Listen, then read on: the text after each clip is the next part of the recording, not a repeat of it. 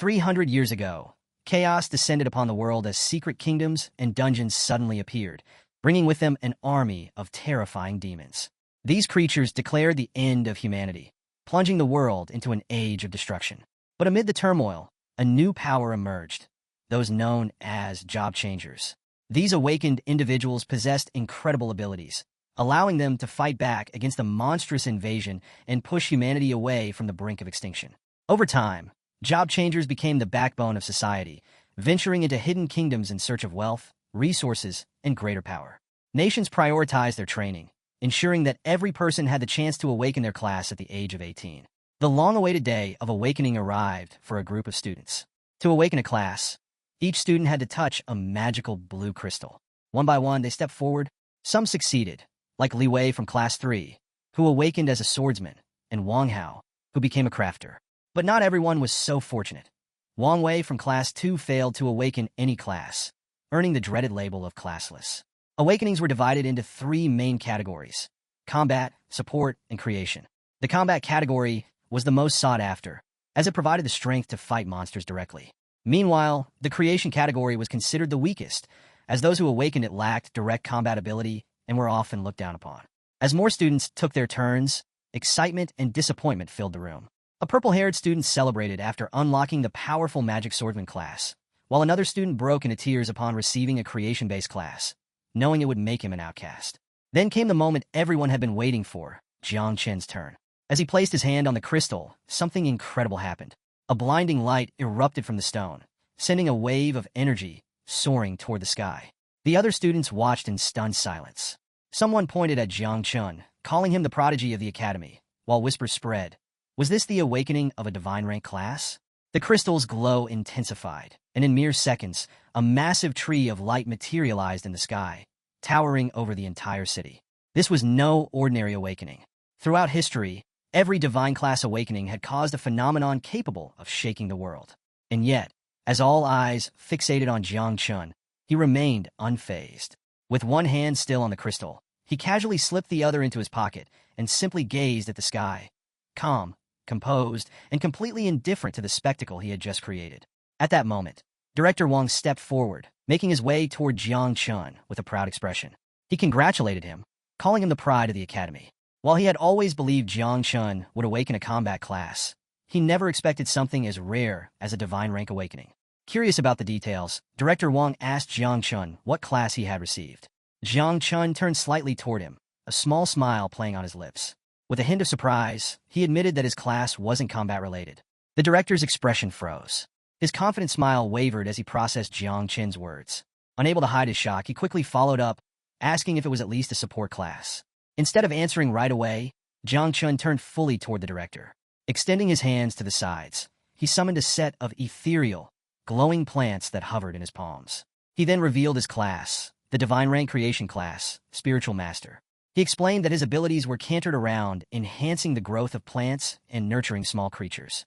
Silence filled the room. The shock on Director Wang's face deepened. The excitement from moments ago was suddenly replaced with concern. He sighed, explaining that this was bad news. No matter how rare, a creation class without combat ability would always be seen as useless. One of the professors standing beside the director quickly stepped in, trying to reassure Jiang Chen. He advised him not to be discouraged. After all, spiritual masters were highly valued in research fields. However, he hesitated before mentioning that the special recommendation they had planned for him was no longer possible. Instead, he suggested that Jiang Chen consider a research career, offering to help him get a different letter of recommendation. Before the professor could finish his sentence, Jiang Chen cut him off with a polite smile. Thanking him for the offer, he casually slid his hands into his jacket pockets and turned to walk away. He had other things to do. Meanwhile, the murmurs among the students grew louder. Laughter broke out as one student turned to his friend, shaking his head. What a joke, he scoffed. I thought he awakened some kind of overpowered divine combat class, but it turns out it's just a creation class. His friend smirked, placing a hand near his face. Life's full of surprises, he mused. Everyone thought the Academy's prodigy would become a powerhouse. But now, no matter how smart he is, he's just another nobody. Jiang Chen paid no attention to the growing mockery around him. Hands still in his pockets, he walked toward the exit without a word. The taunts continued as students whispered behind his back, enjoying the irony of the situation. Can you believe this? One student chuckled. Jiang Chen has been the king of hard work since he got here. And for what? A useless class? Another student nodded. Meanwhile, school beauty Lin, the academy's second-ranked student, just awakened a secret combat class. Talk about a twist. Despite the ridicule surrounding him, Jiang Chen simply smiled. Just moments ago, those same students had treated him with admiration, yet now they mocked him without hesitation. It was clear strength was all that mattered in this world. As he pondered the situation, he couldn't help but question why the creation class was looked down upon. Raising his hand, a system window suddenly appeared in front of him. A notification confirmed that he had successfully awakened his divine rank spiritual master class. But that wasn't all. His awakening had also triggered the activation of something unexpected, the natural calamity insect system, unlocking the initial mother of insects. Jiang Chen turned his head slightly, his gaze fixed on the system window, and a smirk crept across his face. This class was a perfect fit for him. His name was Jiang Chen.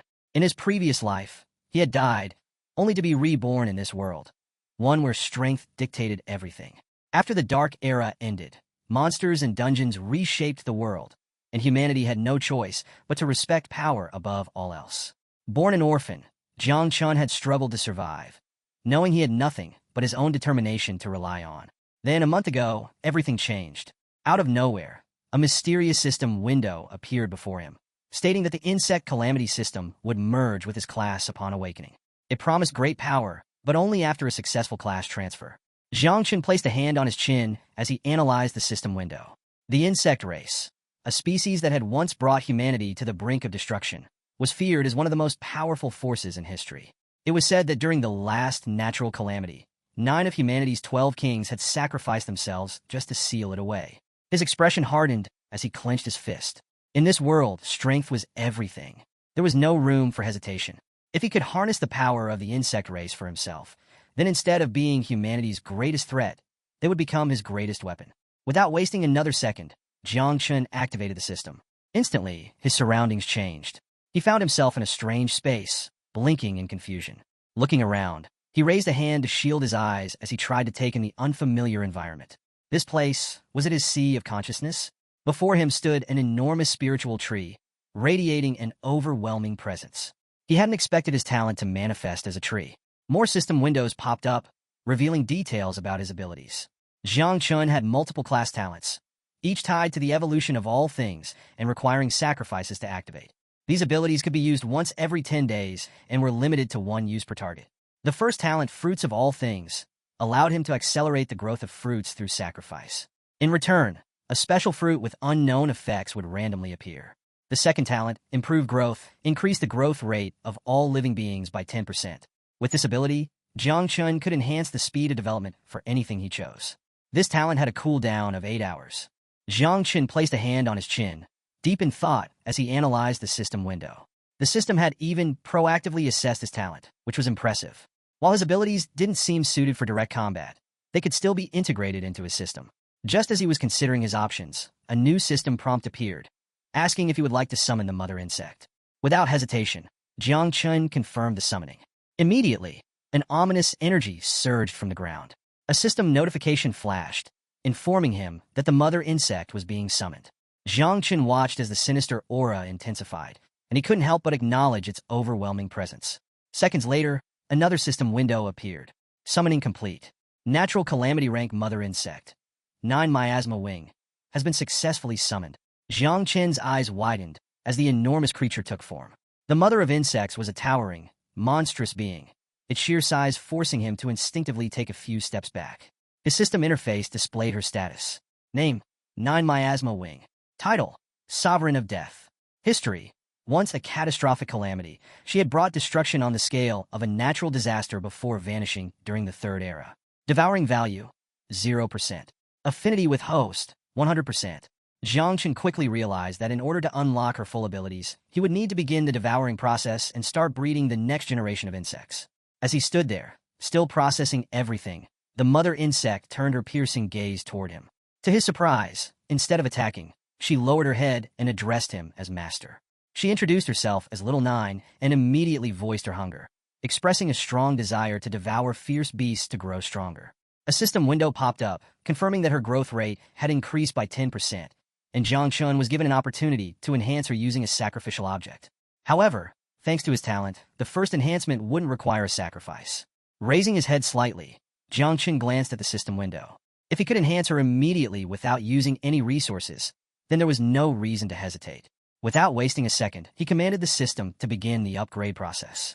A radiant green light engulfed the mother insect's body, pulsating with intense energy. As Jiang Chen observed the transformation, he quickly realized something: she needed to devour in order to grow stronger. This meant she would always be hungry, and keeping her satisfied wouldn't be easy. Suddenly, an immense aura erupted from her form, forcing Jiang Chen to instinctively take a defensive stance. Slowly, her grotesque insect body began to change, her limbs reshaping, her exoskeleton shifting. And then, in mere seconds, she was no longer a monstrous beast. The mother insect had evolved. Her new form was that of a white-haired woman clad in dark armor, exuding a terrifying presence. Her cold, piercing gaze locked onto Jiang Chen, and with slow, deliberate steps, she began advancing toward him. Above her head, a system window appeared, revealing her new abilities. 1. Feed allows her to share 10x experience with the host. 2. Poisonous Mist grants her the ability to transform into deadly miasma, corroding everything in her path. 3. United enhances all of the host's abilities by 20%. Jiang Chen stared in disbelief at the newly evolved mother insect.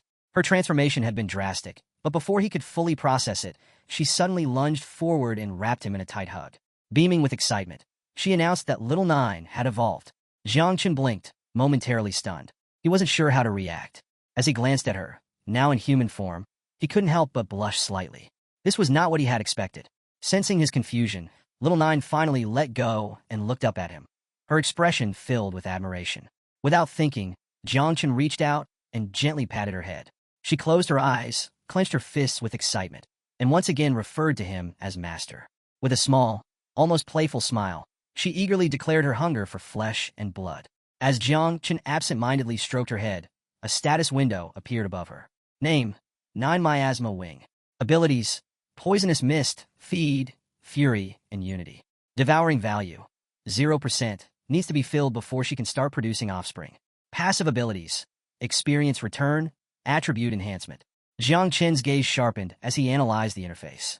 His spiritual master talent could accelerate Little Nine's devouring growth and experience gain, which in turn would make him stronger at an incredible rate. Not only that, but her passive ability boosted all of his attributes by 20%.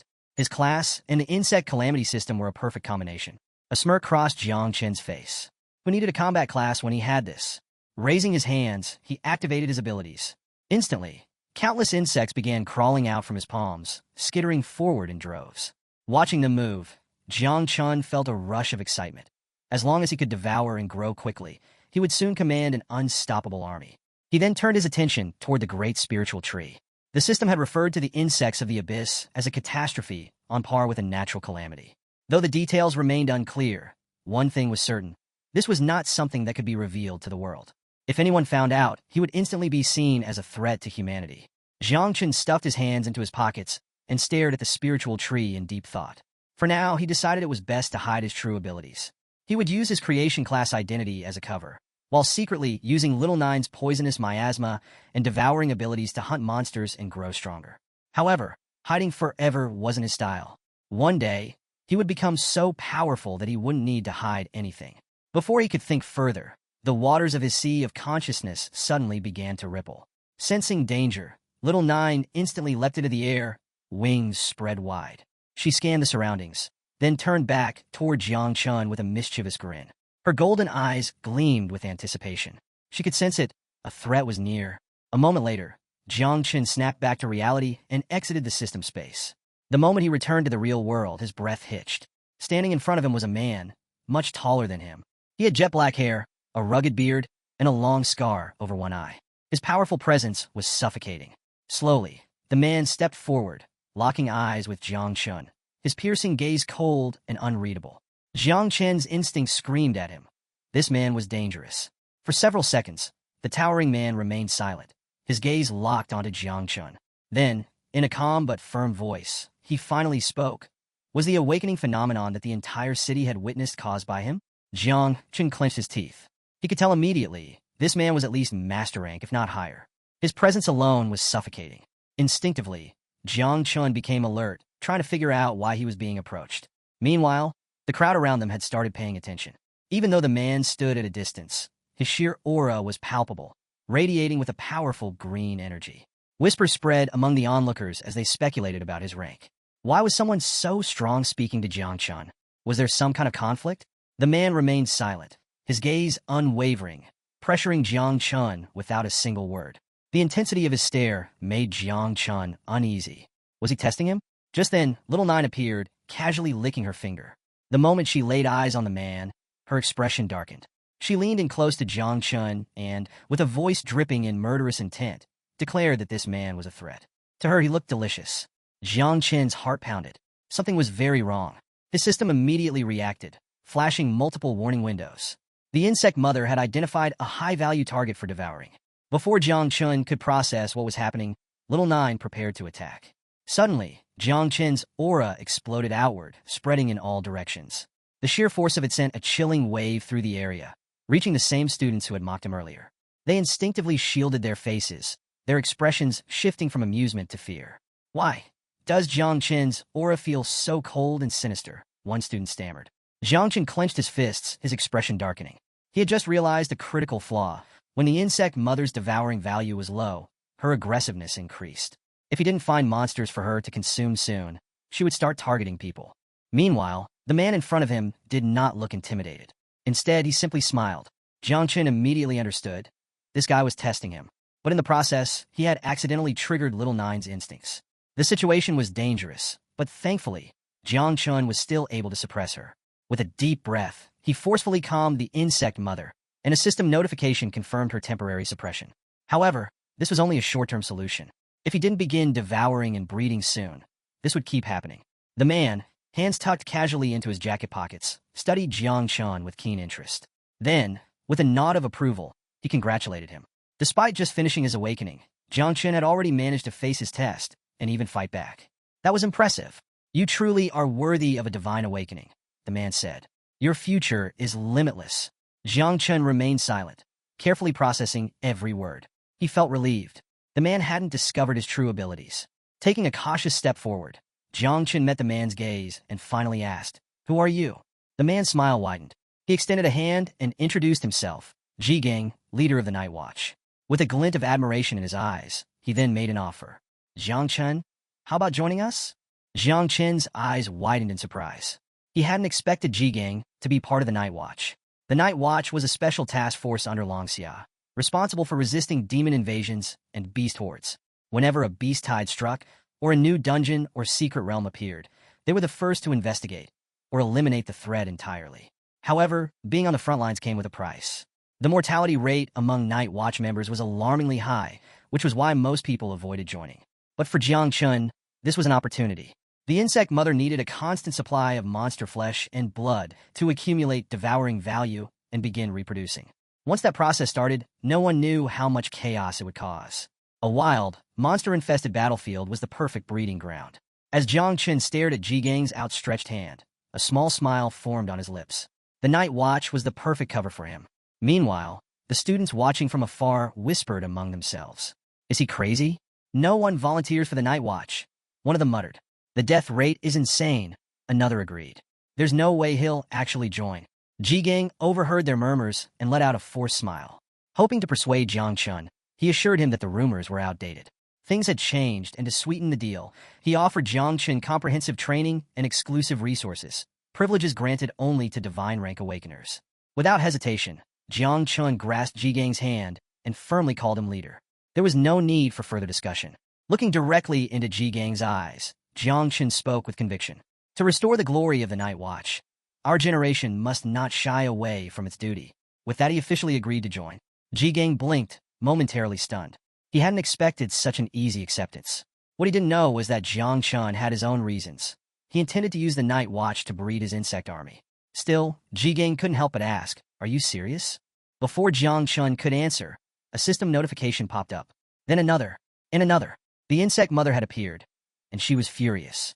Her golden eyes burned with rage as she stomped toward Jiang Chun. "Master, I am not happy about this," she declared, crossing her arms. She shot a murderous glare at Ji Gang. "I wanted to eat him." Jiang Chun internally panicked. Suppressing a sigh, he closed his eyes for a moment, then turned back to Ji Gang. "Yes," he reaffirmed. "I meant what I said, Before Ji Gang could question him further, Jiang Chen quickly excused himself, claiming he had an urgent matter to attend to. As he walked away, he glanced over his shoulder, giving Ji Gang a casual wave. In 3 days, I'll report to Night Watch headquarters. Don't be late, leader. Ji Gang watched Jiang Chen disappear into the distance, standing there in silence. This was too easy. He had expected negotiations, hesitation, maybe even some resistance. But Jiang Chen had agreed immediately. Something didn't add up. And then before Ji Gang could think further, 2 figures suddenly descended from the sky, landing beside him. One of them was a high-ranking elder from the martial arts academy. Ji Gang turned his head, his expression unreadable. If you're here to steal talent from the Night Watch, he said, his tone flat, then you're already too late. The 8th elder ignored his remark and got straight to the point. Where is the boy who awakened a divine rank creation class? Ji Gang furrowed his brow, clearly confused. He turned to the 8th elder and asked what he was talking about. The old man took a step closer, locking eyes with Ji Gang. His expression carried a mix of shock and disbelief. You're seriously planning to let a divine rank creation class awakener join the Night Watch? The elder scoffed. You're just sending him to his death. Ji Gang's eyes narrowed. Divine rank creation class? It suddenly clicked. Jiang Chen had awakened a divine rank creation class. At the same time, elsewhere in the city, Jiang Chen made his way through the streets when an older man named Wang Yi spotted him. Kid, were you the one who caused that phenomenon in the main city? Wang Yi asked, his voice carrying a mix of excitement and curiosity. Jiang Chen simply nodded. Yeah. Before Wang Yi could say anything else, a young woman with purple hair approached. She placed a hand on her waist and sighed. Lower your voice, old man, she warned. If the wrong person hears, you might bring trouble down on yourself. Wang Yi chuckled, rubbing the back of his head. Ah, don't mind her. I just talked too much. Jiang Chen closed his eyes briefly, then smiled. It's fine, Wang Yi. There's nothing to be embarrassed about. Wang Yi studied him for a moment before letting out a small sigh. Well, even if the creation class can't fight, I've heard that companies are always looking for people to cultivate spiritual plants. If your parents were here, they'd be so proud of you. Jiang Chen's expression softened. Over the years, the people in this building had helped him survive. With a sincere smile, he reassured them, I won't forget you all in the future. Wang Yi waved him off. Don't sweat the small stuff, kid. Then, his eyes lit up as if he had just remembered something. Actually, you came at the right time. We're about to head into a beginner-level secret realm to pick up some gear. Why don't you join us? You'll level up faster. Jiang Chen nodded. Sounds good. I appreciate the invite. Just then, a system notification popped up, confirming that the team formation was complete. Minutes later, inside the secret realm, Jiang Chen and the others stepped through the portal, entering the secret realm. With his hands in his jacket pockets, Jiang Chen glanced around, taking in his surroundings. Was this really the interior of a secret realm? Before he could process it further, torches around the area suddenly ignited, signaling that the matchmaking process was complete.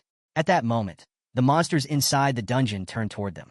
The Temple of the Dead, a C-rank secret realm, was now officially open. A system notification appeared. Guaranteed 100% drop rate for items and equipment. Experience points will be calculated upon dungeon completion. Leaving voluntarily means forfeiting both experience and loot. Wang Yi's expression tensed as he examined the enemies ahead.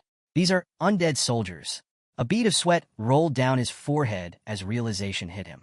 Wait, why did the secret realm system match us with this level of dungeon? Jiang Chen scanned the horde of undead soldiers and quickly understood. This wasn't going to be easy. The purple-haired girl stepped forward, crossing her arms. It's because Jiang Chen is a divine rank awakener, she explained. The celestial system automatically adjusted the difficulty. Wang Yi turned slightly toward her, raising an eyebrow. Did you forget? Jiang Chen awakened in the creation category. The brown-haired girl stepped forward as well, her gaze locked on the undead soldiers ahead. Shouldn't we just abandon the dungeon? She suggested cautiously. Before she could finish her sentence, Wang Yi cut her off. He unsheathed his sword, a glint of excitement in his eyes. There's no need to run. We don't come across secret realms of this level every day. Then, with a smirk, he added, besides, thanks to Jiang Chen, we're about to hit the jackpot with equipment drops. The moment Wang Yi unsheathed his sword, the undead soldiers roared in fury. Their hollow eyes flickered with eerie light as they prepared to strike. Wang Yi, however, was unfazed. Gathering momentum, he lunged forward and called out to Jiang Chen. These undead are stronger than your average C-rank monsters. Stay back for now. With that, he and the others rushed toward the core of the dungeon. Wang Yi's sword swung down in a brutal arc, landing a direct hit on the skull of one of the undead soldiers. The impact sent cracks rippling through the creature's decayed armor. Without missing a beat, he turned his head and called out, Luing, boost me now. In response, Lu Ying clasped her hands together, activating her ability. A faint golden glow surrounded Wang Yi as his talent was enhanced. With his strength amplified, he delivered a final blow, completely shattering the undead soldier's skull. The monster collapsed lifeless. While Wang Yi and the others fought fiercely, Jiang Qun simply stood at a distance, observing. He watched as they risked their lives against monsters every single day, all just to survive. It suddenly made sense why they always returned covered in wounds. His gaze flickered toward Lu Ying. He had heard that she became an adventurer to earn enough money to heal her brother's eyesight.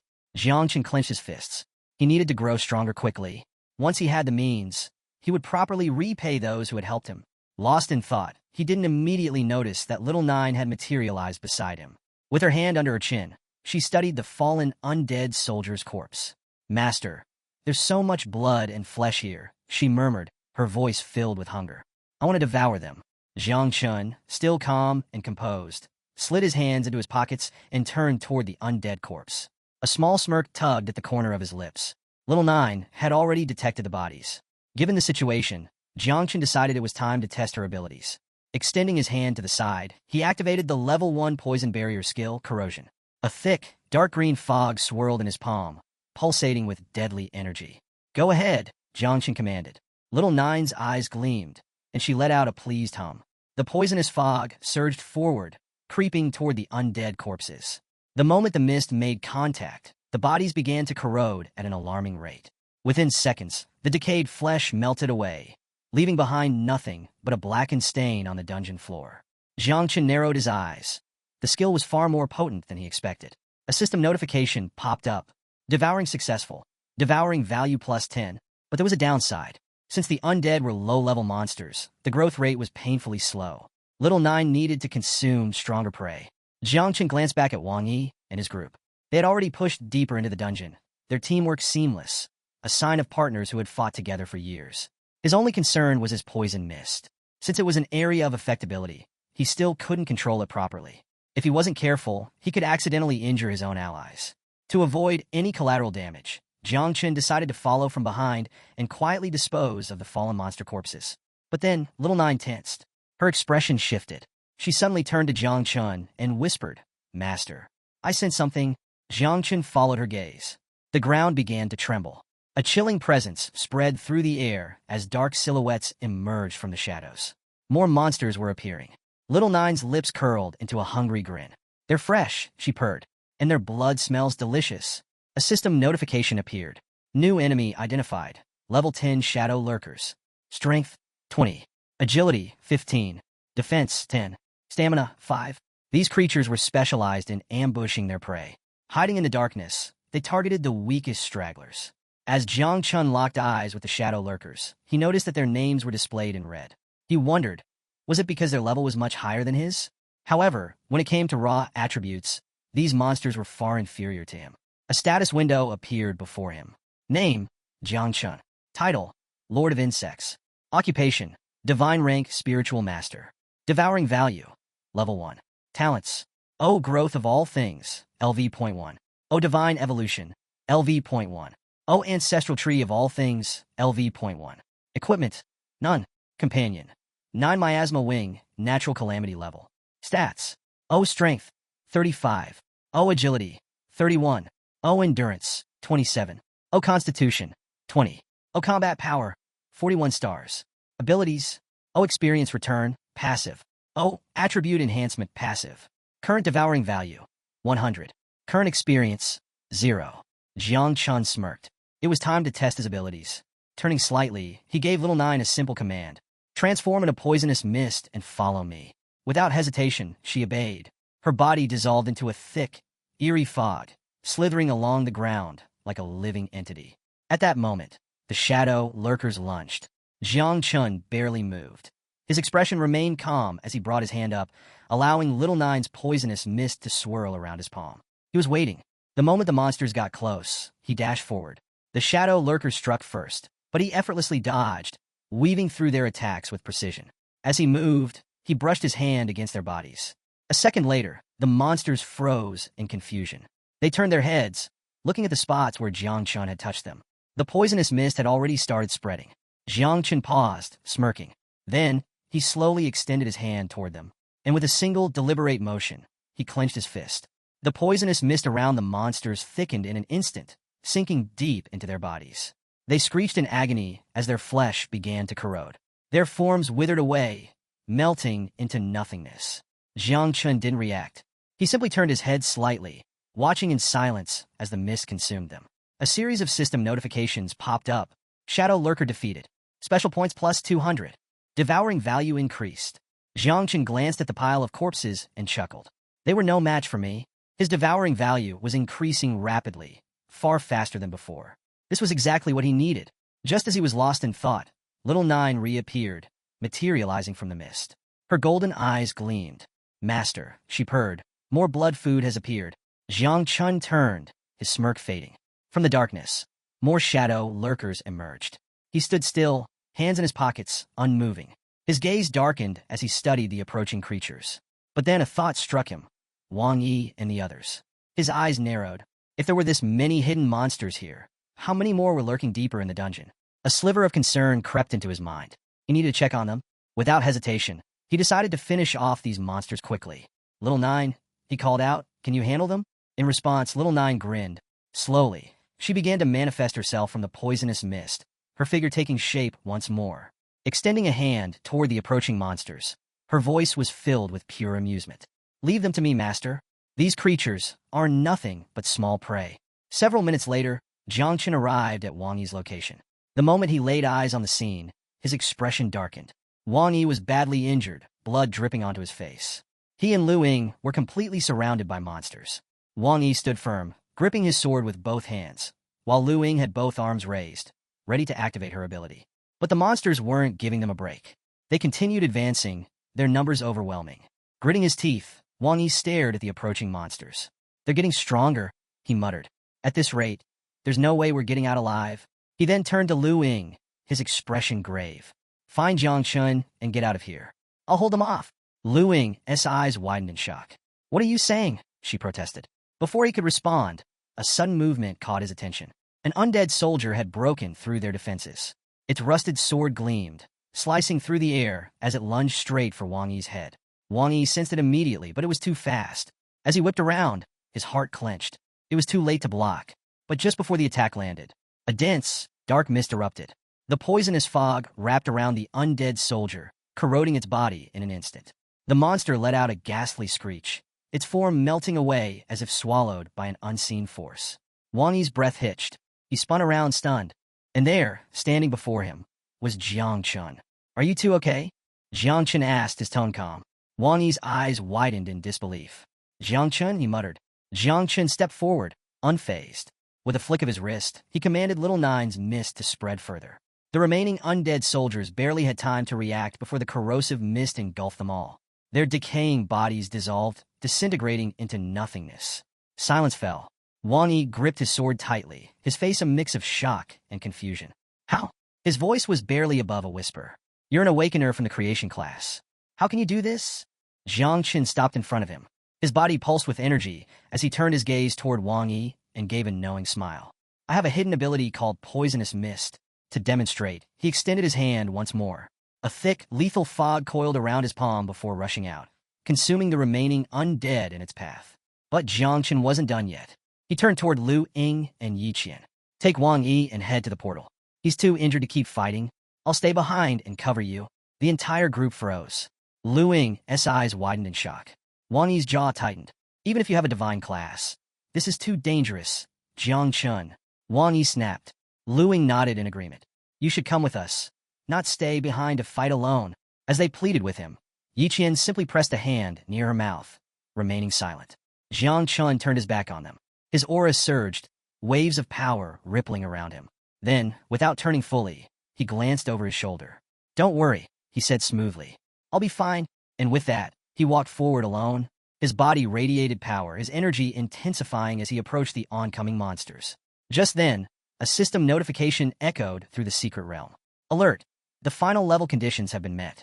The boss of the secret realm is now being summoned. Wang Yi's eyes widened. At the same time, he watched as Jiang Chun moved further away, advancing toward the horde of undead soldiers. His instincts screamed at him to stop the boy, but just as he opened his mouth, Lu Ying cut him off. She turned to him, her expression calm yet firm. Jiang Chun isn't reckless, she reminded him. Trust him?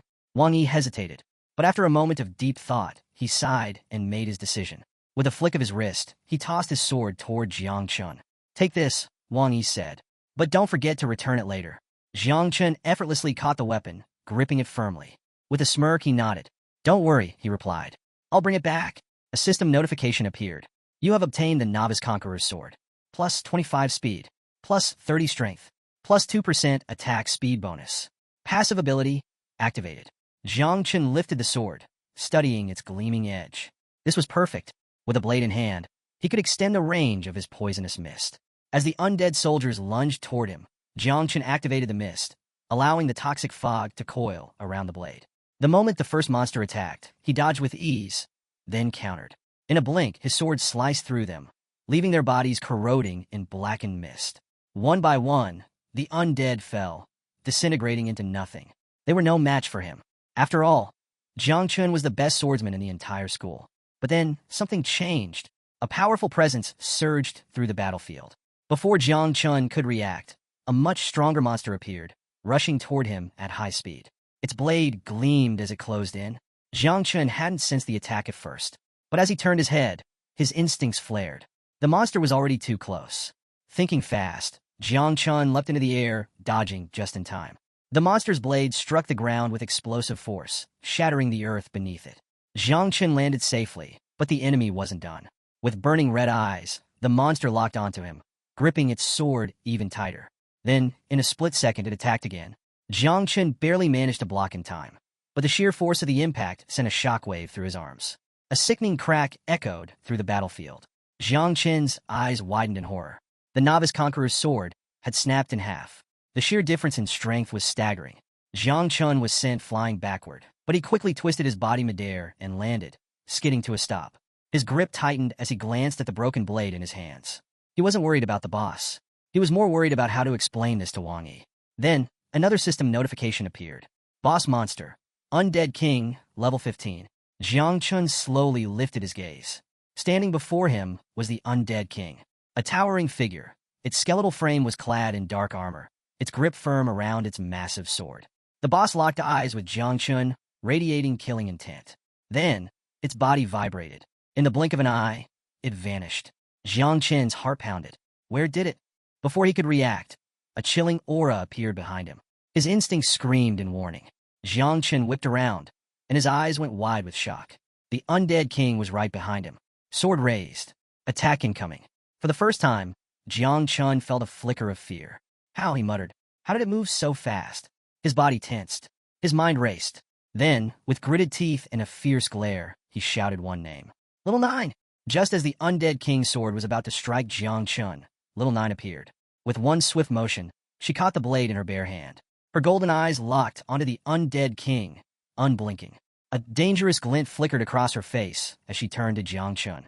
Master, can I eliminate him? She asked, almost too eagerly. Jiang Chun didn't hesitate. Do it. Upon hearing his approval, Little Nine grinned. Then, without even flinching, she shattered the Undead King's sword with her bare hand. A massive shockwave rippled through the battlefield.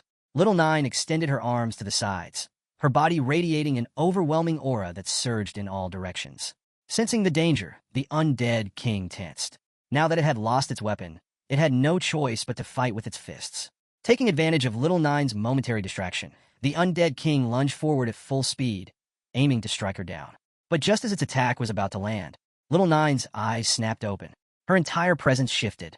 Her murderous intent flooded the battlefield. With razor-sharp tentacles bursting from her back, she instantly switched to an offensive stance. The Undead King never stood a chance. Her tentacles lashed out like swords, striking with deadly precision. First, she severed its left arm, then its right arm. Finally, she decapitated it in one clean strike. With one final motion, she impaled the Undead King's severed head on a tentacle. Then, without a second glance, she turned her back to it. Behind her, the headless body collapsed to the ground. Silence. Jiang Chun stood there, watching in awe. Little Nine, in front of a secret realm boss, had remained completely calm. He couldn't help but smile. At this point, he was certain she was an absolute monster. Just as he was about to relax, a bright energy crystal materialized in front of him. Jiang Chun narrowed his eyes. What is this? The crystal floated upward, and suddenly, it began absorbing magic from the corpses scattered across the battlefield. Jiang Qin's eyes widened. Seconds later, the crystal pulsed violently. A massive, towering figure materialized. It was 20 times bigger than both Jiang Chun and Little Nine. A system notification flashed. True boss identified. Undead Tyrant. The Undead Tyrant slowly lifted its head, its glowing red eyes locking onto Jiang Chun and Little Nine. Its sheer presence sent a chilling wave through the air. Jiang Chun clenched his fists. This was the real boss, all along? Realizing the crystal was the key, Jiang Chun gritted his teeth and shouted, "Little Nine, destroy the energy crystal inside it." But before she could move, the Undead Tyrant let out an earth-shaking roar. Then it swung its massive mace downward. The attack was aimed directly at Little Nine. Yet, in the blink of an eye, she vanished. Using the momentum from the attack, she launched herself off the wall, dodging effortlessly. The Undead Tyrant's mace slammed into the ground, shattering it into countless pieces. Jiang Qin watched as the colossal beast raised its weapon again. It struck once more, aiming for Little Nine. But she leapt into the air, dodging again with perfect timing. The ground split apart from the sheer force of the blow. Still airborne, Little Nine's expression turned cold. With a murderous gleam in her eyes, she extended her tentacles forward. Sharp as blades, they shot toward the Undead Tyrant, aiming to tear through its massive body. But it dodged, effortlessly. Jiang Qin's breath hitched. This thing is massive, yet somehow, it was moving at impossible speeds. Jiang Qin narrowed his eyes. Jiang Chun gritted his teeth, his mind racing for a plan. His eyes darted to the ground, where several plants lay among the debris. A chance. This was his only shot. The Undead Tyrant was too fast, its attacks devastating. Every swing of its mace carried enough force to shatter the earth. Right now, it was like a raging bull completely out of control. But that also meant it had a weakness. Little Nine lashed out with her razor-sharp tentacles, but the Undead Tyrant spun at high speed, effortlessly dodging her attacks. Then, using the momentum, the colossal beast charged forward, its massive form barreling toward Jiang Chun. Jiang Qin's heart pounded. It was coming too fast, and then it leapt. Jiang Qin's head snapped up, eyes locked onto the airborne monster. His instinct screamed this was bad, but then he sensed it. Beneath the battlefield, hidden roots lay dormant in the soil. This was it. The Undead Tyrant clutched its mace in both hands, its descent toward Jiang Chun unavoidable. Jiang Chun remained calm. He waited, just a little closer, closer, and then, now, Jiang Chun thrust his hand toward the ground. A glowing green symbol flared in his palm as he activated his spiritual master talent. In an instant, the hidden spiritual roots surged from the earth. From massive roots shot upward, piercing straight through the Undead Tyrant's body, trapping it midair. The monster let out a deafening roar, struggling violently. But it was too late. It was immobilized. Jiang Chun, his hand still raised, radiated pure dominance. His aura flared, his eyes burning with calculated fury. Then, without turning, he spoke. "Little Nine, it's your turn." In the blink of an eye, Little Nine moved. She landed on the Undead Tyrant's head, one hand pressing down firmly. With her other hand, she extended her claws, their edges gleaming menacingly. Her eyes locked onto the helpless creature, filled with murderous intent. "Understood, Master." The Undead Tyrant's eyes widened. It realized what was coming. Panic flickered across its twisted face. It struggled, trying desperately to break free. But it was in vain. Before it could react, Little Nine attacked. With a feral grin, she drove her claws deep into the Undead Tyrant's chest. Then, with a flick of her tentacles, she tore its body clean in half. The spiritual roots shattered, their purpose fulfilled. The Undead Tyrant's remains plummeted to the ground. Jiang Chun, his hands still extended, exhaled slowly. He gazed at the fallen boss, and for the first time he felt proud. He had done it. This battle had proven something crucial. His abilities were more than just support. If he used them correctly, he could dominate any battlefield. Just as he was lost in thought, a system notification appeared. Growth acceleration is now on cooldown for 8 hours. The spiritual roots slowly faded away, sinking back into the earth. And then, a core emerged from the Undead Tyrant's corpse. Jiang Qin's gaze sharpened. Without hesitation, he lunged forward. Before the core could escape, he snatched it in his grasp. With a tightened fist, he crushed it into dust. As the fragments scattered to the ground, Jiang Qin stared at his hand, his eyes cold and resolute. This battle was over. As soon as the battle ended, a series of system notifications popped up. "Congratulations! You have cleared the C-rank Secret Realm, Temple of the Undead." The system then began calculating individual contributions. A few seconds later, the final Secret Realm rankings were generated. Jiangchun, level 0, Spiritual Master, S rank. Wang Yi, level 12, Swordsman, B rank. Lu Ying, level 11, Warlock, A rank. And Lin, level 10, Boxer, B rank. Following this, the Heavenly System started generating team rewards. A glowing reward window appeared in front of Jiangchun, displaying his options. A few moments later, the system finalized the team rewards, and the window expanded. Jiangchun could now choose from several weapons. 1. Dagger. 2. Scepter. 3. Heavy axe. 4. Light axe. 5. Hammer. As the spiritual roots slowly sank back into the ground, Jiangchun studied the system window, lost in thought. After a few seconds, he reached inside and selected the dagger. A system notification popped up. You have obtained Edmu's Swift Dagger, rank D. Plus 50 attack points. Plus 5% speed bonus. Bonus. 2 professional attributes related to swords. Jiangchun examined the dagger's blade, testing its sharpness. Not bad. This would make a decent replacement for Wang Yi's broken sword. However, his eyes flicked back to the system window. There was still a lot of equipment left. He quickly realized something. All of it was geared towards combat. He frowned slightly. Wasn't there anything suitable for creation class awakeners? Curious, he reached back into the system window and decided to check the stats of each weapon. His gaze landed on the hammer.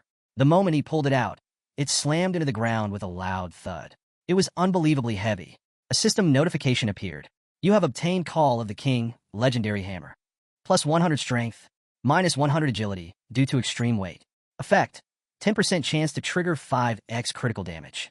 Jiangchun tried to lift it, but even with both hands, it barely budged. Just then, a new system notification flashed before him. Experience rewards calculated. Distributing earned experience. Jiangchun's eyes widened. The system was now rewarding him with the experience points from the secret realm. As the experience flowed into his body, something changed. The once heavy hammer felt lighter and lighter, until in just a few seconds, he was able to lift it effortlessly. Another system notification appeared. United ability activated. All attributes increased by 20%. A surge of powerful energy enveloped Jiangchun's body. With one hand, he easily held the massive hammer, while his other hand casually slipped into his pocket. He turned his gaze toward the hammer, studying its new weight in his grip. Under Little Nine's passive ability, his level had skyrocketed to level 6. With that, the effects of United became even stronger. Not only had his overall attributes increased, but he now realized that his physical combat ability was rising alongside his level. As Jiangchun stood lost in thought, Little Nine tugged at his shirt, snapping him out of his trance. She pointed at the system window, eyes gleaming with curiosity, and asked if she could eat everything inside. Setting his hammer down, Jiangchun met her gaze and pondered for a moment before shaking his head. He explained that the equipment was meant for Wang Yi and the others to exchange for money. If she ate it, she'd end up with a terrible stomachache. Hearing this, Little Nine pouted, placing one hand behind her back while touching her lips with the other. Her disappointment was short-lived, though, as she turned her attention toward the massive corpse of the undead tyrant. With hopeful eyes, she asked if she could devour that instead. Jiangchun had completely forgotten about the boss's remains. The devouring value was too precious to waste. His powerful aura flared slightly as he turned to look at the towering corpse before giving Little Nine the go-ahead. It belonged to her, after all. Wasting no time, she approached the monstrous body. Jiangchun couldn't help but wonder if this thing was a bit too big. If she used her poisonous mist to break it down, it might take a while. Then, without warning, Little Nine stretched out her arms, closed her eyes, and muttered something about digging. Her body trembled for a moment before she reverted to her natural form. Now, in her true state, she fixed the undead tyrant's remains with a predatory glare, opened her maw, and lunged forward. Despite the tyrant's colossal size, it was nothing compared to the sheer scale of her true form. Seeing this, Jiangchun felt a chill run down his spine. With a deafening roar, Little Nine sank her fangs into the corpse, devouring it at an alarming pace. The force of her feeding created powerful gusts of wind, sending debris flying. Jiangchun took advantage of the chaos to quickly remove all the equipment from the system window. Holding his hammer in one hand, he shielded his face with the other. Her roar was deafening. If they had been in the main city instead of this secret realm, there would have been no hiding from the commotion. As the last remnants of the undead tyrant disappeared, a system notification appeared, rewarding Jiangchun with 400 devouring points. Peeking out from behind his arm, he noticed the devouring value was skyrocketing. As expected, boss-level creatures provided a huge boost. They needed more of these monsters if they wanted to push it even further. But before he could think too much about it, the sound of footsteps snapped him back to reality. His expression tensed. Wang Yi and the others were heading their way, drawn by the ruckus Little Nine had caused. The devouring value was now at 8,876 points, so close to being filled. Rushing over to Little Nine, he urged her to revert to her other form immediately. Grinning playfully, she nodded. Understood, master. Jiang Chen sighed. What a pity. If only they had a little more time. A few seconds later, Wang Yi and the others arrived. Their eyes immediately fell on the scattered equipment, confirming that Jiang Chen had indeed cleared the level. Jiang Chen explained that his sword had broken during the fight, but to make up for it, he handed Wang Yi a dagger. Without hesitation, Wang Yi took it. The moment he realized it was a rare item, he waved off the issue of the damaged sword. This was more than a fair trade. Meanwhile, Luing examined a necklace among the loot and pointed out that it was also a rare item, something that could fetch a high price. Yi Qian, on the other hand, was still in shock. She demanded to know how Jiang Chen had managed to take down the boss all on his own.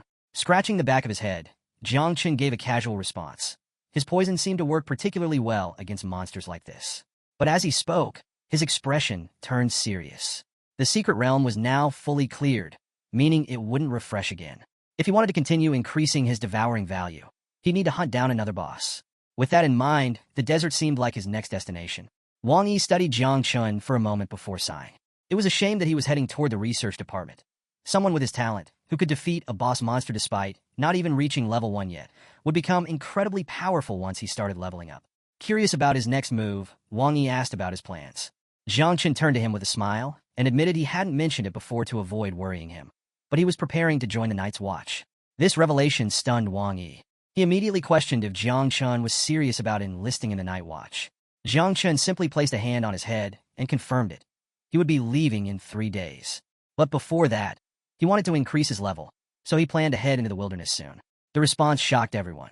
Yi Qian covered her mouth in disbelief, and Luing reached out, her expression stern. She warned him that the wilderness was incredibly dangerous, but before she could finish, Jiang Chen cut her off. Clenching his fist, he let a trace of Little Nine's poisonous mist seep through his palm. His voice was calm, but firm. He knew what he was doing.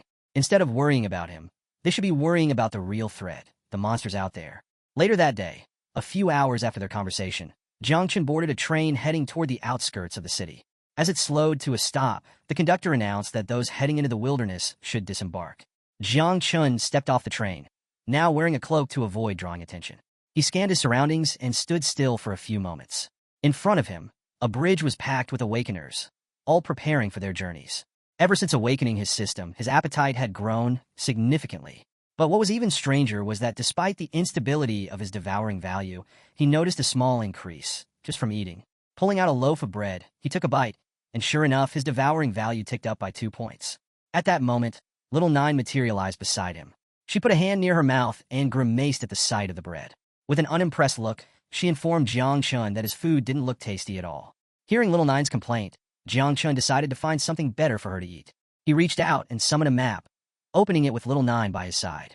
He hadn't expected Wang Yi to be so generous. Aside from most of the equipment, he had also given Jiang Chen an important storage ring and a detailed map of the area. Considering he was heading into the desert, these items would be invaluable. As he walked across the bridge, he recalled Wang Yi's warning. The wilderness was heavily influenced by the power of the Heavenly Way, which meant all electronic devices would be rendered useless. It was almost like an apocalyptic wasteland where monsters constantly migrated between their nests. These maps had an extremely short lifespan. Without up-to-date intelligence, tracking down monsters, let alone boss creatures, was nearly impossible. According to the map, firebirds and thunder rhinoceroses were the most common creatures in the area, easily identifiable when they moved. There was also a section marked with a question mark, something Wang Yi had explicitly warned him to avoid, as it housed an extremely dangerous nest. However, the Goblin Dungeon seemed like the perfect spot for him. It had low-level monsters, decent numbers, and very few people exploring it. Clenching his fist with determination, Jiang Chen smiled. With a map in hand, finding the dungeon would be easy. Just as he was lost in thought, a voice suddenly called out, ordering him to stop. Instantly on alert, Jiang Chen turned his head to see who it was. A cloaked man had approached and placed a hand on his shoulder, staring at him aggressively. The man had apparently been calling for him for a while and demanded to know why Jiang Chen had ignored him. He insisted he only wanted to ask a question. Had Jiang Chen seen a girl with golden hair in the area? Jiang Chen turned to him, his gaze cold and dangerous. Without hesitation, he replied that he hadn't seen anyone matching that description. Then, narrowing his eyes, he added a sharp warning. The man should be careful with how he spoke. At that moment, a faint trace of Little Nine's poisonous mist began seeping from Jiang Chen's shoulder, sticking to the man's hand. The man quickly yanked his hand back, his expression shifting to confusion. He clenched his teeth and examined his hand, clearly wondering if this was poison. It didn't make sense. Jiang Chen hadn't even reached level 10 yet. How could he possibly wield such a dangerous ability? But despite the man's strength, being a level 27 main defense warrior, Jiang Chen remained unfazed. Without looking back, he calmly advised the man to find a healer quickly, as his poison wouldn't be easy to cure. Then, with a smirk, he added that the man should also take better care of his brain. With that, Jiang Chen turned and walked away. The man's face twisted in anger. Gritting his teeth, he barked at Jiang Chen, demanding to know who had given him permission to leave. Jiang Chen paused and slowly turned his head, his gaze now carrying a murderous intensity. The air around them grew heavy. The man stepped forward, his body radiating a powerful aura. Locking eyes with Jiang Chen, he sneered and demanded, "How dare you lay a hand on the Xiao family?" Jiang Chen narrowed his eyes. Was this man referring to that Xiao family from the Battle of Heaven? He barely had time to process the thought before the man lunged at him with full force. But Jiang Chen had already anticipated the attack. Just as the man's fist came crashing down, Jiang Chen swiftly sidestepped, leaping away in one fluid motion. The impact shattered the ground, sending debris flying. Still airborne, Jiang Chen raised a hand in front of his face, his expression darkening as he studied his attacker. What exactly did the Xiao family want? The man, clearly seething, clenched his teeth and charged forward at high speed. Unsheathing his sword, he couldn't help but acknowledge Jiang Chen's agility. "Not bad," he muttered. Seeing the fight escalating, Jiang Chen pulled back his hood and stretched his hand to the side. In an instant, Little Nine's poisonous mist swirled around him. His gaze sharpened as he gave her a simple command. It was no longer necessary to hold back. Little Nine materialized within the mist, her eyes locked onto the man with a murderous glint. "Understood," she replied. But instead of backing off, the man became even more aggressive. He let out a furious shout, mocking Jiang Chen for trying the same trick again. Did he really think this poison would scare him twice? Just as Jiang Chen was about to teach this guy a painful lesson, a voice cut through the tension. "Zheng Tai," someone called out sharply. The sudden interruption made Zheng Tai freeze. His expression changed in an instant. His rage was replaced by something close to fear. Slowly, he turned his head, his jaw clenched so tightly it looked painful. Jiang Chen remained silent, watching intently. Who was this? A man with striking blue hair, dressed in a hooded cloak, had appeared behind Zheng Tai. His presence alone exuded authority, and his expression was nothing short of furious. His gaze locked onto Zheng Tai like a predator eyeing weak prey. "What the hell are you doing here?" the blue-haired man demanded, his voice filled with irritation. "I told you to find someone, not start a damn scene." Zheng Tai visibly trembled. He tried to explain, but before he could get a single word out, the man turned away slightly and scoffed. "Trash," he muttered coldly. "All you do is cause problems." Zheng Tai's fear spiked. He barely had time to react before the blue-haired man delivered a brutal uppercut to his chin. Blood spurted from his nose as he stumbled back, gasping in pain. Jiang Chen observed the exchange, realizing that this man wasn't just part of the Xiao family. He was someone with serious authority. The blue-haired man turned his head slightly, his energy flaring ominously. Fixing Zheng Tai with a deadly glare, he reminded him, "You're nothing but a dog of the Xiao family. You have no right to even speak our name." Zheng Tai, still reeling from the punch, could do nothing but tremble in fear. Zheng Tai immediately dropped to his knees, bowing his head in submission.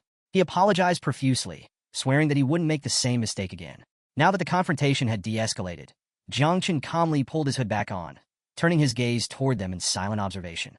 Strangely enough, he had never sensed the presence of the blue-haired man before. It didn't take long for him to realize that this guy was far more dangerous than the so-called warrior he had just dealt with.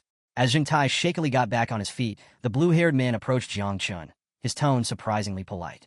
He offered an apology, explaining that his dog had a bad habit of biting things. As compensation, he was willing to make amends. Jiang Chen waved it off. "No need," he replied simply. The man smiled and took another step closer.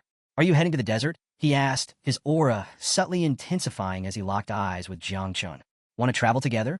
Jiang Chen met his gaze but remained silent for several moments. Then, without a word, he turned his back on them and started walking away. He preferred to go alone. The blue-haired man watched him go, saying nothing. But in his mind, he found Jiang Chen very interesting. He already knew that Jiang Chen had awakened the divine class ability, known as Spiritual Master. Once Jiang Chen was far enough away, Zheng Tai cautiously approached the man and hesitantly asked if he should continue searching for the target they had been after. The man barely glanced at him before shaking his head. "No, By the time you find her, it'll already be too late. His tone was cold yet assured. Besides, I already have a clue. The girl escaped the city. She's probably trying to cross the desert to reach the next station. With that, he raised a hand and pulled down his hood, revealing his full face. As he began walking away, he gave a final order. Make sure she never arrives. Zheng Tai pressed both hands against his chest, lowered his head, and closed his eyes in submission. Understood, he responded solemnly. The world had changed. Humans had once spread across this planet, building countless cities. But with the arrival of the awakened era, waves of beasts, secret realms, and dungeons had invaded their homes. Ancient human settlements had been remodeled and repurposed to withstand the chaos. Now, only the awakened, those who sought power, dared to return to these places, battling monsters to level up and claim wealth. These perilous zones were now known as the Wildlands. Jiangchen advanced through the desolate area, coming across a few scattered mutant rats along the way. Hours passed, and eventually, he arrived at a remote and ruined part of the city. He paused, glancing around. Did I get lost? He had been heading toward the goblin beast's nest, but after walking for what felt like forever, the sun had already set, and he still hadn't arrived. Little Nine, who had been growing increasingly hungry, decided to take matters into her own hands. She hunted down a rat, hopped onto Jiang Chen's head, and bit into her prize. But the moment she tasted it, her expression soured. Chewing slowly, she came to a tragic realization. Not all food was worth eating. As Jiang Chen traveled through the area, he had encountered plenty of monsters, but none of them were strong. The creatures here granted only a tiny boost to his devouring value. If he didn't find a proper beast boss nest soon, it would be a waste of time. And with his impending entry into the Night Watch, he couldn't afford delays. Lost in thought, Jiang Chen gazed ahead with a serious expression. Then, without warning, the sky darkened as heavy storm clouds rolled in. Within seconds, rain began to fall. At that moment, a giant spider lurking nearby sensed his presence. Moving slowly, it descended from the shadows, its many eyes locking onto him with murderous intent. Jiang Chen stretched out his hand, letting raindrops gather on his palm. Immediately, he noticed something unusual.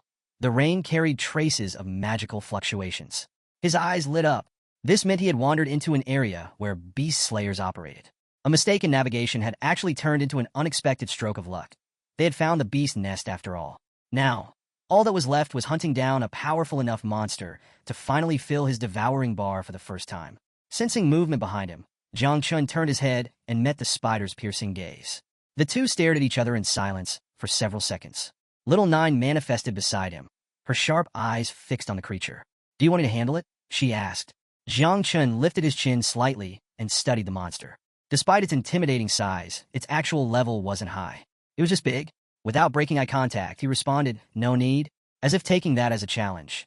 The spider landed on the ground with a heavy thud, its sharp legs flexing as it prepared to strike. Its beady eyes glowed with predatory hunger. Then, without hesitation, it lunged. The spider's razor-sharp legs slashed toward him, but Jiang Chen barely exerted any effort. His movements were swift and precise, dodging each attack with effortless jumps, as if he was dancing through the rain. Sensing an opening, he suddenly gathered momentum and leaped high into the air. In the blink of an eye, he was above the monster. The spider's head tilted back, its eyes widening in panic. What is he doing?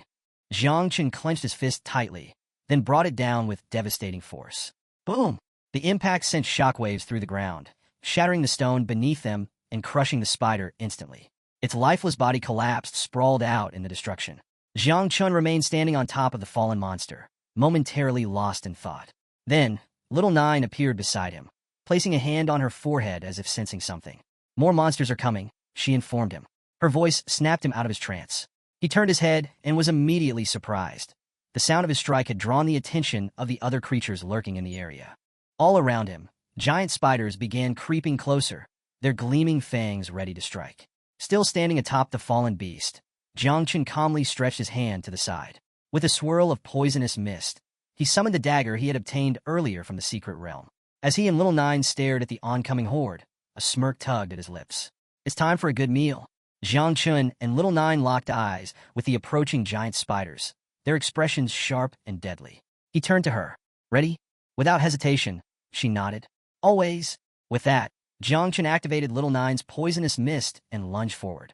In the blink of an eye, he was upon the spiders, his dagger slicing through their bodies with ruthless precision. The mist seeped into their wounds, corroding them from the inside. As they advanced, their levels climbed rapidly. If they kept fighting monsters at this rate, they could easily level up 2 more times on their way back. The battle was over in seconds. Those that hadn't died immediately collapsed moments later as the poison finished its work. In an instant, the battlefield was reduced to a massive pile of corpses. Jiangchen approached the remains and gestured toward them. "Go ahead, little nine. Devour them all." Her eyes sparkled with delight. Stretching her arms out, she beamed at him. "Thank you." Just as she was about to begin, she suddenly froze. Tilting her head to the side, she focused on something in the distance. "Something big, powerful, and delicious is coming," she murmured. Jiang Chen's gaze sharpened. If she was this excited, then there was no doubt. It had to be the boss. Turning toward the approaching presence, he extended his hand, poisonous mist swirling around him. "Prepare to attack," he ordered. Through the thick fog, a shadowy figure emerged. Little Nine, obeying without question, lunged forward. A sharp cry of pain rang through the air. Jiang Chen's brow furrowed. That didn't sound like a monster.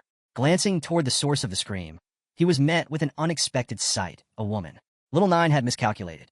Instead of attacking the boss, she had struck an unknown woman, tearing part of her clothing in the process. Within seconds, the stranger collapsed onto the ground, unconscious.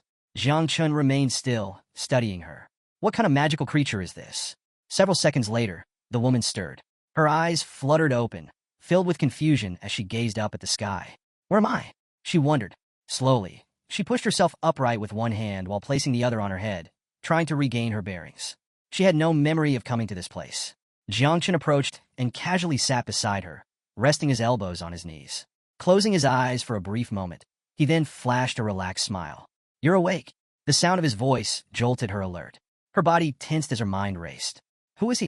Without hesitation, she jumped to her feet, instantly creating distance between them. Adopting a defensive stance, she kept her eyes locked on him. "Who are you? Don't come any closer." Jiang Chen stood up as well, but remained calm. Facing her directly, he spoke in an even tone. "Relax. I'm just a job changer. I came to the desert to hunt monsters." He paused before adding, "I have no intention of harming you." As the woman looked at Jiang Chen more closely, a spark of recognition flashed in her eyes. Her expression shifted, and she placed a hand on her chest while pointing at him with the other. "You? I know you. You were the one who attacked me," she exclaimed, staring at him intently. Jiang Chen let out a small, nervous chuckle. Closing his eyes briefly, he flashed a polite smile and apologized. "That was my mistake. I thought you were a monster." Hearing this, she pouted and turned toward him, her cheeks slightly flushed. "How could you mistake a beautiful girl like me for a monster?" she huffed. "That's just presumptuous." Then, as if the thought had just hit her, panic set in. She frantically touched her face, feeling her nose and ears, checking to make sure everything was still in place. Jiang Chen simply observed her in silence. He had used all his strength when he attacked, yet here she was, standing in front of him as if nothing had happened. His curiosity grew. Who exactly is she? After confirming that she was unharmed, she finally relaxed. With a quick motion, she extended her hand to the side, causing the golden ring on her finger to glow and emit a faint green energy. A holographic display appeared, revealing the time. The moment she saw it, her expression darkened. Too much time wasted, she muttered under her breath. Without another word, she turned her back on Jiang Chen and started walking away in a hurry. Jiang Chen didn't stop her, but his sharp gaze followed her every move. Why is she in such a rush? More importantly, who is she running from? The woman had almost completely distanced herself from him when, suddenly, she stopped in her tracks. A flicker of hesitation crossed her face as she covered her mouth and began nervously biting her nails. Jiang Chen immediately sensed something was wrong. Without hesitation, he approached her. "Is there a problem?" he asked, studying her closely. Her posture stiffened.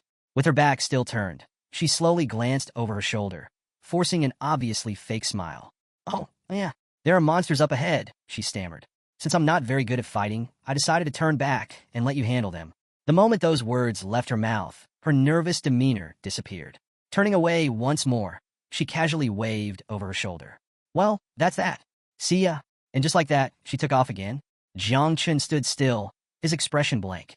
Then, after a brief pause, he sighed. Her acting skills are truly pathetic. At that moment, the rain intensified, and the woman disappeared into the downpour. Jiang Chen resumed walking, his thoughts shifting. If there were monsters up ahead, then good. He wanted more monsters. They weren't a threat to him, and every battle meant more devouring points. But there was another problem. He turned his head slightly, his eyes darkening with a serious expression. Dealing with other job changers? Now, that could be tricky. The desert had always been a lawless place. Many who came here weren't just hunting monsters. They were hunting people, looting and killing without consequence. His thoughts circled back to the woman from before. Would it be a good idea to capture her and question her properly? While Jiang Chun was deep in thought, Little Nine suddenly materialized beside him, pointing ahead with a serious expression. A lot of monsters are coming from that direction, she informed him. Far from feeling alarmed, Jiang Chun was thrilled. He turned slightly toward her, a grin forming. That's great news. But his excitement was short-lived. As he shifted his gaze forward, his eyes widened in shock. Emerging from the darkness were hundreds of giant spiders, identical to the ones he had just defeated. But among them was something even more terrifying, an enormous spider, much larger than the rest, its many eyes fixed on him with a murderous glare. Jiang Chen's energy flared around him as he took in the situation. This isn't good. Fighting a handful of them was one thing, but taking on an entire swarm? That was another matter entirely. As the spiders inched closer, he couldn't help but recall the woman's warning. So she wasn't lying after all. Despite being surrounded, he felt oddly relieved. He'd much rather deal with monsters than get caught up in battles with ruthless job changers. Then, without warning, the swarm charged. Their enraged screeches filled the air as they lunged toward him, their monstrous bodies moving at terrifying speeds. Jiang Chen's excitement returned. Why would he ever run from something so valuable? Each of these creatures meant more devouring points. Without hesitation, he unsheathed both daggers, his energy surging as a suffocating aura enveloped him. Little Nine, he commanded, activate the poisonous mist.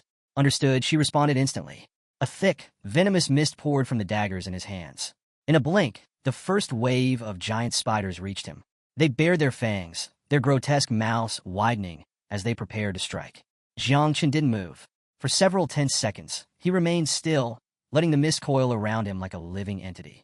Then, one of the spiders lunged. In an instant, Jiang Chun vanished, moving at blinding speed. Reappearing midair, he slashed through the spider's body in a single motion, cutting it clean in half. Poison seeped into its wounds as the severed pieces hit the ground with a sickening thud. Still airborne, he turned his head slightly, his fierce gaze locking onto the rest of the swarm. Something's off. These spiders were faster than before. Why? Before he could dwell on it, another spider shot toward him at incredible speed, aiming to take him by surprise. Jiang Chen immediately sensed the attack. He glanced back, slightly startled by how quickly it had closed the gap. But unfortunately for the creature, Jiang Chen wasn't one to be caught off guard. Just as it lunged, he moved. In one fluid motion, his daggers flashed, slicing through its body effortlessly. The spiders remained scattered across the ground. Seconds later, Jiang Chen landed, his stance firm, both daggers dripping with venomous mist. His gaze flickered to the lifeless bodies around him. But something felt wrong. Lowering his gaze, he noticed a faint stinging sensation. A thin cut ran across his abdomen. It was barely a wound, but the fact that one of them had managed to land a hit at all meant something had changed. Suddenly, the smaller spiders surged forward, moving in perfect coordination. Jiang Chen quickly realized something was different. These monsters weren't acting randomly. They're cooperating. Narrowing his eyes, he scanned the swarm. Then he spotted it, a massive spider, far larger than the rest, with 6 glowing eyes that burned with intelligence. The boss. It didn't take long for Jiang Chun to come to a conclusion. This spider was controlling the others. And then, as if summoned by the boss's will, thousands of spiders emerged from the darkness, surrounding him on all sides. Jiang Chun remained completely still, his body shrouded in Little Nine's poisonous mist. Now it all made sense. The creatures in this area didn't just rely on sheer numbers. They had strategy. This was why no one dared enter this place. Fixing his gaze on the boss, Jiang Chen knew the only way to win was simple. Kill the leader, and the swarm would fall apart. But with this many enemies, even though it was easier said than done. As he weighed his options, Little Nine materialized through the mist, placing a hand on his shoulder. Her expression was serious as she locked eyes with the boss. I understand now, she said. These creatures, they're trying to challenge their master. Jiang Chun frowned slightly, turning toward her.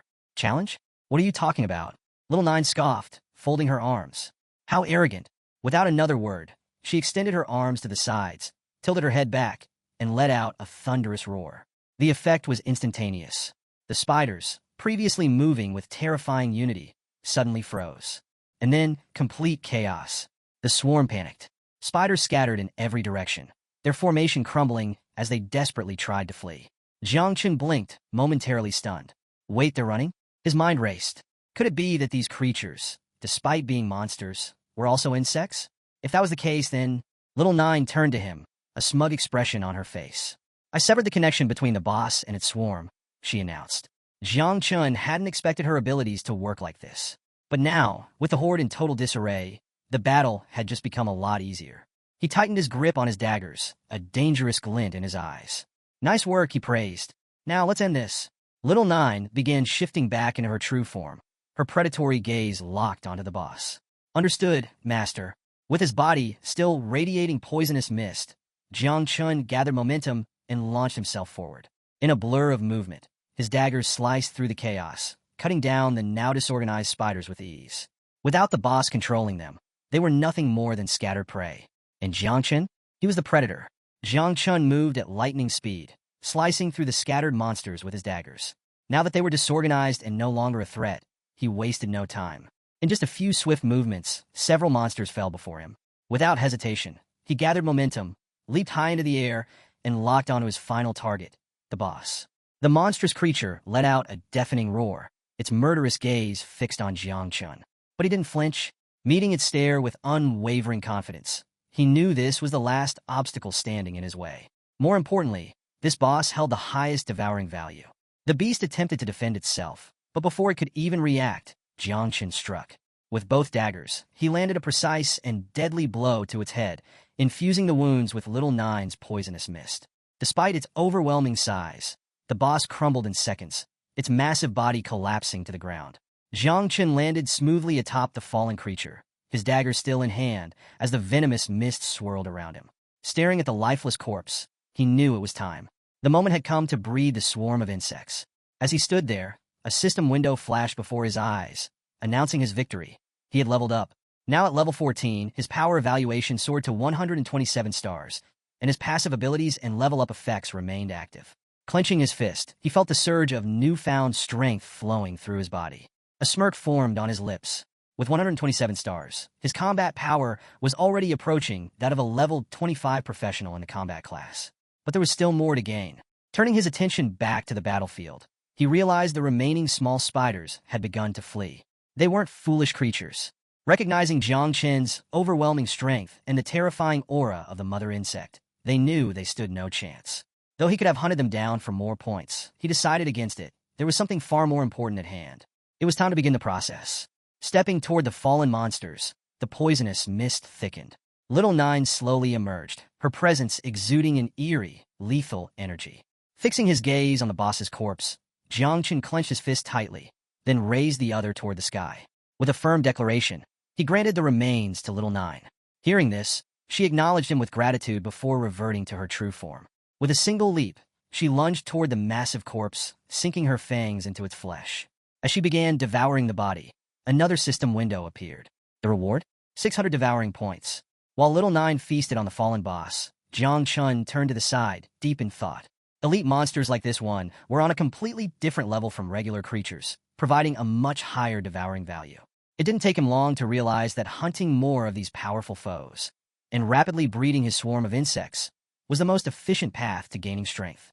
Just moments later, a system notification popped up in front of him. The devouring value had reached its maximum. The system prompted him to begin the insect breeding process. As Jiang Chun stared at the notification, he couldn't help but be impressed by how quickly the value had filled up. It confirmed what he had suspected. Elite monsters were far more rewarding than ordinary ones. Seconds later, Little Nine returned to her human form. Kneeling before him, she placed one hand on the ground and lowered her head in respect. She informed him that she was ready to reproduce and requested permission to continue following him, now with even greater strength. Jiang Chun remained silent for a moment, his powerful aura radiating around him as he processed everything. Then, with a faint smile, he decided it was time to begin. Right on cue, another system notification appeared, confirming that Little Nine had initiated the first generation of mass insect breeding. Suddenly, both of their bodies emitted waves of energy, and the system informed him that his passive abilities, accelerated growth of talents and blessing of the growth of all things, were now in effect. Jiang Chun turned his gaze toward Little Nine, realizing just how effective his abilities were in accelerating the process. Then, a strange mark appeared on his hand. He didn't have to think too hard to understand what it meant. A system notification quickly confirmed his suspicion. He had unlocked 2 new exclusive abilities, Insect Nest and Dominion. Before he could fully process this, another message appeared. The breeding process had been accelerated, and only 8 seconds remained. Lifting his head toward the sky, Jiang Chun's eyes widened in shock. What he saw was nothing short of astonishing. Little Nine stood with her arms spread wide, and in the blink of an eye, an overwhelming swarm of insects filled the air around them. The system congratulated him.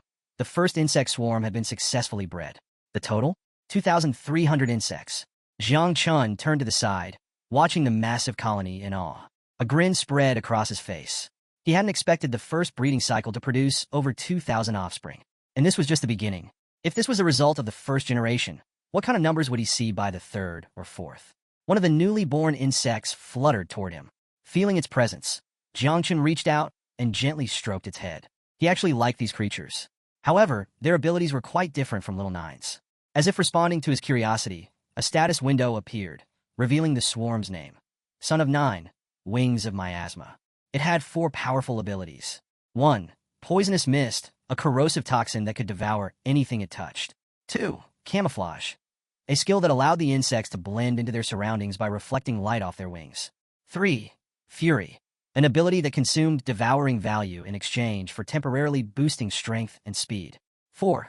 Self-destruction, a last resort attack where the insect would detonate its body, unleashing deadly toxins and causing massive damage. Jiang Chun analyzed the newly acquired abilities, particularly camouflage and self-destruction. Both seemed incredibly useful. Lost in thought, he barely noticed when Little Nine silently approached him from behind. With a gentle hug, she closed her eyes and smiled, drawing his attention back to the moment. Hearing her soft voice, Jiang Chun snapped out of his trance. Turning his head slightly toward her, he couldn't help but smile. A rare sense of ease washed over him. Facing her fully, he reached out and lightly ruffled her hair.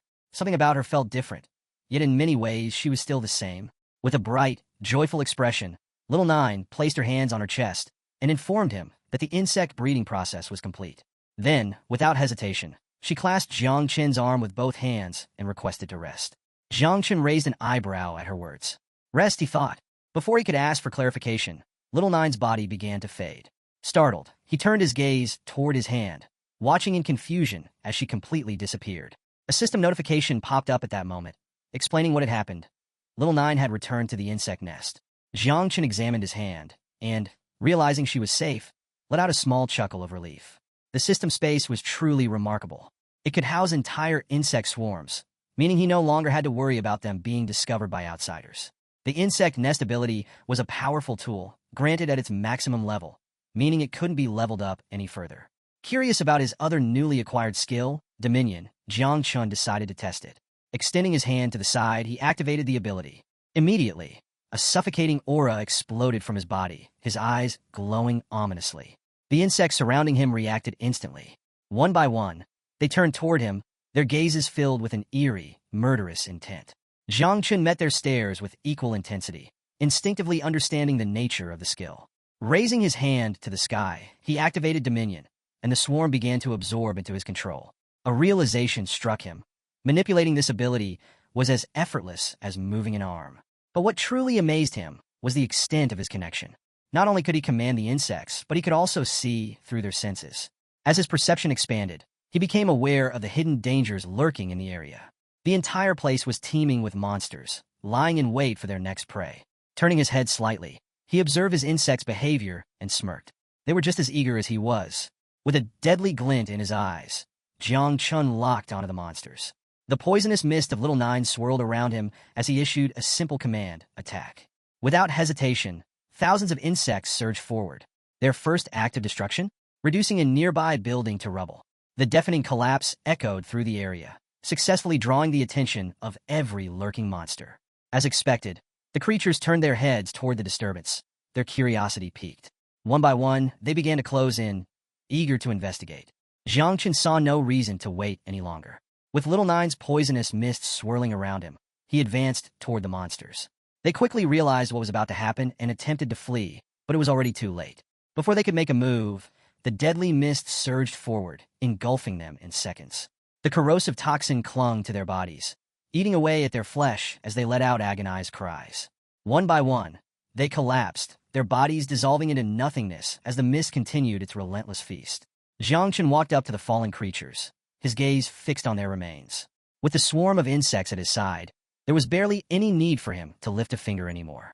The range and potency of the poisonous mist had increased significantly, devouring its targets faster and more efficiently. On top of that, with Dominion, he now had shared vision with his swarm. Common monsters had nowhere to hide. As he observed the mist breaking down the corpses, a satisfied smile crossed his lips. Soon, he would be able to breed even more insects. He suddenly remembered that he hadn't checked how much devouring value was required for the next breeding cycle. Opening the system window, his eyes widened in shock. Something unexpected had appeared on the interface. What was this? Before he could process it, the scene shifted. Not far from Jiang Chen's location, inside an abandoned warehouse, a hooded man with green hair had just returned, his face pale with fear. Gasping for breath, he hurried over to his leader and reported his findings. The tall, braided-haired man narrowed his eyes. "You're late," he snapped. "Now, tell me, what's really going on in the spider's nest?" The green-haired subordinate swallowed hard before speaking. His voice trembled as he revealed the unbelievable truth. The entire spider's nest had been annihilated. A complete, merciless massacre. Not a single monster had survived. Silence filled the room. The leader's eyes widened in shock. "You think this is some kind of joke?" he asked, his voice laced with disbelief. Another man standing nearby stepped closer, equally stunned by the report. The green-haired man shook his head. "It's the truth," he insisted, his expression deadly serious. "The city of monsters, it's in ruins." The leader placed a hand on his chin, deep in thought. How is this possible? The nest had been reduced to ashes, completely wiped out. It was terrifying to even imagine. His first suspicion was that the Night Watch might be responsible. However, he quickly dismissed that theory. This wasn't their style. That meant only one thing: a hidden force was at work. Perhaps a secret operation from a powerful family or a highly skilled assault squad. Either way, one thing was clear: they needed to retreat. For them, this mission had ended in utter failure. They had been tasked with collecting venom from a wolf spider, but now that was out of the question. Frustrated, the leader decided they would recoup their losses another way, by robbing some unfortunate souls on their way back. Hearing this, one of the men beside him stiffened, breaking into a nervous sweat. Something about this felt off. Just as they were discussing their next move, the door to the abandoned warehouse suddenly creaked open. The sudden creak of the door sent a jolt through the three men. Instinctively, they snapped their heads toward the entrance. The green-haired man tensed, immediately warning the others. They had an unexpected visitor. Their minds raced. Who could it be? A figure stepped forward, pushing the door open with a deliberate slowness. His calm voice echoed through the dimly lit warehouse. "Finally, I found some professionals." The leader narrowed his eyes. "Who are you?" The newcomer, Jiang Chun. Without hesitation, he strode toward them, his movements confident and unhurried. Dropping a severed arm to the ground, he extended his hand toward them, his expression unreadable. In a composed tone, he assured them there was no need to be alarmed. He had only come to level up. He even added that he was looking to trade some food. The leader exhaled slightly, relieved to see Jiang Chun had arrived alone. Studying him closely, he smirked and agreed to an exchange, remarking that food in the desert wasn't cheap. With a casual air, he asked Jiang Chun what he had to offer. But not everyone was convinced. The man standing beside him tensed, his demeanor shifting into an aggressive stance as he locked eyes with Jiang Chun. Undeterred, Jiang Chun stepped closer to the leader, maintaining steady eye contact. A faint smile played on his lips as he calmly reassured them. There was no need for hostility. He claimed to have some truly valuable items for trade. At this, the tense man's expression flickered, first with doubt, then with intrigue. He couldn't help but wonder what Jiang Chun was hiding. The leader, equally curious, ordered him to reveal his so-called trade goods. The moment the words left his mouth, the two men beside him subtly adjusted their grip, their hands drifting toward their swords. Then, with eerie smiles, they slowly began unsheathing their blades. Jiang Chun barely reacted. He simply turned his head slightly, watching them from the corner of his eye, and let out an amused chuckle. As expected, he had never trusted them to begin with. Without hesitation, he activated the ring. Raising his hand, he released its contents. In the blink of an eye, several wolf spiders emerged, their gleaming eyes locking onto the men with piercing, predatory intent. Jiang Chun turned his back on them, his tone dripping with mockery. "So, do my products interest you?" The effect was immediate. The men stiffened, their smirks vanishing. Panic set in as they sheathed their swords and instinctively stepped back, their bodies now rigid with tension. Cold sweat trickled down their foreheads. They knew exactly what these spiders were: wolf spiders. But that didn't make sense. Hadn't the entire spider's nest been annihilated? A terrifying realization struck them all at once.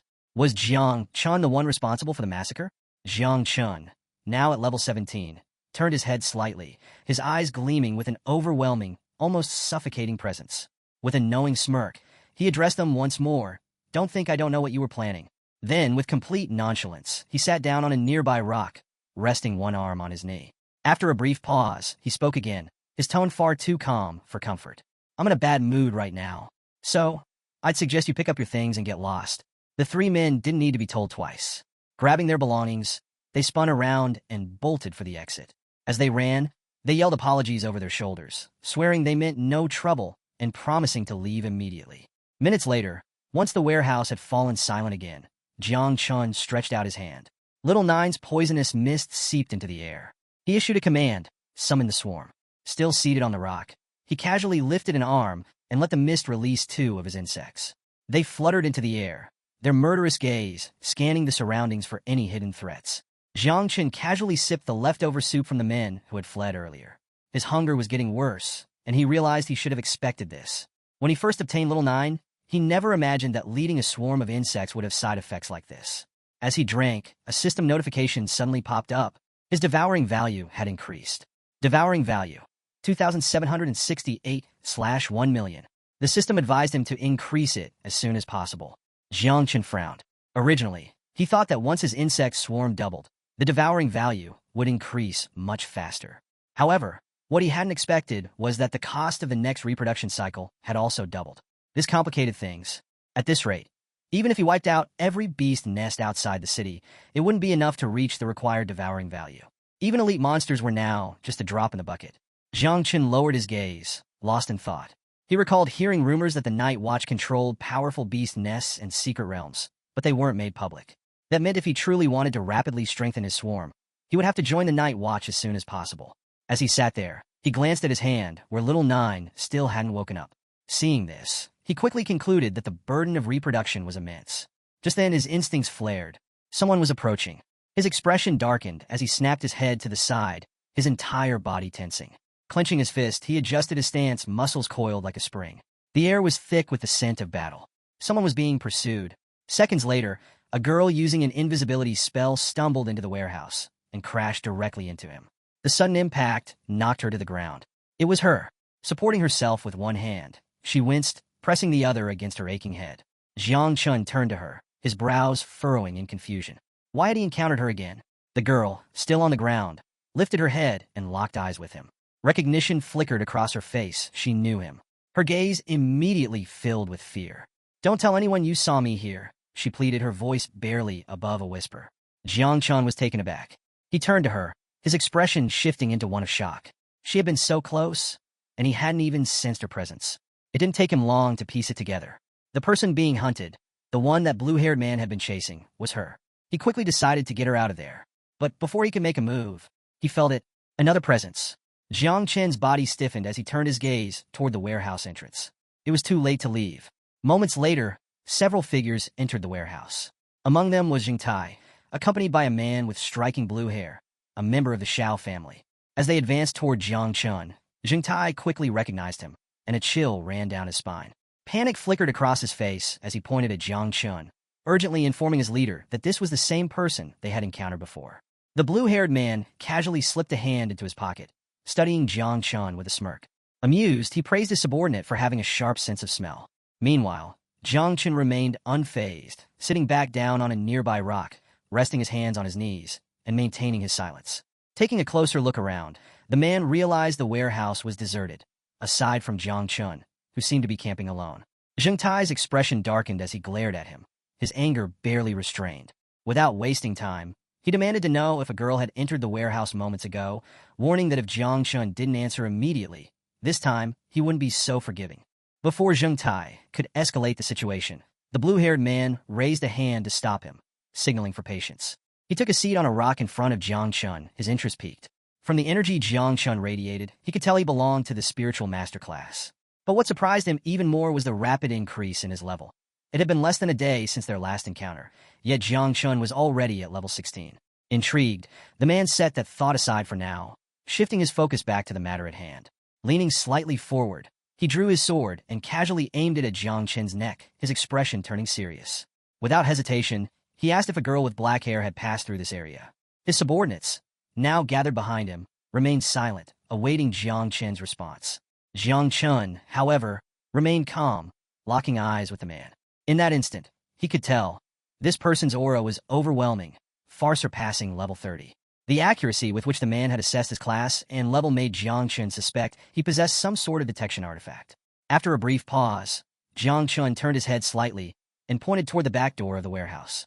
He explained that he had seen a shadow moving in that direction, but admitted he wasn't sure if it was the person they were looking for, as he wasn't of the perceptive class. The blue-haired man considered his words for a moment before slowly rising to his feet. Though still skeptical, he chose to believe Jiang Chun for now. However, he left him with a warning, advising him to be more honest in the future. Jiang Chun raised an eyebrow, slightly surprised by the remark. The man then turned his back to him, but cast a final glance over his shoulder, his gaze laced with silent threat. With an unmistakable sense of menace, he warned Jiang Chun that if he found out he had helped that girl, the Xiao family would make sure he paid the price. Jiang Chun, unfazed, simply smirked.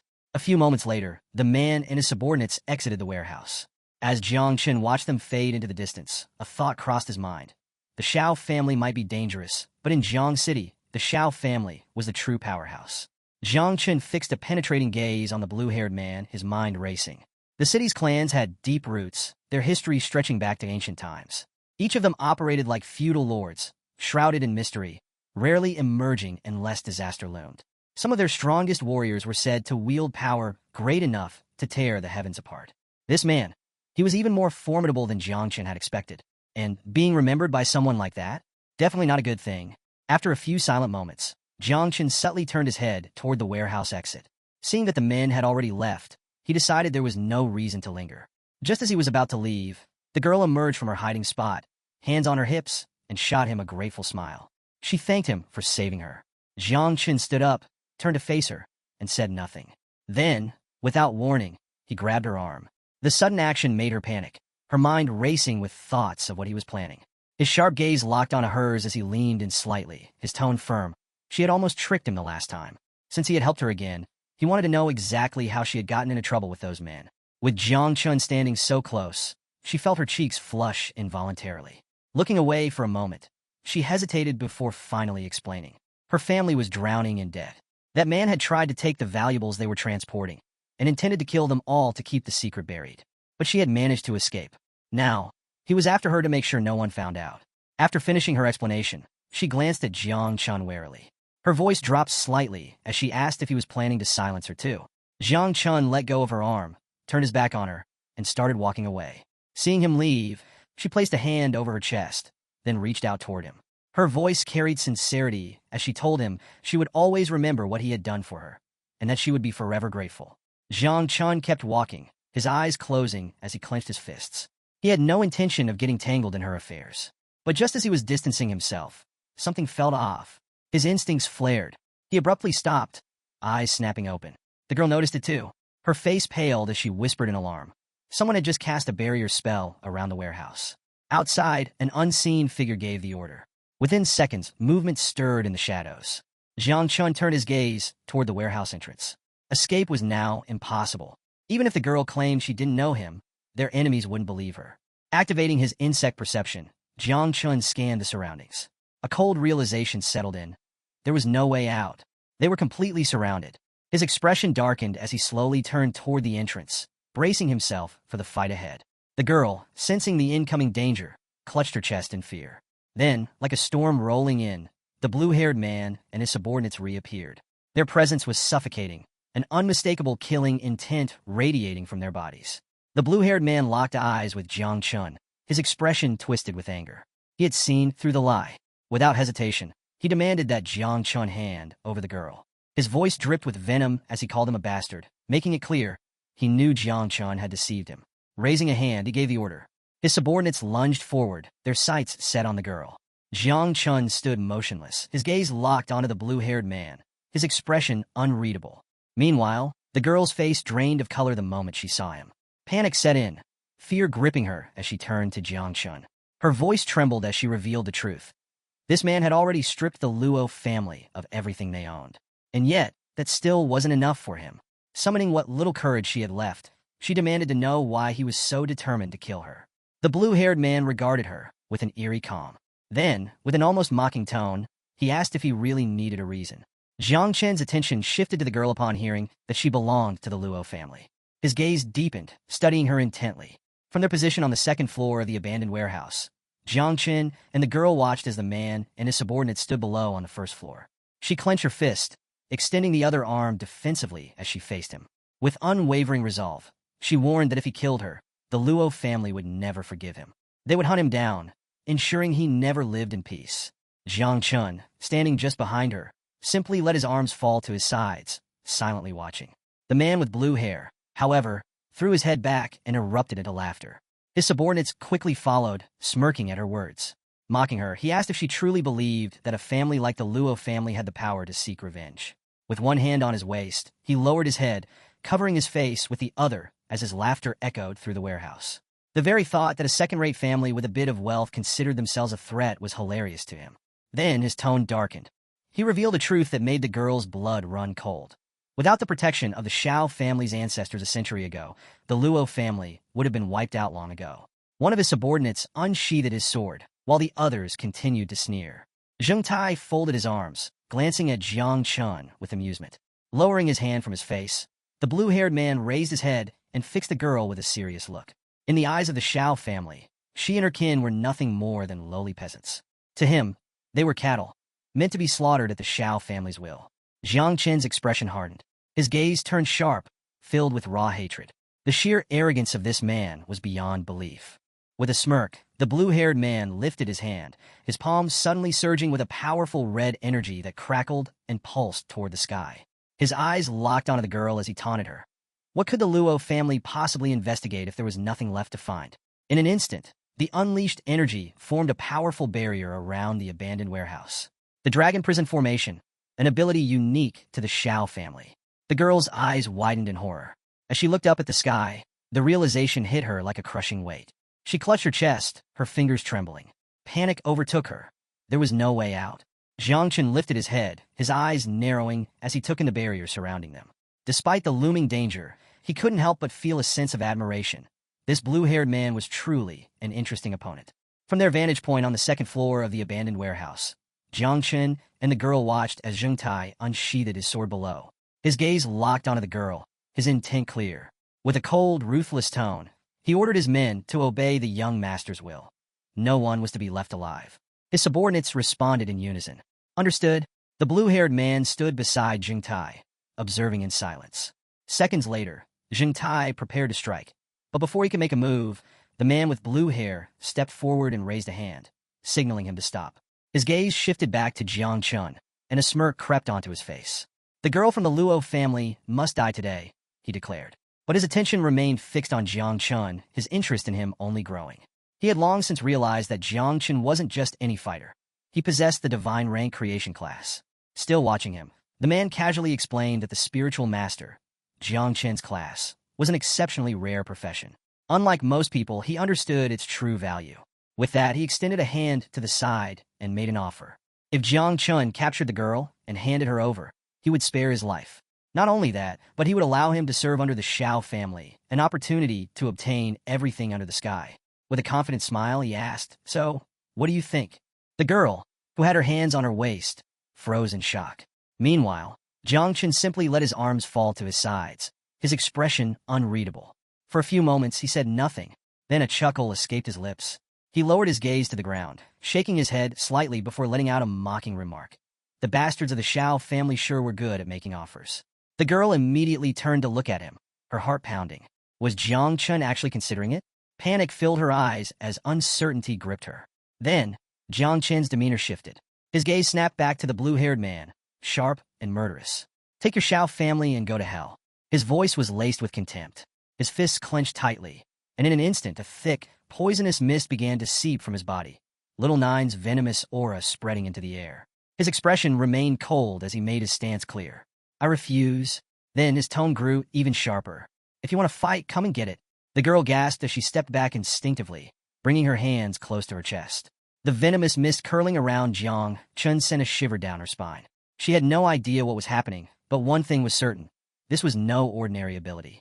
The blue-haired man's smirk vanished. His expression twisted with anger. To reject his offer so blatantly, this was an insult. His voice darkened as he barked a single command. "Kill him." Without hesitation, his subordinates sprang into action.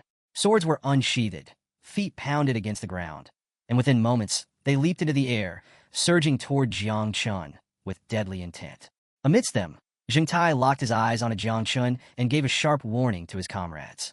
Be careful. This one won't go down easily.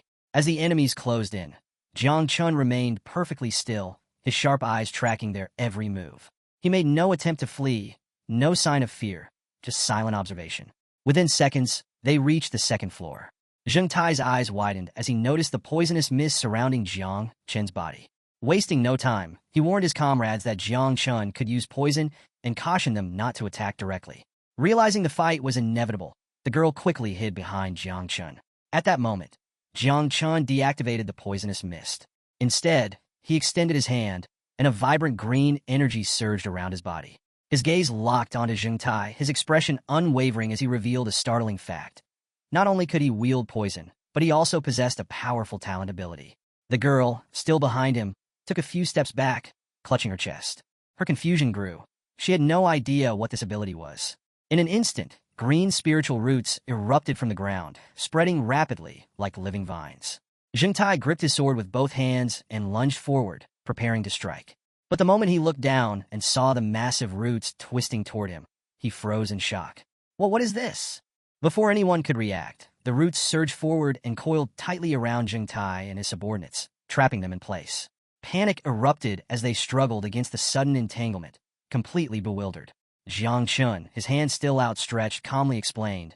This was his ability, the evolution of all things. The spiritual roots constricted tighter around Zheng Tai's body, squeezing with increasing pressure. He gritted his teeth, gripping the roots in an attempt to break free. His mind raced.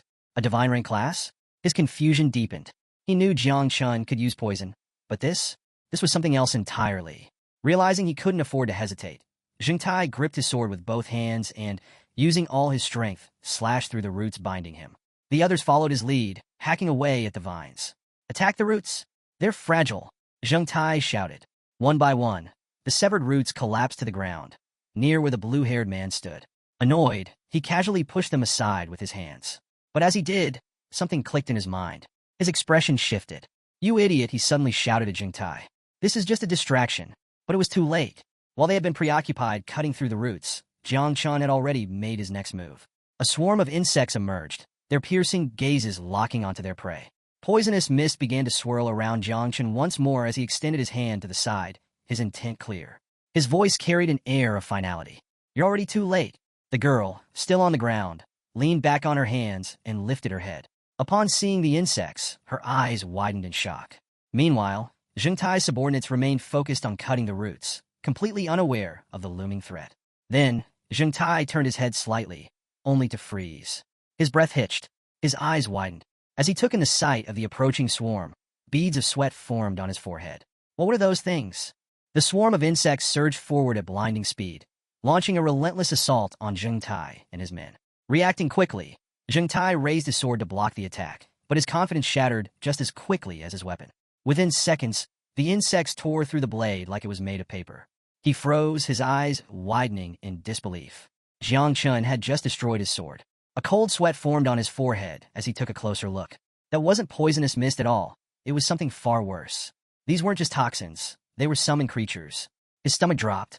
Before he could process what was happening, one of the insects crept up behind him, its mandibles opening wide, ready to strike. He barely had time to react before he felt its presence looming over him. His instincts screamed at him. His head snapped upward, and the moment he saw it, sheer panic took over. He let out a desperate scream, warning his comrades.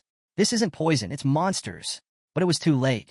Jiang Chun, still controlling the creatures with his outstretched hand, watched Zheng Tai with a cold, murderous gaze. A slow, knowing smile spread across his lips. He had him right where he wanted him. Just as the insect lunged for its prey, a sudden force crashed down onto Zheng Tai's shoulder. A foot. A voice followed, dripping with contempt. Trash. Get lost. Zheng Tai barely had time to turn his head before confusion overtook his face. Jiang Chun, too, was momentarily stunned. The man standing over Zheng Tai was none other than the blue-haired leader of the Xiao family. Without hesitation, he unsheathed his sword with a single hand.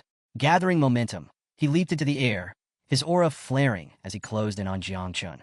As he advanced, his body was engulfed in a fierce, orange glow. This was the first form of the king's 9 forms. Jiang Qin remained silent, his body still shrouded in little Nine's poisonous mist. The girl, still sitting on the ground nearby, gasped. She covered her mouth with both hands, eyes wide with fear. Jiang Qin lifted his head. In that instant, he realized something. This man was faster than a mist. His expression tensed. His teeth clenched. A bead of sweat rolled down his temple. There was no time to hesitate. Summoning his power, he activated one of the Xiao family's most feared techniques, chasing dragons. A massive dragon, forged from pure spiritual energy, materialized in an instant. Its eyes locked onto Jiang Qin, burning with raw intensity. Then it struck. The sheer force of the attack obliterated the area where Jiang Qin stood, reducing it to rubble. A dense cloud of smoke and dust filled the warehouse, masking everything from view.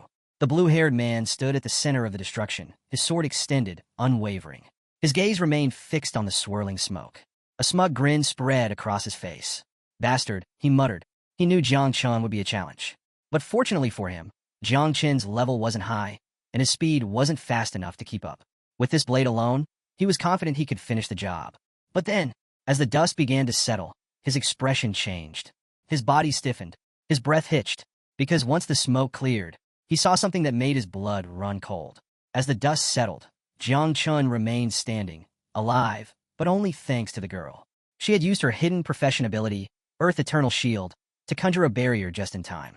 But now, with her hands still outstretched toward the shield, cracks spread across its surface like shattered glass.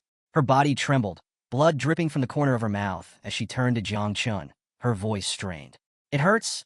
Jiang Qin, standing behind her, stared in shock. Until now, he hadn't realized. She was a defensive type.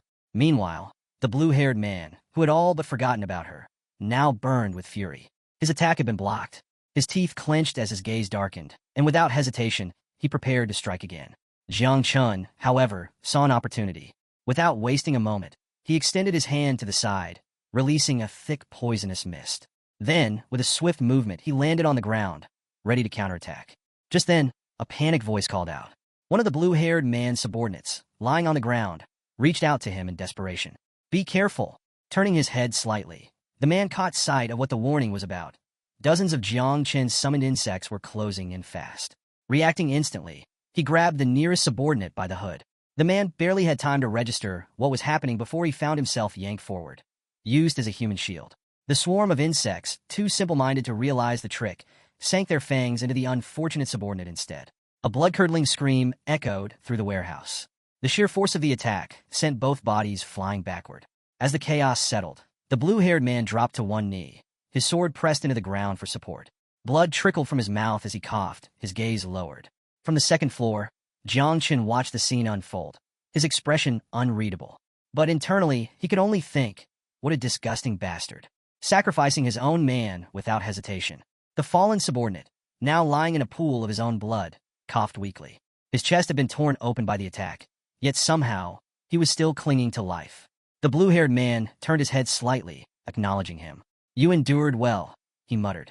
Slowly, he stood up and approached Jiang Qin, but not before glancing back at his dying subordinate. I didn't train you for nothing, he added coldly. You truly are strong. But strong wasn't enough. Within moments, the man breathed his last. Ignoring the corpse, the blue-haired man reached into his pocket, pulled out a dragon yuan pill, and swallowed it in one swift motion. He hadn't expected to be pushed this far. But now, Jiang Qin had forced his hand. The moment the pill took effect, his energy surged. With slow, deliberate steps, he advanced toward Jiang Qin, dragging his sword along the ground.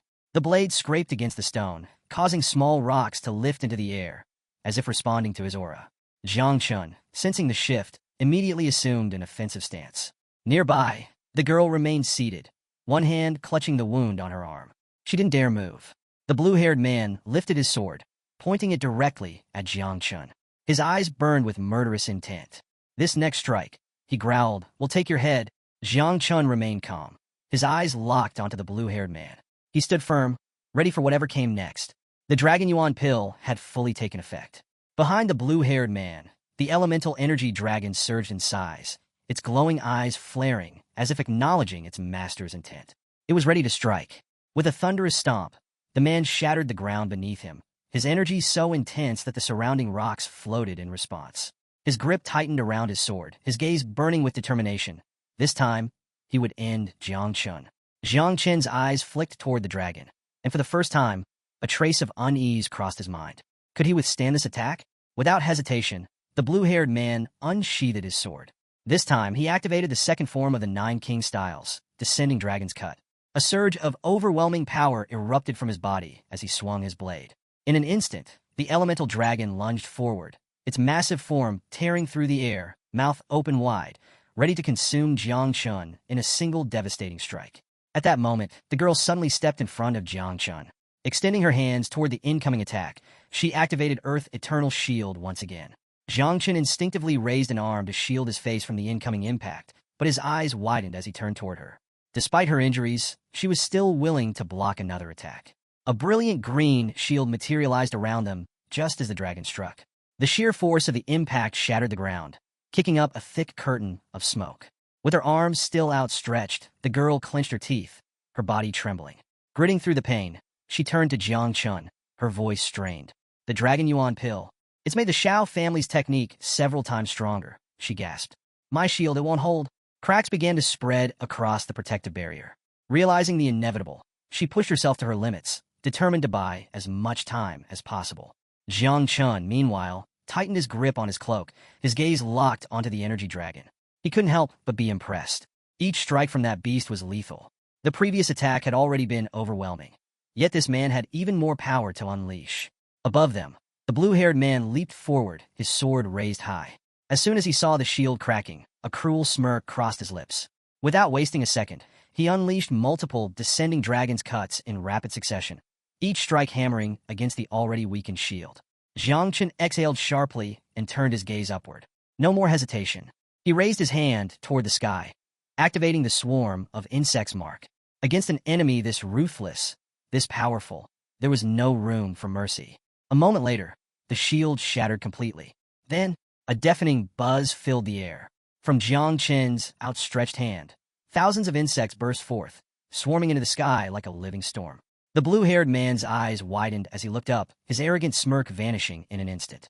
His teeth clenched as a sudden, sinking realization hit him. What is this? Thousands of insects poured out of Jiang Chen's hand, filling the air with a deafening buzz. His gaze remained fixed on the blue-haired man, his voice calm yet menacing. Get ready. The girl, still sitting on the floor behind him, clutched her wounded shoulder, her eyes wide with disbelief. She had assumed Jiang Chun was from the creation class, but now, she wasn't so sure. Surrounding Jiang Chun, several insects turned their piercing gazes toward the blue-haired man, their bodies tensed, ready to strike. Jiang Chun took a step forward. Attack! At his command, the swarm surged toward their target. For the first time, the blue-haired man clenched his teeth, a flicker of panic flashing across his face. He knew one thing for certain. If this many insects attacked at once, survival would be impossible. Still, he refused to back down. Unsheathing his sword, he assumed a defensive stance, his eyes locked onto Jiang Chun. With a deep breath, he activated Descending Dragon Cut. A wave of energy exploded from his blade as he swung furiously, determined to slice through the approaching swarm. They're just disgusting little bugs, he spat, cutting down insect after insect with each strike. But Jiang Chun remained unmoved, his body still cloaked in the poisonous mist of Little Nine. He extended a hand, his tone laced with mockery. Do you really believe that's enough? A horrifying sight unfolded before the blue-haired man's eyes. The severed insect bodies began to regenerate. His breath hitched. What? The insects reformed almost instantly and resumed their relentless assault. Realizing he couldn't stop them, panic set in. He swung again, slashing more insects in half, but each time, they regenerated and came back stronger. Jiang Chun observed him with cold amusement. Let's see how long you can last. The girl, still behind Jiang Chun, turned her head toward him, astonished. Just how powerful was he? The blue-haired man, now furious, tightened his grip on his sword. With a roar, he unleashed another Descending Dragon Cut, this time targeting a large insect directly in front of him. The spiritual dragon materialized once more, its mouth opening wide as it devoured the creature's midair. Unlike his sword, the dragon's energy continuously consumed the insects, preventing them from regenerating. For a moment he smirked, but in that brief moment of confidence, he let his guard down.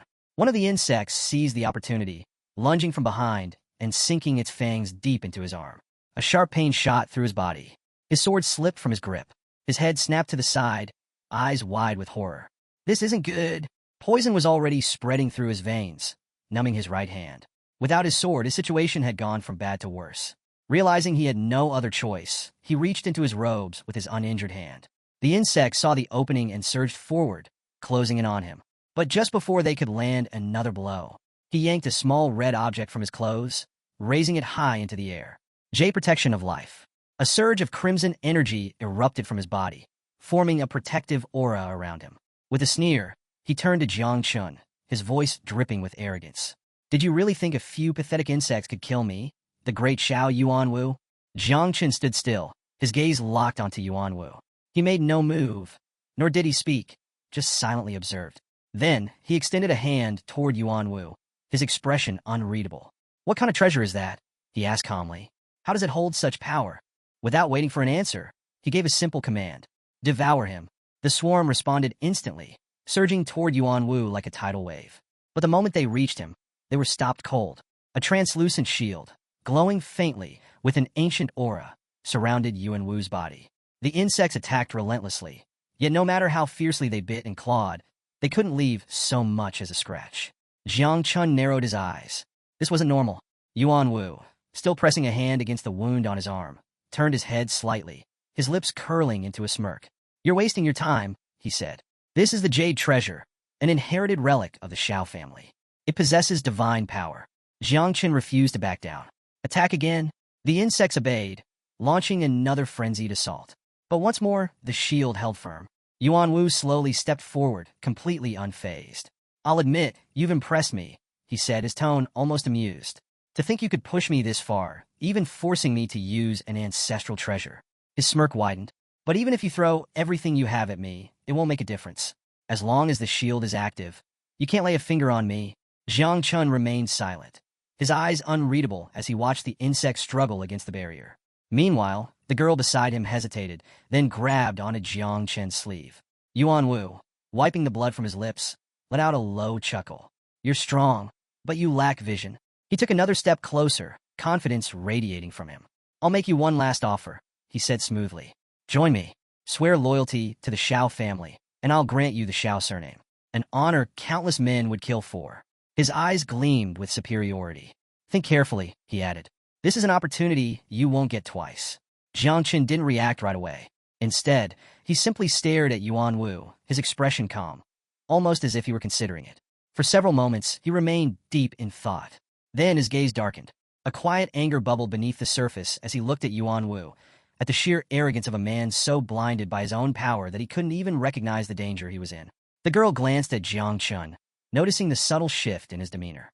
Her brows furrowed in confusion. What was he planning? Yuanwu extended a hand toward Jiang Chun, his smirk unwavering. Enough with the pride, he said. Whether you accept or not doesn't really matter. Even if I don't kill you today, the Xiao family's influence stretches across the entire country. You can't run. You can't fight us. Sooner or later, we will. Jiang Chun suddenly cut him off, his voice smooth yet sharp. Didn't you say something earlier? Yuanwu frowned slightly. Jiang Chun's lips curled into a smirk. You said one can't investigate something if there's nothing left to find. Yuanwu's expression flickered. Jiang Chun tilted his head slightly. So tell me, what happens if you die here, leaving no trace behind? Boom! A thunderous impact shook the ground. Yuanwu's eyes widened as he instinctively turned his head. From the depths of the insect swarm, something massive emerged. A grotesque, towering tentacle slammed into the ground behind them, leaving deep cracks in the stone. His breath hitched. What? His body stiffened, his pulse hammering in his chest. Then slowly he looked up. Towering above him, emerging from the writhing swarm, was the insect mother. She was monstrous. Her massive, twisted form cast a shadow over the battlefield, her many eyes glistening with a predatory hunger. The girl gasped, her knees giving out as she collapsed onto the ground, staring in pure horror. Yuanwu's entire body tensed. Cold sweat dripped down his face as he realized, for the first time in his life, he was afraid. Jiang Chen's gaze remained cold and steady as he gave the command. Devour him. At his words, Little Nine let out a delighted hum, slithering forward with eerie excitement. Finally, she purred. I'm starving. Yuanwu's expression twisted in pure terror. A fear unlike anything he had ever known gripped him as the monstrous creature loomed over him, her massive tentacles writhing hungrily. Then, with a wicked smile, she struck. Her powerful tentacles smashed into Yuanwu's shield with overwhelming force. The impact sent him flying, his body crashing violently through the warehouse wall, shattering it into rubble. A blood-curdling scream tore from his throat. This can't be real, he gasped, his voice shaking. What kind of monster is she? Jiang Chun, completely unfazed, simply answered with calm indifference. She just finished reproducing. You, and that jade treasure of yours? You're exactly what she needs to satisfy her hunger. Yuan Wu's breath hitched. Little Nine wasted no time, her tentacles striking him over and over again, each blow creating shockwaves that kicked up thick clouds of dust and debris. The warehouse trembled under the sheer force of her relentless assault. Within seconds, cracks splintered across Yuan Wu's so-called impenetrable shield. His confidence shattered along with it. No, no, this is impossible, he choked, blood spilling from his mouth as he collapsed onto the ground. His mind raced in denial. The Xiao family's jade treasure, an ancient relic said to be unbreakable, was crumbling before his eyes. If the shield failed, if he fell here, the Xiao family would lose everything. As the last fragments of the shield disintegrated, Little Nine loomed over him, her predatory gaze locked onto her prey. With slow, deliberate movements, she raised her tentacle for the final blow. Jiang Chun remained motionless, watching silently. Then, a devastating strike. The ground beneath them shattered into countless pieces, and when the dust finally settled, nothing remained of Yuan Wu except a pool of blood. Little Nine lifted her tentacle from the ground, her expression satisfied. Jiang Chun exhaled slowly. No one could ever find out about this. With that thought, he raised his hand toward the sky, activating the swarm mark. Little Nine's body shimmered. Then, within seconds, she transformed back into her human form. Smiling sweetly, she stepped forward and wrapped her arms around Jiang Chun in an affectionate embrace. Delicious, she murmured, closing her eyes. Thank you, Jiang Chun. You really are the best. Then, with a playful smirk, she added, and don't forget, I'm the one who loves you the most. From a few feet away, the girl on the ground turned her head toward them. The sight of Little Nine in her human form left her utterly bewildered. A mixture of confusion and fear flickered across her face. Jiang Chun said nothing. He simply turned his back to her and started walking away. But then, after a brief pause, he glanced back at her. He had unfinished business. The girl tensed immediately. Her heart pounded as a cold realization hit her. She had seen everything, and now that she knew his secret, the question was, would he let her live? Jiang Chen's gaze darkened as he looked at her, deep in thought. His body tensed slightly, releasing faint traces of Little Nine's poisonous mist. Behind him, several insects emerged, their sharp eyes locking onto the girl. Their intent was clear. Jiang Chen took a slow step toward her. Give me one good reason, he said quietly, his tone unreadable. Why I shouldn't kill you right now. The girl's breath hitched. Panic took over. Without hesitation, she dropped to her knees, trembling.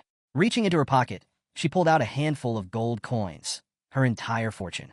Head bowed, she held them out with both hands, her voice shaking. This is everything I have, she stammered.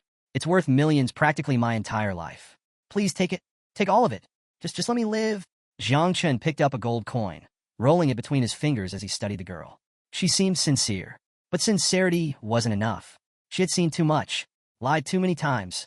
Eliminating her would be the safest option. Sensing the danger, she suddenly stood up, eyes shut tight. With one hand raised toward the sky, she swore by her name, Luo Sandow. If I'm lying, may the heavens strike me down with 5 thunders. Jiang Chun arched a brow, slightly amused yet skeptical. Luo Sandow. He wasn't sure if that was even her real name. After all, lying seemed to be second nature to her. Without hesitation, she stepped closer, holding out an identification card. Her gaze was steady, her expression serious. I'm telling the truth, she insisted. I don't know what my parents were thinking when they gave me this name, but I'm not deceiving you. Jiang Chun took the card, lifting it for a closer look. His eyes landed on the image. A round-faced, chubby girl stared back at him. He blinked. Then, his gaze flickered between the photo and the girl standing before him. Are you sure this is you? Luo Sandow sighed dramatically. She grabbed strands of her hair, twisting them into makeshift ponytails. Puffing up her cheeks, she closed her eyes and struck a pose. That was 2 years ago, she exclaimed. I hadn't grown yet, and I hadn't lost weight either. Jiang Chen stared at her for a moment. Then, a deep laugh erupted from him. He turned away, shaking his head as he laughed out loud. Even the insects hovering behind him seemed momentarily confused. After regaining his composure, Jiang Chen looked at her again, his expression turning serious. Still, he said, his voice calm yet firm, I can't trust you. His gaze darkened. This secret is something only the dead can keep. Before he could finish a sentence, Luo Sandow suddenly leaped forward. A portal appeared beside her as she activated her storage ring. Without hesitation, she reached inside and pulled out a scroll. Jiang Chen's eyes narrowed slightly as she approached him, her face unusually serious. "Don't worry," she said. His gaze flickered to the scroll in her hands. "What is that?" Luo Sandao carefully unrolled it, gripping it with both hands. "This is a sealing scroll?" Jiang Chen's expression shifted slightly. She continued, her voice unwavering. "If I reveal your secret, I will die immediately." Jiang Chen studied her carefully. There was no trace of hesitation in her eyes, only fear. She wasn't bluffing. Then, a system window appeared before him. "Luo Sandao has sworn to protect your secret with her life. If she reveals it, she will be executed immediately." Jiang Chen's brows furrowed slightly. Something like this actually existed. He picked up the scroll, closing one eye as he inspected it with the other. After a moment of contemplation, he made his decision. Fine, she had signed a literal life-binding contract. For now, he would let her live. Hearing Jiang Chen's decision, Luo Sandao let out a deep breath of relief and quickly thanked him. Jiang Chen, however, turned his head toward her, his expression unreadable. "How much does this scroll cost?" he asked. She tapped a finger on her cheek, thinking for a moment before responding. "I'm around 10 million. Jiang Chen's grip on the scroll tightened. His eye twitched. This meant she had just used the most valuable item in her storage ring. Luo Sandao noticed his sudden shift in demeanor and immediately panicked. She waved her hands frantically, her voice filled with nervous laughter. "But if you take me home, my parents will definitely reward you. They'll treat you really well and give you way more than just 10 million. Jiang Chen turned his back on her, uninterested. "I don't have time for that," he said flatly. "Tomorrow morning, I need to report to the night watch. I can't waste any more time." With that, he started walking away. "Good luck." Luo Sandao scrambled to her feet. Watching him disappear into the distance, she quickly called out, Wait. At least take me home." Jiang Chen stopped but didn't turn around. "My house is much closer than the night watch headquarters," she explained. "And there's a teleportation station nearby. You'll still make it on time." At first, he refused, but after considering her words for a moment, he changed his mind. Several hours later, they arrived at the Luo family mansion. It was breathtaking, massive, elegant, almost like a castle. Meanwhile, inside the mansion, a solemn atmosphere filled the grand hall. Hooded men knelt in submission before a regal woman seated on a grand throne. A man approached her and bowed deeply before delivering urgent news. "Your daughter has returned." At first, the woman was shocked. Impossible. The Xiao family was ruthless. They didn't just steal, they killed without hesitation. Yet now, they dared to spread lies as well. As fury boiled within her, the man quickly interjected, urging her to contain her rage. "Please, my lady, I am merely the messenger. I am not the one who caused you suffering." Minutes later, Luo Sandao entered the hall. Without hesitation, she ran to her mother, sat beside her, and buried her face in her lap, sobbing uncontrollably. Her mother gently placed a hand on her head, comforting her daughter. But as her gaze shifted toward her subordinates, her expression hardened. This would not go unanswered. She made up her mind. She would not let the Xiao family get away with this. Just then a man, her husband, stepped forward. Placing his hands to his sides, he spoke with a firm, level voice. "For now, we must remain calm." His gaze met his wife's, steady and unwavering. "The most important thing is that Luo Sandao has returned safely." He took a deep breath before adding, "The Xiao family is one of the most powerful forces in this country. We cannot afford to act recklessly. We are merchants, not warriors." Jiang Chen stood silently to the side, watching everything unfold. So, her real name is Luo Sandao after all. Moments later, Luo Sandao's father turned toward Jiang Chen. With a respectful nod, he handed him a black card. "Take this." Jiang Chen examined the card as the man closed his eyes and smiled. "This is our token of gratitude," he said warmly. "Thank you for saving our daughter." He then added in a firm tone, "Do not lose this card. It may come in handy in the future."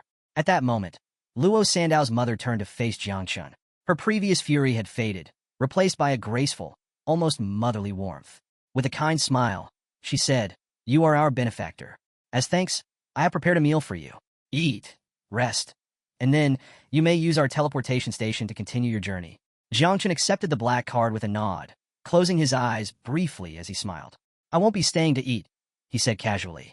But the moment he finished speaking, growl, a loud stomach growl echoed through the room. Jiang Chen froze. A faint redness crept up his ears as he awkwardly rubbed the back of his head. With a sheepish grin, he quickly changed his mind. "Actually, maybe just a little." Luo Sandao's father chuckled, pointing him toward the dining area. "Right this way. We'll have everything ready shortly." Meanwhile, her mother covered her mouth with a hand, closing her eyes as she smiled knowingly. Within minutes, the best chefs in the Luo family prepared an extravagant feast. Jiang Chun wasted no time digging in. Plate after plate, dish after dish, he devoured everything in front of him with surprising speed. Before long, he had stacked the empty plates into a precariously high column. A passing waiter, bringing another dish, paused mid-step. His eyes widened at the sight. Was Jiang Chun building a tower out of his plates? Unbothered, Jiang Chun leaned back slightly, resting one hand on the table while the other held a massive meat thigh. As he continued eating, a thought crossed his mind. The more my insects grow, the hungrier I get. Beside him, Luo Sandao sat quietly, watching him with a mixture of amusement and disbelief. Slow down, she laughed. No one's going to take your food away. Seated next to her, her parents exchanged a glance. They simply smiled, sipping their tea as they silently observed Jiang Chun. As he continued eating, Luo Sandao found herself staring at him, her cheeks warming slightly. Her mother, gently swirling her cup of tea, finally spoke. Sandao mentioned that Jiang Chun is from the creation class and even possesses a divine rank. She glanced at her husband. It's quite fascinating, isn't it? Her father, resting his chin on his hand, nodded thoughtfully. Indeed, he mused, his gaze fixed on Jiang Chun. Though our daughter hasn't said much, I suspect Jiang Chun has hidden abilities. He's not as simple as he seems. After a brief pause, he added, and he's quite handsome too. Their eyes met, a silent understanding passing between them. If Jiang Chun was capable of standing against the Xiao family, if he could protect their daughter for a lifetime, then perhaps he was the perfect person. Luo Sandao's mother suddenly leaned forward, her eyes twinkling as she smiled warmly at Jiang Chun. Tell me, Jiang Chun, she asked, her voice pleasant. Do you have a girlfriend? Jiang Chun, mid-bite, nearly choked. Before he could even process the question, she continued cheerfully. You see, our Sandao doesn't have a boyfriend either. Luo Sandao visibly tensed. She's quite talented, her mother added smoothly. An expert in business, a skilled financial manager, and, of course, very responsible. Her father, standing behind Jiang Chun, gave him a very enthusiastic thumbs up. And her body is quite... Wait, what? Jiang Chun turned his head slightly, sensing something very wrong. Very sexy, her father finished proudly. Her measurements are 36-24-36. Luo Sandao practically exploded. Father. He, however, was not done. In fact, he continued excitedly. We've already thought of names for your future children. Jiang Chun, who had just taken a sip of water, immediately spat it back out. Coughing violently, he slammed his glass onto the table, eyes wide in pure shock. Meanwhile, Luo Sandao's face turned as red as a tomato. Her hands shot up to her burning cheeks as she shrieked internally. What is even happening right now? Without a second thought, Jiang Chun bolted from the dining hall. Thank you for your hospitality, he called over his shoulder. His excuse? He was full and had urgent matters to attend to. Truthfully, he just needed to escape. Luo Sandao's father watched him disappear and quickly called out, Wait, we still need to talk. Before he could finish, Sandao rushed forward and clamped a hand over his mouth. Quiet, she hissed, her face still burning with embarrassment. Her mother, however, simply turned to her daughter, eyes narrowing slightly in disappointment. Calmly, she sat down in her chair, letting out a small sigh. Meanwhile, her father pried Sandao's hand away and muttered, Our son-in-law ran away. Then, with a teasing smile, he added, As his wife, shouldn't you go after him and say goodbye? Sandao's entire body stiffened. Before she could protest, her mother chimed in. No need to worry, she said with a knowing smile. He has the black card. No matter where he runs, we can track him. Sandao immediately grabbed her knees, clenched her eyes shut, and let out a frustrated scream. Just be quiet. Lowering her head, she groaned, her mind swirling with thoughts of Jiang Chun. Yes, he was strong. Yes, he was handsome. But he was also terrifying. Then again, even though he was terrifying, there was no denying how strong and handsome he was. Meanwhile, within the Xiao family's estate, Xiao Yuanshan, the head of the family, sat rigidly in his chair, his fingers gripping the armrests. His expression darkened as he received the news. His grandson, Xiao Yuanwu, was dead. Fury ignited in his eyes. His voice was cold and sharp as he issued his command. Find out who did this. Immediately, his suspicion fell upon Xiao Jinluo, another powerful figure within the family. Without hesitation, he ordered his other grandson to send men to investigate him. As one of his subordinates knelt before him, another figure entered the room. A man named Xiao Beihan, hands casually tucked into his pockets, stepped forward. With an amused smirk, he extended one hand to the side and spoke. Grandfather, let's be honest. Yuan Wu was already over 20 years old and had only reached level 30 of the second transformation. His tone was indifferent as he continued. He was useless. He then glanced toward his grandfather and shrugged. Is his death really something to grieve over? Xiao Yuanshan, still seated, rested both hands on his knees and observed Xiao Beihan carefully. After a long pause, he finally spoke. You're right. Yuan Wu was mediocre. Nothing compared to you. He leaned forward slightly, his voice cold. But in the end, he was my grandson. His eyes flickered with menace. Even when beating a dog, one must consider who its owner is. His fingers curled slightly. I want to know, who in this country dared to kill someone from the Xiao family? Hearing this, Xiao Beihan's smirk widened. He stepped forward, extending his hand. A sinister, dark energy swirled around his palm. Grandfather, there's no need to concern yourself with this trivial matter. He turned his hand slightly, watching the dark energy shift between his fingers. Once we're finished dealing with the Tianjiao camp, it won't matter who the culprit is. His smile sharpened. I'll handle it for you. Meanwhile, Jiang Chun had already arrived at the Night Watch office. Pushing open the heavy doors, he stepped inside. Inside the dimly lit room, several figures stood waiting, including Ji Gang and a group of high-ranking officers. Ji Gang turned slightly, surprised to see Jiang Chun had arrived. Jiang Chun introduced himself as the newest member of the Night Watch, casually scratching the back of his head. Curiosity crept in as he wondered why so many people had gathered. Ji Gang, always the charismatic one, approached Jiang Chun with a welcoming gesture, placing a hand on his shoulder and extending the other dramatically to the side. With a warm smile, he revealed they had all been waiting for him. Jiang Chun was taken aback by this unexpected reception. Ji Gang wasted no time introducing Jiang Chun to the group's key members. First up was Yun Xiaoku, a level 45 healer in the second stage. Ji Gang teased that she used to be the youngest until Jiang Chun stole her title. Flustered, Yun Xiaoku blushed as her eyes lingered on Jiang Chun. She couldn't help but think he was the most handsome teammate she had ever worked with.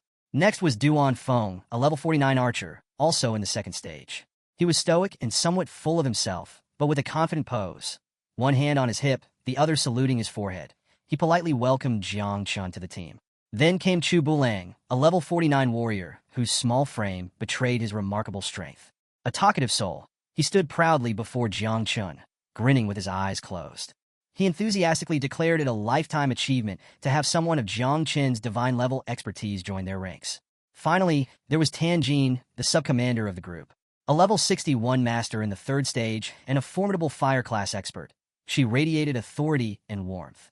She approached with a motherly demeanor, playfully ruffling the heads of both Chu Bulang and Jiang Chun. Flashing a pleasant smile, she insisted they call her Aunt Tang from now on, promising they'd enjoy meals together daily. Jiang Chun humbly introduced himself as a spiritual master from the creation class, modestly downplaying his worth.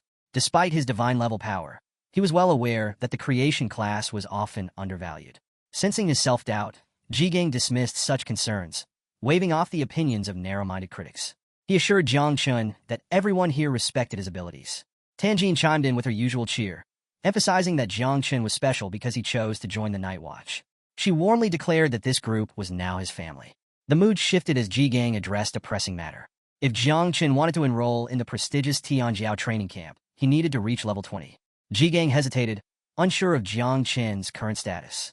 Calmly, Jiang Chun revealed he was already level 17, despite having only switched jobs 3 days earlier. Ji Gang was visibly impressed. Gripping Jiang Chun's shoulders with excitement, he burst into hearty laughter, convinced he'd made the right choice in recruiting him. Ji Gang declared with confidence that Jiang Chun's divine talent would make reaching level 20 in 3 days a breeze, immediately deciding to enroll him in the Tianjiao Genius Camp. Ji Gang slowly opened his eyes and turned his head, noticing that everyone around him had suddenly gone quiet, their expressions unusually serious. Sliding a hand into his pocket, he shifted his gaze to Jiang Chun, his tone turning grave.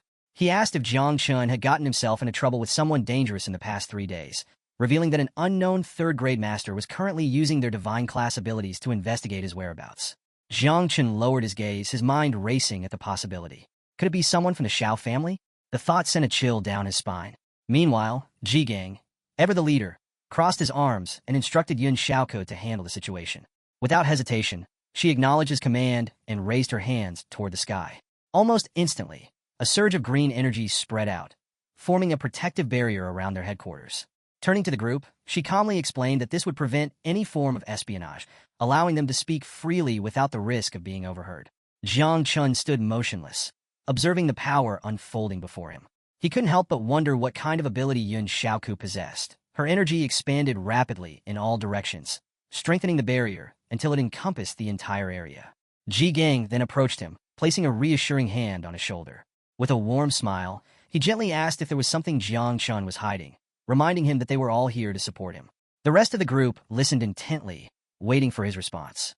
Jiang Chun exhaled deeply, lowering his head as his fingers ran through his hair. His expression darkened before he finally revealed the truth. Just yesterday, he had killed Xiao Yuanwu from the Xiao family. Though he had meticulously erased all traces of the event, he wasn't certain whether the Xiao family had other means of tracking him. Silence fell over the room, but the shock on everyone's faces spoke volumes. Tianjin's expression stiffened in disbelief as she stared at Jiang Chun, her voice laced with urgency as she asked if he had truly eliminated a member of the Xiao family. Ji Gang's reaction was no different. His eyes widened as he reached out toward Jiang Chun, his voice filled with surprise. He asked if Jiang Chun had actually killed Xiao Yuanshan's grandson, a cultivator whose strength was at the terrifying 8th stage of cultivation. The weight of the revelation hit the group hard. Just how powerful was Jiang Chun to have pulled off such a feat? Meanwhile, Jiang Chun, seeing their stunned reactions, ran a hand through his hair in frustration. Had he just dragged all of them into trouble? But Ji Gang, rather than showing fear, folded his arms and addressed the group. He reminded everyone that the Xiao family had long been infamous for their corruption, with their younger generation causing countless problems over the years. In his eyes, Jiang Chun had done the world a favor by taking out someone like Xiao Yuanwu. His expression remained serious as he acknowledged the power of an 8th stage master. But from what he had heard, Yuanwu was the weakest and least favored among Xiao Yuanshan's descendants. That being the case, there was a chance that the old master wouldn't personally intervene. Tianjin, who had one hand on her waist, extended the other toward Jiang Chun with a determined look. With unwavering confidence, she assured him that if the Xiao family came seeking revenge, the Night Watch would stand by him. After all, they were far from weak. Jiang Chun looked at Ji Gang with warmth in his eyes, a rare smile forming on his lips. For the first time in his life, he felt a sense of belonging. He had grown up as an orphan, relying on the kindness of neighbors. But this was different. This felt like home. Ji Gang, however, had other concerns. Turning his back to Jiang Chun, he took a few steps away, deep in thought. Even if Xiao Yuanwu had been incompetent, reaching the 2nd level of cultivation meant he wasn't entirely weak. Suddenly, Ji Gang spun back around, grabbed Jiang Chun firmly by the shoulders, and locked eyes with him, his expression filled with disbelief. He demanded to know how Jiang Chun, a level 17 awakened to the creation class, had managed to kill someone of level 30 in the combat class. Jiang Chun hesitated, rubbing the back of his head awkwardly. A nervous sweat broke out as he lifted a hand in a calming gesture, urging Ji Gang not to get too excited. He admitted that, at that crucial moment, someone had helped him. Ji Gang immediately pressed him for details, wanting to know who had been his ally. With a forced smile, Jiang Chun finally confessed.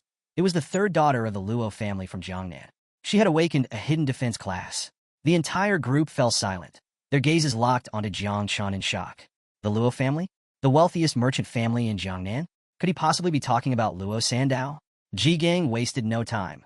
He grabbed Jiang Chun by the shoulders again and started shaking him, laughing heartily.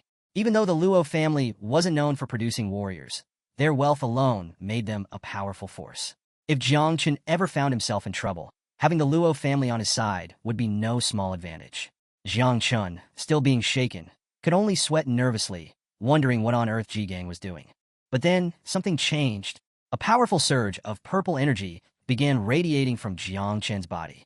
Ji Gang, mid-laugh, suddenly stopped, his eyes widening as he instinctively pulled his hands away. A bead of sweat rolled down his face as he stared at Jiang Chun, his mind racing. If Luo Sandao had awakened a defense class, then her offensive abilities were minimal, which meant the one who had actually killed Yuanwu was Jiang Chun. Jiang Chun, as if confirming Ji Gang's thoughts, extended his palm forward. A sinister mist of dark poison appeared, swirling ominously in his hand. The air around him grew heavy as he finally revealed the truth. He wasn't just an awakened to the creation class. He was also specialized in a 2nd, hidden class, poison. Duan Feng, who had been silently observing from behind, took an involuntary step back, his expression filled with disbelief. He wasn't the only one. The entire group stared at Jiang Chun, processing what they had just learned. Ji Gang, however, wasn't done yet. He reached out again, attempting to shake Jiang Chun's hand, half laughing as he asked just how many more secrets Jiang Chun was hiding. But Jiang Chun quickly moved his hand aside, warning that the mist in his palm was highly toxic. If Ji Gang wasn't careful, even he might not be able to withstand it. The group remained silent, watching with wary fascination. But before Jiang Chun could finish explaining, Ji Gang suddenly grasped his hand without hesitation. Closing his eyes, he smiled reassuringly and told Jiang Chun not to worry. He knew how to handle poisons. As the venomous mist of Little Nine made contact with Ji Gang's skin, Tianjin's gaze sharpened. She studied the interaction carefully, her expression tense. What kind of poison was this? A few seconds later, Ji Gang finally let go of Jiang Chen's hand and pulled back, only to realize that his own hand had already been poisoned. His expression stiffened as the toxic mist began to spread across his skin. This was bad. Jiang Chen placed a hand on Ji Gang's shoulder, shaking his head with his eyes closed. He sighed and told Ji Gang that this time, he had really overdone it. But Ji Gang didn't seem the least bit panicked. Instead, he grabbed his own wrist, stared Jiang Chen down, and snapped at him, demanding he stop acting like this was a big deal. He hadn't even attempted to defend himself against the poison in the first place. Behind them, Tianjin chuckled, closing her eyes as if entertained by the whole ordeal. Meanwhile, Chu Bulang crouched near Ji Gang's poisoned hand, studying it with intense curiosity. What kind of poison was this? Realizing that the situation was getting out of hand, Ji Gang turned sharply toward Yun Xiaoku and called her over to help remove the poison. Without hesitation, she deactivated the protective barrier, allowing its green energy to slowly dissipate. Placing a hand near her mouth, she laughed lightly before agreeing to assist. Jiang Chun, however, couldn't help but remind Ji Gang, again, that this poison was no joke. As he sat down on the couch, he rested one hand on his knee while extending the other to the side, showing the poison's lingering effects. Yun Xiaoku approached him with a calm smile, closing her eyes before placing both hands near his affected hand. A soft glow radiated as she used her abilities to cleanse the poison. As she worked, Ji Gang turned his head toward Jiang Chun, his expression unreadable. Then, with a forced smile, he admitted that the poison was actually quite impressive. He added that the more skills Jiang Chun had, the better it would be for him in the long run. Chu Bulang, who had been silently observing from a distance, moved closer. He placed both hands on the arm of the sofa and watched Jiang Chun intently, analyzing him without a word. Once Yun Xiaoku had completely removed the poison, Ji Gang's demeanor shifted. His usual confidence gave way to a more serious expression as he locked eyes with Jiang Chun. Despite recognizing his talent, Ji Gang advised against enrolling in the Tian camp. With the Xiao family now involved, it was simply too risky. The camp might offer valuable resources, but there was no doubt that a prodigy from the Xiao family would be participating as well. It wasn't worth gambling their safety for a few benefits. Behind him, Tianjin crossed her arms, nodded in agreement, and closed her eyes as if sealing the decision. But Jiang Chun wasn't convinced. A confused look crossed his face as he asked Ji Gang what exactly he meant by resources. Ji Gang, still rubbing his wrist, explained patiently. The camp provided access to rare materials, fierce beast blood, advanced equipment, and other valuable items. For those who ranked among the top participants, there were even greater rewards, mysterious fruits and scrolls leading to hidden realms. Jiang Chen's eyes widened in shock. Was Ji Gang serious? As his mind raced, he couldn't help but imagine the possibilities. If what Ji Gang said was true, then these resources were far superior to simply hunting fierce beasts in the wild. Perhaps the insects could even reproduce again. With that thought lingering in his mind, Jiang Chun, still surrounded by a faint trace of the poisonous mist, met Ji Gang's gaze with unwavering determination. He insisted on enrolling in the camp, declaring that he wasn't afraid of danger. He had full confidence in his abilities and knew he could protect himself. Ji Gang studied him carefully before sighing. He raised a hand, signaling Jiang Chun to wait. He needed some time to think this through. In the middle of the vast West Lake, a grand temple stood in isolation, its presence commanding respect. Suddenly, the calm waters began to shift as someone entered, using their immense power to part the lake, revealing a deep crack in the ground. The water trembled as the figure moved forward, making his way toward the temple. This was Xiao Beihan, the grandson of Xiao Yuanshan, and the undisputed strongest genius of the Xiao family. His combat prowess had reached a terrifying new level, leaving onlookers in silent awe. As droplets of displaced water fell around him like rain, Beihan stood tall, gripping his sword with one hand. Without turning fully, he cast a sharp gaze over his shoulder and ordered his subordinates to stop their pointless chatter. Then, with a serious tone, he demanded to know if they had found what they were looking for. 3 hooded men, standing respectfully before him, placed their hands on their abdomens and bowed their heads. One of them spoke, revealing that they had uncovered crucial information. Young Master Yuanwu had been pursuing a woman named Luo Sandao before his disappearance. Moreover, she hadn't been traveling alone. She was accompanied by someone named Jiang Chun. Hearing this, Beihan's eyes darkened as he processed the information. He knew that the girl from the Luo family wasn't a combat class warrior, which left one question. Who exactly was Jiang Chen? His subordinate quickly answered. Jiang Chen had awakened a creation class ability of divine rank, and the latest reports indicated that he had gone to the Night Watch headquarters. Another hooded man stepped forward, placing a hand over his chest in a formal gesture. With his head still lowered, he disclosed even more information. Both Jiang Chen and Luo Sandao had recently enrolled in the Tianjiao camp. However, there was still no direct evidence linking them to Yuan Wu's death. A slow, sinister smile crept across Beihan's face. His gaze turned sharp as he stared into the distance. Evidence? That didn't matter. To him, these two were already prime suspects. What intrigued him even more was Jiang Chen's divine rank awakening. Someone like that was worth his attention. But now that they had joined the camp, there was no need for him to personally track them down. A cold resolve settled in his mind. After 3 days, he would simply eliminate them both at the camp. Inside Ji Gang's office, the atmosphere was heavy with thought. Both he and Jiang Chen sat on the sofa, the weight of their earlier discussion still lingering. Ji Gang, resting one arm on his knee, extended his other hand to the side as he studied Jiang Chen carefully. Despite having already enrolled Jiang Chen in the Tianjiao camp, Ji Gang couldn't shake his concerns. However, he had taken precautions. He had secured a powerful ally for Jiang Chen, someone who could provide both protection and valuable connections. That person was Xiao, the little princess of the Mu family. At the 7th level of transformation, she was an elite cultivator and widely regarded as one of the strongest among the camp's participants. But before heading to the camp, Jiang Chen would need to accompany her on a mission to explore a secret realm. Not only would this help him increase his level, but it would also allow him to establish relationships with potential allies before entering the camp. Jiang Chen, seated across from Ji Gang with his elbows resting on the arms of the sofa, remained silent, listening intently. Then, with his usual playful smirk, Ji Gang leaned in, took Jiang Chen's hand, and grinned. He mentioned that Xiao was not only incredibly powerful, but also known for her stunning beauty. Since she was the same age as Jiang Chen, Ji Gang suggested, with a mischievous glint in his eye, that Jiang Chen should use his charm to win her over. Jiang Chen, caught completely off guard, instantly broke into a nervous sweat. His expression tensed as he forced an awkward smile. Unsure of how to respond, he scratched the back of his head and hesitantly replied that he'd give it a try. As Ji Gang and Jiang Chen sat in the office, a sudden knock at the door interrupted their conversation.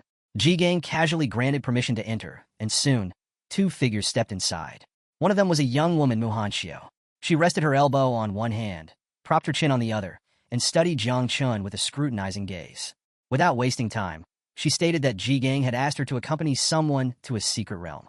Beside her, a man with a relaxed demeanor placed his hand behind his head, closed his eyes, and smiled as if he found the whole situation amusing. Xiao, however, turned to Ji Gang with an impatient look, questioning whether he had changed his mind. Ji Gang responded with his usual charm, saying it was an honor to meet her in person. Xiao crossed her arms, glancing at the ground in mild confusion, while the man next to her continued to touch his head, still smiling, as if he was enjoying the moment. Seeing their strange reactions, Jiang Chen couldn't help but wonder what exactly was going on. Both he and Ji Gang stood up, and without hesitation, Ji Gang draped an arm over Jiang Chen's shoulder, his other hand resting on his waist. With a confident stance, he explained the reason for his delayed response. Apparently, he had been angry with Xiao's grandfather yesterday, which was why he hadn't answered. But today, he was willing to accept the arrangement, with one special condition. Xiao would have to take Jiang Chen with her. Jiang Chen's expression shifted immediately. Surprise flashed across his face as he wondered what was happening. Xiao placed a hand on her hip, then walked toward them with a confident stride. She reminded Ji Gang that she had already given him a level 30 secret realm scroll. Then, with a raised brow, she asked if he still wanted to add more conditions. Ji Gang, still relaxed, shrugged slightly and told her that everyone had their own conditions. Xiao thought about it for a moment, then came to a conclusion. Ji Gang was simply looking for someone reliable to help Jiang Chen level up. Since Jiang Chen couldn't enter a secret realm lower than level 50, it made sense why they were pushing for her assistance. Meanwhile, the man behind her placed his hands behind his back, still smiling silently as he walked toward them, observing the interaction with quiet amusement. Xiao then turned her full attention to Jiang Chen. Staring into his eyes, she asked what level he was and what class he had awakened. Jiang Chen met her gaze with a calm expression and answered that he was level 17 and had awakened the creation class. Upon hearing this, Xiao placed a hand on her waist, pointed at him with the other, and openly scoffed. With a look of complete disdain, she dismissed him as trash. Jiang Chen's patience wore thin. His irritation flared as he immediately labeled her a spoiled brat in his mind. But before he could say anything, Jigang's mood changed in an instant. His face darkened, and his fists clenched tightly. Rage filled his eyes as he prepared to teach her a lesson. With an unfiltered burst of anger, he called her an empty-headed brat and demanded that she show some respect, reminding her that Jiang Chun had awakened a hidden divine rank ability. The tension in the room escalated, but before Jigang could act, the man accompanying Xiao quickly stepped in. Moving swiftly, he grabbed Jigang by the waist, closed his eyes, and with a forced smile, urged him to calm down. He explained that Xiao's outburst wasn't personal. Her boyfriend had just dumped her, and she was taking out her frustration on others. Upon hearing this, Xiao flinched slightly. She turned her head away, and for the first time, uncertainty flashed in her eyes. She realized she might have gone too far this time. Jiang Chun, still processing Jigang's intense reaction, felt a mix of surprise and confusion. Since when did Jigang get this worked up on his behalf? Feeling a wave of nervousness, Xiao quickly turned her body toward Jigang, closed her eyes, and extended both hands in a gesture of apology. With a noticeably softer tone, she sincerely asked him to calm down. Jiang Chun rubbed the back of his head, finding the entire situation rather strange. Despite the tension, their main task still lay ahead. The secret realm they were headed to was known as the Village of Light. It was a level 30 realm with strict entry conditions. Only 5 people below level 50 could enter. The objectives to clear the realm were straightforward: eliminate all the monsters, defeat the boss, or destroy the sacrificial altar. Several hours later, the group finally reached the portal leading to the Village of Light. Standing at the front, Duan Feng placed a hand on his waist and turned to face everyone with a serious expression. He wasted no time asserting his authority. This time, he would be the leader. His instructions were clear. If anyone got separated or found themselves in danger, they were to return immediately to this teleportation point. While the chances of the secret realm becoming unstable were low, they couldn't afford to be careless. If anything went wrong, retreating was the priority. Xiao, arms crossed, listened silently with a faint, amused smile on her lips, as if the whole situation entertained her. Meanwhile, Chu Bulang stepped toward Jiang Chun, reaching a hand toward the portal. With a smirk, he closed his eyes and casually mentioned that a level 30 secret realm scroll was worth at least 1 billion. A reminder of just how valuable this opportunity was. Yun Xiaoku, standing nearby with one hand resting on her elbow, also remained silent, listening. Xiao, however, had other thoughts. Turning her head toward Jiang Chun, she shot him a smug look before calling him a newbie. With a condescending tone, she warned him not to start crying like a baby once they entered, as she didn't want him holding the team back. Jiang Chun simply stared at her without saying a word. With that, the group stepped into the portal. As they disappeared into the swirling energy, Chu Bulang turned back with a reassuring grin, telling Jiang Chun not to worry. He'd protect him. Jiang Chun took a step forward, but despite the fact that this was only a level 30 secret realm, an uneasy feeling crept over him. Something about this place felt off. After several minutes, the group emerged in a vast, open landscape. They stood atop a lush green mountain, surrounded by thick forests and rolling hills. In the distance, nestled between towering snowy mountains, was a mysterious village. The sight was breathtaking, almost too peaceful. Standing at the back of the group, Chu Bulang admired the scenery, commenting on how beautiful the village looked. But as his gaze wandered, he couldn't help but ask, where were the monsters? Jiang Chun remained silent, simply observing the eerie village below. Duan Feng, his hand still resting on his waist, stared down at the village as well. After a moment of thought, he made an unsettling observation. The monsters were probably hiding inside the villagers' houses. Without wasting time, he decided they would need to search each house individually. The group carefully made their way down the mountain, approaching the village cautiously. As they walked, Duan Feng reassured the others not to worry. He quickly assigned roles. Chu Bulang would act as the vanguard, attracting enemy attention. Duan Feng himself would focus on dealing damage. Yun Xiaoku would be responsible for healing. Jiang Chun and Xiao were instructed to stay close behind them and not fall behind. Everyone nodded in agreement, responding with a firm, understood. Deeper within the village, a strange stone sat atop a large rock. Inscribed upon it were the words, Guangming Village. However, instead of radiating light or warmth, the stone exuded a strong and evil aura. Duan Feng, Yun Xiaoku, and Jiang Chun approached the mysterious rock. Sensing something was off, Duan Feng immediately raised his hand, signaling everyone to stop. His instincts told him this was no ordinary rock. There was something deeply suspicious about it. He urged everyone to proceed with extreme caution. Yun Xiaoku, standing beside him with her magical staff in both hands, frowned. She admitted she hated the atmosphere of this village, going so far as to say it felt dark, as if something unnatural lurked beneath its surface. Jiang Chun remained silent, his eyes fixed on the unsettling scene before them. After a brief pause, Yun Xiaoko made a decision. Before going any further, she would apply a purification buff to the entire village. Closing her eyes, she extended a hand toward the sky. Instantly, blue magical energy erupted from her palm, spreading like a mist throughout the village. The entire area was bathed in shimmering magical dust. Jiang Chun instinctively raised a hand to his face, watching as the sparkling particles danced around him. A look of surprise crossed his face as he quickly realized something. This buff was incredibly powerful. Not only did it clear the mind, but it also significantly increased attributes and energy. Suddenly, a strong wind howled through the village, carrying with it an ominous presence. A thick cloud of smoke began to form, swirling violently as the once clear sky darkened, turning a deep, blood-red hue. The flickering lanterns in the village suddenly came to life, casting eerie shadows against the stone walls. Above them, an evil energy gathered, pulsing in the sky like a living entity. Everyone tensed, their instincts screaming that something was terribly wrong. Duan Feng's sharp eyes immediately locked onto the source of the disturbance, the mysterious stone they had just examined. A terrible realization struck him. This wasn't just an ordinary artifact. It was the cause of the corruption. His expression turned grim as he turned back to the others, urgently shouting for everyone to run. But before he could finish his warning, the stone released a powerful force, pulling him in like a vortex. Caught off guard, Duan Feng struggled against the invisible grip, but it was too late. His body was dragged into the stone. With his final breath before disappearing, he desperately called out, "Stay away from the stone. Call for reinforcements immediately. This is a mutation." Then he was gone. A blinding light descended from the sky, crashing into the center of the town. An invisible force expanded outward, forming a magical barrier around the entire village, sealing them inside. There was no escape. At that moment, multiple system windows flashed before everyone's eyes.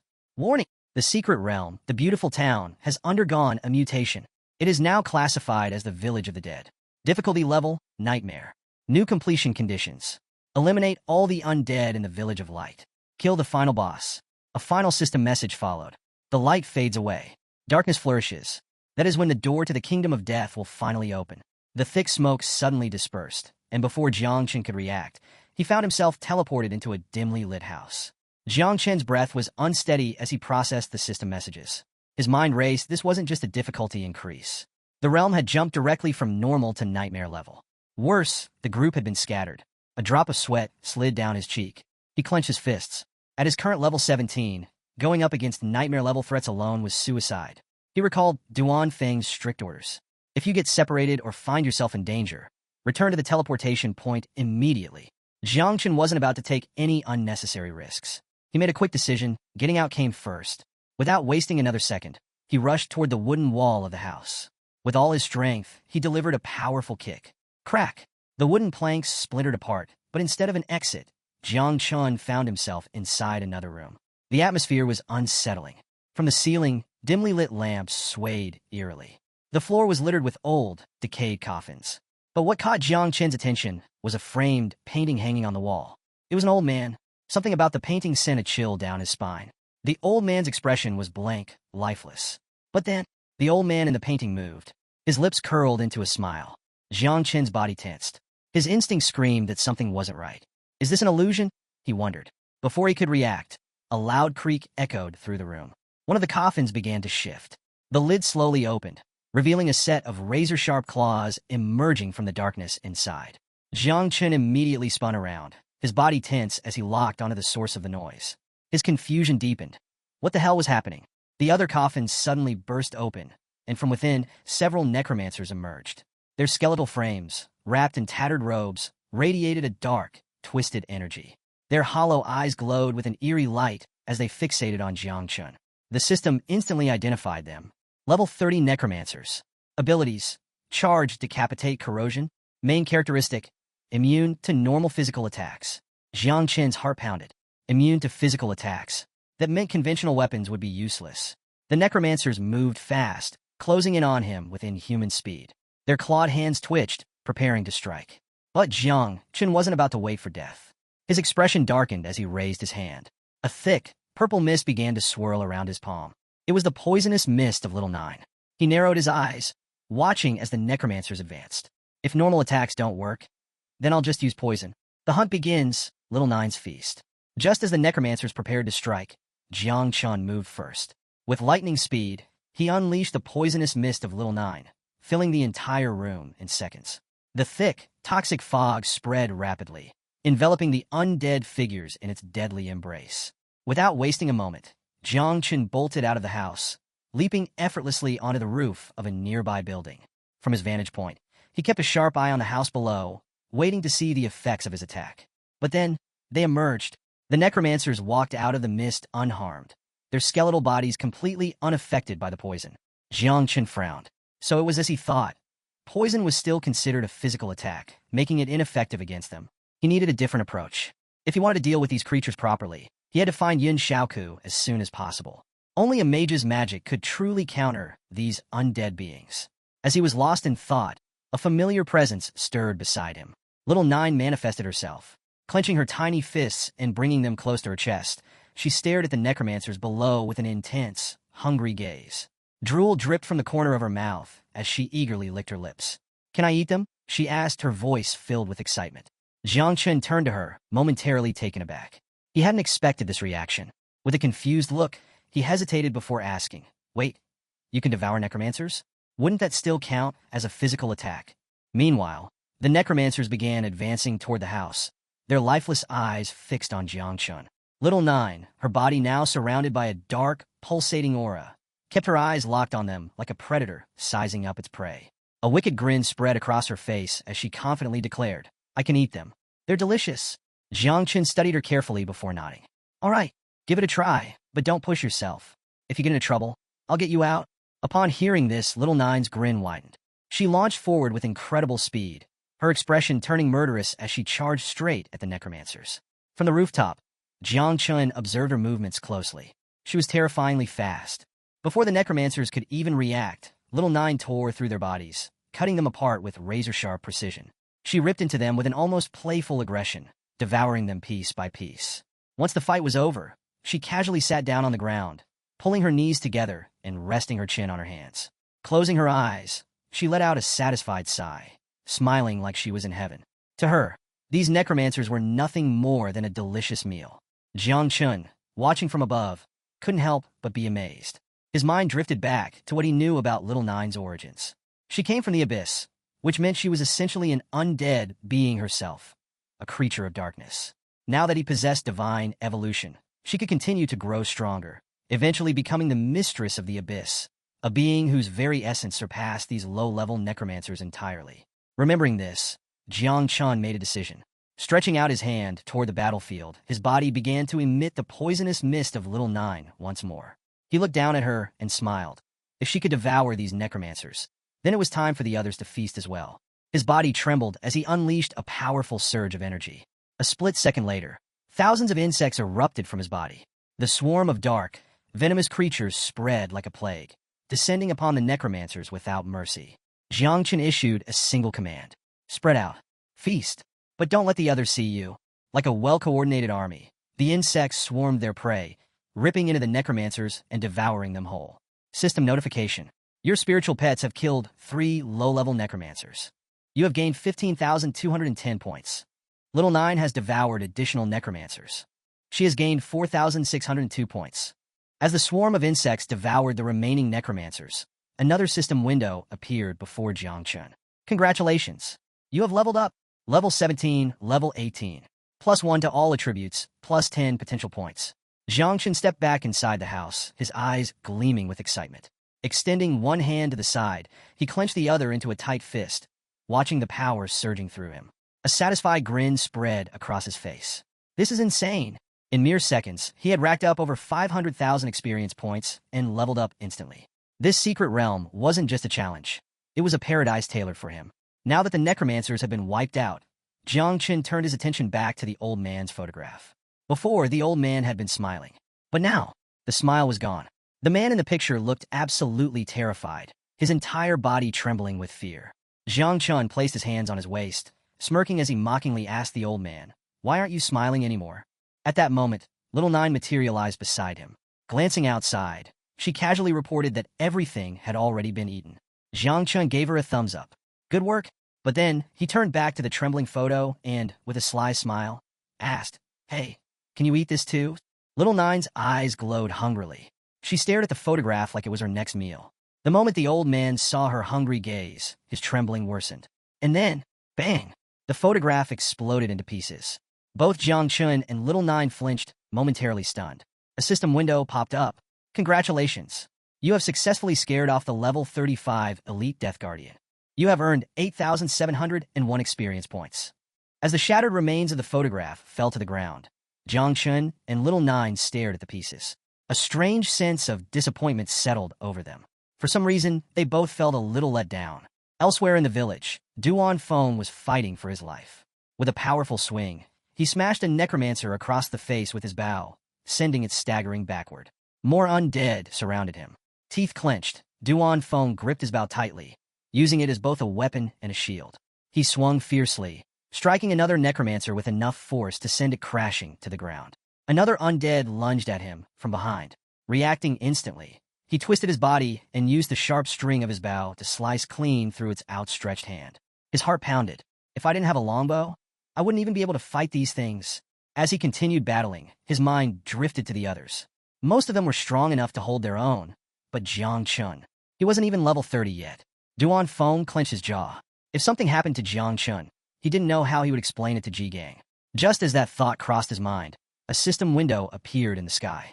Teammate has killed a lower-level Spectre and an elite rank Guardian, level 35. You have earned 12,161 points. Duan Feng's head snapped up. His body froze. Wait, what? A Asterisk Spectre? An elite Guardian? A level 35 boss? His hands trembled as his mind raced. Who? Who could have done this? His thoughts were cut short as another horde of necromancers suddenly rushed toward him. No time to think, he turned and ran. As he sprinted, his mind replayed the system message. Someone was wiping out monsters instantly, and that person had to be insanely strong. At first, he suspected Chu Balang, but no, his physical stats were too passive. Then, he thought about Yin Xiaoko, but while she was a mage, she wouldn't be able to kill this many enemies so quickly. Finally, he considered Xiao. Was she this powerful? If so, then there was hope. The necromancers continued to close in on him, forcing him to pick up his pace. At least now, with a hidden powerhouse on their team, there was a chance to save the others. Still, he hoped Jiang Chun could hold on a little longer. Somewhere else in the village, a figure staggered through the darkness, one hand clutching a deep wound on her shoulder. Her body was covered in scratches and bruises, blood dripping from the corner of her mouth. It was Xiao. Behind her, a horde of necromancers relentlessly pursued her, their hollow eyes glowing with an eerie light. She was barely holding on. Each step felt heavier than the last. Her strength was draining fast, and even her primary ability, speed, had become useless in her current state. Her breathing was ragged. She didn't want to die. I can't die here. I still have to participate in the young talent camp. I have to revitalize my family. But no matter how much she tried to fight back, her hope was fading. She wanted to go home. Tears welled up in her eyes as she stumbled forward, her legs trembling. Just as she was about to collapse, she noticed something strange. The necromancers behind her suddenly changed direction, running away. Xiao's eyes widened in shock. What's going on? Was it one of her teammates? Did someone just kill the undead? Summoning the last bit of her strength, she pushed forward, forcing herself to walk faster. A few moments later, she reached the end of an alley. But then, a thick purple mist began to drift from around the corner. The moment she felt its presence, her heart pounded. This energy, it's powerful. Relief washed over her. If this was coming from one of her teammates, then I'm saved. She just had to hold on a little longer. But luck wasn't on her side. Her legs finally gave out. She collapsed to the ground, arms barely supporting her weight as more blood dripped onto the cold floor. Her vision blurred. This isn't good. The necromancers closed in, their bony hands reaching for her. Panic surged through her as she stretched her hand forward, eyes filled with desperation. Oh, please. And then, Jiang Chun appeared. His sharp gaze locked onto her, his expression unreadable. Xiao's breath hitched. The necromancers were running away from him? She reached her trembling hand toward him, shocked beyond belief. What? How is he this strong? But the necromancers weren't going to wait. They lunged. With her last ounce of strength, she desperately reached for Jiang Chun. Save me! For a brief moment, Jiang Chun remained silent, staring at her in deep thought. Then, just as the necromancer's claws sank into her arm, Jiang Chun grabbed her wrist. With one powerful motion, he yanked her away from danger. Get out of here. he commanded, his voice cold and firm. And stop interfering. Xiao barely had time to process what happened before she was thrown backward. She hit the ground hard, tumbling until she finally stopped. Groaning, she pushed herself up, one eye half closed as she wiped the dirt from her face. Her breathing was heavy as she lifted her head to look at him. Jiangchun, you're insane? But then, the air changed. A surge of purple energy erupted around him. Xiao's expression twisted in shock. She watched, wide-eyed, as Jiangchun extended his hand forward. And then, a swarm of insects burst forth, surging toward the necromancers like a living storm. The undead barely had time to react before the swarm tore into them, ripping their bodies apart. Xiao's realization, falling for Jiangchun. Behind Jiangchun, Xiao sat frozen, staring at him. Her heartbeat quickened, watching him command thousands of insects with ease. Poison mist swirling around him like a dark aura. She found herself unable to look away. For the first time, she seriously questioned everything she had believed about him. Was this really the same useless guy from the creation class? Jigang had mentioned that Jiangchun had 2 classes, but she never paid much attention. But now she understood. This wasn't some weak, insignificant ability. This was power. His true power. A faint blush spread across her cheeks as she placed a hand over her mouth. Her gaze softened, her chest tightening as she continued watching him in admiration. She was in love. 30 minutes later, the rest of the team finally regrouped after finishing off the remaining necromancers. Chu Bulang, exhausted, placed both hands on his knees, panting. Damn, these necromancers are no joke. Duan Feng, rubbing his temple, frowned in confusion. Something was off. He hadn't encountered a single necromancer since leaving that house. The whole thing felt unnatural. Yun Xiaoku, gripping her magical staff with both hands, turned toward Duan Feng and spoke up. Could it be that Xiao has the ability to control necromancers? It was a wild thought, but not impossible. They had no idea if she had awakened any hidden class. This entire situation felt strange. But before they could discuss further, Yun Xiaoku suddenly pointed ahead. Look over there, she exclaimed. The group followed her gaze and spotted clear traces of a battle. The ground was scorched and torn apart, proof that someone had fought not long ago. Chu Bulang furrowed his brows. What the hell happened here? Duan Feng, however, wasn't focused on the battlefield. He was worried about Jiangchun. Was he okay? Not far from them, the remnants of necromancers lay scattered on the ground, shrouded in Little Nine's poisonous mist.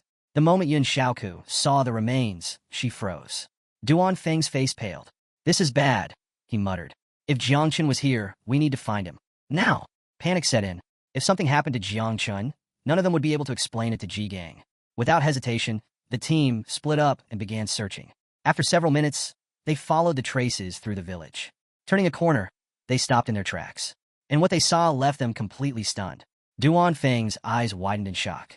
Yun Xiaoku was speechless. Even Chu Bulang, who was usually the most laid-back, froze in disbelief. In front of them, on a small stairway, sat Jiangchun. He rested his elbows on his knees, his head supported by his hand, looking completely calm and relaxed. But the real shock was who was behind him. Sitting directly behind Jiangchun, Xiao clenched her fists tightly and was massaging his back. The granddaughter of a king, massaging Jiangchun? Near them, more necromancer remains littered the ground. Chu Bulang, still trying to process the scene, leaned toward Duan Feng. Is that Jiangchun? Yun Xiaoku, still pointing at the sky in disbelief, confirmed it. It's really him. Duan Feng, however, didn't move. His instincts screamed that something wasn't right. He narrowed his eyes. Don't move, he ordered. Something is off. There was no way Xiao, the arrogant and prideful granddaughter of a king, would lower herself to massage Jiangchun like a servant. This had to be an illusion, a trick from the boss of this secret realm. Doubts and confusion. Is this really Jiangchun? Xiao clenched her fists, standing behind Jiangchun as she continued massaging his shoulders. But the moment they looked up and saw Duan Feng and the others, they both froze. Jiangchun immediately stood up, casually pointing his thumb toward the side. The boss is in the backyard, he informed them, his voice relaxed. However, instead of looking relieved, the group tensed up. Duan Feng immediately raised his bow, his expression serious. Nobody move. Chu Bulang clenched his fists, ready to charge, while Yun Xiaoku tightened her grip on her magical staff. She locked eyes with Jiangchun and spoke firmly. We'll ask you one question. Answer honestly. Jiangchun and Xiao exchanged confused glances. Before he could respond, Xiao stepped forward, placing herself in front of Jiangchun. Extending her arms to the sides in a protective stance, she shot the group a serious glare. If you want to hurt Jiangchun, you'll have to step over my dead body first. Jiang Chen blinked, stunned. What is she doing? For a second, he couldn't help but wonder why she was acting like this. With a sigh, he placed a hand on her face and gently pushed her aside.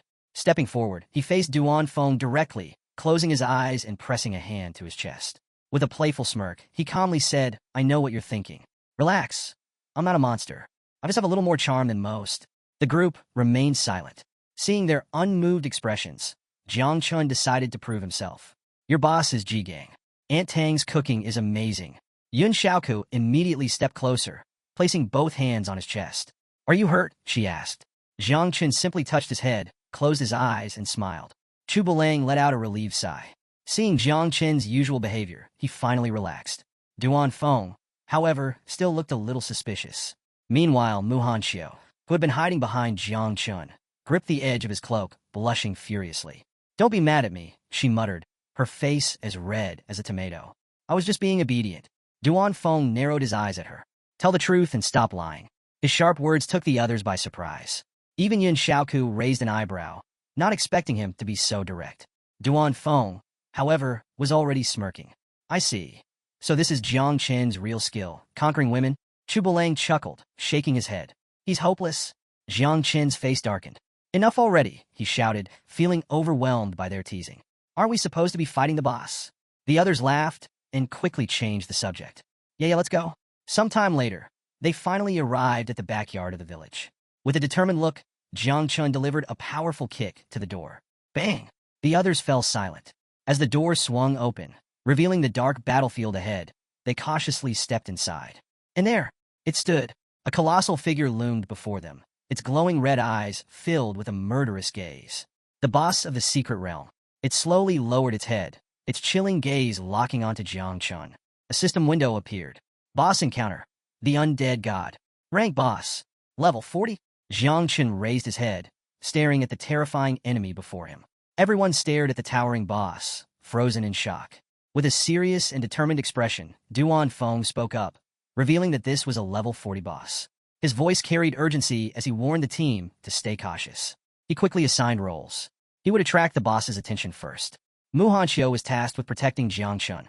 Yun Xiaoku was reminded to apply buffs and stay alert for the boss's attacks. This isn't a game, Duan Feng reminded them. They needed to be careful. The boss remained silent, watching them. Then, without warning, it began to move. Duan Feng immediately signaled to the others. It's moving. Stay sharp and spread out. But instead of attacking, the boss crouched down. Resting its elbow on the ground, it lowered its massive head and prostrated itself before them. Silence. The entire team stood in utter disbelief. Duan Feng was dumbfounded. What is happening? He muttered, his mind racing. Chu Bulang was equally astonished. Why is it begging for forgiveness? Even Muhan Xiao, who had braced herself for battle, was at a loss for words. Jiang Chen took a slow step forward. Extending his hand toward the kneeling boss, his body began to emit Little Nine's poisonous mist. Everyone was injured from their previous battles, so he decided to handle the boss himself. Seeing this as a perfect opportunity, he called out to Little Nine. It's time to eat. In an instant, Little Nine materialized in her full insect mother form. Opening her massive mouth, she lunged forward, prepared to devour the boss whole. The boss lifted its head in horror, looking to the side as if contemplating escape. But before it could react, Little Nine devoured it completely. Jiang Chen remained silent, simply smiling as his pet finished her meal. Several system windows appeared. Congratulations! You have slain the boss, God of the Undead. Rewards, 76, 60, 190 experience points. Another system message followed. Little Nine has transferred 31,224 experience points to you. In an instant, Jiang Chen leveled up from 25 to 26. All his attribute points increased, and he received 10 additional potential points. Within seconds, the boss was completely gone. The poisonous mist slowly returned to Jiang Chen's body. Another system notification appeared. Secret Realm cleared. You have completed Village of the Undead, Nightmare difficulty. The system began calculating their final rewards. As Jiang Chun absorbed the notifications, Duan Feng and the others were hit with realization. Not only had Jiang Chun instantly eliminated the boss, he had also wiped out all the necromancers in the village. Jiang Chun scratched his head, forcing an awkward smile. Oh yeah, total coincidence. My poison just happens to work well against necromancers. The system finished its calculations, and the final mission status window appeared. The team's evaluations were as follows. Duan Feng, level 49, C rank. Chu Bulang, level 49, D rank. Yun Xiaoku, level 46, D rank. Muhan Xiao, level 36, E rank. Jiang Chun, level 26, triple S rank. A golden medal materialized in the sky. The entire team was stunned. They had just cleared a level 30 Nightmare difficulty secret realm with a triple S rank evaluation. The system granted them a special reward. Item obtained. Dead Soul Medal. Effect. Can withstand one deadly attack. Bound to player. Cannot be transferred or sold.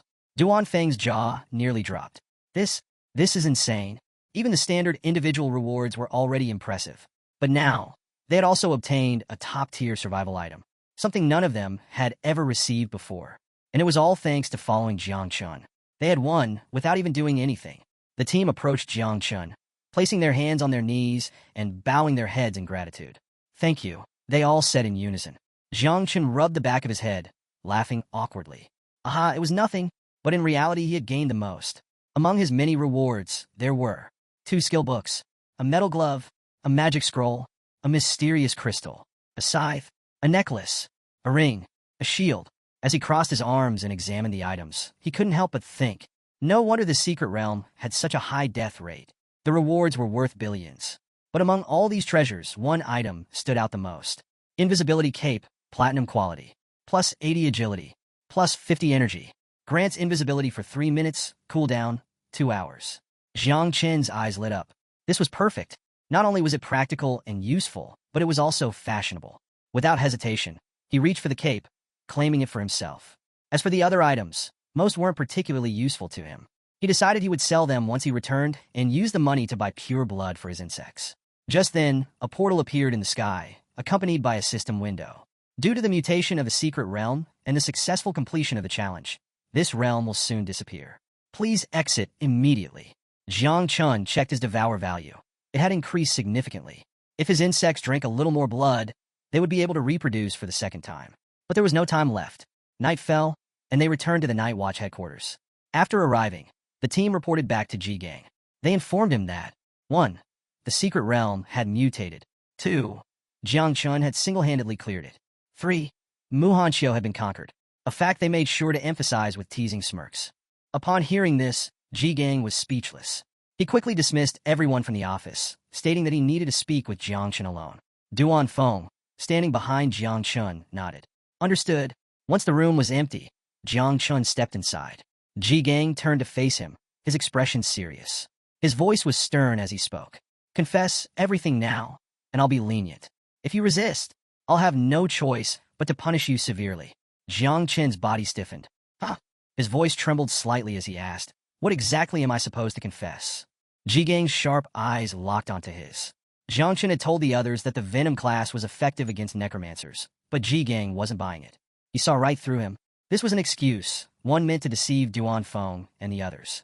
Ji Gang knew Jiang Chun was hiding something. A sinister glint flashed in his eyes as he stepped forward. What are you hiding? He asked, his voice calm, but filled with undeniable pressure. Jiang Chun began sweating. His mind raced. Inside his consciousness, Little Nine trembled in fear. Are the insects about to be discovered? The abyssal insects were an ancient, forbidden plague. If people found out about their existence, would they even let him live? Ji Gang stepped even closer, his gaze piercing. Speak. Jiang Chen's heart pounded. He hesitated, his voice shaking as he tried to explain. But before he could finish, Ji Gang suddenly grinned. Then, he started laughing. Loudly. Jiang Chen blinked, completely thrown off. Ji Gang, still laughing, placed one hand on his hip and patted Jiang Chen's shoulder with the other. Jiang Chen, still tense, slowly relaxed. Wait. Why am I so nervous? He had killed monsters without hesitation. Yet now he was sweating like a guilty criminal. His confidence from the secret realm had vanished in seconds. Jiang Chun was sweating like crazy. For a moment, his entire body tensed, but then he finally realized Ji Gang was just messing with him. Letting out a long sigh, he dropped onto the sofa, resting one arm on the backrest. Extending his other hand toward the ceiling, he spoke calmly. You weren't pulling my leg. You just don't want to pressure me into talking. Ji Gang remained silent, watching him carefully. But it's fine, Jiang Chen continued, placing a hand on his chest. I promise you don't have to worry. I'll tell you when the time is right. For now, he decided not to reveal anything. But in return, I'll get you an epic-level piece of equipment.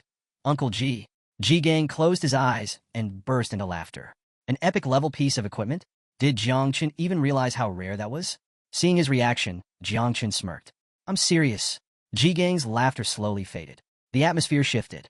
Extending his hand toward the ceiling, he activated a magic circle. His expression grew serious. It's good that Jiang Chen has a hidden ace up his sleeve, but there are things he still needs to understand. A moment later, 3 bandaged corpses suddenly fell from the magic circle, landing with a heavy thud right in front of Jiang Chen.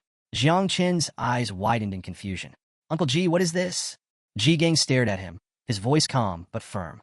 These guys were all at least 3rd-grade masters, level 60 or higher. 2 of them were even 4th-grade grandmasters with a level above 90. Jiang Chen felt a cold chill crawl up his spine. Even Ji Gang himself couldn't handle these kinds of people. Jiang Chen gulped, a drop of sweat trickling down his cheek. His gaze flickered between Ji Gang and the corpses.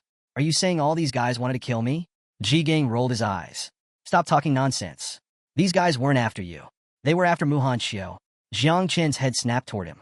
Xiao? Ji Gang reached into his coat and pulled out a scroll. Holding it in one hand, he tossed it toward Jiang Chen. Read it. Jiang Chen took the scroll with both hands, unrolling it carefully. The moment his eyes scanned the text, his expression darkened. Great Summer Hunting List. First place. Ingzhan, level 46, Invincible Descendant. War Zone, Capital Zone. Reward, 3 Celestial Rewards. Second place. Ji Xinyue, level 46, Invincible Descendant. War Zone, Demon City Zone. Reward, 3 Celestial Rewards. Third place. Jiang Wushuang, level 45, Invincible Descendant. War Zone, Jiangnan Zone.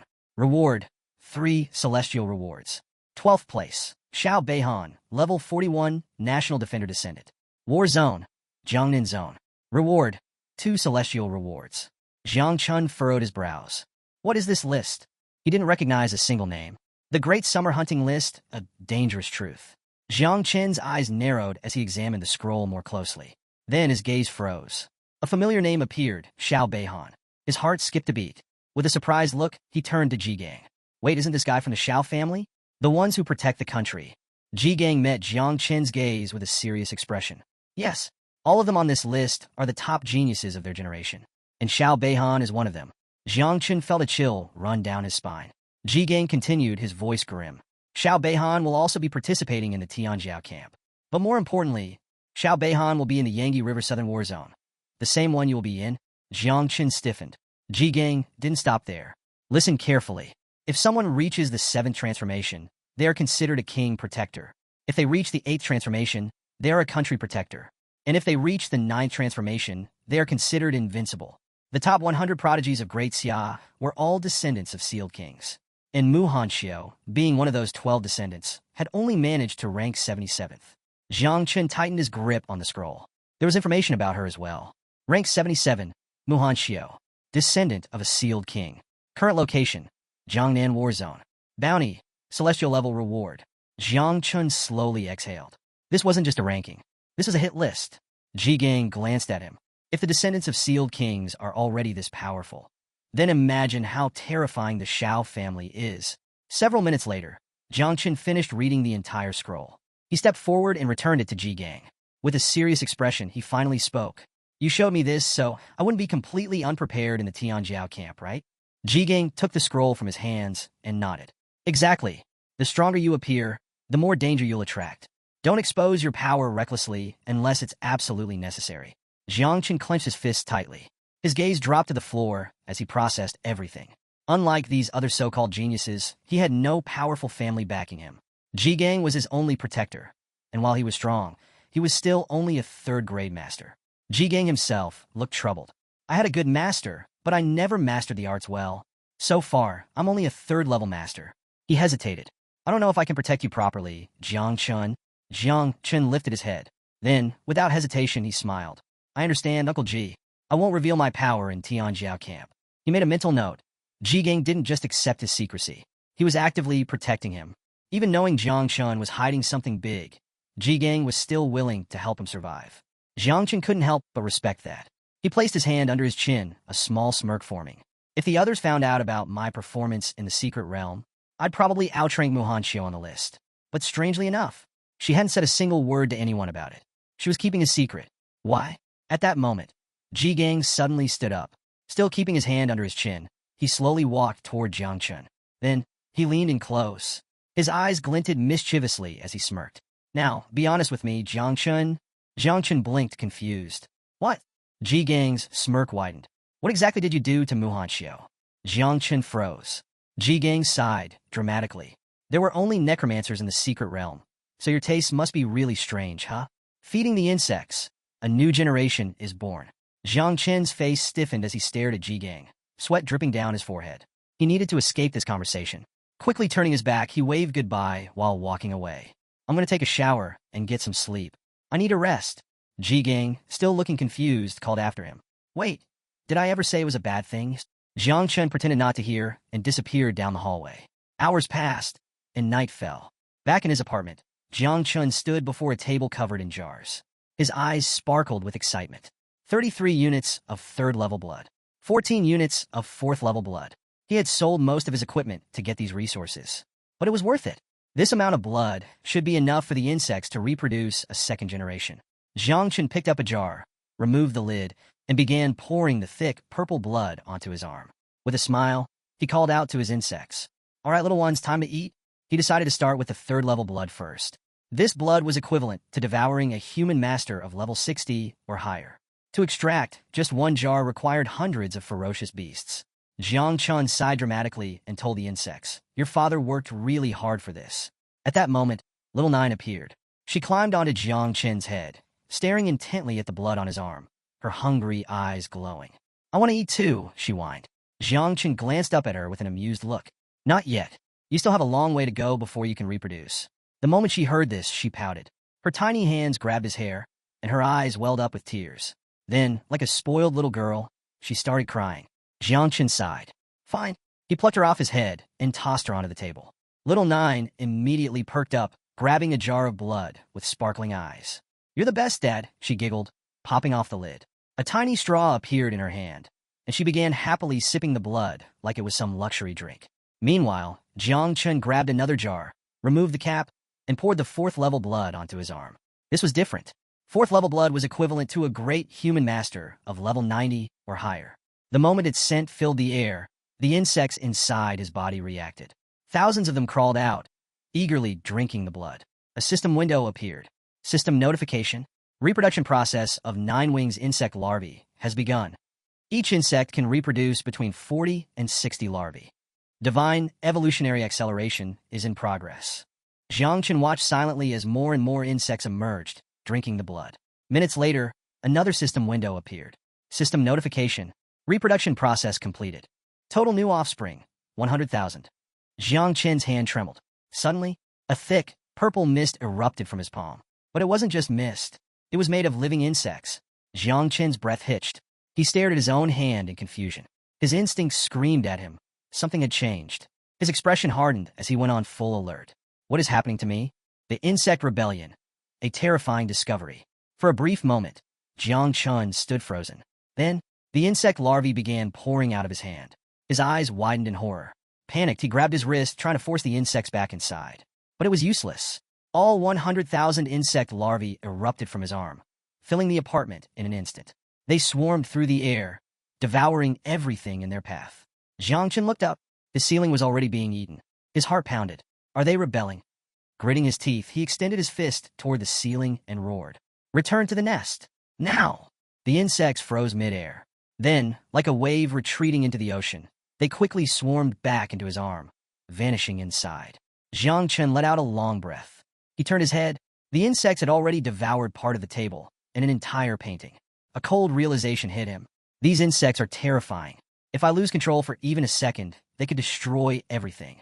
On the table, little Nine was still happily licking the last drops of blood from a jar, completely unbothered by the chaos around her. Jiang Chen's eye twitched. Are you serious right now? With an angry look, he scolded her. You're too busy eating to keep an eye on your mischievous offspring? Little Nine ignored him. She let out a content sigh, hugging the empty jar like a satisfied child after a big meal. Jiang Chen groaned. She's hopeless. Shaking his head, Jiang Chen turned his attention to his status window. A glowing system panel appeared before him. Jiang Chen status. Level, 26. Title, Sovereign of Insects. Profession, Divine Rank Creation Class. Talents, O Growth of All Things, Level 1. O Divine Evolution, Level 1. Oh, ancestral tree? Unawakened. Then, another status window appeared, this time for Little 9. Little 9 status, level 21. Title, Insect Mother, 9 wings of miasma. Disaster rank. Offspring count, 100,000 units. Combat power, 197 stars. Jiang Qin's eyes widened. Her combat power had skyrocketed. At 197 stars, she was already approaching the level of a 3rd-level master. A grin spread across his face. This is insane. The growth rate is too fast. His body hummed with power. He clenched his fist tightly. Everything is ready. Tomorrow, he would enter Tianjiao camp.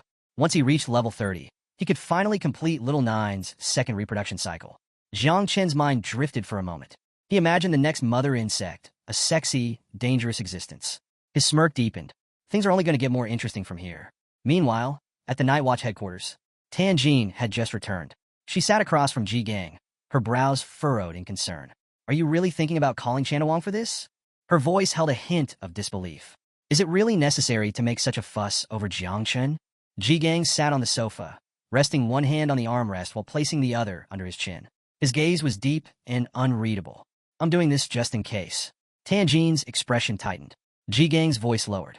In the Yangtze River Southern War Zone, Jiang Chen will cross paths with Xiao Beihan, the prodigy of the Xiao family. But that's not the real problem. His fingers tapped against the sofa. The real danger is Tianjiao camp itself. There are no secrets in Tianjiao camp. Tianjin stiffened. Ji Gang's gaze darkened. There's something about Jiang Chen that terrifies me. Tianjin frowned. You're exaggerating. Ji Gang shook his head. No, I don't think I am. He leaned forward, his voice low. It's his poison. Jiang Chen is hiding many secrets. Tianjin's breath caught in her throat. She met Ji Gang's eyes, and for the first time, she saw genuine fear. A chill ran down her spine. Are you trying to scare me? The forbidden professions. A fear from the past. Tianjin's expression darkened as old memories surfaced. She recalled something that had happened 600 years ago, a time when the Devourer caused mass disturbances in Great Xia. To counter the threat, the kingdom had created the forbidden professions. Anyone found using these forbidden abilities was hunted down and eliminated on sight. A chill ran through her body. Standing up, she looked at Ji Gang with fear in her eyes. If Jiang Chen really had a forbidden profession, it would have been revealed at the moment of awakening. You're overthinking this, Ji Gang. Ji Gang didn't respond immediately. Instead, he clasped his hands together, his gaze locked on the ground. His expression was full of terror. I hope she's right. I hope I'm just being paranoid. The next morning, Jiang Chen left his apartment and headed toward a dense forest. Holding a map in both hands, he squinted at the markings. Which way is the right one? He wasn't entirely sure. Had he gotten lost again? Before he could figure it out, a loud voice interrupted his thoughts. Help! Someone help me! Jiang Chen turned his head, frowning. Who the hell is screaming this early in the morning? He looked behind him and spotted a giant tree. At the base of the tree, a sword was stabbed into the ground. At the top of the tree, a man with white hair clung desperately to a branch. The man's voice trembled with fear. Please, help me. I'm afraid of heights. Jiang Chen stood there in silence. His brain refused to process what he was seeing. This guy had climbed all the way up, only to realize he was afraid of heights? Is he an idiot? Jiang Chen sighed. Whatever. Might as well help him before he dies of stupidity. Raising his hand, he activated Growth of All Things Vine. Immediately, thick branches emerged from the ground, twisting upward. Just as the man lost his grip and began to fall, the branches wrapped around him, gently lowering him to safety. Once on the ground, the man collapsed onto his hands and knees, panting heavily. I was so scared, he gasped. Jiang Chen folded his arms, watching him with a blank expression. The man continued rambling. I just wanted to save a bird's nest. I thought it wasn't that high, but when I climbed up, I realized it was really high. Jiang Chen stared at him. A drop of sweat slid down his cheek. So let me get this straight. This guy is afraid of heights, yet he still climbed a massive tree just to save a bird's nest? He took a deep breath. This man is definitely an idiot. A mysterious swordsman. An offer rejected. The older man stood up, brushing the dust off his clothes. Extending his hand toward Jiang Chen, he gave him a pleasant smile. Thank you for saving me. Then, as if it was completely normal to get stuck in a tree, he added, So, what do you want in return? Jiang Chen, still trying to process this man's existence, scratched his head. Actually, I'm just trying to find my way to Tianjiao camp. Do you know the way? The man turned his back on Jiang Chen, closing his eyes as he walked away. With a calm smile, he waved his hand. Follow me. I'm heading there too. I have a task there. Jiang Chen sighed in relief. Thanks. Putting his hand behind his head, he fell in step behind the old man. As they walked, Jiang Chun felt curious. This man carried a sword on his back instead of storing it in his system inventory. That was unusual. Extending his hand toward the man, he asked, "Are you a job changer too?" The old man chuckled, shaking his head. "No, I never change jobs. I'm just an enthusiast who loves practicing with the sword." Jiang Chun blinked. "Seriously?" The man smiled. "When I was young, I didn't have talent. I failed to change jobs." He turned his head slightly, meeting Jiang Chun's gaze. "For 10 years, I fought and struggled, but I couldn't even afford to buy a bathroom in the city." Jiang Chun's eye twitched. That's an oddly specific way to describe being broke. The man continued, his tone suddenly nostalgic. "At my lowest point, I ran to the mountains, found a small, abandoned cabin, climbed onto a table and—" Jiang Chun's expression tensed. "You were going to?" The man nodded. "Yeah, I was ready to hang myself. But then, out of the corner of my eye, I saw it, a sword." Jiang Chun frowned. "A sword?" The old man's smile returned. "Something inside me changed. I decided to live. From that moment on, I trained with the sword every single day. I practiced drawing the sword for 20 years. Then I practiced fencing for 30 years. His eyes gleamed with excitement. And one day, I had a revelation." He paused dramatically. "Amazing, isn't it?" Jiang Chun stared at him. A long silence followed. Then, forcing a polite nod, he replied, "Yes, that's certainly something." The old man beamed, gripping the hilt of his sword. "Want to learn a special move? I can teach you right now." Before he could even finish saying the name of the technique, Jiang Chun immediately cut him off. "No thanks." The old man froze. Then, with a calm chuckle, he slowly put the sword back. "You're a bit impatient, huh? It's fine. I'll wait. One day, you'll come asking me to teach you." Jiang Chun ignored him and turned his eyes toward the sky. That's when he saw it. Tian camp. His eyes lit up. "Look, isn't that Tian camp?" He turned to the old man, expecting a response. But when he looked back, the old man was gone. Jiang Chun froze. His head snapped left and right, but there was no sign of him. He frowned. Where the hell did he go? That old man was too strange. At the entrance of Tian camp, helicopters hovered in the sky. A long line of participants stretched out before a registration desk. A receptionist stood at the front, addressing the crowd. "All geniuses entering the camp must line up for registration. Each of you will receive an identification bracelet. Once worn, it cannot be removed unless you are eliminated." Among the newcomers, a man with black hair slowly approached the entrance. After waiting in line, it was finally Jiang Chun's turn. The receptionist glanced at his registration details. Jiang Chun from Chujiang City. He handed Jiang Chun an identification bracelet, which he promptly secured around his wrist. Just as he finished, he felt two intense gazes on him. Turning his head slightly, he saw Xiao and Luo Sundao. Both of them had their hands over their chests. Their eyes locked onto him with a dreamy expression. Their faces slowly turned bright red. Jiang Chun blinked. What's happening? He understood why Luo Sundao was looking at him that way. He was her benefactor. That made sense. But Xiao, why was she acting like this? Before he could make sense of it, the two girls suddenly turned on each other. Their expressions darkened. "What are you doing here?" Luo Sundao's tone was sharp. "I should be asking you that." Xiao shot back. The tension escalated instantly. Their aggressive stares turned into full-blown insults. Luo Sundao crossed her arms. "Why are you even calling Jiang Chun love?" She gave Xiao an exasperated look. "I told you to stop reading those romance novels. Now you're hallucinating." Xiao smirked. "You're right. I was clueless before. But now I know what true love is." She flipped her hair dramatically. "Compared to me, you're nothing." Luo Sundao's eyebrow twitched. The argument continued, growing more intense. Meanwhile, Little Nine materialized, casually pulling out a slice of watermelon. Taking a slow, satisfied bite, she glanced at Jiang Chun. "This is getting good," she mumbled between chews. Jiang Chun remained completely silent. "This information is too much to process." Luo Sundao, frustrated, pointed at Little Nine. "And why is she so close to Jiang Chun?" Before Little Nine could respond, Xiao swooped in, grabbing Jiang Chun's arm. She smirked at Luo Sundao. "Jealous much?" Then, mockingly, she added, "Stop being so narcissistic. I'm not following him." With a teasing smile, she leaned her head against Jiang Chun's shoulder. "Besides, Jiang Chun has the final say in this." Jiang Chun still didn't say a word. Luo Sundao's eyes narrowed. "You told me something similar a long time ago." She smirked. "And now it's actually happening." Xiao's face turned even redder. Fidgeting, she muttered, "Double. Jiang Chun is very handsome." Luo Sundao approached her, resting a hand on her shoulder. With a playful laugh, she asked, "So, Are we good friends again?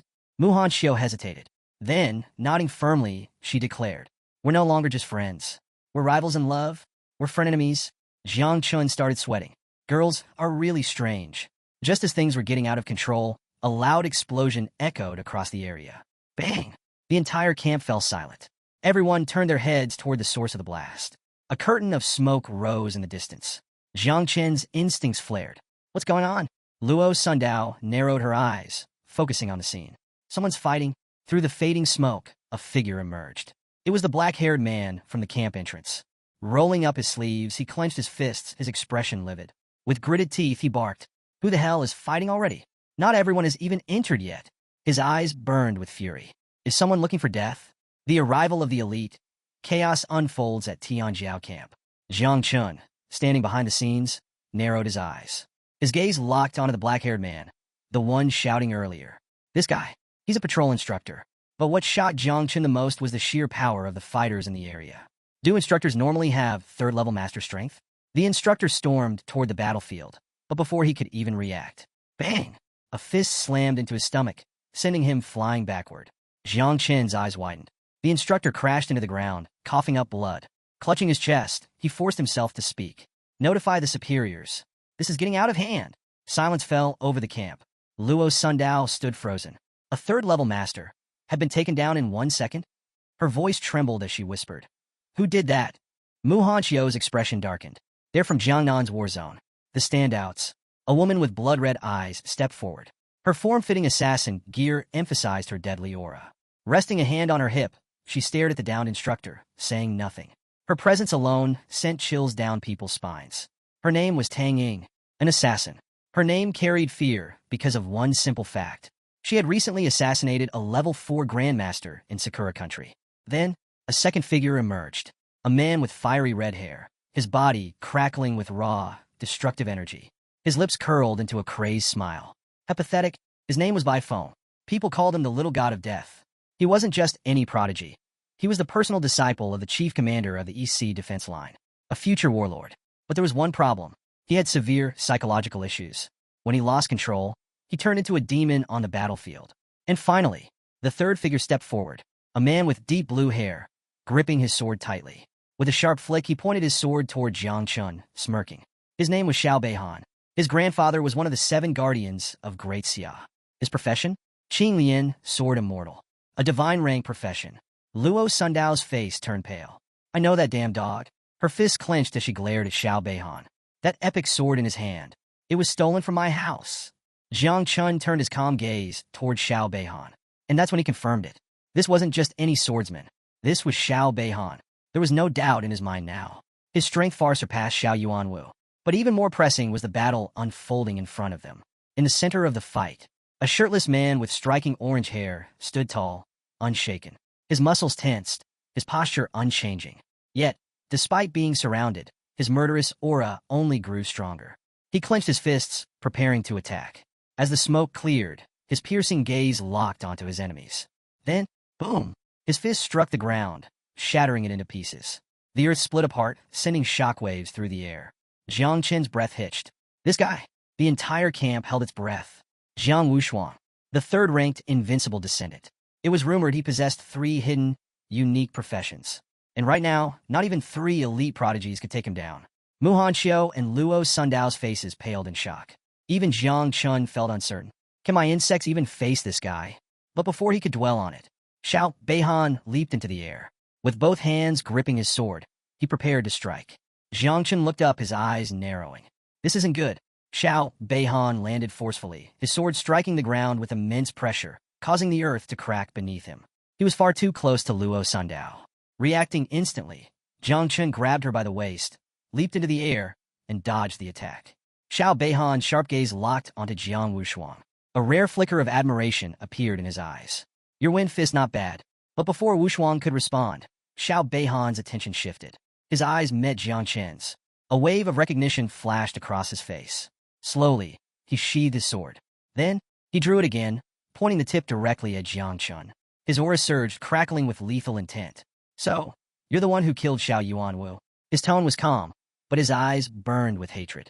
He may have despised Xiao Yuanwu for being useless, but that didn't mean he would let an outsider get away with killing him. Jiang Chun remained unmoved. With a determined expression, he extended his hand. A dense, purple mist spread around him.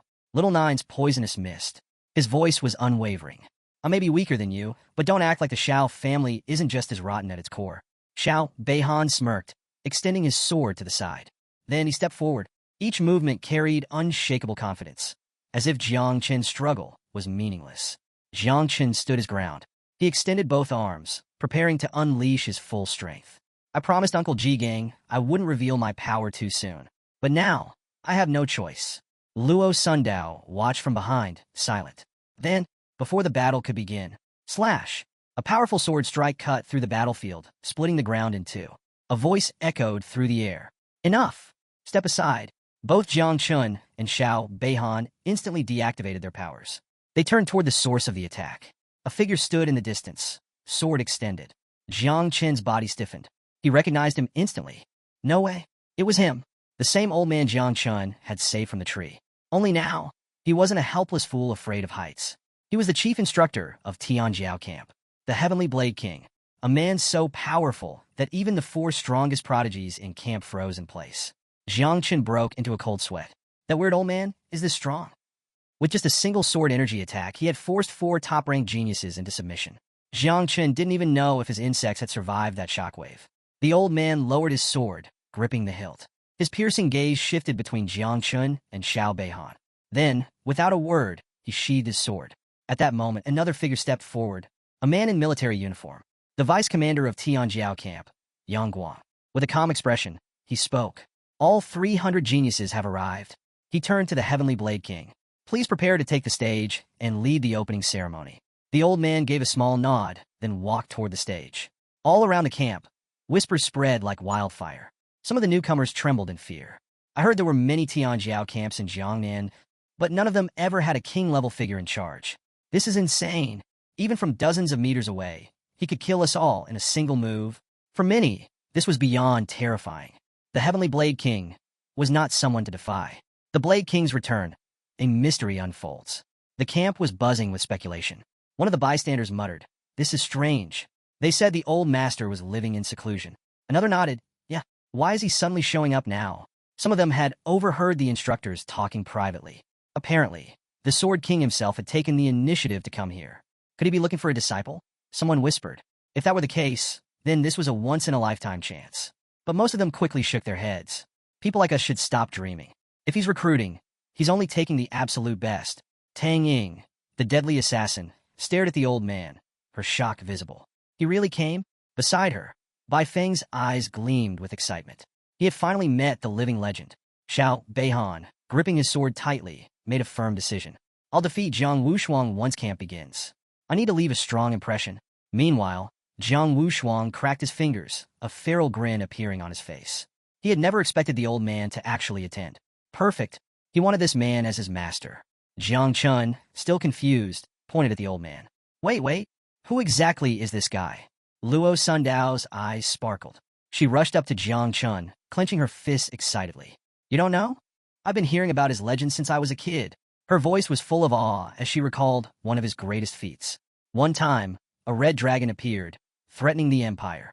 But the old man jumped onto its head and, with a single sword strike, drove his blade straight into its skull. She gestured dramatically, mimicking the dragon's dying screams. Jiang Chun blinked. That sounds ridiculously exaggerated. But Luo Sundao wasn't done.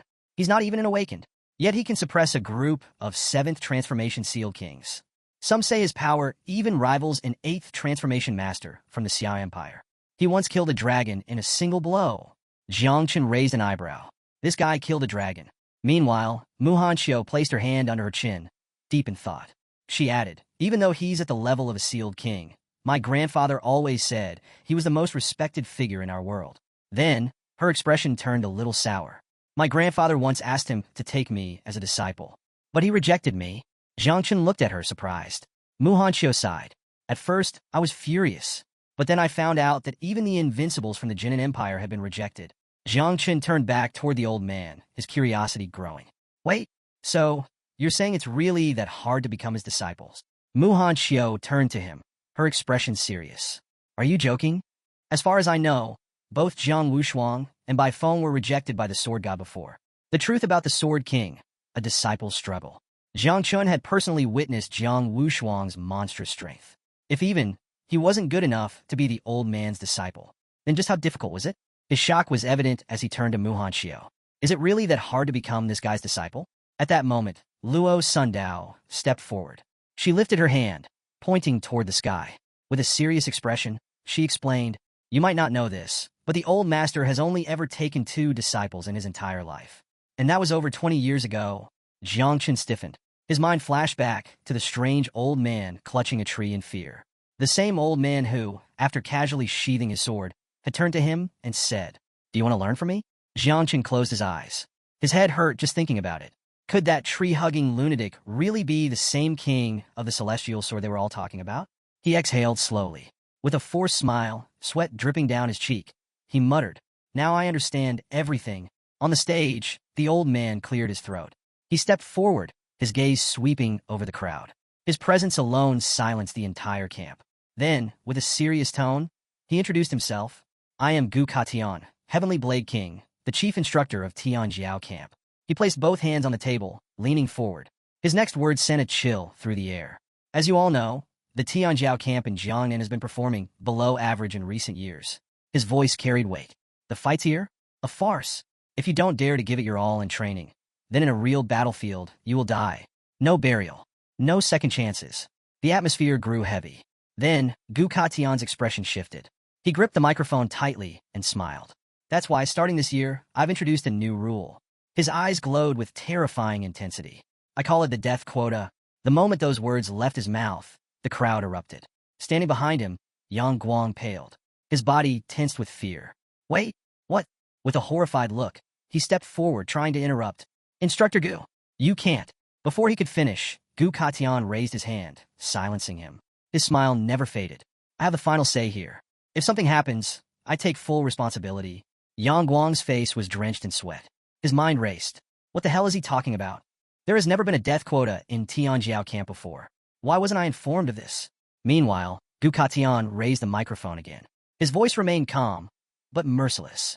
"Starting today, 10 of you will die in every round of the test. If you wish to withdraw, do it now." The panic was instant. A young boy grabbed his friend's arm, his face pale with fear. "I can't back out. If I do, my entire family will be disgraced." His friend swallowed hard, his hands trembling. "I don't want to die." At the front of the crowd, Jiang Wushuang remained still. His arms were crossed over his chest. Then he grinned. A wild, bloodthirsty excitement flickered in his eyes. As expected from the senior Heavenly Blade King, the game of death begins. A target on Jiang Chen's back. Jiang Wushuang crossed his arms, smirking. This should have been done years ago. Meanwhile, Xiao Beihan turned his head, his eyes locking onto Jiang Chen. A chilling smile spread across his face. "This rule was made just for you." Jiang Chen remained calm, analyzing the situation. Xiao Beihan's meaning was clear.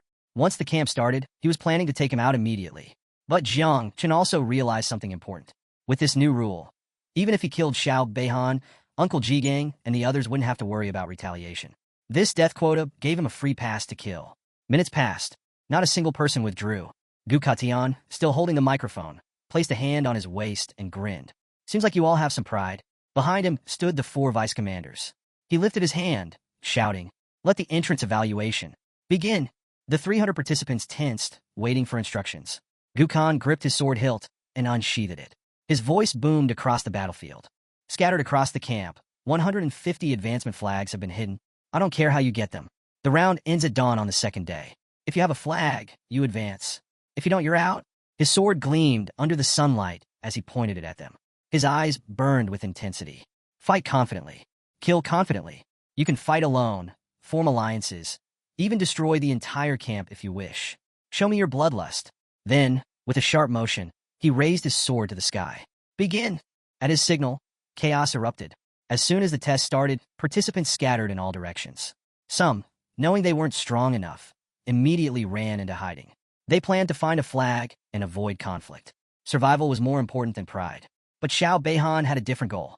As his body became shrouded in powerful blue energy, he grinned. Then, he unsheathed his sword and began walking toward Jiang Chun. Step by step, he closed the distance.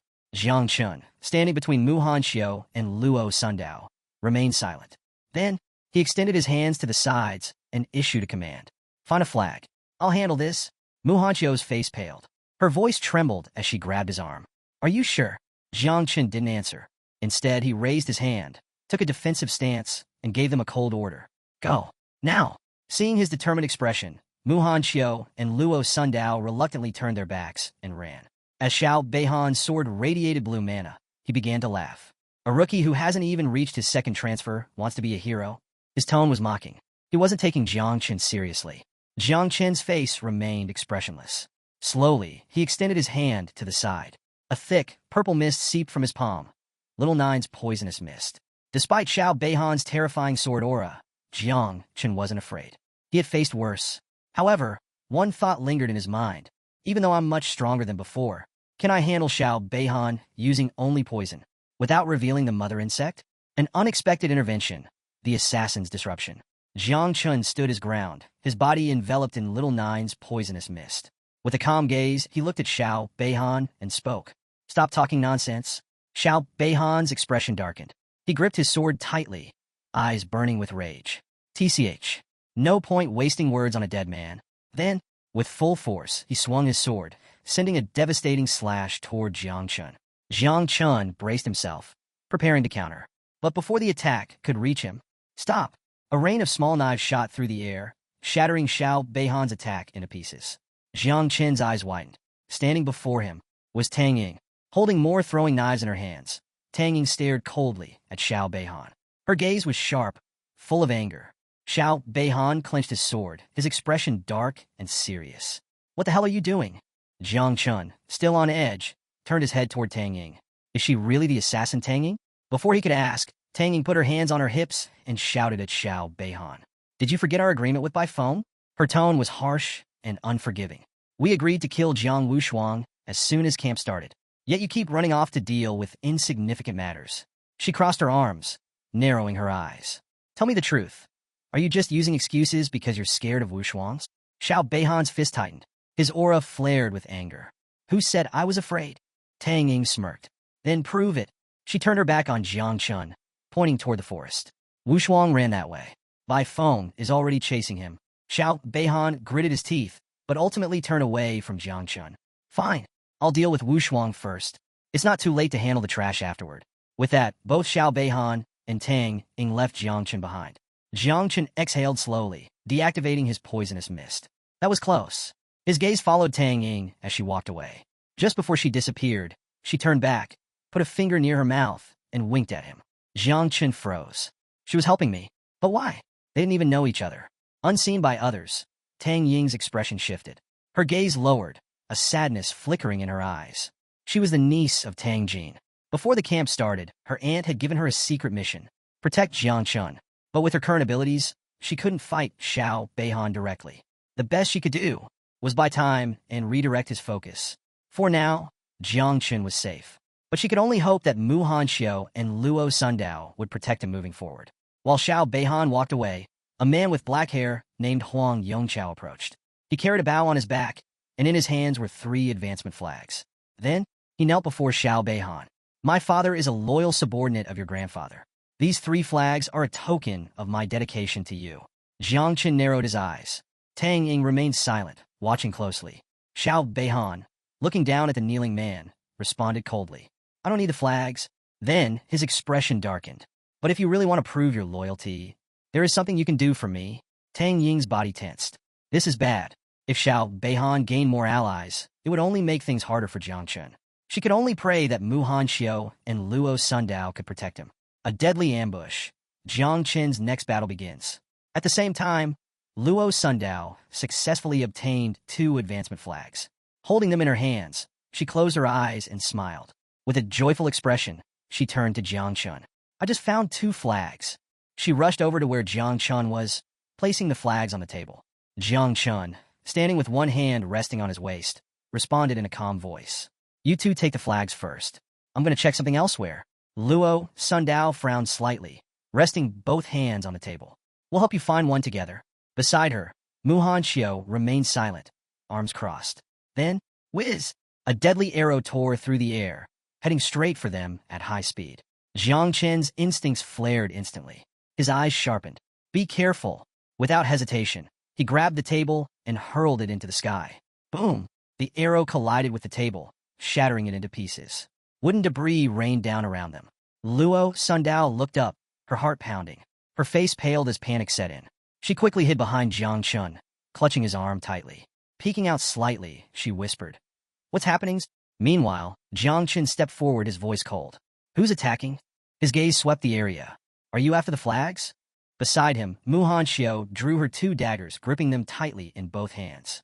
She took a defensive stance, her eyes scanning the surroundings. Then, a figure leaped into view. A man holding a bow, his eyes locked onto Jiang Chun. His arrow radiated with powerful energy. The attacker's identity was revealed. Huang Yongchao. Jiang Chun narrowed his eyes.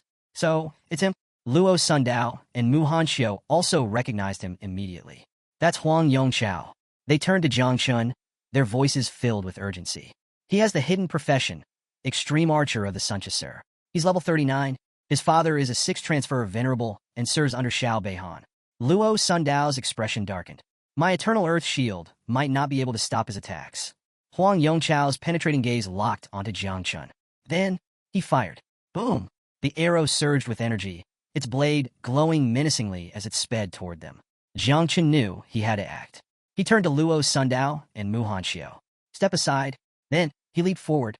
His eyes gleamed with determination as he charged toward the incoming attack. Extending his hand, his palm began releasing Little Nine's poisonous mist. His voice was cold and unforgiving.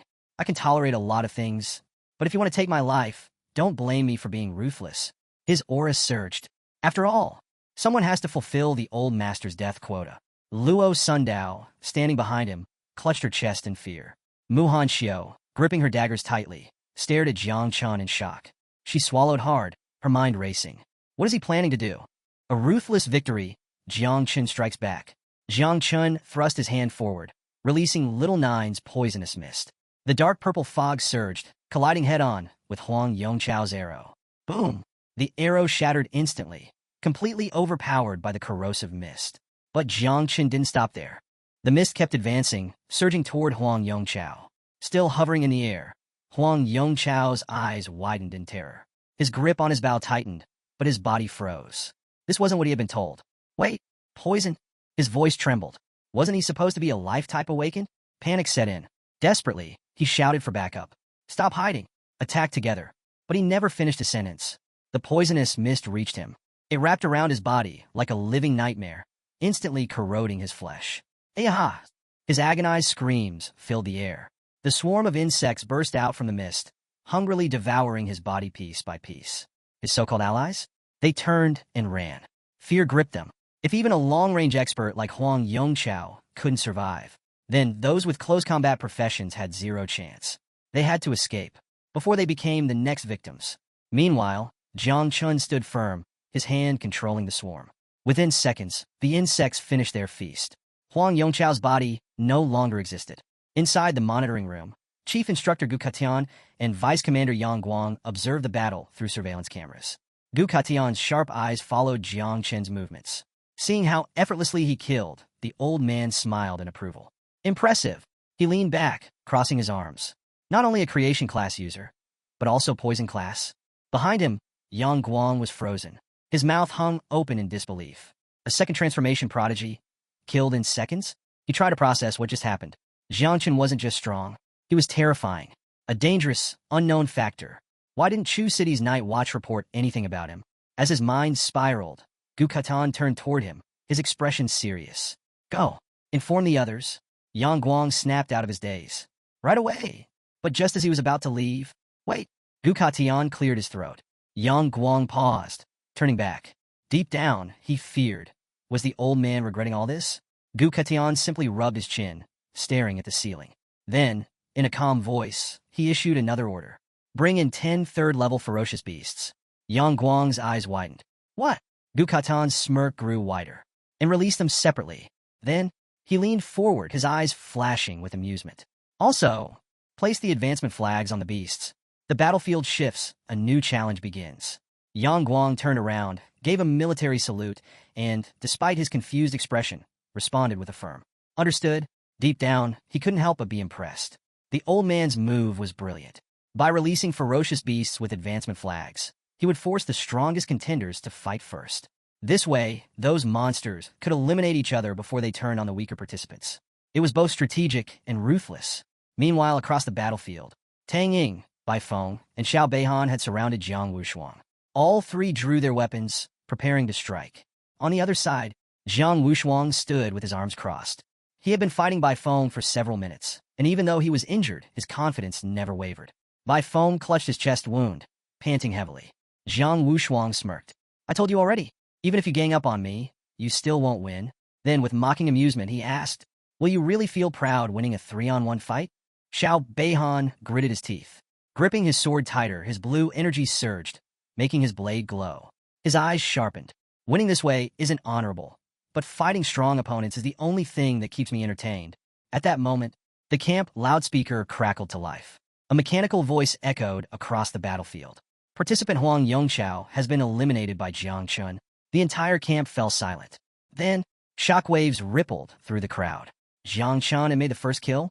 Not just anyone, but a level 39 second transformation prodigy? Most people couldn't believe it. Xiao Beihan's smile faltered. His expression darkened. That fast. Even though Huang Yongqiao wasn't top tier, he was still among the top 50 geniuses in camp. He was also far stronger than Xiao Yuanwu. And yet, he had been erased in seconds. Tang Ying, clutching her throwing knives, felt her heart drop. This isn't good. She had been told Jiang Chun was only level 26 in the creation class. And yet, he had effortlessly slaughtered a level 39 combat class prodigy. Even she, an assassin, couldn't have killed Huang Yongqiao so easily. Bai Feng, still catching his breath, looked to the sky and smirked. This year's Tianjiao camp is full of hidden monsters. Jiang Wushuang, still standing there, tilted his head and grinned. Are you sure you want to waste your time with me? Shouldn't you be worried about that other expert? Jiang Chen? Xiao Beihan ignored him. All three tightened their grip on their weapons, ready to attack. Before they could strike, the camp loudspeaker blared again. Attention. 10 third-level ferocious beasts are being released into the battlefield. Each beast carries an advancement flag. Participants who acquire a flag will receive an additional ranking score. The top 10 participants will receive special rewards. First place will receive 100 million. The moment the announcement ended, Xiao Beihan, Bai Feng, and Tang Ying immediately backed away. Jiang Wushuang's grin widened. His arms still crossed, he chuckled. Looks like the king of the celestial sword just gave us some new toys to play with. He turned to the side, his smirk growing. Fine, I'll join in. He had set his sights on the blue flag. Meanwhile, Jiang Chun stood in the distance, still processing what he just heard. His expression shifted. A 100 million reward? The moment he remembered how fast his insects could reproduce, his eyes gleamed. If he secured first place, he wouldn't just get money. He'd get resources. And with more resources, he could evolve his insects even faster. A giant beast falls from the sky. A new battle begins. Suddenly, boom! Something massive dropped from the sky, shaking the ground upon impact. Jiang Chun, who wasn't far away, instantly went on alert. His eyes narrowed. What is that? The dust settled. Standing before them, a massive mutant wolf. Luo Sundao, standing next to him, gripped her shield. It's the first ferocious beast. Jiang Chun examined it closely. His brows furrowed. This is a third-level beast. Nearby, Mu Hanqiu's face paled. Her voice trembled with urgency. Be careful. This thing is as strong as a level 90 awakened. The beast's enormous frame trembled. Its body was partially paralyzed from the fall. Luo Sundao squinted. Then, turning to Jiang Chun, she asked, it's still regaining consciousness. Should we take advantage of this? Jiang Chen's gaze sharpened. He stepped forward, his hands releasing Little Nine's poisonous mist. Move back. He prepared to strike. But, swoosh! A powerful slash shot toward him from above. Jiang Chun reacted instantly. He jumped, dodging the attack at the last second. Landing on the ground, he clenched his fist tightly. His mind raced. Who just attacked me? Then, his gaze lifted. Standing atop the beast's head, gripping his sword, Xiao Beihan. Xiao Beihan's eyes locked onto Jiang Chun. His lips curled into a smug smile. Not only did you kill Huang Yongqiao in seconds, now you're trying to steal my flag? Jiang Chun didn't waste words. He thrust his hand forward, unleashing Little Nine's poisonous mist. If you're here to fight, stop talking. Xiao Beihan laughed. Then, he jumped into the air, raising his sword. Heaven and Earth Wind Dragon Slash. A massive, swirling wind slash tore through the battlefield, slicing through everything in its path. It collided with Jiang Chen's mist, dispersing it instantly. Xiao Beihan landed back on the beast's head, his sword glowing with blue energy. His expression was full of confidence. No wonder you're so arrogant. His eyes gleamed. Turns out you have the hidden poison class. He smirked. Too bad for you. Poison is difficult to control, and in front of my wind, it's nothing. Muhan Xiao clenched her fists, her face tense. She turned to Luo Sundao. This isn't good. Wind counters poison. We need to help him. But Luo Sundao grabbed her arm. Her expression was serious. No. Muhan Xiao froze. Luo Sundao's voice was calm, but firm. Jiang Chen's poison isn't ordinary poison. If we interfere, we'll just get in his way. The poisonous dragon versus the Blue Lotus. Jiang Chen's deadly counterattack. Jiang Chen took an offensive stance, his body engulfed in poison. His eyes locked onto Xiao Beihan. This had gone on long enough. It was time to end it. Then, he unleashed his technique. Poisonous Mist Dragon. From the swirling toxic mist, a massive poison dragon emerged. Its serpentine body coiled through the air, its sinister green eyes burning with deadly energy. With a roar, it opened its mouth, ready to devour everything in its path. Seeing the sheer size of the dragon, Xiao Beihan's confidence wavered. Teach, this isn't good. He knew just slicing it wouldn't work. So instead, he made a bold decision. Gripping his sword tightly, he ran his fingers across its blade. The winds howled around him. Then, he lifted his sword toward the sky and activated a forbidden technique.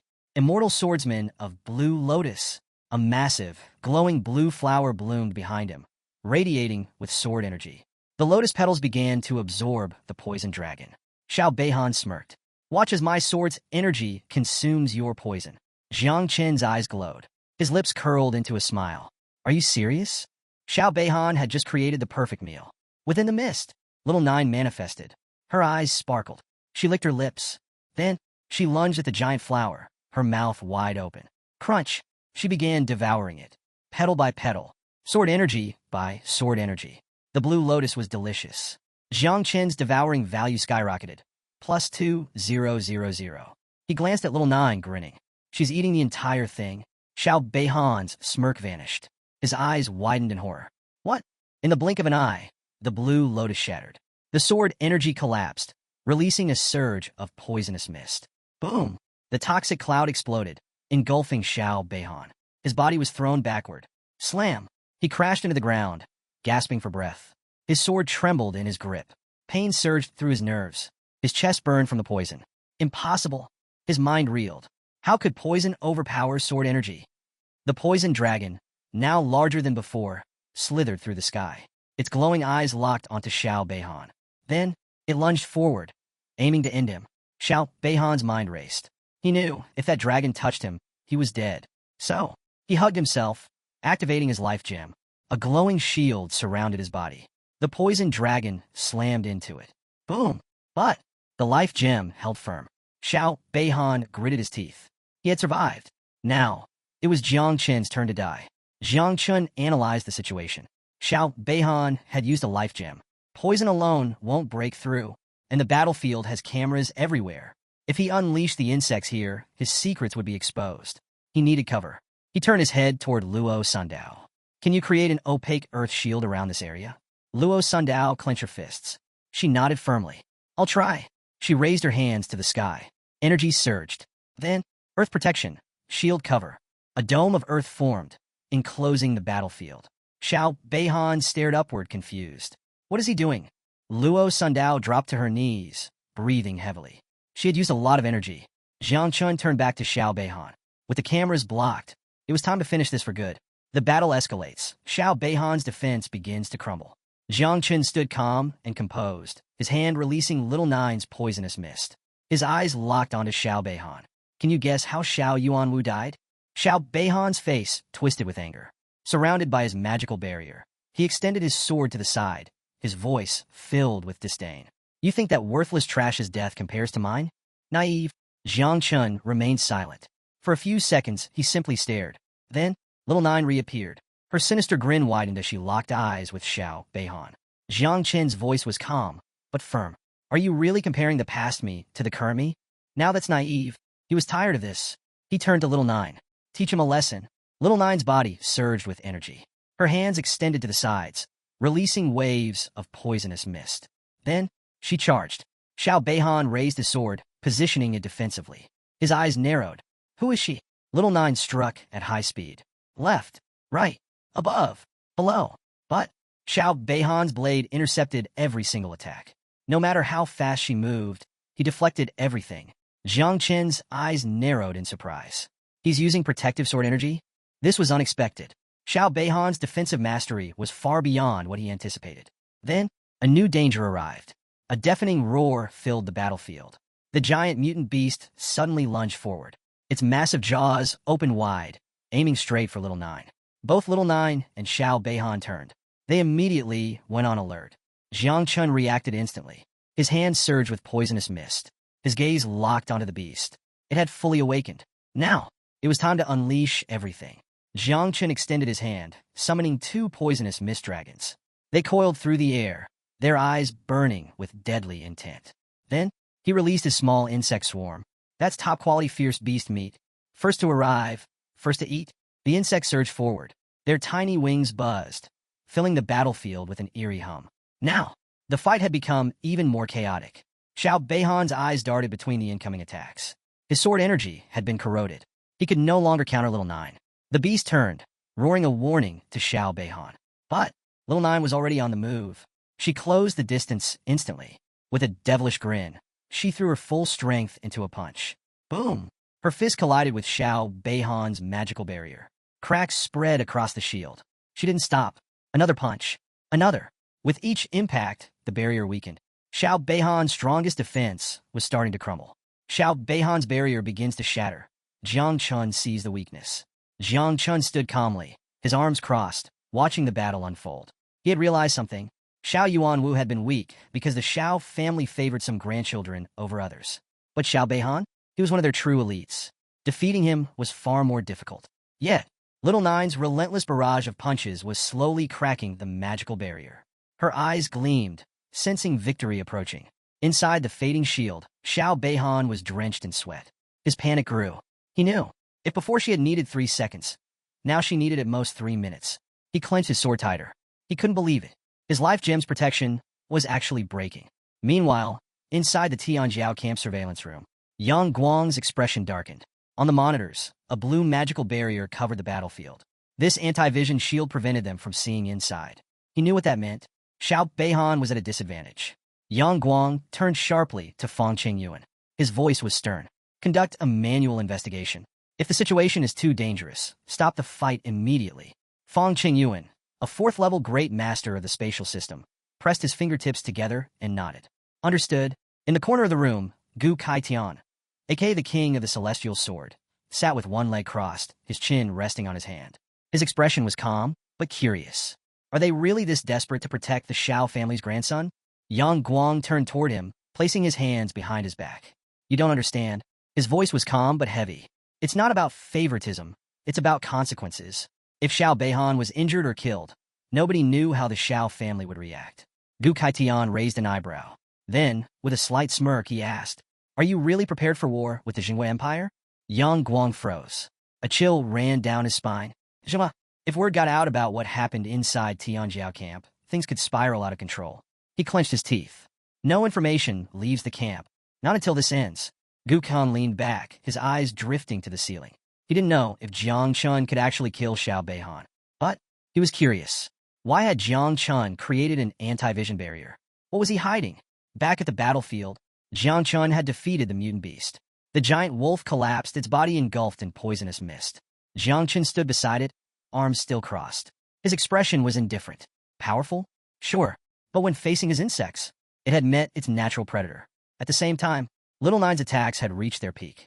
The barrier surrounding Xiao Beihan was now covered in deep cracks.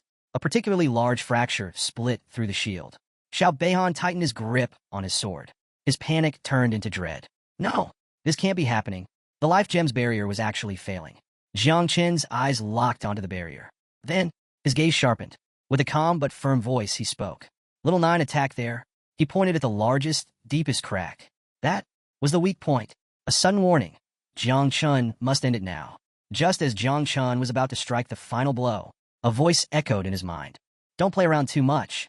Fang Qingyuan, the great master of the spatial system, has arrived. Jiang Qin's expression changed instantly. His eyes widened in shock. His heart pounded. A spatial master was here? That meant he was being watched. If they see the insects, I'll be exposed. No hesitation. Jiang Chun extended his hand toward Little Nine. Return. Little Nine mid-punch froze. Her fist was inches from breaking the barrier. Her eyes flickered with confusion. Huh? What's happening? But she obeyed. She dissolved into poisonous mist, retreating back into Jiang Chen's body. Now, he needed to end this fight immediately. Jiang Chen raised his hand. A massive insect appeared. It crawled toward Xiao Beihan's barrier. Then, it began to glow. Inside the barrier, Xiao Beihan's breathing was ragged. He saw the strange insect approach. His brow furrowed in confusion. Then, his face paled. His entire body tensed. He began to sweat uncontrollably. What is that? Then, it was too late. Boom! The insect exploded. The energy pierced through the magical barrier. Then, a massive chain reaction. Boom! A shockwave surged outward. The barrier shattered instantly. But the explosion didn't stop. A second explosion erupted inside the broken barrier. It was so powerful. It was like a miniature nuclear blast. The explosion tore through the battlefield. Luo Sundao's earth shield collapsed under the impact. She clutched her stomach, gasping in pain, before falling to the ground. Luo! Muhan Xiao rushed forward, catching her before she collapsed completely. Her eyes were filled with concern. Are you okay? Luo Sundao forced a weak smile. I'll be fine. Meanwhile, the dust slowly settled. What remained? The ground was completely destroyed, scattered across the battlefield, advancement flags, and the only thing left of Xiao Beihan, his severed arm, and his sword. Jiang Chen walked forward. His gaze scanned the remains. He picked up the sword. Then, his eyes narrowed. Did he die? Or had he been rescued by the spatial master? He wasn't sure, but he grabbed the severed arm anyway, just in case. Jiang Chen approached Luo Sundao. With a calm expression, he tossed her the sword. Take good care of your family's weapon. The sword spun in the air, descending toward her. Luo Sundao reached out her hands, catching it. Her cheeks turned red. She hugged the sword tightly. Her voice was soft, but grateful. Thank you. Meanwhile, Muhan Xiao picked up the fallen flags. She turned to Jiang Chun with an excited smile. We're in the top 10. Jiang Chun looked at the flags. He offered to share them. But Muhan Xiao shook her head. No, her eyes were determined. I want to see you surpass Jiang Wushuang and take first place. Luo Sundao smiled. I don't need the flags either. She held up the sword. Getting this back is enough. Jiang Chun smirked. Bang! A fist slammed onto the table. Yang Guang's face was twisted in anger. Beside him, Fang Qingyuan. Yang Guang gritted his teeth. His voice was filled with rage. What the hell happened? Why didn't you teleport Xiao Beihan in time? The poison was too strong. Fang Qingyuan's failure. Fang Qingyuan closed his eyes, deep in thought. Then, with a calm yet resigned voice, he explained. The poison was too strong. He barely managed to extend his spiritual energy toward Xiao Beihan. But the moment it touched the poisonous mist, it corroded instantly.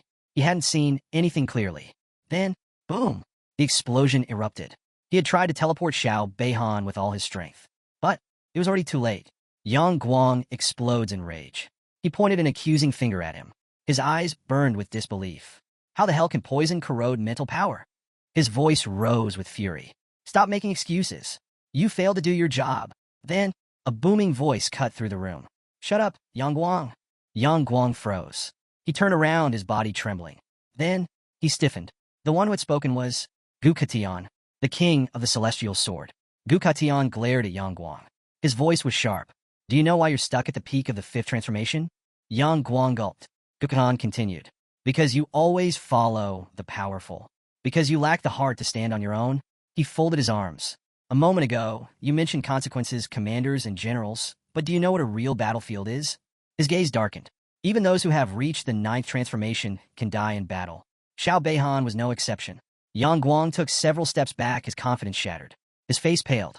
I wasn't talking about the great general. I only meant Commander Duan. Gukhan turned his back to him. Then, with a calm but commanding voice, he gave his order. Report everything inside the camp first. Keep all information strictly confidential. Until tomorrow at 6 a.m., before the evaluation ends, no one, not even Xiao Beihan, is allowed to leave the camp.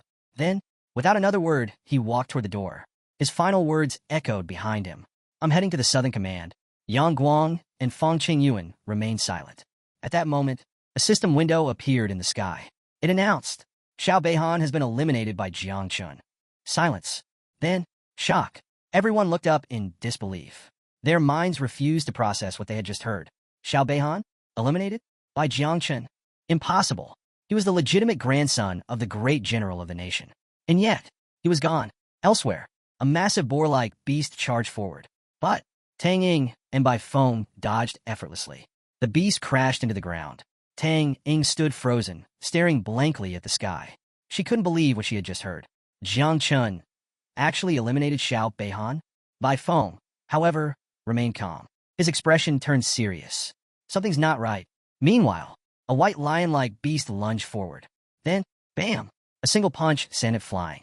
It crashed into the dirt, lifeless. Standing over its corpse was Jiang Wuxuan. He crossed his arms. A smirk played on his lips. Interesting. A secret conversation. The mystery of Jiang Chen's poison. A hand slowly lifted the lid of a teacup. The fragrant steam rose into the air. The man holding the cup was none other than Duan Xinghai, commander-in-chief of the Jiangnan military district. He took a slow sip of tea and then glanced at Tian. With a calm yet curious tone, he asked, "So, have you found any remarkable talent? Is that why you called me here so urgently?" In front of him, Tian remained silent. Then, he closed his eyes. He raised his hand toward the sky. A powerful energy surged from his palm. He used the ability called Forbidden Listening. The energy spread outward, forming a protective barrier around them. Duan Xinghai watched quietly. Once the barrier was in place, the two men moved to another room. They sat down to enjoy their tea. Duan crossed his legs and took another slow sip. Then, his eyes sharpened. "You're being cautious. This means the situation is more serious than you're letting on." Tian, resting one hand on the chair and the other on the table, made his decision. He needed to ask Duan something. Something important. His eyes locked onto Duan's. Then, can poison corrode mental strength? Duan paused. Then, with a knowing smile, he set down his cup. He closed his eyes. Theoretically, it's possible, but it would be extremely difficult. He leaned forward slightly. Poisonous mist and miasma typically affect the physical body. Mental strength, however, is different. It comes from the soul itself, formed by pure thought and intent. He tapped his fingers against the wooden table. For poison to corrode something like that, he shook his head. "I can't even begin to estimate the level of toxicity required." Tian watched him closely. Then, with a calm and unreadable gaze, he asked, "Have you ever seen someone accomplish this?" Duan placed his hand under his chin, deep in thought. His gaze drifted downward. After a moment of silence, he replied, "No, I once knew a poison king at the peak of the fourth transformation. Even he couldn't do it." Then, Duan lifted his head. A playful smirk appeared on his face. "Are you telling me that Tianjiao camp has produced a poison prodigy with such terrifying power?" He leaned back slightly. "If someone can truly corrode spiritual energy, then they are holding a weapon more lethal than any blade." Tian crossed his arms. Then, he shook his head. He closed his eyes. His voice was firm. "It's too soon to draw conclusions." Duan remained calm. He had refrained from questioning Tian's decisions before. But now, something was wrong. Very wrong. With a sharp gaze, he finally spoke. "What's happening? And why aren't you telling me the whole truth?" Tian opened his eyes. His gaze met Duan's. Then, with a serious expression, he asked, "What if the poison had its own consciousness?" Duan froze. Then, he burst into laughter. He reached out and patted Tian on the shoulder. "You're joking, right?" Then, his expression turned serious. "Poison doesn't have consciousness, unless—" His voice trailed off. His eyes darkened. His breathing slowed. Then, a single drop of sweat ran down his cheek. With a calm but deeply thoughtful look, he whispered, "Unless it's not actually poison, but something else entirely. A forgotten calamity. The 9 wings of miasma." Duan Xinghai's eyes darkened. Then, a memory resurfaced. He pictured an ancient ruin, a place lost to time. Its name was Ruin Number 0. Inside that ruin, he had once seen an ancient record. It described a calamitous creature, a being known as the 9 wings of miasma. It was said that this creature could transform into a poisonous mist. Its birth had nearly destroyed the world. A great calamity from the past. Then, Duan imagined something else. A small, shadowy figure, hugging her knees. A pair of glowing eyes.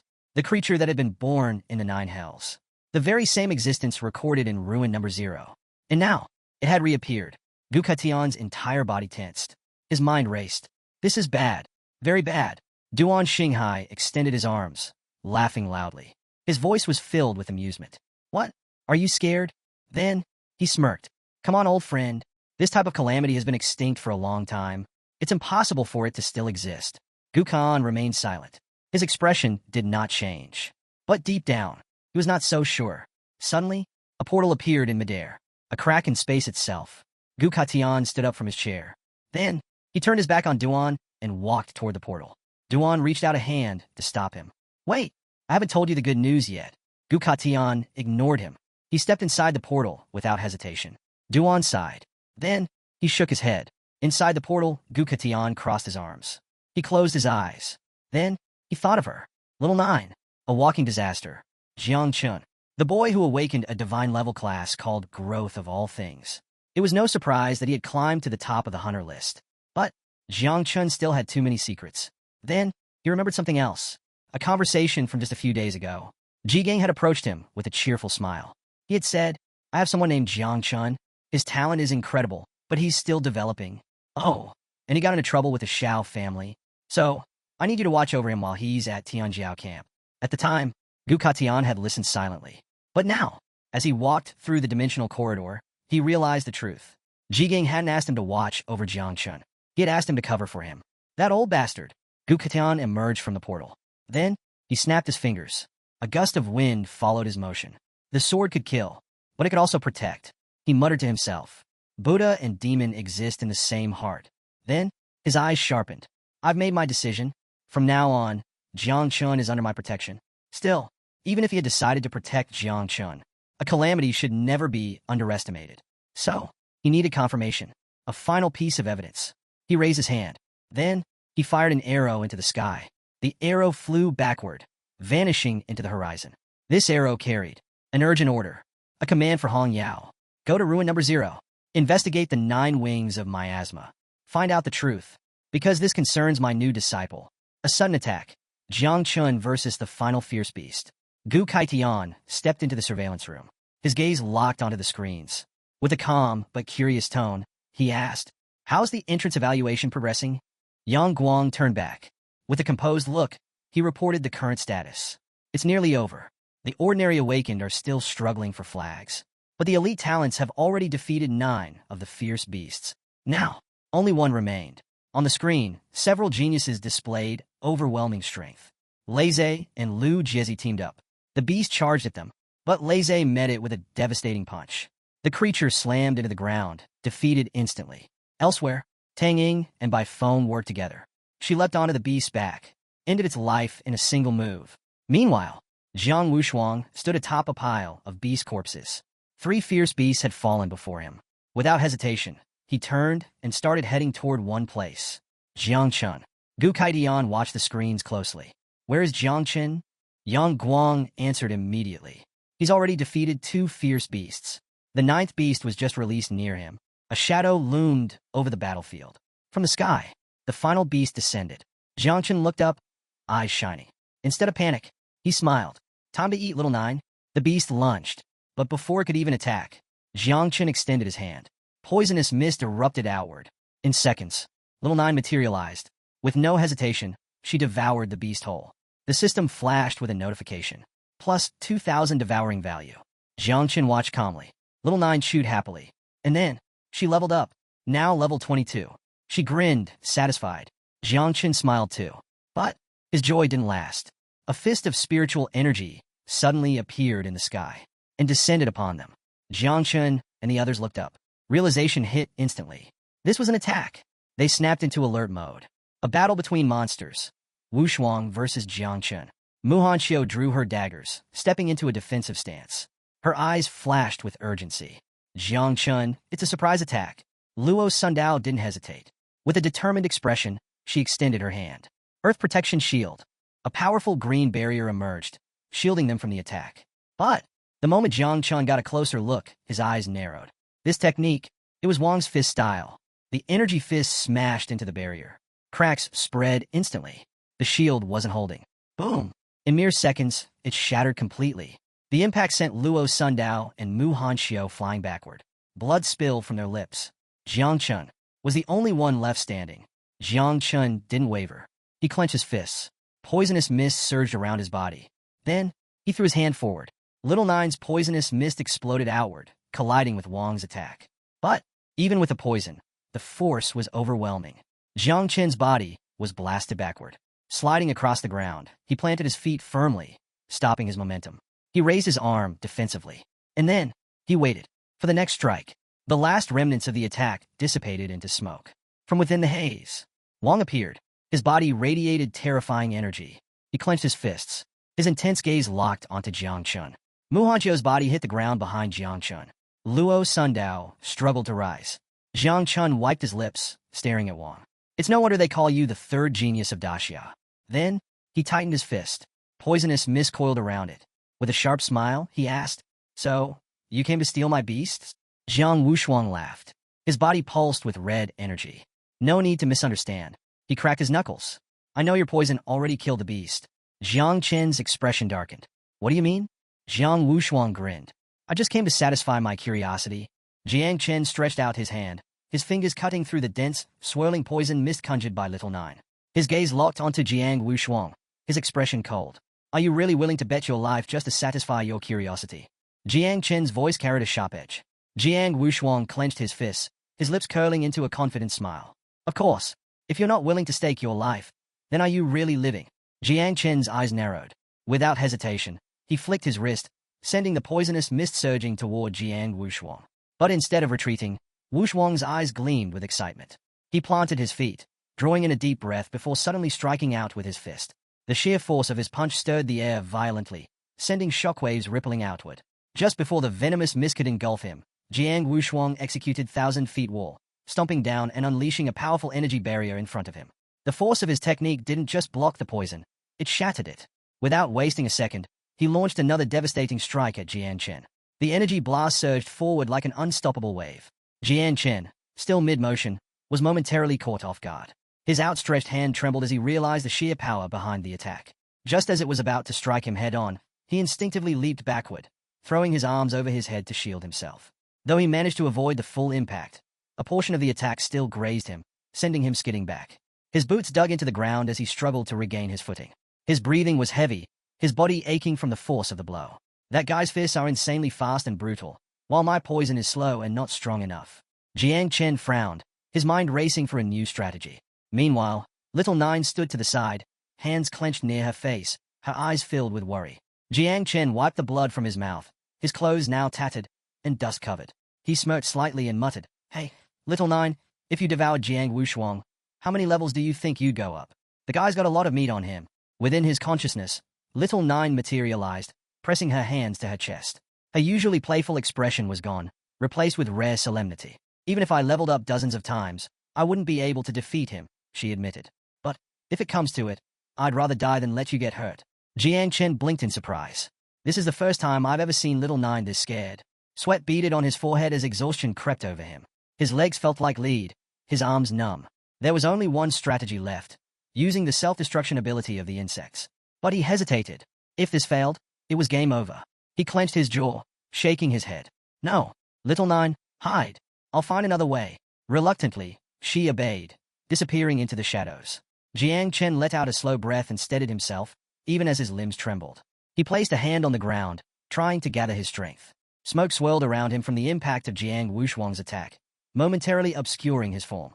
As the smoke slowly cleared, Jiang Wushuang strode forward, his gaze fixed on Jiang Chen. Seeing his opponent barely able to move, he frowned. Was this really the guy who defeated Xiao Beihan? He had expected more. Not one to waste time, Jiang Wushuang pressed his palm to the ground, his eyes glowing with power. Thick vines erupted from the earth, twisting and growing at an incredible speed. Just as he was about to make his move, the vines shifted, forming a barrier around Jiang Chen instead of attacking him. Wushuang paused, his lips curling into an amused smirk. "Oh, so this is your divine talent." He chuckled. "Using a barrier to trick your opponent, clever. No wonder Xiao Beihan lost inside one." Meanwhile, in the surveillance room, a group of observers monitored the fight closely. Fang Chengyuan turned to Jiu Kaitian and reported, "Jiang Chen has blocked our vision again." Jiu Kaitian, standing behind him with his arms crossed, barely reacted. Instead, he issued a command. "Be ready to intervene if necessary." Fang Chengyuan straightened, giving a sharp salute. "Understood." Yang Guang, watching the screen, wiped a bead of sweat from his forehead. Given the battle situation, neither of them should need rescuing. But Jiu Kaitian, however, remained skeptical. He turned to Yang Guang and muttered, You only said that to protect Jiang Chen, didn't you? Yang Guang raised an eyebrow. And? Isn't that a little hypocritical? Jiu Kaitian interjected, his tone firm. Enough. Jiang Wushuang is level 46. Jiang Chen is only level 26. My disciple. Of course, I want to protect him. Back inside the barrier, Jiang Chen forced himself to his feet. He extended his hand skyward and issued a silent command. Instantly, a swarm of insects burst forth from his palm, flooding into the air. Within seconds, the sky darkened, filled with countless buzzing wings. Jiang Wushuang looked up, his smirk vanishing. His body tensed as realization struck. This is Jiang Chen's true power. Jiang Chen remained silent. His gaze locked onto his opponent as more insects poured from his fingertips. The swarm hovered for only a moment before diving toward Jiang Wushuang, their razor-sharp mandibles glinting in the light. Wushuang didn't panic. Instead, he spread his legs, adopting a defensive stance. His body pulsed with golden energy as he activated Move Mountains and Overturned Seas, preparing to withstand the incoming attack. Jiang Chen's eyes gleamed with determination. He pointed at Wushuang, summoning even more insects. The swarm grew larger, surging toward its target like a living tidal wave. Wushuang's grin returned. Not bad, but let's see if your bugs can handle this. He clenched his fists, leaned back, then slammed both fists into the ground. The earth rumbled violently as countless energiformed fists erupted from the ground, each one slamming into the oncoming swarm. Insects were crushed instantly, torn apart by the sheer force of the technique. Jiang Chen's eyes sharpened. Time to switch things up. With a quick motion of his fingers, he signaled the insects to maneuver around the incoming energy fists. As Jiang Wushuang remained focused on smashing the ground, a portion of the swarm skillfully evaded the attacks and darted toward him at high speed. Wushuang glanced up and, for the first time, showed a hint of surprise. The insects closed in fast, and just as they reached him, Jiang Chen clenched his fist. Boom! The swarm exploded in an instant, unleashing a thick smoke screen that consumed the battlefield. Jiang Chen smirked, confident that the sudden blast had done some damage. But before he could relax, a shadow flickered above him. Jiang Wushuang shot through the air, completely unharmed. His movements were fluid, his expression unfazed. Jiang Chen's smirk vanished. His muscles tensed. He's still standing. What's going on? Wushuang, now descending toward Jiang Chen, chuckled. Now I get it. This must be how Xiao Beihan lost. With that, he thrust his hands toward the ground, unleashing Wind Fist. A surge of golden energy roared to life, tearing through the battlefield like a hurricane. Jiang Chen's instinct screamed at him. Bad news. He barely managed to throw his arms over his head before the crushing force of the attack slammed into him. The pressure was overwhelming. His body trembled violently as he was forced to his knees, struggling to withstand the sheer power of the technique. His breath came in ragged gasps as he fought to stay conscious. This guy is on a completely different level. Jiang Chen quickly realized that this Wind Fist was far stronger than the previous one, several times stronger. Was this the power of an invincible descendant? Even after two of his insects had self-destructed near Jiang Wushuang, they hadn't left a single scratch on him. His body was running out of strength. His breath was ragged as he studied Wushuang carefully. If I really want to take him down, I'll need dozens, maybe even hundreds of insects to self-destruct at once. But that was the problem. Raising these insects had been a long and arduous process. He didn't want to sacrifice them so recklessly. Still, he had no other choice. A massive explosion erupted near Jiang Wushuang, followed by another, then another. Flames and smoke engulfed the area. But Wushuang, sensing the trap, quickly stepped back, dodging the blasts with ease. Unfortunately for him, that was exactly what Jiang Chen had planned. Supporting himself with one hand on the ground, he thrust his other forward.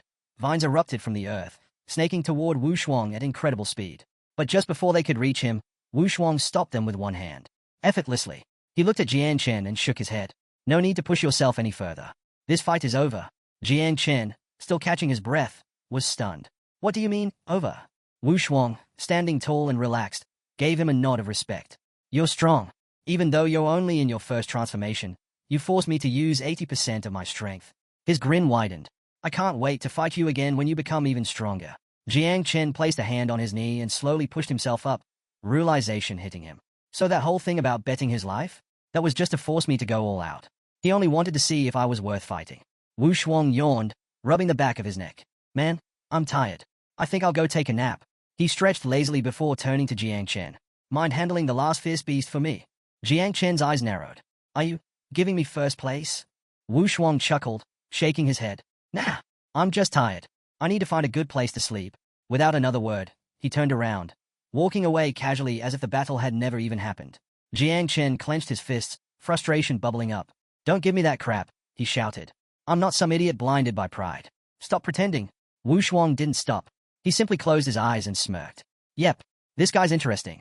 Meanwhile, in the surveillance room, Jiu Kai Tian crossed his arms, watching the scene unfold. One shouldn't use strength to oppress the weak, he mused. Jiang Wu Shuang truly is an invincible descendant. Today, has made me see him in a new light. On the other side of the room, Fang Cheng Yuan, already poisoned once before, started foaming at the mouth again. Yang Guang quickly rushed over, slapping him on the back to help. Jiu Kaiqian turned away from the screen and issued an order. Release the 10th fierce beast. Let Jiang Chen take first place. A monstrous creature descended from the sky, a grotesque mix of a centipede and a scorpion, its massive body twisting in the air. It opened its mouth wide. Jiang Chen stood firm, his eyes locked on the massive beast above him. With a steady breath, he extended his hand, ready for battle. Meanwhile, in a mysterious realm known as Heritage Zero, an abandoned village shrouded in eerie fog, night had fallen. A red-haired woman stood atop a jagged rock, her sharp gaze scanning the surroundings. Hong Yao, the great disciple of the Heavenly Blade King and the eldest sister of Ji Gang, frowned. Even for someone of her level 7 transformation, this place was unsettling. Annoying, she muttered. The energy in this place was enough to drive most people mad. No one below the 6th transformation should even be able to set foot here. Suddenly, several ghostly figures flickered into view, drawn by her presence. Without hesitation, Hong Yao leaped forward, gripping her sword tightly. Let's make this quick. She moved at blinding speed, slicing through the spirits with little effort. As their forms dissipated, she landed gracefully in front of an ancient tombstone, its surface covered in cracks and radiating a sinister energy, an energy eerily similar to Little Nine's poisonous mist. Her eyes narrowed. This must be the source. Despite its damaged state, the tombstone's power was undeniable. It felt ancient, at least 100 years old, but its energy remained potent. Activating her divine consciousness, Hong Yao commanded her system to scan the relic. A series of glowing blue windows materialized in front of her, filling with text and images. She used speed reading, absorbing the information in seconds. Then, an image flickered onto the screen, a photo of an insect. As the image printed itself onto a translucent sheet and floated down, she instinctively caught it. The moment her eyes landed on it, her body stiffened. Her fingers trembled. Sweat formed on her brow. No way. This is a mother insect. Specifically, the 9 miasma wings, an ancient, near-extinct monster born from the darkest depths of the U-realm.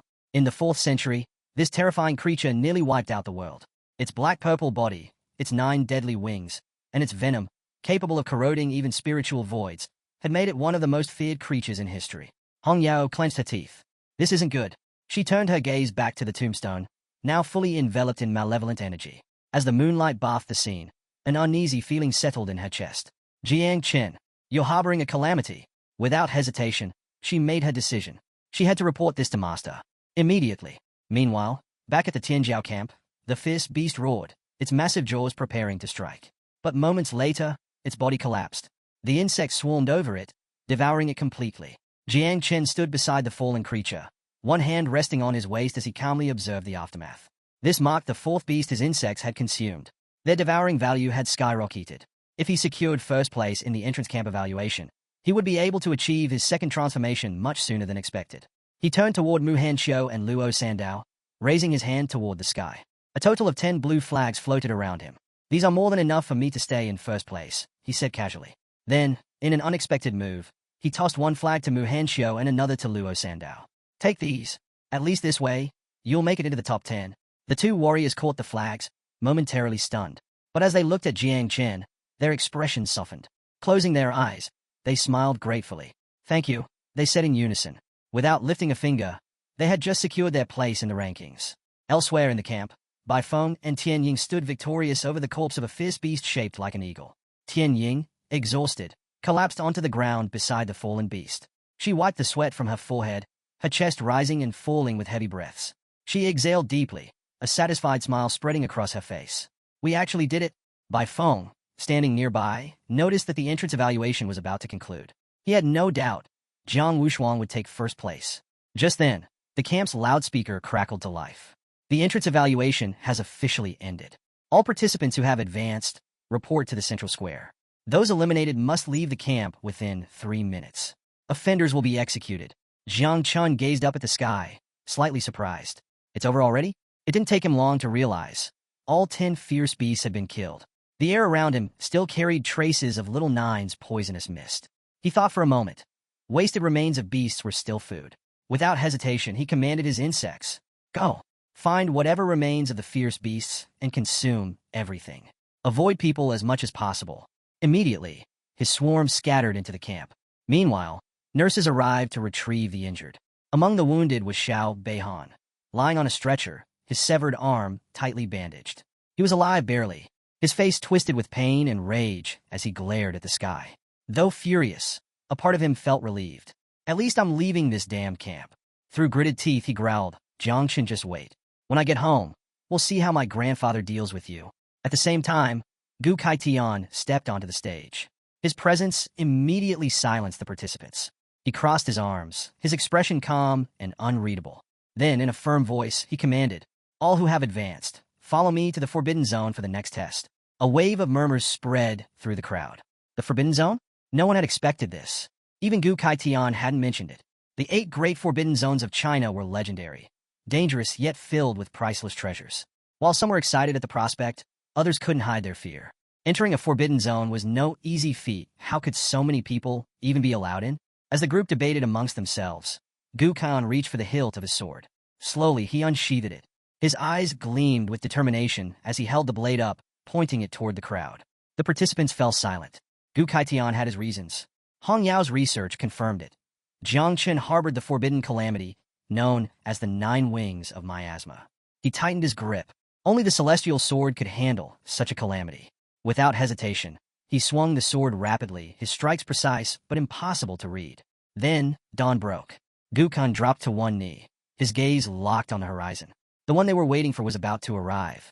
As his sword touched the earth, the ground trembled. Then it shattered. The very land beneath their feet detached from the earth. And then it began to rise. Gu Kai Tian prepared himself in advance, the only way to overcome the time difference. Rocks floated around him as a powerful aura surged from his body. With a swift motion, he extended his hand and activated Imperial Sword Flight. The ground trembled as his sword, glowing with a fierce orange aura, shot up from beneath him. Without hesitation, he took off, heading south, toward the forbidden zone of Dream Lake. Meanwhile, the ground beneath the participants continued moving toward the mountains. Amazement spread among them. This is the strength of Daxia's first king.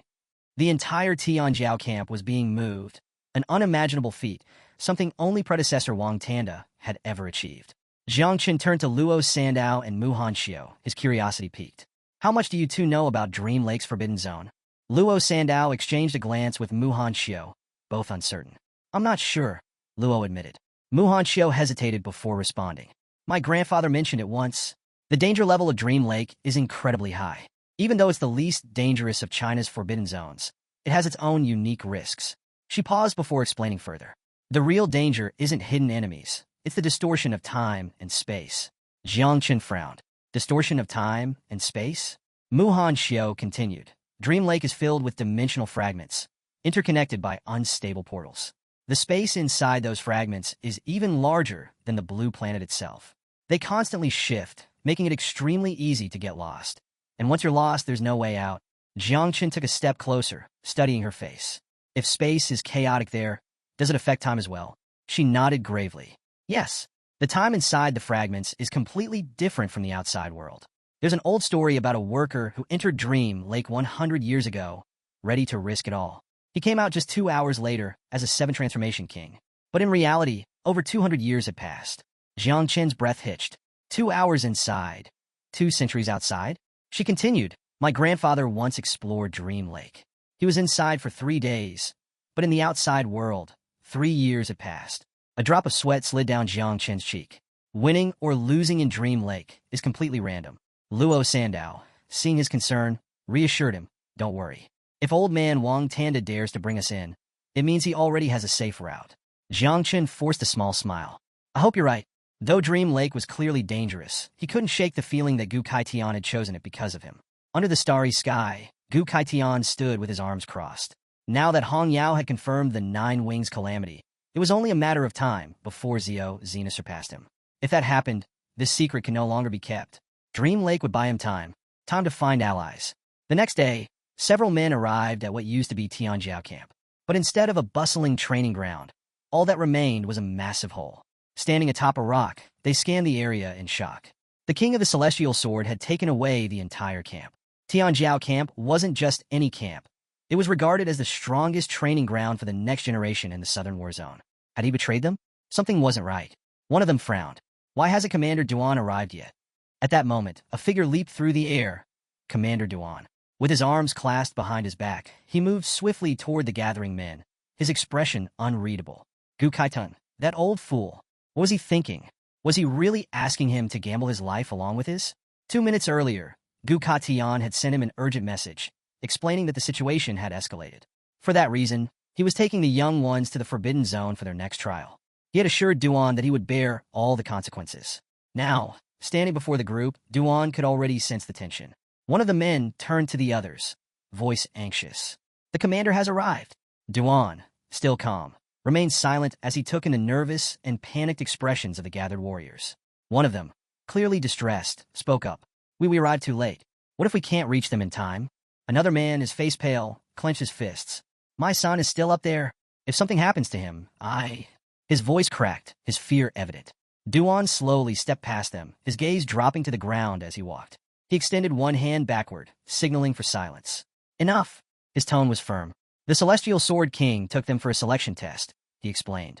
They'll be back by the end of the day. There's nothing to panic about. The men fell silent, exchanging glances of shock. Duan's own mind, however, was in turmoil.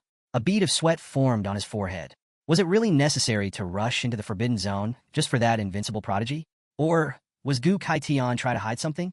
Or run away? Then, suddenly a realization struck him. His expression shifted as he recalled Gu Tian's exact words. 9 wings of miasma. If that was truly what this was about, then this was much bigger than just a test. Meanwhile, an arrow sliced through the sky, heading straight for the Night Watch headquarters in the city. It wasn't just an arrow. It carried a secret message for Ji Gang. The contents were brief yet chilling. Jiangchen carries a great calamity. As his master, I am taking him to a forbidden zone to hide for now. While I'm gone, gather allies from the Sealed Kings. When I return, there will be war. Upon reading the message, Ji Gang's eyes widened. His hands tightened around the parchment as his body tensed. A calamity? What the hell is going on? Hours later, Ji Gang sat on a sofa, his head bowed, fist pressed against his forehead. Everything was happening too fast. Jiang Chun had killed a member of the Hong family, cut off Xiao Beihan's arm, and now he carried a world-ending calamity. This wasn't just a difficult situation. This was a disaster waiting to happen. Next to him, Tanjin sat down, placing a comforting hand on his shoulder. No challenge is easy, she said gently. But we'll get through this. You've already decided to protect Jiang Chun, so stop dwelling on the past. Focus on what's ahead. She paused before adding, I spoke with my father. He's willing to support us? Ji Gang lifted his head slightly, processing her words. His mind raced, picturing the people now on their side. Duan, Hong Yao Gu Kata. They now had 4 sealed kings backing them. Enough to withstand any storm. Ji Gang took a deep breath and stood up.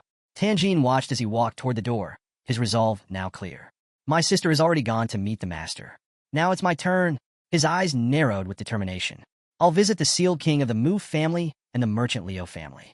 Even if I have to lie, I'll gather as many allies as possible for Jiang Chun. Tanjin silently observed Ji Gang as he prepared to leave. He paused, turning his head back to look at her. His expression was serious, unwavering. If things went from bad to worse, he was prepared to unleash the same energy he had when he stormed into the Xiao family. This time, he would give it everything he had. Tanjin's lips curved into a small smile. It had been years since she had last seen Ji Gang this fired up. Several hours later, as daylight broke, Gu Kaitan's sword expanded, growing to an immense size beneath the floating island. He infused it with his energy, guiding them toward the Forbidden Zone. As the island drifted forward, he glanced at Hong Yao. What do you think we should do after we return? Hong Yao, chewing on a piece of gum, blew a bubble, her expression relaxed. I think Jiang Chen's 9 miasma wings are pretty cool. Wish I could raise one myself. Before she could say another word, Gu Katan flicked his finger. A small energy arrow shot out, popping her bubblegum in an instant. He turned his head slightly toward her, his face deadpan. Silly girl, can you be serious for once? Hong Yao's gaze softened. You already know, don't you? Grand Xia doesn't tolerate calamities. If even you can't solve this, then what makes you think I could? Then, she smirked. Tell me, could you take down a great Geno general in one blow? Gu Katian's eyebrow twitched. Without hesitation, he smacked her lightly on the head. Watch your tone, he scolded. Hong Yao clutched her head, fake crying as she rocked back and forth. Ow, ow. That hurt. Ignoring her theatrics, Tian closed his eyes, lost in thought. His disciples, what a strange bunch they were. Despite his reputation, he had ended up taking in a bunch of misfits. Hong Yao, always loud and rowdy, never taking anything seriously. Ji Gang, stubborn to the bone, his mind dead set on whatever he wanted. And Jiang Chun, a divine talent yet insisted on playing with the forbidden. Hong Yao rubbed the bump on her head, then sidled up to him with a teasing smile. Why are you so dead set on protecting Jiang Chun anyway? Gu Kan turned his back to her, his gaze fixed on the landscape ahead. Do you really want to know? He asked. Without waiting for a response, he raised his head, looking toward the sky. When I took you in as my disciple, it was because you were wearing red armor. I thought it looked cheerful. That's all. As for Ji Gang, that was even more random. I mistook him for a regular client outside a club. Hong Yao blinked. Wait, what? Gu Katian continued, his voice quieter now. When the heir of the Xiao family tried to force Tianjin into marriage, Ji Gang stood up to him. And I was ready to lay down my life to protect him. The Xiao family's warriors had swarmed him. A battle broke out. Amid the chaos, Ji Gang grabbed Tianjin in his arms and fled. Gu Katian sighed. Not everything needs a reason. I protect Jiang Chun because I care. His gaze lowered, a rare sadness flickering in his eyes. Jiang Chun was just like Ji Gang had been back then. From the moment they met, he knew they would get along. He had simply accepted Ji Gang's wishes. If Jiang Chun was his disciple, then there was no reason not to protect him. Hong Yao watched him carefully, her playful demeanor fading. She stepped closer, a warm smile on her face. You know, you might just be the best master in the world. Gu Katian scoffed. Stop flattering me. Hong Yao stretched her arms over her head. I'm not flattering you. I'm just saying there's only one way to truly protect Jiang Chun. Hong Yao leaned her head on Gu Katian's shoulder, her eyes drifting shut as a contented smile formed on her lips. The supreme military commander of Great Xia, one of the 3 invincible supremes, Gu Katian remained silent, watching her with a calm expression. She opened her eyes slightly, tracing circles on his shoulder with her finger. The only way to truly protect Jiang Chun is with the help of his grandfather, the martial god, Jiang Xianji. At the same time, deep within Pejun Cave, a battlefield raged, filled with warriors from countless races locked in fierce combat. A towering figure in a red cape stood at the center of the chaos. With a single, thunderous motion, he clenched his fist and drove it down into the ground. Boom! The earth shattered beneath his strike, sending a violent shockwave through the cavern. The sheer force of the impact sent enemy soldiers flying, knocking them unconscious as their bodies crumpled to the ground. The red-caped warrior barely spared them a glance. He was the invincible martial god, Jiang Xianji. His body pulsed with overwhelming energy as he surveyed the battlefield. The sight of so many foreign races daring to invade Great Xia filled him with nothing but merciless intent. Foolish. Without hesitation, he took a step forward. A deep crater remained where his fist had struck, a testament to his strength. More enemies lined up in front of him, but he didn't slow down. After this battle, these so-called invaders should learn their place. He gave a simple command. Guard the entrance. His warriors immediately responded. Understood, martial god. Just then, a familiar yet unexpected energy signal reached him. One strikingly similar to Jiang Wang's. Xinji's eyes narrowed. Why now? Jiang Wushuang should still be at Tenu camp. Then, to his surprise, a spatial ripple formed in front of him. A figure materialized. Gu Katian. Xinji's eyes darkened. The celestial sword king himself? His instincts flared, and he unconsciously clenched his jaw. If Gu Katian was reaching out like this, something serious had happened. What do you want? Xinji's tone was cold, his guard raised. If you've gone through the trouble of contacting me through Wang, I assume there's trouble in the camp. Speak clearly. Gu Katian extended his hand toward the sky, his expression calm, yet unreadable. Not entirely, martial god. Xinji's frown deepened. Gu Katian exhaled slowly. I came to strike a deal. A vivid image formed in his mind. Jiang Chun, surrounded by the poisonous mist of Little Nine. I've taken in a new disciple. Jiang Chun. Xinji's brows twitched. He had heard that name before. Gu Katian continued. He has a divine-level creation class, but he also carries the 9 miasma wings. Silence. Xinji's expression instantly hardened. The ancient Calamity? The 9 miasma wings? He could hardly believe what he was hearing. His entire body tensed, and for the first time in years, a chill ran down his spine. You must be joking, Xinji finally said, his voice dangerously low. Gu Katian remained steady. I need you to protect his life. Xinji's fist clenched at his sides. You want me to protect a Calamity? His voice was sharp with disbelief. Great Xia has always stood by one belief. It is better to kill a calamity than to let it roam free. His glare deepened. Do you truly believe the martial god is omnipotent? Behind him, Duan, who had been listening silently, finally spoke, his face unreadable. Is that really true? Xianji's gaze remained sharp. Name your terms. Gu Khan's eyes gleamed as he met the martial god's stare. Have you heard of Taishu in Yunming Marsh? Xianji's expression shifted slightly. Gu Qian continued, only I know the way to all Grandia. I can take Jiang Wushuang there and grant him a great opportunity. Xianji's eyes narrowed as he pictured Taishu Hall, the legendary treasure trove of celestial Dao.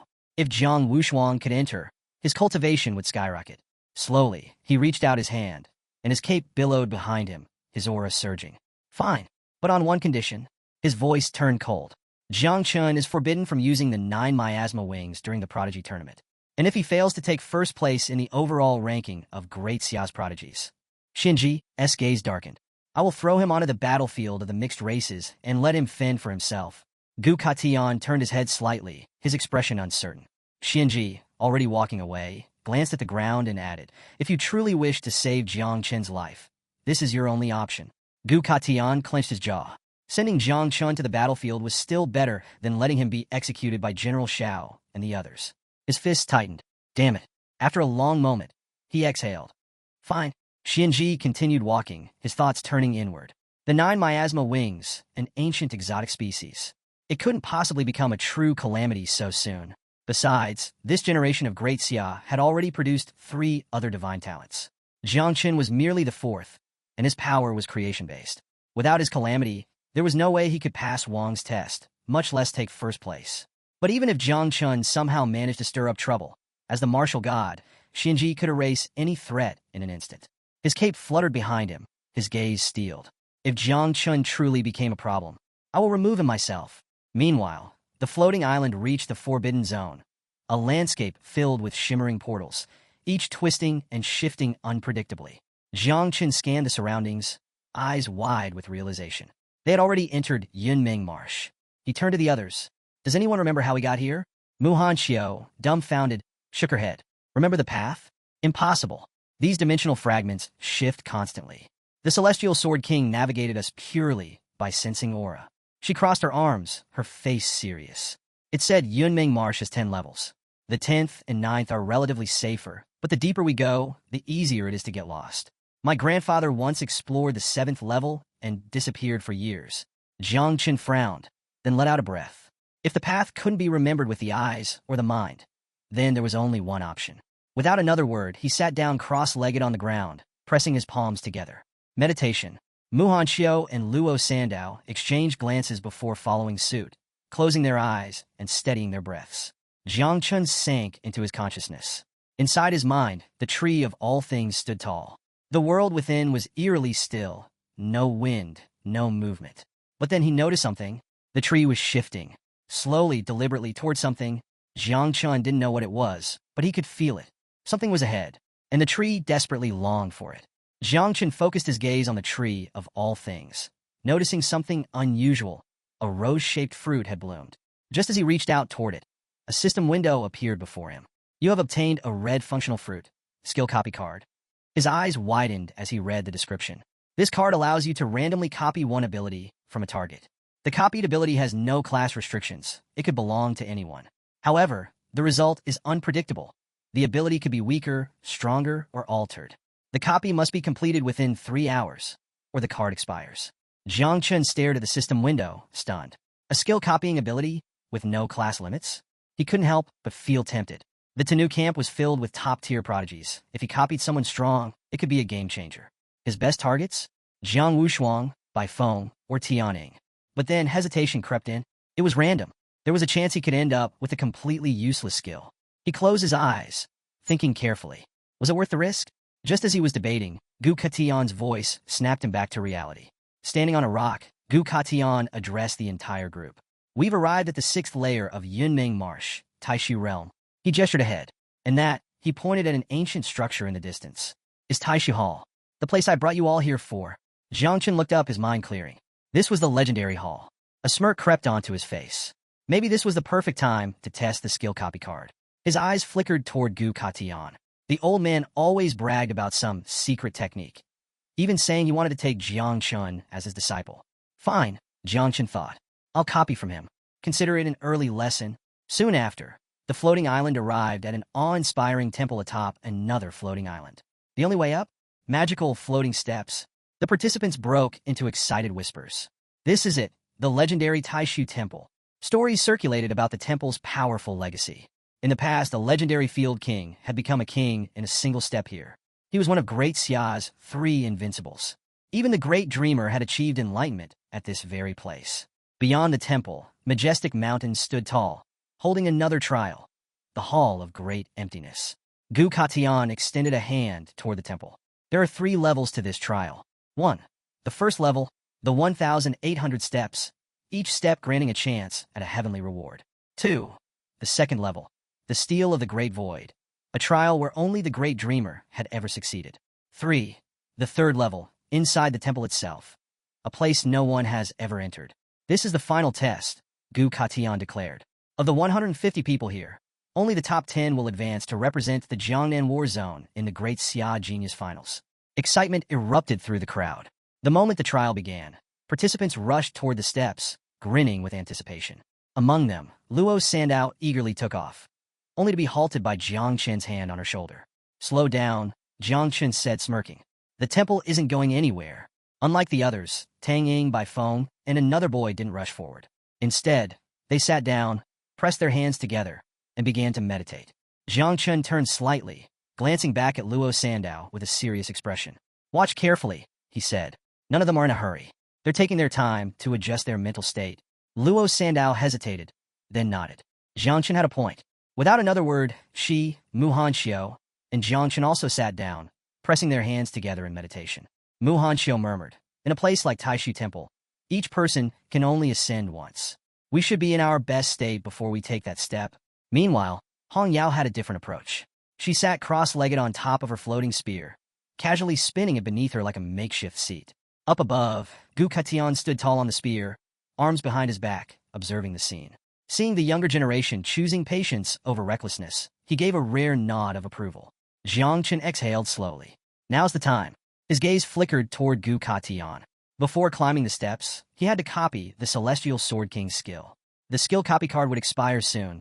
He had to use it now. He activated the skill copying process, selecting Gu Katian as his target.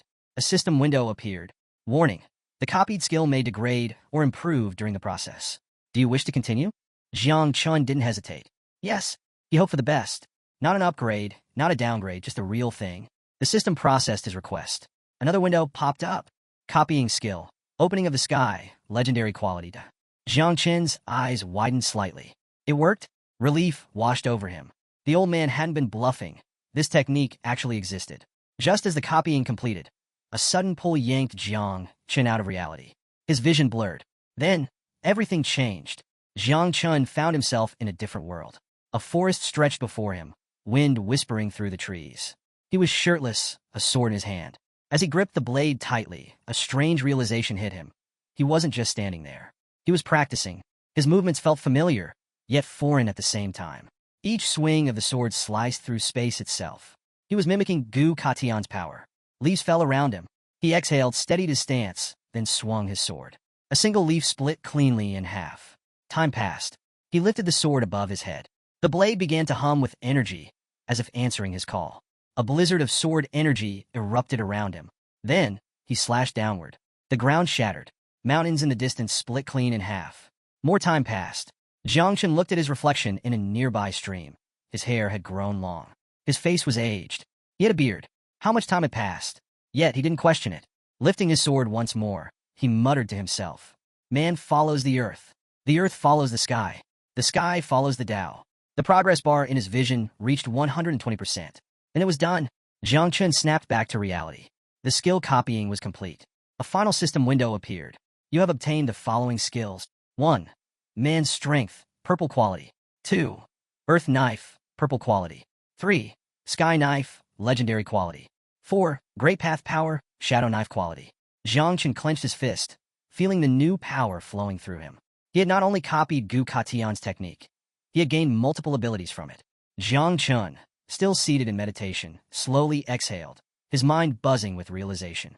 Not only had he successfully copied Opening of the Sky, but he had broken it down into 4 separate styles. Unbelievable. Meanwhile, Hong Yao turned toward Gu Kai Tian, a curious look in her eyes. Jiang Wushuang and the others have already started climbing, she said. Only Jiang Chun is still sitting there. The best rewards come at the start of the trial. Did he fall asleep or something? Gu Katian studied Jiang Chun in silence, saying nothing. Minutes passed. Jiang Chun, Luo Sandao, and Muhan Xiao remained completely motionless. Gu Katian furrowed his brows. Adjusting one's mental state shouldn't take this long. Something was off.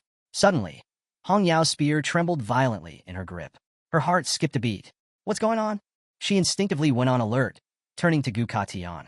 Master, my spear's heart is resonating. Gu Katian's eyes flashed with shock. Not just your spear, he murmured. Beneath the floating island, the celestial sword itself began to tremble. Hong Yao's breath hitched. No way. This is because of Jiang Chun? Her mind reeled. Back then, she too had once tried to break down the celestial sword's technique. She had believed it could be divided into 4 distinct movements, but her thinking had been too rigid. Because of that, she had been stuck at master level for years. And yet, Jiang Chun had actually done it. Gu Kaitian's eyes darkened as realization struck him. The sensation that had just flickered and disappeared was far too familiar. This shouldn't be possible. Could it have been an illusion from the temple? Before he could think further, Hong Yao's sharp voice cut through the air. Master, look, Jiang Chun is moving. Jiang Chun rose to his feet. His gaze lifted toward the floating steps, his body calm, composed, and ready. Hong Yao's heart pounded. Which step will he reach? She clenched her fists. Even after years of training, she had only managed to reach step 3001. And Jigang? He had failed miserably, stopping at step 298. As for the great dreamer, the only person to ever reach the top, his feat had been so terrifying, no one understood how he had done it. Just then, a golden list materialized in the sky, showing the current rankings of the participants. 1. Jiang Wushuang, step 2089, Invincible Descendant. 2. By phone, step 1253, Little God-Killer of the East. 3. Lu Tanjing, step 1248, Tanji Killer. 4. Li Zhe, step 2011, Young Master of 10,000 Demon City. 5. Muhan Xiao, step 1199. 6. Luo Sandao, step 1170. The crowd erupted into whispers. If we had known we were coming here, we would have prepared mind potions. The first 100 steps are nothing but illusions, and after that, it gets worse. Every step beyond that feels like carrying an entire mountain on your back.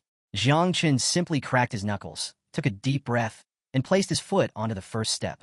The murmurs among the crowd grew louder. Quiet down, someone hissed, drawing everyone's attention. The poisonous demon, Jiang Chun, is about to start climbing. A few chuckled, others watched with curiosity. Let's see if he's just another Jiang Wushuang. Struggling to get past the first few steps, Jiang Chun ignored the noise. He kept his eyes on the stone steps, his mind steady. If the first steps tested illusions, his mental strength should be enough to handle them. With that thought, he lifted his foot and stepped forward. The moment his foot touched the first step, his world shattered. A suffocating aura engulfed him. A towering figure emerged from the shadows, his eyes gleaming with pure killing intent. Xiao Beihan's grandfather. His presence alone sent a wave of pressure crashing down onto Jiang Chun. The old man slowly unsheathed his sword with one hand, his gaze burning with hatred. You dare touch the legitimate heir of the Xiao families? Jiang Chun's breath caught in his throat. Xiao Jinghua? Before he could react, the blade flashed. Jiang Chun instinctively raised his arms to defend, but the difference in strength was too overwhelming. Bam! The force of the attack sent him flying backward, crashing onto the ground. Pain shot through his body. Just as Xiao Jinghua approached to deliver the final strike, a group of figures appeared in front of him. Ji Gang and the others. Jiang Chun, run, they shouted, standing as a shield between him and the old monster. Jiang Chen's face twisted in panic. No, get out of here! But before they could move, Xiao Jinghua blurred. Xing, his sword sliced through them effortlessly. Ji Gang, Luo Sandao, Muhan Xiao, all of them were cut down in an instant.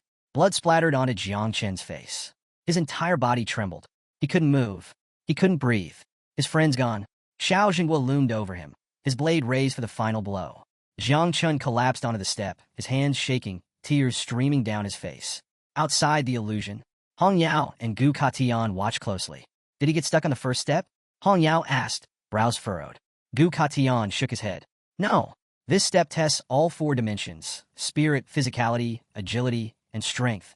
He folded his arms, his expression serious. All the prodigies here were tempered since childhood with celestial materials and earthly treasures. But Jiang Chun, he's self-taught. This trial is going to be much harder for him than for anyone else. Hong Yao gritted her teeth, worry creeping into her chest. If he fails, the god of war will throw him onto the battlefield. Inside the illusion, Xiao was stabbed his sword forward. Jiang Chun knelt on the ground, motionless. His eyes were empty. So this is it? He had hurt too many people. Maybe it was better to just accept it. Just as the blade was about to pierce him, a white branch burst through Xiao chest.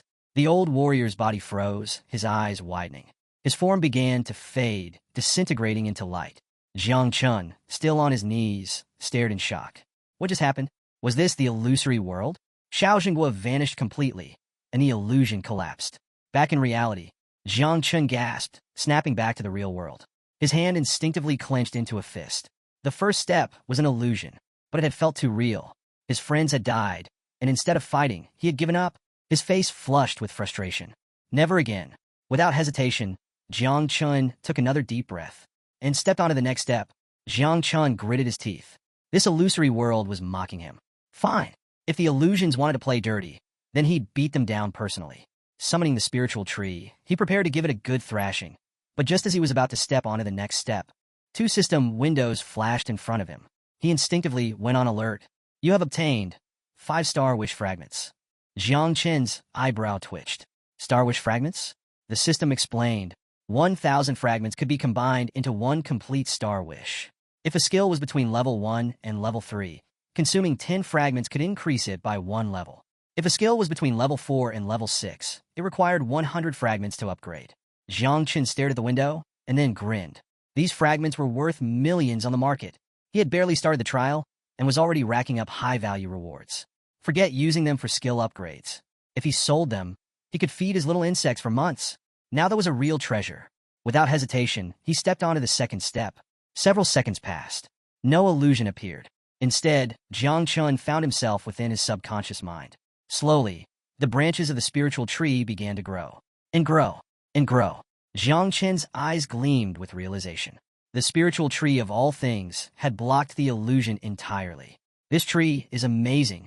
He stood motionless on the second step, watching the tree effortlessly nullify the illusion. Meanwhile, the other geniuses, who had yet to start climbing, were watching Jiang Chen's actions with confusion. Wait a second. Wasn't this guy crying on the first step? And now he's just standing there, grinning like an idiot? He was stuck on the first step for ages, and now he's laughing on the second? The crowd quickly came to a conclusion. Jiang Chun was the weakest of all. Up in the air, Tian and Hong Yao remained silent, observing Jiang Chun. Hearing the mockery from the others, Jiang Chen's eyes flashed with determination. Fine. You want to laugh? I'll show you what a crushing victory looks like. But then, he glanced back. Tian was watching. Jiang Chen quickly calmed himself down. It's better not to attract too much attention. For now, his priority was catching up to Jiang Wushuang, who had already reached step 300. Hong Yao let out a sigh. Looks like little Jiang Chun got stuck on step 2. No way he's making it past step 10. Tian, still watching closely, suddenly frowned. Something was off. Stop talking, he muttered. Look at what he's doing. Jiang Chun took his next step. Again, the spiritual tree blocked the illusion. This time, Jiang Chun placed his hands behind his back, started humming a song, and without a care in the world, began ascending step after step. It was effortless, as if this entire challenge was nothing more than a children's game. The crowd watched in horrified silence. Their mouths hung open as Jiang Chun casually walked up 100 steps at once, just by humming. It didn't take long before the realization hit. He had deliberately stalled on the first 2 steps, because he liked the illusions. Now, there was no doubt in their minds. Jiang Chun truly was a master of poison. In the blink of an eye, Jiang Chun surpassed Xiao and Luo Mansion. As he passed, he waved casually and, while still humming his ridiculous tune, called out, I'll climb 300 steps without fear. Xiao stared at him, her cheeks instantly turning red like a tomato. Was he singing to cheer her up? Her heart pounded uncontrollably. Feeling suddenly motivated, she clenched her fists and pushed forward. I have to try harder? Meanwhile, Luo Mansion, though equally amazed, had a different reaction. My benefactor is incredible, but this song is too embarrassing. Above them, Hong Yao was sweating. Her arms were crossed, but her fingers were slightly trembling. Master, is there something wrong with the Taishu Hall test? She asked cautiously. Jiang Chun had already climbed over 200 steps, and he wasn't even slowing down. Gu Katan, watching with an unreadable expression, simply shook his head. Even I have never seen anyone do what Jiang Chen is doing. As Jiang Chun continued his climb, he effortlessly passed 2 more geniuses, leaving them frozen in terror. Wait, what just happened? Are we even climbing the same stairs as him? Is this an illusion? Someone wake me up. Further ahead, near step 299, stood Jiang Wushuang, Tang Ying, and Bai Feng. They had all stopped, staring at the next step, not advancing. Jiang Chen quickly took note and went on alert. Why did they stop here? Noticing his confusion, Gu Katian spoke. Every 300 steps form a new level. Even for celestial geniuses, this is where things get tough. Hong Yao let out a dry laugh, remembering her own struggles. I had to give it everything to pass that step, she admitted. After that, every step felt like carrying a mountain. Now, the real question was, who would be the first celestial genius to break through? Jiang Chen reached step 298. Jiang Wushuang, Tang Ying, and Bai Feng all turned to face him. Jiang Wushuang's lips curled into a smirk. You didn't disappoint me, Jiang Chun. Tang Ying, seeing him arrive so quickly, felt relieved and happy. Bai Feng? He simply remained silent, watching Jiang Chun with an unreadable expression. Then, Jiang Wushuang stepped forward. The moment his foot touched step 300, his body surged with power. Suddenly, several glowing chains appeared around him, wrapping tightly around his limbs. Jiang Chen's eyes widened in surprise. Chains? What kind of ability is this? He had a divine-level class himself, but Jiang Wushuang's power felt different. Could he be hiding a double divine class? He had never heard of such a thing before. Then one of the chains snapped. Jiang Wushuang's expression remained calm, but his fist clenched tightly as he took another step forward. Crack! One by one, the chains shattered. As he ascended to the next level, he closed his eyes, spreading his arms wide. A deep purple energy surged toward him, rushing into his chest. As the energy expanded outward, Bai Feng's eyes narrowed. A reward? Tang Ying, though impressed, wasn't surprised. After all, this was Jiang Wushuang. Wushuang exhaled slowly, his voice calm. In the Palace of Emptiness, there are 180 steps per section. Every 300 step is the hardest. It determines if you're worthy of continuing. He turned slightly, his purple aura still pulsing. People think this step tests willpower, but in truth it's a test of soul strength. Jiang Wushuang stared at Jiang Chun, his gaze lost in thought. Your origin is weak, he murmured. Unlike us, you weren't purified by heaven and earth's treasures as a child. Compared to our foundations, yours are flawed. He sighed, then added, you should be careful. Don't rush to break through barriers. Move at your own pace. Find a way among us. Before he could finish, Jiang Chen casually hopped on his step 300. The air fell silent. The geniuses froze in place. Jiang Chen looked around, then glanced at Jiang Wushuang, his brows furrowed in confusion. Wait, was this really that hard? He tilted his head. Am I supposed to be struggling like you guys? Jiang Wushuang's face twitched. A strange mix of shock and rage boiled inside him. How the hell did Jiang Chen step onto it so easily? Suddenly, a system window appeared in front of Jiang Chen. Congratulations! You have climbed 300 steps of the Taishu Hall. You have received an origin crystal. A green crystal materialized in his hand. Jiang Chen's eyes widened. An origin crystal? He clenched his fist around it, excitement flashing in his gaze. This wasn't just an ordinary reward. This was incredible. Even though his insects couldn't use it, he had heard that Uncle Ji Gang had been stuck in the 3rd transformation for years, until he obtained this very crystal and advanced to the 4th transformation. This was leagues above Jiang Wushuang's reward. Then, Little Nine manifested, her red eyes gleaming with hunger. Jiang Chen, she whined. Climb faster. I want to eat the trail. Jiang Chen blinked. The trail? Little Nine pointed upward, her tail flicking impatiently. Up there, on top of the hall. I can smell it. Jiang Chen looked toward the peak of Taishu Hall, his expression confused. Before he could ask more, her stomach let out a loud growl. Jiang Chen's sweat dropped. Wait.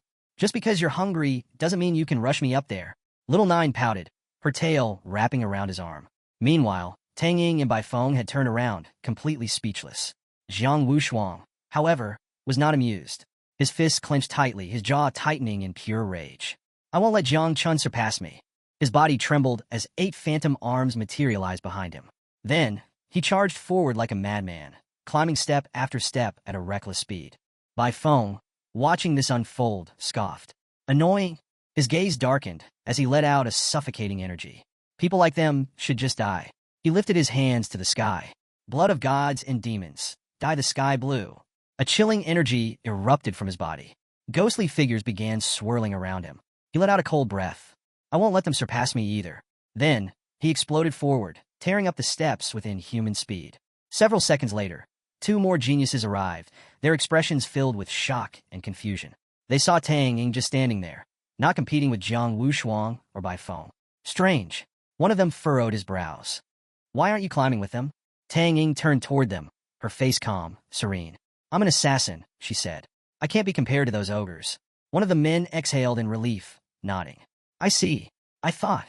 Then, Tang Ying smiled, and her body began to shift. Before their eyes, she transformed into a massive snake. Her eyes turned cold, deadly, and with a chilling aura, she slithered up the steps at an alarming speed. The two men froze, their bodies trembling. Then, without a word, they hugged each other. Mr. Tiger was right. These people are terrifying. Among the four top geniuses, each had an insane ability. Jiang Wushuang summoned 8 ghostly hands and raged up the steps. Bai Feng went berserk, releasing suffocating energy. Tang Ying morphed into a snake and slithered upward. And then there was Jiang Chun, who casually climbed the steps as if he were on a leisurely stroll. At this point, he was the most terrifying of them all. Hong Yao's jaw tightened as she watched the scene unfold. Jiang Wushuang had summoned 8 hands. Bai Feng had lost his mind. Tang Ying had transformed into a snake. And yet, Jiang Chun was the one making them lose their composure. Her heart pounded. Gu Katian suddenly let out a loud, hearty laugh. No wonder, he said, eyes gleaming. He's my favorite disciple. In the blink of an eye, Jiang Chun reached the top, the second person in history to ever achieve it. A wave of relief washed over him. Finally, he exhaled, his muscles relaxing. But just as he was about to enjoy the view, Hong Yao's face filled with terror. Wait, what is Jiang Chun doing? Jiang Chun extended his hand toward the sky. A dark mist began to swirl. Then, without hesitation, he released his insects. All of them. They swarmed forward, rushing toward the Taishu steel. Hong Yao's eyes widened in horror. Did he release the 9 miasma wings? The Taishu steel was an incredible relic, so mysterious that even the invincible dreamer had used it for enlightenment. And now, Jiang Chun's insects devoured it. In seconds, no trace remained. Gu Katian's face paled. He was speechless. Jiang Chun had absorbed the Taishu steel by himself, something even he couldn't comprehend. As Jiang Chun stood atop the temple, Jiang Wushuang climbed several more steps, then stopped. He stared at Jiang Chun, his expression dark, full of unspoken rage. He had lost, but he refused to show weakness. Taking a deep breath, he accepted defeat. For now. Next time, at the Great Xiao Prodigy ranking, he would not lose again. Without saying another word, Jiang Wushuang turned and began his descent. Bai Feng and Tang Ying, seeing even Jiang Wushuang give up, quickly made their decision. This isn't worth it anymore, Tang Ying muttered. She had almost died, just getting here, forcing her body any further would only harm her essence. With that, she and Bai Feng withdrew. Down below, Xiao and Luo Sandao beamed with pride. Master is incredible. They had both completed their mission, but this was beyond anything they expected. Jiang Chun had reached the top. Then a golden ranking window appeared in the sky. Final results. 1. Jiang Chun, 1,800 stages, first place. 2. Jiang Wushuang, 623 stages, second place. 3. Bai Feng, 609 stages, third place. 4. Tang Ying, 600 stages, fourth place. 5. Lai Zhe and Liu Biji, 534 stages, fifth place. 6. Luo Sandao and Xiao, 300 stages, sixth place. Jiang Chun stood alone at the top, unchallenged, unmatched. And now, the real challenge awaited. Gu Katian stood with his arms crossed, a rare smile playing on his lips. Without Jiang Chun, none of the others would have made it this far. Meanwhile, Hong Yao's gaze softened. For her, Jiang Chun was truly incredible. This new generation was stronger than she and her peers had been back then. She was sure of it. But then, several minutes passed. Jiang Chun remained motionless, standing at the top, doing absolutely nothing. Hong Yao frowned. Why is he just standing there? Everyone else already came down. Her confusion deepened as she watched him. Inside Jiang Chun's subconscious, the Taishu steel had been teleported to the insect nest. Little Nine, now hugging the massive hunk of metal like it was her favorite stuffed animal, purred in satisfaction. Her level shot up from 22 to 25, gaining several thousand devouring value.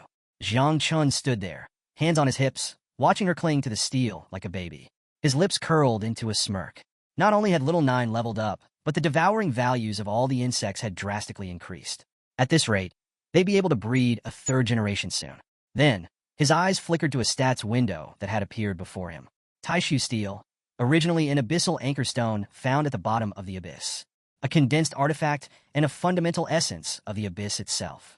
Jiang Chen's eyes narrowed. The Taishu steel came from the abyss? He turned toward Little Nine, who was still happily clinging to the steel. If she was the ruler of the abyss, then no wonder she wanted it more than anyone else. It was connected to her very essence. Jiang Chen blinked. He was back in reality. The moment he returned, a dense poisonous mist began to rise from the spot where the Taishu steel had once been. His body stiffened. What's going on? Before he could react, his surroundings shifted. His vision blurred, and in the next instant, he found himself standing in a completely different space. Then, a voice echoed in his mind.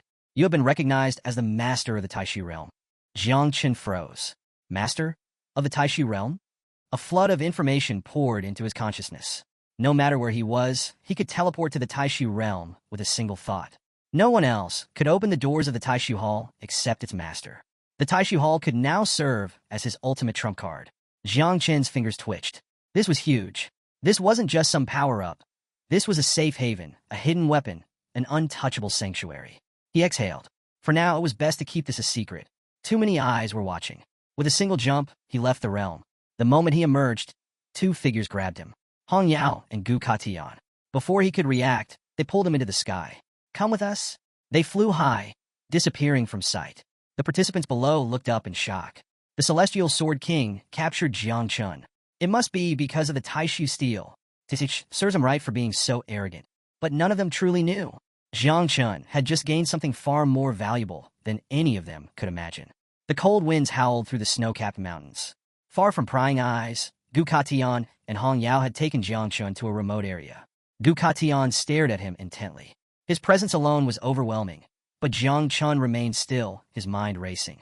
The Dreamer, one of the three invincible figures of Grand Xia, was the only person who had ever observed the Taishu steel for enlightenment. Yet he himself had absorbed it, and Gu Katian wanted to know how. His voice was calm, but sharp. How did you use the 9 miasma wings to absorb the Taishu steel? Jiang Chen's breath hitched. So he knew. His body tensed. Was this a trap?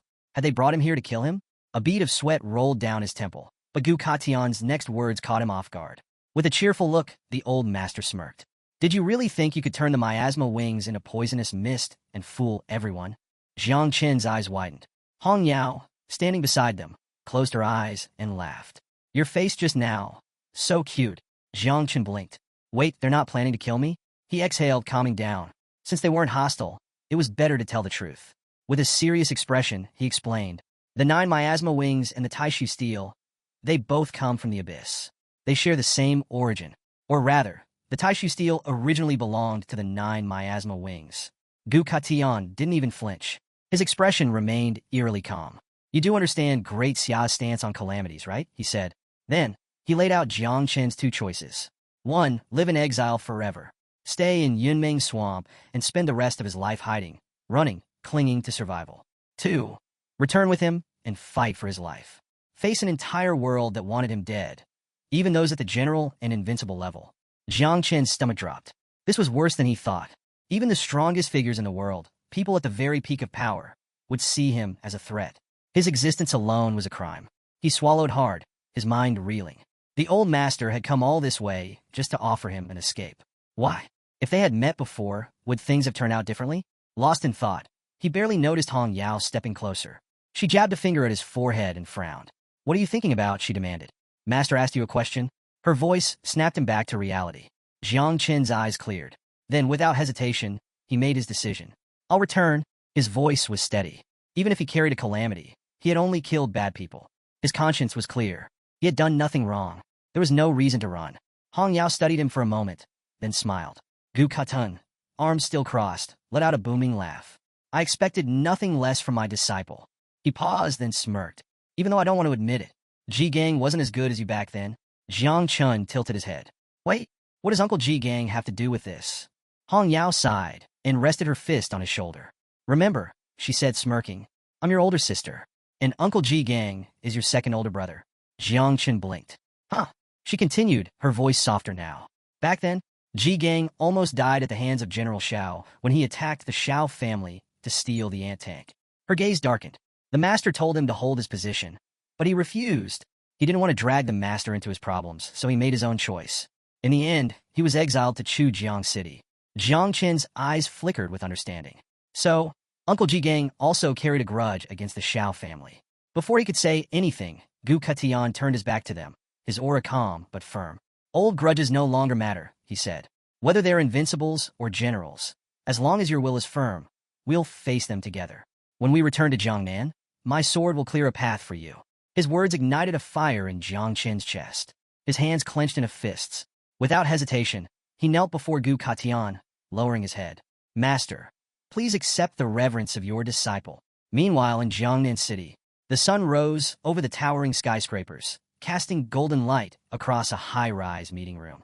Seated around a massive conference table were the war zone's highest-ranking generals. At the head of the table sat Duan Xinghai, the supreme commander of Jiangnan's war zone. His hands were interlocked, his expression unreadable. Since all 12 titled kings of Jiangnan have gathered here, except for Gu Katian and Hong Yao, I'll get straight to the point. The room fell silent. Everyone leaned in, waiting for his next words. Duan Xinghai's gaze sharpened. Based on our research, Jiang Qin's poisonous mist isn't ordinary. His next words sent a ripple through the room. It's the 9 miasma wings. Murmurs broke out among the generals. Duan Xinghai raised a hand, silencing them. He continued, according to Great Xiao's taboo ordinance, anyone who awakens a calamity-type ability or controls a taboo object must be killed mercilessly. His gaze swept across the room. What are your thoughts? A man with fiery red hair raised his hand. Mu Hanqiu's grandfather, Mu Hinyan. A faint smile played on his lips as he spoke. The 9 miasma wings have caused great catastrophes in the past, yes. But in this era, it's almost impossible for it to grow to that scale. He leaned back in his chair. As long as Jiang Chun is under proper supervision, there shouldn't be a problem. And in the worst-case scenario, his eyes gleamed. We can simply extract and destroy the 9 miasma wings. No need to kill the boy. Another general nodded in agreement. Tang Wangchuan, the father of Tang Jin, raised his hand next. I agree. He crossed his arms, his expression unwavering. The taboo ordinance was issued 500 years ago when Great Xiao was weak. But today, we're strong. We should approach taboo matters with more flexibility. As the generals debated, 2 of them whispered among themselves. Who was at close ties with Jiang Chun from the beginning? They had heard rumors that Mu Hinyan's granddaughter had grown quite close to Jiang Chun in the prodigy camp. Then there was Ji Gang. And now, even Tang Wanchuan's daughter, Tang Jin, seemed to be involved. The realization hit hard. The elders of powerful families were already tangled in Jiang Chen's fate. Tang Wangchuan's face darkened. Before he could respond, boom! The doors to the meeting room exploded into splinters. A massive cloud of smoke filled the chamber. The generals jumped to their feet, hands reaching for their weapons. A terrifying presence flooded the room. As the smoke cleared, a figure emerged. An old man. His body surged with overwhelming energy, his eyes burning with pure hatred. It was none other than General Xiao Yuanshan of the Xiao family. His sword gleamed in his hand as he pointed it at the room. His voice was cold as death itself. Anyone who dares speak in Jiang Chen's defense. His killing intent surged. Must be ready to taste my sword. Duan Xinghai's face paled. The room descended into chaos. He clenched his fists, his mind racing. If it weren't for General Xiao interfering, I could have helped negotiate this. But now, he was alone. If Gu Katian chose to blindly protect Jiang Chun, he would be dragged down as well. And Duan Xinghai wasn't willing to go down with him. A few hours later, near the landing site of the prodigy camp, a group of figures arrived. Among them, Ji Gang, Duan Feng, and Tang Wanchuan. Ji Gang's eyes narrowed as he scanned the mountains. He spoke in a low, dangerous voice. General Xiao has deployed the Celestial Punishment Squadron. They're hiding in the nearby mountains, waiting for Jiang Chun. His fingers tightened around his sword hilt. Tang Wangchuan's expression darkened. This is a grand setup. They knew Jiang Chun and the others would return soon. Ji Gang exhaled slowly, then drew his sword slightly from its sheath. If a fight breaks out, his eyes gleamed with killing intent. Tang Jin and I will draw our swords. His voice turned ice cold. Old grudges. New grudges. We'll settle them all today. Then, he turned to Duan Feng. The night watch of Chujiang City is now in your hands. Duan's face paled, his hands shaking as he waved them frantically. He had been with Ji Gang when they crashed the wedding, and now he was getting dragged into more trouble. Again. Meanwhile, Xiaoke stood with her arms crossed, eyes closed, an unimpressed expression on her face. She placed a hand on her hip and scoffed. Don't even look at me. Do you need a healer or something? Duan Feng, standing next to her, snorted. Get lost, he said with a grin. I love a good brawl, and there's no way I'm missing this. Tang Jin, smiling, teased the old master. Come on, old Gu, stop being so formal, she said playfully. We're family, aren't we? Then, her gaze lifted to the sky. A bright light was approaching. She squinted. Is that Jiang Chun and the others? Meanwhile, on a distant mountain, General Xiao Yuanshan's squad had already locked onto their target. One of the commanders raised a hand. Target confirmed. His voice was cold as he issued the command. Heavenly Punishment Squad, prepare to fire. Divine crossbows, aim at the sky. A row of elite soldiers pulled out massive crossbows, each engraved with divine sigils, their arrows glowing with a deadly aura. At the same time, the Tian Xiao camp descended rapidly. Hong Yao peered down, her eyes flashing with amusement.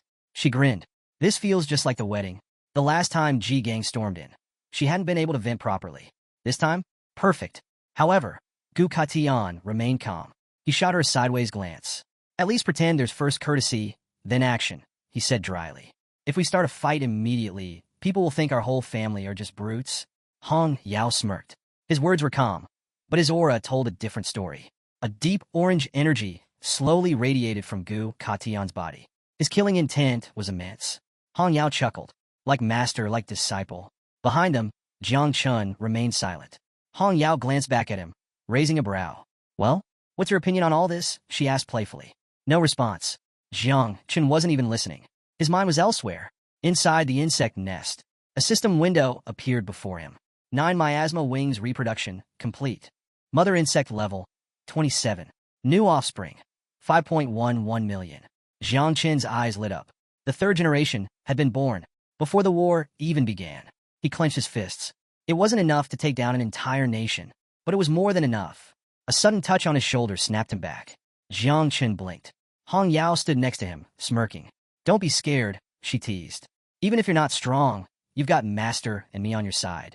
Jiang Chen's expression twitched. I'm not scared. He pointed to the mountains ahead. Uncle Ji Gang and the others are there, he said. I want to see them first, and give them a gift.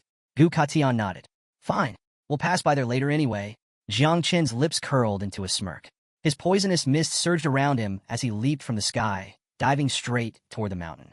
Above, Jiang Wushuang watched him go. A playful glint flashed in his eyes. Hey, he called out. Try not to die too soon. I haven't played enough with you yet. Tang Ying, standing nearby, exhaled sharply. At this point, she wasn't even surprised that Jiang Chun carried a Calamity. No wonder he killed Xiao Beihan in an instant. Even Bang, usually carefree, frowned slightly.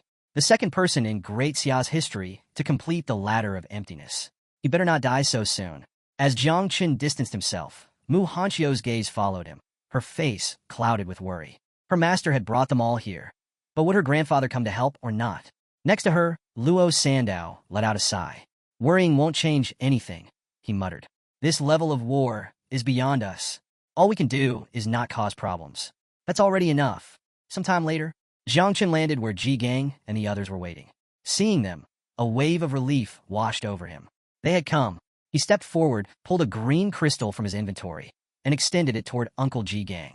Remember, Jiang Chen said with a grin, I promised to gift you a set of epic equipment. He smirked. Didn't manage to get that. But this should be just as good. Ji Gang took the crystal, turning it in his palm. His eyes widened in shock.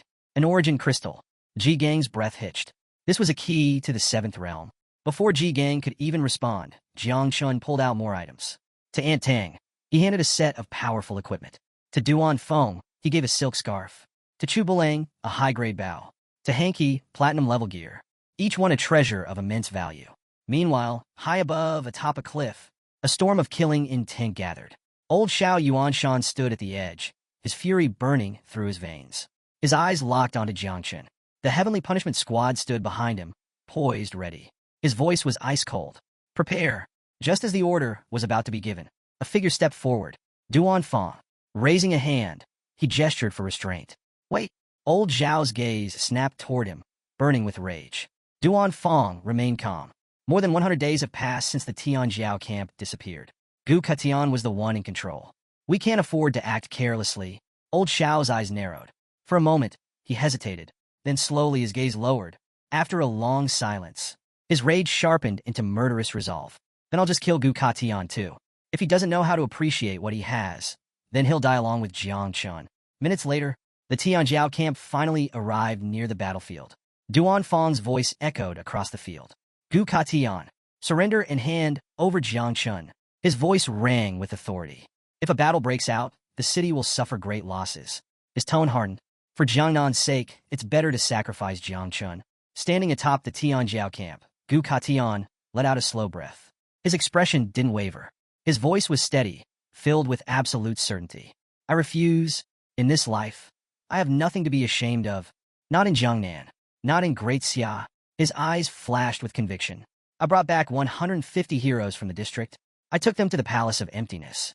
The crowd stirred. The parents of the young prodigies stiffened. The Palace of Emptiness, a place of legends and miracles. A place where countless powerful figures had sought strength, only to fail. Yet, Gu Ka Tian had led them there. And now, their children had succeeded. One by one, the parents stepped forward. Their voices were firm. We won't betray our own. We won't join the Xiao family. Even if they couldn't save Jiangnan, they wouldn't side with its executioners.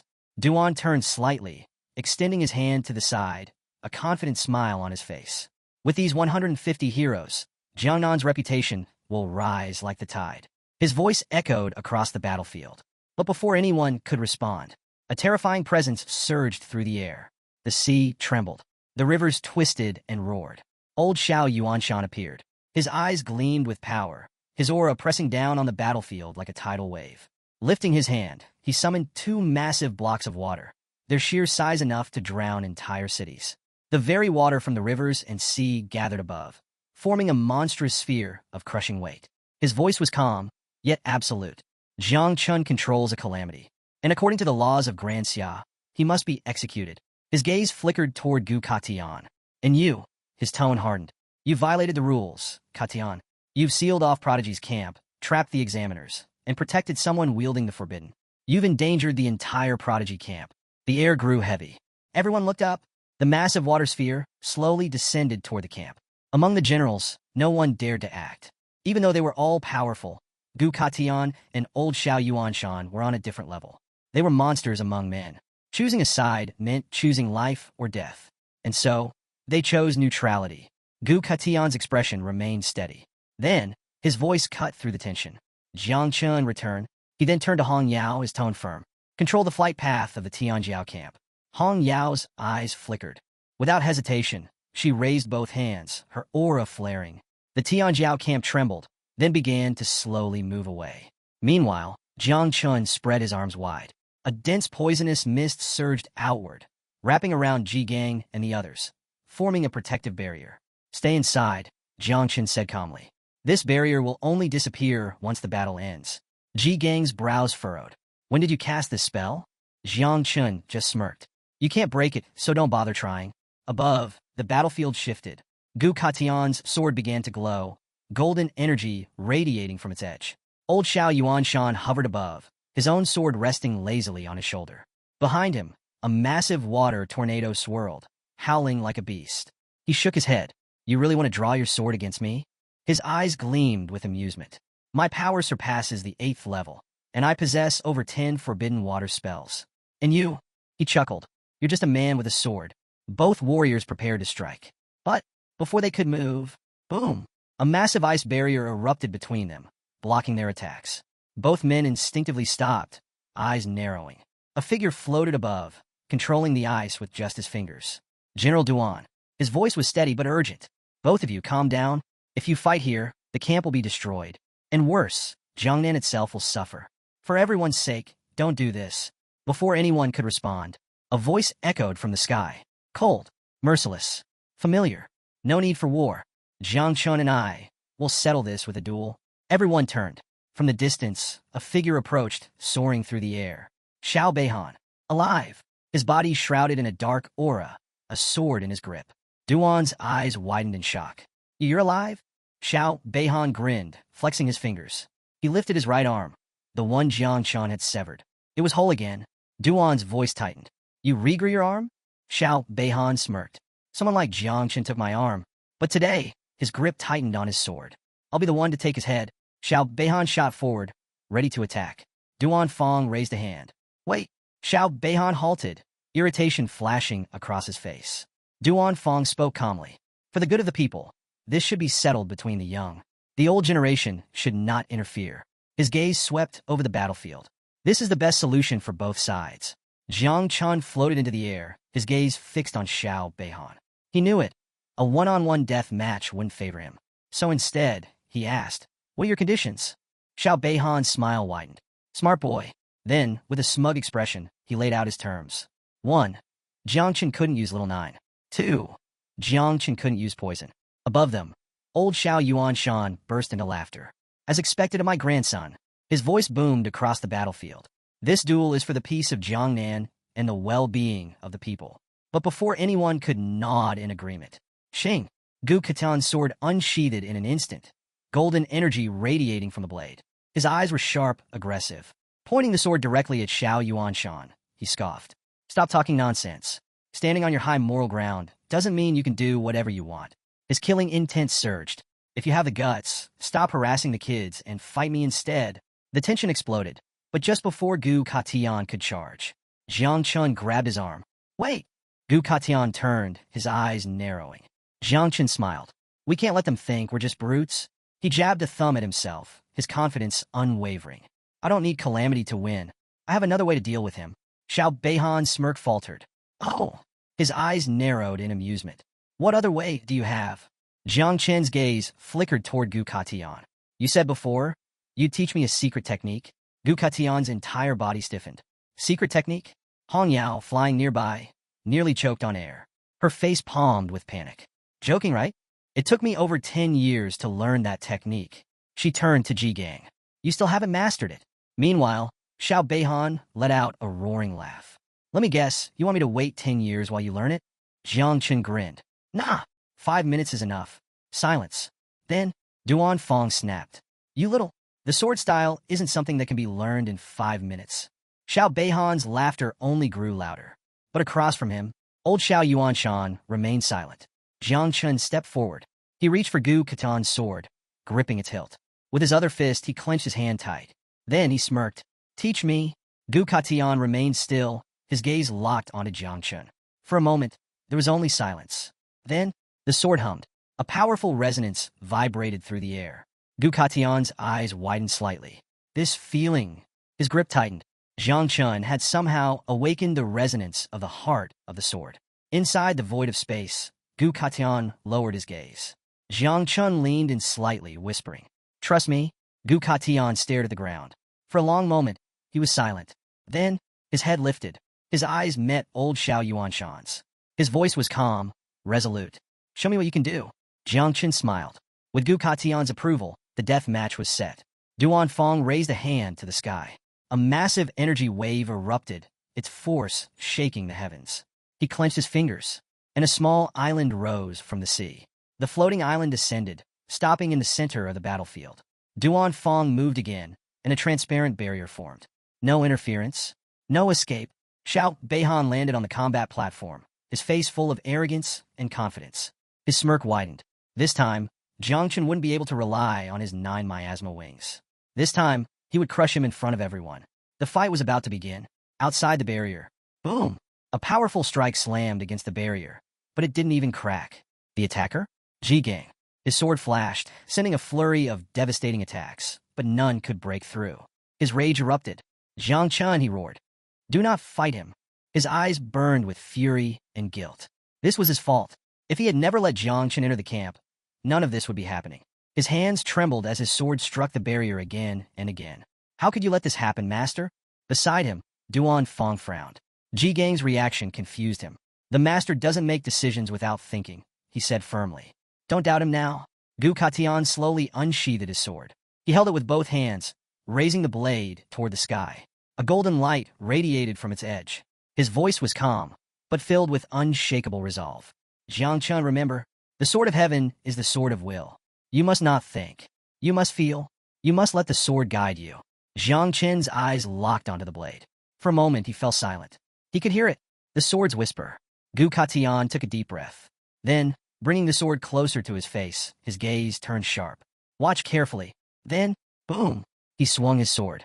A blinding golden slash erupted, tearing through the sky at blinding speed. The attack shot toward Xiao Yuanshan. Xiao Yuanshan's expression darkened. So, he's attacking first? Without hesitation, He drew his own sword, pointing it toward the heavens. His body surged with red energy, powerful and overwhelming. Total defense. A crimson aura engulfed him. He stood firm, waiting for the attack to crash against him. But it never came. The golden slash passed by his side, missing him entirely. Xiao Yuanshan's eyes widened in shock. What? Duan Fong, watching from afar, broke into a sweat. His heartbeat pounded in his ears.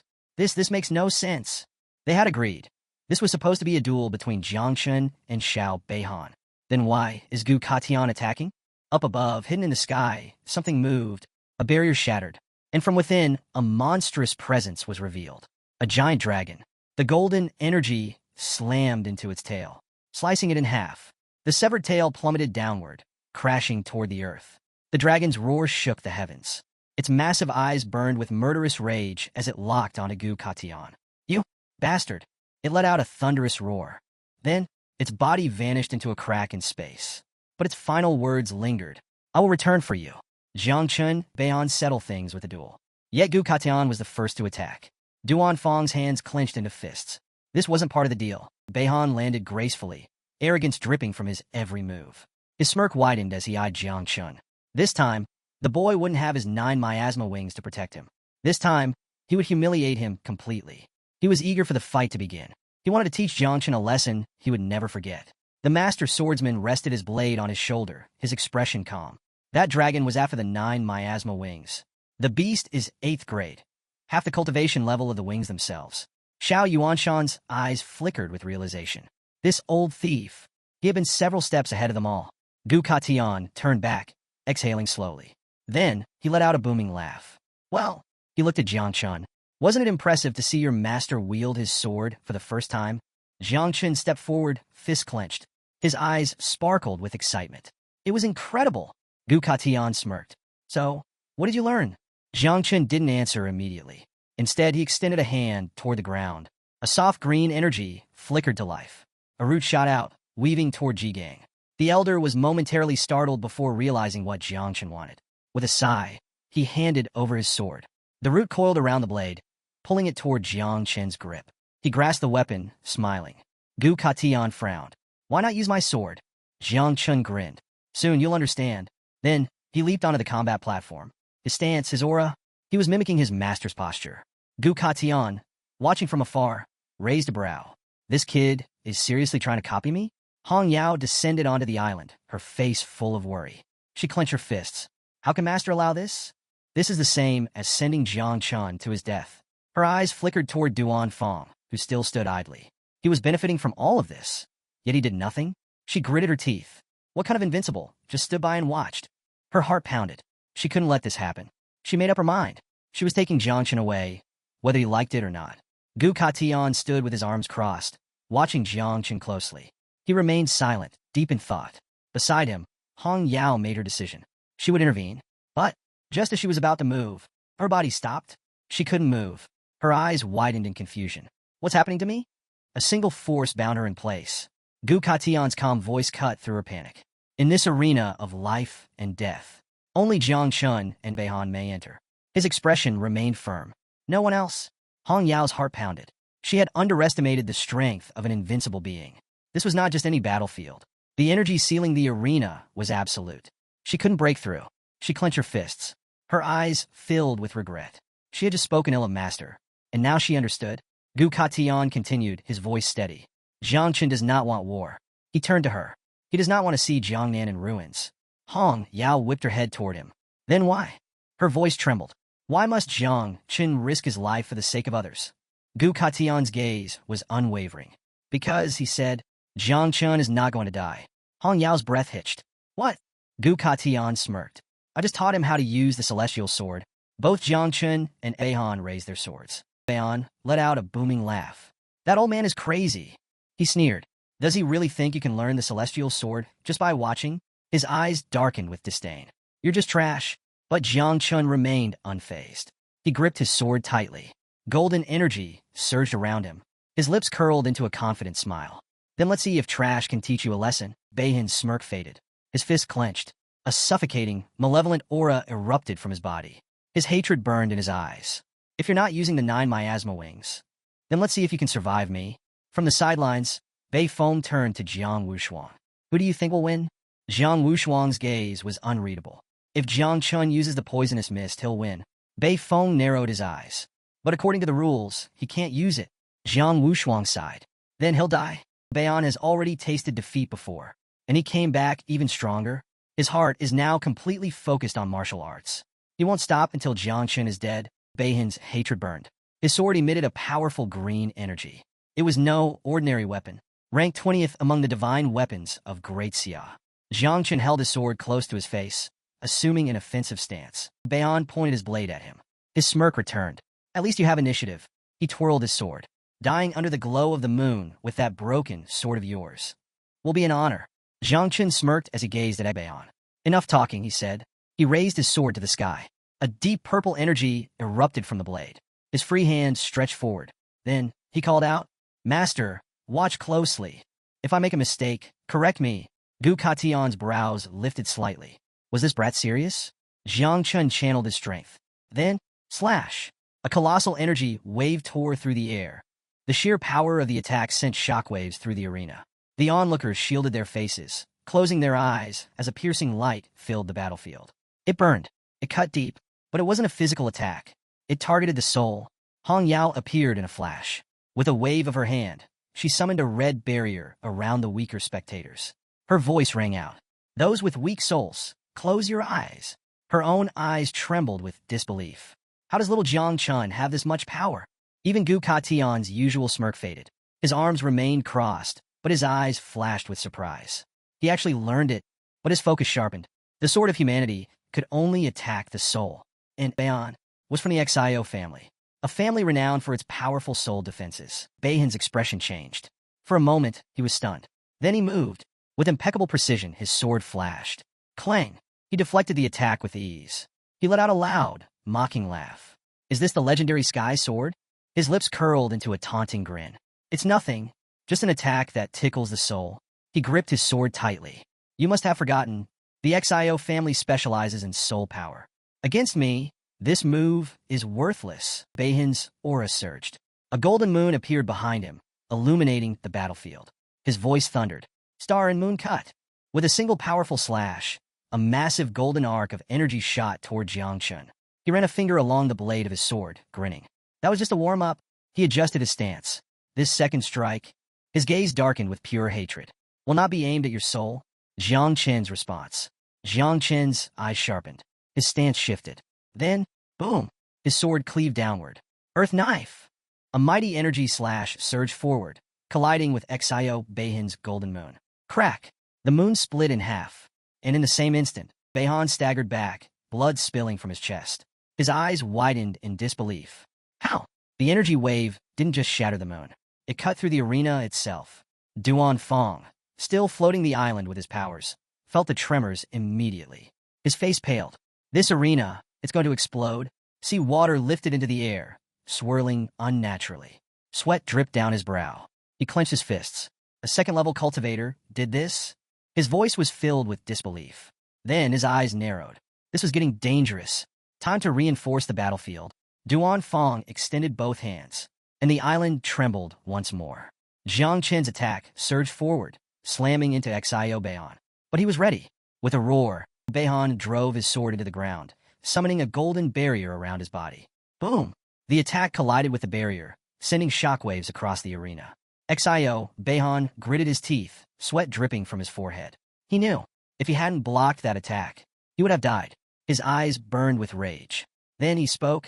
One must lift their head and look toward the northwest, where the floating clouds rest. His grip on the sword tightened.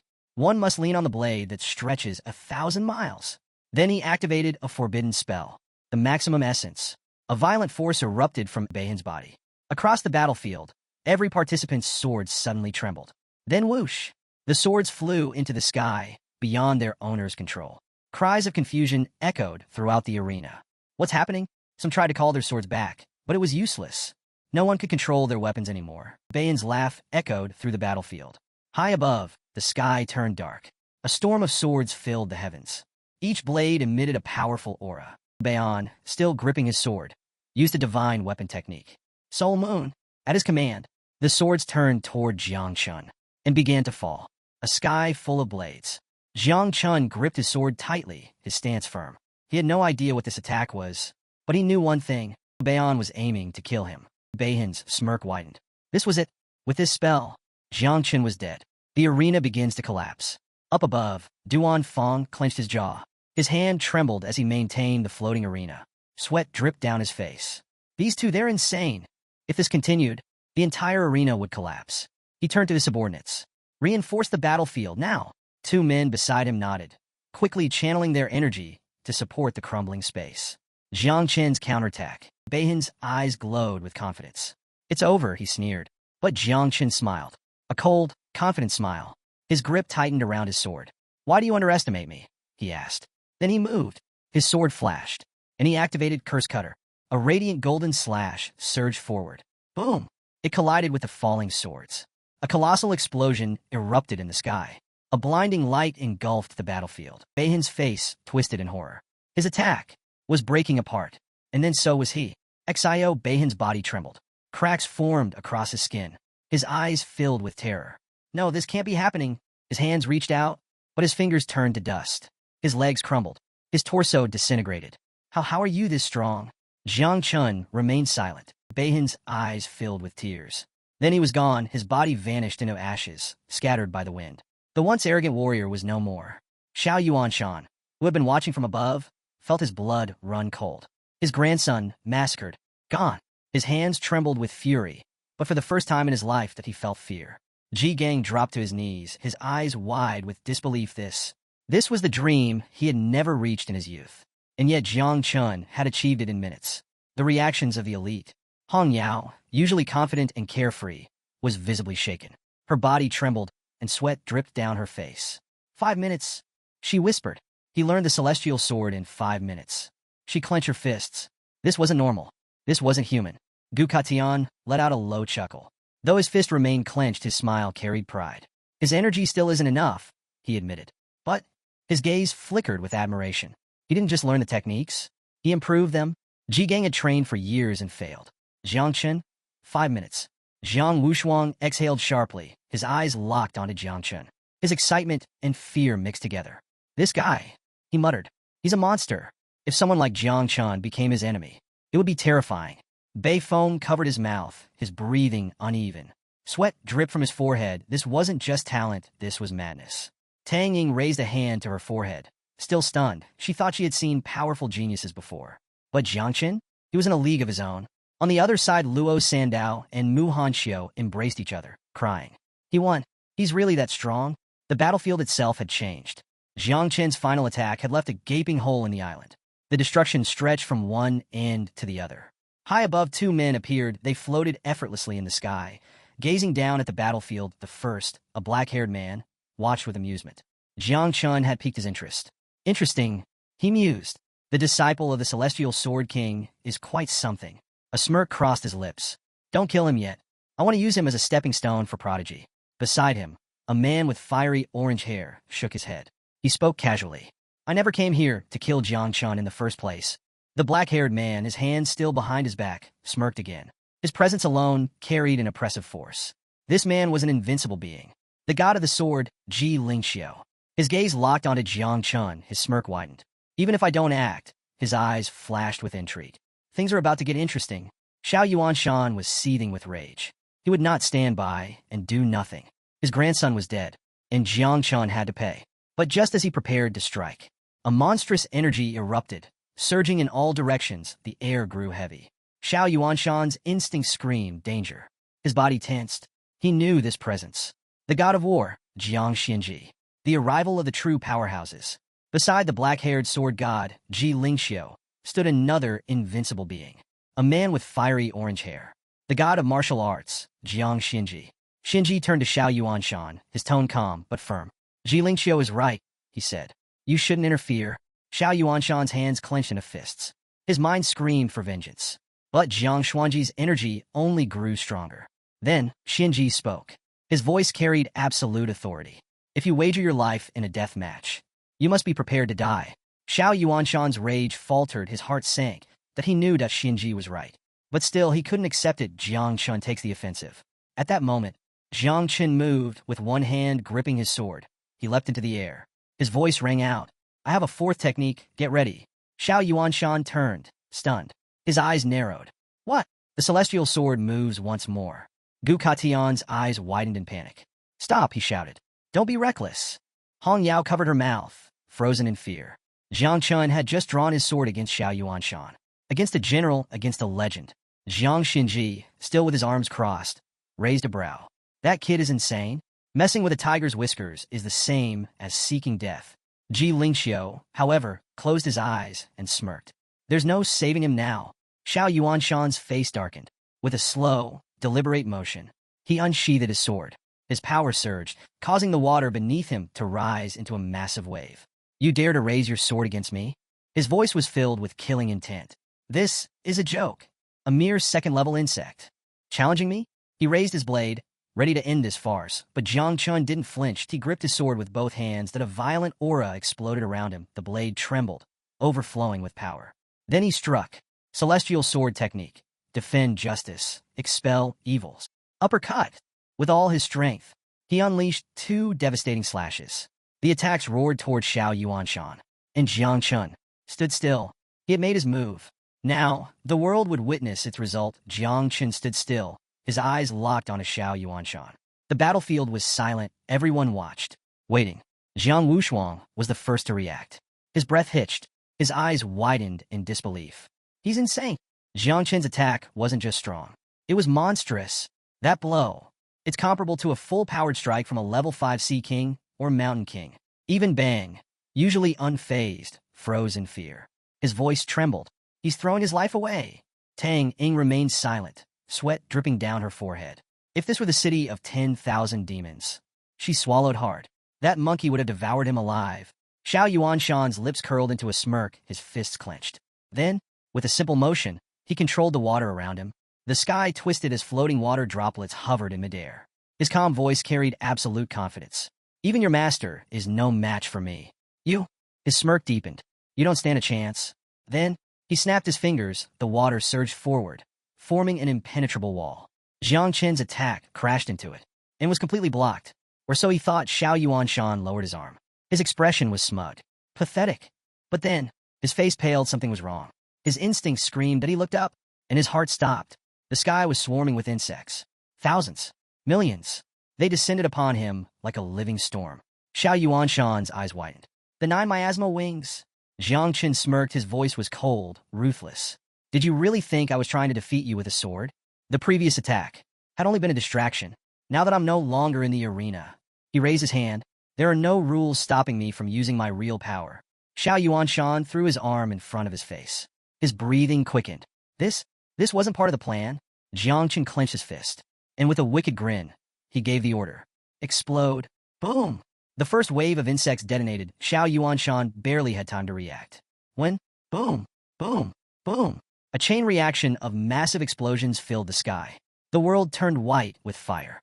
The battlefield descends into chaos. Duan Fong and the others turned and fled. Run. The sky was collapsing. The sheer power of the explosions was unthinkable. Xiao Yuanshan, trapped in the storm, activated his power. The explosions turned into blood. His eyes locked onto Jiang Chun. Rage. Pure, unfiltered rage. I'll kill you. No more mercy. Jiang Chun had pushed him too far. Now, he would end him. Xiao Yuanshan's eyes burned with hatred. You think you can challenge me and live? He raised his hand, channeling his power. A dark red aura pulsed around him. Then, curse of water, blood explosion. Boom. A massive burst of blood shot forward, slamming into Jiang Chen's chest. He staggered, eyes widening in shock. Then a blood barrier formed around him, trapping him. Jiang Chen's brows furrowed. What is this? Suddenly, pain. Unbearable pain. His blood began to seep out. From his eyes, his nose, his ears, even his fingernails. Jiang Chun stared at his trembling hands. His pupils contracted in fear. Xiao Yuanshan was controlling his blood. And worse, it wasn't stopping. The barrier thickened, draining more and more blood from his body. Jiang Chun gritted his teeth. His vision blurred. His body weakened. He was dying. The smoke from the insect explosions cleared. Xiao Yuanshan's figure emerged untouched. His gaze locked onto Jiang Chun. Murderous intent filled the air. He clenched his fist, and with a chilling voice, he called out, compressed blood. Boom. Jiang Chen's blood gushed out violently, shooting from his eyes, nose, ears, mouth, and nails like pressurized jets. His body convulsed. Panic. Pure, unfiltered panic that he knew this was bad. Ji Gang's fist slammed against the barrier. Stop! His eyes filled with regret.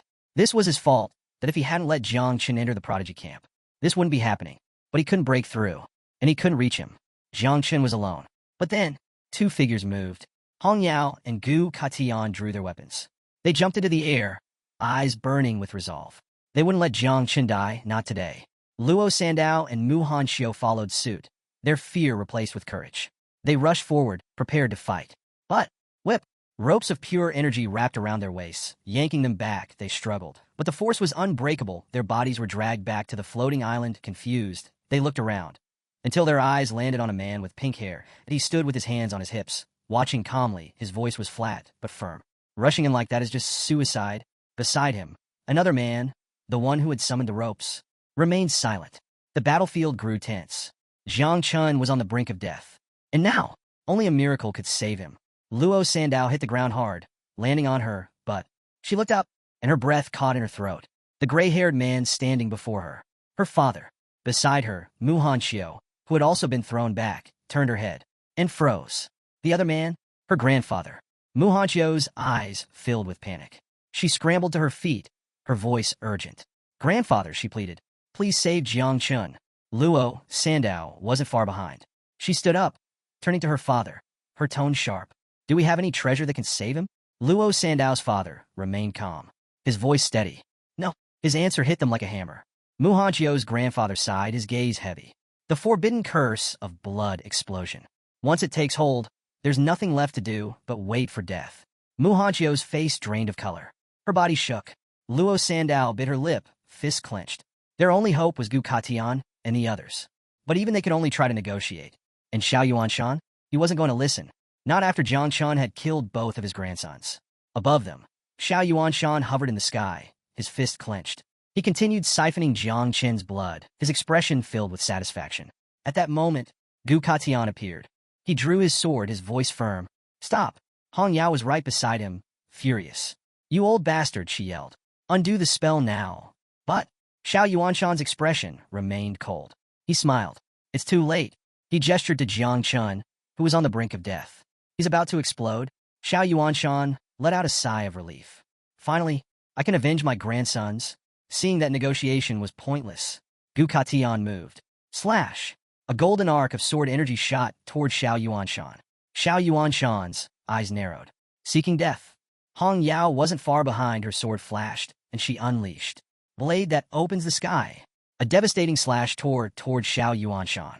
But, boom! With a single motion, Xiao Yuanshan raised his hand, and a massive water barrier materialized. Flow that softens the heart. The barrier absorbed the attacks effortlessly. Gu Katian gritted his teeth. Damn it, Xiao Yuanshan smirked. Your sword is good, he admitted. But do you really think it can rival me? Gu Katian wiped the sweat from his brow. Then he smirked. Let's see how many more attacks you can block. Hong Yao gripped her sword tighter. A powerful orange energy erupted around the blade. Her eyes burned with determination. She took a deep breath and whispered under her breath. Fine, then we'll just smash this guy to pieces. Together, Jiang Chen screamed in agony. His hands clutched his head, his body convulsed. His blood draining away. The energy barrier shrank, tightening like a coffin. Xiao Yuanshan watched with pleasure. He smirked, his voice dripping with mockery. What's wrong, Gu Katian? Aren't you going to say your last goodbye to your beloved apprentice? His fist clenched. Blood explosion. Boom! The barrier contracted violently. Jiang Chen's body swelled. Until a massive explosion ripped through the sky at a cloud of smoke. A heartbreaking silence. Everything went still. A thick smoke curtain engulfed the battlefield. For a moment, there was no sound. Then, no! Uncle Ji Gang dropped to his knees. Tears streamed down his face. His hand shook. His student. His disciple. His family. Gone. Hong Yao's eyes filled with tears. Her shoulders trembled. Even though they hadn't known each other long, Jiang Chen was like a little brother to her. Gu Katian stood frozen, his eyes empty. Luo Sandao and Mu Hanxiu stared in horror. Mu Hanxiu's voice cracked. No, this is a joke. Luo Sandao shook her head violently. Right? Jiang Chen always jokes. This isn't real. Above them, Xiao Yuanshan threw his head back and laughed like a madman. Beihan Grandpa has avenged you. His laughter echoed through the battlefield. Pure, unfiltered joy, the final triumph over his greatest enemy. He gripped his sword, savoring the moment. But a killing intent surged forward. Gu Katian's eyes burned with fury. His body blurred as he rushed at Xiao Yuanshan, sword drawn. Even if he had to die today, he would slaughter this bastard. Hong Yao was right behind him. She wasn't letting her master fight alone. If Jiang Chun was truly gone, then they would take Xiao Yuanshan with them. Duan Fang's face paled. His heart pounded. This is bad, he muttered. This is very bad. If this fight continued, the entire south of the Ji River would be in danger. He turned to the god of war, Jiang Xinji. If you don't intervene now, this will become a bloodbath. Jiang Xuanji's gaze darkened. His body tensed. Duan Fang was right. If this fight escalated, all of Great Xia would tremble. Gu Katian and Hong Yao charged forward, their weapons gleaming with killing intent. Xiao Yuanshan braced himself, gripping his sword tightly. But, boom! A powerful force erupted between them, locking their bodies in place. They couldn't move. Hong Yao struggled, her body trembling from the force. Gu Katian, however, remained still, his gaze unreadable. Xiao Yuanshan's expression darkened, his grip on his sword tightening. From above, the god of war Jiang Xinji observed them with a calm but commanding gaze. If you want a decisive battle, this is not the place. His voice was absolute. But then, a thick poisonous mist began to swirl. And from within it, a voice echoed. No one is allowed to interfere. The voice of Jiang Chun. Xiao Yuanshan spun around, eyes widening in confusion. His mind raced. That couldn't be right. He had watched Jiang Chun die with his own eyes, yet the poisonous mist dissipated and standing there, alive. Unharmed, Jiang Chun. He stared at Xiao Yuanshan, his gaze cold and piercing. Xiao Yuanshan's face twisted in shock. Impossible. Gu Katian and Hong Yao were frozen in disbelief. Their minds failed to process what they were seeing. Jiang Chun had survived? Jiang Chun smirked, crossing his arms. Did you really think it would be that easy to kill me, old man? I have more cards up my sleeve than you could ever imagine. Xiao Yuanshan's breath hitched. His hands trembled on the hilt of his sword. This was unnatural. Bei Feng began to sweat, his mind spun with questions. Did Jiang Chun have some hidden power? Jiang Wushuang stood stunned, his eyes filled with disbelief that he had witnessed death. Yet Jiang Chun was here, standing. Luo Sandao and Muhan Xiao collapsed onto their knees. They hugged each other, tears streaming down their faces. He really was joking. Chu Bulang, who had been watching in stunned silence, suddenly understood.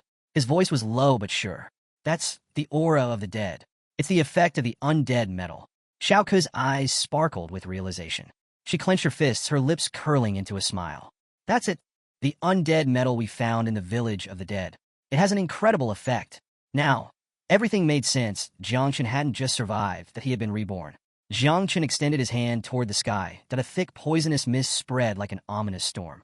Now that you've failed to kill me, it's my turn. With a cold command, he released all his insects. Hundreds of thousands of them burst from his body, swarming the entire sky. Xiao Yuanshan's eyes widened in horror. This was a true calamity. Up above, Ji Lingqiu watched with his hands behind his back. The number of insects is absurd. Jiang Xinji, the god of war, narrowed his eyes. Didn't this boy just change jobs? How did he raise so many insects so quickly? He smirked. I underestimated him. Ji Lingqiu's gaze flickered. So, you've made your decision? Xinji didn't respond. He simply watched. Xiao Yuanshan knew he couldn't stand idly by. His body surged with power, releasing an energy wave to repel the insects.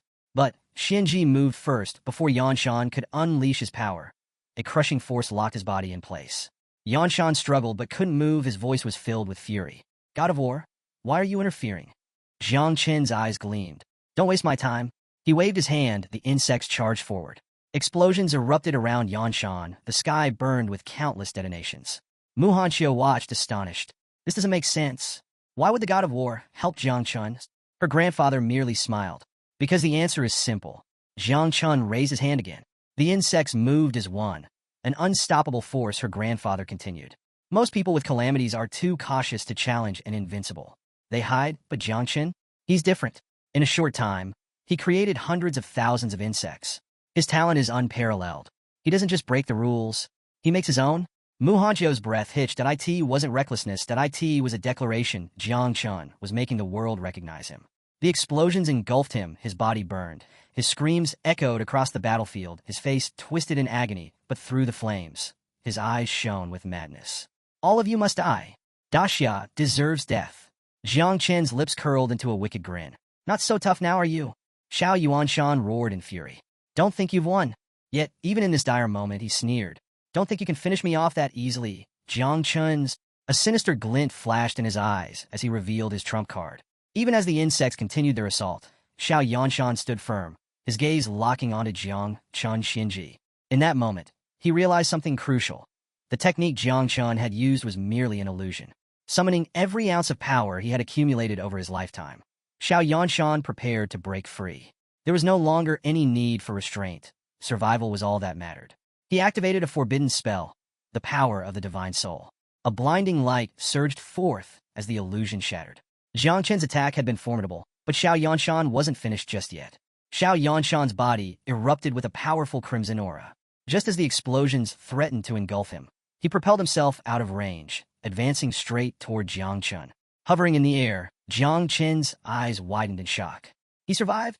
Alarm surged through him as he realized the battle was far from over. Below, Xiao Yanshan drew his sword, his face twisted with rage and hatred. Prepare to die, Jiang Chun, he roared. Jiang instinctively raised his arm to shield himself, his mind racing. How did he break free from the god of war's seal? There was no time to think. Xiao Yanshan was closing the distance fast. Just as Xiao Yanshan was about to strike, a brilliant blue flash split the air. A bolt of energy, sharp as a blade, pierced straight through his chest. Xiao Yanshan staggered, his mouth opening in shock as blood spilled from his lips. His furious expression gave way to confusion. What just happened? The energy solidified into an arrow, locking him in place. From the distance, a voice rang out, calm yet absolute. It's over. It was the invincible sword god, his presence radiating an overwhelming aura of authority. His gaze fixed coldly on Xiao Yanshan. Move even an inch and your head will roll. Your soul will be erased from existence. Xiao Yanshan's mind reeled. Even Ji Lingxiu is against me? He had never imagined this betrayal. Jiang Chun, who had remained silent, suddenly realized something. This was his moment. A ruthless glint flickered in his eyes. Without hesitation, he raised his hand. The sky darkened once more as a new wave of insects swarmed toward Xiao Yanshan. Now severely wounded and immobilized, Xiao Yanshan could do nothing but watch as the creatures closed in. Jiang Chen's voice was cold and merciless. Explode. One by one, the insects detonated, their combined blasts forming an endless chain of destruction. Xiao Yanshan's screams filled the battlefield. The pain was unbearable. He couldn't believe this was happening. General Xiao Yanshan, the pillar of Daxia, the warrior who had led countless battles, crushed rebellions, and even fought against the order of the ancient gods, was being torn apart by mere insects. His desperate cries faded into the deafening roar of explosions. Little by little, his body was consumed. His legacy, his strength, his very existence, reduced to nothing but dust. A few moments later, Jiang Chen signaled for the explosions to stop. The battlefield fell eerily silent, smoke rising from the scorched earth. Xiao Yanshan's body was barely holding together. His limbs had been devoured, and a massive hole gaped in his chest from Ji Lingxiu's attack.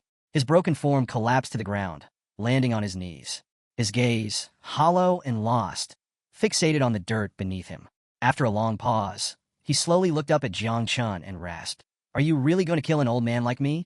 Jiang Chun floated down, his feet touching the ground as poisonous mist curled around his hand. He let out a cold laugh. "Your body's already gone. The only thing left is your soul. And after all this, you still ask such a ridiculous question." Xiao Yanshan remained kneeling, lowering his head. His desperate eyes flickered with regret. I was wrong. The Xiao family was wrong. If you spare me, I will compensate you for everything." Jiang Chun tilted his head, amused. How quickly people beg when death is at their door. But instead of answering, he turned to his companions behind him. Hong Yao, Gu Ka Tian, and Ji Gang. "What do you guys think?" he asked with a smirk. His question stunned them. Sparing the man who had just tried to kill him? Who had slaughtered countless innocent people? Even Jiang Xinji, who had been silently observing, furrowed her brows. Meanwhile, Xiao Yanshan, still kneeling, raised his head toward the heavens. "War God," he called out desperately. "If you save me, I swear, I will go to the abyss and fight until my last breath." Jiang Xinji hovered above, arms crossed, considering his words. Xiao Yanshan wasn't just some noble. He was the general of the war district of Jiangnan. That status alone made his offer worth evaluating. Jiang Xinji stepped forward, his voice firm. "Then answer me this. Are you willing to admit your guilt?" The Xiao family has oppressed the market, seized property by force, and trampled countless innocent lives underfoot. Do you take responsibility for all of it? Xiao Yanshan's eyes darted between them, sensing an opportunity. If admitting guilt meant survival, then so be it. Without hesitation, he nodded vigorously. Yes, I admit to everything. Jiang Xinji and the others exchanged looks before Jiang Xinji spoke again, his tone unwavering. Given your past merits in serving Daxia, a balance will be struck. Your family's properties will be confiscated, and you, he narrowed his eyes. You will be exiled to the abyss as a vanguard soldier. You'll fight on the front lines until the day you die. No escape, no mercy. Xiao Yanshan's already battered body trembled. Terror flashed through his eyes, but deep down, he knew he had no other choice. He clenched his teeth and nodded. I accept. Jiang Chun wasted no time. Raising his hand, he pointed a single finger at Xiao Yanshan. A brilliant golden glow surged at his fingertip, condensing into a spear of pure energy. Soul Seal. The golden energy shot forward like an arrow, piercing Xiao Yanshan's back. His body arched as an agonized scream tore from his throat. The seal branded itself into his very soul, ensuring that if he ever tried to flee, his essence would shatter into nothingness. Moments later, Xiao Yanshan's consciousness faded, and his body crumpled to the ground. Jiang Chun stood over him, watching in silence. Even now he was surprised. This was one of the so-called invincibles of Great Xia. Yet in the end, all it had taken was an illusion to bring him to his knees. With the Xiao family's threat eliminated, Jiang Chun turned away. His objective was complete. It was time to leave. Jiang Chun was lost in thought when Jiang Xinji appeared behind him, arms folded behind his back. Has this verdict calmed the fire in your heart? He asked. Jiang Chun snapped out of his trance, his eyes flickering with surprise. He hadn't expected Xinji to approach so suddenly. With a slightly nervous chuckle, he replied, Of course. The god of war's judgment was wise. Honestly, I wasn't even that angry. I just wanted to act cool. Jiang Xinji smirked. Not only is this kid exceptionally talented, but he also understands his limits. When to advance, when to retreat. Just for these qualities alone, today had been worth his time. Hearing Xuanji's praise, Jiang Chun gave a slight bow. Thanks for the recognition. At that moment, Feng rushed toward them, pointing at the sky in a panic. God of War! The poisonous mist, if it lingers too long, it could contaminate the entire region. We might be looking at an abyssal-level disaster. Jiang Xuanji's gaze dropped to the ground as he fell into silent contemplation. Meanwhile, Jiang Chun looked up at the sky, watching his swarm of insects still hovering freely. Yeah, this probably isn't good. Deciding it was time to act, Jiang Xinji raised his head, snapped his fingers, and unleashed a massive surge of energy. In an instant, a shockwave exploded through the sky, wiping out every last insect and purging the poisonous mist. Jiang Chun stood frozen, eyes wide in disbelief. He got rid of everything with just a snap of his fingers? The sheer power left him speechless. Terrifying. As the golden arrow remained embedded in Xiao Yanshan's body, Jiang Xinji floated above the battlefield, arms crossed. His gaze swept over the gathered warriors before he spoke. You have all witnessed it today. We now have the strength to suppress anything. Therefore, from this moment forward, the law restricting taboos is abolished. Anyone who possesses a taboo, yet remains loyal to the nation, shall be recognized as an ally. Those who turn against us will be our enemies. His eyes locked onto Jiang Chun with a sharp, unreadable expression. A moment of silence stretched between them as he pondered what to do with him. Jiang Chun shifted uneasily, glancing toward Jiang Xinji, waiting for his response. Before anyone could speak, Mu Hanqiu's grandfather stepped forward, placing a reassuring hand on Jiang Chen's shoulder. With a confident smile, he extended his other arm outward. The god of war is wise, he declared. Jiang Chun was raised with humility. His heart is brave, and although he carries the taboo of the 9 miasma wings, he is no threat to Daxia. On behalf of the Mu family, I am willing to take full responsibility for him. Jiang Chun turned, eyes widening in confusion. Wait, what's happening? Before he could fully process it, another voice rang out. Tang Wuang, representative of the Tang family, stepped forward. The Tang family is also willing to vouch for Jiang Chun. Not long after, a messenger from the military district of Jiangnan spoke up. The military is prepared to welcome him into our ranks. One by one, powerful figures stepped forward, pledging their support. Above them all, Jiang Xinji remained silent, still hovering in the sky, deep in thought. Luo Sundao nudged her father insistently. Come on, Dad. Everyone's taking Jiang Chen's side. Don't just stand there. Her father hesitated, his forehead breaking out in sweat.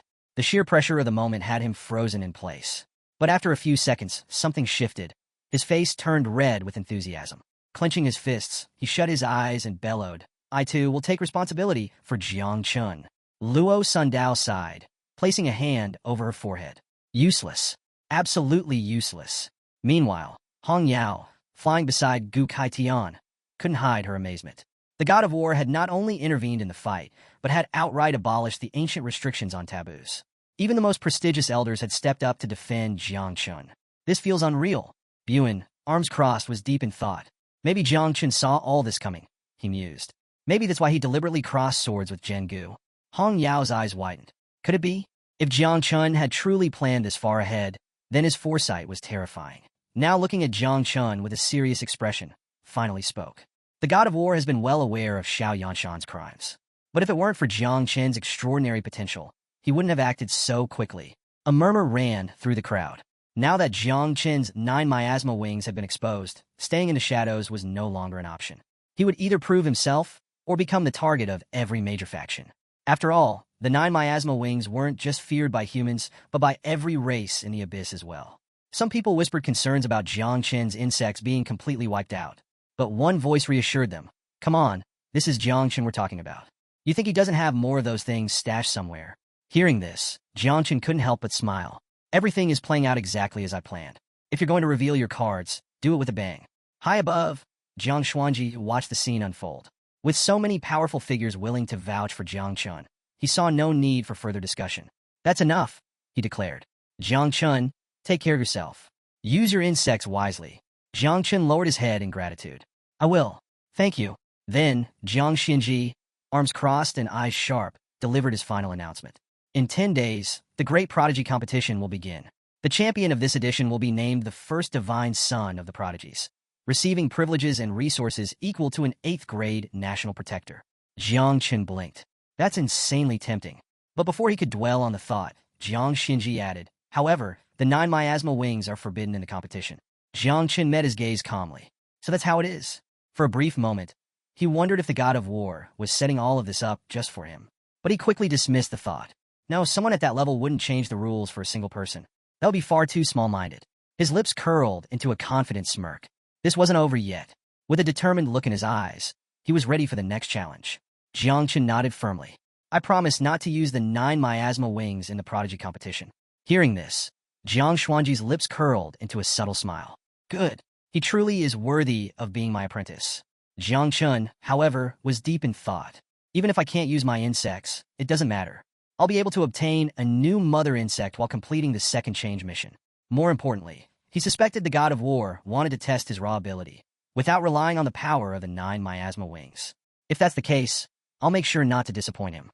Meanwhile, Jiang Xuanji, standing with one hand behind his back, slowly raised his other hand. A faint ripple spread through the air before a massive crack in space appeared beside him. His expression remained unreadable. It's time to clean up some unfinished business. A murmur spread through the crowd. The poisonous mist had already been wiped out, so what else needed to be dealt with? Jiang Xinji didn't wait for an answer. His voice echoed with authority. Great dreamer, rise and carry out your duty. The moment he spoke, a figure emerged from the spatial crack. The great dreamer, one of the 3 invincibles of Xiao, stepped forward, clutching a stuffed rabbit in one hand. A hood with cat ears covered her head, and her oversized, cat-themed outfit made her look more like someone ready for a nap than a legendary warrior. She let out a long yawn, rubbing her eyes sleepily. Her gaze lazily swept across the battlefield, stopping momentarily on the king-rank warriors present. Way too much work. A dead silence filled the air as everyone took in her bizarre appearance. Jiang Xinji remained composed. With a serious expression, he gave his order. Erase the memories of everyone below king level regarding the 9 miasma wings. Once you've done that, you can go back to sleep for another year. At that, the great dreamer's droopy eyes snapped open with excitement. She turned to Jiang Xinji, clenching her tiny fists. Wait, for real? A whole year of sleep? But before she could celebrate, she suddenly froze. Her expression darkened as she rubbed her chin. Wait, if I do this, that means I'll have to deal with the commander of the Night Watch again. A deep sigh escaped her lips. Ugh, no thanks. Too much of a hassle. She slumped her shoulders and shook her head. Pick someone else. I'm too sleepy. Everyone was left speechless. One of the most powerful beings in the realm, and she just wanted to nap. Jiang Xinji observed her in silence for a few moments, his mind working through possible solutions.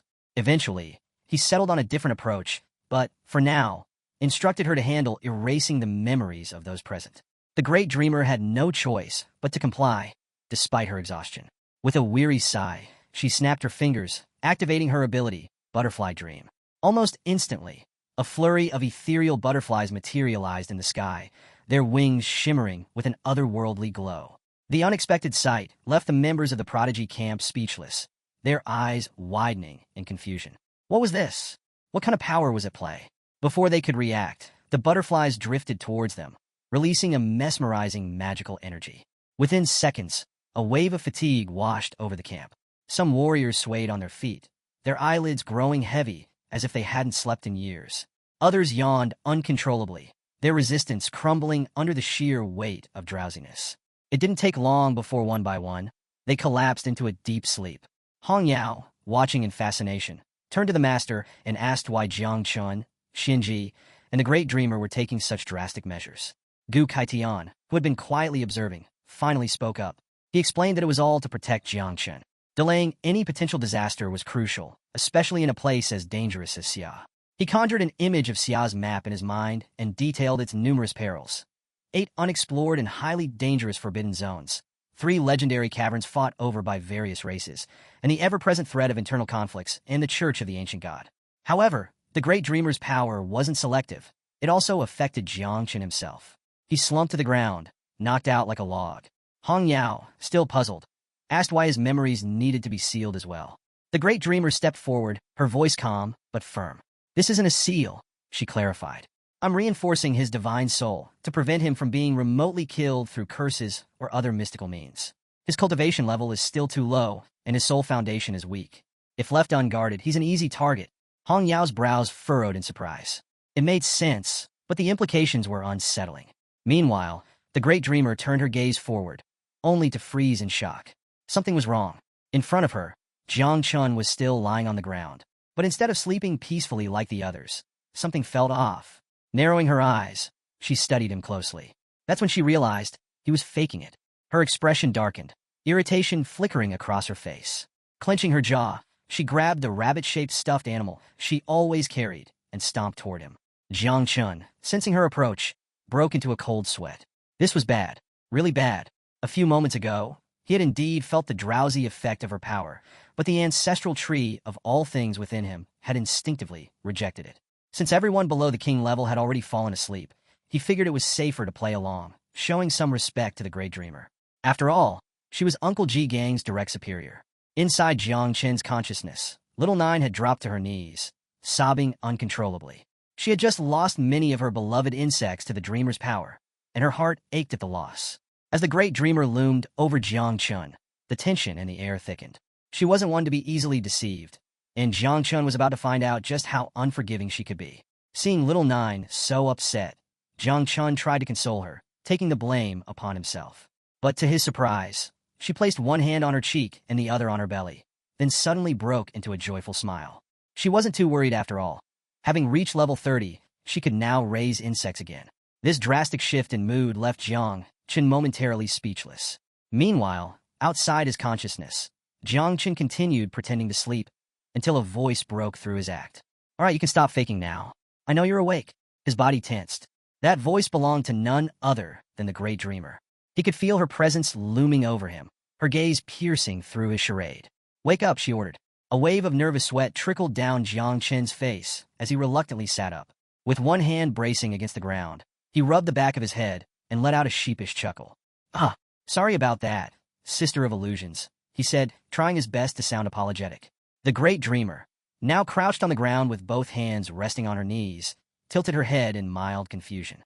She placed a hand on her cheek, closed her eyes, and seemed to savor the moment before turning to Jiang Xinji. "Did you hear that?" she asked with a hint of amusement. Jiang Xinji, arms crossed, floated above them with an expression of mild curiosity. "Yeah, I heard it," he replied. Despite being over 800 years old, the Great Dreamer still had a surprisingly soft heart at times. He had considered cracking a joke about it, but knowing her temperament, he decided against it. Who knew what kind of chaos she might unleash if she got too excited? Before Jiang Chun could process what was happening, the Great Dreamer suddenly grabbed him by the mouth. His eyes widened in confusion as she leaned in close, locking eyes with him. Then, with a warm smile, she declared, From now on, you're my little brother. Jiangchen blinked. Huh? I'll protect you from all dangers in Xia, she continued. If you ever find yourself in trouble, just say my name in your dreams. Jiangchen's body froze. Sweat dripped down his forehead as he tried to make sense of the situation. But before he could react, the great dreamer casually tossed a ring into the air. She observed him for a moment, then nodded to herself. Your soul is already strong enough, so no need for extra reinforcement, she remarked. This ring, however, will block any spying attempts, spiritual investigations, or curse-related tracking. Jiangchen instinctively reached out and caught the ring. He stared at it in silence, unsure of what to say. Was this some sort of welcome gift? The great dreamer then turned back, raising a single finger with a cheerful smile. Well, I'm off to sleep now. Don't forget to visit me in your dreams, okay? With that, a crack opened in space, and without another word, she stepped through and disappeared. Jiangchen stared at the fading crack in disbelief. Just like that, he had somehow become the younger brother of the great dreamer. Just because he called her sister once? Hong Yao, standing beside him, was equally stunned. A mischievous thought crossed her mind, and she muttered, so if I call her sister, does that make me your sister too? Before she could dwell on it further, Jiang Xinji turned to Jiangchen, his gaze sharp. In 10 days, during the Celestial Geniuses competition, if you can secure first place without using the 9 miasma wings, then it will prove you are truly worthy of being nurtured with the full resources of the country. A storm was coming. A new era of great conflicts was about to begin, and there wasn't much time left. Jiangchen lifted his eyes to the sky and smiled. Got it. Thanks. Jiang Xinji, already turning away, cast a glance over his shoulder. No need for thanks. You earned this yourself. Just then, a portal shimmered into existence. Ji Lingxiao, standing with one arm behind his back, approached Jiang Xinji. He had enjoyed watching the amusing spectacle unfold, but it was time to move on. Let's go, he said. We have a black dragon from the Yangtze River to deal with. Without another word, they stepped through the portal and vanished. Before Jiangchen could fully process what had just happened, he felt someone approach from behind.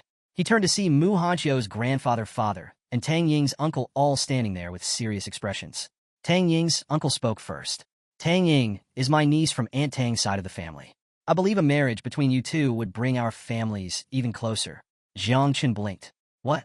Before he could respond, Luo Sando's father stepped forward. You're a bit late on that offer, he declared. My daughter is Jiangchen's legitimate wife. The Duaba house is even willing to offer 20% of our shares as a dowry. Jiangchen's jaw nearly dropped. What is happening right now? Then, as if fate had one final joke left, Mu Hanqiu's grandfather took a step forward, refusing to be outdone. That's nothing, he said with a grin. My granddaughter is already pregnant with Jiangchen's child. Silence.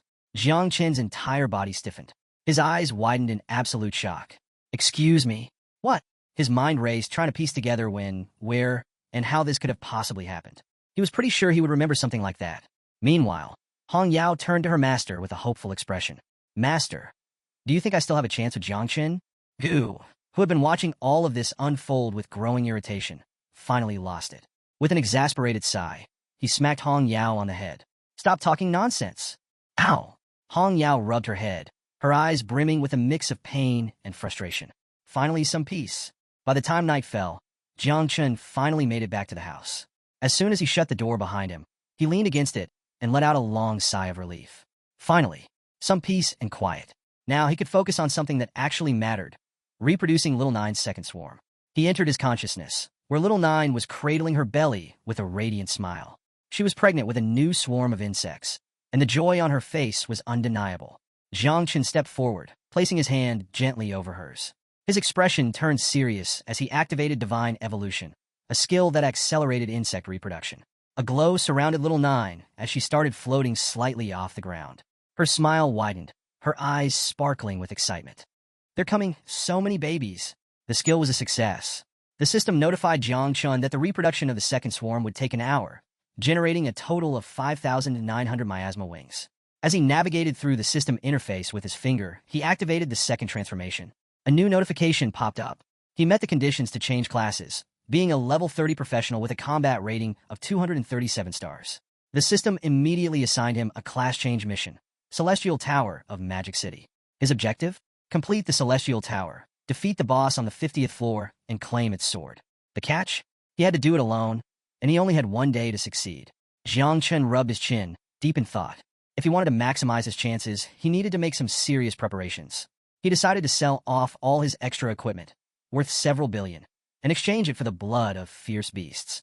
With this, he could boost the strength of his second-generation swarm before tackling the tower tomorrow morning. As Jiang Chun finished strategizing, his attention shifted to the ancestral tree of all things standing before him. His eyes widened in surprise. On one of its branches, a vibrant red fruit had appeared. Again, curious, he reached out his hand, and the fruit detached from the branch, falling into his palm. Instantly, a system notification revealed its effect. Void Eye grants the ability to detect and mark enemies using invisibility, illusions, or stealth-based abilities. The range is determined by the user's divine soul strength. Currently, it covered a 10-kilometer radius. The only downside? The ability consumed a considerable amount of energy when used continuously. Jiang Chun smirked. Not bad. This could come in handy. Tang Ying's secret. Deciding to test Void Eye, Jiang Chun activated the ability. Instantly, a detailed scan of the surrounding area appeared in his vision.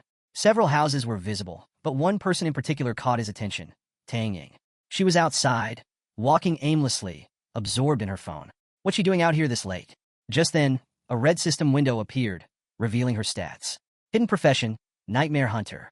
Level, 43. Combat strength, 149 stars. Special title, Favored Daughter of the Assassin System, the precious jewel of the Tang family. Jiang Chun raised an eyebrow. So she's a high-level assassin, huh? But what caught his attention more was what she was doing. She was writing a letter? He looked closer and was surprised to see that it was addressed to him. Realizing she was thinking about their arranged marriage, Jiang Chun quietly turned off the lights in his house. Out of sight, out of mind. Tonight he needed rest. Tomorrow, he had a tower to conquer. Outside, Tang Ying stopped in front of his house. When she saw the lights go out, she blushed slightly, looking confused. The next morning, Jiang Chun arrived at Celestial Tower in Magic City. The structure was colossal, its peak vanishing into the clouds. Inside, the atmosphere was intense. Countless professionals were gathered, their eyes glued to the giant scoreboard displaying current rankings. At the top, a name stood out. J.I. Xinyue, 40th floor in 12 minutes. The crowd murmured in awe. Of course it's J.I. Xinyue, someone said. Yeah, she's the pride of the city's war zone. No one's been able to beat her record from 6 months ago. Some had just begun their tower trials, but none could match her speed. Jiang Chun, standing at the entrance, cracked his knuckles. 50 floors in one day, huh? His lips curled into a grin. Let's see what this tower's got. Jiang Chun stood among the crowd, his gaze fixed on the scoreboard. J.I. Xinyue. She wasn't just some random competitor. She was the second-ranked genius of Great Xia, her strength surpassing even Jiang Wushuang's. She had dominated every record in the second round of the Celestial Tower, making her the one to beat. A small smirk formed on Jiang Chun's lips. All right then, when it's time to compete for the genius ranking, I'll take her on. Just then, the system notified him that his turn had arrived. Participant Jiang Chun, are you ready? He hadn't expected it to be his turn so quickly, but he didn't hesitate. Let's do this. The moment he confirmed, a magic circle formed beneath him. Bright energy surged around him, and in the blink of an eye, he was teleported to the first floor of the Celestial Tower. First floor, the trial begins. As soon as Jiang Chun appeared, countless monsters turned their attention toward him. The Celestial Tower was unique. Its difficulty scaled based on the level of whoever entered. There meant no easy fights, no warm-ups, just immediate danger. Activating Void Eye, Jiang Chun scanned the battlefield. A status window popped up, revealing the details of the monsters before him. Fallen Elves, level 40, HP, 790,000. Combat power, 42 stars. Jiang Chun raised an eyebrow. Not bad. If the first floor had monsters this strong, then by the 50th floor, he'd be dealing with level 90 enemies. It was no wonder that even a genius like J.I. Xinyue had only reached the 40th floor. But Jiang Chun? He wasn't worried. To him, these monsters were nothing more than insect food. He extended his hands outward, summoning his swarm. The insect mother emerged alongside countless creatures, their collective energy creating an eerie hum. The insect mother's eyes gleamed as she advanced, saliva dripping from her mouth. So much food, she murmured hungrily. Jiang Chun sighed. Calm down. This meat isn't that good. I'll get you something better later. Reluctantly, she nodded, and the swarm surged forward, ready to devour everything in sight. Meanwhile, in the Red Lake Cave, far away, deep within a cave where a red lake shimmered under dim light, a man sat in quiet meditation. His white hair contrasted with the eerie glow of the water around him. Droplets floated in midair as he manipulated them with precise control, his breathing steady, his focus unshaken. This was Daxia's first genius, Ingzhan. Suddenly, a figure in a black suit appeared behind him, holding a document high in the air. Victory is assured. the man declared excitedly. Come take a look at this information. Budding Jean remained still. He didn't even bother to turn around. His expression didn't change, and his meditation continued uninterrupted. Uncle Fong, he finally spoke, his tone calm and indifferent. It's unnecessary. He had already sensed Jiang Chen's presence, and yet he wasn't concerned in the slightest.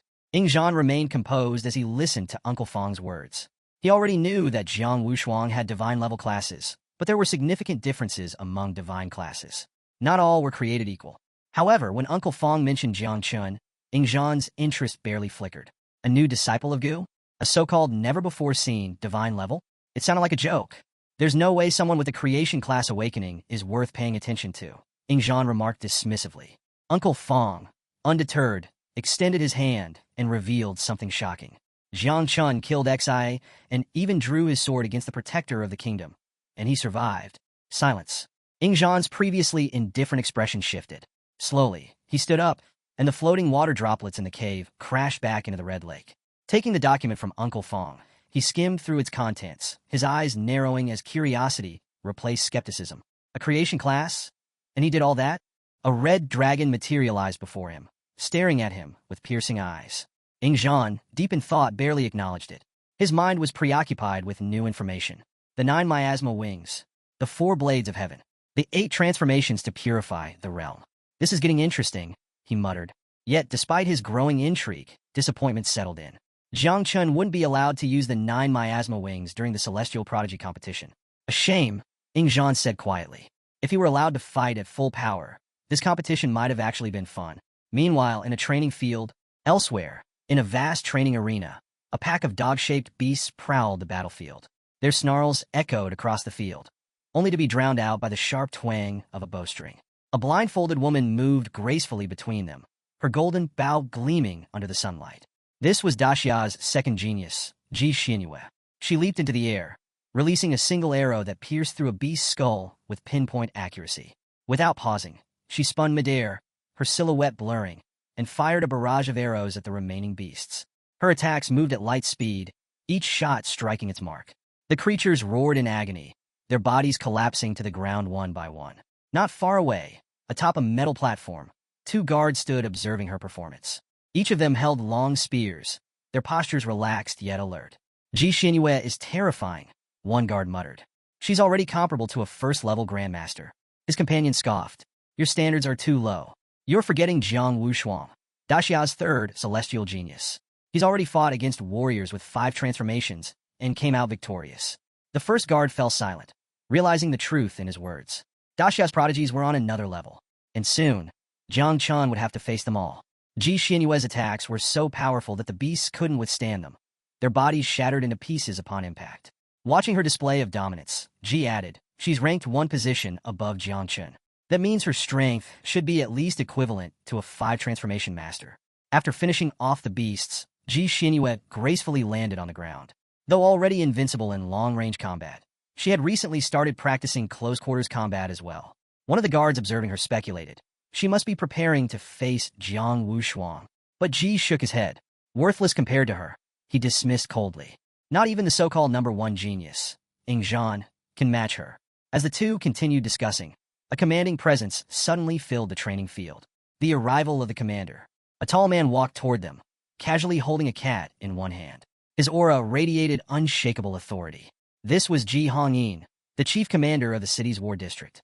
With a calm demeanor, he extended his free hand toward Ji Xinyue and spoke. That's enough for today. Rest for a while. Upon recognizing his voice, the guards immediately bowed their heads and closed their eyes as a sign of respect. Ji Xinyue, still immersed in her training, paused and removed her blindfold. The moment she laid eyes on her father, her expression lit up with joy. Dad, she exclaimed, immediately running toward him. Without hesitation, she excitedly reported, today, I improved a lot. Ji Hongyin, still gently stroking his cat, glanced down at her with an amused smile. Why are you pushing yourself so hard just for an elite list ranking? He asked. It's not worth it to be first. Closing his eyes, he raised his head slightly and continued. You should learn from me. If you ever get the chance to relax, take it. Ji Xinyue, however, wasn't having any of it. Her cheeks puffed out in annoyance as she retorted. You've been relaxing for 30 years, and yet somehow you ended up as the general commander of the Magic War District and the 4th sealed king of Daxia. She crossed her arms and narrowed her eyes. Are you really telling me you got there by relaxing? Ji Hongyin hadn't expected such a sharp response. He let out a short chuckle, choosing not to argue further. Instead, he reached into his pocket and pulled out his mobile phone. I figured you'd want this, he said, handing it to her. It has information on the prodigies you wanted me to look into. Ji Xinyue took the phone, her eyes full of curiosity and something else. A hint of fear. She read the contents in silence, her face growing more serious with each passing second. Ji Hongyin observed her reaction before asking calmly, So, do you think you can surpass Jiang Chen? Ji Xinyue stared at her phone in shock. Jiang Chen is strong, she murmured. But after a moment, she added with a strange expression, and also weird. There was something about him that didn't make sense. A part of her feared that he might actually be stronger than Ing Zhan. Ji Hongyin, listening to her, rubbed his chin thoughtfully. His mind drifted to the sword god, Ji Lingxiu, a legend who, despite being over 100 years old, still looked remarkably young. Then, turning to his daughter, he spoke. Your great-grandfather sent me a message, he said. He warned us to be careful of Jiang Chen in the upcoming Great Prodigy competition. Ji Xinyue's eyes hardened with determination. She turned her back to her father. If Jiang Chen was truly that strong, then she had no choice. She had to surpass the 50th floor of the Celestial Tower. Only then would she stand a chance at claiming first place. Ji Hongyin sighed, closing his eyes. Don't you ever get tired of being so competitive? He asked, half amused, half exasperated. Before Ji Xinyue could answer, a family subordinate entered the room. He bowed respectfully, then clapped his fist against his palm, signaling that he had urgent news. My lady, he reported, your record for the first 10 floors of the Celestial Tower has been broken. Ji Xinyue raised an eyebrow. By how much? She remembered her time clearly, 1 minute and 13 seconds. If Jiang Chen had broken her record, it was probably by just a few seconds, right? The guard hesitated before revealing the truth. Jiang Chen completed the first 10 floors in 37 seconds. Silence. Ji Xinyue's entire body stiffened. Her eyes widened in disbelief. 37 seconds? That was impossible. Even someone at her exact level would need at least a full minute to clear the first 10 floors. Before she could fully process the information, the guard checked the leaderboard again. His expression changed slightly. And now, my lady, he added, Jiang Chen has just surpassed the 20th floor. Ji Xinyue felt like she had been slapped in the face. Her shock quickly turned to anger. She turned away from her father and stormed toward the door. Jiang Chen, you bastard, she thought furiously. You appeared early just to mess with my confidence, didn't you? You want to crush me before the competition even starts? Her fist clenched tightly. Fine, she muttered under her breath. Let's see who wins in the end. Without another word, she headed straight for the Celestial Tower, ready to fight Jiang Chen until the very end. Ji Hongyin's perspective. Ji Hongyin watched his daughter leave with a slightly confused expression. Why was she so competitive? He sighed. While he had always taken things calmly, his daughter was the complete opposite. And now, Jiang Chen had completely thrown her off balance.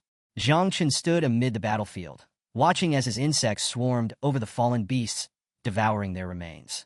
A system window popped up. Congratulations. You have broken the record for floor 20. Rewards. Spirit Arrow. A skill book available only for level 40 plus professions. Treasure map fragment of God Gi. Collect all 16 fragments to unlock a special item. Jiang Chen placed his hands on his waist, taking a deep breath. The Celestial Tower's rewards weren't bad, but most of them weren't particularly useful to him. The only thing of value was the treasure map fragment. He hoped to gather the remaining 15 pieces by clearing the entire tower. Another system prompt appeared. Level 21 is about to begin. Are you ready? Without hesitation, Jiang Chen continued forward, releasing more insects with each step. Meanwhile, outside the tower, the world reacts to Jiang Chen's feat. The awakened warriors in the tower gathered around the ranking board.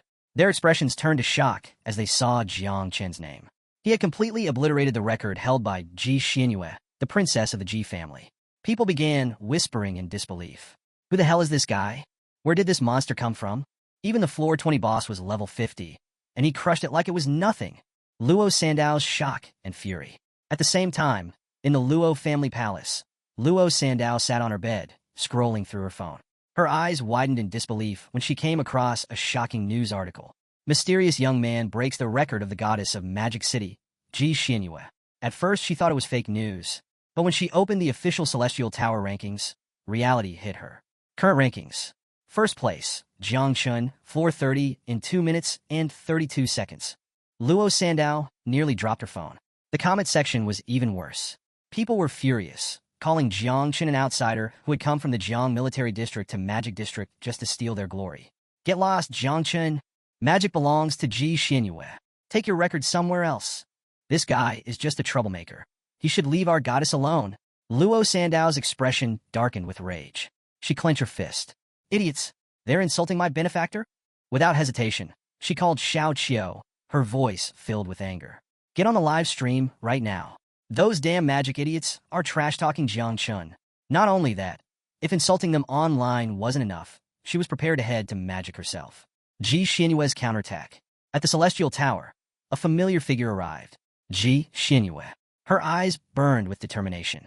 She had come to reclaim her throne.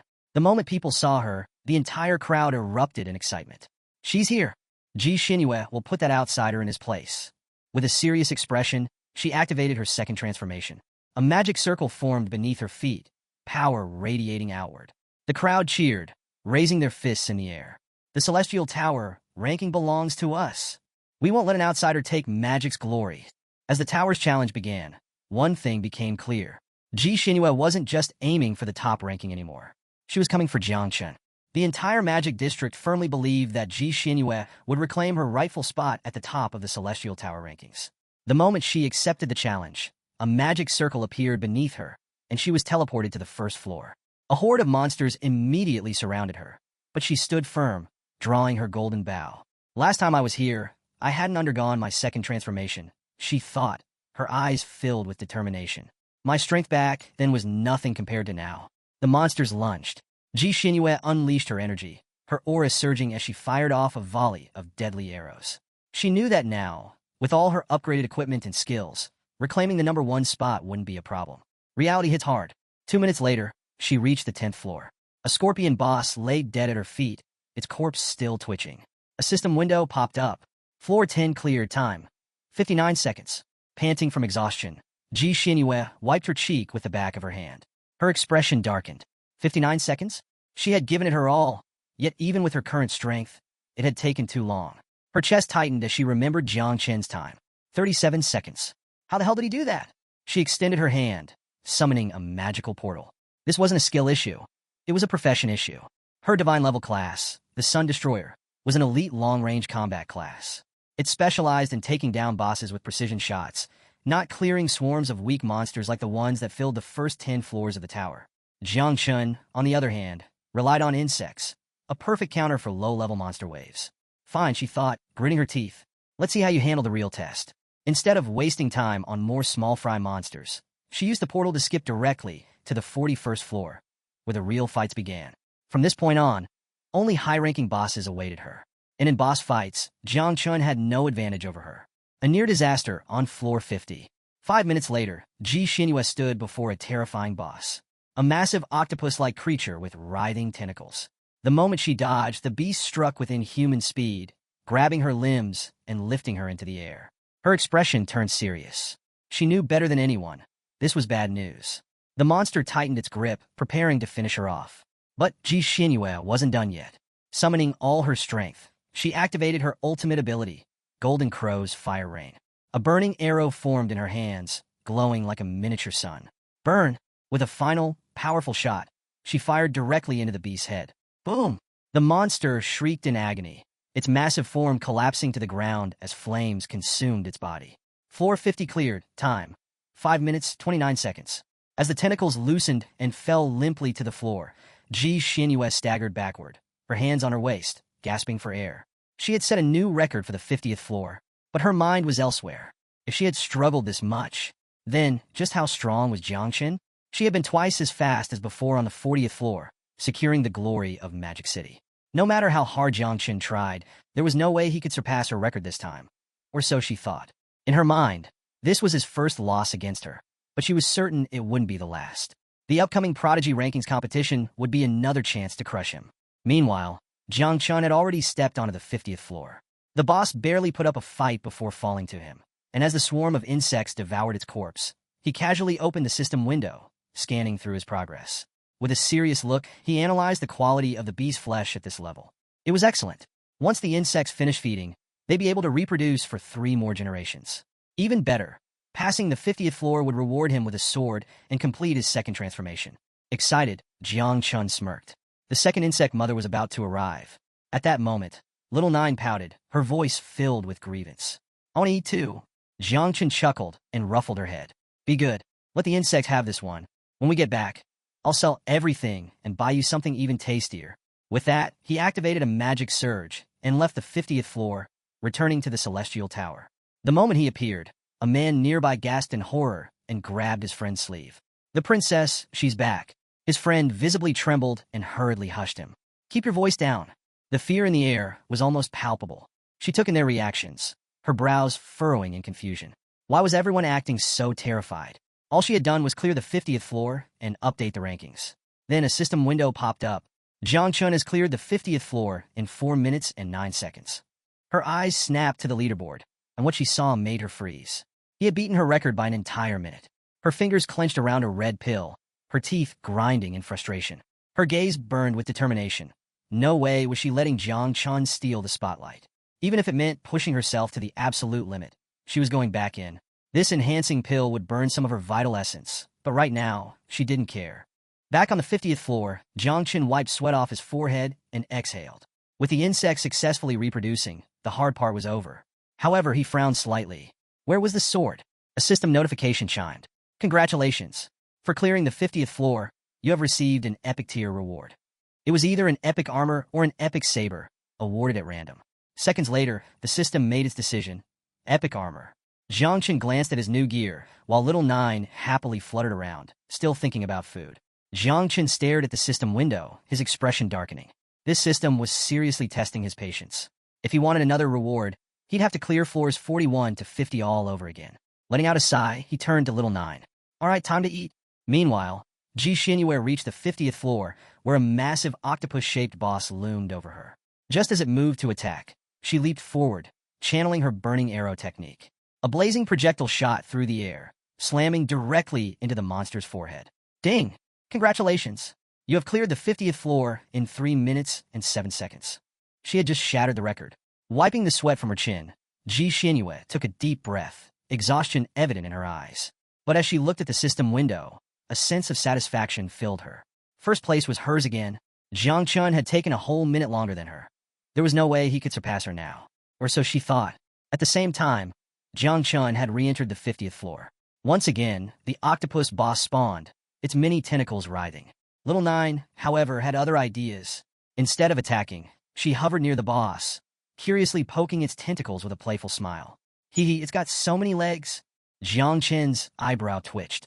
"Stop messing around and eat already. I need to give you a little brother." Little Nine's smile froze. Her big eyes welled up with tears as she looked at Jiang Chun, heartbroken. "You don't want to see me anymore? Am I not enough for you?" Jiang Chun was speechless. "Where the hell did you learn this nonsense?" He rubbed his temples before explaining. "Even if I have a second one, you'll still be the eldest. If he annoys you, you can just beat him up." He smirked. "Think about it.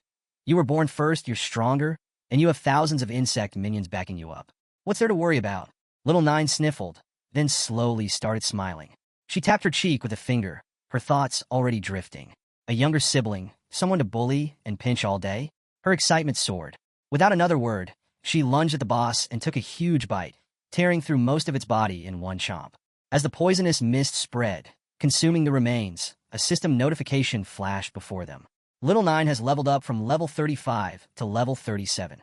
Meanwhile, back in the Celestial Tower's main hall, a massive screen displayed the latest ranking update. Ji Xinyue, 50th floor record, 3 minutes and 7 seconds. A smug blonde man, Hua Yunfei, stood before the screen, his hand dramatically placed on his chest while he extended the other upward. With a self-satisfied smirk, he closed his eyes and declared, "Jiang Chun has lost. The top rank belongs to our city's goddess once again." He turned to the surrounding crowd, sneering. As for those flies from Jiang Chen's battle district, they should scurry back to their stinking city. Behind him, Muhan Q and Luo Sandao crossed their arms, their expressions turning dark. "Shut the hell up, you bastard," Luo snapped. Jiang Chun had been casually clearing floors at his own pace, never treating this as a competition. To him, this was nothing more than a game. He wasn't even trying his hardest. But then something unexpected happened. The Celestial Tower's record updated. Jiang Chun, 50th floor completion time, 2 minutes and 58 seconds. The hall fell in a stunned silence. Hua Yunfei stood frozen, his face twitching in disbelief. "Icha? How?" Meanwhile, Luo Sandao and Muhan Xiao clenched their fists in excitement. Ah, and that's not even his full strength, Muhan Xiao smirked. Ji Xinhua? Crushed like nothing. Ji Xinhua's expression turned ghastly. Her knees gave out, and she collapsed to the ground. How? How had he surpassed her again? Panic seized her mind. Despair twisted her thoughts. With shaking hands, she pulled out another red pill, determination burning in her exhausted eyes. If she had to push herself past her limits, so be it, she would not accept defeat. But just as she brought the pill to her lips, the ranking updated again. Jiang Chun, 50th floor completion time, 2 minutes and 47 seconds. A full 11 seconds faster. Ji Xinhua's fingers trembled. Her eyes widened. And then, she broke. Tears welled up and spilled over. She dropped the pill, collapsed on her hands and knees, and began sobbing like a child. The crowd gathered around, whispering among themselves, confused by their so-called goddess's behavior. Then, a golden light burst from the sky. Boom! A figure descended, cloaked in divine energy, Ji Xinhua's father. The entire hall went dead silent. Not a single soul dared to speak. His furious gaze swept over the room before locking onto his crying daughter. Who made my little princess cry? Someone in the crowd hesitated before muttering. I was Jiang Chun. The father's face darkened, his fist clenching tight. His golden aura flared with vengeful rage. Don't cry, my child, he said coldly. When Jiang Chun comes out, I'll teach him a lesson myself. His gaze flickered to the leaderboard. His expression shifted slightly. There was something off about this. Was Jiang Chun really just clearing floors? Or had he discovered something deeper within the Celestial Tower? At first, he suspected Jiang Chun had uncovered the secret mission of the Celestial Tower. Perhaps he was after the legendary Julie treasure. But then he shook his head. Impossible. The Emperor Julie's divine treasure was scattered across 12 map pieces, each split into even smaller fragments. Even if someone knew of its existence, obtaining it was an impossible task. The Ji family had spent years searching for the treasure and had only managed to collect 4 pieces of the map. There was no way Jiang Chun could have obtained all 12 in such a short time, or so they thought. Meanwhile, inside the Celestial Tower, Jiang Chun casually pulled out all 12 treasure map fragments. The system immediately began synthesizing them. Watching the process, Jiang Chun rested his chin on his hand, deep in thought. The Celestial Tower was a nightmare for anyone with obsessive-compulsive tendencies. After all, completing the treasure map required running the tower over and over again. But in reality, the key lay in completing hidden missions that only triggered under certain conditions, depending on when a player changed classes and at what level. Finally, the system fully synthesized the map. A golden light burst from it, and multiple system windows popped up. Mythical-grade treasure map acquired. Jiang Chen's eyes narrowed as he studied the details. According to the system, this map originated from the Gi tribe, an ancient civilization that had once split off to form humanity itself. At their peak, they ranked 53rd among the 10,000 races, a staggering achievement. And now, this treasure map, one of 12 in existence, revealed the location of a divine weapon once wielded by the legendary Emperor Ji. By activating the map, Jiang Chun would obtain the secret location, with no level restrictions and no time limit. But there was a catch. The place was unimaginably dangerous. Jiang Chun narrowed his eyes at the repeated warnings in the system notifications. Even with the golden sword of the Emperor as a reward, recklessly charging it would be suicide. For now, he made a calculated decision. He would complete his second transformation first. With all conditions met, the system initiated his class change. Jiang Chen's vision blurred, and in an instant, he found himself teleported into his subconscious space, standing before the ancestral tree of all things. He stared at the massive tree, contemplating its significance. A moment later, the system chimed. Class change successful. Jiang Chun had officially reached his second transformation. Plus 100 free attribute points granted. But more importantly, the ancestral tree of all things had evolved. A new fruit had appeared. Fruit of Destiny. Jiang Chen's brows furrowed. What was the purpose of this fruit? Why had the system upgraded it now? Questions flooded his mind, but for now, he set them aside. He had something far more important to do. Summoning the second insect mother. A crack split open in front of him as the system announced. Because you have completed your second transformation, you will obtain a random insect mother. A powerful red glow erupted from the crack. Then, it appeared. A Calamity-level red beetle emerged, its entire body radiating a terrifying crimson energy. The beetle's wings unfurled as it hovered, emanating an aura of absolute dominance. This was no ordinary creature. It was a monster born from the depths of hell itself. A being that had once dwelled within the souls of gods and demons, absorbing the energy of their resentment, their defiance, their unbreakable memories. For countless eras, it had vanished alongside the annihilation of eternal hell. But now, it had returned. Jiang Chun extended his hand, and the Calamity-level red beetle immediately flew toward him. He watched in fascination as it landed lightly on his finger. The system window revealed its unique traits. For every 10 levels, the beetle could produce anywhere from 49 to 108 offspring.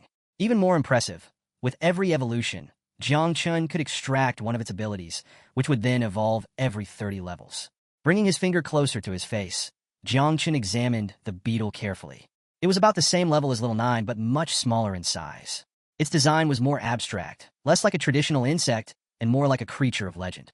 Intrigued, Jiang Chun raised his hand toward the ancestral tree and activated divine evolution. A golden glow engulfed the beetle. In an instant, its tiny form underwent a shocking transformation. A powerful crimson armor wrapped around its body, a sharp horn jutted from its head, and its wings pulsed with terrifying energy. The red beetle slowly opened its eyes, crossed its arms, and to Jiang Chun's surprise, called him father. Jiang Chun blinked. Wait, what? Unlike the hyperactive Little 9, this one was calm, composed, and radiated an air of maturity. He exuded the aura of a seasoned warrior rather than a playful spirit. Jiang Chun smirked. All right, I'll call you Xiao. He hadn't expected this evolution to result in a male insect mother. But then again, asexual reproduction didn't adhere to conventional gender rules. The evolved form was simply random. Xiao's status window appeared. Plague-type insect. Offspring, 0. Affinity 100. Special abilities, multiple. One ability caught Jiang Chun's attention, Infernal Furnace. This skill allowed Xiao to condense and refine vital essence, the energy of heaven and earth, and even the power of the sun, moon, and stars into a source of life. Jiang Chun grinned. This was insane. If he could extract Infernal Furnace in the future, then just by eating he could grow endlessly stronger. With a calm expression, Xiao spoke. Father, you only need to help me complete my first life leap. If you do that, I won't have to wait until level 30 to unlock your first ability extraction. Jiang Chun raised an eyebrow. First life leap? Xiao nodded. To complete it, I require 10 drops of divine and demonic essential blood. Jiang Chun was momentarily stunned. This guy was barely born, and he was already asking for the blood of gods and demons. He sighed, rubbing his temples. You sure don't hold back, huh? Still, Jiang Chun wasn't against the idea. He simply didn't have that blood on hand. All right, he said, waving his hand. Go check out the nest and meet your sister first. As for the divine and demonic blood, I'll ask Master about it once I leave here. Xiao closed his eyes, gave a slight bow, and answered, yes, father.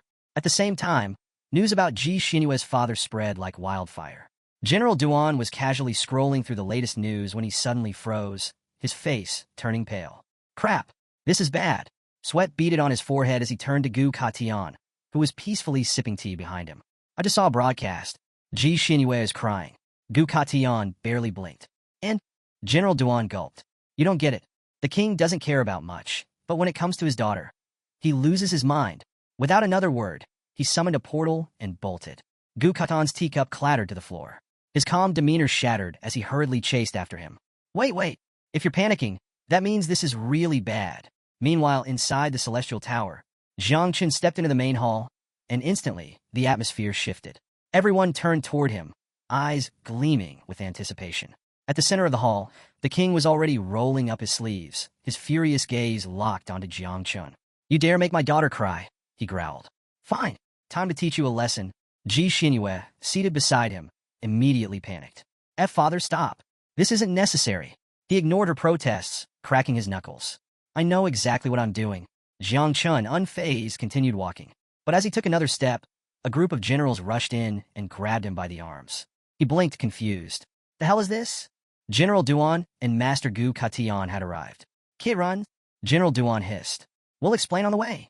Before Jiang Chun could process what was happening, the king suddenly lunged forward. A golden energy burst from his hand, aimed straight at Jiang Chun. Stop! Duan Jai roared, blocking the attack with a sudden wall of ice. The king narrowed his eyes. This brat made my daughter cry. As punishment, I demand Jiangnan surrenders its territory. From now on, the 3 great dungeons in Celestial Dragon Canyon will belong to magic. Duan Jai sneered. Not happening. He stepped forward, his icy aura intensifying. Jiangnan has risen.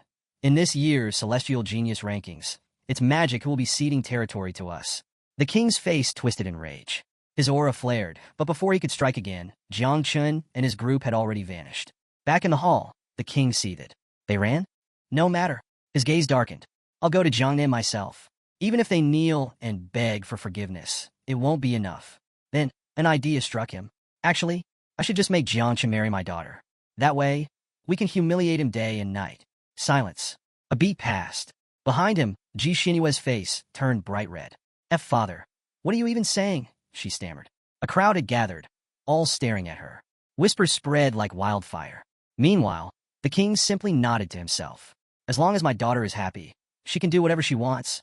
Ji Xinyue collapsed to the ground, flustered beyond words. After thinking it over carefully, she took a deep breath and stood up. I should go home. She turned on her heel. But before leaving, she clenched her fists, engraving Jiang Chen's name into her mind. She wouldn't forget this.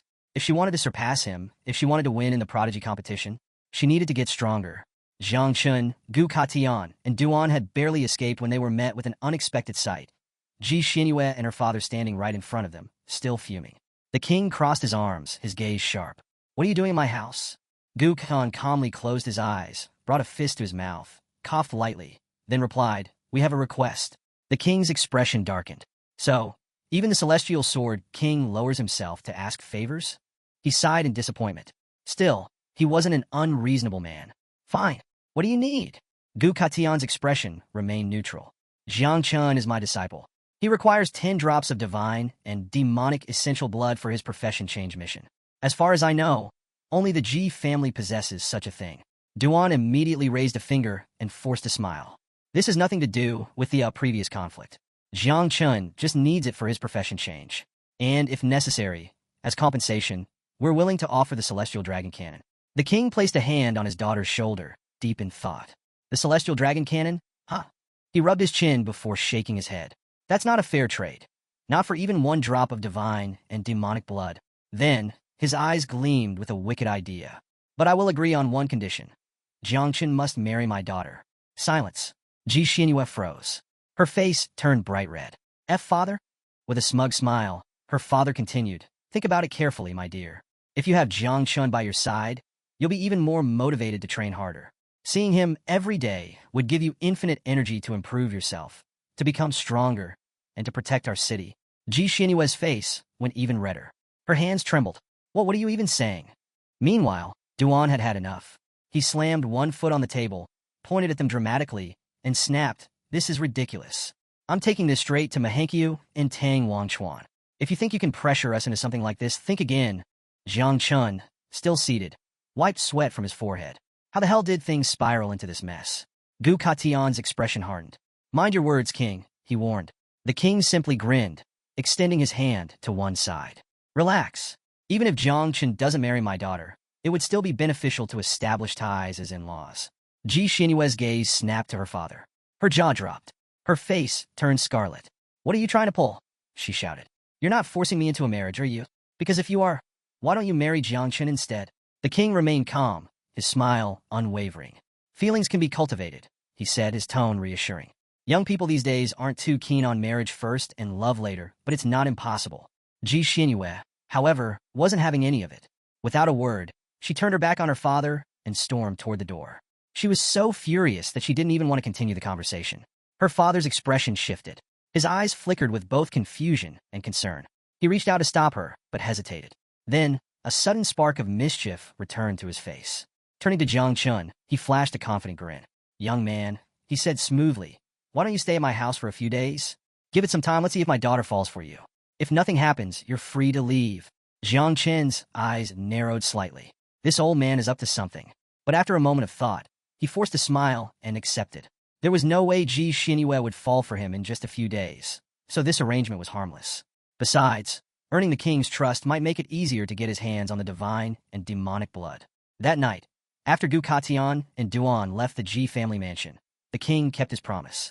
He handed Jiang Chen a box filled with small red bottles. Each one contained divine and demonic blood. Jiang Chen could feel the immense power radiating from them. Just a single drop could instantly elevate an ordinary person to a king-level cultivator. But, of course, there was a catch. If someone unqualified consumed it, their body would explode, and their soul would be annihilated without a trace. The king's expression turned serious. Be careful with this blood, he warned. It contains a terrifying will. If you're not prepared, It will devour you. Jiang Chen simply smiled. Understood. He examined the bottles in his hand, then decided it was time. Xiao manifest. A powerful red energy filled the room as Xiao appeared before him. But something was off. Xiao had his head lowered, his aura filled with gloom. Jiang Chen raised an eyebrow. What's with that depressed look? Xiao let out a sigh. Little Nine doesn't like me. What? Xiao's voice was full of grievance. She wants to kick me out of the nest. Jiang Chen extended a hand toward him, trying to console him with an awkward smile. Did she hit you? Xiao's expression darkened. He turned his head away. No, a pause. Then, with a voice full of pride, he added, I refuse to fight a mere insect woman. She's no match for me. That's why. I just left the nest before things got messy. Jiang Chen's confusion deepened. Xiao was talking as if he were stronger than Little Nine. But wasn't she supposed to be the dominant one? Where was this arrogance coming from? It was baffling. Xiao was a terrifying existence from eternal hell. Yet here he was, sulking over a petty nest dispute. After a moment of thought, Jiang Chen shrugged it off. Whatever. Kids should settle their own problems. Placing a hand on Xiao's shoulder, Jiang Chen forced a smile, then reached for the box of divine and demonic blood. Forget about it, he said. Just eat first. Xiao, still brooding, sighed. Understood. With a simple gesture of his hand, the bottle caps flew into the air. The thick, ancient blood began to rise from the bottles, swirling toward him. Eyes closed, Xiao began to drink it, his body absorbing every last drop. The moment he finished, a surge of terrifying energy erupted around him. System notifications flashed in Jiang Chen's vision. Level transition complete. Ability extraction in progress. Jiang Chen clenched his fist, watching the system work its magic.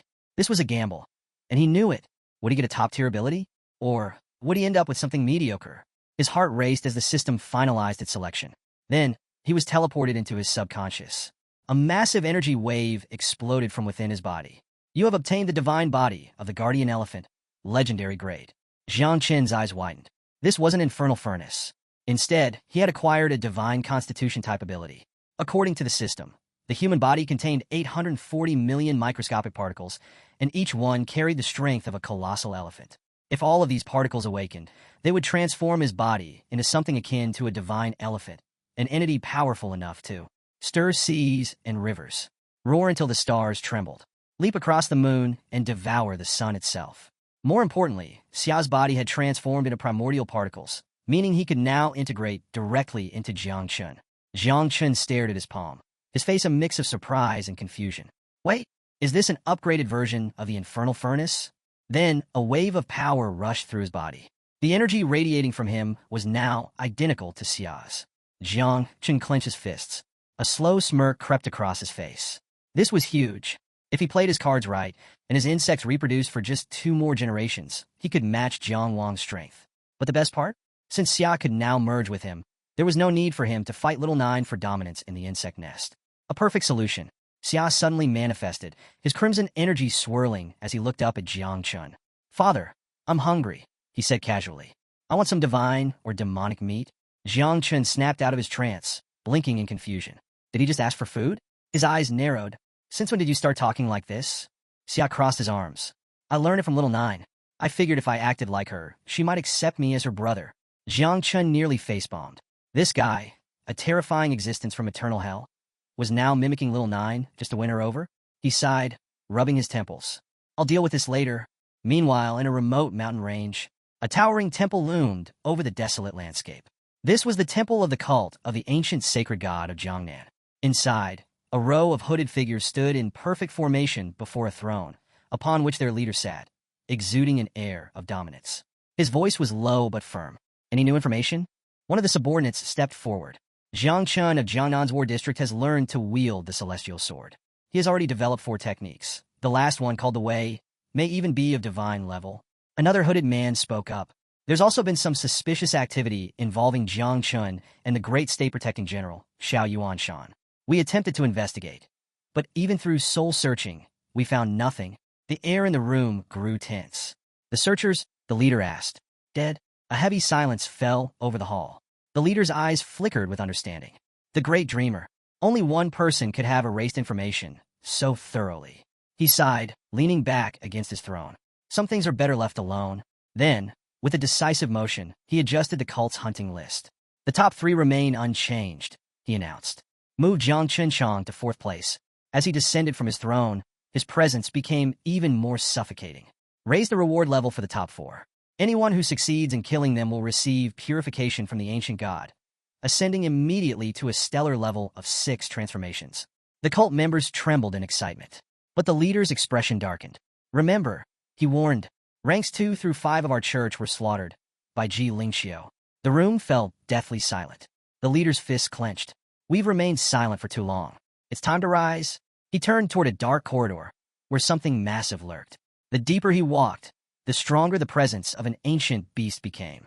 There, in the dim light, a giant creature stirred, a monstrous entity with dozens of glowing eyes watching him from the shadows. The leader took a deep breath and knelt. "Oh, great one, thank you for not abandoning us." His voice was filled with devotion. "This is a divine opportunity. We must act in service of the ancient gods." The cavern was filled with thick cobwebs, stretching like a nightmarish tapestry. The leader looked up and locked eyes with a terrifying figure, the Spider Queen. He smiled. "Allow me to introduce myself," he said smoothly. "I am the 7th seat of the Church of the Ancient Gods." His voice turned dark. "This time, I have come to propose an alliance." The Spider Queen extended one of her razor-sharp legs, her many eyes gleaming with suspicion. She stared down at the man before her, making it clear she did not trust humanity. The man simply bowed his head, placing a hand over his chest. "We are not like ordinary humans," he explained. "While we may still possess impure human bodies, our souls have already been offered to the ancient gods." His tone was reverent. "We are no longer mere mortals. We are the apostles of the ancient gods." The Spider Queen remained still, her presence dominating the cavern.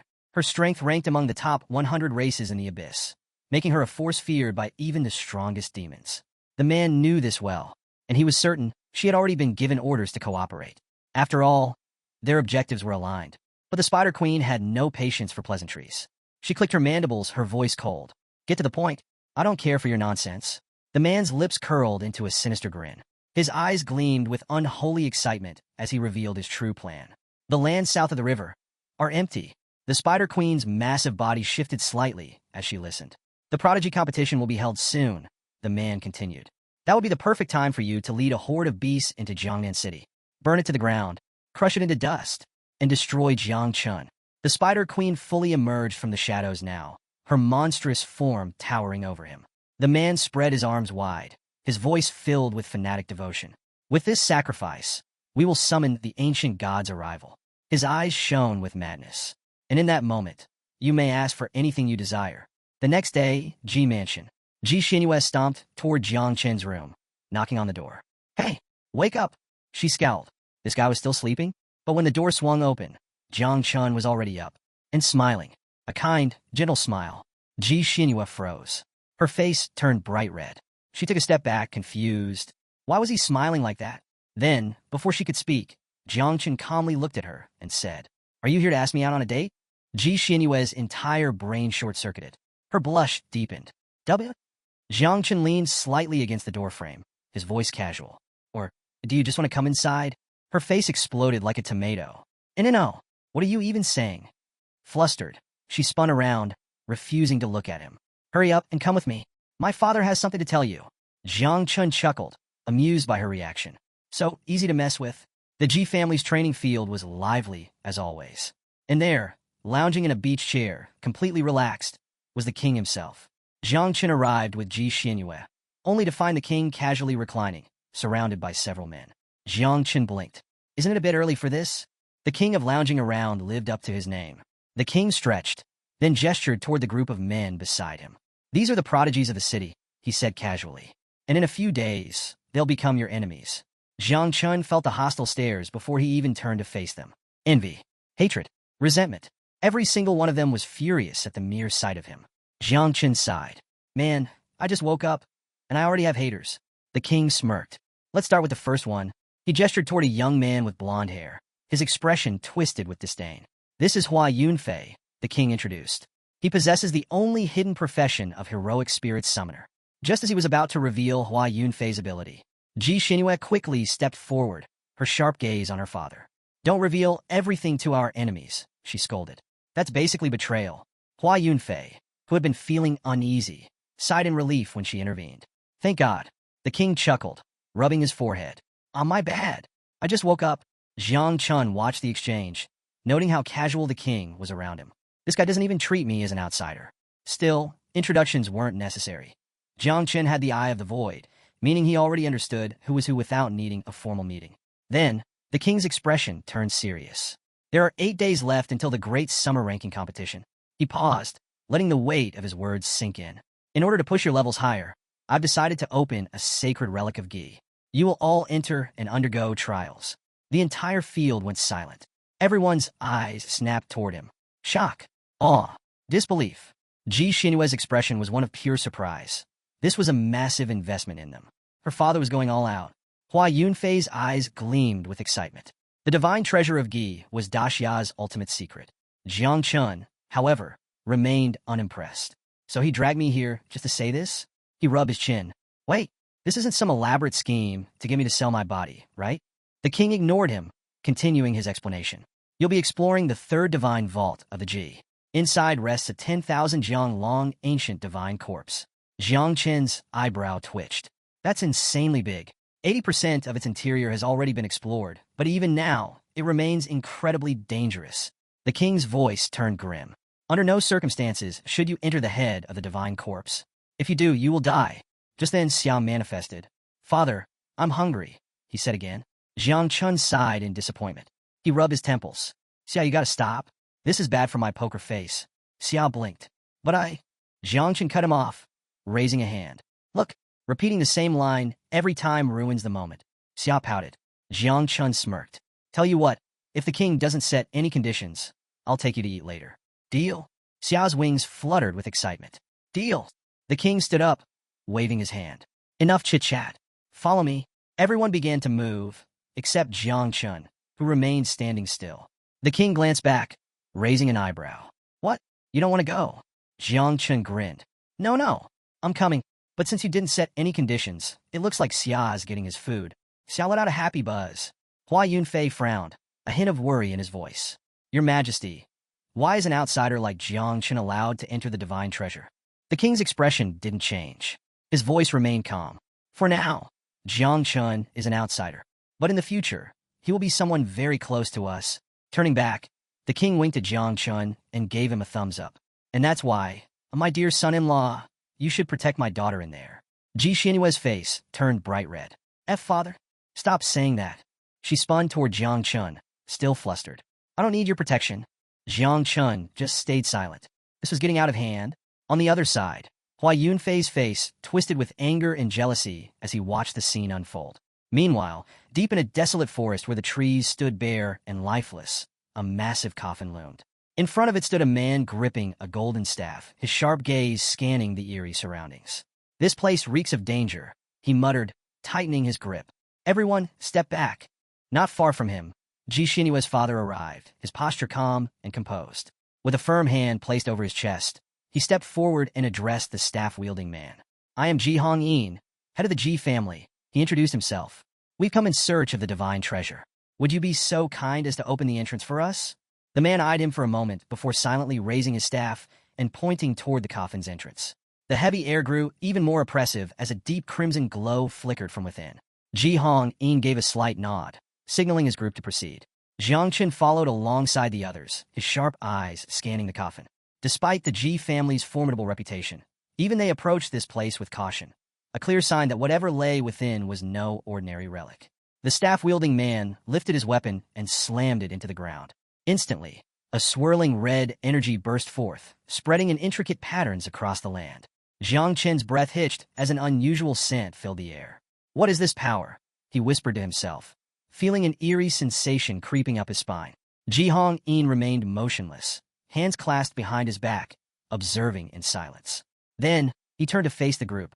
This energy originates from the 20% of the divine soul that remains undiscovered within the ancient god's corpse, buried in the sea of consciousness. His voice was steady, but carried undeniable weight. The group exchanged glances, their attention locked on Ji Hongyin's every word. A moment later, small flags were distributed among them. As Jiang inspected his, Ji Xinyue approached with her arms crossed. Ji Hongyin took a step forward, sweeping his hands outward. It's highly likely that there will be unexpected changes inside. Under no circumstances should you stray too far or attempt to enter unknown regions. His gaze hardened. I'm giving you each a teleportation flag. Use it immediately if you sense danger. Jiang chuckled. rubbing the back of his head. Got it. Appreciate the heads up. Ji Xinyue turned, waving dismissively at her father. All right, we'll be fine. Just head home already. Then, facing the group, she clapped her hands together. Let's go. Stick close. I'm leading the way. A short while later, they stepped inside the ancient god's corpse. The air was thick with mystery, and an overwhelming presence loomed around them. Ji Xinyue took charge, her voice steady as she explained their location. This is the calf region of the corpse. Right now, we're walking through its meridian. She glanced over her shoulder. I've been here plenty of times. Normally, there's not much danger, just some blood beasts. But hey, that's a plus. Taking them down will strengthen your bodies and boost your experience. Jiang smirked. Sounds like a win-win. Lead the way, boss. With that, they ventured deeper, ready for whatever lay ahead. As they walked, Jiang Qin's eyes remained fixed on the sky above. It stretched endlessly, its height and width spanning dozens of meters. His mind buzzed with questions. Is this really just the meridian of the ancient god's corpse? If so, just how massive was this being in its prime? Perched on his shoulder, little Jia studied him with a calm expression before breaking into a sly grin. The little creature had realized something. His father had brought him here for one reason, to feast on the magnificent corpse of the ancient god. Father is the best, little Jia thought, his admiration growing. Of course, that admiration might have been fueled more by the thought of an all-you-can-eat buffet than anything else. Jiang Qin glanced at him, amused. Go ahead. Eat as much as you want, he said, giving his son permission. But don't get caught. With a flicker of energy, little Jia transformed into a small beetle and scurried away, vanishing into the shadows. At that moment, a deep, guttural panting echoed through the air. A six-eyed blood beast emerged from the darkness, its breath ragged and heavy. Before anyone could react, an entire horde followed, surrounding them. Some stood in formation to block their escape, while others crouched, ready to pounce. Ji Xinyue's face tensed as she spun around, drawing her bow. Everyone be careful, she called out, her sharp gaze scanning the battlefield. A glowing status window flickered before them, listing the beast's levels and abilities. Level 35 Blood Beasts, Blood Mist, Blood Explosion, Blood Arrow. Hua Yunfei, on the other hand, grinned ear to ear, excitement burning in his eyes. Flames ignited in his palm as he confidently stepped forward. Finally, a decent fight, he said, his voice brimming with arrogance. Without waiting for anyone, he charged straight at the beasts, eager to show off. Jiang Chun, however, remained unfazed. His gaze drifted toward little Jia's disappearing form. Strange, he's not even interested in these beasts? Hua Yunfei launched his attack, sending a wave of fire surging toward the creatures. The flames struck them with a violent explosion, causing agonized roars to fill the air. Within moments, over 10 beasts collapsed, their lifeless bodies hitting the ground. Clenching his fist, Hua Yunfei turned to Jiang Chen with a smirk. What do you think? Can you take out more than 10 at once? Jiang Chen simply gave him a thumbs up. Wow, amazing. His voice was completely flat. Ji Xinyue placed a hand on her hip, watching the scene with mild annoyance. You're bragging over something this small? She muttered. Seeing her unimpressed expression, Hua Yunfei immediately shifted gears. He placed a hand over his chest, closed his eyes, and nodded deeply. Understood, goddess. I shall humbly follow your guidance. Jiang Qin's smile twitched. Great, he's a bootlicker too. Ji Xinyue sighed, crossing her arms. Let's move on. The real training grounds are deeper inside. The heart section of the corpse has even stronger blood beasts. She glanced at them over her shoulder, her tone turning more serious. Also, this ancient god didn't have a body structure like ours. It had 3 hearts. A heavy silence followed her words as the group prepared to venture even further into the unknown. At that moment, little Jia's voice echoed in Jiang Chen's mind. Don't listen to her nonsense, he scoffed. The ancient god of Jili actually had 4 hearts, not 3. And as long as even one remains intact, it can revive. Jiang Chen's breath hitched, his entire body tensing. Wait, are you telling me that thing is still alive? A deep sense of unease washed over him as little Jia continued. Yeah, and guess what? I just found the hidden 4th heart. It's still intact.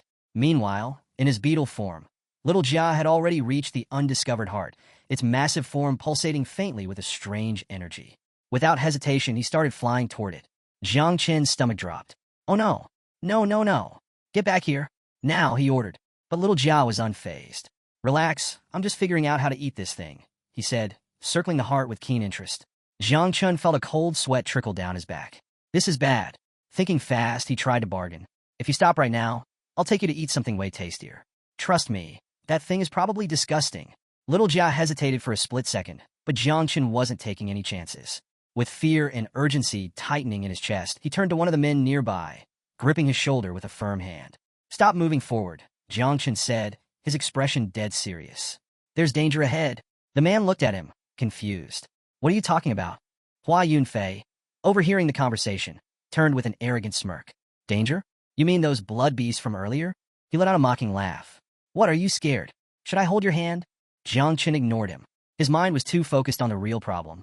"Everyone, use the teleportation flags. Get out of here now."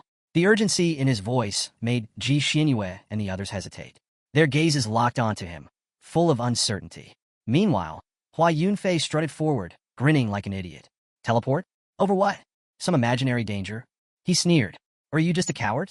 Jiangchen slowly turned to face him, his eyes dark with suppressed rage. He said nothing. Hua Yunfei scoffed. "What's wrong? Keck out your tongue." Jiangchen exhaled sharply, already making a decision. This guy's a lost cause. Without hesitation, he clenched his fist and drove it straight into Hua Yunfei's face. The arrogant fool didn't even have time to react. His body launched backward like a ragdoll, slamming into the ground several meters away. Silence. Everyone stared in shock. Ji Xinyue's face darkened. "What the hell are you doing?" She snapped, her eyes locked on Jiangchen. Jiangchen stretched his shoulders casually. "Nothing much. Just felt like punching him." Ji Xinyue turned toward Hua Yunfei, who sat up, rubbing his now bruised cheek. His expression twisted with fury as he pressed his palm against the ground, his breathing ragged. "You?" His voice was laced with venom. "You dare hit me?" Jiangchen rolled his shoulders. "Yeah, what of it?" Hua Yunfei's expression darkened further. "You're seeking death." With that, a powerful surge of energy erupted from his body. A massive, glowing blue heroic spirit materialized behind him. A towering knight, its body carved from pure energy, gripping a massive blade. The pressure in the air thickened as the giant sword hummed ominously. Jiangchen didn't even flinch. Instead, he sighed. "Here we go again." Jiangchen stood firm, his expression unshaken as he eyed Hua Yunfei's summoned knight. He let out a mocking chuckle. "That's it?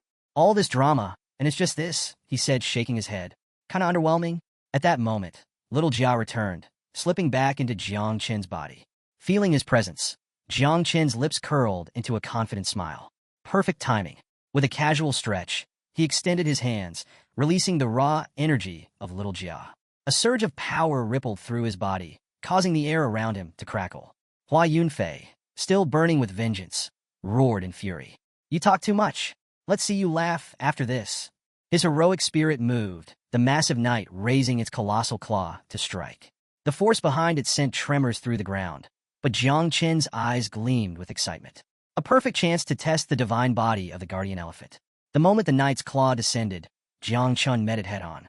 With a single strike, an explosive force erupted from his fist, obliterating the knight's spirit into nothingness. Silence. Ji Xinyue and the others stood frozen, their eyes wide with disbelief. In just one move, Jiangchen had shattered Hua Yunfei's ultimate technique as if it were nothing. Hua Yunfei staggered backward, his face drained of color. His voice cracked, his confidence crumbling. This shouldn't be possible. Before he could process what had happened, Jiangchen moved. In an instant, he leaped into the air, appearing directly above Hua Yunfei. Before Hua Yunfei could react, Jiangchen's fist crashed into his body like a meteor, sending him hurtling into the wall with bone-rattling force. He crumpled to the ground, unconscious. Ji Xinyue rushed forward, anger flashing in her eyes. What the hell was that for? The rest of the group stared in shock. Jiangchen had defeated Hua Yunfei without even drawing his sword or activating his 9 miasma wings. It was a clean, effortless victory. Jiangchen smirked, closing his eyes for a brief moment. "Relax. He's not dead," he said casually. "But if no one treats him soon, the damage might be permanent." Ji Xinyue narrowed her eyes. "Wait, are you saying you did this on purpose? To stop him from competing in the genius competition?" Jiangchen turned his back to them, exhaling. "Believe what you want. But if we waste any more time here, he will die." The weight of his words sent a wave of unease through the group. The fear in their eyes was unmistakable. Without hesitation, they reached for their teleportation flags, ready to escape. Then, I can't use mine," one of them stammered, panic creeping into his voice. Jiangchen's eyes snapped open. "What?"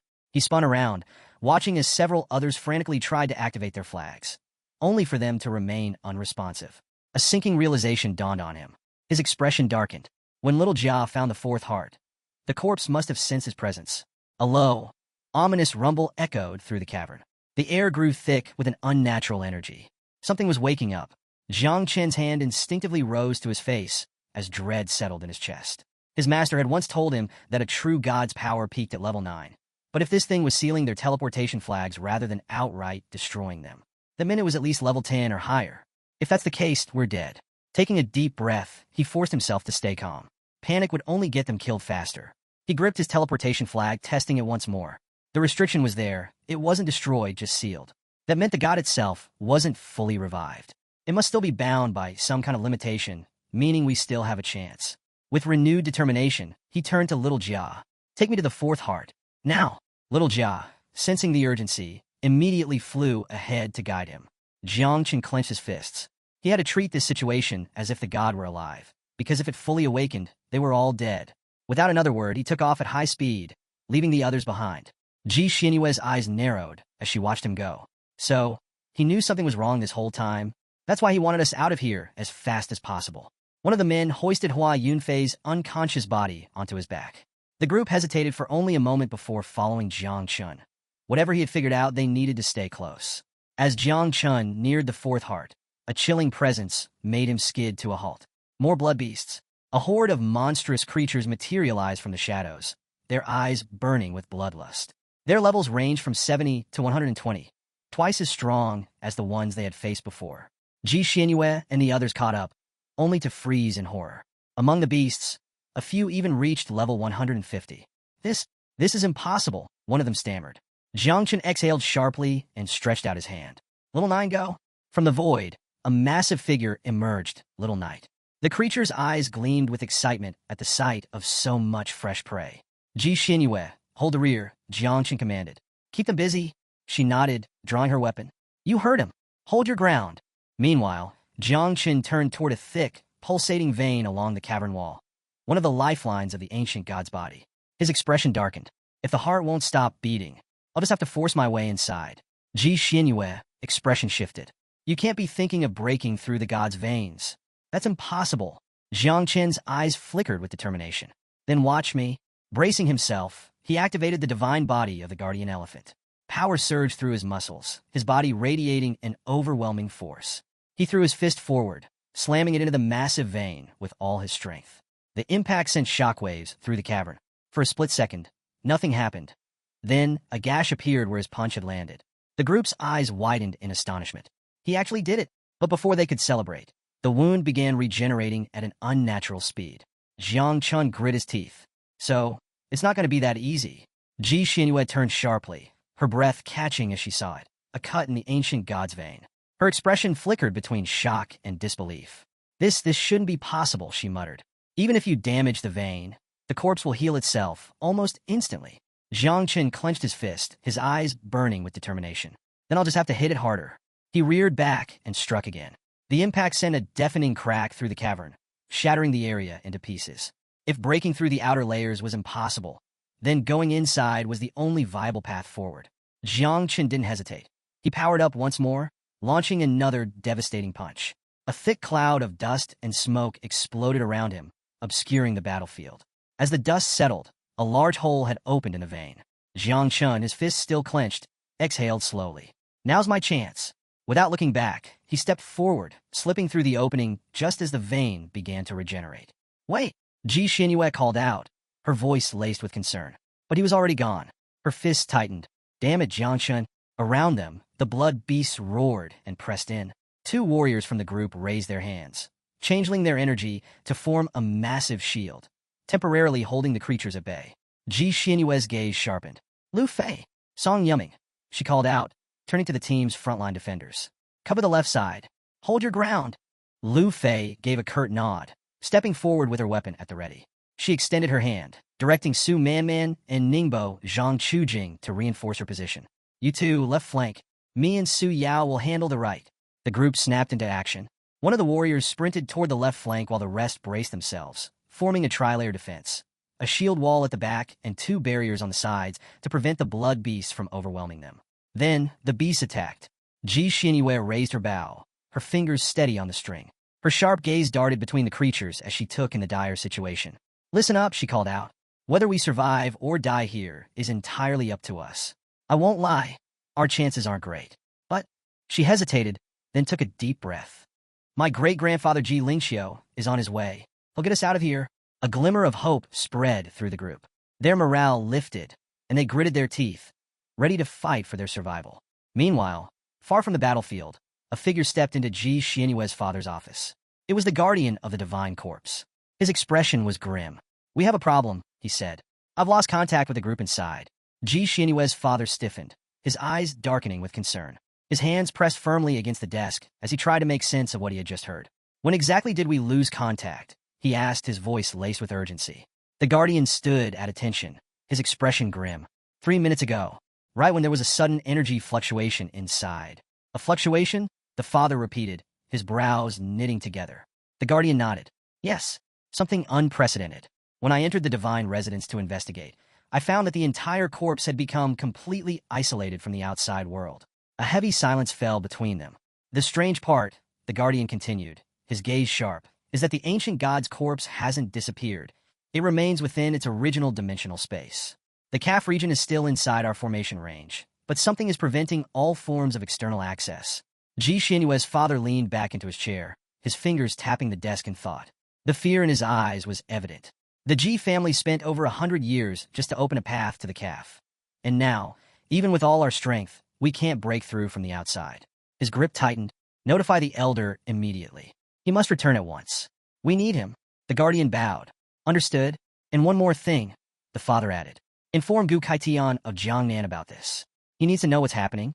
Inside the corpse's meridian, Jiang Chen stood firm as a horde of blood beasts swarmed toward him, their crimson eyes glowing with malice. Without hesitation, he drew his sword, his piercing gaze cold and calculating. "Fine," he muttered. "Let's get this over with."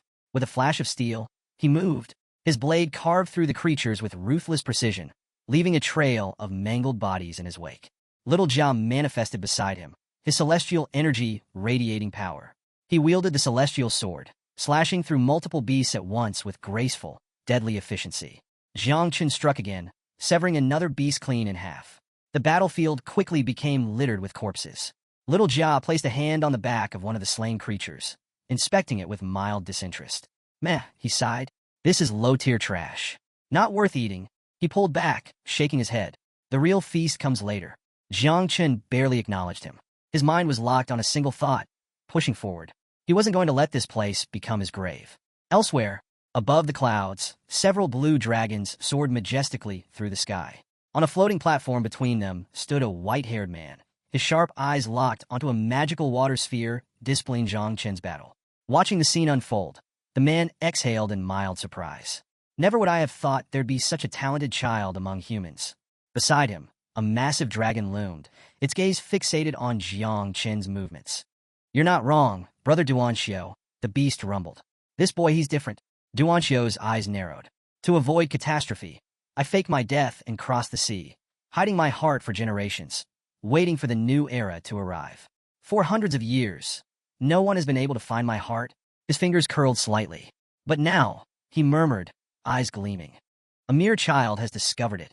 The dragon's attention remained on the magic sphere, now displaying Jiang Chen's insects, creatures that radiated an unsettling, destructive aura. Duanxiao's voice was low but certain. "Jiang Chen is no ordinary brat. Those insects of his, they aren't normal. They're forces of nature, disasters in their own right. And to think, he also possesses the 9 miasma wings." The dragon let out a deep growl. "If he keeps moving forward, he might break through." Duanxiao's fingers reached toward the magical sphere, adjusting its vision. "Perhaps, but now that the space is sealed, he's trapped. A dead end." The two continued to observe, waiting for Jiang Chen's next move. Duanxiao's eyes narrowed as he observed Jiang Chen's relentless advance.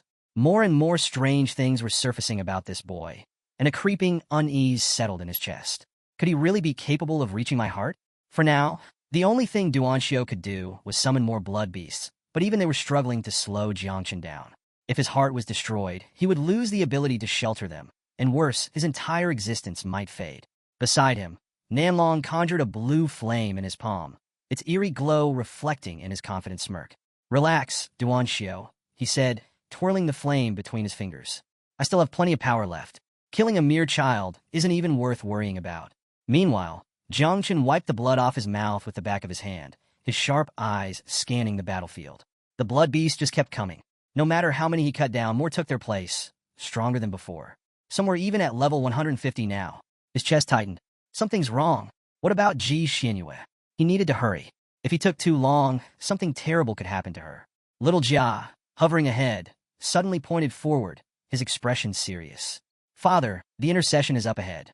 We need to go through it to reach the heart. Jiang Chun didn't waste a second. He shot forward, determination burning in his veins. He knew that this ancient god wasn't just massive, it was also cunning. If it had 4 hearts, it could hide any of them anywhere inside its body. He had to finish this before it was too late. As he moved, something strange happened. The blood beasts ahead started fleeing. Jiang Chun slowed, confusion flashing across his face. Why are they running? Then his stomach dropped. An unnatural darkness washed over his sea of consciousness. His vision blurred, and when he tried to focus on his ancestral tree, he couldn't see it. A cold sense of dread seeped into his bones. Then he felt it, a presence. Slowly, he turned his head. A massive dragon loomed behind him. Its piercing eyes locked onto him, like a predator stalking its prey. Its scales shimmered with an eerie glow, and the sheer force of its aura sent shivers down his spine. Jiang Chen's instinct screamed at him, "Run." But before he could react, the dragon lunged. Its massive claws clamped around him, lifting him off the ground. His limbs locked up, immobilized. A wicked grin stretched across Duong Su's face. Watching through the magical sphere, he exhaled in relief. "He's done for," he muttered. Nanlong smirked. About time, the dragon's grip tightened. A chilling frost began to creep over Jiang Chen's body, spreading rapidly. His breath came out in ragged gasps as the overwhelming cold numbed his senses. His eyelids grew heavy. His consciousness wavered. A deep, unnatural sleep threatened to take hold. For the first time in a long time, Jiang Chun felt fear. Jiang Chen's body remained frozen, completely unable to move. A deep, gnawing fear gripped his heart, an unfamiliar sensation. Sensing something was wrong, little Jia darted over, grabbing Jiang Chen's face with a worried expression. "Father, what's happening? Say something." He patted Jiang Chen's back frantically, his usual calmness replaced by panic. But Jiang Chen couldn't respond, his throat locked, his voice stolen. Then, a blinding light erupted from the ring on Jiang Chen's finger. The sheer force of it shattered the ice, encasing him in countless shards, and in an instant, the dragon's massive claw exploded into fragments. A deafening roar of rage shook the entire space. Jiang Chen gasped, stumbling as sensation returned to his limbs. He had just suffered a curse attack, one so powerful that it bypassed even his ancestral tree of all things. That should have killed me. But he was still standing. His gaze dropped to the ring on his finger, the heart of the star god. A gift from the great dreamer, a powerful artifact that had just saved his life. But now, Jiang Chen clenched his fist. "It's damaged." A wicked snarl rumbled from the dragon. Its eyes burned with fury as it prepared to attack again. Jiang Chen took a deep breath, a dangerous smile creeping across his face. The ancestral tree manifested once more behind him, and with a swift motion, he unsheathed the celestial sword, its radiant energy crackling in his grip. "Looks like it's my turn now," he muttered. Elsewhere, Nanlong collapsed to his knees, his hand clutching his throat. His breathing was ragged, his expression filled with disbelief. This is impossible." Behind him, Duan Xiao loomed, his outstretched hand crackling with energy. "What are you waiting for?" he barked. "Attack again? He won't escape the next curse." Nanlong gritted his teeth, his mind racing. The difficulty of this curse is beyond anything he can imagine. Centuries ago, his soul's essence had been nearly exhausted. If he released another curse now, he wouldn't just weaken, he would fall into eternal sleep. Duan Xiao stepped closer, his face dark with rage. He locked eyes with Nanlong, an unsettling smirk forming. "Well, what's it going to be?" Nanlong's blood ran cold. He's waiting for me to die. A terrifying realization struck him. He's planning to either devour me, or leave me to perish once I fall into eternal sleep. Nanlong's breathing quickened. His fingers twitched. He had to act first. Summoning every ounce of power he had left, he launched himself at Duan Xiao, prepared to strike. But before he could even land a blow, countless small dragons coiled around him, their fangs tearing into his flesh. His screams echoed through the space as his body was devoured alive. "Wait!" Nanlong choked. "How are you controlling these monsters?"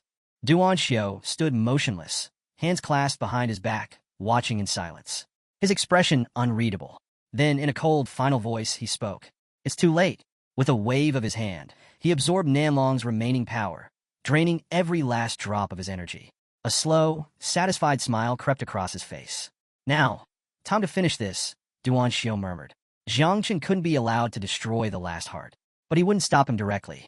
Instead, he would use the essence of the barbarian dragon to plant karma in Jiang Chen's soul, binding him to this place. When the time came, Jiang Chen would become him. Inside the corpse, Jiang Chen and little Jia finally reached the fourth heart. It was massive, pulsing with a deep, ancient energy. Jiang Chen narrowed his eyes, gripping his sword tightly. How long will it take to break the restriction? Little Jia flapped his wings and grinned. For me? Piece of cake. Without hesitation, he transformed into thousands of tiny beetles, swarming the heart like a living storm. Just give me a moment, father, little Jia said, his voice echoing through the swarm. It'll all be over soon. Jiang Chen stood in silence, his gaze locked onto the massive, pulsating heart before him. Meanwhile, little Jia worked tirelessly, his razor-sharp teeth tearing through the blood vessels like a ravenous beast. Bit by bit, the restriction binding the heart was being lifted. Then, a sharp pain struck Jiang Chen's chest. His breath hitched as he clutched at his heart, his fingers trembling. What is this? His heartbeat was pounding violently, as if in perfect rhythm with the ancient god's heart. Was it an illusion? Or something far worse? Little Jia, on the other hand, was overjoyed. His hungry grin stretched wide as he dived into the heart, sinking his teeth in deep. He devoured it slowly, his movements methodical, almost instinctive.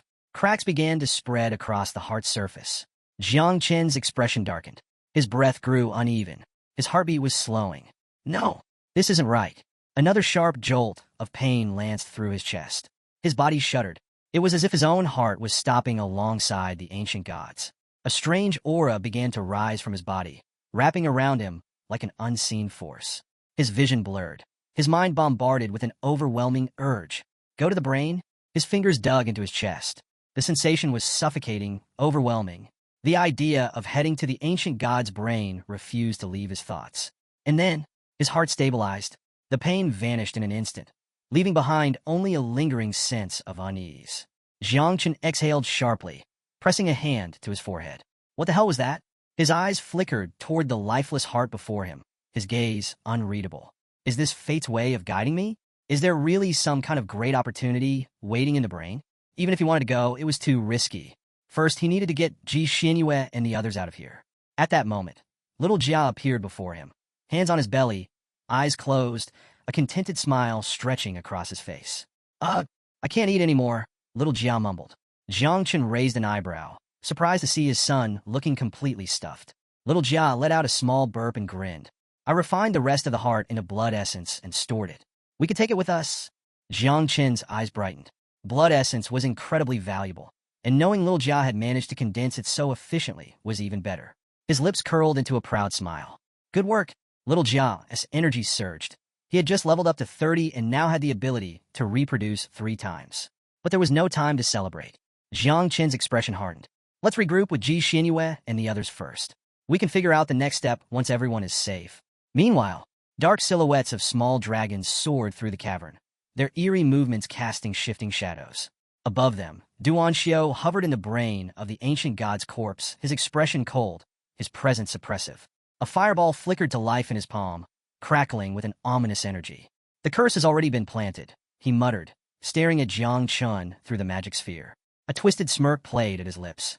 Escape is no longer an option. His fingers clenched into a fist, and the fireball vanished. Now that Su was no longer an obstacle, there was nothing stopping him.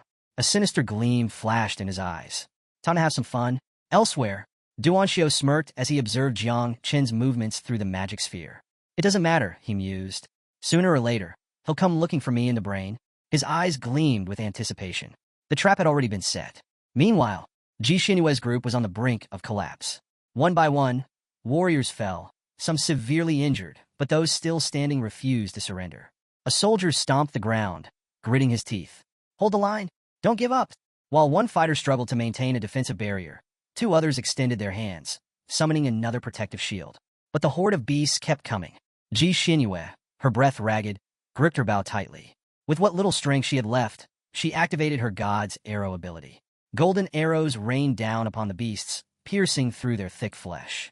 Behind her, the battlefield was littered with fallen comrades, some barely breathing, others covered in blood, holding on to their last shreds of consciousness. Two women sat slumped against a rock, their hands trembling. Ji Xianyue was exhausted. Every muscle in her body screamed in protest, her vision blurring from fatigue.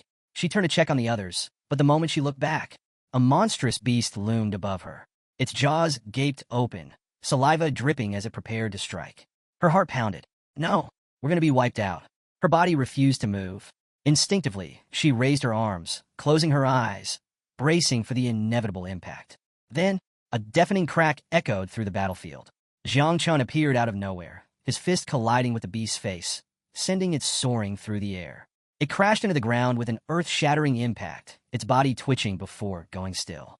A stunned silence filled the battlefield. The remaining beasts froze, their eyes flickering with fear. Ji Xianyue slowly opened her eyes, her breath hitching when she saw him standing there, alive, unharmed, unyielding. Relief flooded her chest. Jiang Chen turned to her, his gaze steady. Sorry I'm late. A light of hope flickered in the eyes of the survivors. Ji Xianyue quickly moved to one of the injured men, slinging his arm over her shoulder to help him stand.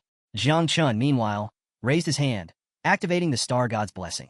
The ring on his finger emitted a brilliant blue aura, wrapping around the wounded warriors. Despite being damaged, the ring's healing properties remained intact. A soft warmth spread through their bodies.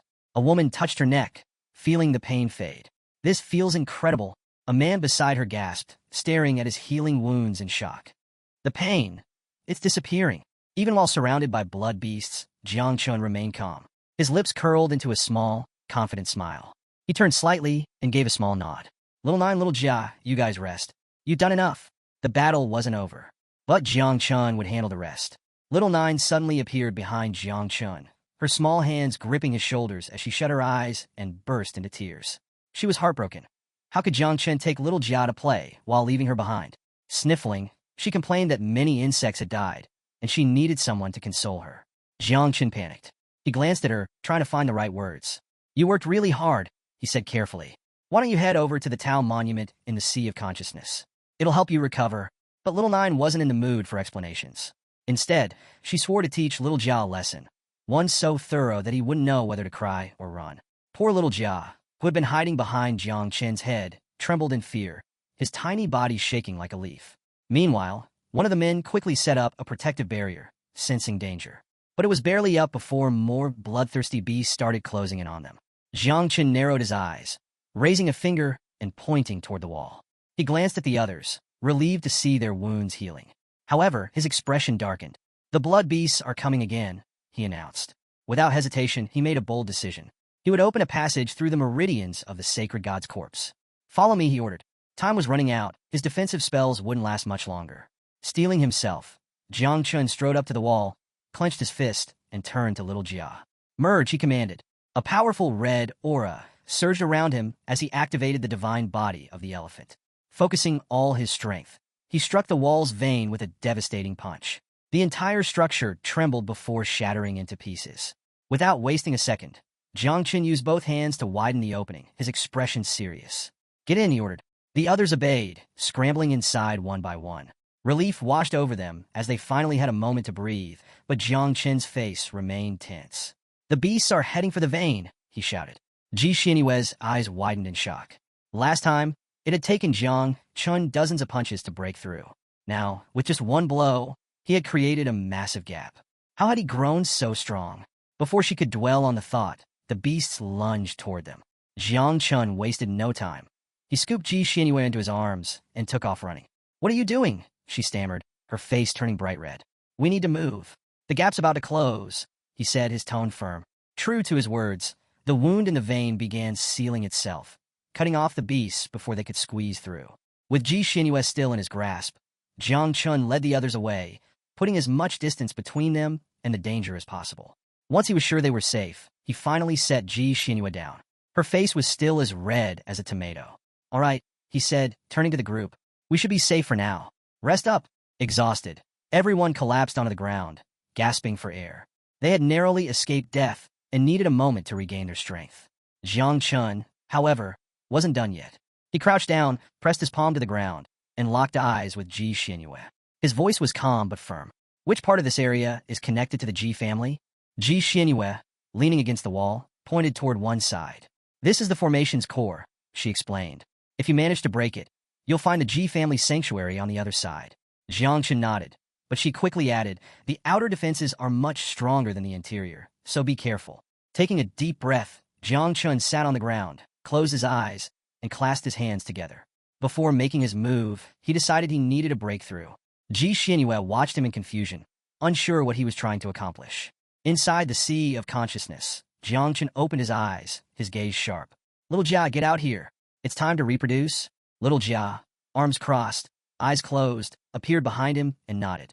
Meanwhile, little Jia was hiding behind the Taishu monument, peeking out cautiously.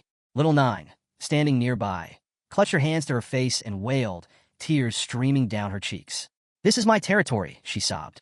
Jiangchen glanced at her, then at little Jia, who was still cowering behind the monument. He sighed. Relax, little Nine. We're just borrowing your space. As soon as little Jia finishes reproducing, we'll leave. Little Jia, still confused, poked his lip with his finger. Why don't I have my own home? He asked. Little Nine instantly flared up, her temper igniting like dry leaves in a wildfire. That's your problem, she snapped. Jiangchen, arms crossed, sighed again. Fine. I'll buy you a home later. Satisfied with his promise, little Jia finally got to work. His body shrank, transforming into a small beetle, and then the process began. In a matter of seconds, his form started duplicating. Jiangchen sat back down, meditating to accelerate the process.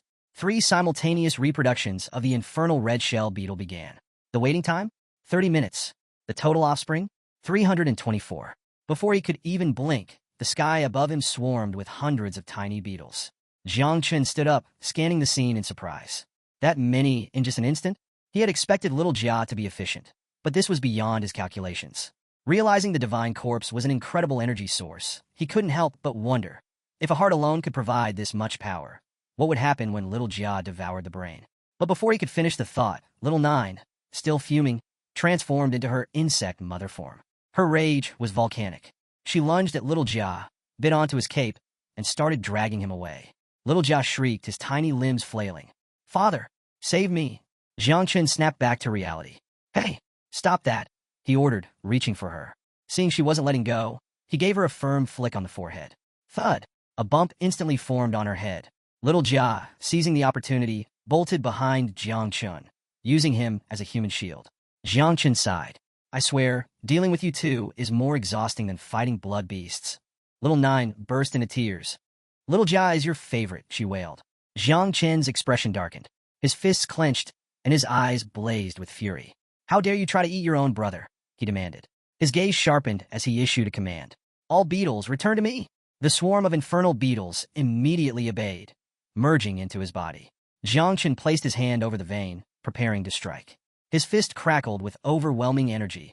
He had fused the power of over 300 beetles, and the strength coursing through him was enough to rival the mightiest of warriors. With a determined expression, he turned to the others. Stay sharp. This might be our only shot at survival. They nodded in understanding, quickly preparing themselves.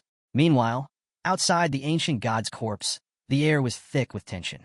Ji Xinhua father and the grandfather of the Ji family arrived at the site, their expressions grave. Arms crossed, the grandfather assessed the situation. Now that the passage is sealed, there's no way to get inside from here, he muttered. The only way in is by breaking out from within, but that won't be easy. The children are still inside. Ji Xinyue's father paled. Panic flickered in his eyes. Then what do we do? The grandfather placed a hand on the ancient tomb, his face unreadable. Prepare for the worst. If anything happens, we must destroy the sanctuary and exile the entire dimension into eternal chaos, the realm where the ancient god's body is kept. His words sent a shudder through the air. Ji Xinyue's father's breath caught. But Xinyue is still in there, he protested. Do you understand what that means? His existence alone is worth more than billions of people in Daxia. If whatever is inside that corpse gets out, it will be a catastrophe. The grandfather's jaw tightened. He knew the truth in those words, and it only deepened his frustration. He clenched his fists so hard that his knuckles cracked. Just then, Gu Kai Tian stepped forward. His eyes burned with resolve as he gripped the hilt of his sword. The god of the sword exists to serve his country and its people, he declared. But I'm just an old man now. It doesn't matter if that thing is rank 8 or 9. If anyone dares lay a hand on my disciple, I will fight to the death. The grandfather turned to him, his voice grave. Think before you act, Gu Kai. But Gu Kai Tian was undeterred. He unsheathed his sword, its edge gleaming under the dim light. At the very least, I will uphold the honor of my master's name. Silence settled over them. Then, suddenly, knock, knock. A deep, eerie sound echoed from inside the coffin. Every head snapped toward it. A cold dread settled over the gathered warriors. The grandfather's eyes widened in horror. Impossible. Gu Katian's voice rang out, sharp and urgent. Don't just stand there. We need to act now. The coffin trembled again. The knocking grew louder. Something inside was waking up. Inside, Jiang Chun finished his meditation and rose to his feet. Without hesitation, he strode toward the wall and unleashed a flurry of blows using the divine elephant fist. Each punch sent shockwaves rippling through the air, forcing Ji Xinyue and the others to shield their faces from the sheer force of the impact. The group was already exhausted, their bodies bruised and battered. Ji Xinyue's eyes widened as she quickly realized the power behind Jiang Chen's attacks. Her expression turned serious. Everyone, step back. If you stay too close, you'll be crushed, she warned. Seconds turned into minutes, but Jiang Chun didn't stop. His punches intensified, each strike landing harder than the last. He refused to give up. Taking an aggressive stance, he gathered all his strength and struck again. Boom! The wall of flesh began to crack. A hole started forming. This is it, Jiang Chun shouted. Now's your chance. Get out. But just as the first person stepped forward, the wound in the wall started regenerating. The speed of healing was beyond anything they had anticipated. Within moments, the passage sealed itself again, blocking their escape. Jiang Chen's fist clenched. His eyes burned with determination. He wasn't about to let it end like this. Little Nine, he called. I need your help. Summon some insects. We need an explosion. Little Nine wiped her tears and quickly complied, summoning a swarm of creatures. Jiang Chen infused them with Little Jia's energy before launching another devastating punch. Boom! A small explosion shook the area, opening another gap. But once again, the corpse's powerful regeneration kicked in, sealing the wound almost instantly. Ji Xinyue clenched her fists, fear flickering in her gaze. Despite the damage they had caused, the wall continued to heal itself at an unnatural speed. Jiang Chen briefly considered giving up, until suddenly the wall started breaking from the outside. His mind raced. What's going on? As the dust settled, two figures emerged from the smoky opening. Ji Xinyue father and great-grandfather. The elderly man looked slightly fatigued, while Gu Kaitian, standing beside him, seemed completely unfazed. They had broken through the wall from the outside. Ji Xinyue's great-grandfather extended his hand to one side, his voice calm but firm. Everyone, get out. Now! Seeing a way to escape, the exhausted group, including Hua Yunfei, mustered their remaining strength and dashed through the opening. Some collapsed the moment they made it outside, their bodies too drained to go any further. Gu Kaitian glanced around. Where's Ji Xinyue? Where's Jiang Chun? Inside, three members of the group were still making their way out. But Jiang Chun and Ji Xinyue had yet to leave, and the wound was already beginning to heal.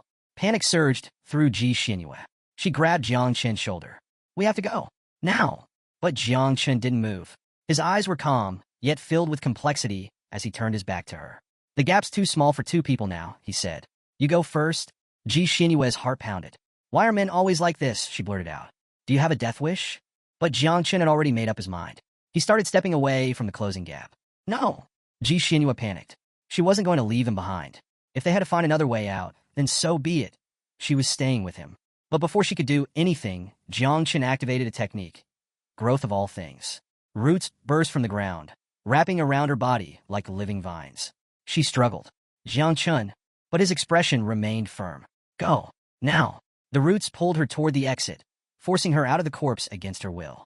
As the gap sealed completely, she could only watch in helpless despair as Jiang Chen disappeared from her sight. The roots forcefully expelled Ji Xinyue from the closing gap. She stretched her hand toward Jiang Chen in desperation, her voice breaking. Stop! Don't do this! But it was too late. The roots pushed her out, and she hit the ground hard. The wound in the wall sealed almost completely, trapping Jiang Chen inside. Her father rushed toward her, his face filled with worry. Nearby, Gu Kaitian and the grandfather watched in grim silence. The moment they saw Ji Xinyue emerge, their eyes darted around, searching for Jiang Chen, but he was nowhere to be seen. The passage was gone.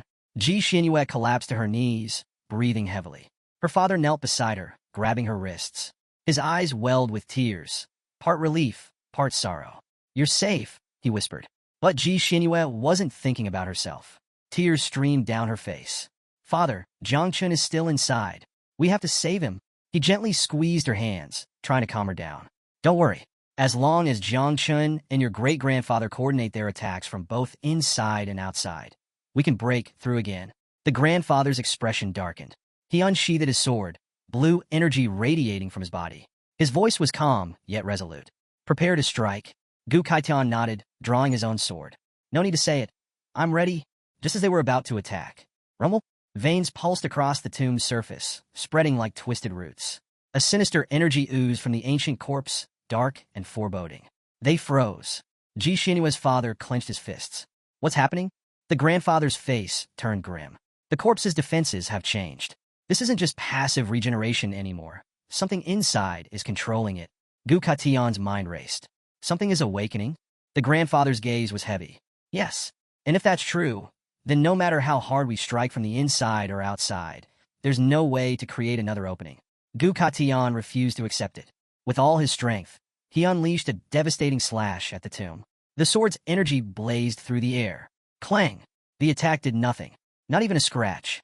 The grandfather exhaled slowly, putting his hands behind his back. Without another word, he turned away, closing his eyes as he walked. Stop wasting your energy, he said. This isn't just a wall anymore. It's something alive. Gu Kaitian tensed. Then what do we do? The grandfather's voice was heavy with authority. We keep watch. The mutation of the ancient god's corpse is no small matter. If it starts spreading beyond this place, we will have no choice but to exile it into the void. Ji Xinyue's heart clenched at those words. If they abandoned the corpse, they were abandoning Jiang Chun, and she refused to accept that. Ji Xinyue clenched his teeth, his eyes burning with rage and disbelief. He had no idea what was happening, but the realization that Jiang Chun was trapped inside filled him with fury. Beside him, Ji Xinyue covered her face with her hands and broke into tears. Her father and a young girl hurried to console her, but their words felt empty. Meanwhile, the grandfather turned away from the group, his expression unreadable. Don't do anything reckless, he warned Gu Katian.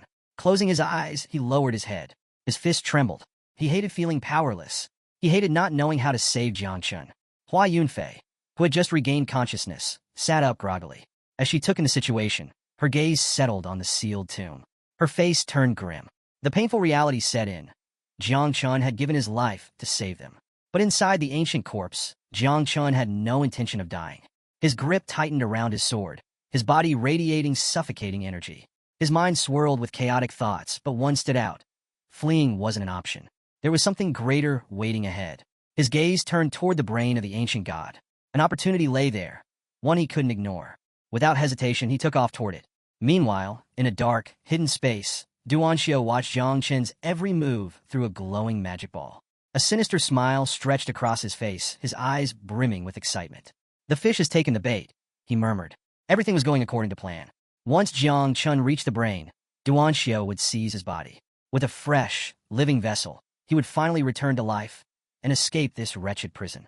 After several minutes of navigating the corpse's eerie interior, Jiang Chun finally arrived at the brain. Before him stood a colossal stone door, ancient and imposing. On one side, words were carved into the stone, their strokes precise and powerful. His heart pounded. These words, etched over a century ago, still held a terrifyingly dominant energy. They hadn't faded with time. This was left by the god of the sword, he muttered. For the first time, he felt a chill run down his spine. Beyond this door lay the brain of the ancient god. Bracing himself, Jiang Chun pressed both hands against the heavy stone and pushed. The door groaned as it slowly swung open. Little Nine, little Jia, he said firmly. Hide. Don't come out unless I call for you. They were his trump cards, his hidden ace. With cautious steps, Jiang Chun entered a dimly lit hallway. Immediately, an oppressive energy seeped into the air. The walls pulsed with an unnatural presence. And then, whispers. They slithered through the darkness, crawling into his ears, into his mind. He gritted his teeth, pressing his hands to his head. The whispers grew louder, more relentless. They weren't just voices. They were invading his thoughts, warping his sense of self. His breathing grew ragged. His balance wavered. And then, he wasn't in the hallway anymore. In an instant, he found himself in a different place. The air was still, yet heavy. Above him, a figure slowly descended from the sky. A man with long, flowing white hair.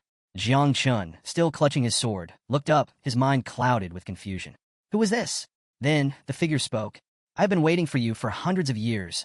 Jiang Chun's eyes widened. A warmth spread through his body. An unfamiliar, yet undeniable sensation. The man landed before him, his presence overwhelming. "My name is Xiao," he said, his voice echoing through the void. "I am the ancient god." Jiang Chun remained still, his gaze locked onto the strange figure before him. His instinct screamed at him to be cautious, but he had no idea how to react. Then, without warning, Xiao's body began to shift, morphing, twisting, until he looked exactly like Jiang Chun. A chilling smile crept onto his face as he stepped forward, extending a hand. "You are me, and I am you," he said cheerfully. "We should become one." Jiang Chen's breath hitched. His mind raced. Was this real? Or was it a trap? Instead of answering, his grip tightened around his sword. Without hesitation, he swung. Slash! Xiao barely dodged in time, his expression unchanging. But Jiang Chen saw it, the flicker of amusement in his eyes. "You're pretending to be a god to trick me," Jiang Chen said coldly. Xiao's smile widened as his form melted away, revealing his true self, a sinister presence with eyes gleaming with excitement. Crack! With a single hand, he caught Jiang Chen's sword energy, shattering it into fragments like it was nothing. "You surprise me," Xiao murmured, his gaze filled with intrigue. "I didn't expect human martial arts to reach this level in the new era." Jiang Chen clenched his jaw. His strongest attack had been neutralized with ease. Xiao flicked his wrist, and in an instant, the sky above them darkened. Then, roars filled the air. Jiang Chen looked up, his stomach dropped. Countless small dragons emerged from the shadows, coiling through the sky like a storm. Xiao extended his hand to one side, grinning wickedly. "If your body wasn't so valuable, I would have chosen a more terrifying way to kill you." Jiang Chen's pulse quickened. What does he mean by that? His eyes darted between the dragons, his mind rapidly analyzing their power. 6th level transformations.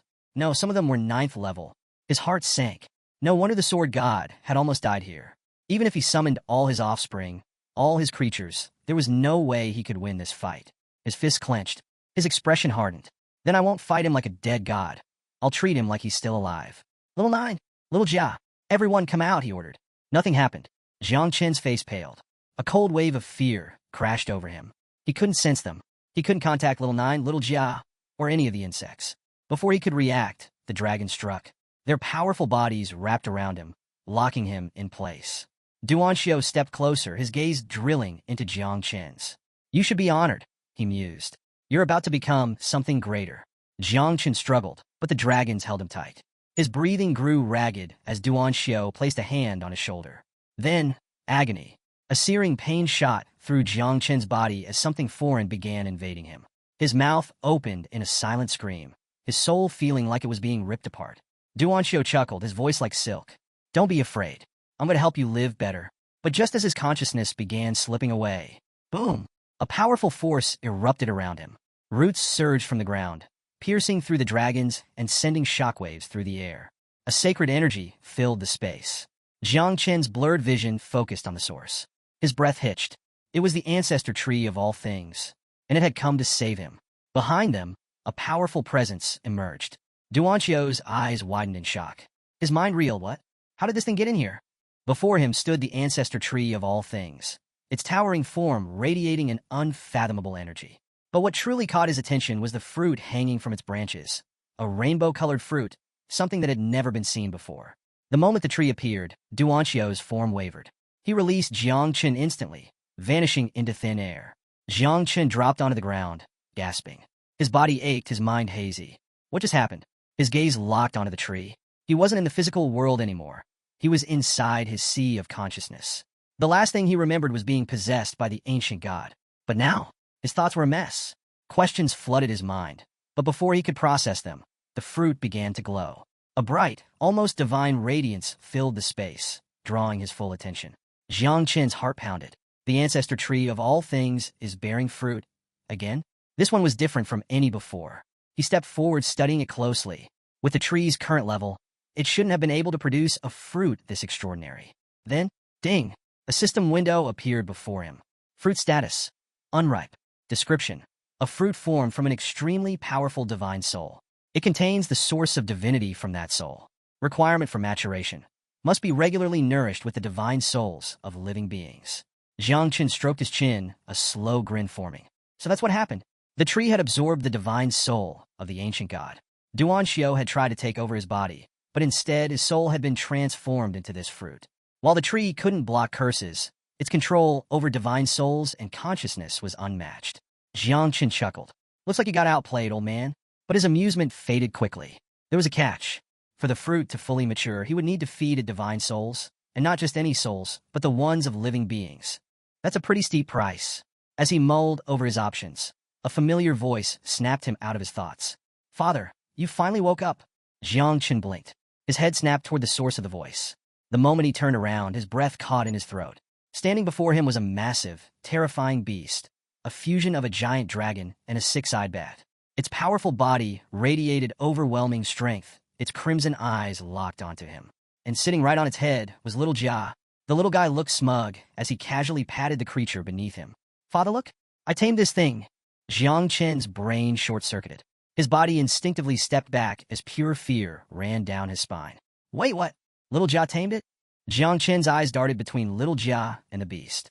These creatures were from the sea of consciousness, legendary beings that not even the great cultivators of the past had managed to tame. Even the infamous sword god had failed.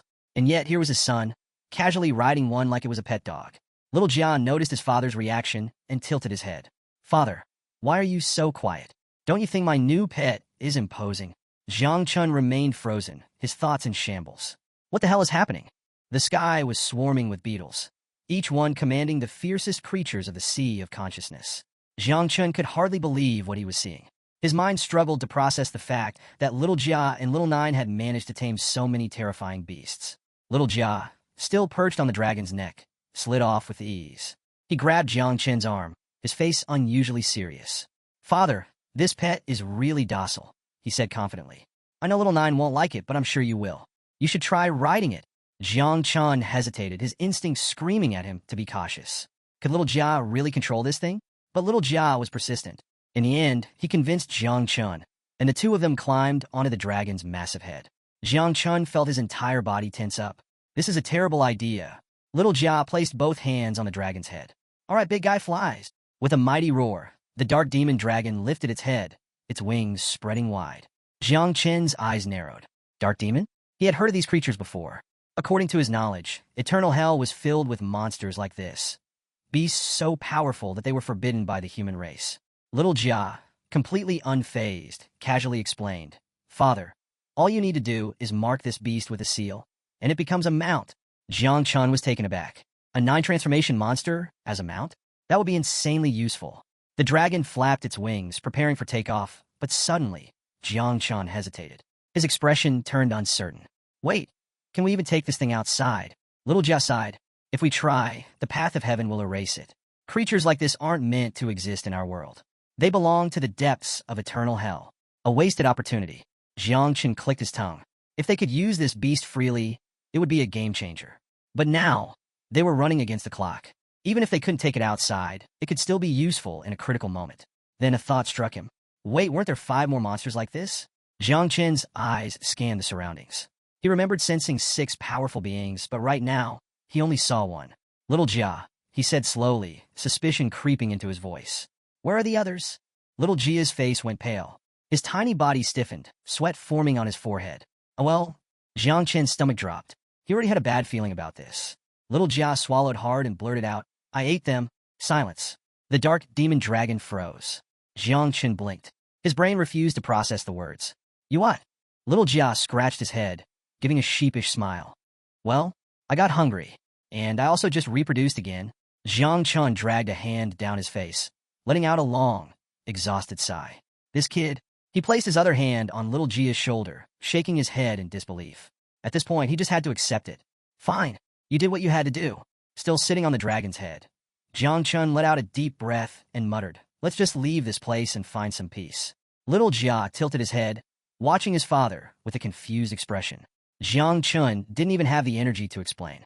Jiang Qin climbed off the dragon, wiping his face, but there was no hiding it. He was on the verge of tears. His son was wasting fortune like it was nothing. 6 powerful beasts gone. Just like that. He had to force himself to see the silver lining. At least one monster was still alive. As a human being, he reminded himself, he should be grateful for what he had. The dark demon dragon and little Jia stared at him in confusion. Little Jia tilted his head. Father, why are you acting weird? Before Jiang Qin could answer, loud knocks thundered from the massive door. His gaze snapped toward it. It was Gu Katian. Jiang Qin's mind worked quickly. The divine soul of the ancient god has been sealed. The dark demon has been captured. That means the outer defense would soon disappear. Sensing his master's energy, Jiang Qin knew the Ji family would arrive soon. He turned to little Jia, his expression calm but firm. Little Jia, have the insects devour everything quickly. Pack up anything valuable. We need to leave. Little Jia pouted. But father, I'm still hungry. Jiang Qin's eye twitched. This is not a restaurant, he snapped. This is a god's treasure trove. Little Jia groaned, touching his chin with a finger. His eyes filled with sadness. Can I at least eat next time? Jiang Qin let out a deep sigh. He wasn't sure what terrified him more, the sword god's descendant outside or little Jia's bottomless stomach. He pushed aside his frustration and focused. He could already imagine Sa Shu's great-grandfather standing outside, his overwhelming energy pressing down on everything around him. If that old monster gets in here and sees what we've done, yeah, that would be a problem. Little Jia, realizing his father was serious, got to work. Using his power, he drained and compressed everything the insects couldn't consume, turning the remains into giant floating orbs of liquid. There was just one problem. I can't store them, little Xiao admitted. Jiang Qin turned around. Don't worry, your sister will handle it. At that moment, little Nine manifested. She took one look at the massive, floating orbs, and her face twisted in horror. Her hands went to her hips. You're telling me I have to clean up this mess? In her eyes, these orbs weren't treasure. They were just giant piles of disgusting, foul-smelling dung. She was done with her brother's nonsense. Jiang Qin, however, just smiled. Now that little Nine had taken care of everything, it was time to go. He took to the air, flying toward the exit. Outside the tomb, Gain attacked again. This time, his sword strike cut through the corpse's wall, creating an opening. His sharp eyes locked onto the wound. Something was different. The wound isn't healing, he murmured. Jinna's head snapped toward the opening. His brows furrowed. Not only had the defense of the ancient god's corpse weakened, it almost seemed like it was about to disappear entirely. Gain, arms crossed, grinned. We could finally go in and save Jiang Qin. But Ji Lingxiu, eyes narrowed. He was suspicious. Something wasn't right, and he was going in to find out what.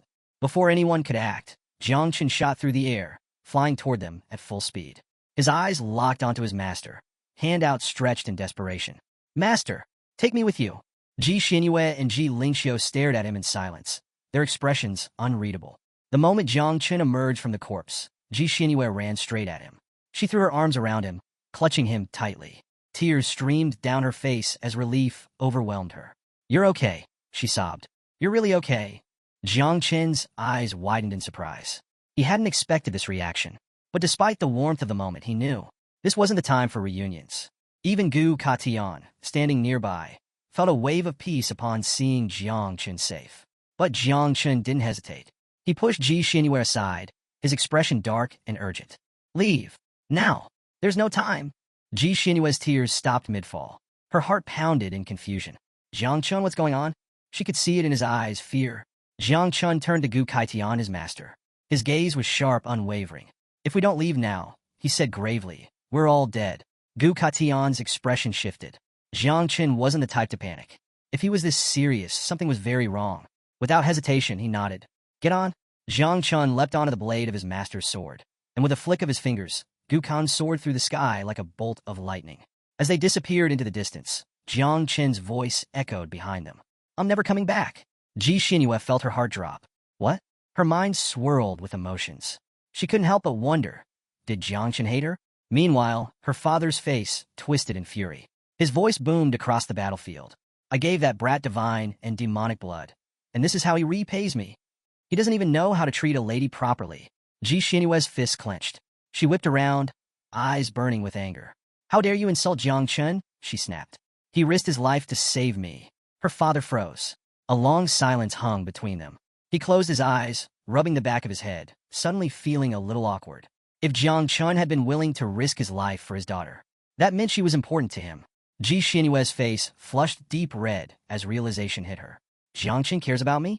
Her hands flew to her mouth as her heart pounded wildly. But then, her expression hardened with determination. If Jiang Qin fought for me, then I'll fight for him. Her eyes flashed with resolve. She placed her hands on her hips, lifting her chin. I won't let him down, she vowed. In the upcoming Prodigies of Heaven tournament, she would show the world her best version, and she would make sure Jiang Qin never regretted saving her. Ji Xinyue's father couldn't help but feel a sense of pride as he watched his daughter's determination solidify. But not far from them, Xiao stood silently, his eyes fixed on the tomb of the ancient god. His sharp instincts told him something was off. Jiang Qin's panic-stricken escape hadn't been natural. His eyes narrowed. Something had happened inside that tomb. Without a word, he stepped forward, carefully inspecting the interior of the corpse. And that's when he noticed it. The treasure. It was all gone. Not just the treasure, but every single monster that had once existed in the sea of consciousness. His brows furrowed. Before, this place had been teeming with life. Now it was an empty shell. Pressing a hand to his forehead, he sighed, already picturing the scene in his mind. Jiang Chun, fleeing with Gu Kaitian on the sword, looking as guilty as a thief caught in the act. That brat. Xiao clenched his fists, his fury boiling over. Not only had Jiang Chun taken everything, but he hadn't even left a single monster for him. When he had entered the corpse, he'd faced 5 terrifying beasts so powerful that even he had struggled. How did Jiang Chun escape from level 9 monsters unscathed? He stepped forward, running his fingers along the veins of the corpse. One thing was clear, Jiang Chun was not someone ordinary. Despite leaving him with a bitter future, Xiao was willing to accept it. But what Jiang Chun didn't know was that he had completely underestimated his power. High above, Gu Katian's sword streaked through the sky, carrying both master and disciple. Gu Katian, his expression unreadable, turned to Jiang Chun. Did you really empty out the sword god's treasure? Jiang Chun casually scratched the back of his head. Yep. Gu Katian let out a deep sigh. For the 3rd time, he began to question his life choices. His first disciple declared himself the king of the bloody knife and started an all-out war in the Qinglian war zone. His second disciple stole the National Guardian's fiancée and nearly caused a diplomatic disaster. And now his 3rd disciple? I don't even know how to describe this one. Gu Katian muttered to himself. Jiang Chun, completely unfazed, grinned. Only 3 days left before the prodigy ranking competition. Master, do you think I can win against Jiang Wushuang and Ji Xianyue? Gu Katian turned to him, silent. Jiang Chun continued, stretching his arms lazily. Ji Xianyue is strong, but I don't think she'll be too much trouble. Jiang Wushuang, though, I've heard he's improved a lot these past few days in Magic City. His 8-armed god of war body isn't something to take lightly. Gu Katian's eyes narrowed slightly. Jiang Chun had confidence, but this tournament wasn't going to be easy. Far away, in a different part of the continent, a different storm was brewing. At the center of Red Lake, a lone figure stood atop the water, his body radiating an immense pressure. It was Injan, the #1 celestial genius of Jiang Chen's generation. His talent? Unmatched. For 800 years, no one in Xiao had come close to his level. A powerful aura surrounded his body as he lifted his hand, his piercing gaze locked onto it. Most job changers reached spiritual maturity at 18, allowing them to awaken a professional class. But Injan was different. At 3 years old, he had already activated his class, earning recognition from the divine weapon, the human emperor's sword. At 9, he wielded the legendary blade. At 12, he conquered a forbidden zone and returned alive. And at 15, he vanished into the military region of the capital, training in absolute seclusion for the past 3 years. Now he was back, and he wasn't just aiming for the prodigy ranking. He was aiming for the throne of the strongest. Jiang Chun had always known that Injan awakened his class at an early age, but something didn't add up. For someone hailed as a once-in-800-years genius, his current level barely reached the 3 transformations. That didn't make sense. Gu Kaitian, arms crossed, explained, it's because he doesn't just rely on the system. He also cultivates the supreme techniques of all celestial races. Jiang Chen's eyes widened in shock. All of them? Gu Kaitian nodded. High above Red Lake, Injan wiped his chin, his piercing gaze reflecting the moonlight. His blood of the murderous emperor was almost fully awakened. Soon, he would step into a new realm of power. But at that moment, he had only one question on his mind. Where is Jiang Chun? Meanwhile, Jiang Chun and Gu Kaitian soared through the night sky. The sword beneath them cut through the air like lightning. Jiang Chun's mind was a whirlwind of thoughts. He stretched out his hands, as if trying to grasp the answer. Master, he asked, can I also cultivate the techniques of all celestial races? Gu Kan remained silent for a moment, his gaze shifting toward the horizon. That, he finally said, is a question even I cannot answer. He sighed. Many have tried to walk that path. Almost none have succeeded. The techniques of different races often clash with the heavenly Tao. But, he added, his voice heavy, Injan was the only one in hundreds of years to succeed. Jiang Chen's gaze dropped to the ground below, his mind deep in thought. Even if he had Injan's talent, even if he wanted to walk that path, who could teach him the techniques of all the races? Even Gu Kaitian, a legendary master, didn't have that ability. Injan's bloodline was different. He was a descendant of the human emperor of Great Xiao. Back then, the human emperor led an army against the 10,000 races, capturing many powerful beasts and beings. But times had changed. Now, the martial god, Jiang Shui, only defended the entrance to the realm of the 10,000 races, instead of waging war against them. Gu Kai Tian's fingers flickered with energy, and their sword shot forward like a streak of lightning. If you take first place in the prodigy ranking competition, he said, I'll use my authority to transfer some elite units from the capital to your side. Jiang Chen's eyes lit up. That was huge. For the first time that night, a grin spread across his face. Sometime later, night had fallen. Jiang Chen returned to his apartment in the city, stretching his arms as he finally relaxed. He lifted his palm, and little Jia's energy flickered around it, dancing like embers. Jiang Chen smirked. The journey to the ancient god's corpse had been beyond worth it. His insects had grown exponentially, not just in number but in strength. Tonight, Little Nine's offspring and Little Jia's red beetles would reproduce again. But just as he was about to rest, a familiar presence stirred within his divine consciousness. Jiang Chen's body tensed. His heart pounded. Slowly he turned around, and there it was. The ancestor tree of all things had appeared again. His eyes widened, but something was different this time. Hanging from its branches was a new fruit, a color he had never seen before. A glowing green fruit. Jiang Chen's breath caught in his throat. His instinct screamed at him. This wasn't ordinary. He stepped forward, extending his hand. As soon as his fingers touched it, the fruit detached, landing softly in his palm. A system notification flashed before his eyes. New fruit acquired. Green lightning fruit. Effect. Grants the user the chance to awaken a unique hidden profession. Sovereign of electricity. Abilities unlocked. Lightning bolt. Allows the user to transform into an electric current and teleport within their own electrical field. Jiang Chen's breath hitched. A unique hidden profession?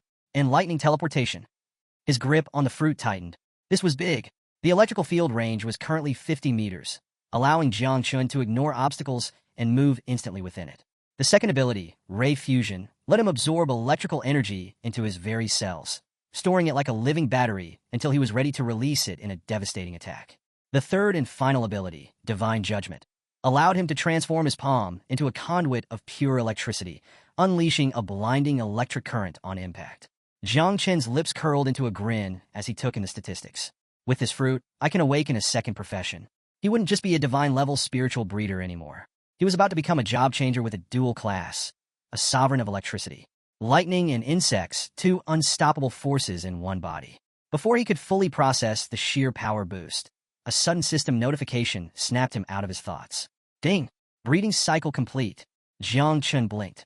Then his eyes widened. The red armor beetles had produced 30,000 offspring. The 9 miasma wings had reproduced 12 million hatchlings. Wait, 12 million? Just then, boom! An explosion erupted behind him, and the sky darkened as it filled with a storm of tiny beetles. Little Nine was furious. Little Jia, you did it again, she yelled, her voice filled with pure rage. Little Jia, floating smugly in the air, tilted his head. I was just following my instincts. Jiang Chen couldn't help but laugh. His entire body radiated power. The surge in strength was unbelievable. The hatchlings, combined with Little Jia's new offspring, had boosted his stats dramatically. A status window popped up before him. Jiang Chen's current stats. Level 36. Transformation, second. Title, Sovereign of Insects. Professions. O Divine Level Spiritual Breeder. O Sovereign of Electricity New. Talent classes. O First Talent. Universal Growth, Divine Evolution, Ancestor Tree of All Things. O Second Talent. Hidden Lightning, Lightning Fusion, Divine Judgment. Sword Skills. O Human Sword, Earthly Sword, Heavenly Sword, Great Tao of the Sword.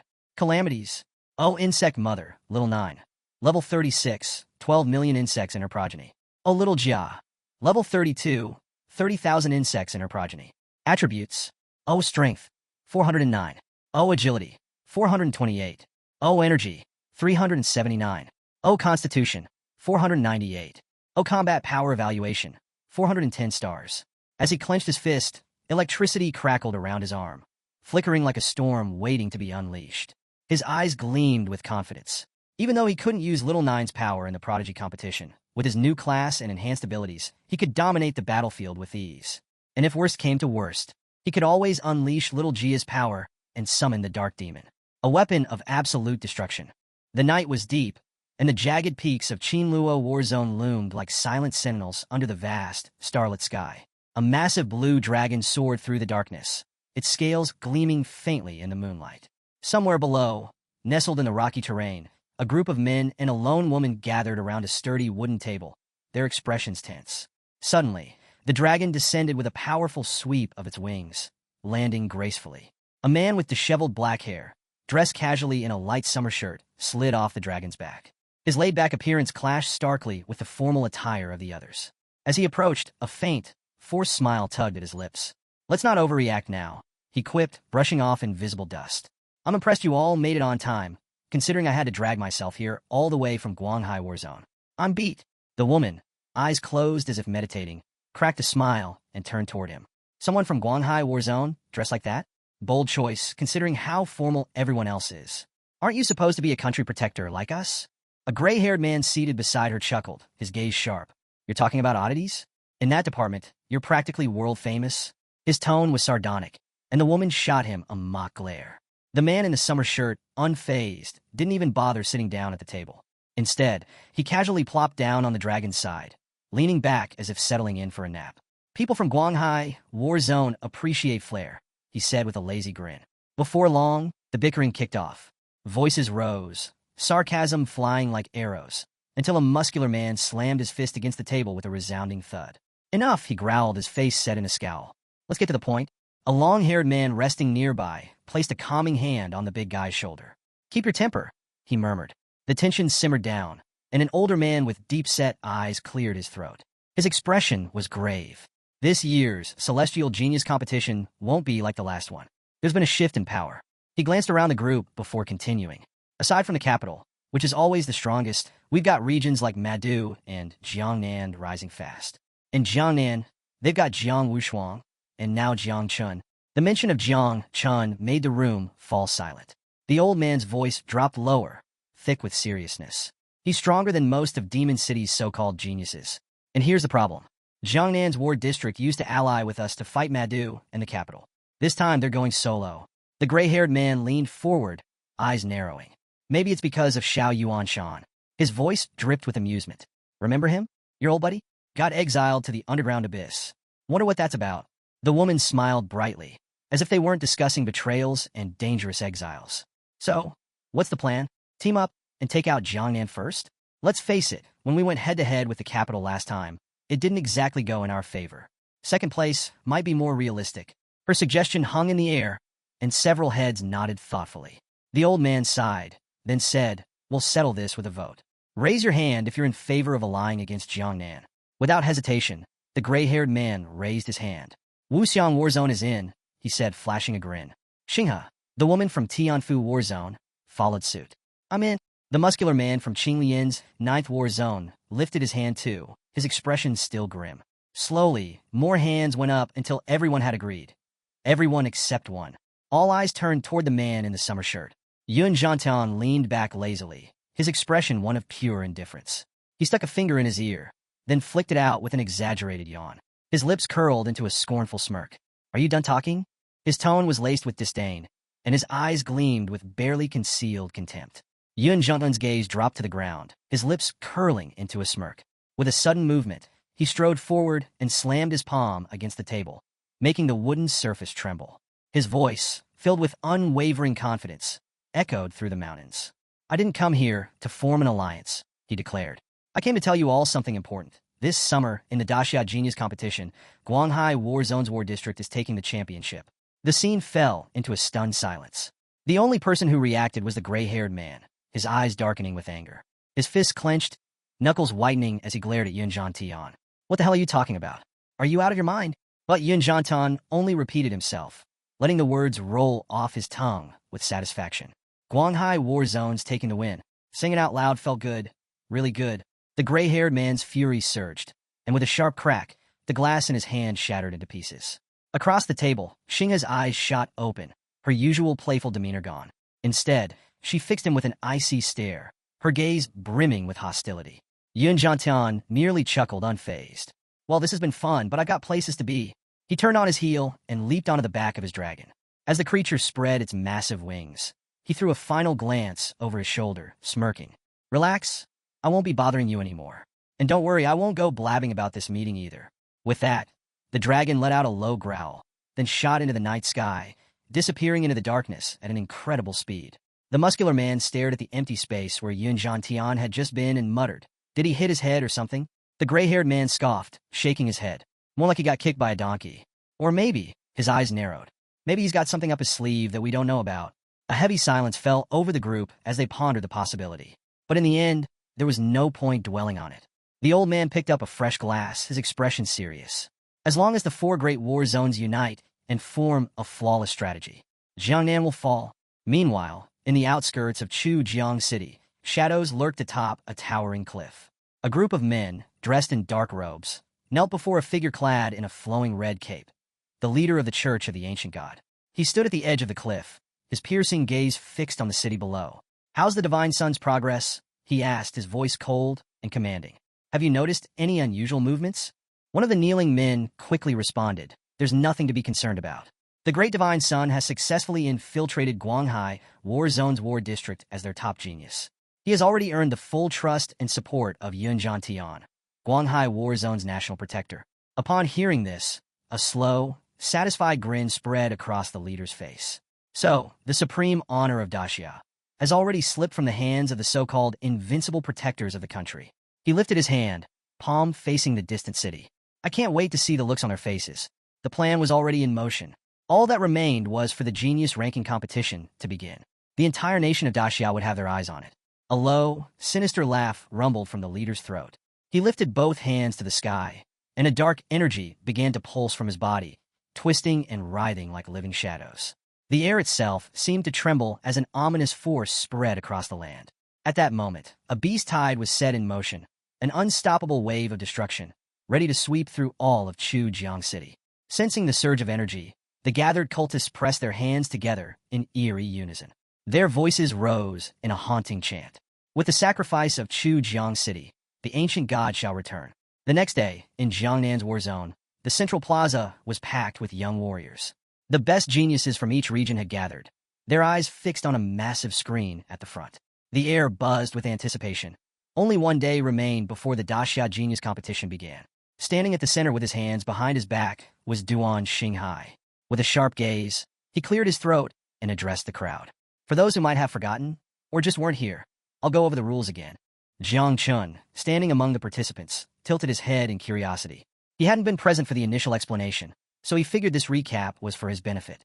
Duan Xinghai activated the screen, his expression turning serious.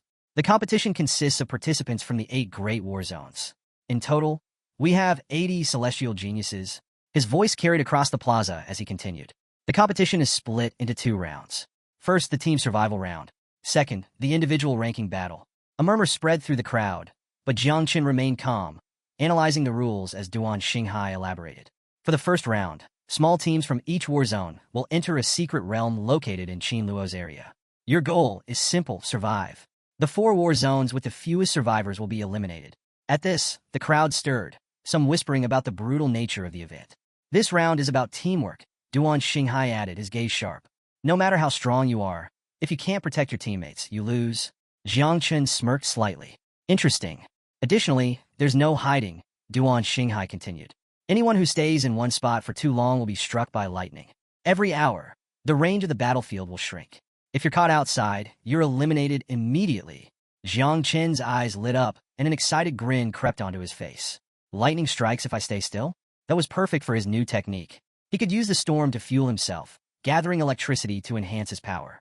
His body involuntarily sparked with energy at the mere thought.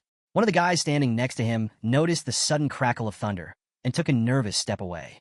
Duan Xinghai pressed on. After the first round, around 30 participants will remain for the second phase, the individual ranking battle. The rules are simple. Win, and you advance. Lose, and you're out. With that, he turned to the group. "Now, you need to decide on a team captain." The plaza erupted in chatter as people debated amongst themselves. Jiang Chen could already feel eyes turning toward him. Just as he started to act like he hadn't noticed, 2 figures suddenly appeared behind him.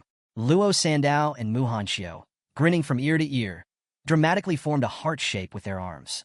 "We vote for Jiang Chen as captain," they declared in unison. Jiang Chen froze. A faint heat rose to his face. "Why are these guys like this?" He sighed, dragging his hand down his face, pretending not to know them. Then, another one of his friends stepped forward smirking. He mirrored the heart gesture and nodded. Yeah, we want Jiang Chun as captain too. The last of his close friends didn't bother with theatrics. He simply turned to Jiang Chun, gave him a thumbs up, and said sincerely, I agree. You're the best choice. Jiang Chun couldn't help but chuckle at the absurdity of it all. Finally giving in, he reached out and completed the heart sign with his companions. Fine, fine. Let's win this thing. Jiang Chun couldn't help but feel a little conflicted. Sure, being nominated as captain was flattering, but at the same time, why me?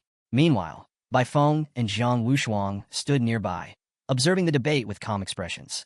Bai Feng cleared his throat and spoke up. Tang Ying, and I think Zhang Wushuang should be the captain. His reasoning was simple.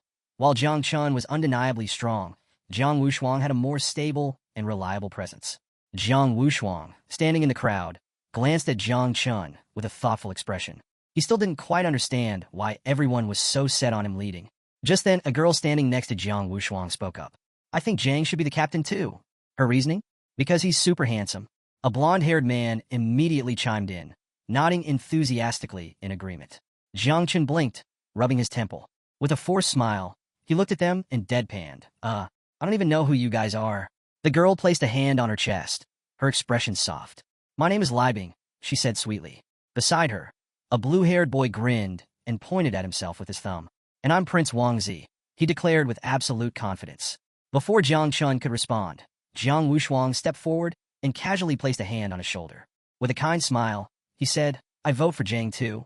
Jiang Chun turned around to see the growing number of votes against him and felt a cold sweat break out on his back. He immediately clutched his chest dramatically and blurted out, Look, I appreciate the enthusiasm, but I really don't want to be captain. That's way too much pressure. A brief silence fell over the group. Then, on the other side of the plaza, Duan Xinghai's face darkened. His expression twisted in frustration as he snapped. Jiang Chun, drop the act. You think you can fool me? You'd need another 800 years before you'd even come close. Jiang Chun instinctively took a few steps back, his eyes widening slightly. He hadn't expected such a strong reaction from the old man. Duan Xinghai exhaled sharply and extended his hand to the side. In an instant, a grand staircase of ice materialized in front of them. The shimmering steps reflected the sunlight, cold and imposing. The Jiangnan war zone has been looked down on for years, Duan Xinghai declared. His gaze swept across the group. This is your chance to change that. Your fate is in your own hands. The staircase led to a teleportation space, a gateway prepared for them. This is my gift to you, Duan Xinghai continued. At the top, the king of the Celestial Sword awaits. He'll act as the country's representative and escort you all to the Qinluo war zone. Meanwhile, in the Qinluo war zone, a lush green island served as the entrance to the Eternal Kingdom. The entire place was teeming with ancient trees and dense foliage, a stark contrast to the tension in the air. Gathered on the island were all the military commanders from the great war zones. Among them sat Ji, Xianyue's father, resting his chin on his hand as he observed the proceedings with sharp focus. Next to him, Gu Kai Tian stared at the massive screen in front of them, waiting for Jiang Chun and the others to arrive. Moments later, the teleportation gateway shimmered, and Jiang Chun and his group stepped onto the island. Luo Sandao immediately turned to Jiang Chun with a bright grin. Hey, did you see? The Tian Daowang is sitting in the first row of the Warzone Guardian. Jiang Chun's eyes shifted to the side, taking in the scene. With a calm expression, he nodded. Makes sense. But then his gaze landed on someone else. His brows furrowed slightly. Jihangyin?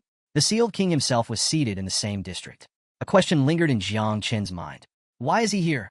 Behind them, Xiao stood silently, her gaze cast downward, lost in thought. Just then, Ji Xianyue appeared, her face as red as a ripe tomato. She hesitated, avoiding eye contact as she placed a hand on her arm. The reason I'm here, she mumbled, shifting awkwardly. The Magic City War Zone currently has no national protector, so my father is taking charge. Before Jiang Chun could even process her words, Luo Sandao and Xiao reacted instantly, their expressions darkening. They stepped in front of him, spreading their arms out protectively like bodyguards in a bad drama. She's a captain from an enemy team, Luo Sandao hissed. She's trying to steal Jiang Chun. Xiao added, his eyes burning with suspicion. Jiang Chun, caught in the middle of the absurd situation, stood frozen, utterly confused. What is even happening right now? He remained silent, unsure whether to laugh, protest, or just quietly walk away. But before he could figure it out, a crack split open in the sky. A massive flying warship descended from the heavens, its presence alone sending ripples of pressure through the air. The ship was manned by elite warriors from the capital's war zone. At the front stood a general and an older man with stark white hair. The ship itself was a floating fortress, its combat strength comparable to that of an 8th-rank national protector. Then, with an almost theatrical level of confidence, a figure leaped off the ship. His aura alone was enough to make even the strongest warriors feel a hint of fear. His piercing eyes radiated an indomitable will. Injan, the legend, the so-called star of the capital. Jiangchen raised an eyebrow. Huh, not bad. Before anyone could fully digest his arrival, another crack split the sky. If the capital's entrance had been arrogant, then the arrival of Guanghai, war zone was straight up outrageous. A colossal golden dragon, boasting multiple heads, burst forth from the void. But this wasn't just any dragon. It carried a massive, chained coffin on its back. And standing atop this spectacle, Yunzhan Tian. The man lounged on the dragon as if it were his personal ride, his summer shirt fluttering in the wind. His expression was practically glowing with joy. With a smug grin, he dramatically extended a hand toward the coffin. Ladies and gentlemen, I present to you, Rebirth towards death. With those words, the chains snapped, and the coffin came crashing down onto the dragon's back before finally slamming into the ground. Cracks spread across its surface before it shattered completely, revealing the warriors of Guanghai, war zone. Among them stood a man with long hair, his presence exuding quiet dominance. Yun Zhantian laughed, spreading his arms wide. First place belongs to us this year. Get used to it. Now that all the major war zones had gathered, a massive portal materialized before them. Some warriors immediately stepped forward, entering without hesitation, while others stood still, silently assessing their competition. The first round was about to begin. The rules were brutal. Out of the 8 great war zones, only 4 would advance. The battlefield within the secret realm would shrink every hour, forcing teams into combat. And, to make things worse, if anyone remained motionless for too long, they'd be struck by lightning. One by one, teams entered the portal. Zhang Chen's team was the last to step through. As soon as they emerged on the other side, they found themselves standing in a dense forest, surrounded by ruins of old buildings. This was their battlefield. The sky above them shifted, and in an instant, the portal behind them vanished. There was no turning back now. The team immediately turned to Jiang Chun. So, Captain, one of them asked, "What's the plan?" Jiang Chun blinked. What? His confusion must have been obvious because Bai Feng calmly extended a hand, gesturing toward the battlefield. Among the 8 great war zones, the chance to participate in this competition is 1 in 1,000. If we want to eliminate our opponents, we have to take the initiative. Silence fell over the team as they all processed his words. On the other side, Mu Hanchio's glare locked onto Bai Feng, her frustration boiling over. "How can you speak to the captain like that?" she snapped. "Show some respect." Before things could escalate into a full-blown argument, Jiang Chen stepped in. He placed a hand on her head, gently ruffling her hair as he sighed with a forced smile. "Relax," he muttered. "Bai Feng's right. We need to get organized." With that, he reached into his storage space. The team's tension eased slightly, thinking their captain had some brilliant strategy prepared. Their eyes brightened in anticipation. And then, Jiang Chen pulled out a sofa, then some meat, then vegetables, and finally a grill. He sat down comfortably, rested his hands on his knees, and calmly observed his stunned teammates. "All right," he said, "let's get started." The silence was deafening. Luo Sandao, Bai Feng, and Tang Ying all stood frozen, their mouths slightly open in shock as they processed what they were seeing. It took only a few seconds for the realization to sink in. Jiang Chun was setting up a barbecue. He casually started skewering the meat, completely ignoring the stares of his bewildered teammates. Mu Hanchio's fist clenched, her whole body trembling. "Are you serious right now?" she shouted, barely restraining herself. "We're in a survival competition. This is a matter of life and death. And you think now's the time for a barbecue?" Luo Sandao immediately sided with her. "She's right, Jiang Chen. We need to strategize, not sit around grilling meat like it's a festival." Tang Ying, meanwhile, turned around and covered her face in pure secondhand embarrassment. Why did I expect anything different? Jiang Chun blinked, genuinely surprised at their reactions. "What?" he asked, turning back to the skewers. Bai Feng stepped forward, staring at him with an utterly confused expression. "Do you not remember the rules?" he asked hesitantly. "If we stay still for too long, we'll get struck by lightning." The man standing next to him was just as stunned. "I can't believe this is happening." Jiang Chun, still completely unbothered, placed the skewers over the fire. Yeah, I know the rules," he said nonchalantly. "But let's be real. How are we supposed to fight on an empty stomach? You can't win a battle if you're starving." Silence. Then, out of nowhere, Jiang Wushuang placed a hand on his jaw, his eyes widening in realization. Wait, this is actually brilliant. The others turned to him in horror. Zhang Wushuang smiled. Think about it. If we eat now, we'll have the energy to fight later. Jiang Chun is just thinking ahead. Without hesitation, he sat down next to Jiang Chun and started helping him prepare the barbecue. The rest of the team stood there, completely dumbfounded. Not only do we have one unreliable person, but two. Or was there actually some hidden, deeper meaning behind this? Luo Sandao clenched her fists, her eyes lighting up with newfound realization. Finally, she understood what Jiang Chun was trying to do. One by one, the others began to believe it as well. The man beside her stroked his chin, a thoughtful smile creeping onto his face. Jiang Chun, you genius. Another guy, arms crossed, couldn't help but feel a surge of excitement. Slowly, the whole team began shifting their perspective. Seeing everyone embrace the idea, a red-haired girl happily grabbed a skewer and started adding roasted potato slices, her absolute favorite. Jiang Chun, his brows furrowing in confusion. His expression changed as he looked around. Wait a minute, why is everyone actually buying into this? The truth was, Jiang Chun had started the barbecue simply because he was hungry. Ever since his body started adapting to the strange energy fluctuations in his system, his appetite had been nearly insatiable. He wasn't worried about getting struck by lightning. In fact, he was looking forward to it since it would help him recharge his abilities. But now, looking at his teammates' expressions, he realized they had completely overanalyzed his actions. As he was lost in thought, Mu Han Xiao suddenly approached him. She gave him a knowing smile. Now I understand, she said. Jiang Chun raised an eyebrow. Understand what? She scratched the back of her head and closed her eyes. Well, since everyone else figured out your deep plan, if I said I didn't get it, I'd look like an idiot. Jiang Chun blinked. Huh. Meanwhile, Jiang Wushuang placed the skewers on the grill with practiced ease. As he watched the flames flicker, his admiration for Jiang Chun only grew. This strategy, it's only ever appeared once in history. If he hadn't studied the lists of geniuses from centuries ago, he might not have understood it at all. He never expected Jiang Chun to go this far, just for this battle. To him, Jiang Chun was a captain truly worthy of the title. He continued cooking, occasionally glancing at Jiang Chun. His plan is brilliant. He's waiting calmly, letting the other teams exhaust themselves before making a move. Act weak to lure in the strong. Pretend to be a pig to eat the tiger. It was a risky strategy, but one that could work if executed perfectly. But what if the other teams figured it out?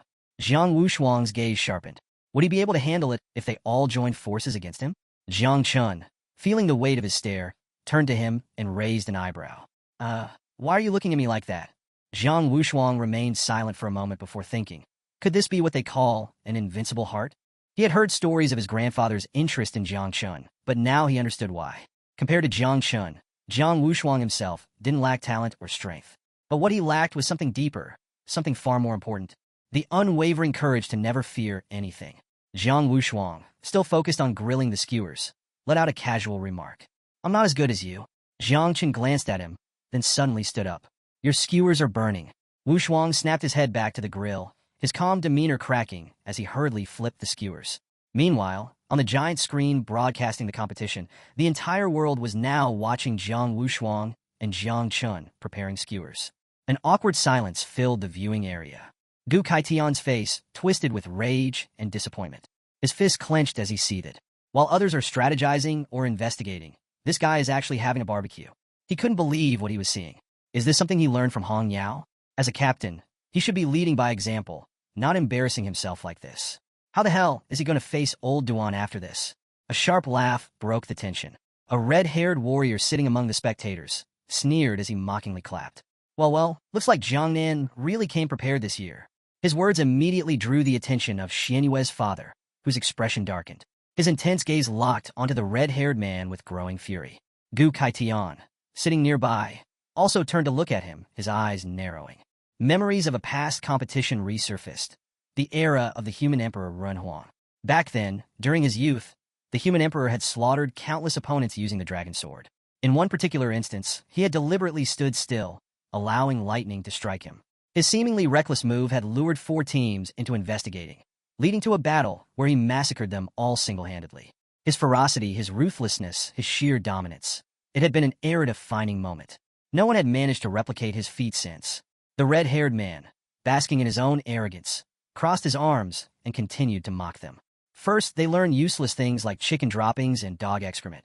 And now they think they deserve to be here? Pathetic. Others quickly jumped in, arguing against him.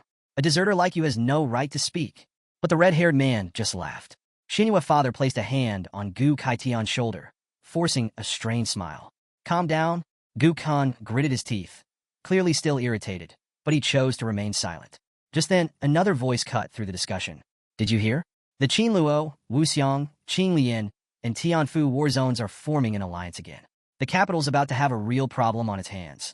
Gu turned sharply, his eyes piercing as he stared at the speaker. This generation of geniuses isn't weak. If the capital underestimates them, they will run into trouble. The man who made the announcement smirked, extending his hand. Trouble? A bunch of nobodies can't stand up to the capital's best. His confidence was absolute.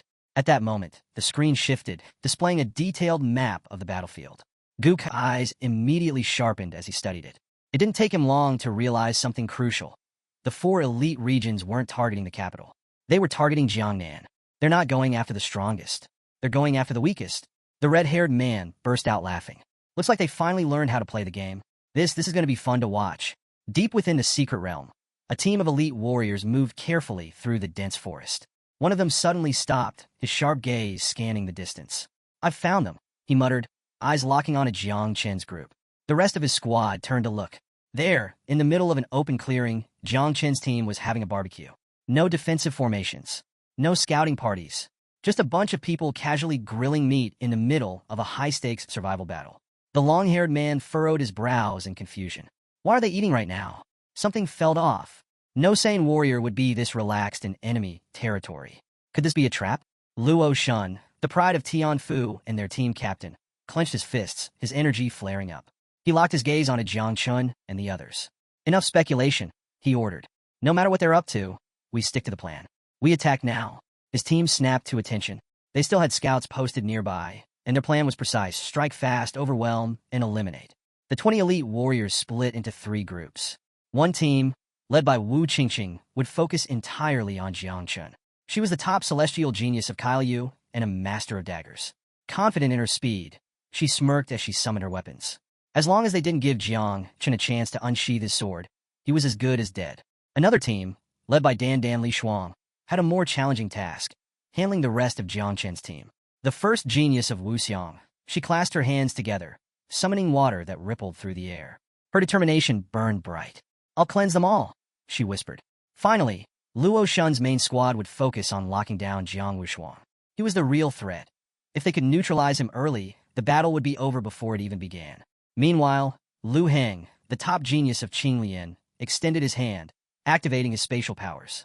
A portal shimmered into existence behind them, ready to reinforce their comrades at a moment's notice. With everything in place, they launched their attack. Back at the viewing platform, tension filled the air. Gu Kaitian wiped the sweat from his forehead as he stared at the screen. This doesn't make sense, he muttered. The enemy was already less than 500 meters away, yet Jiang Chen's team still hadn't noticed. Even if Jiang Chen himself was distracted, there was no way Jiang Wuxuang shouldn't have sensed them by now. If this keeps up, they're all going to be wiped out. Meanwhile, the other generals watching the battle were in a much better mood. The gray-haired man smirked. Lu Heng's spatial ability is unmatched. No one can escape his grasp. The muscular warrior beside him crossed his arms and let out a booming laugh. And Wu Qingqing? The best assassin in the world. There's no way Jiang Chen makes it out of this one. A female strategist leaned forward. Dan Li Shuang isn't just powerful. She's the first water element goddess in all of Daxia. There's no counter for her abilities. Even the white-haired general, who had been silent until now, slammed his fist on the table. Luo Shun is the best tactician. This battle is already decided. All eyes turned to the screen, where Jiang Chun was still casually eating skewers on a sofa. Jiang Wuxuang, however, had finally sensed something. His body tensed, and he immediately stood up, his entire posture shifting into battle mode. He scanned the forest. This isn't right. He turned toward Jiang Chun, who was still calmly munching on grilled meat. The enemy! They're already less than 100 meters away, Jiang Wuxuang thought, his expression darkening. Yet Jiang Chun had done absolutely nothing. There was only one explanation. He hasn't even noticed them. Jiang Chun casually grabbed another piece of meat and took a bite. The enemy was now less than 10 meters away. Luo Shun's eyes gleamed with confidence. Victory was within their grasp. Jiang Chen's team was completely unaware, distracted, vulnerable. Or so he thought. Just then, Jiang Chen abruptly stopped chewing. His face twisted with disgust as he spit the meat out. Ugh! Who the hell roasted beast claws without cooking them properly?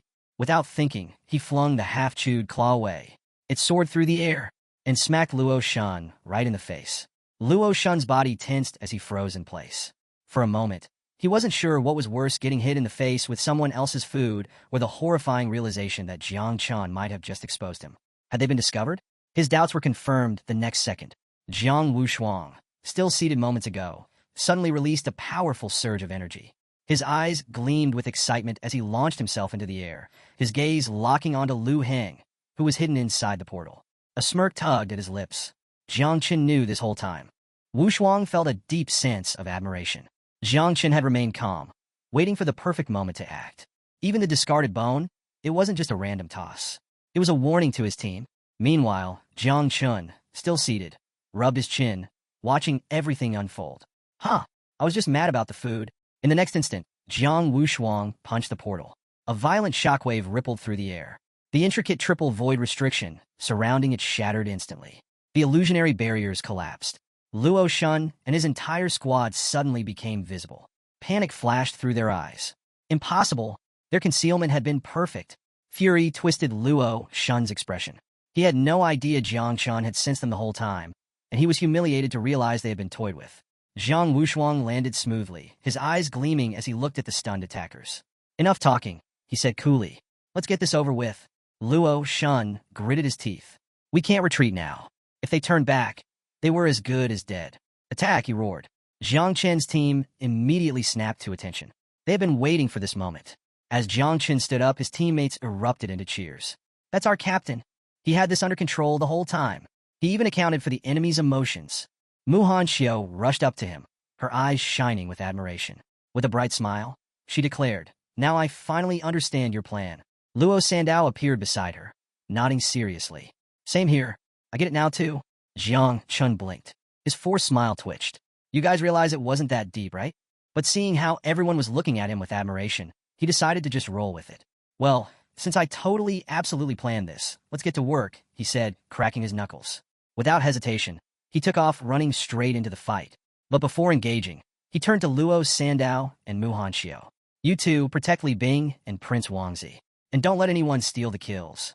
Luo Sandao and Muhan Xiao's eyes widened in surprise. He's entrusting us with a mission.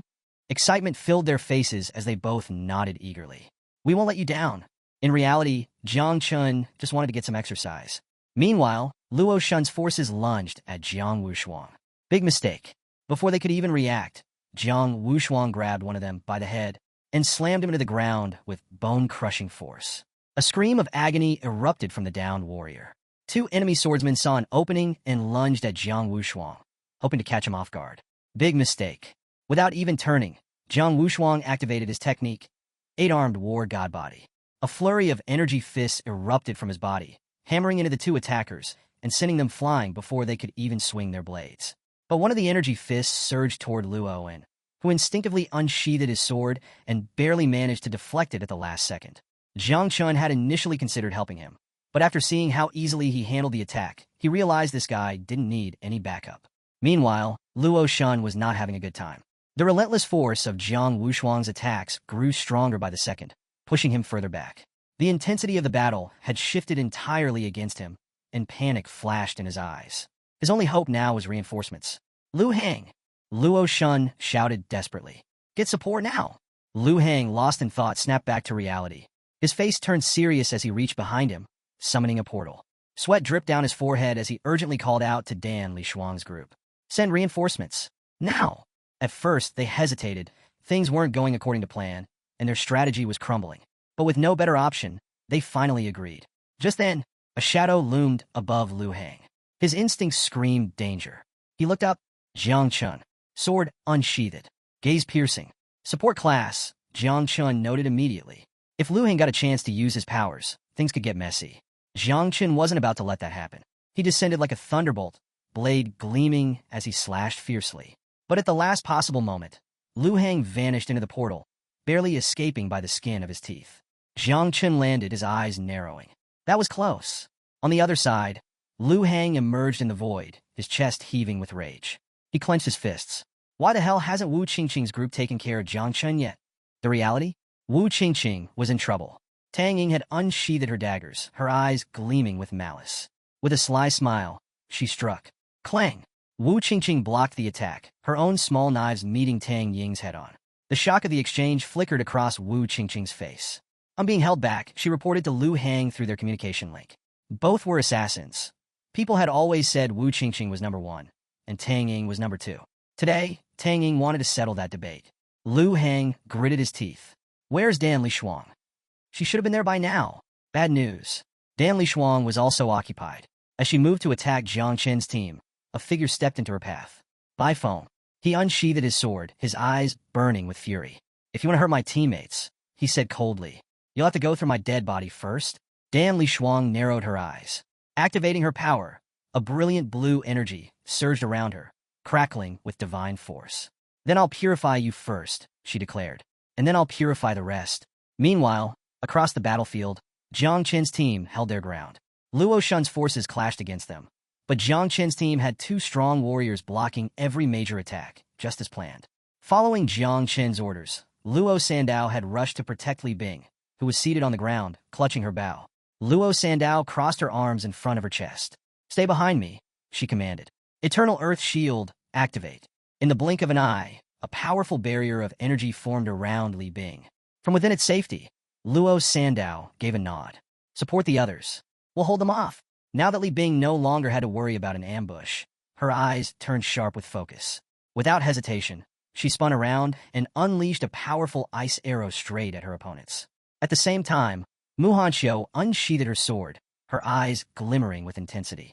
She charged toward Luo Shun, barking a command to Prince Wangzi. "Cast the curse and cover me." Prince Wangzi nodded and extended his hand, summoning a discouragement curse. An ominous energy spread through the battlefield, filling the air with dark intent. Sensing the curse, one of Luo Shun's men activated his mental defense. But in the blink of an eye, Mu Hanxiu vanished from sight and reappeared beside him, her blade flashing like lightning. A cruel gleam flickered in her eyes. Slash! Her sword cut deep into his abdomen. The man's mouth opened in a scream of agony as blood spilled from his wound. Meanwhile, Lu Hang remained hidden inside his portal, watching Jiang Chen carefully. He gritted his teeth. At this rate, Luo Shun's forces were going to be completely wiped out. Jiang Chen, however, had already sensed the portal's presence. Annoyed, he swung his sword and slashed through the portal itself. He sighed. "Man, you really love playing whack-a-mole, don't you?" Lu Hang flinched. Jiang Chen smiled. "Fine, I'll play along." Lu Hang was trying to escape, but with Jiang Chen keeping him pinned, spatial teleportation was no longer an option. At that moment, 2 more warriors tried to ambush Jiang Chen from behind. They had already noticed. Without even turning, Jiang Chen casually threw his sword over his shoulder. The blade pierced straight through their chests, cutting deep before returning to his hand like a boomerang. With an amused grin, he tilted his head. "Huh, looks like I can search for moles and cut them down at the same time." Meanwhile, Luo Shun, wounded and bleeding, coughed up blood. He turned to look at the battlefield. Jiang Wushuang was still standing, completely unscathed. The ground around him was littered with corpses. Luo Shun's eyes shook with disbelief. "Even with 8 men attacking him at once, we couldn't land a single hit?" Jiang Wushuang cracked his knuckles and smirked. "Maybe you guys should call 9 more warriors and try again." Luo Shun clutched his shoulder, his confidence crumbling. His group's formation was in total disarray. Jiang Wushuang was too strong. Jiang Chen was still fighting freely. If this continued, they were doomed. But then, the sky darkened. Black clouds gathered above them, rumbling with ominous energy. Thunder crackled across the battlefield. Luo Shun clenched his teeth. Was this the end? Then he noticed something. Hope flickered in his eyes. The storm wasn't natural. This was a power of calamity. Relief washed over him. The lightning was coming. "Dan Lishuang," he shouted. "Now!" Dan Lishuang nodded. She extended her hands, and a brilliant blue energy pulsed around her body. But Bai Feng's grip on his sword tightened. With a burst of speed, he rushed toward her, his sword poised for a strike. Dan Lishuang immediately summoned a protective barrier, blocking his advance. Jiang Wushuang's gaze sharpened. It only took him a second to realize. This was Luo Shun's true plan. "Everyone kill Dan Lishuang first." Jiang Wushuang roared. Hearing this, Luo Shun's lips curled into a smirk. He pressed his hand against the ground. An eerie energy surged across the battlefield. His voice was low and triumphant. "It's already too late." Jiang Wushuang's body trembled as the surge of energy overwhelmed him, forcing him to drop to one knee. One hand braced against the ground, the other gripping his knee tightly, his teeth clenched in frustration. He had been too careless. Now immobilized, Bai Feng turned his attention to Dan Lishuang, preparing to strike. Luo Shun, aware that his illusions wouldn't hold Bai Feng for long, knew 10 seconds was all he needed. By the time Bai Feng broke free, Jiangnan would already be eliminated. Do it now, Luo Shun ordered. Without hesitation, Dan Lishuang activated Water Dragon Dance. Divine and demonic energy swirled around her, creating a devastating surge of power. The attack shot toward Bai Feng like a tidal wave. He barely managed to block it with his sword, but the impact sent him flying backward, forcing him to retreat. Dan Lishuang's eyes gleamed as she raised her hands to the sky. She unleashed her strongest technique, Blue Sky Water Serpent Dragon. A forbidden spell activated, causing blue energy to descend upon Jiang Chen's team. Within moments, glowing marks appeared on their foreheads. Jiang Chen rested his sword on his shoulder, calmly observing his allies, confusion flickering across his face. Why were these marks appearing?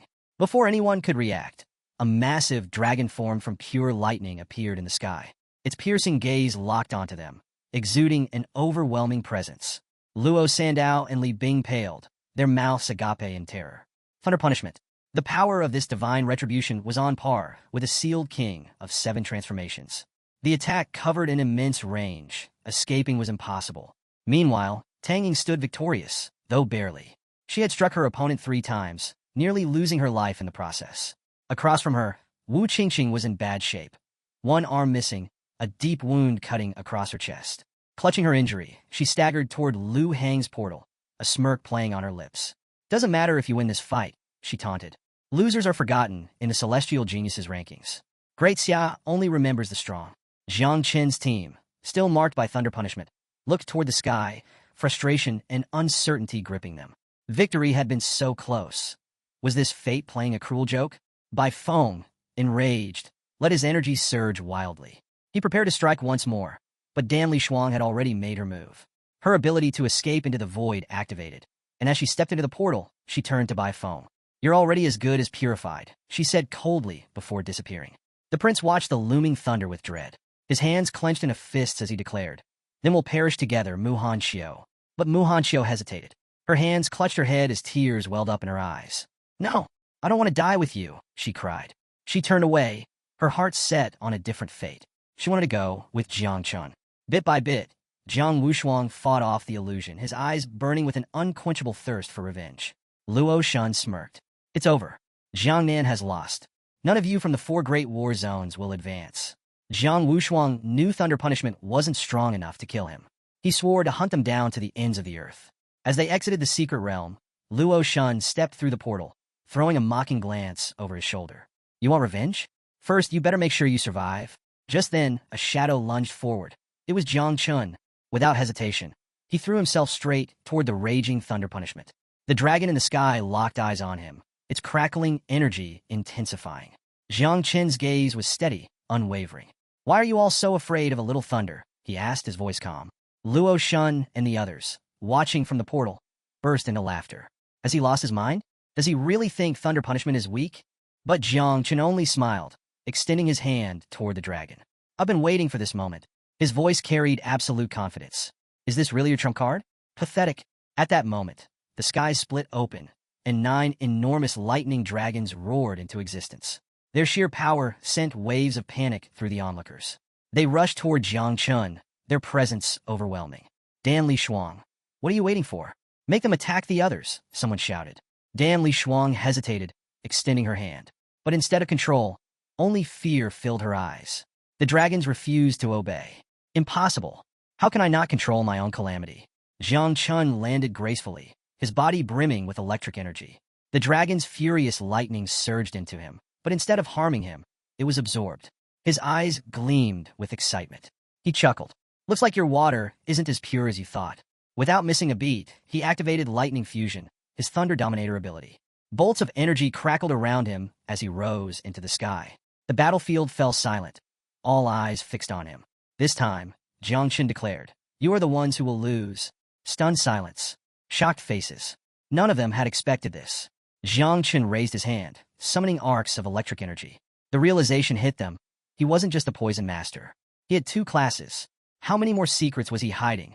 A smirk played on his lips as he locked onto his prey. All right then, let the hunt begin. With a flick of his wrist, he unleashed Sky Blade, Thunderblade, lightning crackling in his grip. His challenge was clear. Let's see who's faster, my thunder or your portal. Luo Shun's subordinates rushed into the portal, thinking they were finally safe. But Jiang Chun, now crackling with the electric energy of the dragons, had other plans. His glowing eyes and confident smirk sent a chill through the air. Without hesitation, he moved like a streak of thunder, activating Thunder Sword. In an instant, lightning-infused slashes tore through the void, striking down the enemies hiding within. Their bodies were sliced apart before they could even react. Luo Shun's jaw dropped. Sweat beaded on his forehead as panic set in. He can cut through the void itself? The reality hit him like a hammer. His plan had completely collapsed. Meanwhile, Jiang Chun, now surrounded by an overwhelming aura, soared through the sky, hunting down the fleeing opponents. On the battlefield, Jiang Wushuang, still on one knee, was breaking free from Luo Shun's ability. Seeing this, Luo Shun stepped out of the portal, his gaze locked onto Jiang Chun. He barked orders to his allies. Break the formation. Now! If Jiang Chun can turn Thunder Punishment into his own power, there's no stopping him. Luo Shun shouted, urgency in his voice. Dan Liang's face was a mix of disbelief and confusion. Wu Qingqing had just emerged from the portal, but her attention was immediately drawn to Luo Shun's growing desperation. On the other side, Lu Hang stood frozen in shock. Luo Sandao, however, wasn't about to let them escape so easily. Her eyes blazed with determination. Stretching out her hand, she summoned a massive barrier. If you want to leave, she declared, you'll have to break this first. A reinforced eternal shield of life materialized, a shimmering blue wall encasing the battlefield. Trapped inside, Luo Shun's forces had no choice but to fight their way out. Wu Qingqing unsheathed her blades, analyzing the shield. We need to attack together. That's our only chance. Before they could act, Tang Ying suddenly appeared in front of her, dagger in hand, eyes gleaming with excitement. She smirked. Going somewhere? She asked, tilting her head. I'm your opponent. Wu Qingqing had no choice but to activate her power, preparing for a fight. I'll kill you first, she spat. Dan Lishuang tried to intervene, but Bai Feng stepped in, sword flashing as he launched a devastating strike toward her. Dan Lishuang barely lifted a hand, blue energy swirling around her palm as she effortlessly blocked his attack. Her serious expression didn't waver. You're not even worth my time, she said coolly. Bai Feng smirked, gripping his sword tighter. Guess we'll find out soon enough.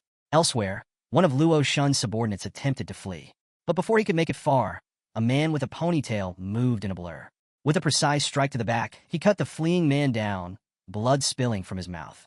Turning your back on the enemy, he said, shaking his head. Not very smart. Nearby, a shirtless warrior turned to his companion. Standing around isn't helping Jiang Chun, he muttered. Cracking his knuckles, he grinned. Let's fight. Mu Hanchio's eyes sparkled with excitement as she watched Jiang Chun cut down their enemies. Not one to be outdone, she decided to show off as well. With a flick of her daggers, she ended the life of another opponent with deadly precision. The prince, unwilling to fall behind, extended his hand, his expression serious. You're right, Mu Hanchio, he muttered. If we're the perfect couple, we need to kill a few more together. Above them, the sky rumbled with thunder as Jiang Chun zipped through the air, his speed leaving crackling energy in his wake. With another swift strike of Thunder Sword, he cut down two more enemies still hiding inside the portal. Casually slipping a hand into his pocket, Jiang Chun watched his victims writhe in pain, his cold gaze unyielding. Luo Shun's expression darkened. Another two down. He turned to Lu Hang. Get rid of him. Now. Inside the portal, Lu Hang locked eyes on Jiang Chun, his face unreadable. He gave a silent nod, accepting the order. In an instant, he vanished, using spatial jump to reappear directly behind Jiang Chun, aiming for a sneak attack.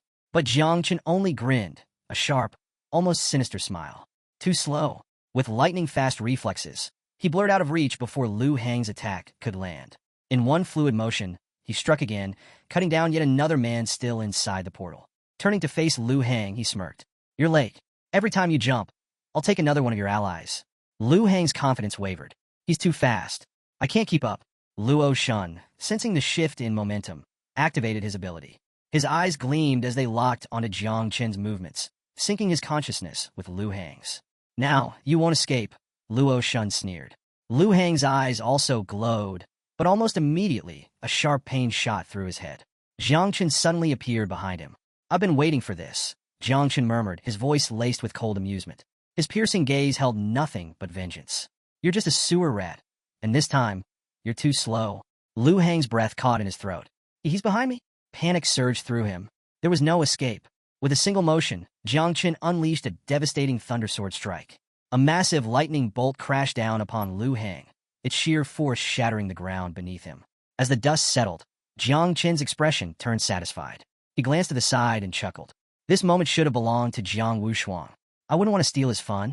Meanwhile, Jiang Wushuang's body pulsed with an intense red energy as he finally broke free from Luo Shun's curse. His eyes locked onto Luo Shun, burning with unrestrained fury. Luo Shun staggered back, raising an arm defensively. Blood dripped from his mouth, his body no longer able to maintain control over Jiang Wushuang. Jiang Wushuang clutched the wound on his shoulder, but remained standing. As Luo Shun collapsed to his knees, gasping for breath, the battle was far from over. Luo Shun's remaining subordinates emerged, weapons drawn, their faces set with grim determination. With no escape left, their only option was to fight. They vowed to protect Luo Shun at all costs. Now fully free from Luo Shun's curse, Jiang Wushuang stomped the ground, launching himself forward. Before the nearest enemy could react, he drove a powerful fist into his face, sending the man flying. Without pausing, he grabbed another opponent by the head and slammed him into the ground with bone-crushing force. His furious roar echoed through the battlefield. "You're all courting death." The others hesitated, fear flashing in their eyes. They knew they were completely outmatched. From above, Jiang Qin hovered, watching Jiang Wushuang with amusement. A small smirk formed on his lips. "You finally broke free. But this is nowhere near enough." Jiang Wushuang's eyes burned with hatred. He turned to Jiang Qin. "Then we'll just have to settle this with speed. Let's see who can kill more." Before their contest could begin, Dan Lishuang stepped forward, her expression filled with fury. "You're celebrating too soon," she growled. Raising her hand, she summoned a surge of water from the ground. The liquid twisted unnaturally, wrapping around Bai Feng's neck and legs, trapping him in its crushing grip. "This is Belo's water. It strangles and purifies the soul," she declared. Bai Feng thrashed, his screams of agony filling the air. "Help me! I!" His cries were cut off as the water tightened around him. Jiang Qin moved like a flash of lightning, his celestial sword slicing through the water in a single swift motion. The liquid dispersed instantly, and he caught Bai Feng's unconscious body before it could hit the ground. Dan Lishuang's jaw dropped. "Impossible," she whispered. Jiang Qin's speed was unreal. Not far from them, Luo Sandao and Li Bing stood watching. Jiang Qin glanced at them and activated growth of all things. A thick root sprouted from the ground, carefully carrying Bai Feng's limp body toward them. "Luo Sandao, catch him. Li Bing, heal him," Jiang Qin ordered firmly. Meanwhile, Luo Shun's fear deepened as he observed Jiang Qin's movements. His eyes narrowed. A 50-meter electric field. Jiang Qin wasn't just fast. He was moving through the electric field like an extension of an electric current itself. "Dan Lishuang," Luo Shun barked. "Shut down his field. Isolate him now." Dan Lishuang's eyes steeled with focus. Extending her hand, she conjured golden water, releasing a torrent that formed a barrier around Jiang Qin. The water shimmered with power, sealing off the electric field. Jiang Qin immediately realized her intent. "She wants to trap me inside." Without hesitation, he unsheathed the celestial sword, gathering all his strength. His first strike left a thin cut in the barrier, but within seconds, it closed again. His eyes narrowed. "So that's how it is?" Jiang Qin quickly realized that cutting the barrier was useless. Resting his sword on his shoulder, he studied Dan Lishuang with a calm expression. She floated above him, a smug look on her face. "Haven't you heard? A sword can't cut water. It only makes it flow. Water strengthens what has no edges. The harder and sharper your blade, the stronger my barrier becomes." Jiang Qin's lips curled into a smile. "Is that so?" With that, he called Little Nine, "Hold on to my sword for me."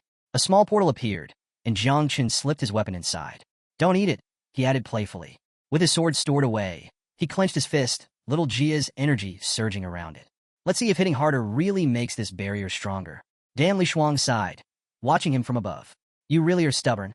Jiang Qin's eyes gleamed. "Guess we'll never know if we don't try." Channeling his power, he activated Divine Prison Fist. A crimson energy burst from his body, shaking the ground beneath him. The impact of his stance alone sent cracks through the earth. A massive fist, forged entirely from energy, shot toward Dan Lishuang with terrifying force. Her confidence shattered the moment she saw the barrier rip apart like fragile glass. Impossible! Before she could react, the energy fist slammed into her, sending her plummeting. Blood sprayed from her mouth as she crashed into the ground with a violent thud. Jiang Qin strolled forward, looking down at her battered form. "You really brought this on yourself." Seeing her barely able to move, blood dripping from her head, he smirked. Don't die just yet. Summon a bit more water. I need to wash my hands. Luo Shun staggered to his feet, completely stunned. The golden water barrier, broken? One of his subordinates, unwilling to accept defeat, drew his sword and lunged at Jiang Wushuang. At that moment, Jiang Wushuang still had an enemy in his grasp, his fingers wrapped around the man's skull.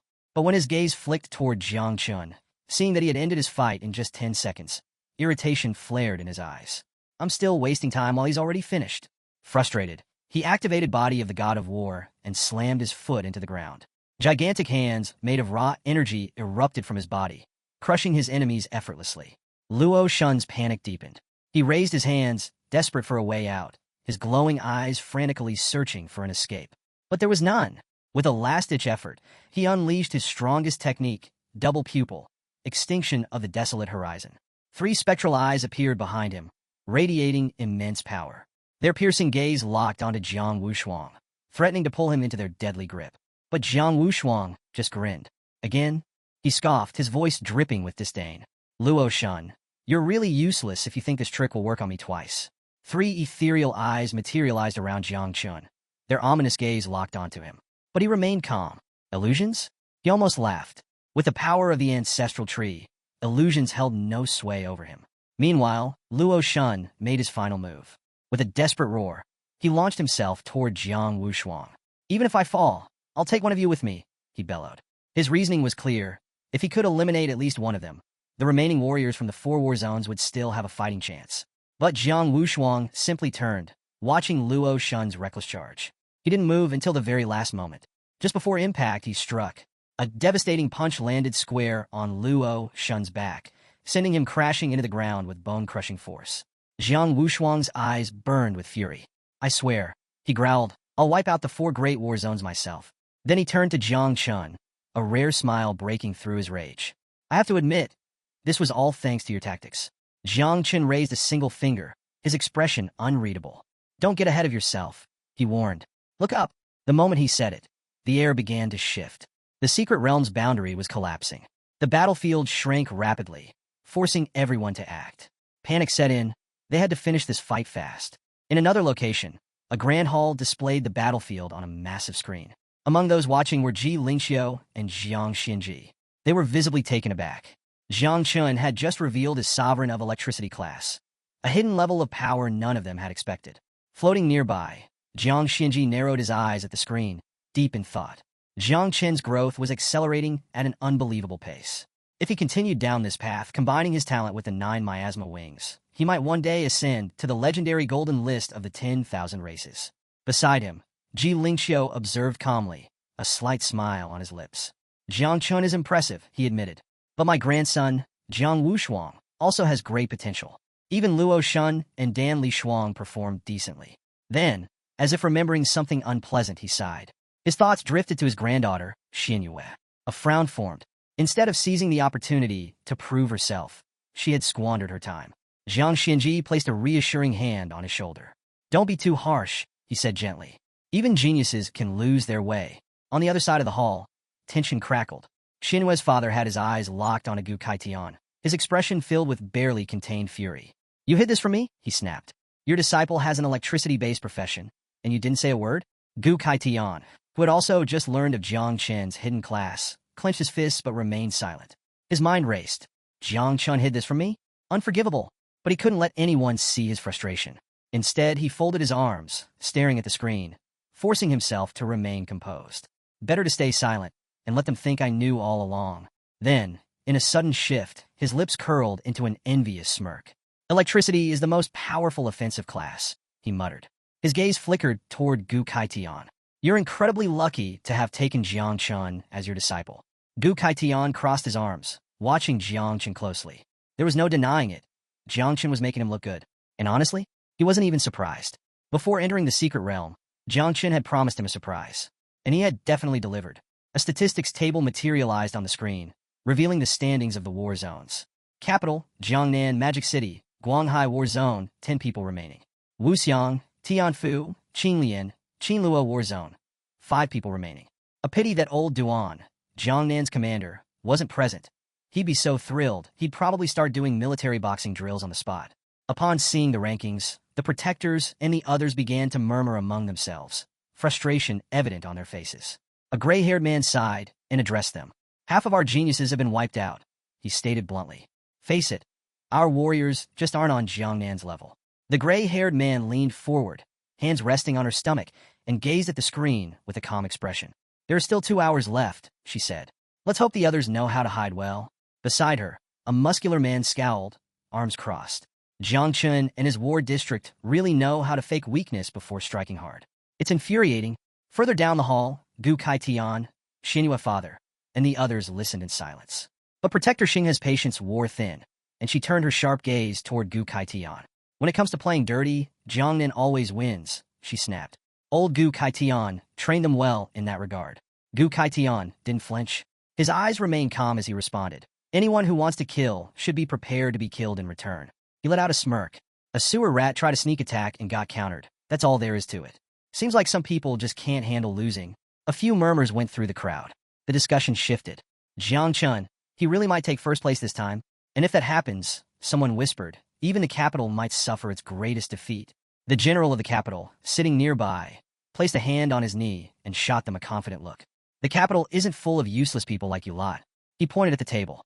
"Instead of whining, why don't you check how many geniuses you have left?" Just then, someone spoke up.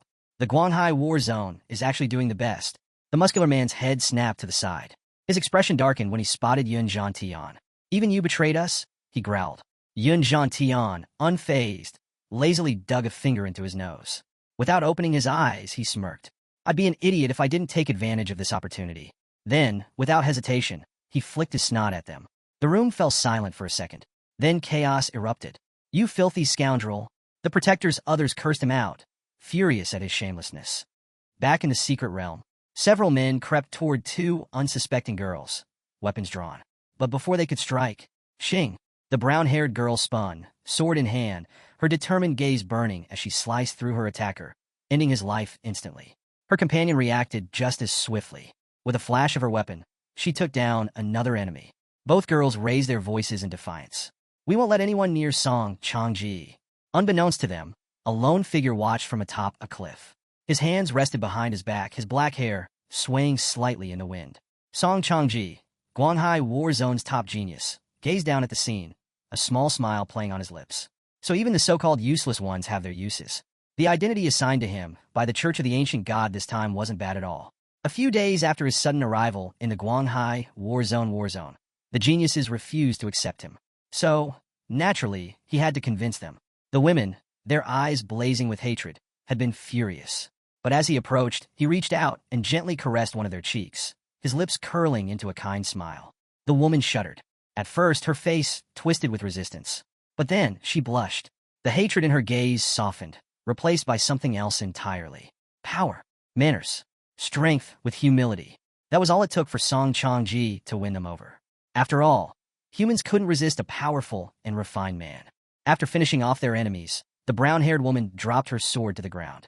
She turned towards Song Changji, her eyes lighting up with admiration.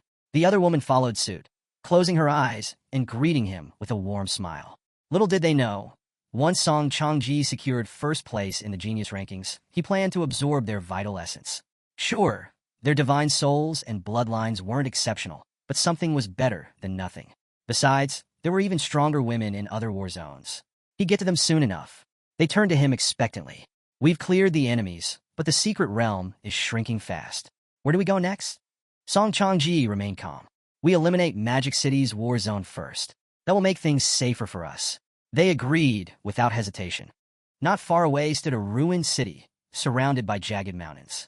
The terrain was treacherous, and the only way in or out was via a narrow stone bridge. Here, Injan, the leader of the capital's genius team, stood with his forces. His calm gaze swept over his comrades as he made his decision. They would block the bridge. Like predators lying in wait, they would strike the moment their prey arrived. His voice was steady, but filled with determination. "This year, we eliminate the other 7 teams. The capital's geniuses will take over the top 10 rankings." Excitement rippled through his team. They clenched their fists, shouting in agreement. A statistics board appeared before Injan. Capital Jiangnan, Magic City, Guanghai, War Zones. 10 people remaining. Wuxiang, Tianfu, Qinglian, Qinluo War Zones. teams eliminated. Injan frowned, gripping his fist tightly. For teams gone already? It was surprising. No casualties for the remaining teams? Who else besides me has this kind of strength? Could it be the geniuses from Jiangnan? Or perhaps Madu? His excitement grew. Turning to the side, his glowing eyes shone as he summoned his dragons. Change of plans, he announced with a grin. Winning like this is boring. The thrill of the hunt called to him. Instead of waiting, they would seek out their enemies head-on. Move out. Meanwhile, in another part of the secret realm, Ji Xinyue's team stood in stunned silence. One of the men spread his hands in confusion. How did 4 teams get eliminated in less than 30 minutes? They had barely figured out the right path, and already the battlefield was closing in. Hua Yunfei's face twisted with frustration. The captain led us on the right path, he snapped, glaring at his teammates. Ji Xinyue's expression turned serious. Enough talking. Keep moving, she ordered, her voice calm but firm. Yet, despite her composed exterior, sadness flickered in her eyes. I wanted to prove myself in front of Jiangchun, but I never got the chance. Her mind drifted to the 4 eliminated war zones. They had always worked together to attack the capital, and this year was no exception. If they were gone already, then the capital was likely responsible. Still, relief settled in her heart. At least Jiangnan's team is intact. Like her own team, they had likely avoided major combat so far. Just as she was lost in thought, a sudden burst of wings. Birds erupted from their nests, fleeing into the sky. Her instincts screamed danger. She drew her bow, lifting a hand to stop her team. Her sharp gaze scanned the surroundings. Something's wrong, she warned. Stay alert. Someone's planning an attack. Her voice was steady, but tension filled the air.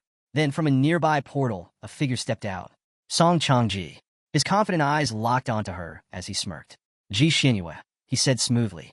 I know you hold the divine-level profession, God's Sun Extinguisher, along with the Extreme Flame Bow. More figures emerged behind him, his team, silent, watching. From a cliff above, Song Changji observed her, amusement dancing in his gaze. It's no surprise you're ranked second on the great genius list, he mused. A shame, really. If we met under different circumstances, I might have shown mercy. His smirk widened. But this is the genius rankings, and I have no choice but to eliminate you. Ji Xinyue's eyes burned with fury. Go to hell? Song Changji raised an eyebrow. So, you're ready to die? Ji Xinyue said nothing. Her answer came in the form of an arrow. She activated Celestial Fire Meteor, releasing a blazing projectile surrounded by divine flames. Hua Yunfei froze, mouth slightly open. The sheer power of the attack left him stunned. The sky lit up as the fire arrow streaked toward its targets, its overwhelming presence blinding everyone. Song Changji's subordinates shielded their eyes, some even turning away. The pressure of a divine profession weighed heavily on them. Amid the chaos, the brown-haired woman standing beside Song Changji remained calm. Hold your ground, she instructed. We have Song Changji with us. As the fiery arrow neared them, Song Changji finally moved. Without hesitation, he extended his hand, eyes glinting with intrigue. Impressive talent, he murmured. Then, he flicked a thread into the air. The fine strand of energy wrapped around the blazing meteor arrow, catching it as if it were nothing. Silence. Ji Xinyue breath hitched. He caught it? Her strongest attack, stopped by a thread. Song Changji twirled the captured arrow in his hand, channeling his energy into it. Blue light wrapped around the flames, distorting their brilliance. His gaze landed back on her, filled with cruel amusement. I'll be courteous, he said. I'll let you die knowing the truth. I have 2 divine-level professions. Song Changji twirled the arrow in his fingers, his smirk widening. The profession I used to catch this? Celestial Weaver of Stars. His eyes gleamed with malice as he fixed his gaze on Ji Xinyue. And my second profession? He chuckled. Divine Shadow of the Great January. As he activated his power, a perfect copy of his body emerged beside him. Then another. And another. In the blink of an eye, hundreds of identical copies surrounded them, blocking every escape route. Song Changji's voice was calm, yet carried an undeniable arrogance. Individually, these professions can't compare to yours. But together, under my control, their power is terrifying. The members of Ji Xinyue's team stood frozen in disbelief. 2 divine-level professions? One of the men swallowed hard, panic creeping into his voice. How? How is this even possible? Ji Xinyue wasn't shaken. She grabbed an arrow from her quiver and turned toward Xiao Song, the perceptive class warrior on her team. Can you find the main body? She asked. Xiao Song stretched out his hand, eyes glowing as he activated his ability. But when he spoke, his voice trembled. All the clones have anchor points, he revealed. The main body can transfer to any one of them at will. That means any clone could be the real one. Silence. Ji Xinyue's eyes narrowed. So that's why the Guanghai war zone never bothered to attack the capital directly. They specialize in deception and ambushes. But there was no time to dwell on it. She steadied herself and gave a firm command. Stick to the plan. If you can fight. If not, look for an opening and break through. Her team immediately responded. Swords drawn. They formed a defensive circle around her. Song Changji tilted his head, watching with mild amusement. Interesting, he muttered. But before he could make a move, boom! A blazing arrow shot into the sky, igniting in an explosion of golden flames. Ji Xinyue activated Scorching Sun above, then immediately followed it with Golden Crow's fire rain. Above them, the fire coalesced into the shape of a massive flaming crow, its wings stretching wide as it screeched. The sheer heat made the air waver. Song Changji's team panicked as the crow spread its wings and began incinerating the clones one by one. Still, Song Changji remained unfazed. He simply watched, smirking. Beautiful technique, he admitted, but useless. He stepped forward, raising his hand toward the sky. This is getting boring. He activated 1,000 threads. A massive celestial and terrestrial web appeared above them. With a flick of his finger, the fine golden thread shot toward the fire crow, ensnaring it in an intricate web. The moment the crow struggled, the net contracted, crushing its form. A series of violent explosions followed, sending shockwaves through the battlefield. Ji Xinyue's breath hitched. Her strongest attack, defeated effortlessly. Behind her, two teammates stepped forward, forming a defensive shield to buy them time. Her closest allies analyzed the situation quickly. The net is still closing in. He's trying to trap us to death. Ji Xinyue clenched her fists. I won't let that happen. She raised her bow and shouted. Use your ultimate abilities now. The team obeyed immediately, summoning a powerful barrier to hold the net at bay. Ji Xinyue activated Extreme Flame, causing a colossal bow to materialize in the sky. This is our chance, she commanded. Find an opening. Break through. Elsewhere in the secret realm, a massive explosion rippled through the air. Jiang Chun and his team, already near the area, felt the impact. His eyes sharpened. That power. Could it be Ji Xinyue and her team? The man beside him noticed his reaction. Something wrong? Jiang Chen's gaze darkened. They'd gotten themselves in a serious trouble. Without hesitation, he turned to his team. We're heading to Magic City, team, he declared. Now! Song Changji raised his hand, threads of energy unraveling into the air. His eyes locked onto Ji Xinyue with a smug expression, a smile tugging at his lips. The crowd stood frozen, shock rippling through them. 2 divine-class abilities? That level of power was unheard of. Not even Emperor Ji had reached such heights in Xiao's history. Ing and the others finally understood why Orange Shirt Man had been acting so oddly, and why he'd refused to ally with them. Now it all made sense. With a triumphant smirk, Orange Shirt Man raised his hand. His voice dripped with arrogance as he mocked them, saying they never even crossed his mind. In his eyes, Jiang Wushuang, Jiang Chun, and Ing Zhan were all beneath him, worthless compared to Song Changji. Xiaoya's father's face went pale. He stared at the battlefield, gripped by fear. He wasn't concerned about winning or losing anymore. His only worry was his daughter's safety. Orange Shirt Man threw his head back, eyes closed, laughing maniacally. He was convinced his war zone would claim victory. But White Hair and Beard Man turned to Xiaoya's father calmly, asking him to ignore Orange Shirt Man's delusions. He revealed that Jiang Chun was already on his way to back up Ji Xinyue and the team. This fight wasn't over, not yet. Ji Xinyue lifted her bow skyward as Hua Yunfei and the others raised their hands, erecting a barrier. But one of the girl's eyes went wide. Something was wrong. In a panicked voice, she told the captain the illusion of the extreme flame bow was fading. One of the barrier users broke into a sweat, his voice shaky as he admitted he couldn't keep it up much longer. Ji Xinyue gasped for air, her body trembling from exhaustion. Was the magic war zone about to be wiped out? She'd trained relentlessly for this moment, just to make Jiang proud. Suddenly, Hua Yunfei stepped forward, raising his hands. A deep blue aura surged from his body. He was summoning the spirit of the night. Ji Xinyue watched, startled. What are you doing? She asked. Hua Yunfei's eyes lit up with fierce resolve. He vowed to protect their captain to the very end. With a single command, his knight charged forward, aiming straight at the threads above. The knight's strike landed, and slowly, the tension in the threads began to unravel. Hovering in the sky, arms behind his back, Song Changji narrowed his eyes. Do you really think that pathetic spirit and a divine sacrifice can destroy my threads? He scoffed. You have some skill, but not enough to impress me. But something changed.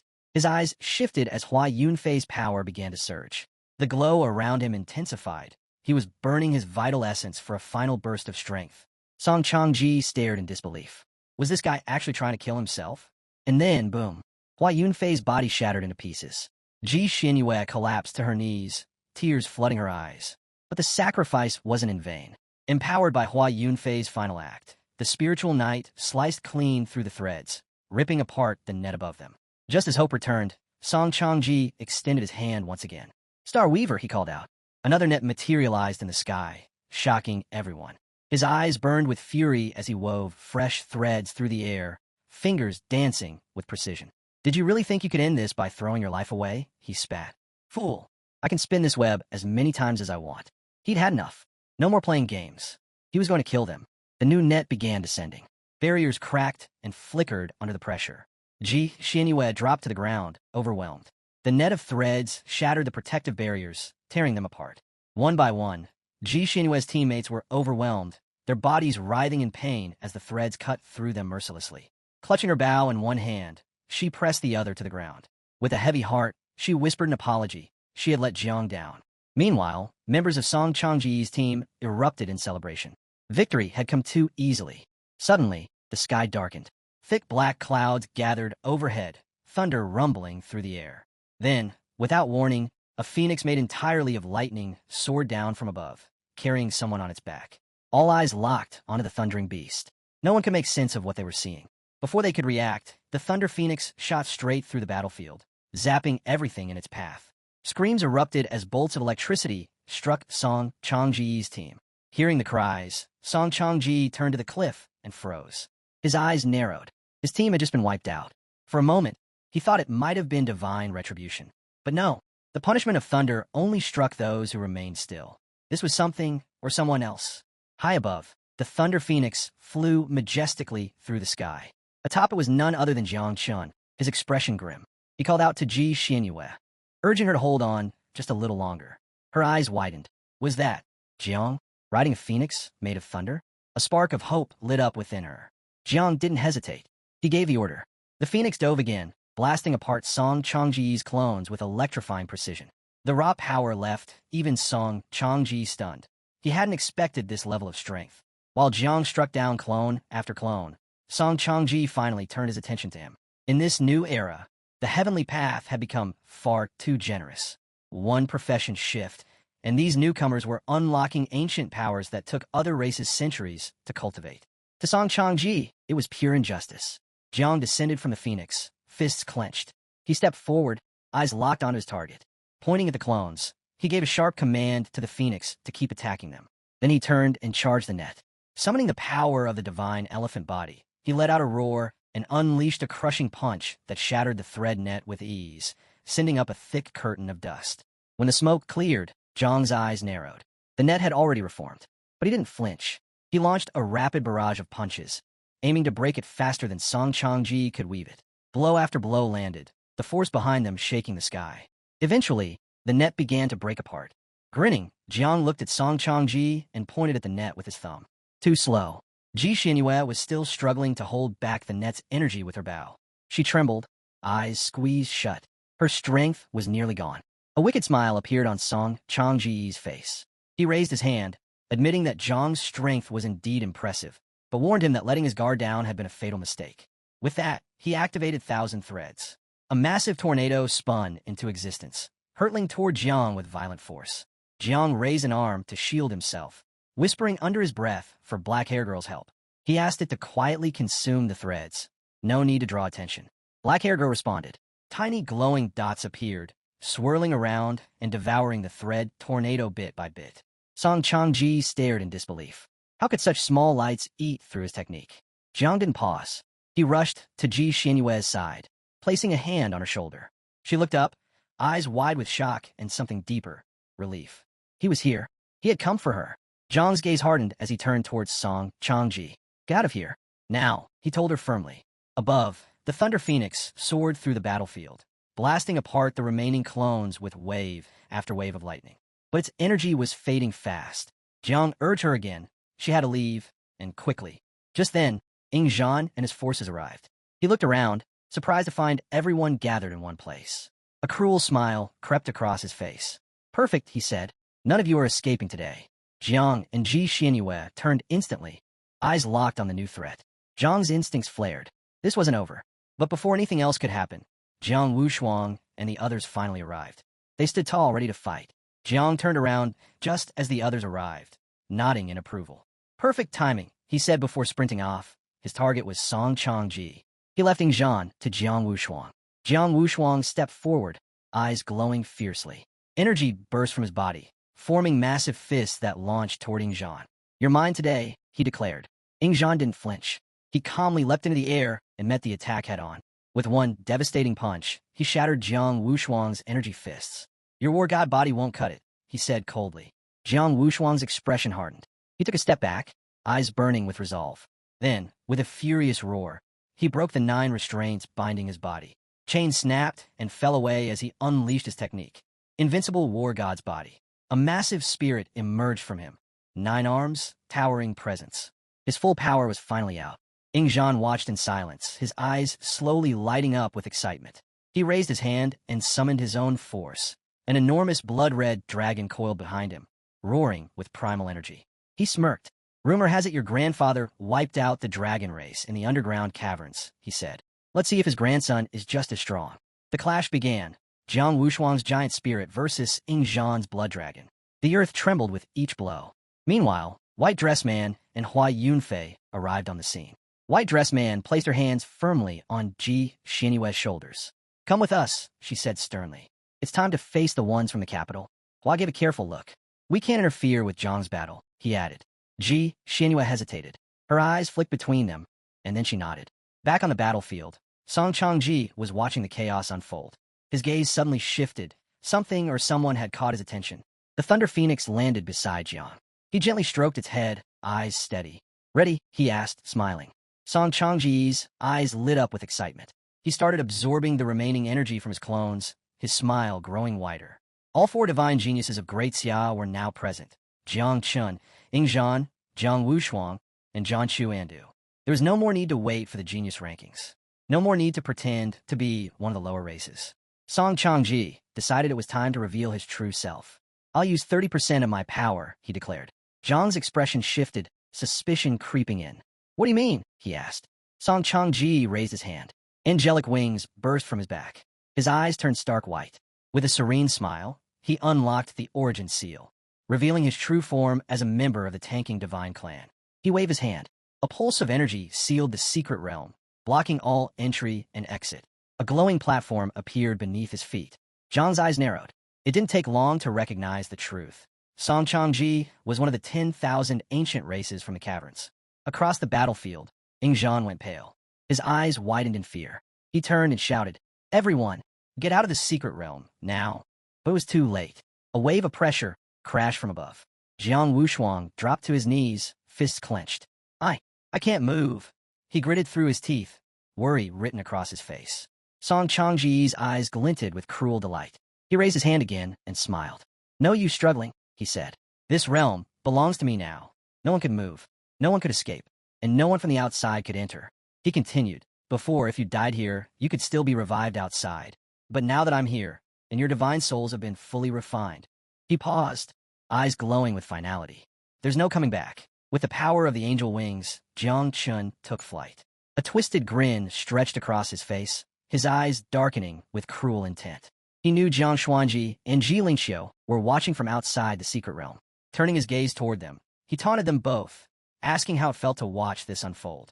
He reminded Xuanji of that brutal day on the northern battlefield, when he slaughtered his sister in that cave. And today, he was here to completely sever the roots of their so-called greatness. Everyone's attention, including Jiang Xuanji's, was locked onto the surveillance screens. Confusion rippled through the crowd. How had someone from the Tian divine clan managed to infiltrate? The feeds had no audio, so no one could hear what Jiang Chen was saying. But then, one observer, skilled at reading lips, decoded his words. Something had gone wrong inside the secret realm. Jiang Chun had trapped the remaining geniuses, and now he planned to execute the strongest of them, right in front of everyone. Jiang Chen's eyes burned with fury. He raised his hand toward Jiang and the others, summoning his power. Thin, glowing threads extended from his fingertips. Both Xiaochen and Yun Zhantian's father locked their eyes on him. A chill swept over them. The father instantly recognized the technique. It was the Tianging divine clan's terrifying ability, 1,000 threads. Panic spread. The 1,000 threads could weave together countless souls, binding them like a cursed net, deadly to divine souls. Ji Shaoqian tensed. This wasn't just dangerous, it was catastrophic. Those trapped in the secret realm couldn't even self-destruct to escape. If their souls were erased, they'd be truly dead. Back in the capital war zone, the general erupted in rage. His attack thundered across the ground, shattering it as he launched a furious strike at Yang Zhan, betrayal written all over his face. Yang Zhan raised his arms to block the blow, gritting his teeth. He swore he had no idea Jiang Shan was from the Tian divine clan. But the general's fury didn't waver. His eyes burned with hate, his fists clenched. Yang Zhan had betrayed Xiao. And worse, he was the only bloodline left of the human emperor, their final hope. Even facing death, Yang Zhan held his ground. He shouted that no matter what, he had no ties to the Tian divine clan. And even if he died now, it wouldn't change what was happening to Yang Zhan. Before the next blow could land, a surge of powerful energy smashed into the ground between them. Everyone froze. Yang Zhan turned, stunned by the sudden pressure in the air. The general halted mid-strike. They all felt it. This was the energy of the sword god and the god of war. Yang Zhan's eyes widened. Ji Lingxiu and Jiang Xuanji had arrived. Ji Lingxiu clenched his fists and glanced around, his expression grim. He couldn't believe everyone was already in disarray over something like this. They'd been at peace for far too long. Jiang Xuanji stepped forward, hands clasped behind his back. He looked at the general calmly and asked, if the underground cave were attacked and destroyed one day, would they all just roll over and surrender? The general said nothing. He just stared at Yang Zhan, throat tight. Then, Yun Zhantian approached the Celestial Sword King, his eyes fixed. He asked one question. How many offspring had Tane Dawang's miasma wings produced? If the number exceeded 100,000, they could turn this whole disaster around with a single devastating explosion. Fuck Kashan's eyes went wide. He didn't know what to say, his gaze filled with uncertainty and shock. He answered honestly. He had no idea. He never thought to ask Jiangshan about it. Yin Zhantian's expression grew serious. Just a week ago, he'd seen Jiang use over 1 million offspring, raising another 100,000 now. That wasn't just difficult. It was impossible. While he was lost in thought, H approached with a skeptical look. He said it outright. Sure, it was tragic that the lives of the geniuses were at risk, but didn't this all seem just a little too perfectly timed? That snapped Jiang Xuanji out his thoughts. A mix of curiosity and unease crept into his mind. Ji Lingxiu spoke up. The Tian divine clan, he said, was buried deep within the underground cave, disguising themselves and blending in with Xiao. That wasn't something easily done. He couldn't shake the feeling that similar events were about to unfold elsewhere too. Yin Zhantian looked troubled. He nodded in agreement, but reminded Ji Lingxiu that his main body was still suppressing the underground cave. There shouldn't be any issues there. Still, his thoughts turned to Xiao's core, a scientific facility, perhaps. If more of these strange incidents were about to happen, then their next target could be Xiao's main headquarters. And not just that. There were also the 9 forbidden zones, places like the White Bone Temple, buried deep in Qinling. Ji Lingxiu suddenly stiffened. He turned around sharply, eyes full of dread. Something was coming, and it was coming fast. At the top of the cliff, a red temple materialized out of thin air, radiating a sinister energy. A man stood before it. Everyone turned, stunned. They didn't know if it was real or some kind of illusion, but what they saw chilled them. The man wasn't quite human and definitely not alive in the usual sense. An old figure stood there, eyes gleaming with twisted intent. A slow grin spread across his face as he began to speak. He claimed that the very idea of self was an illusion. To have no form was to be beyond form, and those who transcended all appearances were called Buddhas. He recognized 2 familiar faces in the crowd, and casually introduced himself. A monk of the Diamond Sutra. Without hesitation, Ji Lingxiu drew his sword and pointed it straight at him, his voice sharp with anger. He demanded to know why a monk from the White Bone Temple had shown up here, of all times, to stir chaos. Jiang Xuanji turned slowly, eyes settling on the monk. Calm but focused, he began to study the intruder closely. The monk's grin widened. With clear malice, he declared that every young person here was about to hear his sutra, and with it, they'd reach enlightenment. Ji Lingxiu tensed, spinning around. He still couldn't tell what the monk's true plan was. But suddenly, the air began to shift. A strange energy spread through the area, slowly, steadily. The geniuses began to change. One by one, their eyes turned white. In that instant, Ji Lingxiu realized what was happening. The monk's real targets were Xiao's geniuses. Jiang Xuanji's eyes flashed. He shouted urgently, calling out to the geniuses telling them to snap out of it, to resist, to stay awake. His voice broke through. Many of the young cultivators jolted back to consciousness, their eyes wide with panic, cold sweat running down their faces. Fear took hold, but not all of them woke. On the far side, a brown-haired girl suddenly opened her eyes. Her breath came in short, terrified gasps. The boy beside her turned toward her, and his eyes went wide in shock. He pressed his hand to his chest, panic creeping in. He had no idea what was happening. Anger flared as he shouted that blocking others from enlightenment was against the will of the heavens. He warned them divine retribution would come. That made both Ji Lingxiu and Jiang Xuanji snap to attention. But before they could respond, horror struck. The heads of the geniuses who hadn't woken were suddenly sliced apart. The boy and girl turned just in time to see the gruesome scene. Their faces froze, jaws slack, eyes wide with fear. The monk, unfazed, calmly explained. Those geniuses had already ascended. He almost sounded disappointed. If Jiang Xuanji hadn't interrupted, a few more seconds, and more of them would have reached supreme bliss. Ji Lingxiu had had enough. He surged forward, fury in his eyes, blade in hand. He wasn't letting this demonic monk cause another second of harm. As he moved in, he warned Yang Zhan. The shift in the secret realm was just the start. One tremor could shake the whole foundation. He told them to hold the line and return to the cave. Yin Zhantian caught sight of something in the distance. Black smoke. His eyes narrowed. A disaster was unfolding. It was aimed straight at Xiao. He straightened and raised his voice, calling out to all the guardians of the kingdom. His command was clear. Return to your war zones and hold the line. No mistakes. None. Without hesitation, the guardians leapt into action, heading back to defend their posts. They understood the stakes. As they moved, they swore to Jiang Xuanji they would protect Xiao with their lives and repay their past sins through merit. Both Song Changji and Jiang Chun watched in silence, arms behind their backs, deep in thought. Then Jiang Chun turned away, his eyes hard with resolve. He spoke without hesitation. If Tain Daowang died inside that secret realm, then once this battle was over, he'd follow Xuanji into the cave and wipe the Tanging divine clan from existence. Jiang Xuanji was quiet at first, but then something on the screen caught his attention. His eyes went wide. The feed showed what was happening inside the secret realm. There, Jiang stood tall. In front of him, kneeling and bloodied, was Jiang Chun. A sudden laugh escaped Jiang Xuanji's lips. He didn't know the details, but clearly, something had shifted inside the realm. And now that Jiang Chun was down on his knees, facing Tain Daowang, they could finally breathe easier. Just 5 minutes earlier, Yang Zhan had placed his glowing hand to the ground, commanding his blood-armored dragon to attack. Not far off, Jiang Xuanji gave his own order. His god of war body was to rip Jiang Chun apart. Most of them were wounded, but their eyes burned with determination. Up above, Jiang Chun hovered in the air, watching them. He laughed coldly. Why waste your energy? He taunted. Didn't they know? The more they resisted, the more their own powers would backlash against them. He told them not to be in such a rush. Once he finished refining the souls of the beautiful girls, they'd be next. With a flick of power, glowing threads wrapped around the bodies of Xiao Jiao, Mahinu, and Luo Shan. Screams erupted as the threads dug in.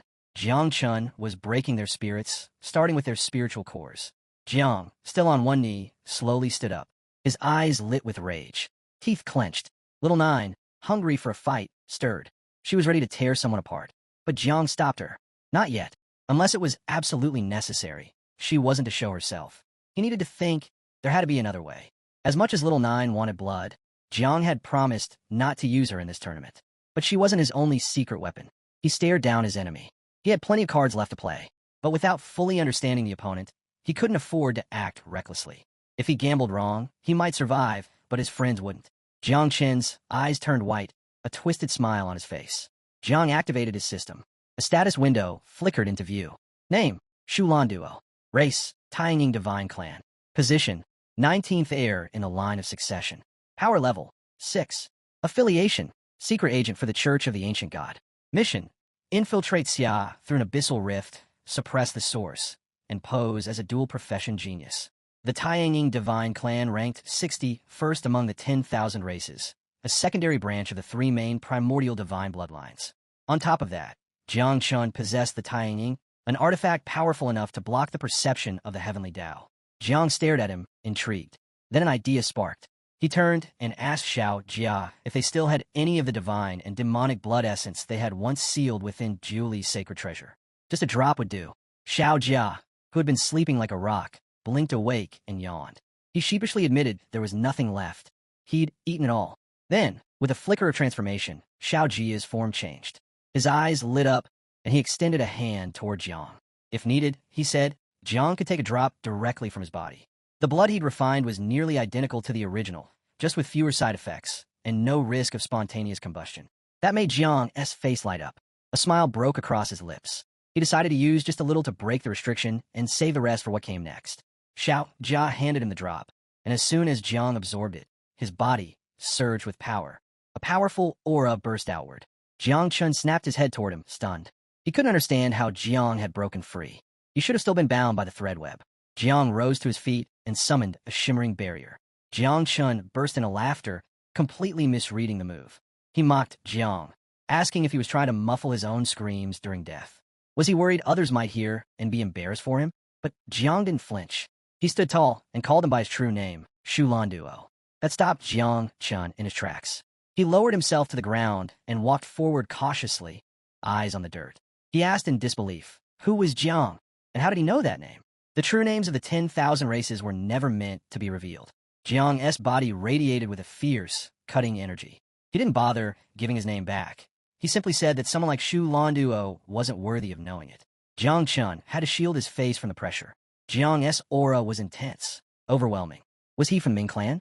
Jiang walked forward, eyes cold, full of hatred. He stared down Shu Lan Duo and asked how the Tian divine clan had fallen so far, how the 19th heir in their line could be so foolish. Shu Landuo's eyes widened. Panic set in. He wiped the sweat from his face, horror creeping into his expression. Jiang knew his exact position in the succession line.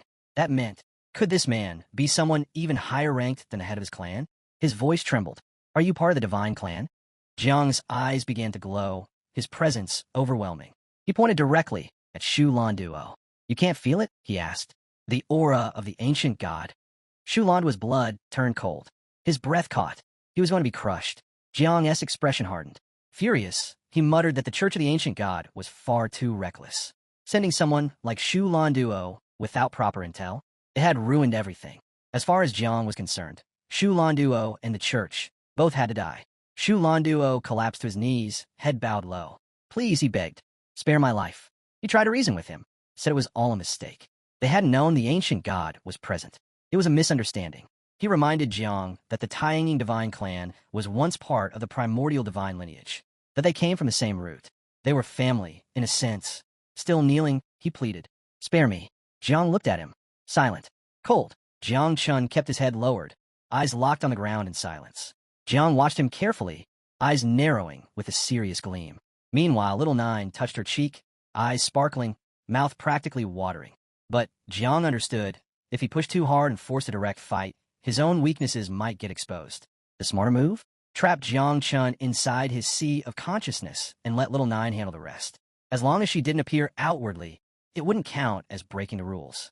Just then, Jiang Chun bowed deeper, almost worshipfully, as if Jiang were a divine being. Jiang blinked back to focus, his face calm. He admitted Jiang Chun had a point. They shared the same origin and essence. And luckily, his own plan was already well underway. He decided to spare him. Jiang Chun let out a deep breath and thanked him earnestly. Jiang held his gaze, stepped forward, and raised a hand. His voice was steady and sure as he activated his power.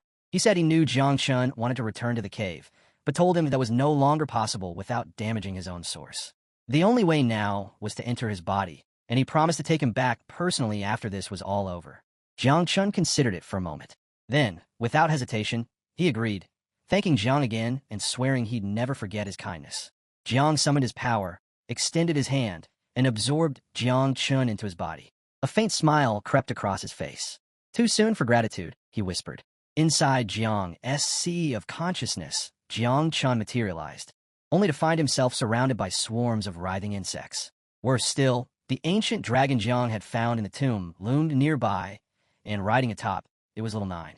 Jiang Chun turned, eyes darting, panic blooming fast. He had no idea what he just walked into. Little Nine rested her chin in her hands and stared at him. Her cheeks flushed, tongue slipping out slightly. It had been a long time since she'd gotten to devour someone this powerful. Jiang gave her the signal. In a blink, she transformed into the mother insect. Her glowing eyes locked onto her prey as she launched forward, tearing into him without mercy. Jiang Chun screamed in agony, pleading for help as she began devouring him alive. Outside, Jiang casually wiped his hands, then looked over at Jiang Xuanji and Yang Zhan. "Why are you two still kneeling?" he asked. The two of them were frozen, eyes fixed on Jiang, still trying to process what had just happened. Yang Zhan's face turned pale. Sweat beaded down his brow as he swallowed hard. He had seen Jiang Qin kneel to Jiang. Jiang Xuanji tried to stay composed, but his mind was racing. The battle hadn't even started. What had Jiang said to make Jiang Qin fold like that? Then, the threads wrapped around Yunjian Tian and the others suddenly vanished. She got to her feet, pressed a fist to her chest, and blushed. Once again, Jiang had saved her. Luo Shun walked up to him, eyes closed, a gentle smile on her lips. She threw her arms around Jiang's neck and whispered her thanks. Muhenu's eyes glimmered with admiration, and something more. Smiling softly, she called Jiang her one and only god. Jiang stood there, silent, unsure how to respond. Everyone else stared, unable to hide their jealousy. One of Yang Zhan's men leaned in, hand over his mouth, and said honestly, "Jiang is too powerful. Should we even keep fighting?" Yang Zhan turned, a little embarrassed. His eyes narrowed in frustration as he barked back. "He saved all our lives. If you still want to fight him, do it after the classification battle." Jiang gently patted Luo Shun on the head. His eyes lit up, full of quiet joy. He turned toward the group and couldn't help but grin. With less than an hour left and no one eager to keep fighting, he suggested they head to the center of the secret realm to relax and maybe enjoy some barbecue while waiting for the time to run out. Muhu looked at him, her eyes full of admiration, a soft smile forming on her lips. They made their way to the center. Using his system's inventory, Jiang pulled out a full barbecue setup. As one of the women got busy preparing the food, Jiang and the others sat down to enjoy a rare moment of peace. Yang Zhan grabbed a skewer, gave it a curious sniff, then took a bite. His eyes lit up. It was actually really good. Luo Shun sat beside Jiang, smiling as she teased him about having such a strong appetite. Just then, a system window popped up in front of Jiang. His eyes widened in shock. He had just leveled up from 39 all the way to 48. 9 levels, instantly. He froze, stunned. Had Little Nine already finished devouring Jiangqin? Inside Jiang's sea of consciousness, Little Nine sat contentedly, having already consumed him. She blinked, feeling something strange in her mouth. Reaching in, she pulled out a shimmering thread, thinking it was just some leftover thorn. The thread, slick with Little Nine's drool, caught Jiang's attention. He narrowed his eyes. This wasn't ordinary. It was Shu Landua's soul thread. A system prompt appeared, revealing its nature. It was a first-level divine weapon with multiple powerful abilities. Lucer's soul collapse, a devastating technique that injected spiritual energy into the enemy's sea of consciousness, shattering their essence. Soul Lock absorbed ambient spiritual energy and converted it into the wielder's own. Soul Descent summoned residual souls to form a powerful auxiliary spirit body in battle. The weapon was composed of countless souls and had been nurtured with spiritual energy for over 100 years. But it was still incomplete, requiring more souls to fully evolve into a true first-level divine weapon. The more souls it devoured, the stronger it would become. However, it had a unique limitation. It couldn't be used directly or temporarily activated. It needed to be nurtured with spiritual power and fully bound to a single user. Jiang appeared within his sea of consciousness, studying the thread with a serious look. Now it made sense why Jiang Chun had needed more time. He wasn't refining the souls just for power. He was trying to complete the weapon. With this, Jiang now had a new hidden trump card. He decided to nurture the thread first, using the tree that resided in his consciousness to help it recognize him as its master. Though nurturing weapons wasn't as efficient as raising insects, this one was worth the effort. Little Nine floated beside him, confused. She didn't understand any of what was happening. The tree's branches reached out, wrapping around the thread. A moment later, a system window appeared, nurturing complete. The thread was ready to accept a master. Jiang was stunned by how fast it worked. He had planned to use divine soul energy to speed things up, but the tree had done it effortlessly. This tree wasn't just a protector of his divine soul. It could block illusions from even the great dreamer. When the ancient god tried to take over Jiang's body, the tree turned him into a fruit. Now, it had also revealed a new ability, nurturing divine weapons. Jiang took the thread in his hands. Another system message popped up. Divine weapon has recognized you as its master. His eyes lit up, a joyful smile spreading across his face. This reminded him of the day he obtained the Xia sword from the divine emperor of Julie. And now another powerful card had just fallen into his hands. Jiang glanced at the thread again and smiled. He decided to give it to the tree so it could continue nurturing it. Little Nine, eyes curious, hovered nearby and silently observed the thread. Then, something else caught Jiang's attention. fruit had grown on the tree again. This time, one was green and two were blue. Jiang lit up with excitement. The fruits didn't seem especially high level, but the fact that there were multiple meant something valuable had come from all this. A system prompt popped up. Green fruit contained a triple experience card, which would multiply all experience gained by 3 for a total of 3 hours after activation. Blue fruits. Each contained a class change mission exemption card, allowing Jiang to skip the class change mission for a single profession. He stroked his chin, eyes focused on the system window, absorbing the info. 2 exemption cards. Perfect timing. At level 48, he was already closing in on his 3rd class change. And now, with these cards, he could skip the hassle entirely, making the process fast and clean. Then his status screen appeared. Current state, 2nd transformation. Level, 48. Combat power, 447 stars. Little Nine glanced over at the stats window, her eyes going wide with surprise and confusion. Jiang snapped his fingers, remembering the triple experience card. Once they left the secret realm, he needed to find a spot to grind levels. If all went well, he could push into the 3rd transformation in one go. Meanwhile, deep inside the Great Hall of the Church of the Ancient God, someone in a red hood sat watching. Through a glowing portal, they observed Jiang Chen's fate. This person, known as the Lover, one of the church's 7 pillars, rested their chin on their hand and chuckled. They thought they'd have to wait for the ranking tournament, but hadn't expected the Divine Sun to wipe out Xiao Jia's divine-level geniuses so swiftly. With a flick of the hand, the Lover closed the portal. No need to keep watching. It was time to move. Standing on a cliff high above the others, the Lover extended a hand and gave the order. Notify all headquarters. Their allies in the underground caves, the marine race, and the forbidden zone of the depths were to begin operations immediately. Xiao Jia's waters were about to boil. Jiang Xuanji would be busy defending the cave. Jiling Xiao was occupied with the old monk. The great dreamer wouldn't awaken for some time, and by the time she did, it would be too late. Chaos would have already swept across the land. The realm guardians and the sealed kings would be stuck, trapped in the mess. No one would be able to break free. The Lover, a red-eyed woman, pulled back her hood. Her eyes glowed with confidence. A smile touched her lips as she declared that Jiang Xuanji would be left with no reinforcements, abandoned. Once the city was sacrificed, the rift beneath Jiang Xuanji would open just enough to allow the arrival of the ancient god. And when that happened, the impure human blood in their bodies would be cleansed. The cult members all raised their fists in unison, shouting in celebration of the ancient god's descent. Back at the city wall of Jiang Xuanji, the Night Watch stood on high alert. Perched on the wall were Chu Jiang and Tian. They just received grim updates. Of Xiao's 9 great regions, all but Yunming and Jiangnan had fallen into complete rebellion. Chu Jiang scanned the city, voice calm but heavy, reporting that both the marine race and the cave races were moving.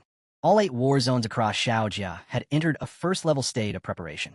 Jiang Xuanji might not be a strategic powerhouse, but they couldn't afford to drop their guard. Tian, seated nearby, smiled and told him not to worry. The city's grand defensive formation was already warming up. Within 30 minutes, it would be fully activated. Chu Jiang's face turned grim. They had no clue how Tane Daowang was doing, but the intel suggested the Jiangnan team had broken into the top 3. Tian raised a finger with a knowing grin. This time, with Tane Daowang and Jiang Xuanji leading the charge, she believed they wouldn't just hold on a 3rd. They'd challenge for the top. She was confident Jiang could take 1st place in the genius rankings, but it all depended on the remaining battles. Just then, small explosions echoed through the city. Chu Jiang spun around, heart pounding. He couldn't see what was going on. That's when Duan Feng and the others arrived, running breathless toward them. They shouted out, the transportation center had been destroyed. All communication systems had been cut off. And worse, Chujiang City was being surrounded. A massive beast horde was closing in from every direction. The beast horde surged forward, crashing against the city's defenses. Chujiang's expression turned grim. With communication lines down and the transmission center destroyed, Jiang Xuanji City was now completely isolated. He understood instantly. This was no coincidence. The chaos was a smokescreen, a coordinated distraction designed to pull their focus while the city was hit head-on. Chu Jiang rushed to the others. He kept his voice steady, urging them not to panic. The worse the situation gets, the calmer we need to be. He gave quick, decisive orders. Duan Feng were to hold the wall and find a way to speed up activation of the grand defensive formation and get the nuclear weapons online. Xiao was tasked with triggering the backup emergency plan. She needed to locate any of the transferred who could still transmit sound. If they couldn't, she'd have to fall back on loudspeakers and manual relay. As for Bulang, his mission was to gather all the transferred within the city and bring them to the front with Chu Jiang, to push back against the beast head-on. Everyone's eyes lit with resolve. They nodded without hesitation. Chu Jiang drew his sword, his gaze burning with fury, and leapt from the wall, charging toward the front lines himself, trusting the rear defense to the others. Meanwhile, Jiang and the others emerged from the secret realm. Yang Zhan glanced around, visibly relieved to be out. Jiang's expression was peaceful, but something felt off. The city was too quiet. Jiang Xuanji crossed his arms, scanning the empty surroundings. "Where is everyone?" he muttered. "I've got a bad feeling about this." Xuanji materialized, eyes heavy with news. He stepped forward, his voice serious. "I've got two updates," he said. "First, Xiao Ji's main forbidden zones, the marine race, and the cave races, they've all made their move. Each war zone's high command has been forced to respond." The group went silent, absorbing the weight of the words. "The second," Xuanji continued, "is that half an hour ago, an urgent message came from Jiang Xuanji, one of Jiangnan's war zones." Jiang froze. His jaw dropped slightly, eyes wide with sudden fear. His master, his senior sister, were they still there? Shuji stepped forward, eyes glowing faintly. "The southeastern coast is in chaos. The marine race rebelled, and forces were sent to suppress them." Jiang looked at him sharply. "Then who was sent to Jiang Xuanji?" Xuanji hesitated for a moment. "No one," he admitted. The answer landed like a punch to the chest. Jiang Xuanji was ranked last among Jiangnan cities, and in a cold, calculated emergency session, Xiao Ji's high command had made the decision to abandon it, choosing to protect more valuable targets. Jiang's fist clenched, knuckles white. They didn't even consider that this might be a diversion. Yang Zhan's eyes widened, stunned by the fury behind Jiang's words. Xuanji spoke, gently. "They did consider it. But compared to Jiang Xuanji, there are cities where failure is not an option. No one could say for sure if Jiang Xuanji was the real target, or just bait." He paused, then added, "Gu Kashin didn't want you to know, but he left behind a residual projection just in case." Xuanji extended his hand toward Jiang. "What are you going to do?" Jiang looked down for a long moment. Then he spoke, voice steady, filled with weight. "For Qinji, Xiaojia is our home. That's what we've always believed. And I get it. That's how people think." But then his eyes lit with fierce determination. His hand clenched into a fist. Insects deploy. A wave of insects erupted around him, surrounding him like a living aura. "I'm going back to Jiang Xuanji," he said. "It doesn't matter how small or forgotten it is. It's still my home, and I will never abandon it." Jiang Xuanji looked over at Jiang, cracked his fingers, and smiled. "If Chu Jiang is in trouble," he said, "then it's the Jiangnan team's duty to help. I'm coming with you." Yang Zhan's eyes lit up with joy. A grin spread across his face. "Count me in too," he said. "You're not going alone." Jiang Chun clenched her fists, eyes wide with determination. "If one of us is in danger," she said, "then it's all of our responsibility to help." Jiang turned to face them, speechless. He couldn't believe they were all willing to go with him, risk everything. Xuanji watched in silence, quietly observing our boy's reaction. Jiang's eyes began to glow, and a warm smile formed on his face. He thanked them, truly, from the bottom of his heart.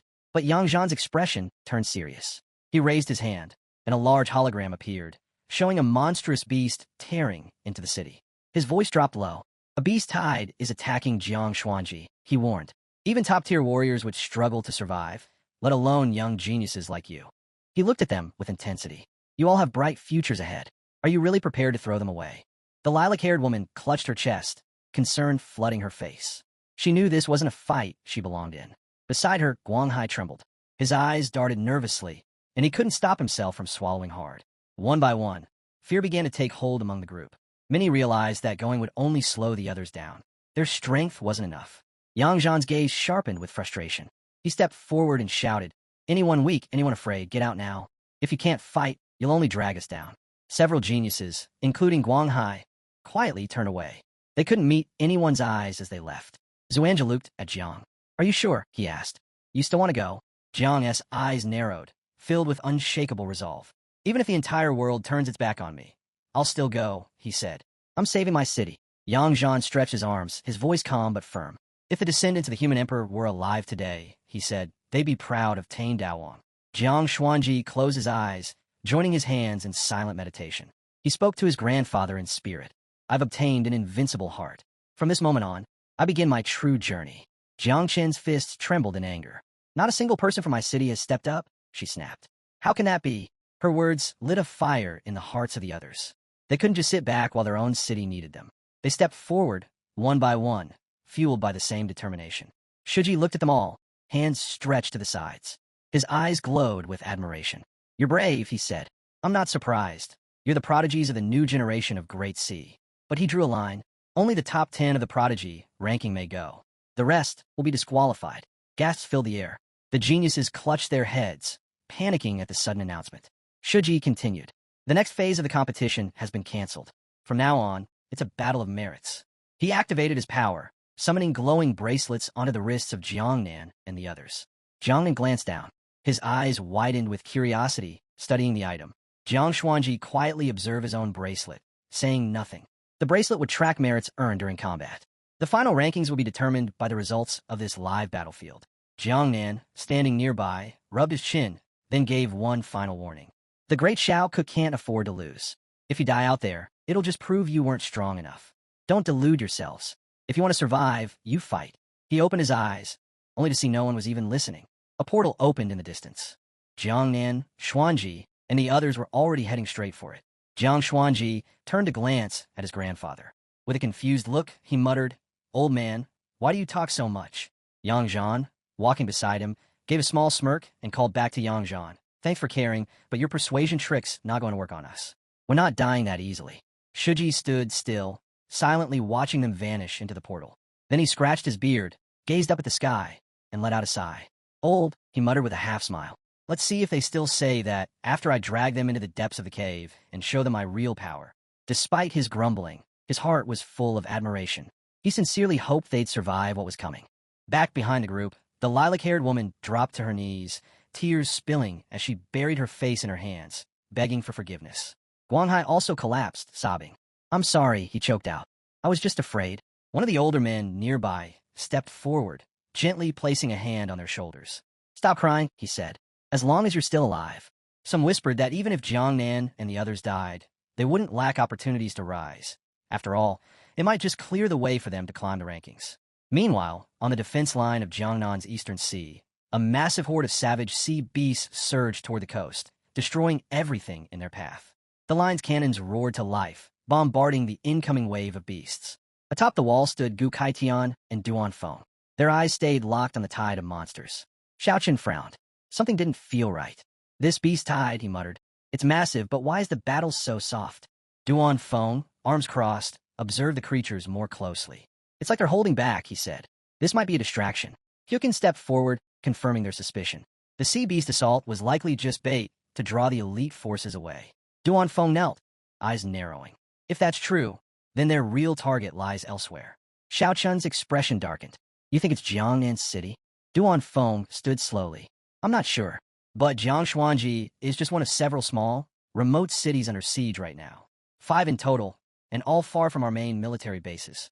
Bulang listened in silence, curiosity rising. Duan Feng continued. "We can't say for certain which is the true objective, but Jiang Xuanji is definitely under attack." Even as the cannons continued to fire, Duan Feng added another piece of critical news. Xuanji sent word. Tain Daowang and his group have already teleported from the Saiwo war zone to city in the Jiangnan war zone. Gu Kaitian froze. His chest tightened. He hadn't wanted Jiang to know about the Jiang Xuanji beast tide. He'd specifically told Song Changji not to inform him. And yet, he spun around and started running across the wall, rage burning in his eyes. "Traitorous dog," he snarled. "Yang Zhan, you defied me." He wasn't about to lose another disciple. He had already lost one before. He wouldn't let it happen again. Duan Feng chased after him, trying to calm him down. "Xiao Chun, don't rush off. Remember, Jiang Chun isn't alone." Yang Zhan, Jiang Chun, Jiang Xuanji, the entire Jiangnan team went with him. Before Xiao Chun could respond, the sea beneath them exploded. A monstrous beast emerged, the FC Emperor. Its presence shifted the tide entirely. Both Duan Feng and Xiao Chun locked eyes with the creature, recognizing the danger instantly. If this beast broke through the wall, it would spell disaster for Jiangnan. Xiao Chun gritted his teeth. He couldn't leave now. He leapt into the air, drawing his sword. "Then I'll kill it here," he roared, charging toward the beast with deadly intent. Back in Jiangnan City, the warriors formed a defensive shield around the perimeter. The monstrous tide slammed against the barrier, slowly cracking it apart. Commander Ji Hongyin stood firm at the front. He extended his hand toward the oncoming beasts and gave a thunderous command. "All battalions, move in. Patch the barrier breaches now." He didn't flinch. "If I die, the captain takes command. If the captain falls, the lieutenant steps up. If the lieutenant dies, then the sergeant leads." I don't care about numbers. What matters now is buying time for those in the rear. On the outskirts, Chu Jiang swung his sword, cutting down wave after wave of beasts with calm precision. Nearby, Tian launched herself into the air, her eyes blazing with rage. She landed a devastating kick that cleaved a flying beast clean in half. Qing activated his celestial armor. His muscles bulged with power as he grabbed a charging beast and ripped its arm straight off. Xiao Xingguo raised her hands, her eyes glowing with sacred light. She chanted a blessing and cast sacred light buff on Bulang, warning him not to drop his guard. A devouring crow was closing in fast. Bulang finished off a beast, turned, only to find the crow already lunging. Its dark tentacles had already begun to coil around his arm. Panic set in. From atop a turret, Duan Feng saw it all. With a sharp exhale, he loosed an arrow from his bow, striking the beast just in time to save Bulang. He couldn't help but express his gratitude. Jiang had shown up at the perfect moment. Exhausted but composed, Chu Jiang got to his feet. His eyes shifted toward Duan Feng. He pointed out that if both of them, especially as commanders of the Night Watch, were to fall here, the Night Watch would be finished. But Duan Feng quickly shut that down. Stop being so grim, mystic, they said. They still had Tane Daowang. As long as he was alive, the Night Watch would never fall. From the turret, Duan Feng spotted 5 level 5 Sky Eagles and 2 level 6 Celestial Apes heading their way. They weren't even going for the shield. They were coming straight for them. Duan Feng knew what that meant. A full-on battle was about to erupt. But he didn't flinch. The order had already been given. If the shield failed, they'd drop 8 nukes on the beasts. Chu Jiang's eyes flared with fury. He lifted his sword high and called out to the Night Watch, reminding them of the oath that united them all. With that, Chu Jiang and Aunt Tian charged toward the incoming monsters. Xiao Xinghua, trailing behind, cast holy light buffs on them to power them up. Jiang Chun joined the front line too, rushing into the chaos. Chu Jiang swung his sword with brutal force.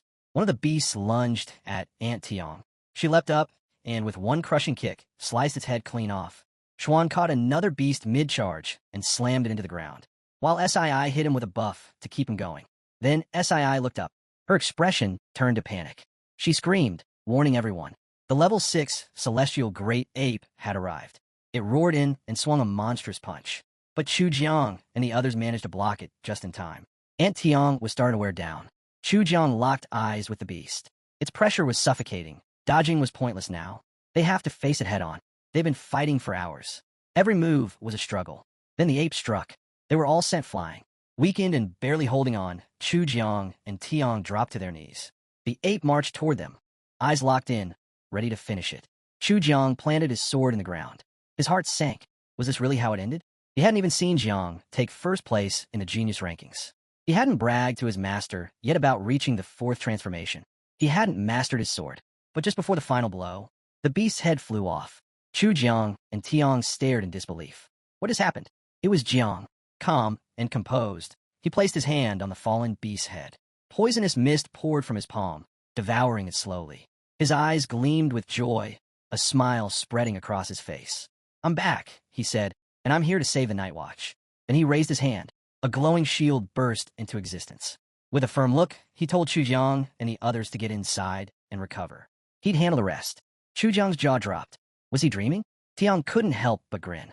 It's not an illusion, she said. That's really Tane Daowang. Chu Jiang panicked. This is a beast tide, he shouted. You came here alone. You'll die. The Night Watch, it's over. Jiang turned and smiled. No one here knew what had really gone down when he unleashed Little Nine against Iozinu. The poisonous mist continued to spread, slowly consuming the ape's corpse. Jiang stepped forward, eyes on the battlefield. Don't underestimate me, he said. Watch closely. All eyes locked onto the scene. This was the power of Calamity 9, Miasma Wings. The moment Chu Jiang saw Jiang's poisonous mist in action, his eyes widened, jaw dropping in disbelief. Jiang had just taken down a level 6 beast, one with the power of a 6 transformation star rank fighter. Aunt Tian stood frozen, her confusion growing. This level of power. Tane Xiao wasn't just talented. He was on another level entirely. Now, the city of Jiangnan had hope. Jiang turned toward them, relief washing over him. He'd made it in time. With a confident grin, he announced, This time, I didn't come alone. His allies had arrived too. This wasn't just a rescue mission. It was the final phase of the genius ranking competition. A battle for glory and merit. Elsewhere on the battlefield, Tang Ying and Bai Feng fought side by side, backs to each other as they took on a wave of beasts. Tang Ying glanced at Jiang, confusion all over her face. She couldn't wrap her head around it. It takes us minutes to bring down a level 4 beast, and yet he just erased a level 6 monster in seconds with that mist. To her, the merit ranking felt pointless. A beast lunged at by foam, but he was faster. With one swing of his sword, he split the creature's skull in half. He looked at Tang Ying and said calmly, "It's not as unfair as you think. Merits earned through the 9 miasma wings? They only count as 1/10 of the normal score." Not far off, Lei and his friend joined the fight. Lei's eyes lit up with excitement. This was his first real beast horde. He charged a beast, slamming it to the ground and ripping a limb off. But the beasts weren't letting up. They kept coming. His friend raised his hands, using his power to reinforce Lei. "Stay sharp," he warned. "These aren't the same as those back at the genius camp. One slip, and the stronger ones will take you out by surprise."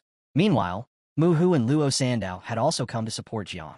Muhu drew her twin daggers, swiftly taking down a flying beast.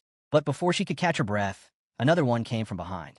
Thankfully, Luo Sandow raised a barrier just in time, blocking the ambush. With a serious look, Luo told her, "As long as I've got your back, you've got nothing to fear." Muhu nodded with fierce determination. "I'll give everything I've got to protect Jiang's city." For them, the rankings meant nothing. Let the others chase glory. They were here for Jiang. Xiao didn't want to sit back either. She raised her bow to the sky and unleashed the scorching sun technique, Golden Phoenix Fire Rain. A blazing phoenix burst from her bow, flames tearing through the sky. She hadn't made much of a mark during the secret realm, but now was her moment to shine. She would give it her all for Jiang. Jiang Wang pressed his palms together, golden energy erupting from his body.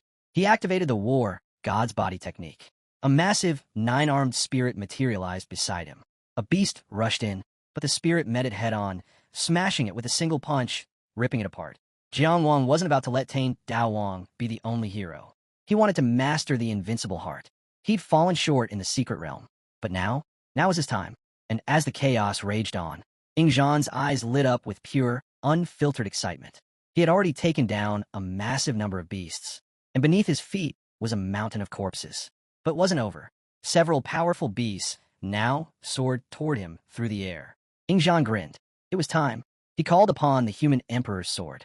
A terrifying weapon wrapped in suffocating energy began descending from the sky. Back in the secret realm, he thought he wouldn't need it. But now, if he wanted to defeat Jiang, he had to go all in. As the sole heir of the human emperor, he made one thing clear. First place in the genius rankings would be his. Watching the intensity of their power, Aunt Tian grabbed Chu Jiang's arm. Her eyes were wide. This new generation, they're incredible. Chu Jiang's expression darkened. He realized, with a twinge of fear, they were getting old. Jiang clenched his fist, his poisonous mist swirling around him. He was genuinely excited. Jiang Wushuang had grown, stronger than ever since the secret realm. And now, even Ingzhan had drawn the human emperor's sword. Aunt Tian and Chu Jiang glanced at Jiang, confused by the smile on his face. They didn't understand what he was thinking. But Jiang knew exactly what he was doing. Even with Little Nine as his trump card, he couldn't afford to just stand and watch. With joy gleaming in his eyes, Jiang kicked off the ground and launched toward the incoming beasts. "Watch closely," he said to Chu Jiang and Aunt Tian, "because today, I'm not just ending these beasts. I'm taking the top spot in the rankings." The two veterans stared at him, and for the first time, they truly believed he could do it. Xiao Xinguo rose to her feet, stretching out her hands toward Chu Jiang and the others. Her power surged as she began healing them. Nearby, Jiang approached with clear concern written across his face. Something didn't feel right. He told Ji Xianyu they needed to move fast. The protection spell had to be repaired. She turned to Chu Jiang, gave a sharp nod, and without hesitation, followed. Far from the main fight, on a distant cliff above the city, she stood watching. Her eyes burned with rage at the sight of Tane Dao. He was still alive. They all were. Then came the explosion. Poisonous mist spread across the air. She stood frozen, unsure if the young divine had survived. She had heard whispers about the 9 miasma wings, but she never imagined it was this overwhelming. Without hesitation, she leapt into action, racing toward the underground rift beneath Jiang Xuanji.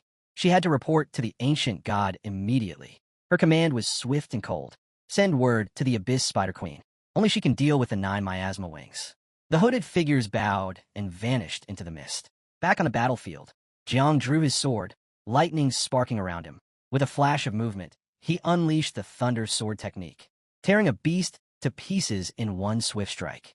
Sword resting on his shoulder, he stared ahead, confidence surging through him. Little Nine appeared, but now, fully transformed into her mother insect form. She tore into a beast with ease and turned to Jiang with a sharp, hungry look. "I've eaten another one," she said. Jiang chuckled. "Keep going. Eat until you're full." And she did. With every beast she devoured, his system flooded with experience. Over 60,000 points. In a flash, Jiang leveled up. From 48 to 57. Suddenly, he was in his sea of consciousness. Little Nine was still eating. Jiang raised his hand, and a set of cards appeared. The rewards he'd gathered from the tree's fruits. His eyes sparkled.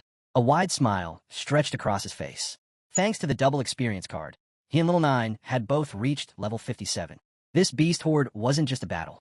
It was the perfect chance to power up. And it wasn't just that. They still had the exemption card for the third transformation.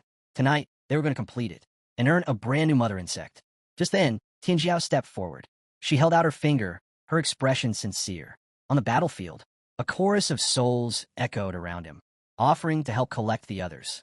Hearing the voice, Jiang turned and looked over, eyebrows raised in confusion. "You don't want to devour the souls?" he asked. Tian lowered his gaze, lightly touching his fingertips. "These things don't interest me," he muttered. "You promised me a feast, remember?" Jiang gave a slight nod, but clarified. "The tree's fruit needs to be watered with souls. Go collect them, but keep a low profile." His tone turned serious. "You're my secret card. Don't reveal yourself unless there's no other choice."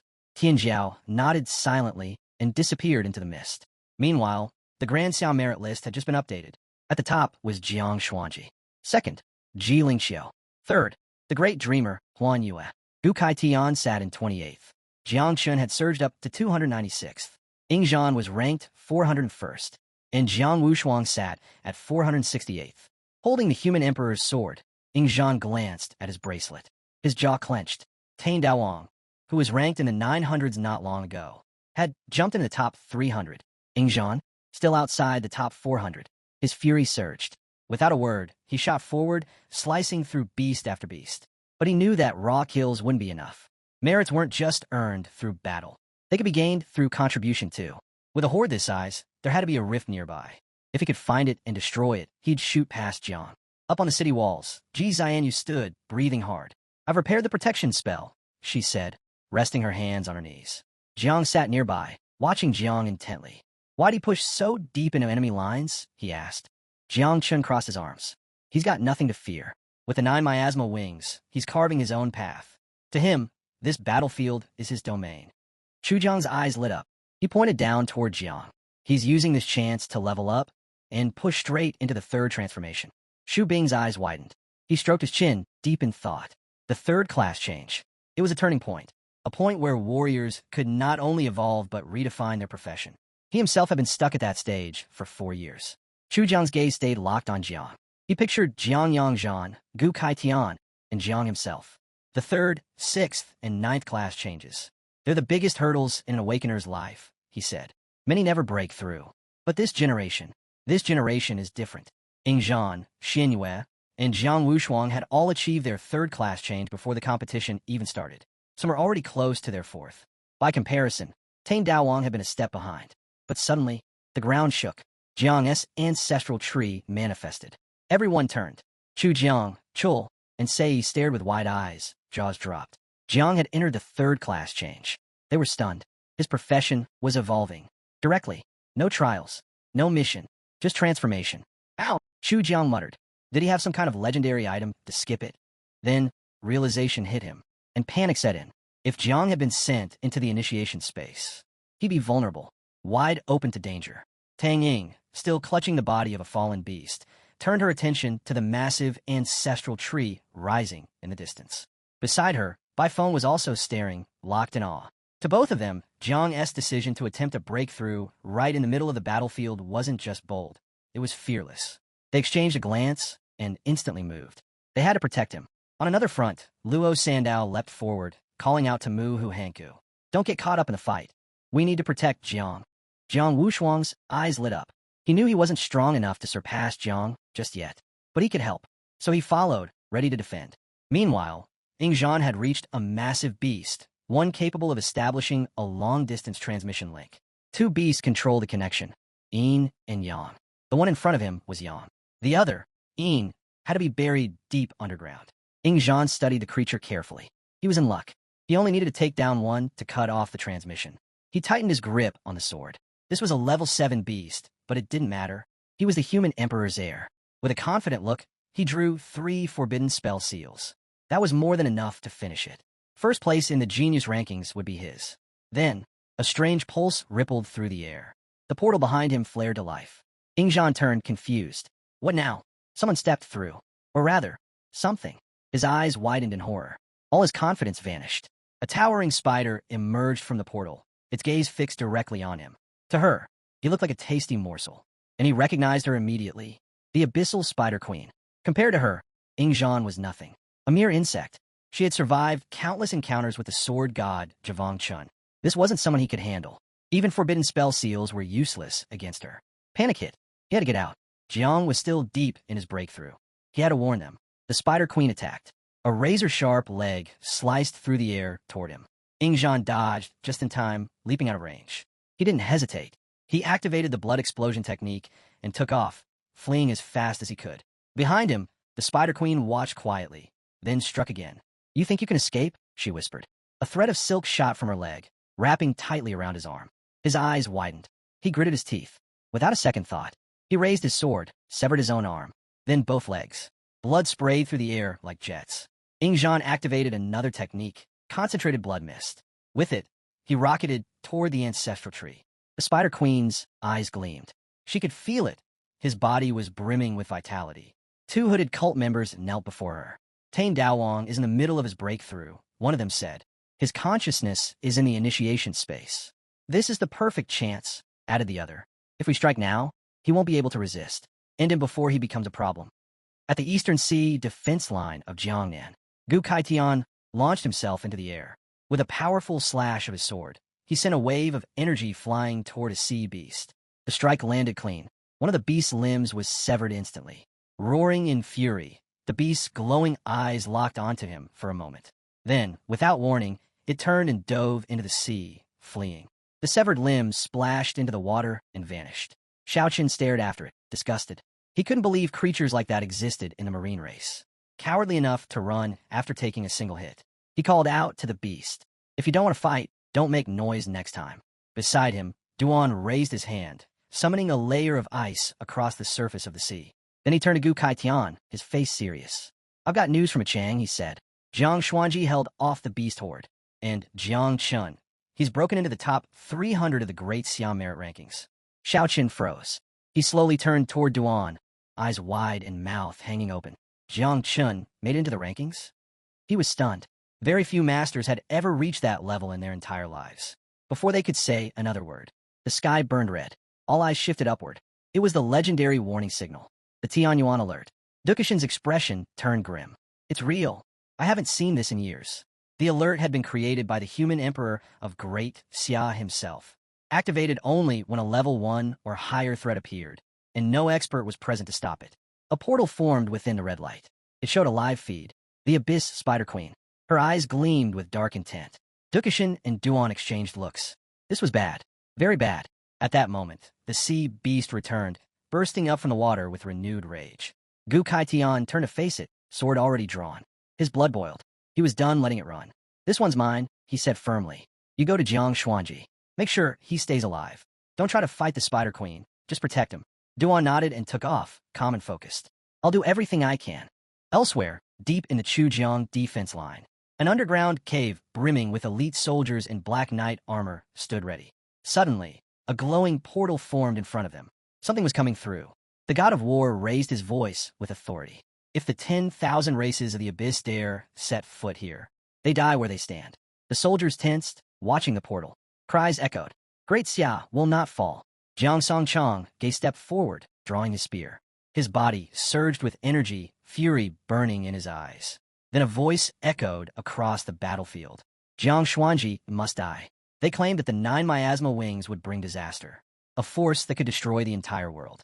Then it appeared, a colossal level 9 demon, Tu Yang, eyes filled with malice, smile curling wide, stepped through the portal and stared straight at Jiang Yangzhan.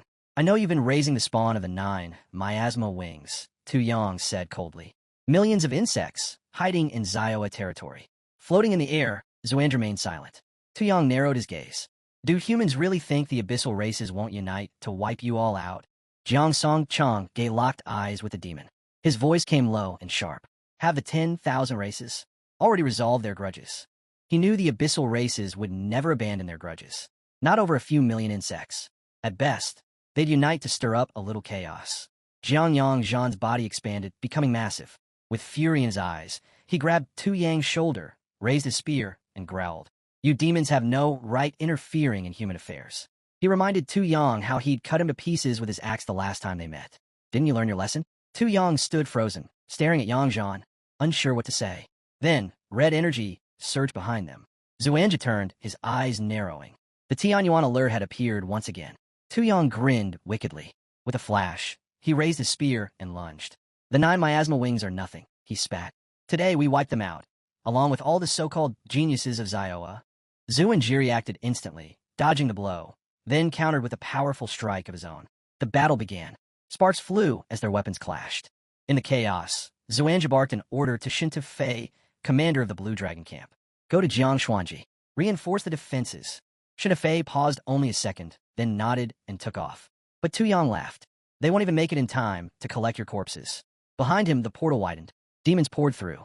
Some flew on wings. Others emerged cloaked in shadows, wielding spears.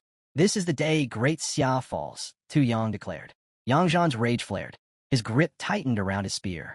You're dreaming, he growled, then turned to the warriors. Kill every demon. Meanwhile, on Jiangshuanji's battlefield, the Abyss Spider Queen towered over the cult members, staring them down. Her voice was sharp and cold.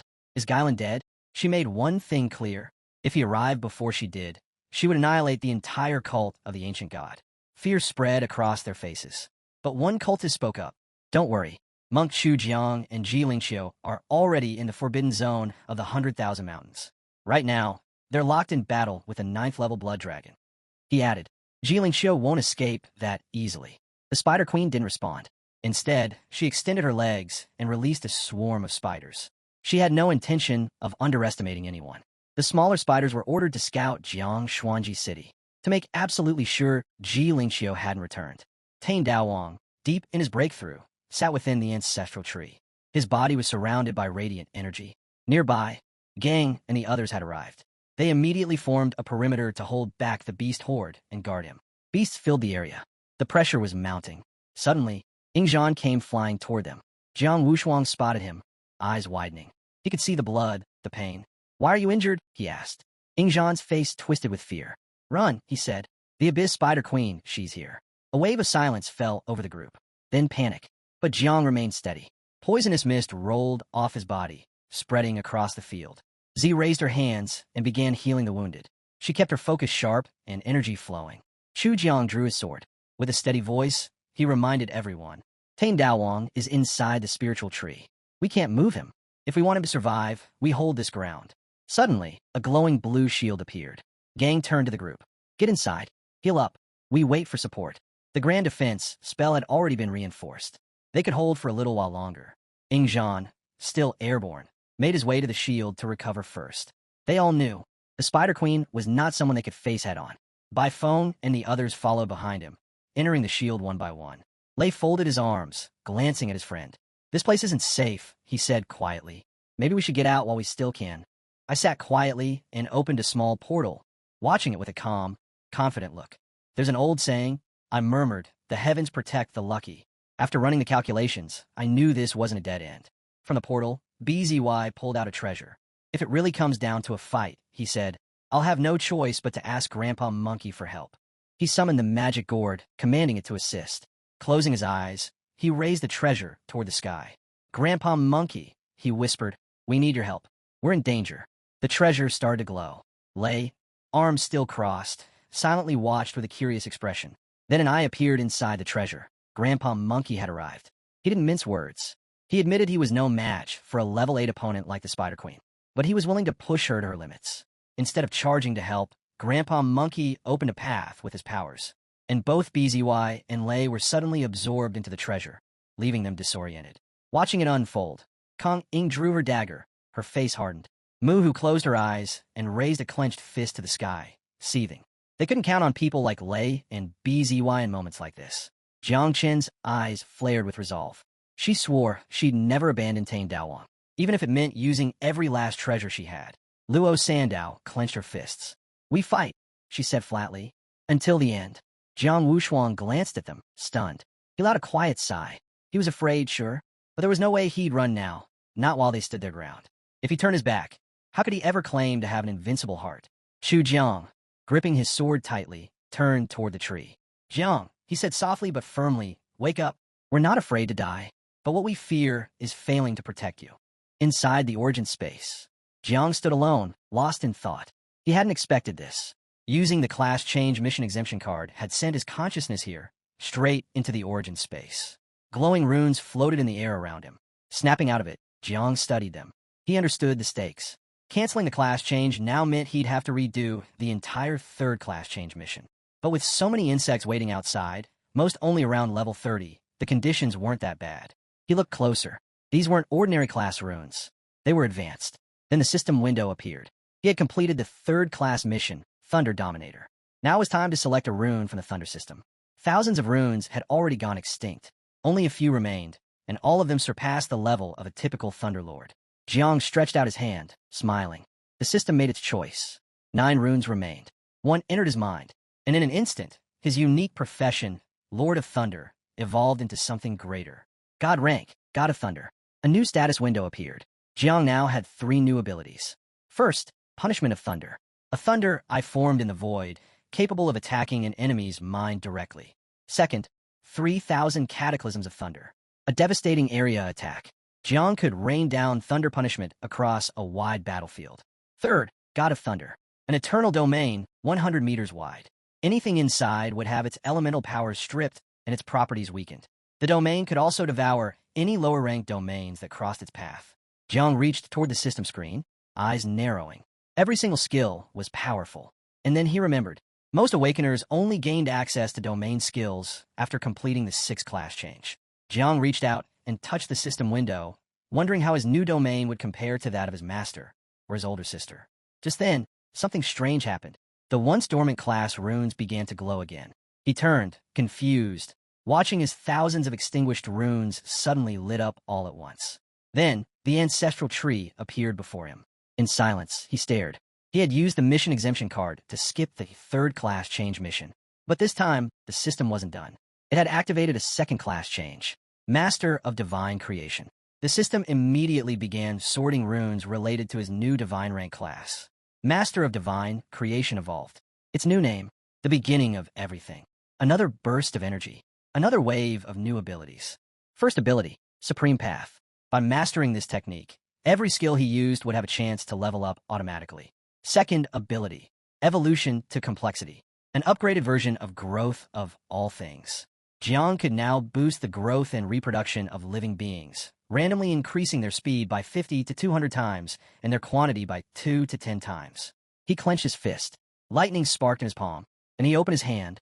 A root appeared, pulsing with life. Compared to the Thunder God class, this one was on a whole other level. With Supreme Path, he could learn techniques from all races, just like Yingzhan. With Evolution to Complexity, he could massively accelerate the reproduction of insects. It was like having cheat codes. Little Nine's next breeding cycle would yield 10 billion insects. If luck kicked in, that number could skyrocket past 100 billion. Then, right before his eyes, a new insect mother appeared. She stepped forward, hand on her chest, and sweetly introduced herself. Xiao.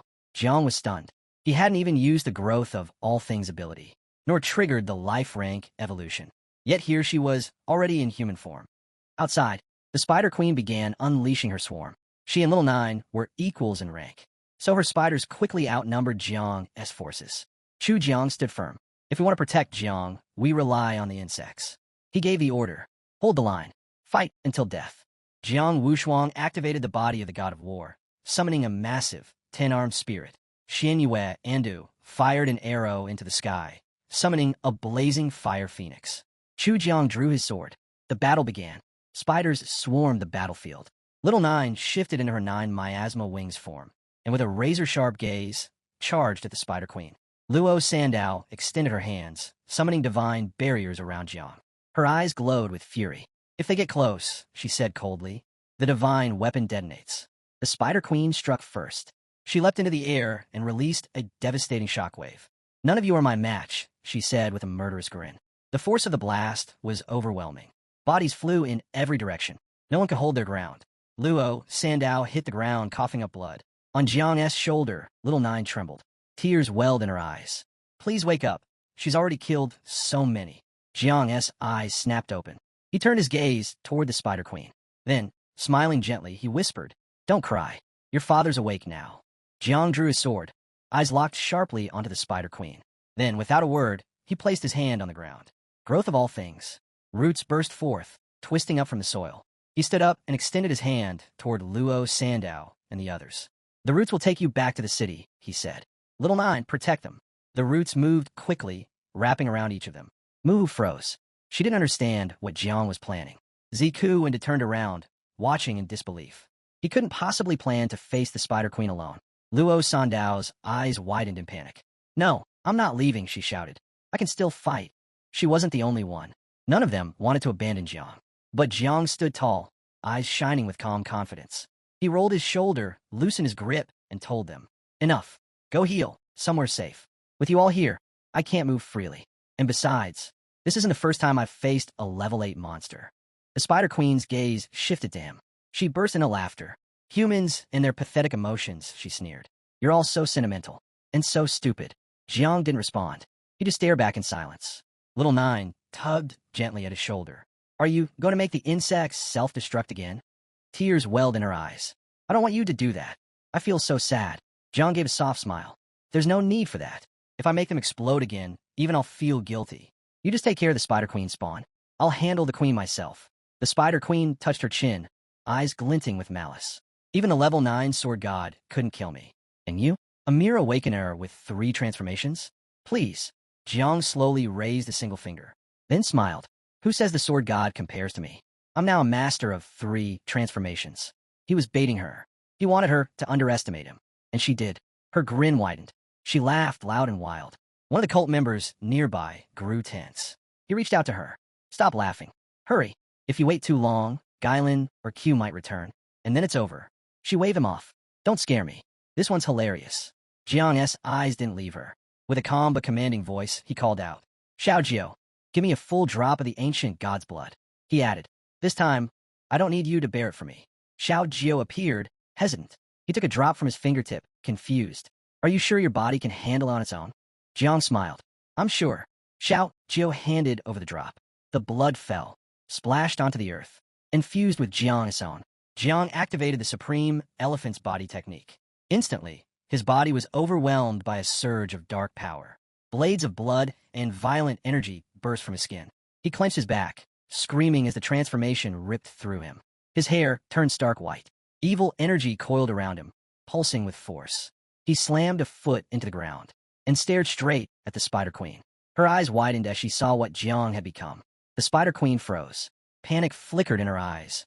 Jiang's aura now carried the weight of a 7th transformation. She had no idea what he had consumed to gain such overwhelming power. One of the cult members stepped forward, stunned.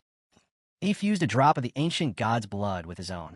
A 3-transformation awakened body can't survive that. His body should have exploded already.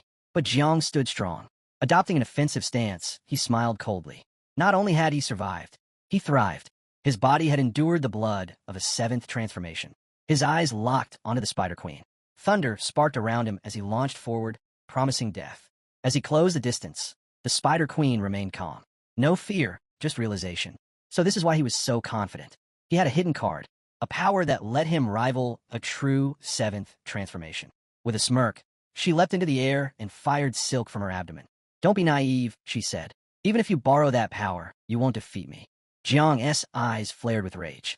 He quickly read the angle of the silk and dodged with precision, leaping out of its path. The Spider Queen paused, eyes wide. Her prediction had failed. She'd anticipated his move, and he still evaded it. At first, she assumed he'd read her actions. But no, his level was too low for that. It couldn't be. While she was distracted, Jiang jumped again. Thunder wrapped around his body. Don't be so arrogant, he said. That snapped her out of it. Eyes sharpening, she braced for his strike. Jiang raised his hand, and above him, the Eye of Evil appeared, massive and glowing in the sky. The Spider Queen froze. Fear crawled into her mind. She didn't know what to do. Jiang turned his face away, throwing an arm over his eyes. Don't look, he shouted. It'll damage your essence. Jiang Wushuang did the same, shielding himself, still stunned that Jiang's thunder class had reached the divine level. Ingzhan shut his eyes as well.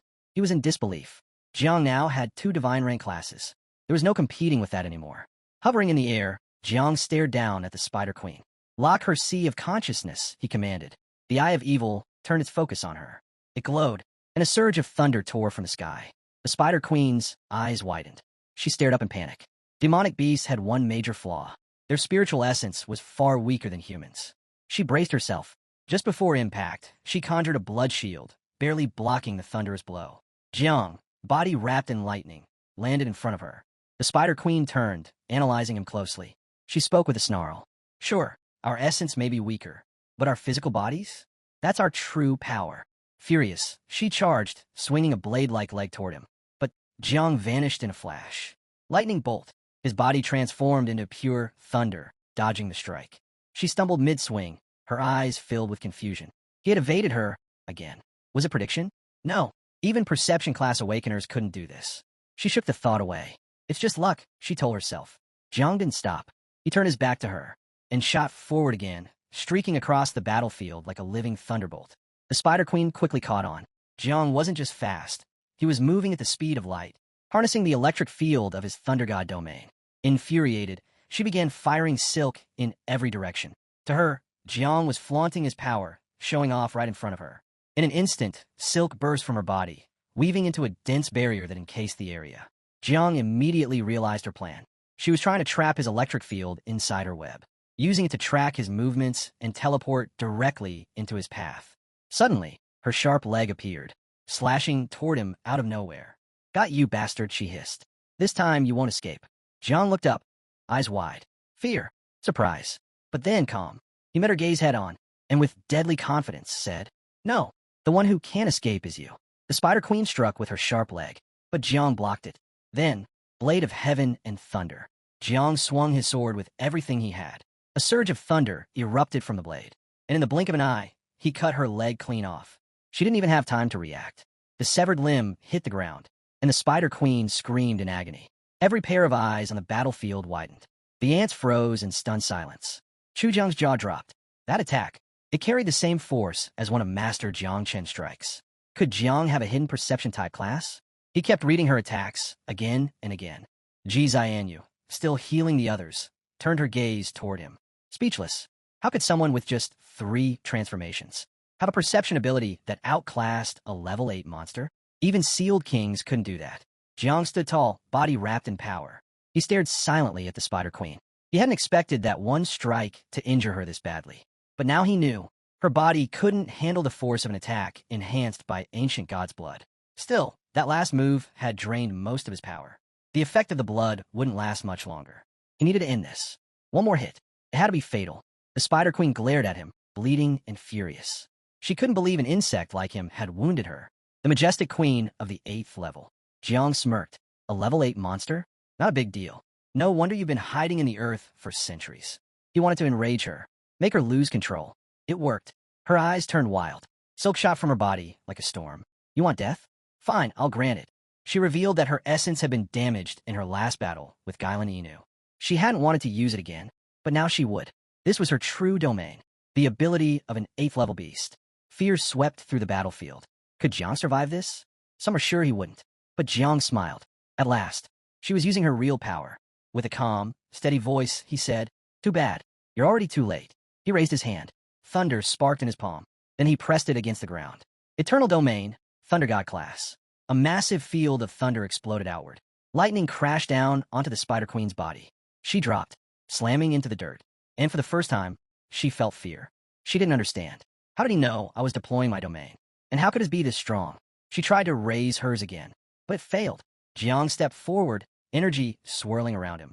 He lifted his hand toward her, gathering power. A slow, confident smile formed.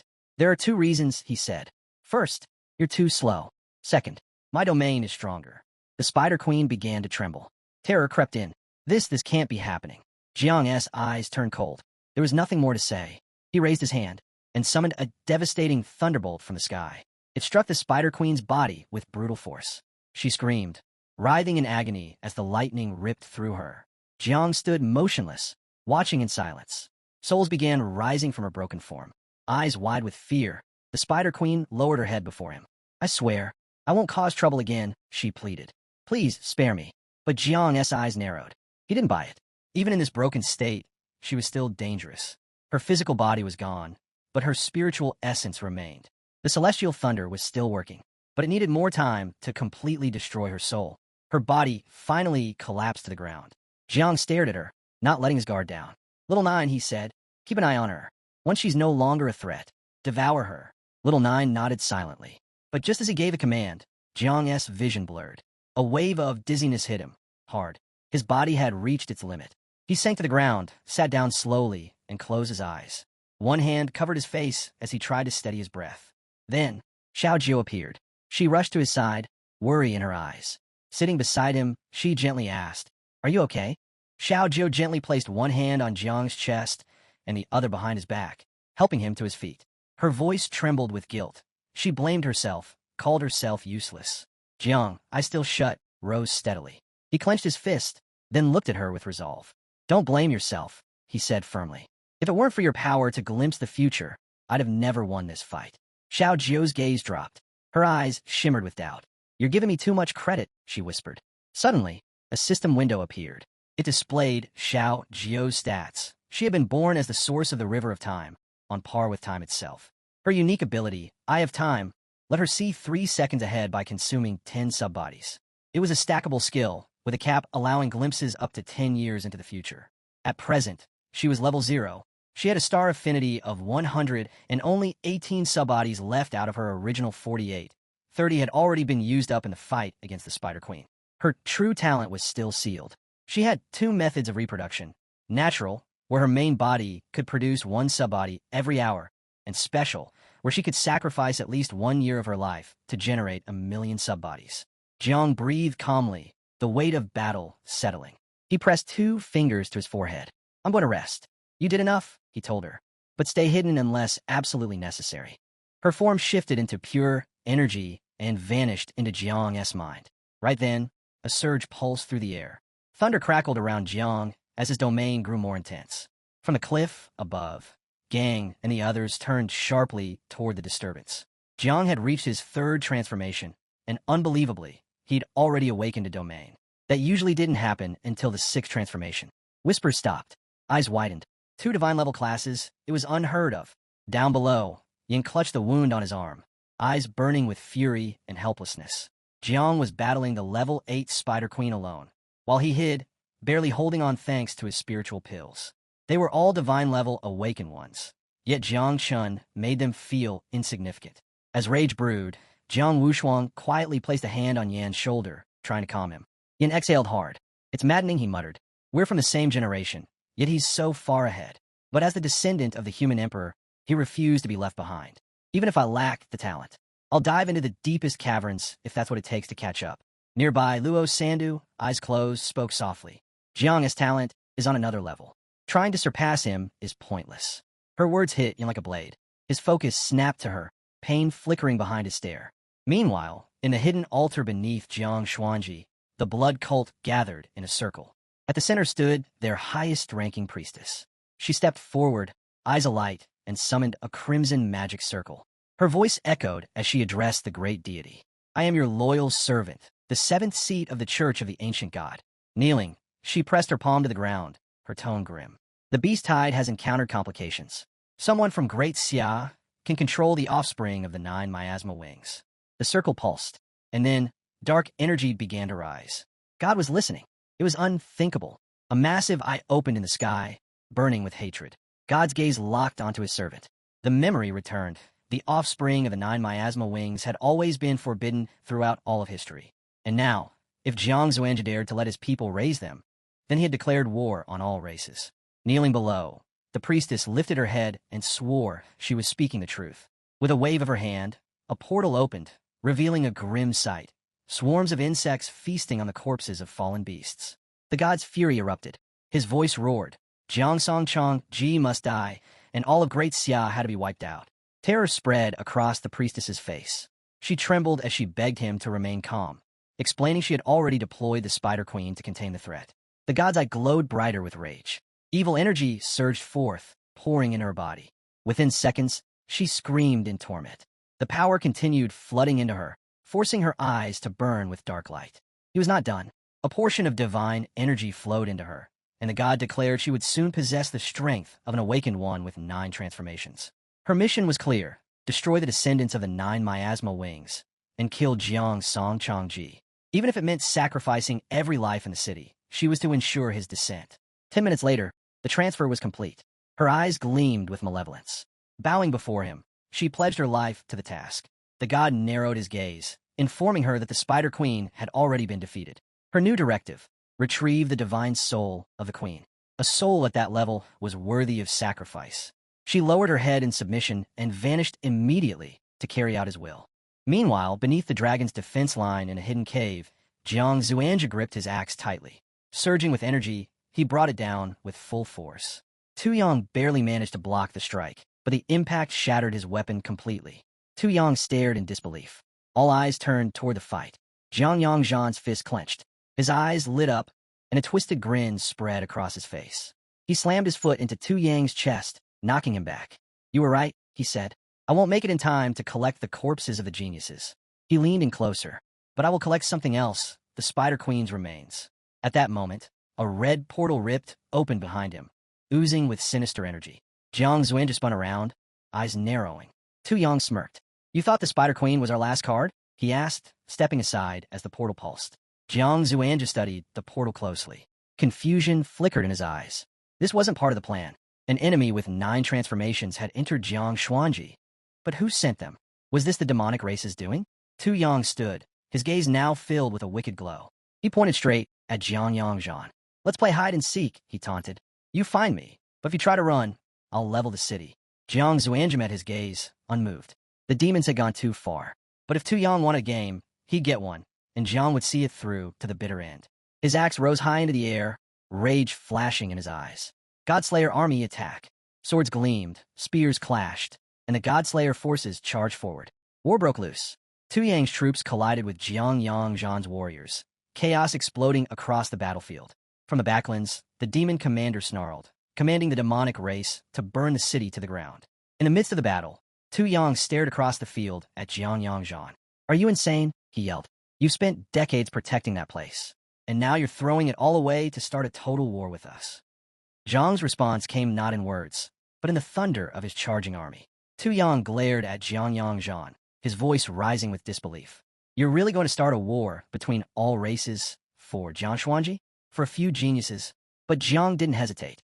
His axe came down in a flash of fury. Tu Yang barely blocked in time. "To you, they're just kids," Jiang growled, stepping forward. "To me, they're the future of great Xia. And since ancient times, anyone who dares insult Xia dies." His eyes locked on Tu Yang. "Touch them, and I'll take your head." As the clash raged, a chilling presence arrived above Jiang Xuanji. The 7th seat of the Church of the Ancient God descended from the sky. Her body pulsed with evil energy as she hovered over the battlefield, arms crossed, eyes locked onto Jiang's domain. A twisted smile crept across her lips. So, this is his domain, and the Spider Queen still lost. With a flick of her hand, she unleashed a massive wave of energy. It tore through the sky and shattered Jiang's domain in a blink. Jiang dropped to his knees, sword barely in hand. The Spider Queen, still lingering nearby, sensed the aura and instantly recognized it. Her body stiffened. The energy, it belonged to the ancient god. Jiang gasped for breath, one hand gripping his sword, the other digging into the ground for support. His strength was gone. He couldn't even stand. The 7th seat stepped forward, her eyes glowing with delight. "I'm a lover. 7th seat of the Church of the Ancient God. It's an honor to meet you, Jiang." She extended her hand. In an instant, the corpses of the insects around them began to float. She grinned. "Let me send you all to the underworld." Jiang's gaze darted to the floating bodies. He could see now. These weren't ordinary insects. Their original forms revealed the terrifying power she commanded. Then came the fireworks. With a burst of her power, the insects exploded into fragments, scattering across the field like ash. Little Nine, clinging to Jiang's shoulder, burst into tears. "Please protect me." Jiang gritted his teeth. "Don't be afraid. Stay hidden. I'll keep you safe." But the lover wasn't done. She lifted Jiang into the air with her energy, tilting his body upside down. "You don't look impressed," she teased. "Maybe I'll turn you into fireworks too." Jiang clenched his jaw, helpless. Nearby, Jiang and the others collapsed to their knees. Her power overwhelmed them. Fear took hold. No one knew who could save Jiang now. Yang Zhan's hands trembled. His voice cracked. We're all going to die. Jiang was still suspended, spinning midair. He screamed, his voice echoing across the battlefield. Xia, manifest. Release the dark demon. A surge of blue energy exploded around him. And then, emerging from his body, came the dark demon. Its eyes glowed with wrath. The moment it appeared, the battlefield fell silent. The lover's grin faded, replaced with confusion. What is this? She muttered. The demon's energy poured into the air, suffocating everything in its presence. Jiang's body dropped back to the ground. He slammed his sword down, using it to rise. You shouldn't have killed those insects, he said, voice like steel. Now you die. The dark demon opened its jaws, gathering energy into a massive sphere. The sky darkened. The lover didn't run. Instead, she unleashed the ancient god's power, forming a shield to face the attack head-on. Jiang's eyes sharpened. Xiao appeared on his shoulder, calm and focused. She's strong, Xiao said quietly.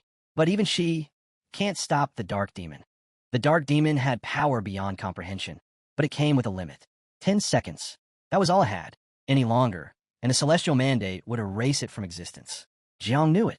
He stared ahead, calm despite the weight pressing down. There's no other way, he said. If it has to vanish, it might as well take her with it.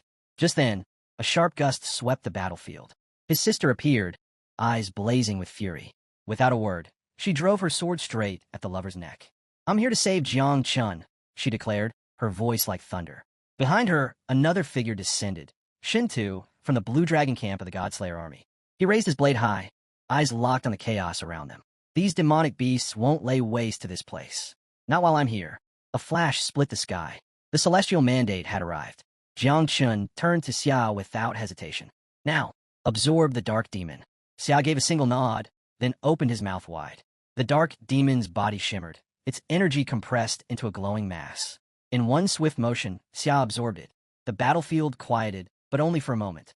Jiang's sister's blade plunged into the lover's body. The seventh seat screamed, her voice raw with pain. Her body writhed, energy flickering wildly. She gasped, eyes wide with desperation. Wait, don't kill me. Blood on her lips, she pleaded. I know something, a secret. I'll tell you. Just let me live. With their weapons drawn, Yang Zhan and Chu Jiang slammed the woman to the ground with brutal force, ready to take her head. Panic washed over her. She opened her mouth in desperation, pleading for her life, swearing she'd reveal everything she knew. As Yang Zhan's body radiated with intense energy, she stepped down hard on the woman's chest. Her voice was sharp but calm. Her eyes, burning with fury, met Chu Jiang's. Wait, she said. If she talks, we spare her. Chu Jiang landed silently beside them, saying nothing. The woman's eyes darted back and forth, wide with fear. Sweat dripped from her face as she began to talk. Beneath Jiang Chun, there's a rift. An altar was built over it. Chu Jiang drove his axe into the ground, just inches from her head. She froze, knowing this wasn't a good sign. With her voice trembling, she continued. The altar, it drains the blood and souls of the living in Jiang Chun. All of it feeds the corpse of an ancient demonic god buried deep underground. If enough lives are taken, that god will rise and descend upon Daisia. Silence fell. Yang Zhan and Chu Jiang stared at her, unsure if she was lying or telling a twisted truth. Yang stepped closer, watching her carefully. Is that everything? He asked, suspicious. The woman nodded quickly. I swear on the ancient god. That's all I know. But Yang wasn't convinced. He could feel it. She was hiding something. Suddenly, Xiao Jiu appeared. He opened his mouth wide and lunged forward. The woman's gaze locked onto him, panic exploding in her eyes. She had no idea where this monstrous being had come from. Before she could react, Xiao Jiu devoured her in a single bite. He smirked afterward. Tastes like ancient god residue. Not bad. Across the field, the Spider Queen, still pretending to be dead, felt a flicker of hope. Quietly, she began crawling away, using the last of her strength to escape. But Yang noticed her movement. Almost forgot about her, he muttered, turning calmly. Little Nine, he called. A figure materialized. Mist curled off her body as her focus locked onto the fleeing queen. Without a word, Little Nine moved in, sat atop the Spider Queen, placed one hand on her head, and began ripping flesh away with the other. As she tasted the queen's meat, her eyes closed in delight. A faint smile formed on her lips. The Spider Queen's eyes widened. Terror. Shock. She knew this was the end. Then, a system alert blinked to life. 2 million experience points awarded. Suddenly, a glowing symbol appeared in the sky. Tianian's warning. Yang Zhan's eyes snapped to Little Nine, then to Yang. A shiver of fear ran through her. What kind of monsters does he command? She whispered to herself. Chu Jiang turned as well. His face darkened. Tianian sign could mean only one thing. Dazia was on the edge of collapse. At that moment, Yang dropped to his knees. His hair turned ghost white. Spikes burst from his body. One hand clutched the ground, the other his arm. His eyes began to glow. Yang Zhan rushed over. What's happening to you? She cried out. Dark energy poured out of him. His body trembled. His teeth clenched. The scream that followed was filled with unbearable pain. Jiang, Tang, and the others sprinted toward him, clueless about what was happening. Then the spikes retracted. Jiang caught Yang in his arms. His face turned pale. He knew exactly what this was. The side effects of using the blood of the ancient god. He knew there was no time to waste. Jiang had to be taken straight to the military hospital at the main base in Jiangnan. That was the only place with top-level priests and the rarest medicinal herbs. Xian Huang and Aunt Tang stood over Jiang, unsure if he'd pull through. Yang Zhan's expression turned grim. She placed a hand over her chest and spoke up. The portal's been destroyed, she said, then offered to help transport Jiang to the hospital. Chu Jiang, standing beside her, nodded. I'll help too. But Jiang raised his hand to stop them. Don't forget, he said sternly, the rift under this city still needs to be dealt with. Xiao knelt next to Jiang, placed her hands over him, and began channeling her energy to heal him. Her eyes burned with focus. Jiang's voice rose in anger. Xiao, heal him faster. Then he turned toward the shadows. Jiang, insects, come now. If you want to save your master, help carry him. Instantly, thousands of tiny insects emerged and swarmed around Jiang, responding to the call. Xiao kept healing him, her power pulsing in waves. Meanwhile, Jiang turned to the others and gave a simple order. Clean up the battlefield. They all nodded without hesitation. Mohinu dropped to her knees, tears streaming down her face. Seeing Jiang like this shattered her. Lu Sandu sat behind her, placed gentle hands on her shoulders. Don't cry, she said softly. Jiang is strong. He'll be fine. If he could defeat a level 9 monster, he'll survive this too. Xian Huang, standing close by, watched them quietly. There's no time for tears, he said firmly. We still have monsters to kill. Thanks to the healing barrier, the wounded geniuses began to recover quickly. Jiang Wushuang emerged from the barrier, clenching his fists. We may not be on Jiang Chen's level, he said honestly, but taking down a few more monsters is still something. Jiang looked at his once severed arm, now fully healed. He clenched his hand tightly and smiled. He's right. If we can't match Jiang Chen, we fight harder. Meanwhile, Yang Zhan and Chu Jiang had reached the underground altar. With precise, powerful strikes, they unleashed their weapons, slashing the altar to pieces. Dark energy burst from the rubble. The ancient god's eye lit up, furious. He stared at them, seething, and called Yang Zhan a foul name. Without hesitation, she lashed out with her sword, slicing his energy clean in half. Chu Jiang stood behind her, quietly watching. For him, it was no surprise. She was the disciple of the Celestial Sword King. After all, the ancient god growled, even if the altar is destroyed, you're far too weak to defeat me. Before he could say another word, White-Hair Man raised his axe and swung it with force. Save your breath, he said flatly. The god's eye widened with fury. Their defiance had pushed him past the point of toying with them. Then, the god's energy began to seep into the ground. Yang Zhan's eyes snapped toward it. Something was off. What was he doing? The god laughed darkly. This little setback cost me nothing. How about time? I'll return stronger. Yang Zhan's fury boiled over. He was trying to flee, without a fight. She prepared to chase him, but White-Hair Man placed a hand on her shoulder. His voice was calm, but serious. He's right. As we are now, we can't beat him. They knew what had to be done. Only the great martial god could awaken the great dreamer and seal the rift. It had to happen fast. A week passed. Jiang now lay inside the military hospital at Jiangnan's main base. His body was fully submerged in a special healing liquid, hooked up to a ventilator. The scent of medicine and the hum of machines gave it away. It didn't take long for him to realize exactly where he was. His memory came rushing back. He'd collapsed on the battlefield, completely drained after using the blood of the ancient god. He had no idea how much time had passed, or what had happened since. Then, he heard a familiar voice. Little Nine appeared, smiling as she wrapped her arms around him. Everything's settled now, she said gently. And guess what? My little insects can reproduce now, too. Feeling her warmth, Jiang opened his eyes fully, curiosity flickering in them. He held her in his hand and stroked her head, praising her. You did well, he said, but he paused for a moment. Their current place was far too cramped. Once the new insects arrived, space would be a serious issue. He told her to wait just a little longer. Once they had a bigger home, they'd move forward with a plan. Little Nine returned to his sea of consciousness, smiling brightly. Just the thought of Jiang preparing a bigger home made her happy. From behind a pillar, Xiao peeked out. He looked slightly puzzled. Now that they'd unlocked the power to evolve into more complex forms, reproduction was about to begin, with hundreds of millions on the way. Jiang quietly hoped that the ancestral tree would soon bear the nest fruit, one that could house up to 10 billion insects. He removed the mask from his face with one hand. Xiao appeared on Jiang's shoulder. "I'm about to start dividing my offspring too," he announced. "So, when do we move into a bigger house?" Jiang turned to look at him and smiled. "What? You don't like living with Little Nine?" He pointed at Xiao playfully. "Wait until your sister moves out, then her room's yours." Xiao crossed his arms and scowled. "I'm not a kid anymore. Why do I always get what's left over from her?" Jiang chuckled. All right. How about this? I'll take you to the Nine-Lai Sanctuary one day. You'll feast on a buffet of demons and gods." Xiao stood proudly on Jiang's chest. "If there's food, I don't care where I live." Jiang sighed, covering his face with his hand. Having so many children, it really was exhausting. Then Xiao pointed at the glowing liquid around Jiang's body. "Hey, can I drink this?" Jiang looked down. "That's God and demon-grade healing fluid, though this batch is third-rate at best. If you want some, go ahead." Without hesitation, Xiao closed his eyes and started drinking. Jiang watched him, amused. "So," Jiang asked with a smirk, "how's it taste? Does it have that old dad's foot smell?" Xiao froze mid-sip, visibly disturbed. Then he leapt into the air, and suddenly, hundreds of tiny beetles appeared. Jiang's eyes widened, completely stunned. He raised a finger. Jiang opened his system window. Back on the battlefield, he hadn't had the chance to inspect Xiao Chen's abilities closely.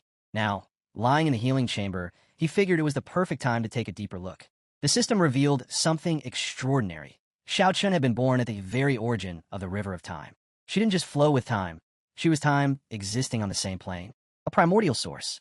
Jiang's curiosity deepened. Was she on par with the ancestral tree of all things? He folded his arms, eyes scanning the data. There it was, confirmation that, as a primordial source, she possessed hidden abilities. But her talent remained locked. The system didn't list it. It made him wonder, did he need to perform a life-level jump to unlock her full potential? "Xiao Chen," he called, "come out for a moment." A small, elegant insect fluttered toward him. Then, in a blink, transformed into her human form. Jiang's eyes widened. His focus locked onto her. She stepped forward, gently placed her hand on his chest, and looked at him with soft eyes. Caught off guard, Jiang's face flushed. You're standing a bit too close," he muttered. Xiao Chen closed her eyes and wrapped her arms lightly around his head. "Sorry," she said quietly. He reminded himself. She had just been born. She probably hadn't experienced divine evolution or a life-level jump. Xiao Chen looked away, placing a hand under her chin. "Growth," she said, "requires time. But I am time." Jiang stared at her, stunned. Her words echoed in his mind. He reached out and summoned his power, letting green energy flow gently into her. She was right. Her true talent could only be unlocked through a life-level jump. Opening the Divine Evolution panel, he checked what materials were required. The system gave him options, 4 different conditions to trigger Xiao Chen's evolution. First, 10 drops of water from time. Second, 1 tributary from the River of Time. Third, 3 fragments of time. Fourth, 3 divine weapons aligned with the laws of time. Jiancheng ran his fingers through his hair, clearly puzzled. He had never even heard of these materials before. With no other choice, he figured he'd have to ask the old goo about it later. His body had already been soaking in a strange liquid for quite a while. Reaching out, he flicked the switch off with his finger. Just then, a woman, completely unclothed, appeared beside him. "Major Jiancheng, you're finally awake," she said. Jiancheng's eyes shot open in confusion. "Major? Why had she just called him that?" Noticing his bewildered look, the woman gestured to the side and calmly explained. "While you were unconscious, the top 10 geniuses in Tian Jiao's ranking were promoted to major." She smiled with her eyes closed and continued. "When Jiang rushed you to the hospital, almost all your body tissues were at the brink of failure. No one thought you'd make it." Then she asked gently, "How are you feeling? Any discomfort?" Jianchen glanced at her and replied, "I feel totally fine, completely healed." She walked over to the capsule, preparing to retrieve what remained of the Divine Soul liquid and vital liquid stored in the chamber. Highly valuable resources that had been rushed in from the capital just for him. Since Jian Cheng hadn't used all of it, she thought they could save the rest for future patients. But as soon as she laid her hands on the capsule, her jaw dropped. Jian Cheng stepped out, scratching his head. With an awkward chuckle, he said, "I was really thirsty when I woke up, so I drank all of it." Little Xiao was perched on his shoulder. Jian Cheng closed his eyes for a moment, a faint blush creeping onto his face. If kids misbehaved, it was the parents' responsibility, and he knew that weight was on him. Just then, Old Gu walked in and pointed straight at Jian Cheng. "You're seriously lucky," he said. "Back on your feet in just a week." Jian Cheng turned his attention to his Old Gu and smiled, raising a hand in greeting. The woman moved toward Old Gu and Commander Duan. Her eyes shut and her voice low, she admitted. Jian Cheng drank all the liquid. Old Gu and Commander Duan's eyes widened. "What?" he exclaimed. Old Gu looked confused. "Is that a problem? I mean, he just drank a little, right?" Old Gu and Commander Duan's expression turned serious. "He drank 10 full doses of soul essence and vital essence. That's worth 200,000 merit points." He didn't know whether to laugh or cry. Should Jian Cheng be made to pay for it? Old Gu, clearly annoyed, snapped. "Then you pay for it. It's not like it's easy for him to earn merit points." Then he strolled over to Jian Cheng, threw an arm around his shoulders, and gave him a proud look. "Still, well done, kid. You drink it all. Even a little of that stuff can keep someone healthy for years." Jian Cheng looked up at his Old Gu, a slow smile spreading across his face. He finally understood why little Xiao Jia had gone all in on that liquid. Old Gu gave him a wink and grinned. "You really don't get the value of merit points yet, do you? With enough of those, there's nothing you can't have." "Wait," Jian Cheng asked eagerly, his eyes lighting up. "So anything money can buy, merit points can get too?" Old Gu nodded, but before Jian Cheng could celebrate, he continued with a stern face. "Don't get ahead of yourself. Some things merit points can't buy." Excited and curious, Jian Cheng quickly asked, "Can I trade merit points for the Water of Time?" Old Gu's expression darkened. "No, that's a legendary treasure, born from the very core of heaven and earth. No one's ever laid eyes on it. It's just myth." Jian Cheng pressed on. "What about a stream from the River of Time?" Again, Old Gu shook his head. "No one's ever managed to get their hands on that either." "How about divine weapons related to time? Level 3, or 4 maybe?" Jian Cheng asked, holding onto a sliver of hope. Old Gu gave him a deadpan stare. "Stop dreaming." Realizing his usual options were useless, Jian Cheng lowered his voice and hesitantly asked, "Then can I trade for fragments of time?" That question made Old Gu pause. He rubbed his chin thoughtfully, then glanced over at Old Gu and Commander Duan. "Old Gu might still have some," he muttered.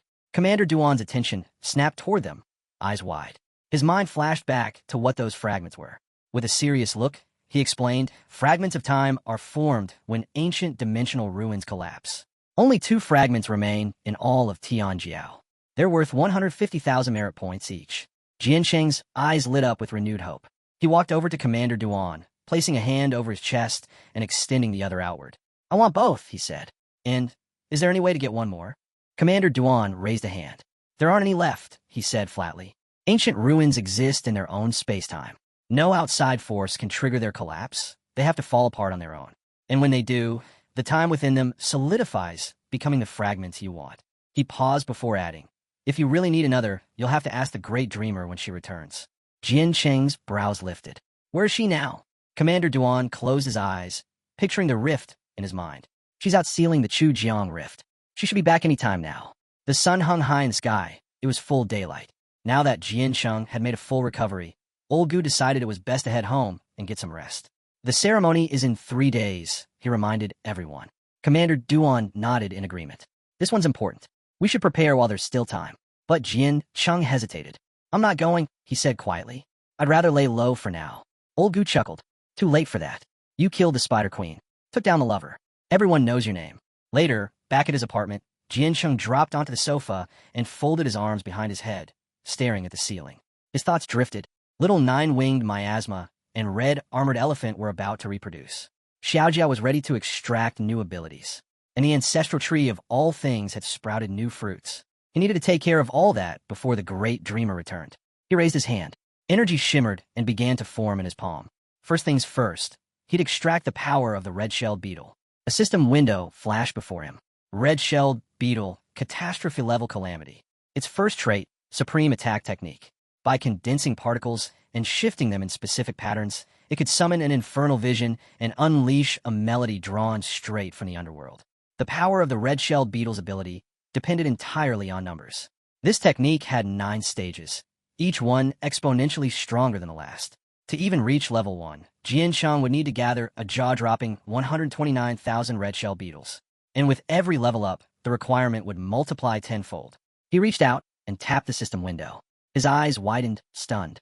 This wasn't just any technique. This was a supreme attack technique. One thing was clear. If he tried it now, his apartment would be reduced to rubble. He'd have to save it for a real battle.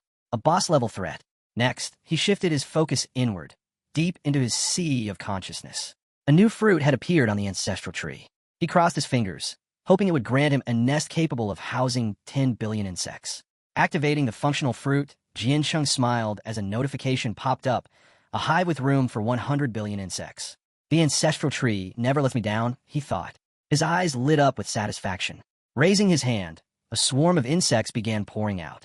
"Little Nine," he called out with a grin, "your new home's ready. Time to settle in and grow your family."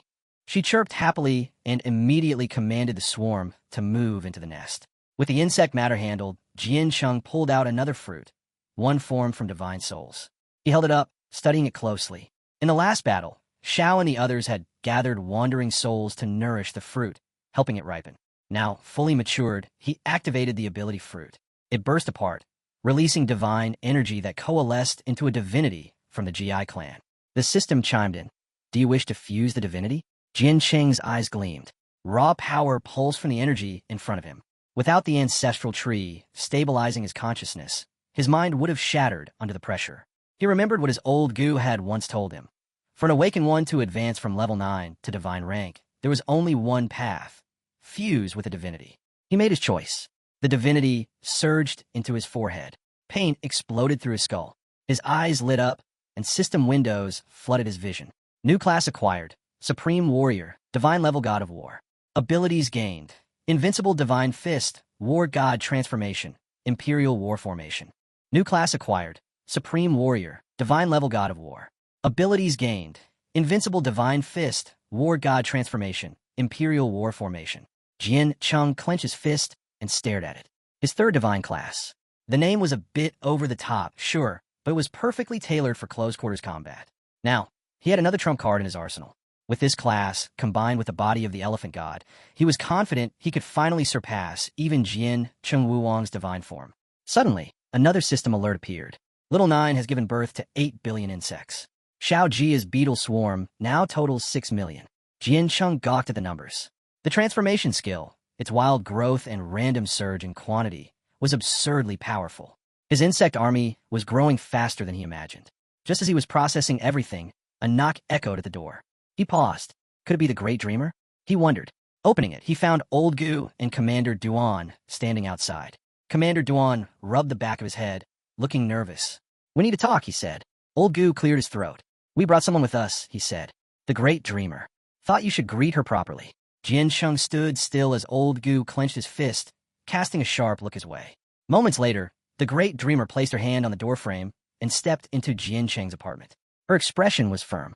"Leave," she said without hesitation. That single word caught everyone off guard, especially Old Gu, whose eyes widened in surprise. She didn't repeat herself. She walked right in and gave them all a pointed look. Old Gu let out a nervous chuckle and whispered to Jiancheng from the side of his mouth. "If you can't resist, just surrender gracefully. If a woman's 3 years older, gift her gold. If she's 30 years older, give her an empire. But if she's 300 years older, bet her hand over an immortal pill." Commander Duan rubbed his temple and groaned. "Don't drag me into this, man. I still want to live." The Great Dreamer placed her hand on the sofa and, looking at Jiancheng with a soft gaze, called him silly. And suddenly, Jiancheng understood exactly what Old Gu had meant. She stepped closer, and Jiancheng found himself blurting out, "Why are your clothes different from last time?" Without answering directly, she leaned in and took in his scent. Smiling, she asked, "Did you become a god?" Jiancheng quickly looked away. No way, it must be the lingering blood scent from the ancient god, he thought, confused. She chuckled and took a seat beside him. "Relax. You're only on your third transformation. No way you're divine yet." Sweat rolled down Jiancheng's neck. Better not bring up the whole fusing with divinity thing, he thought. "I've already drawn enough attention as it is." Noticing his tension, she grinned. "Why so nervous? I'm just your sister. I'm not going to eat you." Then her expression shifted slightly. "I heard Old Gu mentioned you were after fragments of time." Jiancheng perked up. "Do you know how to get them?" She nodded slowly. "They're no longer available within Great Xiao's borders, but there is still a place where you might find them. Have you ever heard of the 3 overseas islands?" Jiancheng shook his head. She turned to face him fully. "They're southeast of Great Xia. Once ancient ruins, but over time, they merged with the real world. Now, they're 3 distinct islands: Pinglai, Fangzhong, and Yingzhou. That caught Jiancheng completely off guard. His eyes lit up in surprise. She continued, 500 years ago, Great Xiao witnessed the rise of its first invincible figure with 9 transformations, the Human Emperor. Not long after, another reached the same level. He was called the Lord of Fire. She leaned back and began recounting the history. The Human Emperor believed in conquering the underground caverns. The Lord of Fire believed in peace. Their ideals clashed endlessly. In the end, they parted ways bitterly. The Lord of Fire left Great Xia, taking his followers to the overseas islands to start a new domain. As she spoke, she reached into the air, summoning a rift and pulling something from it. He took many treasures with him when he left, including the fragments of time. Jiancheng leaned forward, intrigued. So, is the Fire Lord dead now? She calmly pulled a Xiao from the rift and replied, the lifespan of someone with 9 transformations is up to 3,000 years. He's still alive. Then she looked him in the eye. If you're thinking of going after those fragments, don't try to take them by force. Even though the 3 islands can't compare to Great Xia in size, she said, they've spent centuries building up their strength. Right now, they've got more warriors with 7 and 8 transformations than we do. Jiancheng raised a brow. So why haven't they tried to take Great Xia back? She broke the Chuo in half and handed a piece to Jiancheng. Because Great Xia is protected by national fate, she said simply. The Fire Lord's followers wouldn't dare act recklessly. Still curious, Jiancheng asked, then, is there any other way to get those fragments? Taking a bite from her Chuo, she gave him a calm look. Even though we severed ties long ago, the 2 sides never stopped competing. For 100 years after the split, the best talents from both sides would face off regularly. But she continued, about 400 years ago, Great Xia closed its borders. They stopped letting challengers in. Why? Jiancheng asked. She chewed slowly before answering. Because Great Xia lost. Every single time. For 100 years straight. We couldn't win, couldn't even hold our heads up. So eventually we just stopped. Jiancheng's eyes narrowed in thought. But this year, she nodded. This year we have you. With you around, the competition can reopen. Jiancheng's mind raced. If I win, I might be able to get the fragments. But the Great Dreamer raised a hand. Don't rush. There are rules. Procedures. You'll be notified when it's time. She gave a knowing look. Both sides must send someone under 30. In that area, you're at a disadvantage. Jiancheng just smiled. I don't care about that. If I can get the fragments, I'll do whatever it takes. The Great Dreamer stood up, a faint smile playing on her lips. Ambition's good, she said, but never underestimate your enemies. She turned to leave, but paused at the door. Her gaze locked on him. Don't go outside for now. Jiancheng looked puzzled. She continued, your name's now on the heavenly level assassin list, and several top warriors have accepted the mission to kill you. They're coming from different nations, so be careful. The high command of all Great Xia had gathered at the main base in Jiangnan. It was August 13th, year 793, in the era of job changers. Today's decoration ceremony was the largest in Great Xia's history. To the public, it was awe-inspiring. Jiancheng Chun, a mere awakened with only 3 transformations, had stood toe-to-toe with a monster of the 8th transformation, and even a 9th. Now, a new star had risen in the war zone of Jiangnan. She looked over at Jiang with curiosity.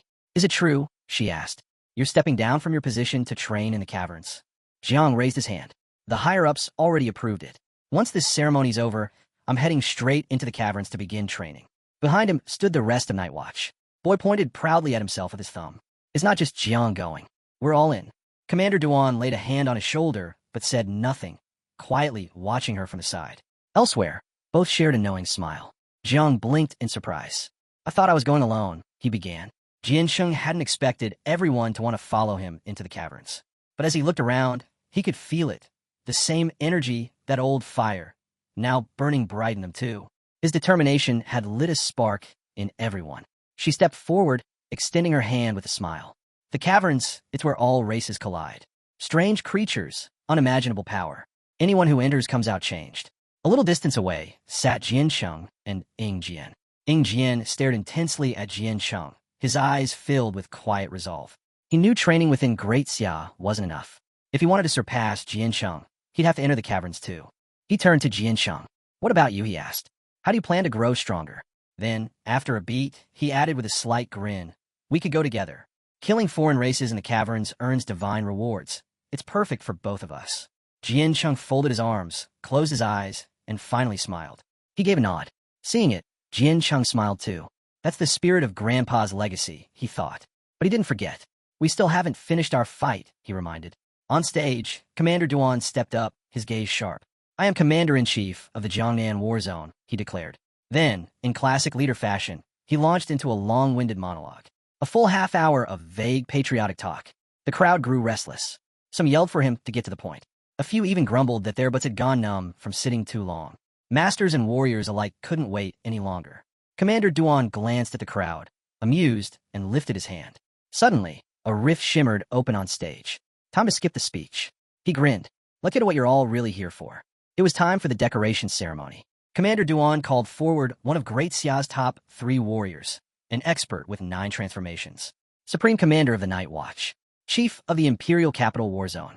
The one and only Great Dreamer, Sister. She would be the one to present Jian Shang with his official title. The rift activated. Sister appeared, holding someone's hand. Her eyes sparkled with excitement. With a teasing smile, she said, "Don't be shy, Jian Shang. There's no sister out here bad-mouthing her little brother." They emerged together from the portal and stepped onto the stage. She placed a hand on Jian Shang's shoulder and smiled.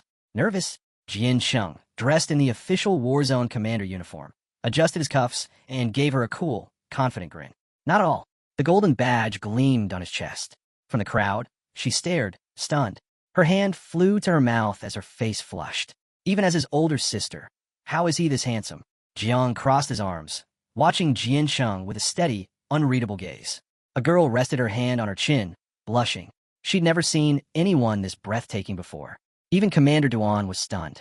Damn, he muttered. He's glowing. Up in the stands, she shot to her feet, eyes wide, heart pounding. Behind her, she smiled quietly. On the other side, Xiao raised both hands to her. Xiao covered her mouth with both hands, cheeks turning red the moment she saw how striking Jian Shang looked. Sister tilted her head, brushing a hand against her cheek as she admired him. That uniform really suits you, she said with a playful smile. Jian Shang started to sweat. She's messing with me again, he thought. Commander Duan stepped forward, deciding it was time. He raised his arm. Everyone, shout his title. As one, the crowd cupped their hand around their mouths and shouted. Demonic insect. Jian Shang froze, eyes wide. What? That's my title? He couldn't believe it.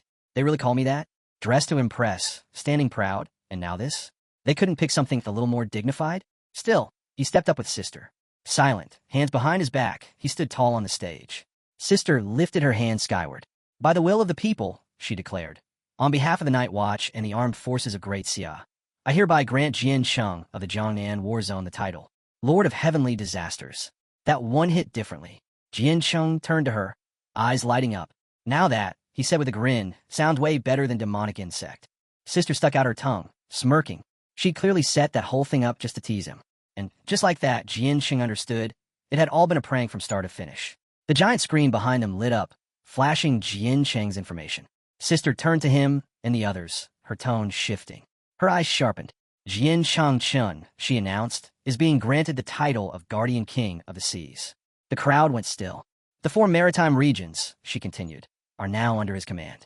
He holds the power to defend this nation. He's not bound to a single war zone. He could travel freely across Great Xia. His authority over life and death is absolute. In his presence, even the Invincibles must treat him as an equal. Bueling blinked in confusion. Wait, what does that even mean? Her eyes widened. Jiang stepped forward, his voice serious. It means exactly what she said. Jian Shang is now the kingdom's guardian. Shock rippled through the crowd. He was only 18 and already the nation's guardian king. It felt like he'd just shattered every rule written by heaven. In the stands, his father kept his eyes on Jian Shang. The moment he heard the title Guardian King of the Seas, something clicked. The High Command, he muttered. They're planning to reopen relations with the 3 overseas islands. He turned to Old Gu. They're giving him the 4 maritime regions as a personal domain. Doesn't any of this concern you? But Old Gu, sitting calmly beside him, smiled faintly. Worrying about things that don't matter? I've never had much interest in that.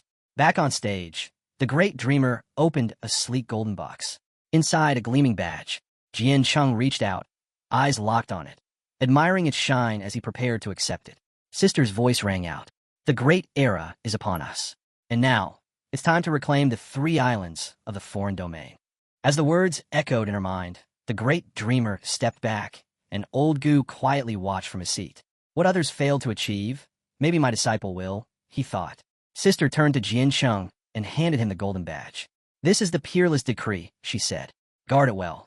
Jian Shang bowed his head slightly. Thank you. Just then, a powerful gust swept across the stage. A ninja clad in sleek armor appeared, riding atop a massive white tiger. "I am Sasajin," he announced, "from the Sakura Kingdom. By decree of the great god Yamada no Okami of Takamajahara, I've come to honor Jian Chung Chun of Great Xia with a challenge." Jinhai's father leaned back on the sofa, eyes narrowing as he studied the visitor. A third transformation, yet with the power of a peak fifth. He hadn't expected such strength from a small country like Sakura. Commander Duan raised a brow and stepped forward. "You're interrupting the ceremony." The great dreamer is still speaking, but Sister's eyes darkened instantly. Her expression turned cold and dangerous. The moment Sasajin dared to speak, her gaze locked on him with killing intent. She was just about to act when Jian Chung held out a hand in front of her. "I've got this," he said calmly, determination gleaming in his eyes. "No need for you to swat a fly." She studied him for a moment, then slowly stepped back. She wanted to see how far her little brother had come. Sasajin dismounted, standing tall on the stage beside his roaring tiger. "Your reaction makes sense," he said. "I challenge you directly because I know how much Great Xia values formality and respect. When friends travel from afar, they should be welcomed properly." Jian Chung said nothing at first. Mist began to rise from his body as his eyes narrowed. "Enough talk," he said. "You call yourself an assassin, but you're standing in broad daylight. Why the ambush? Who sent you?" His voice was sharp. "Or are you just a sacrificial pawn?" Sasajin lifted a finger and pointed at Jian Chung. "You'll only know that after you fight me." Then, with a mocking smirk, he added, "Do you dare face me without using your 9 miasma wings? Or are you too scared to admit you can't?" Thunder crackled around Jian Chung. His eyes glowed with excitement. "Your provocation's clumsy," he replied with a smirk, "but I'll play along. This stage doesn't deserve to be ruined by poisoned mist anyway." He took a step forward. Lightning surged through the air. God of Thunder Domain activated. Electricity exploded outward, forming a protective storm barrier around the arena. Then, with a flash of movement, Jian Chung launched his attack. 3,000 lightning bolts of judgment. Bolts rained down like divine punishment, crashing into Sasajin. The white tiger shrieked, mouth wide open in pain as lightning surged through its body. Jian Chung tilted his head. "You really thought you could challenge me?" Suddenly, the white tiger leapt forward with a roar, but something wasn't right. Sasajin's form flickered and vanished in a shadow. An illusion. Jian Cheng's gaze sharpened. With a snarl, he activated the divine elephant body and slammed his fist into the tiger's jaw. Crack! Its teeth shattered on impact. The beast's body was launched through the air like a broken doll. The tiger's broken body flew across the stage, crashing to the side. But the shadow it left behind began to swirl and reform. Jian Cheng's eyes narrowed. Another illusion. Above him, a figure appeared, Sasajin. Hovering midair, his eyes glowed with power. "You've already lost," he said calmly. "What you struck before? Just a shadow, one of my skills." Then his tone sharpened. "And I'll let you in on a secret. My power is completely immune to electricity. In fact, it's made to destroy anything thunder-related." Jian Cheng's expression hardened. He instantly shifted into high alert. Sasajin dove toward him, activating a move called Killer Thunder. But just before the strike landed, Jian Cheng's body dissolved into a streak of lightning and blinked out of range. The assassin's punch cracked the ground where Jian Cheng had just been. Without missing a beat, Sasajin hurled a volley of daggers. They sliced through the air, grazing Jian Cheng's skin and leaving shallow cuts. Blood trickled down. Jian Cheng's eyes widened in surprise. "You think you're fast?" Sasajin sneered. "Compared to an elite assassin like me, your thunder is sluggish." He took a step closer. "You've only won before because of luck. But not today. You've already been poisoned. No antidote. You're as good as dead." From the stands, both Old Gu and Sister felt their fury rising. Their eyes glowed with raw hatred. Energy began to crackle around them. But before they could intervene, Jian Chung raised his hand. "Don't move," he said calmly. "If I don't finish this fight myself, everything, this ceremony, these honors, they'll all mean nothing." Sasajin extended his hand, chuckling darkly. "So, what's your plan now? Use your 9 miasma wings and ruin your reputation? Or maybe drink the blood of an ancient god and faint for a week again? Summon your demonic dragon and let the heavens destroy it." Jian Chung said nothing, but a red aura began to surge from his body. Energy boiled around him. Perfect, he thought. A good chance to test something new. Sasajin drew his sword, eyes wide with disbelief. Why hasn't the poison affected him yet? Jian Chung grinned. "You really don't get it, do you? They call me the poison demon. Weak stuff like this won't do a thing." He raised his hand, energy spiraling into his palm. His expression darkened. "Spear of the god of hell." His arm transformed into a spear, glowing with black, hellish power. He lunged. Sasajin blocked the strike, but the blade of his sword began to crack under the pressure. His eyes filled with fear. This is a dark-type technique? Does he have dark power too? The sword trembled. It began to break. Sasajin's instinct screamed, I need to retreat. Energy wrapped around his body as he began to vanish. Farewell, Jian Changchun. But Jian Cheng's eyes lit up with excitement. A wicked smile tugged at his lips. You really think you can escape? Suddenly, a rift tore open behind Sasajin. Out of it emerged the spear, Jian Cheng's spear, moving like it had a will of its own. Sasajin spun, stunned. Does that thing have a soul? He leapt back, desperate to flee, but the spear extended in a flash and shunk. It tore straight through his chest. Pain exploded through him. Jian Cheng calmly reached out and yanked the weapon free. Sasajin's body collapsed. With steady steps, Jian Cheng turned and walked back towards Sister, lightning still humming around him, red energy fading. Confident, unshaken, Jian Cheng looked out over the crowd, his gaze steady. The fly's been swatted, he said calmly. Let's continue. The entire arena fell silent for a heartbeat, then exploded into gasps and stunned whispers. Everyone was in disbelief. Jian Cheng had taken down a 5th transformation assassin, without using the 9 miasma wings, without the sky sword, without thunder. No one even knew what that black spear technique was. Jinhai's father leaned back, hand near his mouth, smirking. You rushed again, old goo, he said playfully. You don't know your disciple at all. Old goo, wearing a dazed look, replied, I do know him. It's just he paused, sighing. I got too worried. That's all. But deep down he was burning. Just how many secrets does this kid have? Jian Cheng climbed back up on stage. Sister flashed him a thumbs up and praised him. Nice work, she said with a proud glint in her eyes. Old Gu turned to Old Jai, his voice low. I'm not a class changer. This stuff isn't my specialty. You saw it. What was that black spear? Old Gu stroked his beard. From what I could tell, it looked like a divine-level dark class. Rare. Powerful. Old Gu's expression tightened. Has he awakened another class? That'd make 3 divine classes. How could a 3rd transformation soul possibly hold all that? Meanwhile, Sister continued to praise Jian Cheng with warmth in her voice. You handled that beautifully. Jian Cheng gave a modest nod. I wouldn't say it was anything special, he said sincerely. Next time, I'll finish it in 1 strike. Just then, a group of mages ascended the stage. With a flourish of magic, colorful confetti burst into the sky, showering the entire stadium. The crowd erupted into cheers. Lord of heavenly disasters, King of the seas, Jian Cheng stood with his arms behind his back, eyes scanning the stands, until they landed on her. Luo Sandao. She stood beside her father, eyes glowing with joy. In her hands, a beautifully crafted box. Her father stepped forward, placing a hand over his heart. I'm the head of the Luo family, he said proudly. Together with my daughter Luo Sandao, we have come to present this divine sword, an offering in honor of the Lord of heavenly disasters, the King of the seas. Off to the side, a man standing near the sofa clenched his fists, frustration etched across his face. His glare fell on the man seated beside Old Gu. This is your fault, he growled. I wanted to be the first to give a gift. And now Luo Badeo beat me to it. The man beside Old Gu looked bewildered. Hey, don't blame me. I never imagined the Luo family would make such a bold move. Jinai's father shook his head and stared at Old Gu. Thanks to you, I missed my chance too. Spent too long chatting. Old Gu crossed his arms and responded coolly. This has nothing to do with me. On stage, Luo Sandao carefully opened the box. A surge of power erupted from the sword as it unleashed a fierce aura, catching Jian Cheng off guard. The moment he grabbed it, the energy began pouring into his body, fast, overwhelming, almost hostile. That's when it hit him. The sword wasn't offering power. It was trying to consume him. Suddenly, the ancestral tree of all things appeared. Jian Cheng tightened his grip on the sword, his eyes gleaming with a dark light. He wasn't someone who could be easily taken down. He called upon the tree for help. Responding to his request, the tree aided him in subduing the weapon. With his eyes now burning with excitement, Jian Cheng smiled and swung the blade several times, powerfully and with intent. It was clear this sword had a new Old Gu now. Watching from a distance, Luo Badeo's eyes widened. The sword had accepted Jian Cheng. He could barely believe it. Beside him, Luo Sandao was beaming. She turned to her father and said proudly that Jian Cheng truly was something else. Badeo nodded. It was obvious now. This sword was meant for Jian Cheng. His daughter had chosen well. Embarrassed, Luo quickly told her father to stop teasing. Badeo raised his hand and revealed the weapon's name, Heavenly Sin. A 4th-tier divine weapon, ranked 11th among all divine blades in the Great Xia.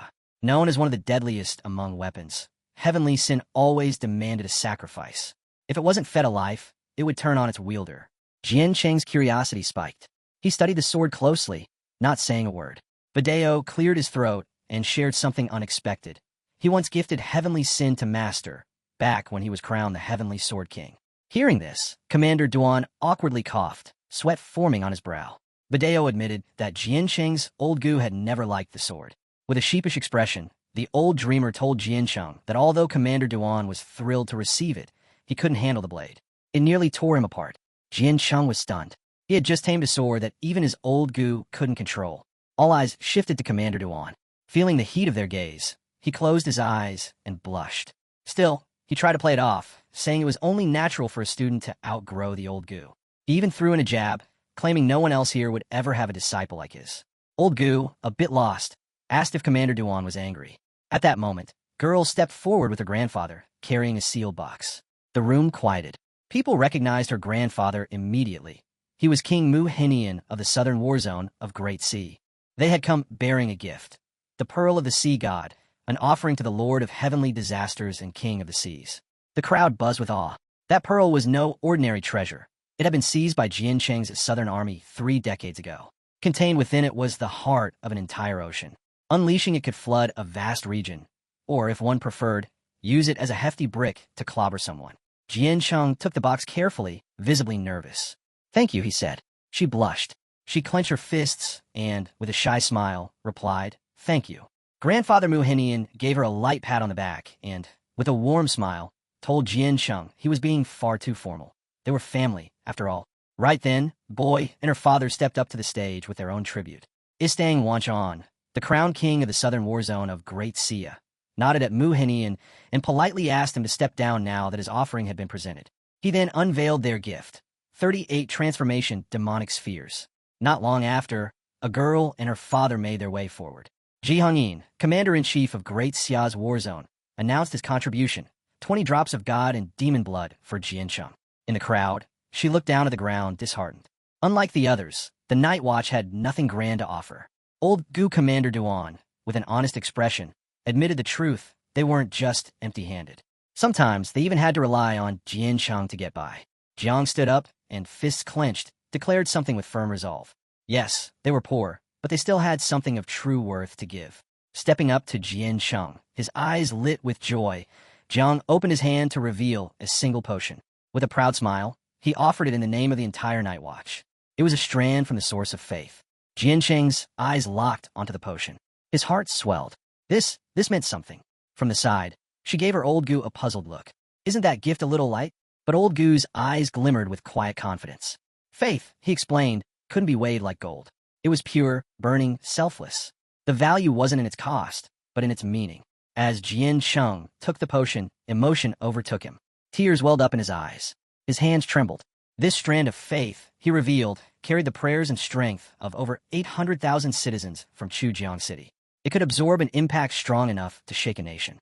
Overcome with gratitude, he hugged Jiang tightly. Now he understood. This was why Jiang had been so busy. He'd been preparing this gift all along. Jiang gently told him they'd soon be heading into the underground cave. And this was the last thing he had to offer. At that moment, Commander Duan and she stepped onto the stage, their expressions solemn. Commander Duan handed over a talisman. Today was a major turning point for Jian Cheng, and as a so-called useless old Gu and mistress, they had to give him something special. This was the Heaven-slashing talisman. Forged using the essence of the Heaven Sword, it could block a single devastating strike, enough to flatten an entire nation. One use only, but at the right moment, it could mean everything. Jian Cheng took the talisman into his hands. Her lips curved into a soft smile. He looked up and asked, "Can I use it however I want?" Commander Duan nodded. "It's yours now." Jian Cheng turned to Uncle Ji, offered the talisman to him, and bowed. Knowing they'd soon enter the depths of the cave, he asked Ji Gang to carry it with him for protection. Uncle Ji looked puzzled. Commander Duan, too, was caught off guard. People often called Jian Cheng foolish, said he overestimated himself and didn't take others seriously. But in truth, the only ones he ever considered family were the people standing beside him now. Now that Jian Cheng had reached the 6th transformation, the god of war wasn't about to let him join the mission into the cave. And honestly, Jian Cheng couldn't relax. He needed to know Jiang and the others would be safe. With a firm hand on Jian Cheng's shoulder and a steady gaze, Jiang gave his word. He promised to follow Jian Cheng's orders and fight by his side as a true warrior. Then, he asked Jian Cheng to accept the strand from the source of faith. Jian Cheng smiled and opened a box filled with every gift he'd received that day. Your family, he said simply. Inside the box were his old weapons and gear, along with the many treasures offered to him earlier. He handed it all to Jiang, asking him to share it with the rest of the Night Watch. Jiang froze. He didn't know how to respond, but Jian Cheng, still smiling, told him not to overthink it. Just take it. Still confused, Jiang finally accepted. He had already said he would follow Jian Cheng's lead today, and that's what he'd do. From the side, she and the others wiped their eyes. She couldn't help but cry. Why did it always feel like they were taking advantage of Jian Cheng? Old Gu and Commander Duan gently reminded everyone. They were family, not outsiders.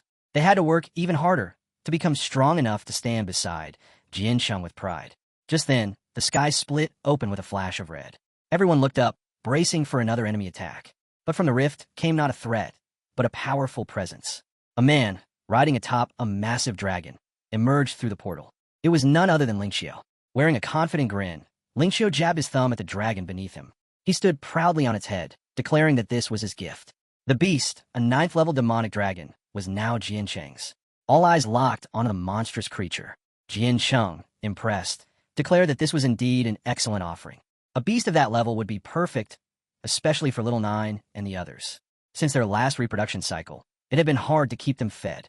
She pointed excitedly at the dragon, eyes wide in disbelief. Of course Xiao would bring something this crazy, she said. Turning to her old Gu, she asked when they'd ever reach his level. He laughed and said they still had plenty of training to do. Xiao raised his glowing sword, declaring loudly that the flame of Great Xiao's rise would never die. The crowd erupted, fists raised, voices unified as they shouted Jian Cheng's name again and again. Meanwhile, deep in the chaotic space of the underground cavern, four powerful figures stood before a swirling portal. All of them had heard the recent news. On Great Sea's homeworld, millions of creatures from the 9 miasma wings had emerged. Last time, the 10th seed of the Church of the Ancient God had unleashed divine power to wipe out those creatures by the millions. Even so, the threat hadn't vanished. It had only grown. Jiang Chongyi had led the god assassins into the depths of the cavern and completely wiped out the 13 demonic cities. Had it not been for the intervention of the ancient demonic ancestors, whose fearsome power still echoed, the situation would have spiraled beyond control. Among the gathered was Demon Lord, a force from the ancient demon race. With a cold, steady look, he raised his hand and revealed what was to come. In Great Xia, there was an old saying, when the lips are gone, the teeth grow cold. The message was clear. If one ally falls, the others are left vulnerable. Demon Lord stood tall, calling for a united front. All the races, he declared, should join forces and wipe out Great Xia. But not everyone agreed. An old man with a massive head, stroking his beard calmly, stepped forward. He was none other than Elder, a respected figure from the ancient immortal race. He made his stance clear. His people would not get involved. In his view, the demons had brought this massacre upon themselves. Great Xia, he said, had always been courteous and respectful, never the first to strike. More importantly, his race had formed an alliance with the humans 4 centuries ago. Betraying that promise wasn't on the table. Demon Lord's face twisted with rage. He pointed directly at young Su and snapped, telling him to stop spouting nonsense. Everyone here knew the truth behind the immortal race's supposed alliance. For the last 400 years, they'd been secretly supporting the 3 overseas islands, hoping to take control of the entire planet. Their plan? Conquer Great Sea. But Demon Lord made one thing absolutely clear. That plan was doomed to fail. He stayed calm. He said Demon Lord's accusations were baseless. Just by attending this meeting, the immortal race had already done them a favor. Demon Lord scoffed. No one from the other ancient races took the immortals seriously anymore. Then, Dragon God of the Dragon race stepped in. His voice cut through the tension as he asked why they were arguing among themselves. They'd come here to talk about a possible alliance, not start another war. While the Dragon race didn't support attacking Great Xia outright, someone had to make the first move. He laid out the situation. Within the caverns, Great Xia had only 3 main strongholds: Tearing Star, Greedy Wolf, and 7 assassins. Taking them down would be simple.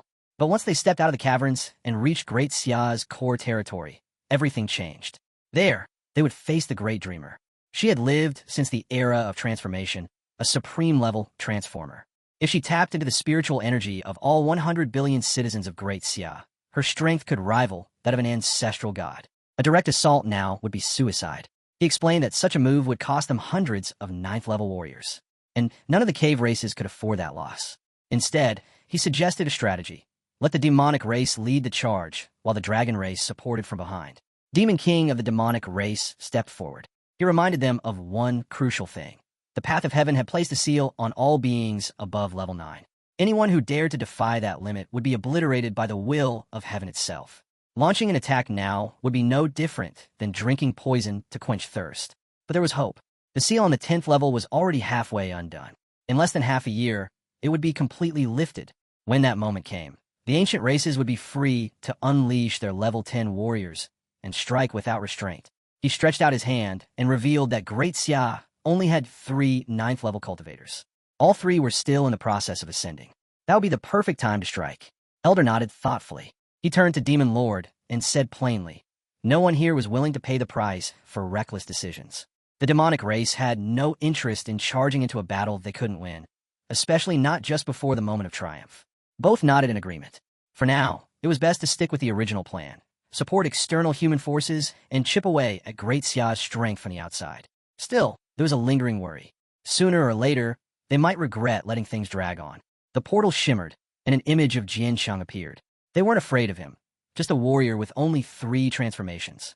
What could he possibly do? Besides, their demonic clan had already secured powerful assassins from across multiple nations.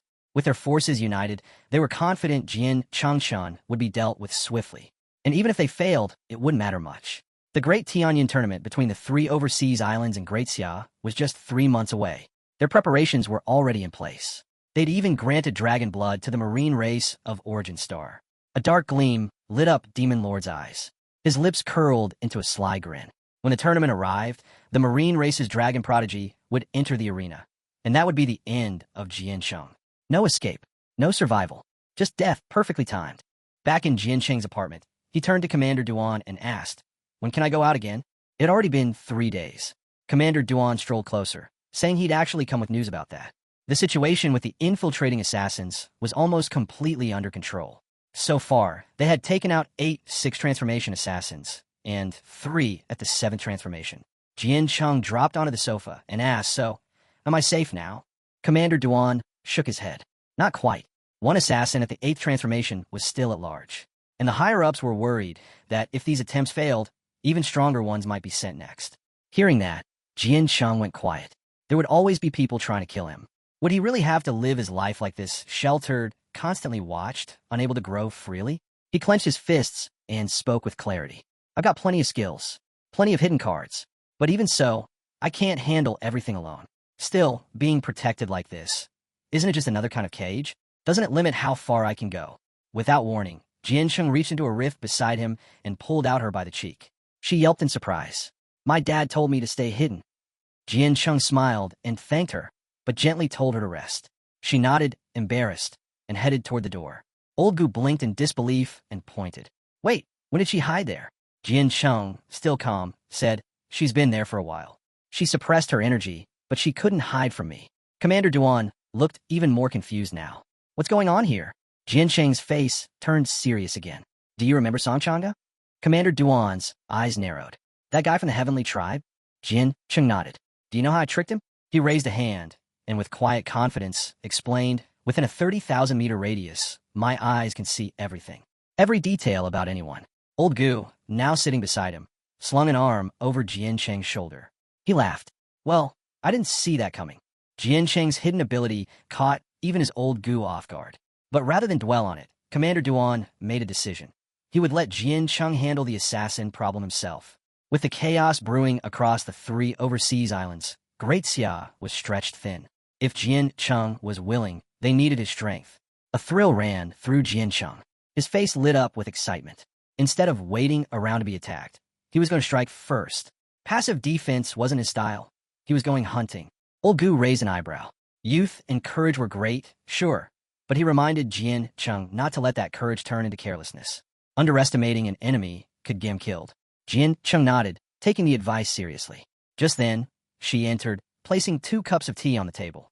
She offered it with a gentle smile. Commander Duan blinked, surprised to see her here. Jiancheng casually explained, Luo Sandao's making my bed. On the other side, Ji Xuanyue using her firepower to roast meat. That's when it clicked for Commander Duan. Our boy wasn't just living well, he was soaking in the pleasures of life. Standing up, Jian Cheng stretched and grinned. Today's work is done. Take tomorrow off. New mission. Head to the secret sanctuary. Hunt the fiercest beasts you can find. The stronger, the better. Luo Sandow and the others gave a firm nod. Far away, 2,000 kilometers southwest of Manhua's border city, a knight crossed the desert with urgent news. The good news, he said, is that Great Xia has relaxed its watch over Jiansheng. He's finally free to leave his apartment. The bad news, he added, almost all the assassins sent by various nations have been eliminated. This knight was part of the Order of the Templars. He had been tasked with ensuring the next phase of the plan went smoothly, and most importantly, that no internal conflicts broke out. If this operation worked, every participating nation would receive a key to enter the 9th turn. Looking around at the gathered warriors, he noted the numbers. We have 6. The other countries only brought 3 each. And yet, the reward is equal. Seems fair enough to me. Just then, a man with a ponytail appeared, challenging the knight's words. What's unfair about it? He asked. He was from Sakura, home of the Sakura Assassin Corps. Their god-ranked assassin, Mr. Saito, had also arrived. The knight's gaze shifted. He recognized the man. This wasn't just any fighter. It was Kato AI, ranked 7th among the world's top assassins. He extended a hand in greeting, smiling coolly. If it weren't for the divine artifact I wield, he said, raising a flute, none of you could stand against Jian Changqin's army of 9 miasma wing insects. The flute of summoning worms. Its reputation alone was chilling. The knight gave a grudging nod. Impressive, he admitted. But where is this so-called god of assassins? I don't see him. One of the men scoffed. That guy's all talk now. He's ancient. His title's more ceremonial than real. Before anyone could blink, the air turned deadly. Someone had overheard their insults. In a flash, the knights who had spoken were dead, cut down without hesitation. The killer stepped forward, sword gleaming. Speak again, and I'll silence the rest of you. He was Mr. Saito, from the Sakura country, ranked 8th among the elite assassins. And now, the number of players in this deadly game had increased once more. Saito stood calmly, not at all bothered by the earlier disrespect. He even told everyone to greet him properly. The knight stepped forward and bowed respectfully. I apologize, he said. It was my fault. I failed to control my men. Saito nodded, accepting the apology. With that out of the way, it was time to discuss strategy and divide responsibilities. Just then, a woman walked over with a bright smile and a magical crystal ball in her hands. Her name was Yun Jin, from the Frozen Nation. She was at the peak of the 7th transformation and ranked 5th among the world's top assassins. Beaming, she announced that her country, Han, had already sent 2 assassins deep into Great Xia, sent specifically to hunt Jiancheng. She declared her intention to take Great Cold as her origin element, and the crystal ball she held was designed to trap Jiancheng's thunder-based abilities. Saito turned toward her, his tone shifting. Let's not talk origin just yet, he said flatly. Still, seeing her potential to restrict Jiancheng's thunder powers, he admitted she might actually be useful. He went on to explain that the 9 miasma wings would be controlled by a member of his own country, Kato EI. He also shared intel. A genius from the Sasagen clan had challenged Jian Changchun and narrowly escaped with his life. That encounter had revealed a critical detail. Jian Cheng possessed a darkness attribute skill, and that made him far more dangerous than they thought. High on a mountain nearby, a monk was meditating. From the realm of Shiva, also ranked 4th in the assassin hierarchy, he too had reached the peak of the 7th transformation. With glowing eyes, he spoke softly to the divine forces of Shiva. The darkness element, he explained, did not belong to this world. It had to be pulled in from the 9 underworlds of hell. If they could seal off the dark fissures, they could block Jian Cheng from using his shadow-based abilities, especially that deadly spear. Back on the ground, Saito turned to the knight with a more serious look. He had 2 questions. First, how do they plan to deal with the dark demon of 9 transformations? Second, since this area was close to Mount Kunlun, both a divine energy site and just 1,000 kilometers from the cave entrance, how would they prevent other powerful forces from getting involved? The knight reached into a rift and pulled out a gleaming object. He held up a sacred scroll. This, he said, is the refraction of sacred light. Everyone leaned in as a light mist formed around him. He explained that this divine artifact would hide all aura and energy signatures. Unlike normal concealment techniques, this one didn't just block detection. It transported them into a mirror dimension. He activated the artifact. A brilliant flash lit up the sky, and a barrier shimmered into place. Gasps echoed. No one knew what was happening, or if they had just been sucked into another realm. The knight reassured them. Even if the old goo of the cave, due to his role, couldn't physically leave it, they had a plan. If they could lure Jian Chengchun into the mirror world first, then it wouldn't matter how many times he transformed. Outside, there would be no sign of him. He would be completely isolated. And as for the dark demon of 9 transformations, this time they would do the opposite of before. The moment it appeared, they would strike without hesitation. They planned to layer another round of sacred light refraction, this time to trap the dark demon temporarily. The effect wouldn't last long, but even 10 seconds was enough. If it stayed confined that long, the heavenly Tao would erase it completely. Approaching Saito, the knight explained the full scope of the plan. With this, he said, we don't need to worry about the 9 miasma wings, thunder powers, dark energy, or even the abyssal demon. Saito nodded slowly, realizing the implications. Even if Jian Cheng managed to hit the 7th transformation using ancient god blood, he was confident he could still finish him in a single strike. Meanwhile, back at Jian Cheng's base, crowds are beginning to gather. Everyone's eyes turned to the sky. Among them stood a strikingly beautiful woman and a small girl. The streets buzzed with awe. The sovereign of calamities was walking openly through Great Xia. Floating above the city, Jian Cheng hovered atop a sea of poisonous mist. His intent was clear. If he wanted to draw the assassins out and crush them, he had to make himself a target. On his shoulder, Little Nine and Xiao Jia appeared. Are we going on a trip? They asked. Jian Cheng gave a sharp nod, eyes focused, mind set. As they soared through the air, Xiao Jia pointed to a group of children walking below. They look like us, she said. Why do they all have backpacks? They're going to school, Jian Cheng replied. Xiao Jia looked up. Can we go too? We'll talk about it later, he said, gliding through the city. Little Nine leaned closer. So what's the plan? Jian Cheng's voice dropped. We're looking for a mom. Just then, his gaze landed on the woman and girl below. They smiled and waved cheerfully at him. The system chimed in. The woman was Jean Meiji, a 6th transformation assassin from the Geld Nation. Beautiful, deadly, obsessed with killing. The little girl beside her was Quan Zixuan, another assassin from the same nation. She was 7th transformation, skilled in disguise, stealth, escape, and silent execution. Jian Cheng didn't linger. He flew off, knowing better than to provoke a fight in the heart of the city. If they wanted him, he'd give them a chance, but not here. Somewhere remote, somewhere empty, where innocent people wouldn't get caught in the crossfire. Jean Meiji's eyes gleamed with malicious delight. His location's no secret, she said. No guards, no escort. He's completely exposed. Her voice sharpened with ambition. Our superiors said we should try to kill him ourselves. If we succeed, the name of our icy nation will soar. But if it's too difficult, she added, we'll fall back on the plan. Lure him to the Gobi desert and ambush him. She glanced at Quan Zixuan. You ready? Quan Zixuan's eyes sparkled with thrill. Already on it.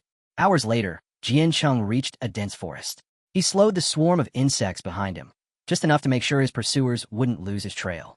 Down below, Jean Meiji sat on the ground, clutching her leg. A snake bite. Beside her, Quan Zixuan's eyes welled with tears. Please help, she cried to Jian Cheng. She's been bitten. She's dying. Despite how pitiful the scene looked, Jian Cheng descended into the forest clearing, observing the scene with quiet disbelief. These two, their performance was sloppy, clearly amateurs. Still, he approached calmly. Seeing him draw near, Quan Zixuan's eyes sparkled. She looked genuinely relieved. Jian Cheng knelt beside Jean Meiji, offering a warm smile. You're a beautiful girl, he said gently. Don't worry. I'm here to help. Tears welled in her eyes. She looked up at him, joy and hope written all over her face. Jian Cheng met her gaze with quiet intensity. There's something about you, he murmured. The moment I saw you, something moved in my heart. I don't just want to save you. I want to marry you. He sat down in front of her, hand over his heart. Come here, he said with soft sincerity. I'll carry you to the hospital. As she leaned forward, Jean Meiji's hand shifted behind her back.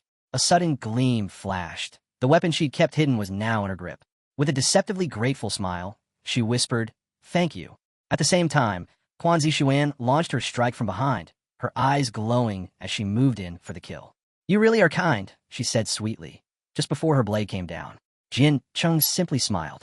In a flash, he shifted, his elbow crashing into Quan Zixuan, followed by a crushing punch that struck Jean Meiji square in the cheek, sending her reeling.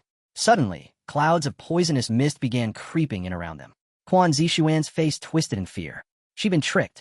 She turned to flee, moving at lightning speed. Don't kill me, she shouted. I'll give you every treasure I've hidden. I swear. But Jian Cheng was already moving. He activated his Thunder class skill, poisonous mist swirling from his body as he surged forward. He watched her vanish through the trees. Even he was caught off guard. Her speed exceeded his lightning flash. That move was ideal for short bursts, but for long-distance pursuit, it required constant repositioning. Slower overall. His eyes lit up, and a sly grin crept across his face. She was leading him into an ambush. Perfect. It meant he wouldn't have to hunt them all down one by one. He'd take them out in one strike. Far to the north, in the depths of Tianyuan Demonic Valley, 70,000 li from Pejun City, chaos had erupted underground. A red-haired man sprinted through the flooded tunnels, laughing wildly. His name was Ding Chuanxiao, a fifth transformation warrior. "Run for your lives," he shouted gleefully. "The Sea of Desires is coming." Behind him, the flood he'd unleashed tore through the caverns. He had diverted a channel of water from the Sea of Desires directly into the valley. The others weren't fast enough. The current caught up quickly. Shouts of rage echoed behind him. "Ding Chuanxiao, you bastard. You deserve to die." But Ding Chuanxiao only laughed harder. "You think 6 transformation elites like you can catch me?" he yelled back. "You can't even outrun a dog." After some time, the soaked, furious warriors emerged from the rushing waters and collapsed in a nearby cave, gasping for breath. They were exhausted and confused. Why had Ding Chuanxiao risked his life pulling a stunt like this? Ding sat down beside a rock, smiling smugly. "Here's the deal," he said. "According to what I've heard, the Tanking Divine Clan lost one of their divine sons at Great Xiao's headquarters." The others looked at him, still trying to catch their breath. He continued, "A few days ago, another divine son showed up here in Demon Valley with a full team. They're looking for revenge. Try to wipe us out." He leaned back against a rock. "But we're not easy prey. If we can't win in a straight-up fight." They had no choice but to fight dirty. That's why Ding Chuanxiao unleashed the current from the Sea of Desires, drowning the valley in its power. Among the group stood a green-haired woman, Nangong Yan, a 6th transformation warrior. She stepped forward, clearly irritated. "You're not afraid that your own desires will drag you under?" she asked sharply. Ding Chuanxiao smirked. "I'm a dark water mage. As long as I stay focused, I'll be fine." He casually mentioned he'd already wiped out over 90 enemies this time. Unfortunately, the divine son slipped away. Nangong Yin walked ahead, brushing past him. "You just got lucky," she said bluntly. Then, turning to the others, she called out, "Get ready. We're heading back to the Great Sea. The next battle's bigger. We're up against the 3 overseas islands. And this time, we're fighting for our nation's pride." Ding Chuanxiao's expression grew serious. "That won't be easy," he warned. "Those islanders, they follow a completely different path. They've surpassed us in discovering new classes, elements, and inscription techniques. While his people had the upper hand in complex battle environments, straight-up combat was a different story. They were at a clear disadvantage." Nangong Yin frowned. "Why are you giving up before we've even started? It's been 50 years. You really think their new generation is unbeatable?"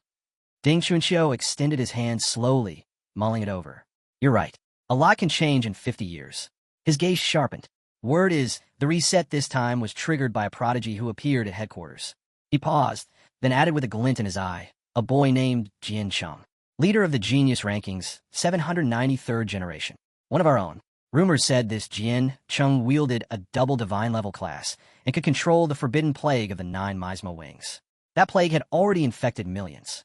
Nangong Yan's eyes narrowed. Even the god of war, Jian Cheng, stepped in for him, modified Grand Z's forbidden laws on his behalf. Ding Chuanxiao pointed over his shoulder with his thumb, chuckling. "So, you do know your stuff. No wonder you led the 793rd generation of geniuses." He had heard all about that generation's strength. Nangong Yin had single-handedly led the Kingland War Zone to victory, claiming the top spot with overwhelming force. Nangong Yin stared at him. "You weren't bad yourself," she said coolly. "Second place in the 788th generation rankings isn't easy." Ding Chuanxiao scowled. "Why'd you have to bring that up?" He crossed his arms. "Trying to provoke me?" She waved him off. "Stop talking. Even if you tried, you couldn't beat me. And I'm not here for trouble." Her tone turned serious. "This time, the top 3 from every generation between 781 and 792 will be competing. But from the 793rd, only Jian Cheng remains." She hesitated. Jie Yin, the prodigy from the Gu family, 784th generation, was captured by the primordial gods, tortured to death. She looked away. Less than half of those geniuses are still alive.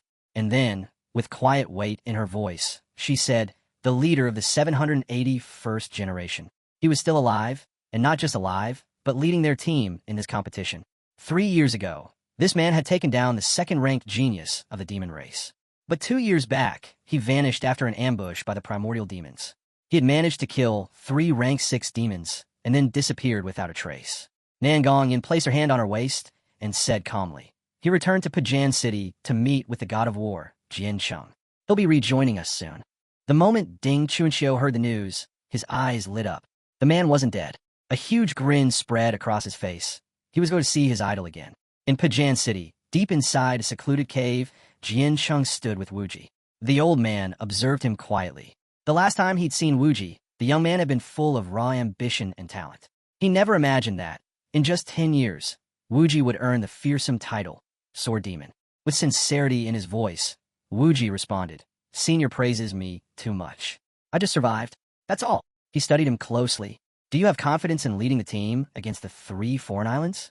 He then revealed the unsettling truth. Those islands had taken the class change system to the extreme. They'd even succeeded in artificially creating divine-level beings. Wuji didn't offer blind confidence. "I can't promise victory, but I'll do everything I can. This isn't the final war anyway, just the beginning. Win or lose, we press on." He paused, then asked, "Is Jian Chengchen the one who started all of this?" He nodded. "Yes." King Jinhai said, "If this competition goes well, he's willing to let Jian Cheng take control of the 3 islands." Hearing that, Wuji's eyes gleamed with determination. "I'll protect Jian Cheng." He raised a brow in surprise. Even though Wuji practiced the emotionless sword Dao, the characters for Yin and Huang still burned in his blood. Some instincts ran too deep to erase. "Jian Cheng carries our hopes," he said quietly.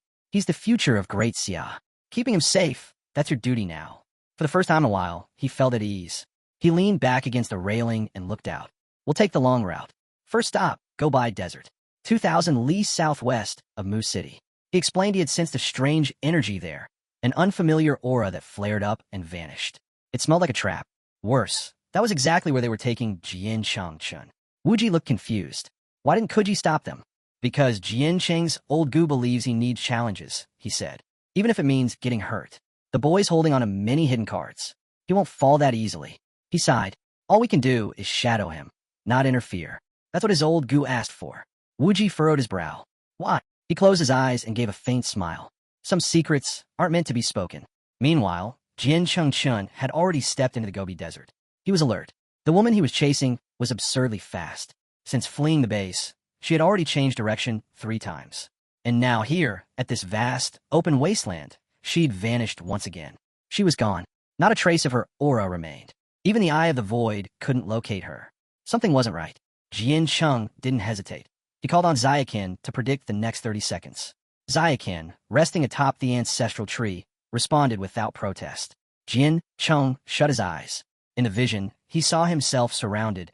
Multiple enemies were closing in, one of them an 8 transformation warrior. But there was something else. A barrier. It blocked everything from the outside perfect. Within it, he could strike without holding back. High above, watching from the cliffs, the knight and her group kept their eyes locked on Jian Cheng. Quanzi turned to Decius. "Why isn't he moving?" "Maybe he sensed us?" she asked uncertainly. Decius shook his head. "No chance. If he had, he'd be long gone by now." Still, something about the sudden disappearance had clearly made Jian Cheng wary. He wasn't coming any closer, and they were already at the edge of the sacred light refraction's range. They needed him to move forward. But advancing on him would expose them. The light would reveal everything. Just as Decius was weighing their options, a sudden presence surged in the distance. Reinforcements. Ding Chunxiu, Nangong Yin, and the others had arrived. Ding shouted up to Jian Cheng, warning him, "It's a trap. Don't move. Wait for us." Jian Cheng stood there, eyes narrowed. He already knew it was an ambush, but Ding Chunxiu and his group, they didn't seem like enemies.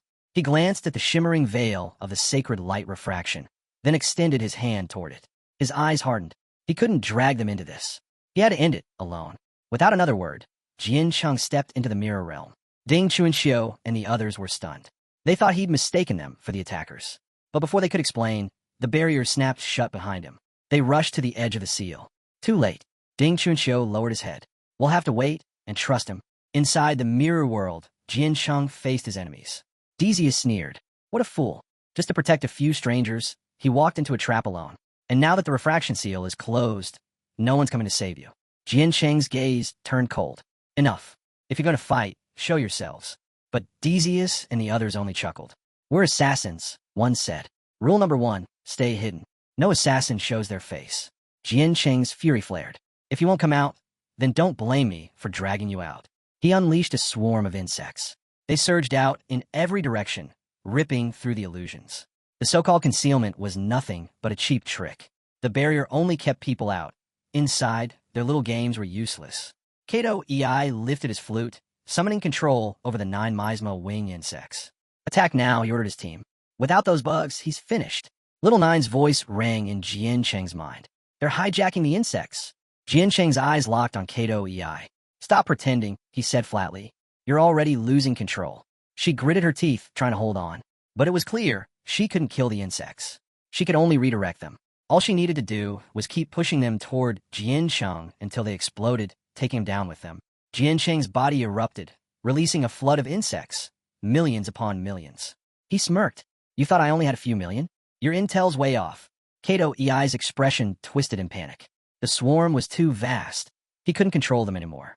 Then, suddenly, black daggers of energy rained from the sky. Jian Cheng raised his arm to shield his head, puzzled. He didn't recognize this technique. It wasn't a normal attack. It was aimed at both his soul and his body at once.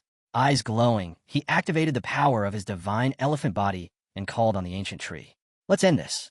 More enemies emerged from the shadows, closing in. But Jian Cheng was ready. He summoned the eternal domain of the god of thunder. Behind him, a colossal eye formed in the sky, and a wave of lightning surged forward. Yunjin reacted fast. She raised her crystal orb and absorbed the incoming thunder. Jian Cheng narrowed his eyes. They were well prepared. Gripping his fist tightly, excitement sparked his gaze. Time for the spear of the god of the underworld. But before he could strike, the monk stepped forward. Golden light burst from his body. With a single thought, he could become Buddha. With another, a demon. He glared at Jian Cheng. My disciples gave their lives to bring the protection of hell into this world. From now on, not a trace of dark energy will remain. Jian Cheng raised the spear, lips curling into a confident grin. This isn't dark energy. He turned to Xiao Jia, Lord of Hell. Tell me, what comes to your mind when someone says hell? Xiao answered bluntly. The monk's powers are useless. Good. Jian Cheng's tone turned icy. Then eat him. With a glint of bloodlust, Xiao Jia lunged at the monk. Confused at first, the monk quickly realized this wasn't just energy. This was actual hell closing in on him. He countered with the golden light mantra, summoning a radiant barrier to block the strike. But Jian Cheng's eyes flared with rage. He fused Xiao Jia into the spear of the god of the underworld. With that, the enhanced spear tore through the golden light and stabbed directly into the monk's chest. Jian Cheng's arm melded completely with the weapon. He wasn't done. Next target, Yunjin. She narrowly dodged, fear flashing in her eyes. I can't hold off his thunder much longer. Attack, now. Meanwhile, the uncontrollable swarm surged toward Kato Ei. He was struggling to manage them. I can't hold them back. If they explode, we're all dead, he shouted. Attack now. Hearing that, Decius and the others finally charged in. Jian Cheng turned toward them, momentarily distracted. As the knights closed the distance, Jian Cheng ordered Xiao Jia to stop fusing the spear to his arm. The moment they struck, he didn't dodge. He tanked their blows head-on. Their swords slammed into him, then bounced off. A shockwave burst from Jian Cheng's chest, hurling the knights back and sending their weapons flying. They stared in disbelief. Their attacks hadn't even scratched him, and they had no idea what kind of monstrous constitution he possessed. Jian Cheng clenched his fist, flames flickering to life from within. I've heard of the Temple Knights, he said. 400 years ago, they marched to the edge of Great Xia and took down 3 8-transformation cardinals. Without warning, he struck. His punch ignited into a blazing inferno, tearing through one of the knights in a single blow. All Decius could see was the knight's horse, split clean in half. This wasn't a melee strike. It was an execution. Mr. Saito, move. Decius shouted. Suddenly, a strange aura rippled through the air. Jian Cheng's expression shifted, confused, cautious. Was this Mr. Sato's curse? He didn't wait to find out. He called on the ancestral tree to cleanse it instantly. Hidden behind a boulder, Mr. Saito watched in disbelief. The curse had failed? Was Jian Cheng immune? If he couldn't kill him in one strike, he might be the one in danger. Jian Cheng's fury surged. His eyes burned with rage. He had to act fast. One mistake, and they'd surround him. He couldn't afford to be flanked. Xiaojia, shouted Parboy. Summon the infernal demon. A monstrous entity erupted onto the battlefield, roaring furiously. Mr. Saito peeked from cover. His face went pale. It's here. Now, he shouted to Decius. Decius launched the refraction of sacred light. The light flared up, shimmering violently. In the blink of an eye, it began drawing the demon in. No, destroy that space now, Jian Cheng ordered. But it was too late. The infernal demon was sucked away, completely consumed. Jian Cheng stood frozen. His eyes flared, fists trembling with fury. Enough. He charged with the fist of the divine elephant, his next target, the knights. Seeing no other choice, Decius hurled the mirror of transmutation into the air. It was a sacred artifact, sacrificed in desperation. Jian Cheng's fist surged toward them, only to collide with the mirror. Boom! He was thrown backward by his own power. The mirror glowed, reflecting his attack perfectly. Jian Cheng examined it quickly. It didn't take long to figure out the trap. He couldn't attack head-on, but they were wide open from the back. He smirked. No more holding back. He summoned another strike from the divine elephant's fist. And this time, he funneled 6 million red armor beetles into the infernal god's spear. Meanwhile, Xiao Jia, on the verge of launching an attack at Yun Jin, paused and turned back toward Jian Cheng. Yun Jin exhaled in relief. The spear was gone. She could finally breathe. Jian Cheng's fist blazed with fire once more. Decius raised a mirror again, convinced Jian Cheng had lost his mind, blinded by his own strength. This ends here, he muttered. Jian Cheng's fist struck the mirror, softly. It lacked force. Decius blinked in confusion. Then he heard it. A scream. He spun around. Xiao Jia, now fully transformed into a spear, had struck the knights from behind. Decius froze in panic. And Jian Cheng? His eyes were glowing. His lips curled into a smile. This isn't over yet, Jian Cheng said coldly. He appeared behind them, spear in hand, and with one swift strike, shattered the mirror from behind.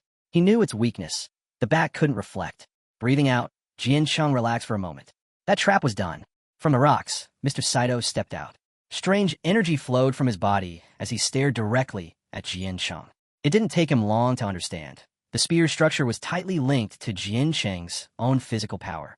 And now, he realized something else. This was the moment when Jian Cheng's body was at its most vulnerable. Suddenly, behind Jian Cheng, a giant skull appeared. He turned to look and froze. He felt nothing. No presence. No aura. Just emptiness. Then, as quickly as it had come, the skull vanished. A surge of energy burst from Jian Cheng's body.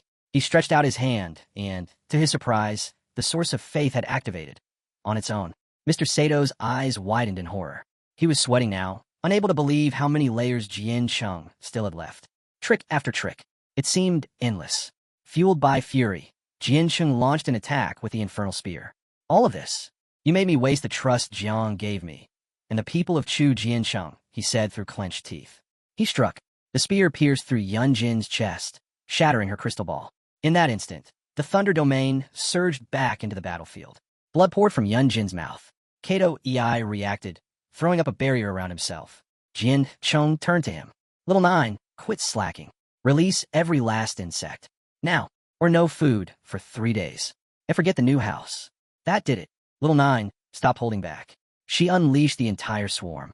The insects surged at Kato Ei's barrier, hammering it from all sides. Fear consumed his face.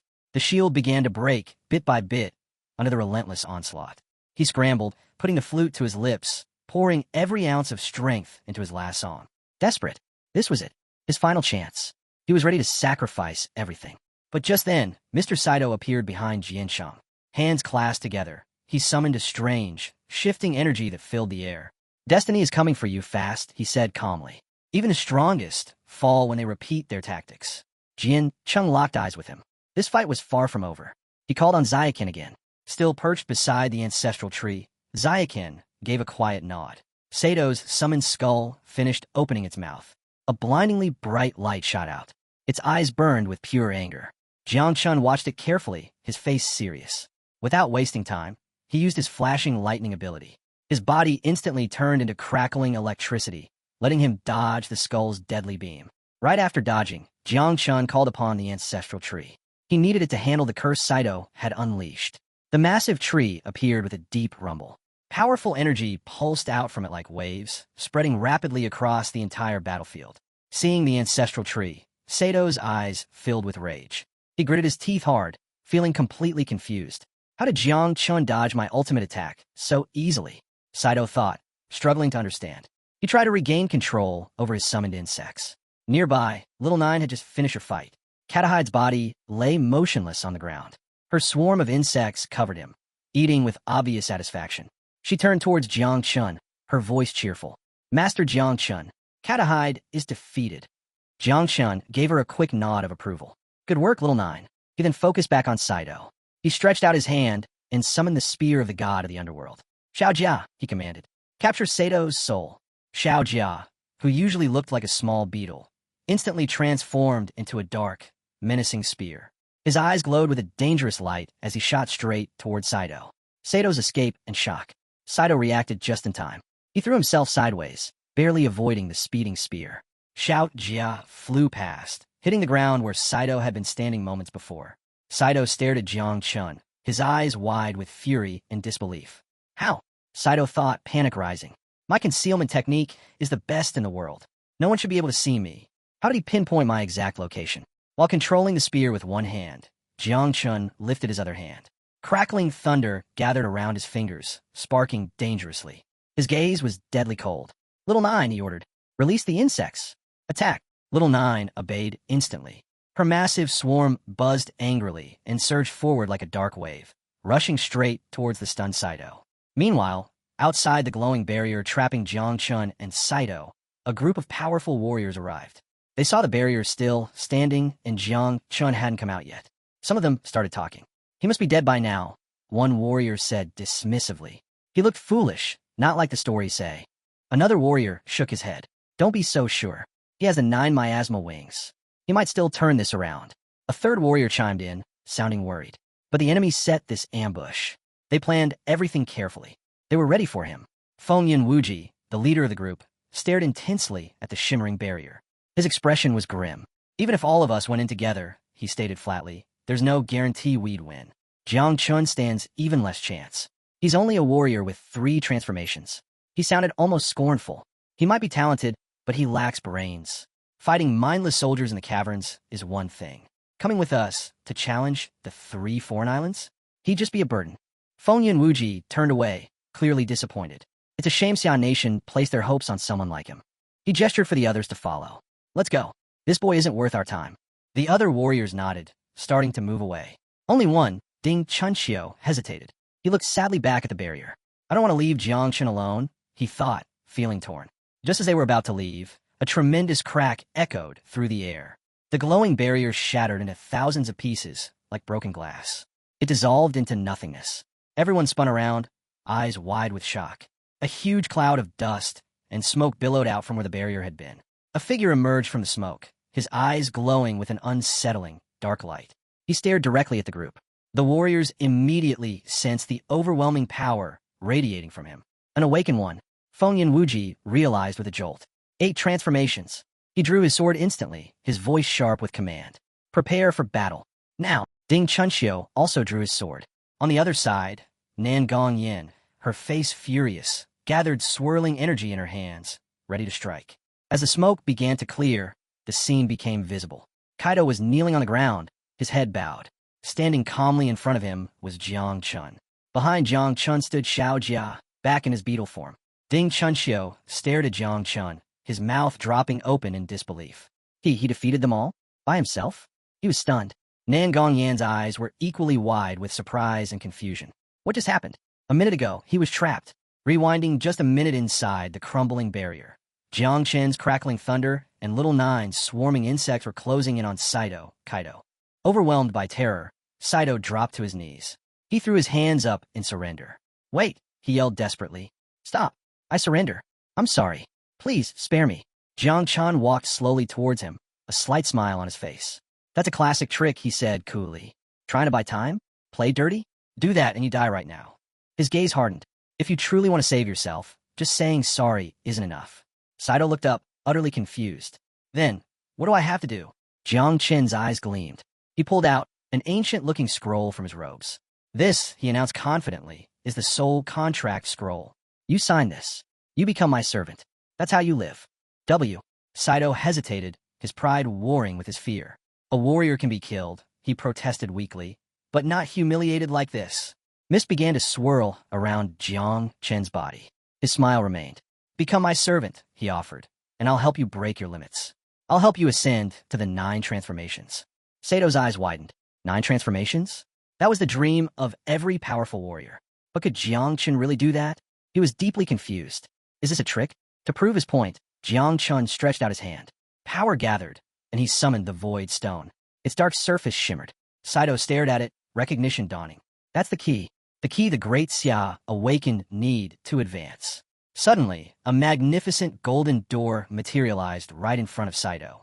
Brilliant light poured from it. Saito instinctively reached out towards the door, his heart pounding. Is this the door to the 9 transformations realm? Jiang Chun stepped close. He placed a firm hand on Sato's shoulder. The golden door instantly slammed shut and vanished. Sato's eyes filled with utter despair. His chance was gone. Jiang Chun watched him closely. He's desperate for power, Jiang Chun realized. Do you want the 9 transformations? Jiang Chun asked directly. Do you want to become strong? Without a moment's hesitation, Saito slammed his forehead onto the ground. I swear, he declared, his voice trembling with conviction. Saito, swear to become the loyal subject of Jiang Chun. Jiang Chun summoned the soul contract scroll again. He unrolled it, revealing strange, glowing symbols. Sign it with your finger, he instructed Saito. Saito pressed his finger against the parchment. Energy flowed from him, writing his name in shimmering light. As he signed, he understood the terms. If he ever broke this contract, the cosmic laws themselves, the heavenly Tao, would reject him. Worse, Jiang Chun could end his life instantly with just a single thought. Once Sato's signature was complete, the scroll rolled itself up tightly and vanished into light. Jiang Chun's eyes shone with excitement. Perfect. No matter where he is, if he betrays me, he's dead. Follow the rules exactly, Jiang Chun warned Saito, his voice serious. Saito clenched his fist, determination hardening his features.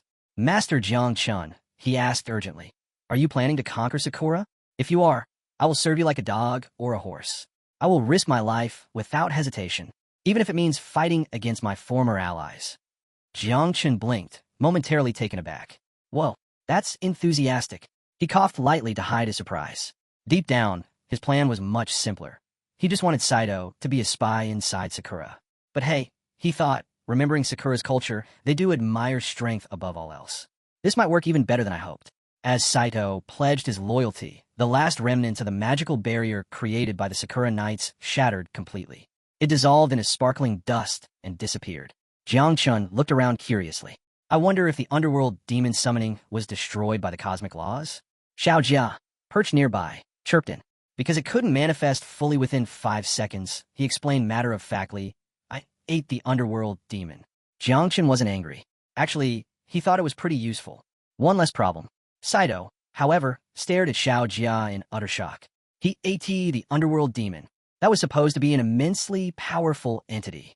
Jiang Chun saw Sato's stunned expression and coughed again. Don't ask questions, he said simply. The barrier was almost gone. Saito nodded numbly. Now that the artifact powering it is destroyed, he explained, the barrier collapses by itself. Return to Sakura, Jiang Chun ordered Saito. Organize things. Plan carefully. In the future, Jiang Chun added, I will grant you the title of Great General. Saito bowed deeply. Yes, Master Jiang Chun. As the smoke finally cleared completely, Fengyan Wuji stood facing Jiang Chun, his sword drawn, his eyes deadly serious. This outcome was completely unexpected for him. Behind Jiang Chun, Saito knelt respectfully. Fengyan Wuji's gaze locked onto Saito. That's Saito, he exclaimed, recognizing the infamous assassin, first on the wanted list. He was utterly confused to see Saito kneeling before Jiang Chun. Is this a trick? Fengyan Wuji demanded, pointing his sword at Saito. Are you planning a surprise attack? Jiang Chun stepped forward calmly. Saito is my subordinate now.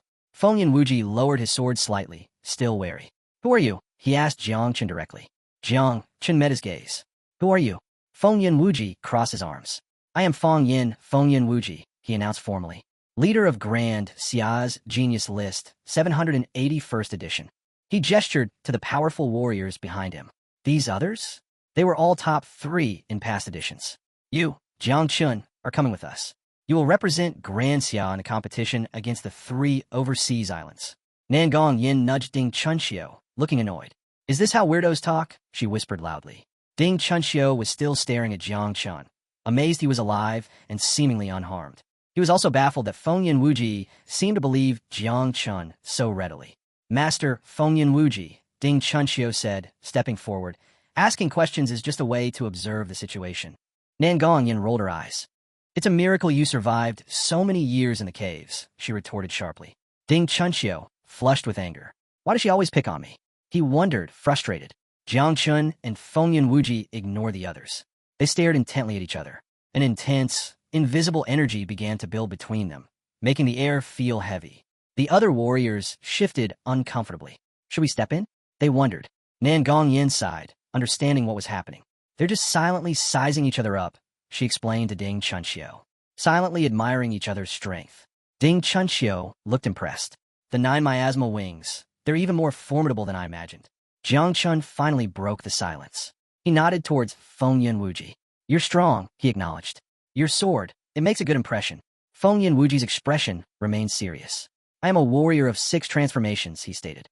You only have 3. Yet, I'm not certain I could defeat you in a fight. He paused, a new respect in his eyes. No wonder God Jiang Chun Wu is training you as a successor. His voice turned cautionary. But know this, in the competition against the 3 islands, you might not be able to use your 9 miasma wings. Be careful. Fengyan Wuji struck his fist firmly against his chest. Determination shone in his eyes. When the time comes, I will protect you with everything I have. That is the promise I made to God Jiang Wu. Ding Chunxiu stepped closer, looking at the darkening sky. Nightfall is coming, he reported. We should return to the city's main base. We can talk more there and plan properly. Jiang Chun turned to Saito. Go back to Sakura, he instructed, his voice calm but firm. Follow the plan we discussed. Saito placed his hand over his heart and bowed deeply. As you command, Master Jiang Chun. He rose and quickly disappeared into the gathering shadows. Jiang Chun, Fengyan Wuji, Ding Chunxiu, Nin Gongyin, and the other warriors turned and began walking away from the battlefield. Behind them, Saito paused and let out a long, shaky sigh of relief. Fengyan Wuji is a fool, Saito thought, a smirk touching his lips. He thinks Jiang Chun is only strong because of those wings. He has no idea of the real power Jiang Chun commands. As Jiang Chun walked beside Fengyan Wuji, he thought carefully. Fengyan Wuji was 29 years old and at the absolute peak of the 6 transformations level. Could I have beaten him today, Jiang Chun wondered, without the insect system? Without Little Nine and Xiao Jia? He wasn't sure. And if the Great Xia tournament has rules limiting extreme powers like the insects, if I have to rely only on my own strength, what chance will I have? He felt a flicker of doubt. He had just over 2 months left. He needed to level up his core skills, from level 1 to level 3. His thoughts shifted. He appeared within his own mind, in his sea of consciousness. Before him stood the immense ancestral tree. He looked at it carefully. I remember, he thought the ancestral tree gave another fruit recently. Last time, eating that fruit had granted him a spark of divinity and activated a major skill, setting him on the path towards the legendary 10 transformations. Xiao Chan, who could transform into a human, floated down from the tree branches towards Jiang Chun. Jiang Chun looked at her curiously. What power will this new fruit give me? He reached up and carefully picked the glowing fruit. He held it, examining it closely. Last time, he recalled, it ripened because of the scattered souls Xiao Jia collected on the battlefield of Chuzhong. He frowned, but this time, it ripened all by itself. Why? Xiao Chan's eyes widened in surprise. When you made Saito your subject, she explained, the ancestral tree absorbed all the leftover soul energy on the battlefield. That's what made the fruit ripen so fast. Jiang Chun was stunned. The tree can collect souls by itself? That was a powerful and unexpected ability. Xiao Chan smiled and gently hugged Jiang Chun from behind. Jiang Chun closed his eyes, focusing his energy into the fruit. It began to pulse with a brilliant, warm light. A clear, mechanical voice, his system, spoke in his mind. Functional fruit unlocked. Special item obtained. Steel Faith Seal. Information flooded Jiang Chun's thoughts. Activation requirement. Destroy its deity. Break its spine. Ruin its civilization. Effect. This seal can be used on an entire race or a specific group of living beings. Jiang Chun stared at the system window, stunned. He now had the ability to control an entire species or a force, binding them at the soul level. No matter how powerful they became, even across time itself, once marked by the Steel Faith Seal, their loyalty would be eternal. Not even reincarnation could undo it. Rebirth, bloodlines, descendants. None of them could escape the effect of the Steel Faith Seal. Its power was absolute. Another system window popped up, outlining the activation condition. Destroy their gods, crush their backbone, and dismantle their civilization. Jiang Chun stroked his chin thoughtfully. The conditions were tough, but for a skill of this magnitude, something beyond human, they made sense. He reflected further. Destroying their gods.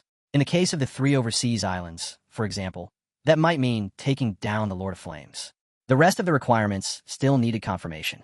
The system asked if he wanted to link the Mark of Faith. Jiang Chun didn't hesitate. Moments later, a pitch-black symbol etched itself into the center of his palm.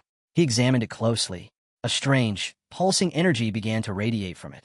Xiao stepped forward, noticing the change. She leaned in, curiosity in her voice, and asked if he was okay. Jiang Chun reassured her. It was nothing urgent, just deep thoughts. He raised his hand slowly, expression growing serious. His master had once told him a massive shift was coming. A new era was on the horizon.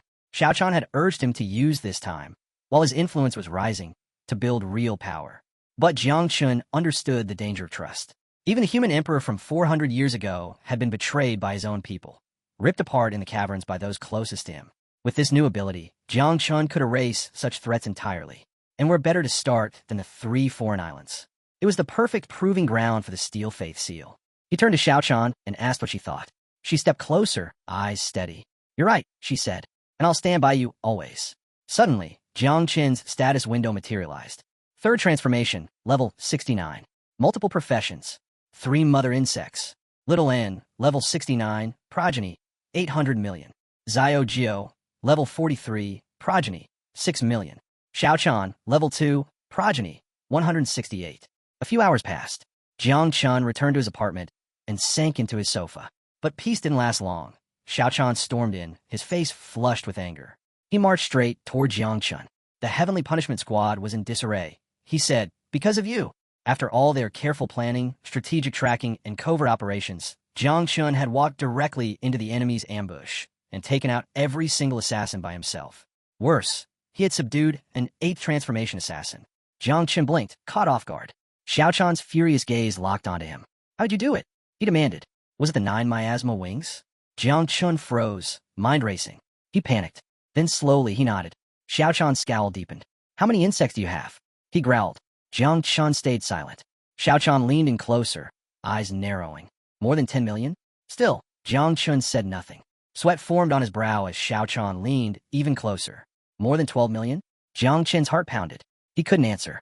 With intense suspicion, Xiao climbed onto the sofa, placed both hands firmly on Jiang Chun's shoulders, and asked, "Is it more than 20 million?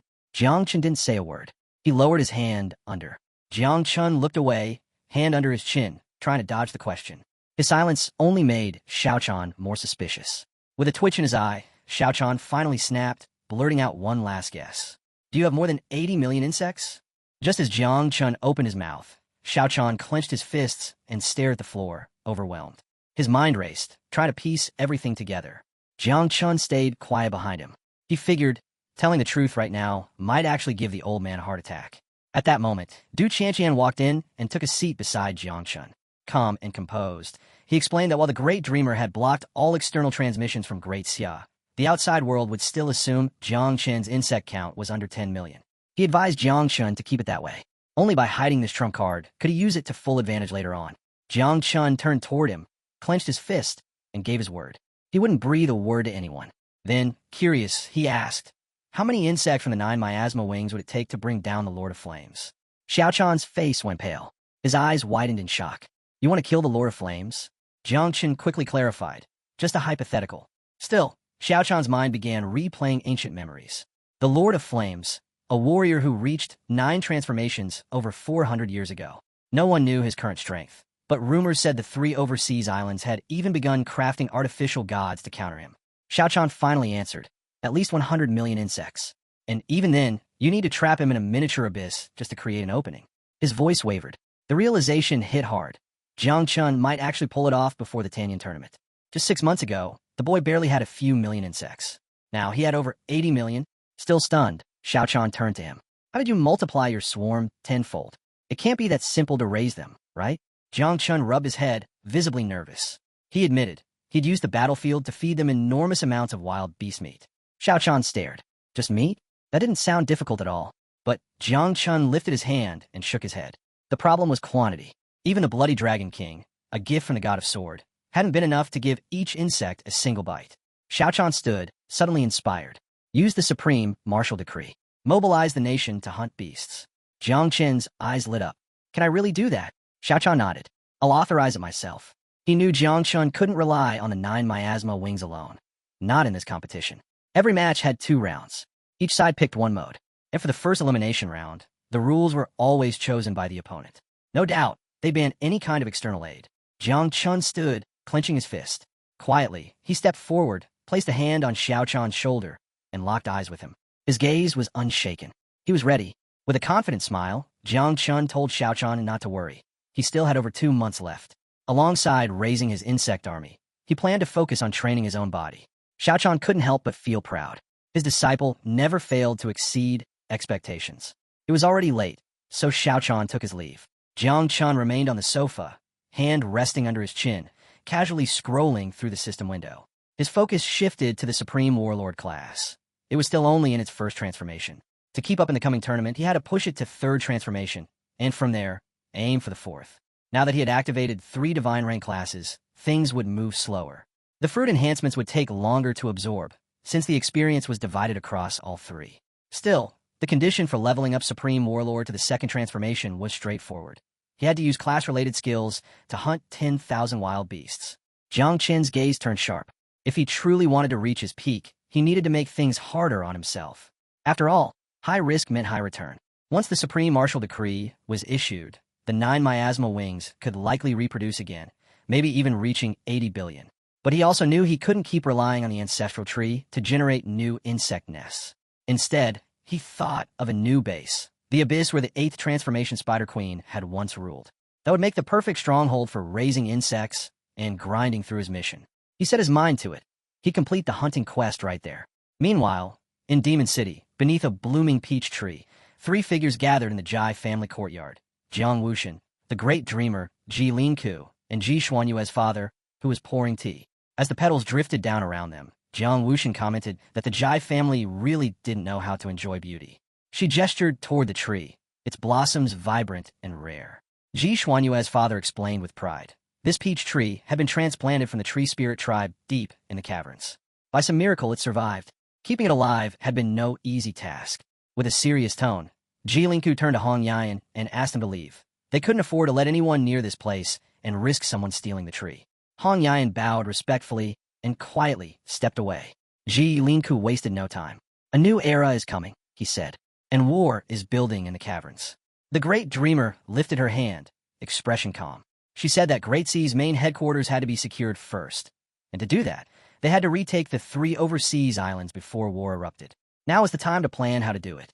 Ji Lingku sipped his tea, his eyes serious. The great dreamer reminded him. This wasn't a new idea. She had proposed reclaiming the islands 200 years ago and had drafted dozens of plans since. But Ji Lingku remained skeptical. None of the plans ever seemed solid. One obstacle always remained, the Lord of Flames. He admitted, point blank, that the Lord of Flames was stronger than he was. If they didn't take him out first, they'd never reclaim the islands. Jiang Wuxian added that her true body had to remain in the caverns. Its presence was needed to maintain pressure. Leaving was not an option. The great dreamer rested her cheek on her hand and turned her gaze away. Her power only worked within Great Sea's main base. She was far better at defense than offense. Ji Lingku's eyes darkened with fear. He realized something unsettling. They had no one strong enough to stop the Lord of Flames. Ji Lingxiu slowly set his cup of tea on the table. His mind churned. He figured old Jiang Chun must have a plan, so he asked him to speak. Xuanji's eyes glimmered with a hidden light. He didn't give them a strategy. Instead, he gave them a command. Protect Jiang Chun with everything you've got. He paused, then added, Jiang Chun wasn't just a distraction. He looked both of them in the eye and asked, aren't you curious why I went out of my way to save Jiang Chun when he was marked by the Forbidden? Ji Lingku lowered his gaze, thoughtful. The great dreamer leaned forward, finally asking the question aloud. Ji Lingku answered first. Even though things appeared stable on the surface, he knew better. Danger ran deep. Deception, unrest, secret forces, all of it quietly brewing. The spread of insects through the caverns? That was a powder keg waiting to blow. He warned that such an event could undo a century of war victories. Insects had long been seen as an ancient curse. Letting them run wild was too dangerous. Ji Lingku urged Xuanji to order their immediate extermination. He couldn't understand what would make someone like Xuanji risk everything and endure such pressure just to protect Jiang Chun. With glowing eyes, Xuanji admitted they were right, but he couldn't explain why. If he told them, they might not survive the consequences. Both of them fell silent, eyes locked on him. Xuanji stared into the distance, remembering. He described a moment, 10 years in the future. A stranger had come to see him. On their shoulder rested a cicada. The great dreamer slammed her hands on the table, realization hitting her hard. A warrior from the future, at least a 10 transformation level. But Xuanji raised his hand to silence her. No more questions. If I keep talking, karma will kill all three of us. The room stilled. The great dreamer slowly sat back down, her voice soft. So, the only mission is to protect Jiangchun? Xuanji nodded. Protect him, with the full strength of the nation. Ji Linku, still confused, questioned the logic. If Jiangchun was that important, wouldn't it be better to keep him out of the Great Tian competition? But the great dreamer, her face full of dread, explained. The three overseas islands could create beings on divine levels. Even with Fengyan Wuji by his side, she feared Jiangchun wouldn't survive the first round. Xuanji made one thing clear. They were to protect him, but not interfere. Intervening would cause karmic backlash for Jiangchun himself. In short, support him, protect him, don't control him. With that, Xuanji stood, ready to return to the caverns. As he walked away, his eyes shimmered, not with fear, but with something darker. Amusement, maybe even malice. The great dreamer rose, saying nothing. Behind her, Ji Linku called out. Is the future of Great Xiao promising? Xuanji didn't answer right away. Instead, a vision filled his mind, a battlefield strewn with corpses. His own head, impaled on a sword. Ji Linku's body, pierced by countless blades. The great dreamer, turned completely to stone. And yet, with a calm smile, Xuanji turned back and said, the future of Great Xiao is always promising. In the ceremonial temple of the sanctuary on Pinglai Island, one of the 3 sacred islands abroad, an assembly of powerful figures stood gathered. At the front, a man with a long ponytail took his place behind the podium. Seated before him were several high-ranking figures. In the name of Sovereign Yan, the man at the podium had summoned the high commands of the 7 armies and the 12 great families. His name was Yang Ming, the bloody Azura, and the first great disciple of Sovereign Yan. He stood calmly, eyes closed, smile faint, and wasted no time getting to the point. We're not just entering the Great Tian tournament to win, he said. We're going to crush them. He glanced toward old Jiang and added with a smirk. Word was, despite being Sovereign Yan's first disciple, Yang Ming was supposedly the least talented of them all. Old Jiang turned to his companion, confused. Yang Ming didn't even seem to have surpassed the 7th transformation. How could someone like that represent Sovereign Yan at a meeting of this scale? The bearded man beside him looked uneasy. Be quiet, he whispered sharply. Yang Ming rarely showed up in public. The Mo family, tucked away in some far-flung region, likely didn't know the full story. He pictured it clearly. Yang Ming, standing over a corpse, sword in hand, body radiating overwhelming energy. Talent aside, Yang Ming was the most terrifying of Sovereign Yan's disciples. 400 years ago, he had served as the personal guard to the human emperor of Great Sea, and he betrayed him. It was Yang Ming who allowed the warriors of 10,000 races to descend and tear the emperor apart. Then he disappeared, only to resurface as a disciple of Sovereign Yan, eventually rising to become his most trusted follower. Cruel, unshakable, unforgiving. Yang Ming's reputation as Sovereign Yan's mouthpiece was no exaggeration. Now, he stood at the podium, hands pressed flat on its surface, and a kind smile tugging at his lips. The entire room fell silent, shocked. This man was that legendary traitor. Suddenly, a wave of suffocating energy pulsed from his body. He opened his eyes, dead serious. Any elder here disagree with me taking the floor? Not a single one dared respond. In fact, they quickly insisted, of course not. They wouldn't dare. Yang Ming relaxed, scanning the hall. Then, he gave his real orders. Before the Great Tian tournament, all undercover agents within Great Xiao were to be activated. At the same time, they would spread chaos, twist the image of the human emperor, portray him as weak, corrupted, a puppet of the past. According to Yang Ming, the 3 overseas islands were the true heirs of Great Sea's legacy. And during the tournament, Fengyan Wuji, the sword demon, must die. So must King Zhenhai and Jiangchun. That, he said, was the will of Sovereign Yan. He then asked plainly, is that clear? A roar of voices responded. Some shouted in confusion, some in acceptance. Many didn't know if this tournament was just a prelude to something bigger. Others thought it was all too sudden. Old Zhang's expression hardened. His eyes narrowed. Are we really going to counterattack? After all this silence, haven't our hearts gone cold? Yang Ming placed one hand firmly on the podium. With the other, he gestured toward the crowd. His tone turned grim. A great shift is beginning. A new era is rising. Over 4 centuries have passed. Great Xiao gave you everything. And now, It's time to collect what's owed. Old Jiang's eyes widened. Old Jiang stared at Yang Ming, eyes filled with doubt and unease. His voice was low but firm. Even if our top-tier power outclasses the enemy, what about the mid and low-level ranks? If a full-scale war breaks out, I'm not sure we can hold the line. And then he added, don't forget, Great Xiao still has the Great Dreamer. Yang Ming's response came with a confident grin. They really thought they were alone? He asked the room, do any of you know why Sovereign Yin didn't come today? He paused, picturing the mighty Sovereign himself. He's having tea with the Marine tribe. Yang Ming revealed that when the time came, the Marine tribe would fight beside them. This alliance would mark the beginning of the Great Unification. But that wasn't all. For the upcoming Great Tian tournament, the Marine tribe would send its strongest prodigies to represent the 3 islands in battle.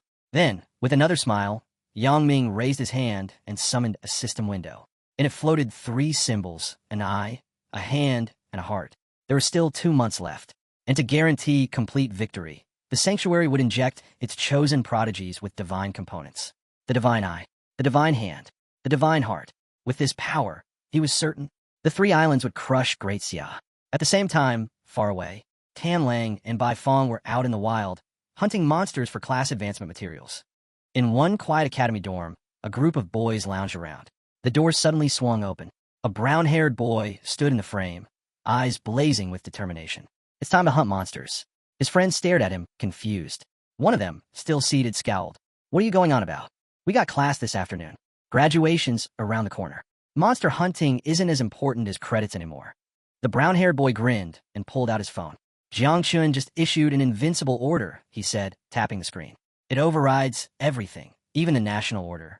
Every job changer in the country has been summoned. The others scrambled to check their own phones.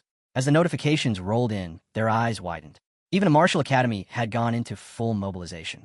They exchanged glances. Academic credits? Suddenly meaningless. With fresh resolve, they all grabbed their gear and bolted out of the room, racing through the streets. Their only goal? Answer the call. Outside the city, the monster hunt had already begun. Killing a level 3 fierce beast earned 1 merit point, double the value of normal battlefield kills. The Martial Academy sent out another update. The more monsters they brought down, the more extra academic credits they'd receive. On the outskirts, warriors dragged back beast corpses. But they quickly noticed something strange. There were more job changers than monsters. Without wasting a second, they changed direction, heading toward the Howling Cemetery, a place teeming with beasts. This time they were going all in. Full credits. Maximum merits. A bald man watched them move, stunned by the momentum. Meanwhile, back at the main base of the Jiangchen battlefield, a number of high-ranking officials were assembling. A mustached man stood at the edge of the gathering, face lighting up with joy. Xiao Zainu's father. Grinning, he declared, the invincible order, only issued once in a century, has been activated. I'll be backing my son-in-law to the fullest. Beside him, a man with a long ponytail nodded seriously. I've got reserves. I'll send everything I have to support Jiangchun. A purple-haired man nearby caught their words. His expression shifted, determined and resolute. He, too, was ready to put everything on the line for Jiangchun. Deep beneath the Jiangnin war zone, in a massive underground warehouse, Jiangchun stood with Xiaochan, who held a long list in hand. Xiaochan explained, the invincible order went out half a day ago, and already every last bit of Great Xiao's inventory has been delivered. Jiangchun stared, stunned by the speed of their response. Without wasting time, Xiaochan led him into the storage vaults. Mountains of fierce beast corpses lined the warehouse. These were the fruits of the nationwide hunt, and the system window lit up to display the totals. 26 level 8 beast corpses, 1,904 level 7 corpses, 376,000 level 6, 7 million level 5, and over 53 million level 4 corpses. Xiaochan's eyes gleamed in disbelief. Even the Chamber of Commerce had pitched in, donating nearly 1/10 of the haul. Jiang Chen's heart swelled with gratitude. The Mu and Tang families had gone all in, practically emptying their entire stockpiles just for him. As they walked closer, Xiaochan turned to him and asked, "Aren't you going to release the insects? We're going to run out of room soon." Nearby, Little Nine cupped her face, eyes wide, mouth practically watering at the sight of the feast. But Jiang Chen's face was serious. First, he ordered Little Nine to take 80 million newborn larvae to feed. He instructed her to focus on the high-level beasts. The weaker ones were to be saved for the young. She asked excitedly, "Can we all go out together? We'll finish faster." Jiang Chun shook his head. "Too risky. If they all appear at once, they'll attract too much attention. Besides, it won't even satisfy their hunger." They'd eat in waves, leveling up gradually and methodically. He raised his arm, and a swirling portal opened. The swarm began to pour out. With a single motion, Jiang Chun unleashed the insects, and they surged forward, tearing into the beast corpses. Xiao Chan's jaw dropped. He was looking at more than 80 million insects, maybe even more. He turned to Jiang Chun and asked, "After feeding on all this, can they reproduce again?" Jiang Chun's tone was flat, but clear. "No, not yet. Most of these are low-level beasts. For reproduction, they need 10, maybe 100 times more." Xiao Chan blinked in shock, and then started to smile. He watched the insects strip the massive corpses down to bare bones. Their appetite was monstrous, but made sense. They were the descendants of the 9 miasma wings. Feeding them wasn't easy, but the fact that they could survive on regular beast meat, that was a blessing. And with the entire nation hunting nonstop, gathering 10 or even 100 times more wasn't out of reach. Xiao Chan figured give it a month. The swarm would be ready to reproduce again. Jiang Chun turned toward him, calm and focused. "When the 9 miasma wings reproduce next time, I won't." Jiang Chun's body could no longer hold any more insects. His plan? Let them spread through abyssal land and turn it into the future heart of their swarm. With a calm look, Xiao Chan offered a simple solution. They just needed to send in troops. As insects crawled out from Jiang Chun's hand, he stood firm. This time, he wanted to head into abyssal land himself. It wasn't about trusting others and definitely not about relying on the 9 miasma wings. He wanted to grow stronger on his own terms. Xiao Chan's face tightened with worry. It was far too dangerous. But Jiang Chun didn't back down. He reminded Xiao Chan of the first-round rules of the tournament. Putting an arm around Jiang Chun's shoulder, Xiao Chan sighed and told him to be careful. Jiang Chun just smiled. He had plenty of hidden cards to play. Whether he used them or not was his choice, but he wasn't walking into danger unprepared. He turned to leave, deciding to let the insects remain and continue feeding. By the time he returned, they'd be done. Just then, little 9 landed on his shoulder. "Why didn't you go out to eat?" Jiang Chun asked. Her gaze was low. "I didn't want to stay here by myself. I want to go with you. I'll still get to eat if I'm with you anyway." Jiang Chun didn't say no. Still, it surprised him that she thought of him even while hungry. Suddenly, Xiao Jiu popped up on the other shoulder. "Are you taking us to an all-you-can-eat buffet?" he asked, eyes gleaming. Jiang Chun pulled out a bottle of blood, closed his eyes, and made a promise. Once the tournament ended, he'd treat them to one. To keep Xiao satisfied for now, he handed over the bottle. Xiao started drinking right away. "You better not be the kind of guy who promises and forgets," he muttered. Jiang Chun winced. Fooling Xiao was getting tougher by the day, but he did plan to bring Xiao Jiu along to explore the hidden treasure of Emperor Gili. He had his eye on the Tiger Soul Sword. The only problem? That treasure was buried deep within the forbidden zone of Tanian, in Guanghai's war district. Rumor had it that more than one mysterious entity with 9 transformations roamed there. The treasure was dangerous enough on its own. Jiang Chun figured it'd be smarter to wait until after the Tianyu tournament. By then, they'd all be stronger. Meanwhile, in the demonic city, the Jiao family was stirring. The great dreamer hugged her pillow, face twisted in irritation. She'd been seconds from falling asleep. Again, when Ji Lingxiu called her. If people would just stop interrupting her naps, she'd have reached 10 transformations by now. Ji Lingxiu didn't waste time. "This is urgent," he said, studying her closely. With a heavy sigh, she sat up and crossed her arms. He explained that across the Daxia territory, voices had erupted, fueling wild discussions about the Tianyu tournament. Some had even linked it to the injustice surrounding Yin Wang, claiming the 3 islands were the rightful heirs. The great dreamer narrowed her eyes. This wasn't just a tournament anymore. It was turning into a battlefield of opinions. The chaos had been stirred up by troublemakers. And in times like these, the great dreamer believed in dealing with such people harshly. Elimination was on the table. But Ji Lingxiu quickly assured her they were already handling it. Standing up with a bright, almost playful expression, she stretched out her hand. In her words, rumors always quiet down in front of the wise. And the dreams of millions needed cleansing. Her fist tightened, and her gaze sharpened into something serious. Ji Lingxiu extended his hand in respect. "You truly are the guardian goddess of Daxia." She waved him off. "Drop the flattery. Say what you really came here for." Ji Lingxiu didn't waste another second. He revealed that Jiang Chun had issued an invincible order, all under the guise of a class change mission. The real goal? Harvesting corpses of fierce beasts. She immediately picked up on the flaw. No class change, not even one requiring 6 transformations, needed that many corpses. Ji Lingxiu admitted the ruse was too thin. If anyone looked closely, they'd see through it. With a calm gesture, she placed her hand on the table and proposed a better story. Say that Daxia was crafting Imperial-level weapons. Hunting fierce beasts was just part of acquiring the high-tier materials. Ling nodded. That could work. Then he asked, any idea where Jiang Chun is now? Meanwhile, Jiang Chun was deep in battle, fist flying. With one blow, he knocked a beast clean off its feet. Eyes lit with resolve, Jiang Chun was ready to put his new class, Tyrant God of War, to the test. Channeling the invincible fist of the immortal god, he landed a brutal strike straight to a monster's face. But surprisingly, the beast didn't die. It stumbled dazed and ran. Jiang Chun stared at his hand, puzzled. That wasn't enough? He had expected a one-shot kill. After all, it was only a second-class, fierce beast. That hit him. His class might be divine, but without sharpening his skills, he couldn't bring out its true strength. Just as that thought settled in, a whole pack of beasts appeared behind him, their glowing eyes fixed on their next target. Jiang Chen's face grew serious. 3 of them lunged at once. He wasn't sure his current speed could dodge them all. At that moment, Little Nine emerged in her 9 miasma wings form, devouring several of the beasts mid-air. She turned to him, gaze firm, and told him to be careful. But Jiang Chen wasn't thrilled. His eyes narrowed as he stared at her. Who told you to interfere? He asked sharply. Her surprise attack had scared off the rest of the beasts. Looking at the ground, he sighed. Stay in the nest. Let me finish them off. Then you can eat. Little Nine shifted back to human form. It's dangerous out here alone, she said quietly. Jiang Chun placed a hand on her head and spoke gently. Don't worry about me. I've got more than just insects on my side. I've got other classes, Thunder Growth of all things, and the Celestial Blade. He was confident. Those beasts wouldn't lay a finger on him. All he needed was a bit more time to toughen up his body. Little Nine nodded slowly. While the remaining beasts fled in panic, Jiang Chun leapt forward again. His eyes locked on them, burning with focus.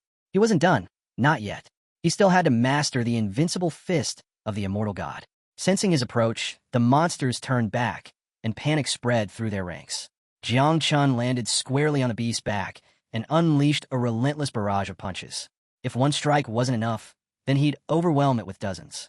Blow after blow, the monster's body crumpled under the force. A bright light flickered in Jiang Chen's eyes as the system flashed, plus 1,000 experience points.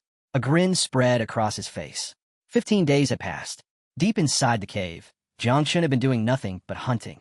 His kill count? 998 fierce beasts. Standing atop a mountain of corpses, he finally let out a long breath, arms stretched, muscles aching. He'd gathered all the experience he needed. The next step, complete the class change mission. According to the requirements, he had to eliminate 10 level 3 fierce beasts within a 3-hour window. No room for mistakes. But first, dinner. Lighting a small bonfire, Jiang Chun roasted some meat. One hand gripped a juicy drumstick while the other casually reached into the portal nearby.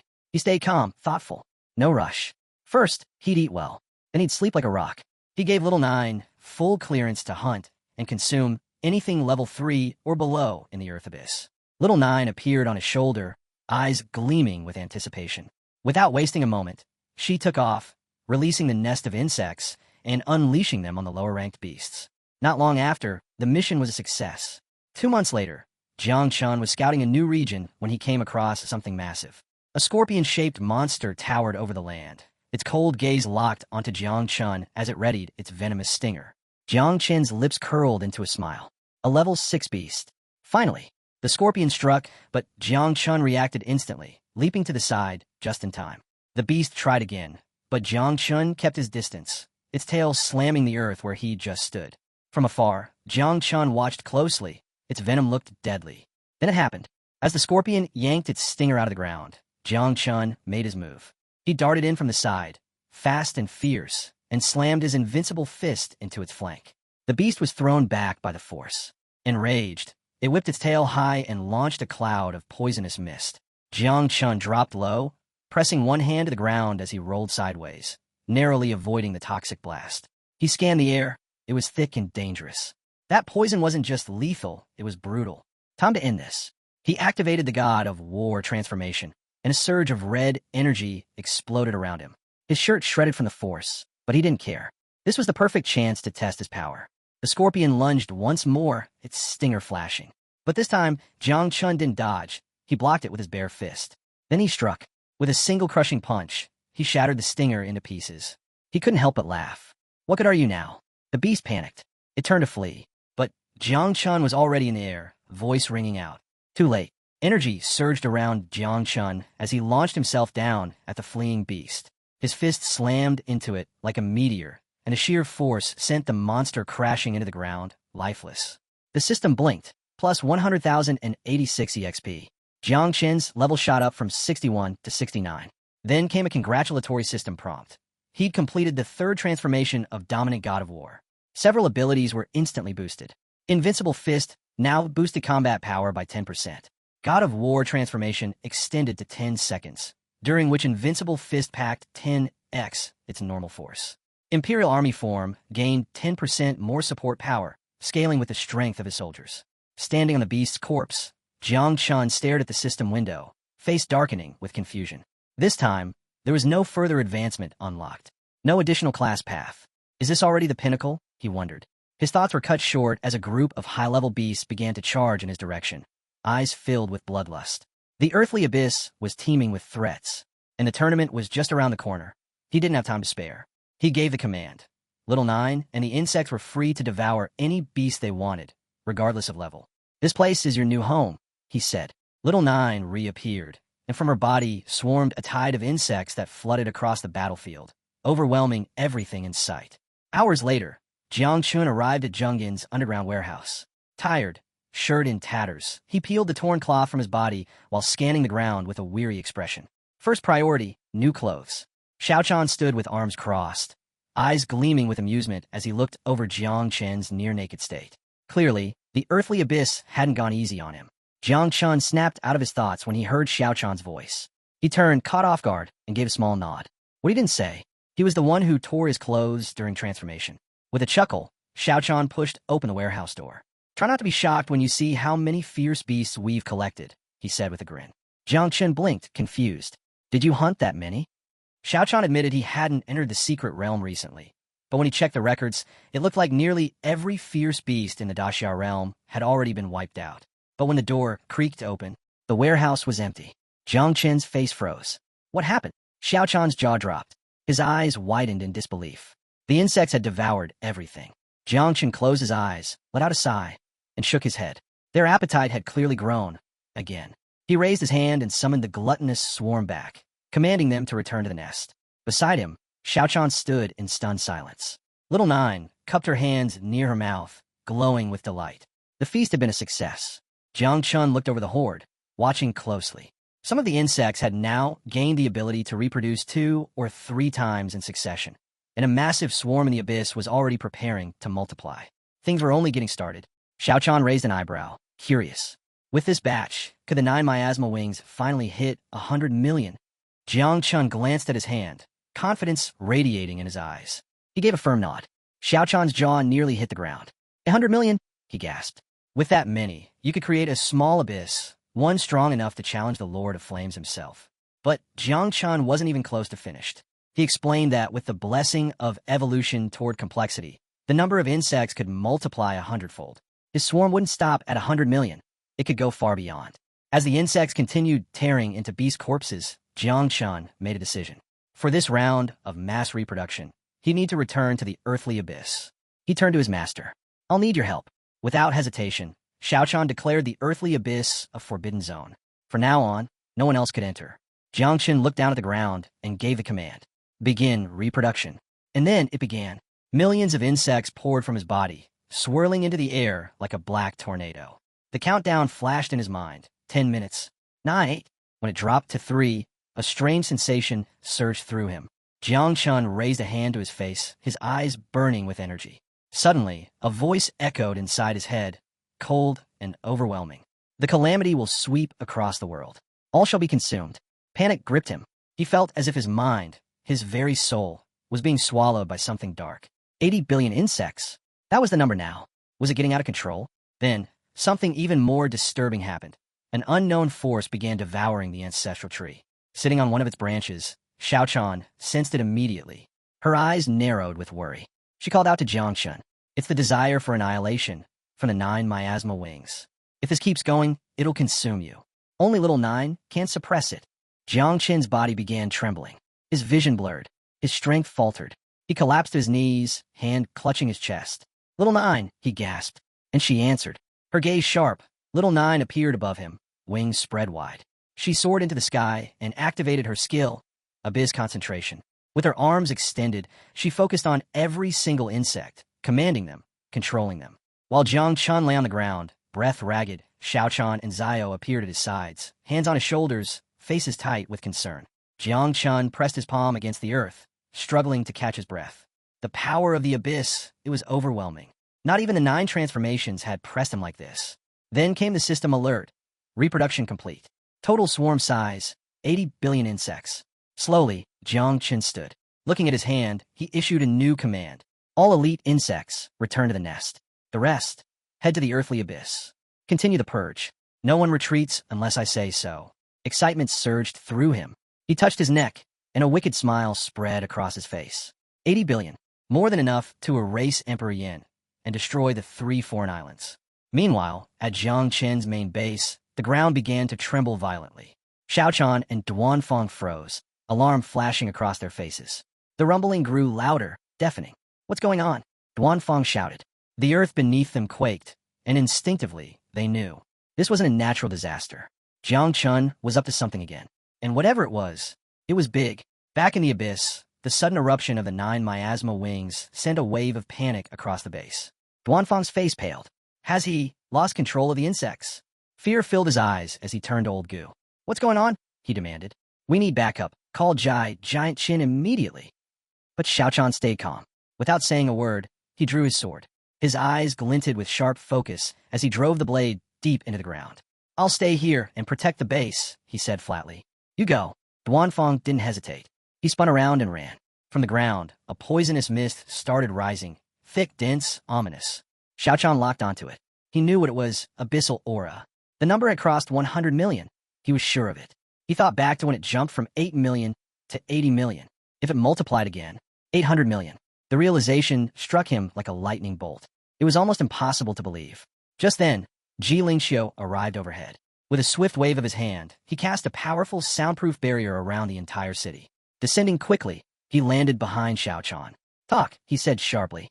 How many insects does Jiang Chen have now? Even he, one of the strongest, was rattled by the vibrations shaking the earth beneath them.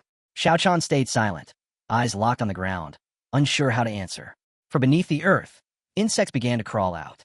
But suddenly the tremors stopped, and Xiao Chan realized something shocking. Jiang Chun had controlled them. All of them. It was staggering.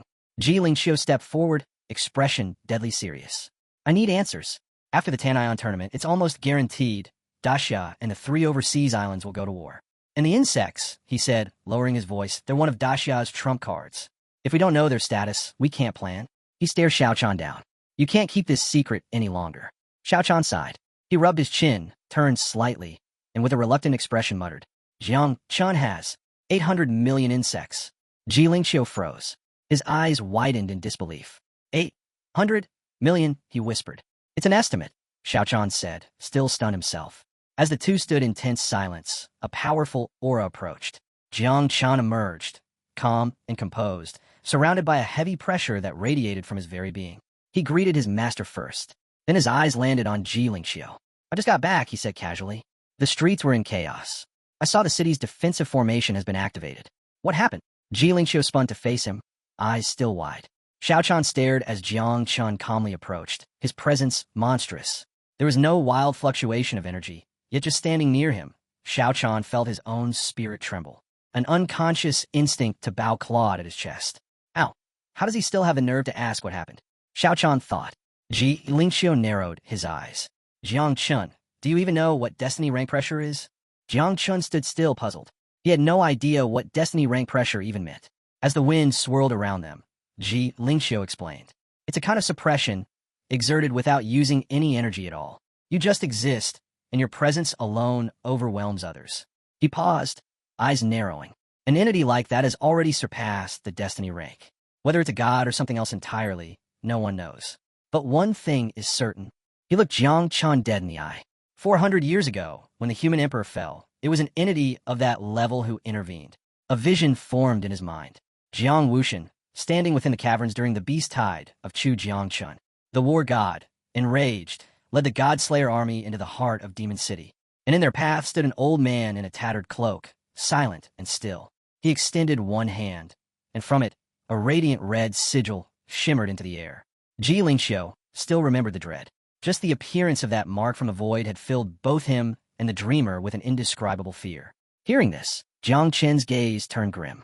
He might have 80 billion insects, and among humans, that number was overwhelming. But deep within the underground caverns, there were still forces far beyond anything he could handle. His swarm had a fatal flaw. Most of the insects were still just level 1. Looking thoughtful, Jiang Chen stepped forward.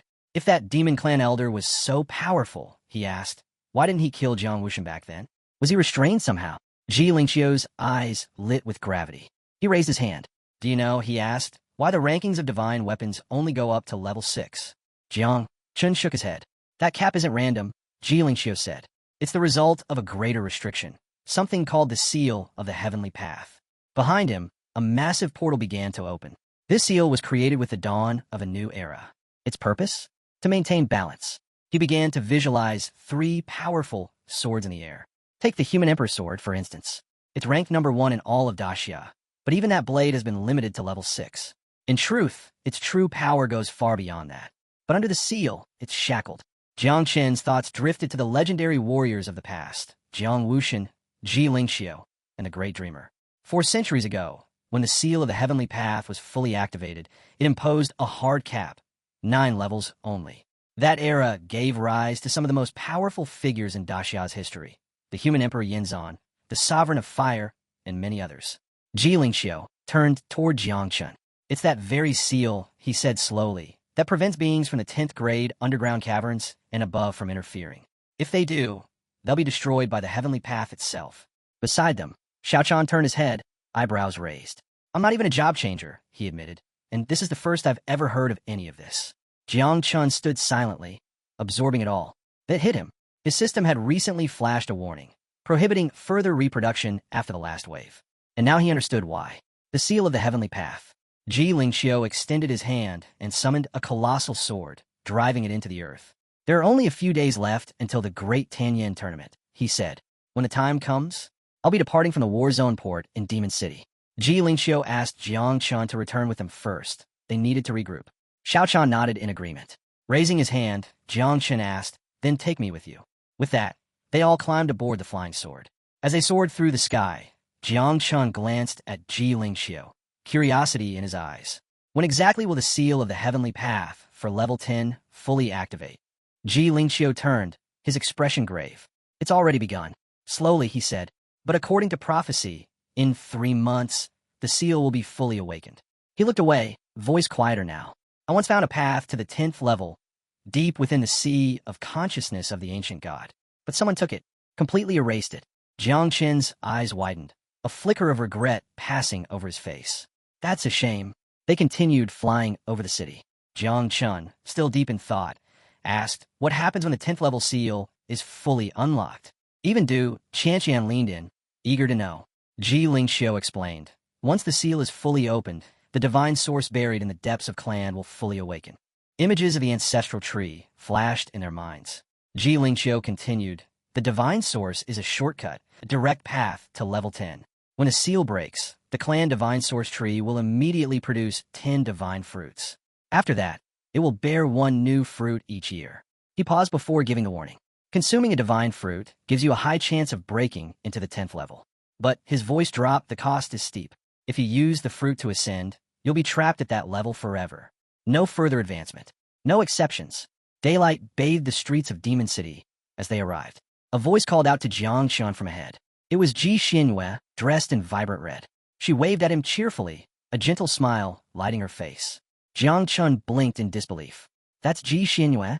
She smiled sweetly, eyes closed in amusement. But Xiao didn't share the mood. His expression twisted in anger as he pointed at her.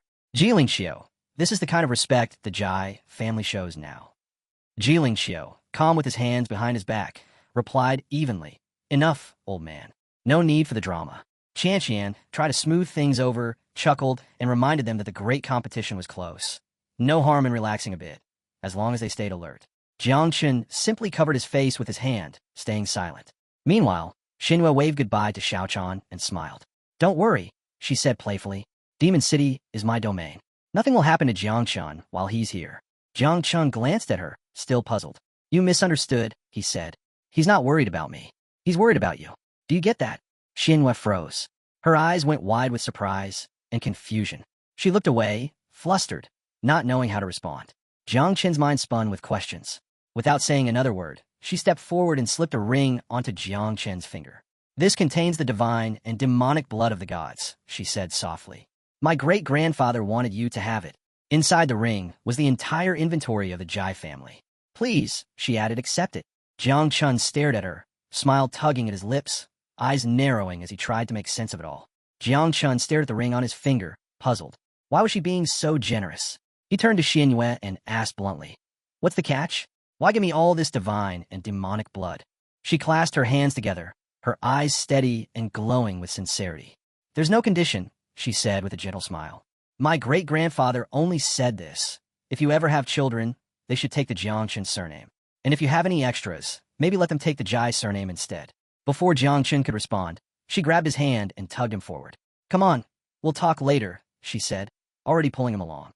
"I want you to meet some new sisters I just made friends with." Jiangqin blinked, caught completely off guard. They headed toward a sleek car. Inside, seated calmly in the trunk area, was a stunning woman with a fox tail draped beside her.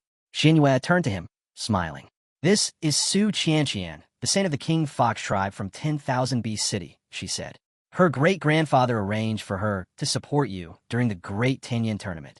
She's promised to take very good care of you." Qianqian's eyes sparkled with warmth. "I've heard a lot about you," she said softly. "You're younger than I expected, and even more handsome." Jiang Qin scratched the back of his neck, giving her a nervous smile. Then it all clicked. That's why Xuanyue's been acting differently. She'd made friends with a fox. "All right, you two, get in the car," Xianyue said, opening the door with a grin. "And just so you know," she added, "Qianqian's already at the peak of the 6th level. She's not weaker than Fengyu and Wuji." She held up a finger playfully. "Everyone knows you're only at the 3rd level. Competing in the Tian tournament like that. Let's just say it's a bit of stretch. But hey, no pressure," she continued with a teasing smile. "If you can't win, we'll just take the loss and move on." Jiang Qin didn't reply. He stayed quiet. Qianqian smiled, brushing her tail lightly. "Let's head to the hotel first." Sliding into the car, Jiang Qin looked around, then asked curiously, "Why are we going to a hotel?" Xianyue instantly turned red. She looked away, flustered and silent. Qianqian spoke up smoothly. "We're heading for Pinglai Island, one of the 3 overseas islands." At that same moment, on a distant, scorched battlefield, Sebastian, the first celestial prodigy of the Divine Academy, stood waist-deep in lava. Burns streaked across his back, not from the molten rock, but from battle. Above him, a flock of monstrous bird-shaped beasts dove toward him, bloodlust in their eyes. Without hesitation, Sebastian turned. Raising his arms, he activated his secret power, Eye of the God of Fire. Lava surged upward, flowing straight into his eye socket. Then with a single burning gaze, he unleashed his technique, Fire of Purgatory. A searing beam of pure flame exploded from his eye, slicing the sky, and the beasts, clean in half. As the ashes settled, he stood tall, watching them fall. "One glance," he muttered, and a level 6 beast turns to dust. Still, he wasn't satisfied. Despite being in his second transformation, he was still only at level 6. The full power of the God of Fires, I was out of reach, for now. But even so, he was certain, for the Tian tournament, he would be ready. Sebastian clenched his fists, eyes blazing. The Fire God's Eye, even in its incomplete state, was already a divine weapon. That alone was enough. And with it, he had only one goal in mind, Jiang Qin's head. From Daxia, and into his hands. At the heavily reinforced entrance of the War God Institute's gravity training room, now operating at 100x gravity, someone arrived. Inside, a fierce battle was underway. A towering rock monster swung its arm at a warrior, only for the figure to leap and dash across the creature's arm. With a burst of speed, she clenched her fist, then spun and delivered a devastating kick straight to its face. Her eyes lit up with furious focus. She channeled energy into her fist and then leapt again. This time, she fused her skill, Divine Hand, directly into her strike. Then came her technique, Mountain Collapsing Fist. One punch, a seismic shockwave shattered the monster into rubble. Breathing heavily, she dropped to the floor, hand on her waist, catching her breath. This was Ouyang Yi, the top prodigy of the War God Institute from the 3 overseas islands. Just then, the heavy door creaked open.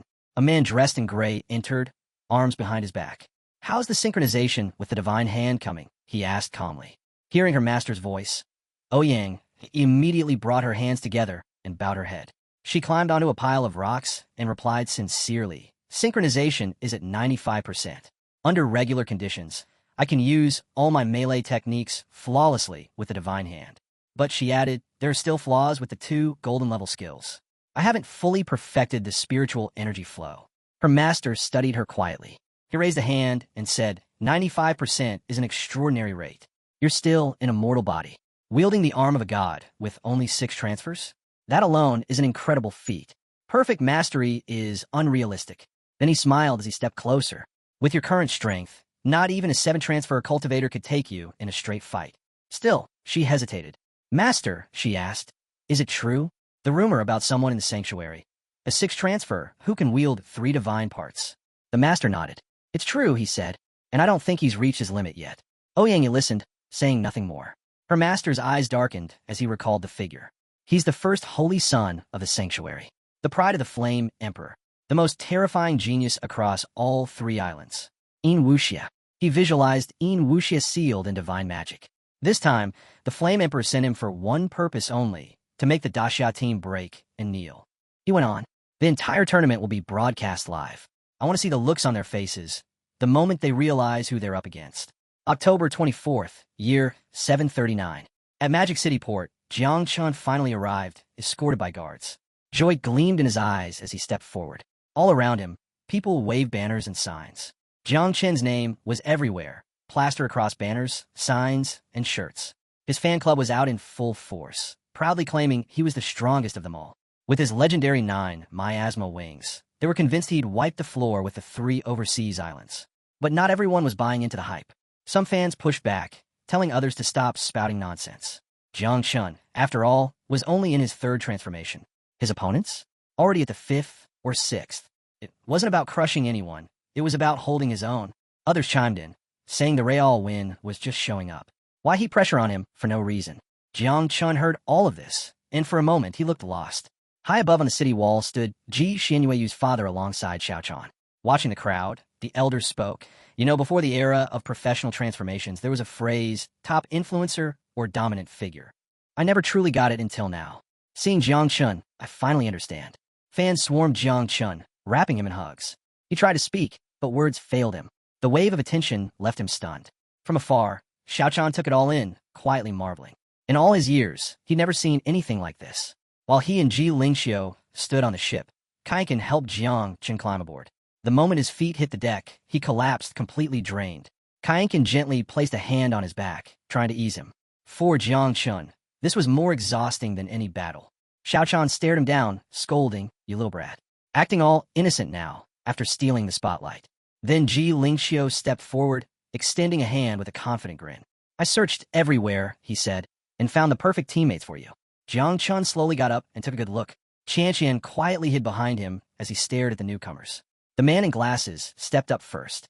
Mang Xingshan, head of Heron Academy, 6th-level practitioner, and the supreme sage of Confucianism and Taoism. A soft glow flickered around him as mystical circles formed at his sides. Adjusting his glasses, he grinned. Don't worry about being alone. The world already knows who you are. Next came the long-haired one, Jiang Chunmingchu, the top prodigy of Wuhan, also 6th level. He held the supreme secret of tea. Energy pulsed around him as he gave a quiet, knowing smile. Qian leaned in and whispered, one to show off, the other super serious. Easy to tell apart. Jiang Chun chuckled. You know what? That actually helps a lot. He looked back at the two and bowed slightly. I'll be in your care. They smiled and nodded. We've got your back. Watching from the side, Xiao Chan and Ji Lingxiu looked at each other, clearly puzzled. Ji Lingxiu flopped onto a couch, casually resting his head on the armrest. Then he turned to Ji Xuanyu's father, Hong Yin, and said calmly, mind explaining the competition rules? Hong Yin nodded, lifted his hand, and a magical hologram lit up the space before them. The battle will take place on a small island between Demon City and the 3 overseas territories. It's called Tanion Island, and that's where the Tanion Grand Tournament will begin. Everyone turned their attention to the hologram, eyes locked in silence. A serious tone settled as the details of the competition began to unfold. The first round, Hong Yin began, is the Void God ranking qualifier. This system was created by the 3 overseas islands. He explained that the Void God realm was formed from the spiritual sea of a 9th-level demonic whale's consciousness. Within it, no external forces were allowed, no equipment, no power boost, no enhancements of any kind. Everything came down to personal skill alone. The Void God ranking was an individual trial. Each participant had to clear 5 stages and defeat 6 generals. Your position on the ranking would depend entirely on how fast you completed it. Those 5 stages? They were built to test your core attributes: strength, speed, constitution, endurance, and spirit. Nothing flashy, just raw, fundamental power. Ji Lingxiu raised a hand and smiled. When we say defeat the 6 generals, we mean exactly that. 6 androids guard the gate. You beat them, you move on. He added that in this first round, everyone would go in alone. No interference, no team-ups, just you and the challenge. Out of 100 total participants, only the top 50 would advance. They all sat down in front of the glowing hologram, eyes sharp with new resolve. Hong Yin continued. Those who pass will move on to round 2, fought within a secret realm provided by our great Xiao. He paused. Details will come later, but know this, the number of qualifiers from round 1 will directly impact your advantages in round 2. So take this seriously. With that, he pointed to the glowing portal high in the sky. A shimmering curtain of water flowed from it. This, he said, is your broadcast feed. Everything you do will be shown live. So if you win, win with pride. And if you lose, do it with dignity. Then he turned toward Fengyun Wuji. You're the captain of this team. That's no small job. His voice softened. Technically, Jiang Qin's level isn't high enough to enter this tournament. But as the Sea Protector King, his absence would be impossible to explain. He looked at the others. That's why I need all of you to watch his back. Think of him as your lucky charm. Support him. Protect him. Qian reached out and playfully poked Jiang Qin's cheek with a grin. Jiang Qin blinked, caught off guard. Fengyun Wuji stood tall and gave a firm nod, ready to lead. Jiang Qin stared at them, puzzled. Were they seriously treating him like a pet? Did he have no pride left? But then, he realized they meant well. Their concern was real. He smiled. As Qian continued to mess with his cheek, Hong Yin reassured the group. The first round shouldn't be too big of an issue. As for round 2, which allows for open combat, I don't expect major trouble either. Xiao Chan stepped closer to Jiang Qin, eyes locked on him. Still, for you, that first round might be rough. The Void God realm isn't rich in elemental particles. Your thunder-based powers might not work the way you're used to. Jiang Qin's eyes locked onto his master. Calm and confident, he reassured him, don't worry. I just need to make it through the first round. That's all I'm aiming for. The moment had come. The ship pushed off and began cutting across the sea. Jiang Qin glanced up and was stunned. This warship was massive, even more impressive than the one they'd captured in their previous battle. Xiao Chan caught his reaction and nodded with pride. It should be. This one's a level 3 divine weapon. Their destination, Tian Island. As the ship soared forward, conversations broke out all around. The mood was high. Everyone was sure Daisy would come out on top. After several hours, the island finally came into view.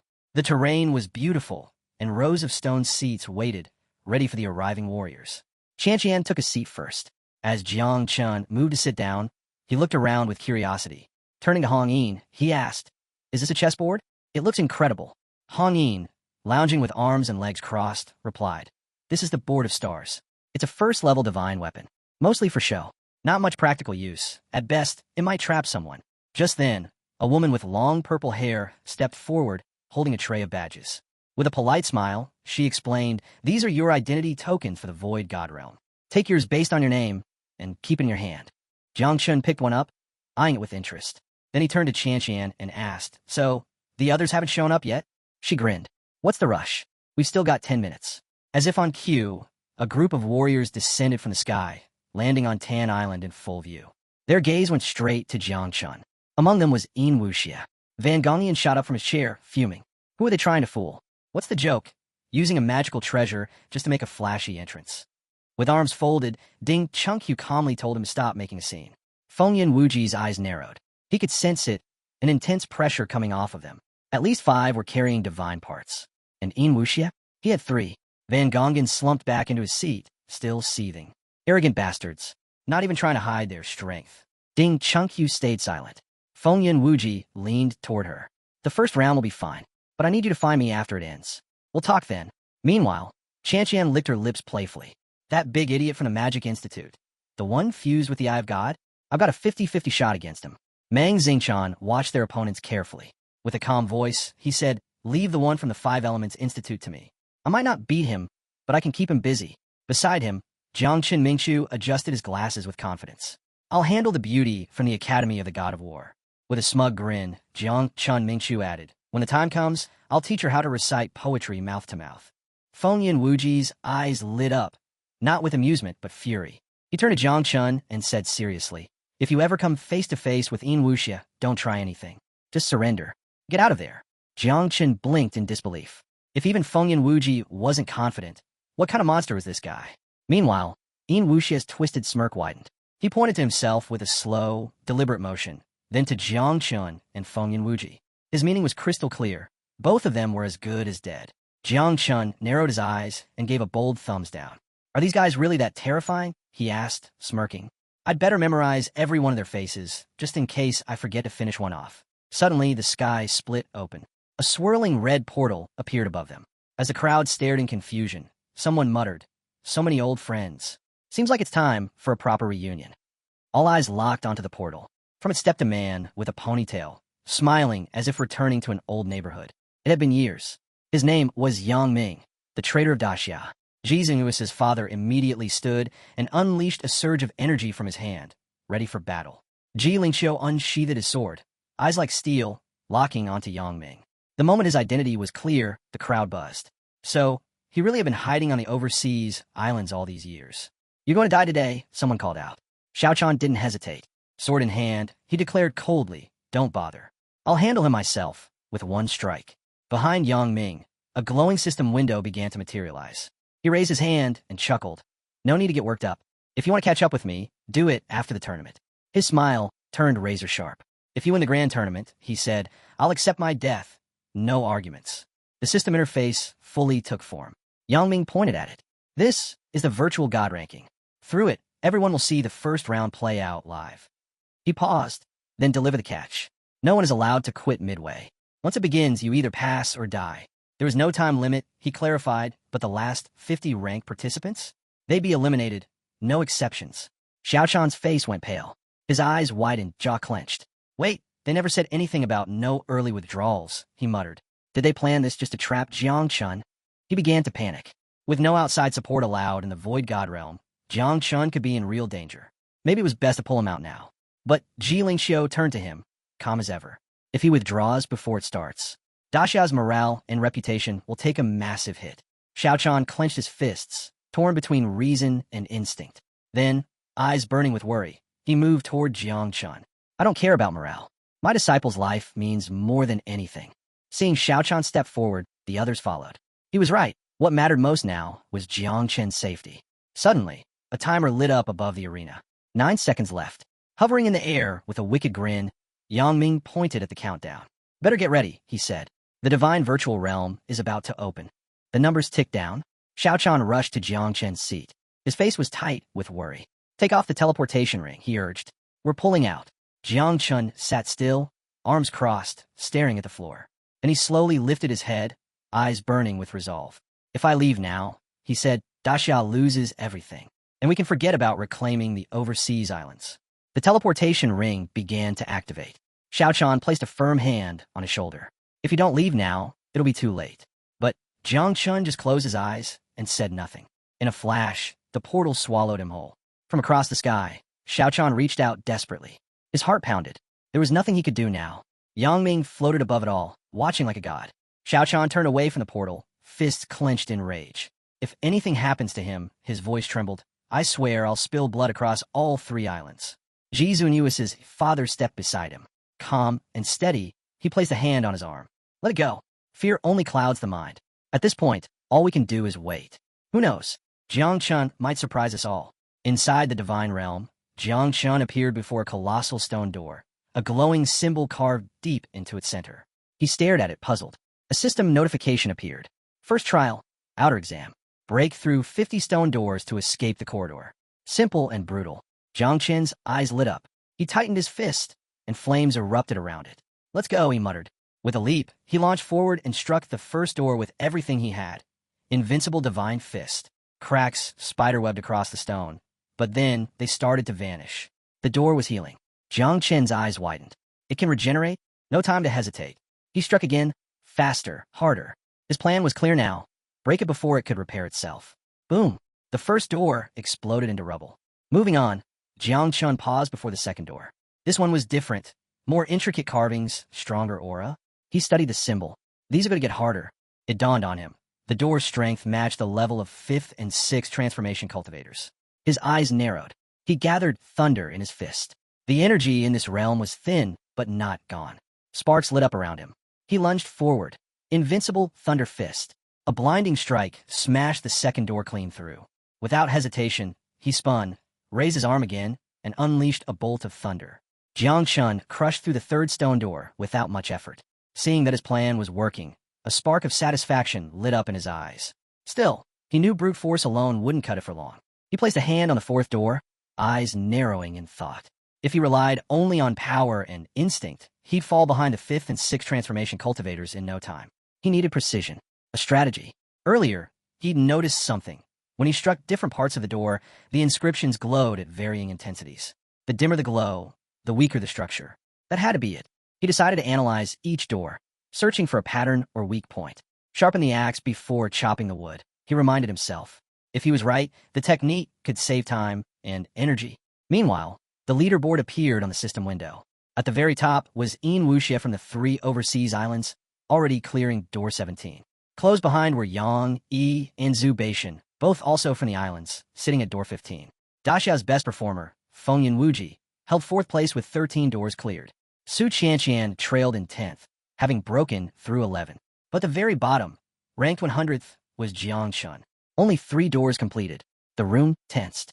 With only 2 Daxia representatives in the top 10, the situation didn't look good. Su Qianqian pointed toward the display, frowning. This isn't fair, he said flatly. No one can use outside support. But divine classes? They're allowed. Zhak Xuanyu's father, arms folded, explained, if a divine class can be fused into the body, it's considered part of the individual. There's no rule against it. He added, unfortunately, that puts Jiang Chun at a disadvantage in this round. The elders from the 3 islands burst out laughing. Seeing Jiang Chun dead last, they mocked Yinzan for ever being worried about him. Across from them, Yang Ming sat silently. Then he clasped his hands and spoke, cold and calm. As the saying goes, caution keeps a ship afloat for 1,000 years. His gaze hardened. Yinzan is the wisest man in the world. Just because Jiang Chen's in last place doesn't mean those concerns were wrong. The laughter died instantly.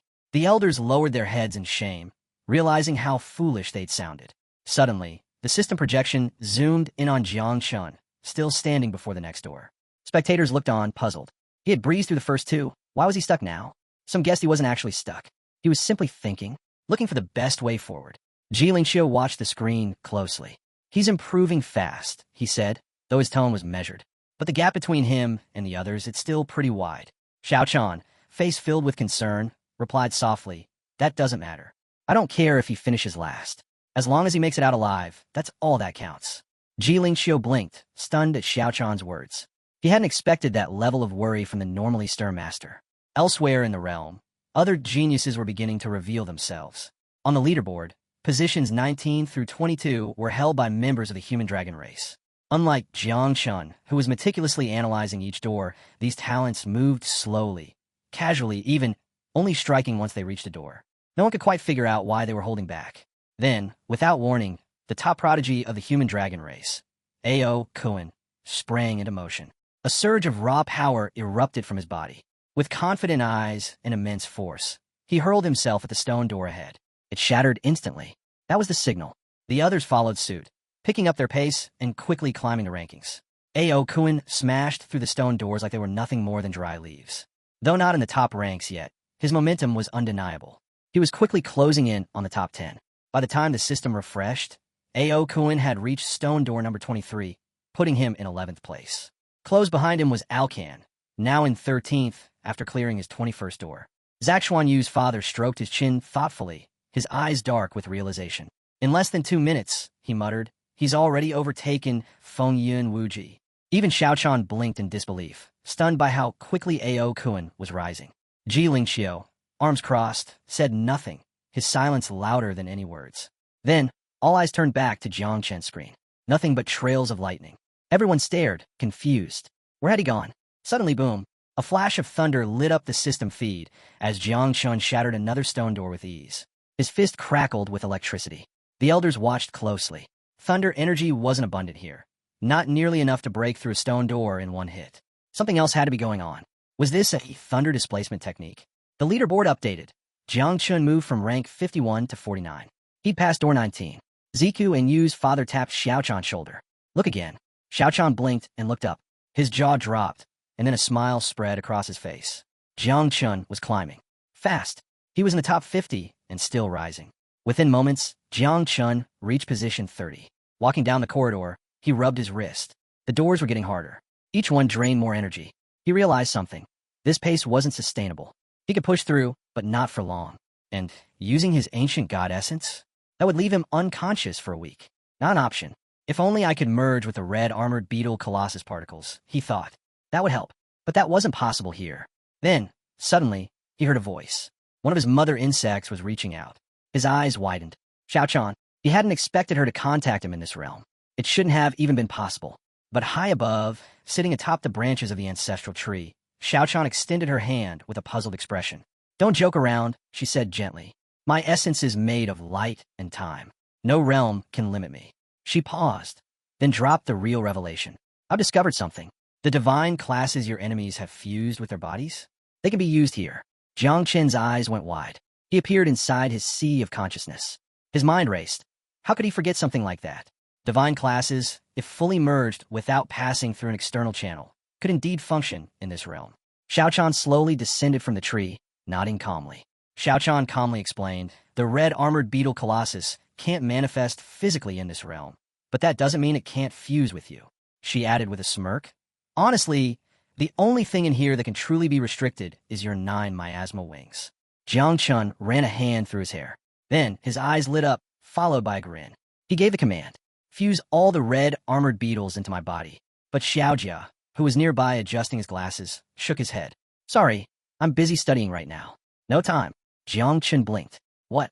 Xiaojia was seated on a branch, calmly flipping through a book.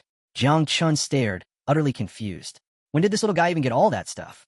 Adjusting his glasses again, Xiaojia muttered, Last time I saw you, the other kids were heading off to school. Jiang Chun stepped forward, placed his hands firmly on Xiaojia's shoulders, and spoke evenly. We don't have time for this. He leaned in. Start the fusion now. And when this is all over, I'll take you to school myself. Xiaojia's eyes widened at the promise.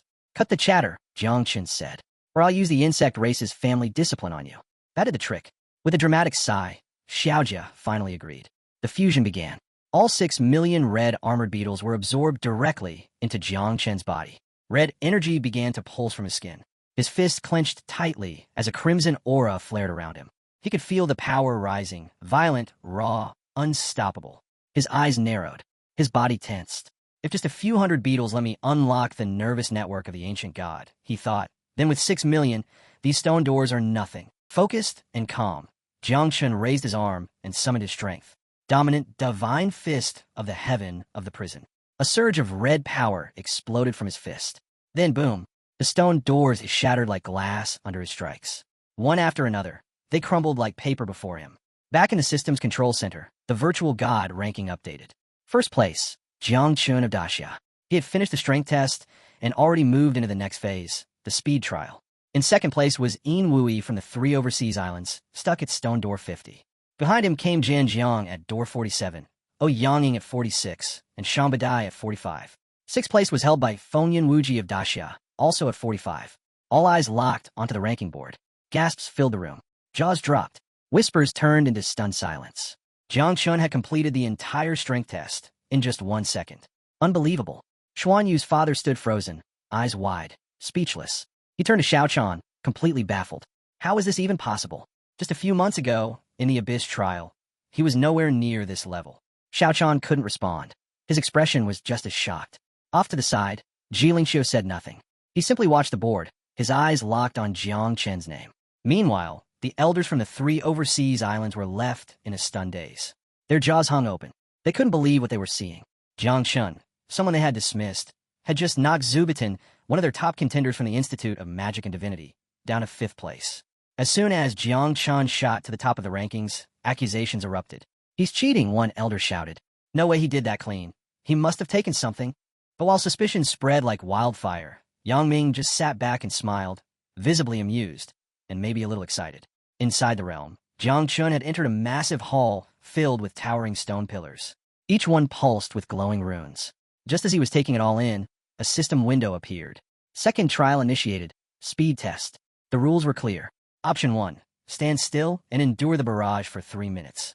Take more than 3 hits, and you're out. Option 2. Navigate the labyrinth and find the exit. 5 hits max. And one final rule. Destroy even a single pillar and you're immediately disqualified. Jiang Chun frowned. Sword waves in a maze? Twisted design, he muttered.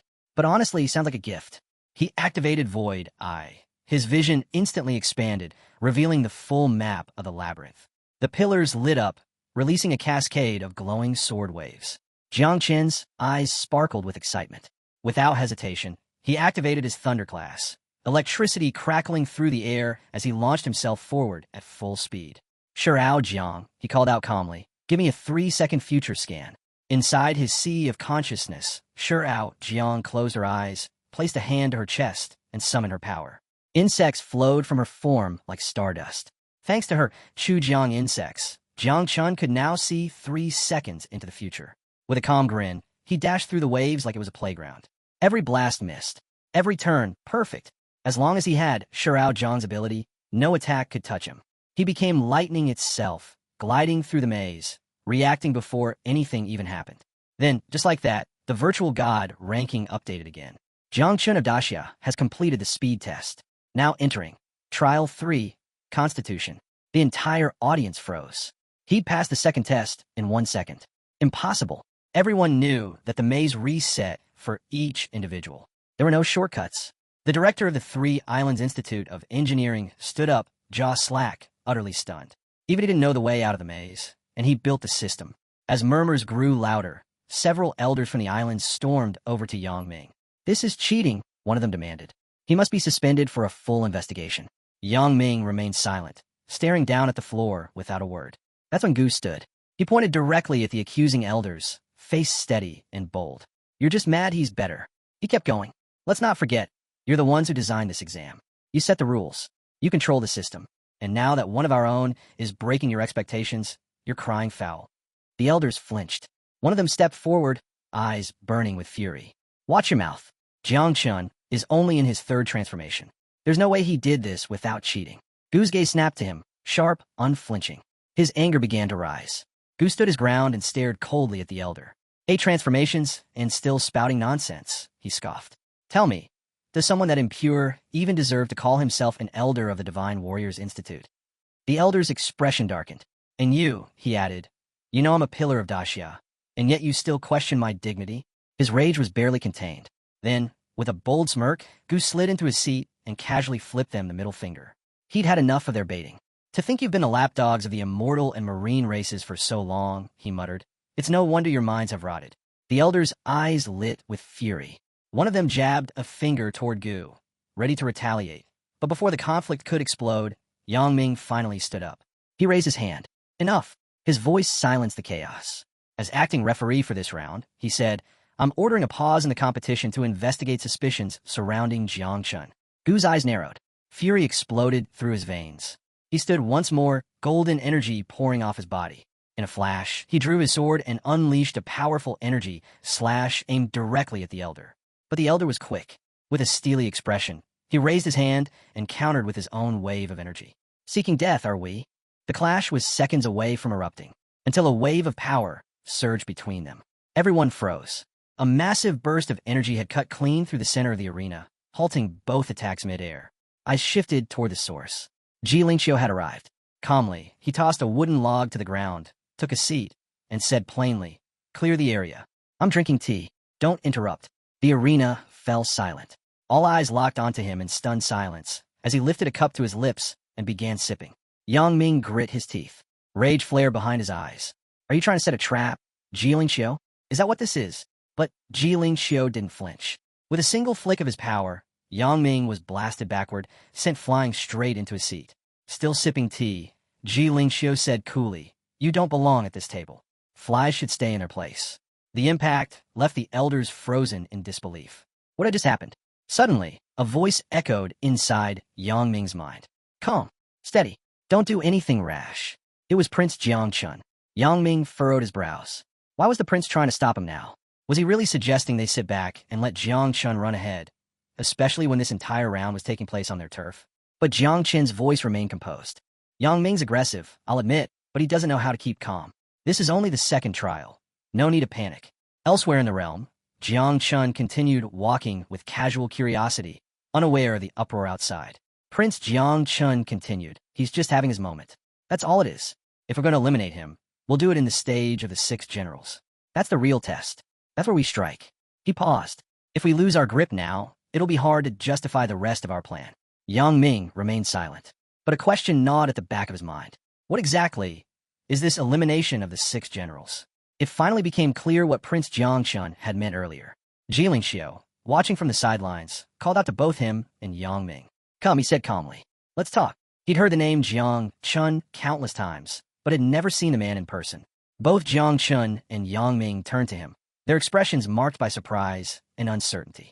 From a swirling portal, Prince Jiang Chun emerged, hands clasped behind his back. A subtle joy lit his face when he noticed the tea set Ji Lingxiu had prepared. With a small smile, Jiang Chun joined him and took a seat. Ji Lingxiu studied him in silence. To see the real Jiang Chun, it felt like a legend from 4 centuries ago had come alive. In his mind, he thought, if the human emperor were still alive, Xiao might have become a glorious empire. But Jiang Chun's expression turned sharp. Glory, he said, to me, that means destruction. Any nation obsessed with war is bound to fall. And Xiao's no different. He didn't hold back. You cling to the past. You cry for the emperor like dogs who lost their master. You've forgotten your ancestors' teachings. Ji Lingxiu remained calm, eyes drifting down to the cup in his hand. He smiled. Maybe the emperor loved war, he said, because his knees refused to bend. To be destroyed while standing is better than living on your knees. Jiang Chen's eyes sparkled with curiosity. Oh, he replied with a grin. Are you challenging me to a debate? Ji Lingxiu placed the teacup gently on the wooden log. With that same serene smile, he shook his head. Not at all. I only invited you here to make sure the young ones get a fair fight. Meanwhile, deep in the virtual realm, Jiang Chun looked up at the ceiling in silence, lost in thought. Nearby, Jai announced, by the time it takes to finish a single cup of tea, Jiang Chen's already cleared the 3rd trial, physical constitution. Ian Wookiee's just now finishing the 2nd. Even Prince Jiang Chun raised an eyebrow. A slow smile spread across his face as he rested his chin on his hand. Impressive. A real prodigy has finally emerged in Daxia. But a quiet thought remained. Could someone like Jiang Chun really endure what came next? Ji Lingxiu didn't flinch. He lifted his cup again and said, don't worry. There will be no traitors rising from Daxia this time. Jiang Chun had now entered the 4th of 5 trials, the endurance test. His objective, survive the worm and reach the exit. A warning flashed before him. Halfway through, the worm would compress its body at random intervals. He was not allowed to destroy it. Only endurance was permitted. Suddenly, the sky split open. A massive worm descended toward him, casting a shadow across the ground. Jiang Chun watched carefully. Thunder elements in the realm were vanishing. At this rate, even a full-powered lightning strike might not be enough to push through. Still, he remained composed. Yes, his prison overlord body could protect him, but activating it might damage the pathway. And if he held back too much, he'd be reduced to pulp. This trial, by far, was the most brutal. He raised his hand. No hesitation. It was time to use his main class. Skill activated, growth of all. From the ground, a massive root burst forth. Jiang Chun had summoned it through his growth of all ability. Without hesitation, the roots surged upward, plunging into the worm's open maw. Then, Jiang Chun followed. Activating his lightning skill, he stepped into the beast's mouth and placed a hand on the root, using it as a guide. But suddenly, his eyes widened. The skill had ended. He needed more energy to activate it again, and right now, he was running low. Inside the worm, razor-sharp teeth started tearing into the root, inching closer to him. The pressure was building. Jiang Chen's heart pounded. He could feel the worm compressing itself around him. The walls were closing in, and the teeth were almost at his arm. He didn't have much time.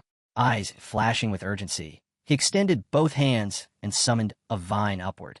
As the worm's mouth continued to close around him, he started climbing, fast. But it wasn't enough. One of the worm's massive fangs was about to sink into his flesh. Panic struck for a split second, but Jiang Chun made his move. With no other option, he called on lightning one more time. In an instant, his body transformed into thunder. Crack! He shot out of the worm's mouth and crashed onto solid ground. He stood slowly, breathing hard. Then, before him, a shining door emerged. The 5th trial, mental resistance. To complete it, he had to endure a series of mental attacks and reach the exit without breaking. Jiang Chun took a deep breath and studied the area ahead. A calm smile formed on his face. He reached over, placed his hand on his shoulder, and whispered encouragement.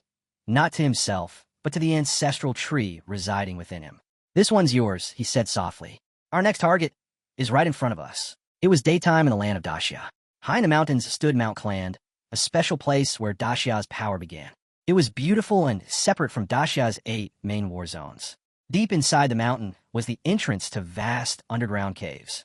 Nearby was Panga City. Standing on top of a temple in the city, the Great Dreamer stretched out her hands. Her eyes glowed brightly as she concentrated. A symbol appeared on her forehead. High in the sky above her, a large portal opened. Bursts of powerful energy rained down from it. She turned to Lord Fong, who stood not far away.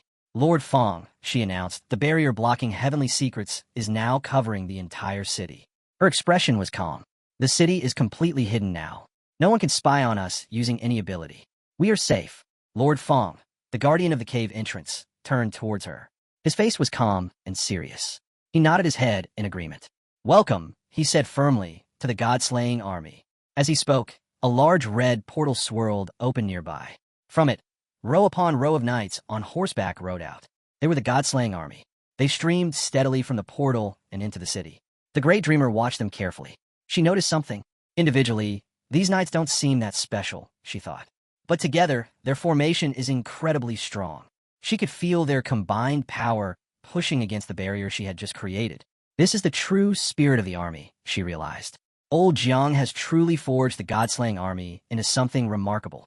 Just then, Jiang appeared behind her. His arms were crossed, and powerful golden energy radiated from his body. He looked pleased. Hearing her praise was a great honor for him. Hearing him, the Great Dreamer turned around. Don't get too proud, she said directly. Why is the god-slaying army here? Aren't they supposed to be guarding the cave entrance? You brought half of them back. She looked at him intently. Do you plan to attack the 3 islands? He met her gaze calmly. I did have that thought, he admitted. But that's not the most important thing right now. Protecting Jiangchun is our main concern. His expression grew serious. I feel something big is about to happen. The Great Dreamer looked curious. Oh, he pictured the young man, Jiangchun, in his mind. He saw him surrounded by countless tiny insects. Jiangchun's 9-winged fog, he revealed. It has already reproduced, exceeding 10 billion insects. The Great Dreamer's eyes widened in surprise. 10 billion? Jiang never told me this. Don't blame Jiang, he said quickly. I told him not to tell you. He looked straight at her. After all, not everyone can act well or keep secrets. Only someone who genuinely doesn't know something can hide the truth perfectly. The Great Dreamer put her hand on her hip. She thought for a moment, then nodded sincerely. You're right. Neither Master Gui nor Xiao are good at keeping secrets. She looked back at he. So, is this the big thing you felt coming? His eyes glowed with intensity. On the side of the underground caves, he explained, an ancient being has awakened. It might have sensed Jiang Chen's power. This entity has ordered Jiang Chen's elimination, no matter the cost. He paused, letting the weight of his words sink in. The ancient demon races, the immortal races, the dragons, the beast clans, they've all put aside their differences. They've united unusually. They've given us an ultimatum. His voice was grave. If we don't hand over Jiangchun within 3 months, all 10,000 races will attack Daxia together. The Great Dreamer's eyes widened again, this time in shock. But her expression quickly hardened into fierce resolve. No matter how many come, she declared, her voice sharp, I will kill them all. He shook his head slightly. He pictured Little Nine, Jiang Chen's fog. This time is different, he said. Our enemies could have waited the full 3 months until the Heavenly Path seal lifts. But they are impatient. Why? Because of the 9-winged fog. He looked at her meaningfully. That fog is far more terrifying than they ever imagined. When it grows beyond a certain point, it evolves. It becomes the 9 abysses. He leaned closer. And it seems those ancient beings fear the 9 abysses deeply. Understanding dawned on the Great Dreamer's face, mixed with concern. So, you mean Jiang Chun, while on the 3 islands this time, he might actually encounter those ancient beings? He closed his eyes briefly. He walked past her, then nodded. Yes. But, he added, turning back slightly, we still have time. Just then, rain began to fall. Gentle drops pattered on the temple roof and the stones of the city. He lifted his hand, gently placing it over the Great Dreamer's head, shielding her slightly from the rain. Don't sleep so much from now on, he advised softly. His tone was caring but firm. Look more at the lands of Daxia. Travel more, and... Jiangchun took a moment to appreciate the time spent with his daughter. He truly valued it. An old saying echoed in his mind. At 3 years old, a daughter was worth a bar of gold. At 30, she'd be worth a kingdom. At 300, she'd be worth an immortality potion. The thought warmed him briefly. Back inside the virtual challenge realm, Jiang scanned his surroundings, the environment shimmering with unstable energy. Then, the system's voice boomed, announcing the fifth test. Mental evaluation. The rule was straightforward. Resist the mental attacks within the designated area and reach the exit. That was all. Zhang's eyes widened slightly, but his expression radiated confidence. This should be manageable, he thought internally. He wasn't worried at all. Losing the ancestral tree's direct help might be inconvenient, but he felt certain it wouldn't hinder him significantly. This test seemed easy to him. Just then, the air before him rippled violently. A huge, grotesque monster materialized, blocking his path. Its eyes glowed with a palpable evil intent. It threw its head back and roared, a sound meant to shatter nerves and instill terror. Zhang stayed perfectly calm, his body relaxed. Inside the shared space of his mind, Xiaochan reacted differently. She instinctively hugged the old tree tightly, her small form trembling. It's scary, she thought desperately, silently pleading with the tree to destroy the terrifying beast. Outside, in the physical space of the trial, Zhang simply raised his hand and covered one side of his face, leaving one eye exposed.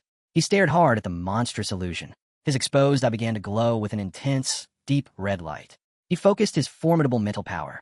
A powerful beam of crimson energy lanced from his eye. It struck the monster and passed straight through its illusory body as if it were made of smoke. The beast dissolved instantly, utterly overwhelmed and vanishing without a trace. It was no match for his focused will. Watching this display through the viewing portal, Shishuanyu's father abruptly stood up from his seat. His eyes shone with unmistakable joy and pride. Beside him, Master Gu clenched his fist tightly, a broad smile breaking across his face, feeling intensely happy and relieved. They exchanged a glance, both struggling to believe Jiang Chun had passed yet another test within mere seconds. The display clearly showed he was now a solid 5 minutes ahead of the second-place contender. The atmosphere was different among the elders from the three islands. They felt furious, their faces darkening. They clenched their jaws tightly, grinding their teeth in frustration. This is impossible, one thought vehemently. Even a cultivator specializing purely in mental powers couldn't dismantle an attack that quickly. They silently agreed amongst themselves. Jiang Chun must be cheating somehow. There was no other explanation. Nearby, Ji Lingxiu sat with his head resting heavily on his fist, looking bored. He noticed a tiny mosquito land clumsily on the surface of his expensive, fragrant tea. Disgust twisted his features. With a flick of irritation, he deliberately knocked the cup over, spilling the precious liquid onto the polished table. The prince, seated close by, noticed the deliberate action. He stared at Ji Lingxiu, a flicker of confusion crossing his composed features. Was the tea not to your liking? The prince inquired smoothly, his tone neutral. Ji Lingxiu didn't answer directly. He simply reached out his hand in a dismissive gesture. Perhaps my eyesight fails me, he admitted dryly, his voice flat. Maybe it was just a trick of the light. You are correct, Prince. With esteemed company, such as yours present, no mere fly would dare intrude upon this moment. Yang Ming then leaned closer to the prince, genuine fear showing in his eyes. Jiang Chun has far surpassed the holy prince's time, he whispered urgently. The gap widens. Are you absolutely certain your plan will work? Are you sure you can kill him in the six-cut stage? The doubt was evident in his voice. The prince's calm facade cracked instantly. Anger flashed across his face at being questioned so directly. Yang Ming immediately dropped to his knees on the floor. Please calm your anger. Your Highness, he begged, his voice tight with apprehension. I meant no disrespect. The prince visibly forced himself to relax, the anger receding. He didn't understand Yang Ming's sudden haste. The 5 trials, he explained patiently, his voice regaining its controlled calm, are not truly about combat lethality. They test endurance, mental fortitude, elemental affinity. With the aid of potent, lucky medicines or unique artifacts, even a mediocre cultivator can scrape through. But the 6 cuts, he paused for emphasis, are entirely different. He continued, outlining the brutal reality. Jiang Chun is only a 3-transformation warrior. He will face 6 attackers simultaneously, each possessing the strength of a 6-transformation level fighter. He must rely solely on his physical body and innate techniques within the virtual space. No external aids. Defending against 6 attackers of that caliber, with just his physical form, that borders on the impossible. The prince revealed the core of his strategy. Among the 6 attackers Jiang will face, I have personally concealed one who is not a simulation. He is a divine spirit warrior, loyal. Jiang watched the knights carefully. He realized they were strong warriors, known as warriors of 6 transformations. Using Xiaochan's power to see a few seconds into the future, he jumped sideways. He barely dodged their attack. The knights attacked again immediately. This time, Jiang jumped high into the air. From above, he saw clearly that 3 knights carried swords. His eyes focused intently. He clenched his fist tightly. He decided to use his strongest defense, the divine elephant body technique. Xiao landed hard on the ground. He slammed his fist down with full force. The impact crushed one knight instantly. Another knight tried to sneak attack him from behind, but Xiao was ready. He moved quickly to the side. He grabbed the knight's spear. With a powerful twist, Xiao snapped the spear in half. Before the surprised knight could react, Xiao drove his knee hard into the knight's face. The force sent the knight flying backwards. He landed right in a strange red liquid nearby. The liquid started burning the knight's body immediately. He screamed and twisted in terrible pain. 2 more knights began charging straight at Xiao. Watching the knight burn in the liquid, Xiao thought to himself, do these guys even feel fear? Using Xiao Chan's power again, Xiao threw a massive punch. The punch hit both charging knights squarely, knocking them off their feet and into the deadly red liquid. These guys won't learn until it's too late, Xiao realized grimly. Just then, the last knight, the one holding a sword, fixed a cold, evil stare on Xiao. This is the end for you, the knight declared. He sneered, adding, though I admit, the fact you managed to wake me up shows you have some skill. Outside the battle, observer room, Master Gu put his hand under his chin, watching the screen closely. He smiled. Xiao already defeated the 4th general, he said. So this round is secured. Xiao Chen's father stood nearby, with his arms crossed. A smile appeared on his face too. In Wuxia has also sped up, he admitted, but he's fallen too far behind. He won't catch up to Jiang now. The elder of the 3 islands looked furious. If things keep going like this, he growled, clearly worried, I fear we're going to lose. Yang Ming rested his head on his fist, looking completely confident. He smiled. Elder, don't panic, Yang Ming said calmly. Remember, the real winner is the one who laughs last. Xiao picked up a cup of tea, looking very serene.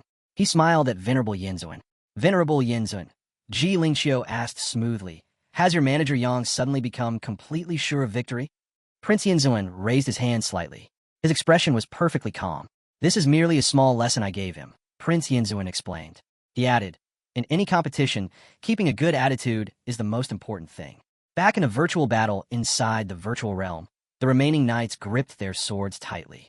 Powerful energy began glowing around their bodies. They charged straight at Jiang once more. Jiang stayed calm.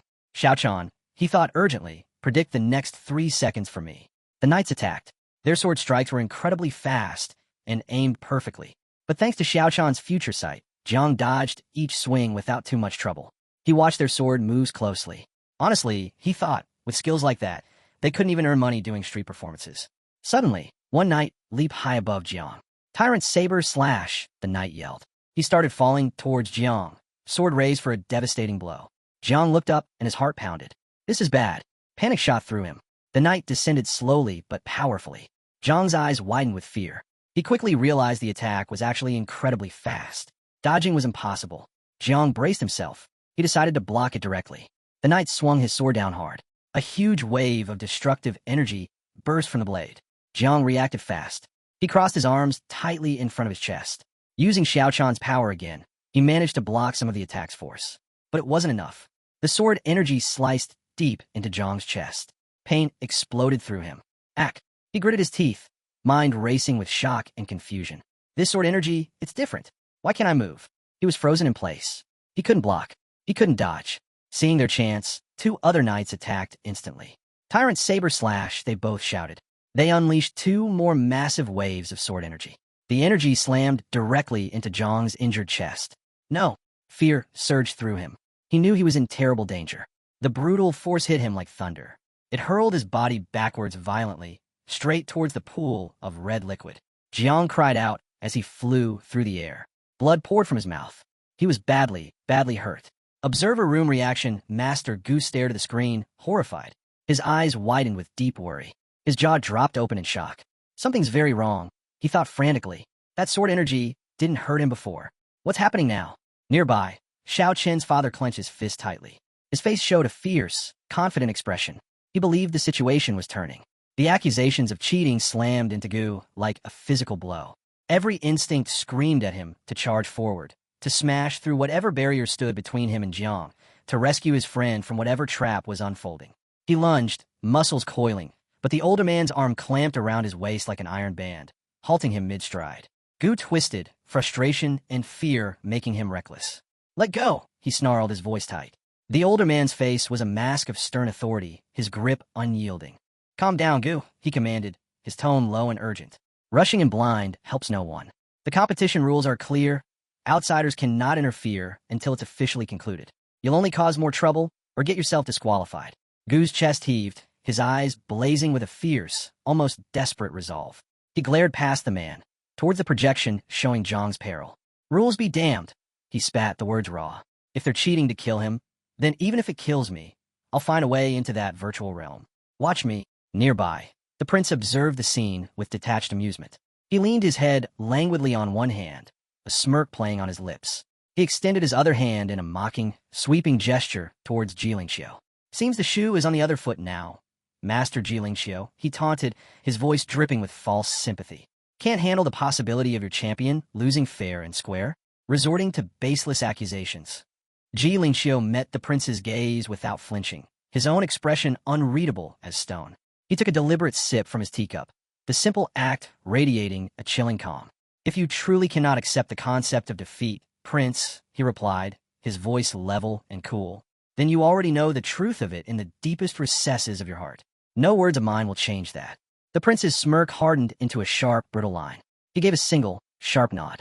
"Oh, I know perfectly well what the outcome will be, and I intend for the entire world to witness it." Clearly, Xiao set his cup down with precise control, his eyes never leaving the prince's face. Internally, a cold knot of concern tightened. The competition's result meant nothing to him. Only Zhang's survival mattered. If the boy dies in there, Xiao thought, the weight of the responsibility settling heavily, explaining it to Gu will be impossible. The fallout alone.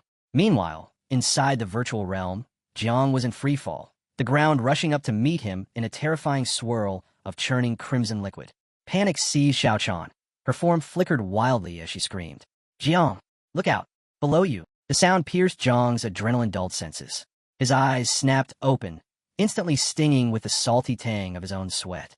The sensation of the energy-blocking barrier was abruptly gone, vanished the moment he'd been hurled downwards. Movement! His mind screamed. Milliseconds before impact, instinct took over. He thrust his hand downward, palm out, channeling his growth of all things skill with desperate focus. Thick, gnarled roots erupted violently from the surrounding stone walls with a tearing sound. They snaked and wove together with astonishing speed, forming a dense, springy platform directly beneath him just as he hit. He landed hard on the makeshift net, the impact driving the air from his lungs in a painful gasp. He lay there for a second, blinking sweat from his eyes, his heart hammering against his ribs. Then, forcing calm, he pushed himself up onto one elbow. His expression smoothed into analytical focus. These knights, they registered as only 6 transformation warriors. They shouldn't possess the raw power to breach my city prison body defense. Something else is at play. He decided his best move was observation. Let them think they had him cornered and weakened. Their overconfidence could be his sharpest weapon. His gaze, sharp and calculating, locked onto the 3 armored figures standing below. Almost instinctively, his eye of the void activated. His left eye pulsed with a brief, intense light. From his elevated perch on the root platform, their vital statistics materialized before him like ghostly system readouts. Knight A315. Strength 6 transformation level. Knight A316. Strength 6 transformation level. Knight A317.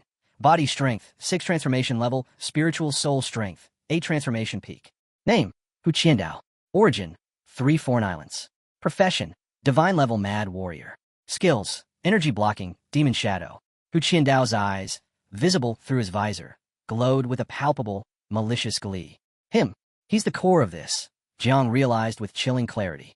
The stats confirmed his suspicion. Hu Qiandao had concealed a peak 8 transformation spiritual soul within the shell of a 6 transformation knight's physical form. Clever, Jiang conceded internally. Dangerously so. His true killing power is masked within the sword energy itself. To any observer outside, it will look like I was simply overwhelmed by 3 simultaneous, mundane 6 transformation attacks. A perfect, deniable assassination attempt. This wasn't just cheating, it was a meticulously crafted death trap designed solely for him. Jiang glances down at his chest and sees a deep X-shaped cut carved into his flesh. His eyes widen with shock and confusion. He turns to Xiao, asking how they managed to break his defense. Xiao explains that the low-level insects fused into his chest have been wiped out by the energy, and now he is focusing on repairing father's wounds. Spotting the injury, Little Nine's expression twists into fury. Without hesitation, she declares, "You dare hurt my daddy, I'm going to eat him." Jiang retreats into his sea of consciousness, uncertainty clouding his eyes. He is not sure if she can even manifest herself here. Little Nine's gaze burns with rage. She tells him, "Before I could not. But now I can, and I can even tear this virtual realm apart." Jiang reaches out, gently patting her head, a faint smile tugging at his lips. He urges her to calm down, explaining that it is not yet the right time to reveal herself. This is not the moment, and it would not be proper. He asks her to wait a little longer, as he already has a plan to overcome this trial. Her fists clench tight, eyes still blazing. Even so, she gives a sharp nod, choosing to listen to our boy. Then she steps toward Xiao Jia, fixing him with a deadly stare. The air around her thickens with murderous intent as she warns that if Jiang is injured again, she will eat him and his offspring without hesitation. Fear pricks at Xiao Jia's heart. He can tell she means it, as she is not even speaking in her usual sweet cutesy tone anymore. Meanwhile, Xiao Chan's eyes glimmer with calm as she approaches Jiang. She says, "I have a plan of my own." Jiang's eyes soften, quiet confidence settling over him. He cannot help but smile, because he too already has a plan in mind. Jiang's eyes burned with an intense, unnatural light as a spike of cold fear shot through him. Is Jiang still alive? Did he fall into that thing? Driven by this urgent dread, he started moving cautiously towards the edge of the swirling red liquid, needing visual confirmation. Suddenly, thick, whip-like roots erupted from the ground, lashing towards them with terrifying speed. Reacting instantly, Jiang tapped into his class growth of all things skill. "Clones," he commanded mentally. 3 perfect replicas of himself materialized in a shimmer of displaced air, their eyes mirroring his own furious glow. Without hesitation, the copies lunged at the bewildered knights. The knights were utterly confused. One moment they were facing a single opponent, the next there were 4 identical figures attacking. What kind of sorcery is this? Their training faltered momentarily under the unexpected assault. One knight, gritting his teeth with fierce determination, swung his heavy broadsword in a powerful horizontal arc. The blade connected cleanly, shearing one clone diagonally from shoulder to hip. The two halves dissolved into shimmering motes of light before hitting the ground. Seeing it wasn't the real Jiang, the knight froze, his eyes wide with shock and disbelief. An illusion? That split second of hesitation was fatal. While his focus was shattered, the real Jiang materialized right beside him. Jiang felt power surge through his arm as he focused his energy, coiling it tightly into his fist. He drove it forward with brutal force, punching squarely into the knight's armored chest. There was a sickening crunch of metal and bone. The knight was hurled backwards as if hit by a battering ram, crashing hard onto the unforgiving stone floor, unmoving. The knight crumpled lifelessly. First, Jiang thought grimly, his eyes fixed on Huqi and Dao. I eliminate these annoying obstacles protecting him. Huqi and Dao stood impassively nearby, merely observing the carnage. Jiang stretched out his hand towards a discarded sword lying near a fallen knight. Instantly, a thick root snaked across the ground, coiled around the hilt, and delivered the weapon into his waiting grasp. Seeing Huqi and Dao still maintaining their deceptive facade, hiding his true nature, anger flared in Jiang. "I'll completely destroy your soul," he snarled. He shouted directly at the figure. "Keep pretending, then." Jiang gripped the sword's hilt tightly, his knuckles turning white, his eyes blazing with that intense light. Huqi and Dao flinched, genuinely startled. How does he know my name? Panic surged through him. This is dangerous. He knows too much. I can't let him leave this place alive. Just then, the glowing ranking board embedded in the cavern wall flickered and updated. The new information displayed clearly. First place, Ding Cheng, Great Xia. Eliminated 6 generals, latest, 6th general. Second place, In Wuxia, 3 overseas islands. Also eliminated 6 generals, latest, 2nd general. Nearby, watching through a scrying portal or similar means, Gu couldn't contain his excitement. A wide grin split his face as he clenched his fists triumphantly. "Xiao Chen is doing great," he exclaimed, practically bouncing. "Even without making a huge spectacle, this is seriously impressive work." He quickly scanned the implied rules in his mind, reassuring himself. Picking up a discarded weapon, that's definitely within the bounds. It's resourceful, not cheating. He leaned forward, cupping his hand around his mouth as if Jiang could hear him, and yelled, "Use the heaven-opening blade against him. Finish it." Across the observation area, Xiao Chen's father felt a rare smile touch his lips. He was a man renowned for his unshakable calm, a pillar of stoicism. Yet, watching this brutal, high-stakes confrontation had sent his heart pounding erratically against his ribs. The tension was physically agonizing, he felt a cold sweat prickle his skin and a tightness in his chest that bordered on terrifying. It feels like I might have a heart attack just watching, he admitted silently, forcing himself to take a slow, steadying breath. Guiling's attention locks on the ranking board. A faint smile curves his lips as he turns to the prince, asking who could possibly afford to lose now, since the answer should be obvious. Yinzuan lowers his gaze to the ground, at a loss for words. The soldier focused their energy, unleashing the technique known as Tyrant Blade Slash. Uproot the grass from its roots. A violent surge of power sweeps across the ground, tearing the roots apart and scattering them into the air. Jiang takes a step back, his eyes beginning to gleam. Our boy cannot believe he is still keeping up the act. Determined to force him into revealing his true form, he orders Xiao Chan to activate full prediction at 3-second intervals. She nods without hesitation. Jiang then commands Xiao Jia to fully activate the divine elephant domain body. In response, his rival's facade shatters and his true form emerges. He is a man with white hair, eyes burning with excitement as a sinister energy seeps from his body.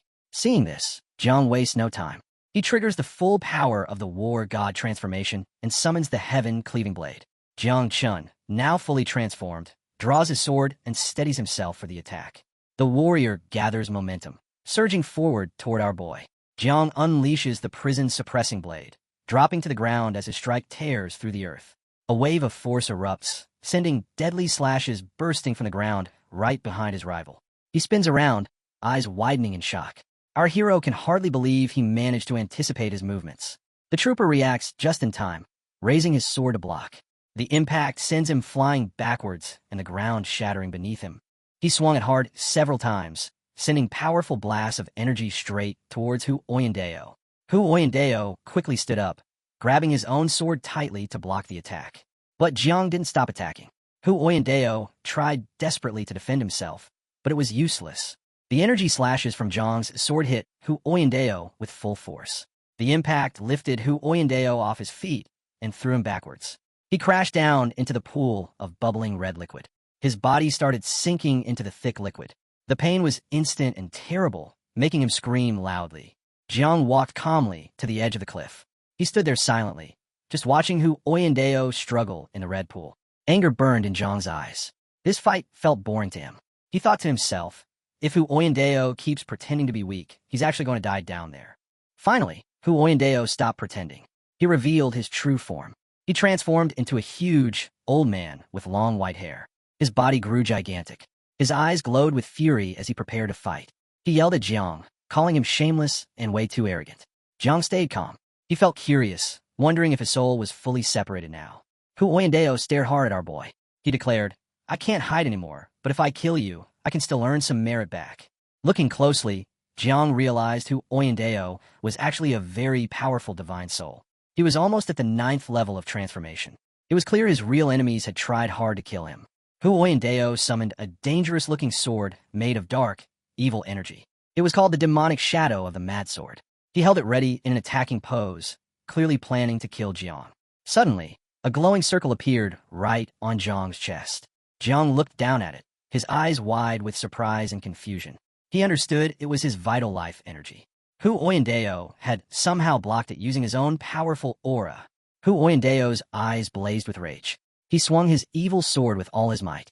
As he swung, the sword energy transformed into several massive, powerful dragons. These energy dragons locked their fierce, piercing eyes directly on Jiang. Jiang quickly moved away, trying to get out of their path. He watched carefully, realizing he could sense the energy coming and maybe dodge it. But the area the sword attacks covered was just too huge. He couldn't move fast enough to escape them all. A strong red aura started glowing around Jiang's body. He stopped running. He gripped his own sword tightly. Determination shone in his eyes. He remembered his powerful war god transformation ability was almost out of time. He knew he had to risk everything right now. Jiang unleashed his special technique, Hell Prison. In an instant, he swung his sword hundreds of times. The countless slashes cut through the air, hitting the energy dragons and slicing them all into nothingness. Seeing his dragons destroyed so easily, Hu Oyandeo couldn't hold back his fury. He was shocked that Jiang had shattered his summoned dragons with just a sword. Meanwhile, high up, Xiao Chan was sitting on a thick branch of the ancestral tree. She looked seriously at Jiang and explained, Jiang, your Overlord war god ability has a hidden technique called Imperial Prince True Formation. Because of this, both the Nine Wings and the Red Armor Beetle are actually your troops. Jiang looked confused. He touched his head, asking, "What do you mean by that?" Down below, Hu Oyendeo's eyes glowed intensely. He prepared his final, deadly attack aimed at Jiang. Our boy knew he couldn't wait. Using his sword, he first focused on cutting the vital energy connection Hu Oyendeo had created. Jiang jumped backwards. His eyes shone with firm resolve as he stared hard at Hu Oyendeo. He activated his defensive technique, Imperial Armor of 1,000 Shields. Fire burst out from his clenched fist. Hu Oyendeo swung his sword again, creating more powerful energy dragons that roared towards Jiang. Jiang decided to meet them head-on. He threw a fierce punch, sending his fiery energy straight at the dragons. The two forces collided violently. "Xiao Jia!" Jiang yelled. "Hold them back for me." Instantly, Xiao Jia appeared. His eyes glowed brightly as he stretched out his hands, straining to block the massive energy attack from the dragons. Our boy added firmly, "If you don't hold them, my sister will devour you." Once Xiao Jia successfully blocked the dragon attack, Jiang focused all his energy. It was time for his counterattack. He unleashed his power and completely destroyed the remaining dragons, shattering them into pieces. Little Xiao Jia quickly transformed back into his beetle form and flew safely out of the way. Jiang couldn't help but praise him. "Good job." Jiang decided to use his powerful attack called the Supreme Divine Fist of Hell Domination. Hu Qiandao stared at him, eyes wide with fear and surprise. He didn't understand what was happening. Before he could do anything, Jiang, covered in strong, glowing energy, punched him hard in the face. Hu Qiandao was confused. How could this young guy be so strong? Jiang then focused his energy. He used the Imperial Army Formation technique, gathering power into his fist. His fist started glowing bigger and bigger. Hu Qiandao fell to the ground. He quickly realized this was very bad news. Jiang's giant glowing fist suddenly changed shape. It turned into a powerful energy dragon. The dragon slammed down forcefully, attacking Hu Qiandao right on the neck. Hu Qiandao cried out in terrible pain, his mouth wide open. While the dragon attacked, Hu Qiandao's eyes suddenly looked confident. He felt sure that Jiang couldn't actually kill him. Hearing this confidence, Jiang decided not to hold back at all. He started throwing a rapid chain of punches. Each punch transformed into another energy dragon. The dragons kept hitting Hu Qiandao. Poor Hu Qiandao screamed in agony again and again. Seeing that Hu Qiandao couldn't take much more, Jiang noticed something important. Hu Qiandao's divine soul, his core power and life force, was getting weaker and weaker. Jiang looked at his own fist next. He was surprised to see that his own energy was fading fast too. Hu Qiandao's soul was almost completely destroyed. Hu Qiandao stared at Jiang and, strangely, couldn't help but smile weakly. Exhausted, Jiang placed his hand on the ground. His powerful god of war, fighting state deactivated. Hu Qiandao felt relieved. He had been seconds from death. Hu Qiandao both silently watched Jiang. They saw he was completely out of strength. Now that Jiang was weak, Hu Qiandao looked at him with an evil expression. He prepared to attack. Hu Qiandao was certain Jiang was about to die. Jiang panicked. Was this really the end? Just then, Jiang noticed little Xiao Chan sitting on his shoulder. He felt confused about why she was there. Inside Jiang's mind, in his sea of consciousness, Hu Qiandao's leftover soul was like a tiny fly buzzing around. Near the big ancestral tree in this mental space, Xiao Chan turned around. She looked serious and spoke to her master, the tree. "Master," she said, "Hu Qiandao's soul is too noisy. It's disturbing your nap." As the fly-like soul buzzed closer to the ancestral tree, something happened. The soul of Hu Qiandao began getting pulled into Jiang's real body. Jiang was still sitting there, exhausted. Suddenly, Hu Qiandao started screaming like a madman. He couldn't believe it. His divine soul was being absorbed. He was being sucked in. A glowing system window popped up in front of Jiang.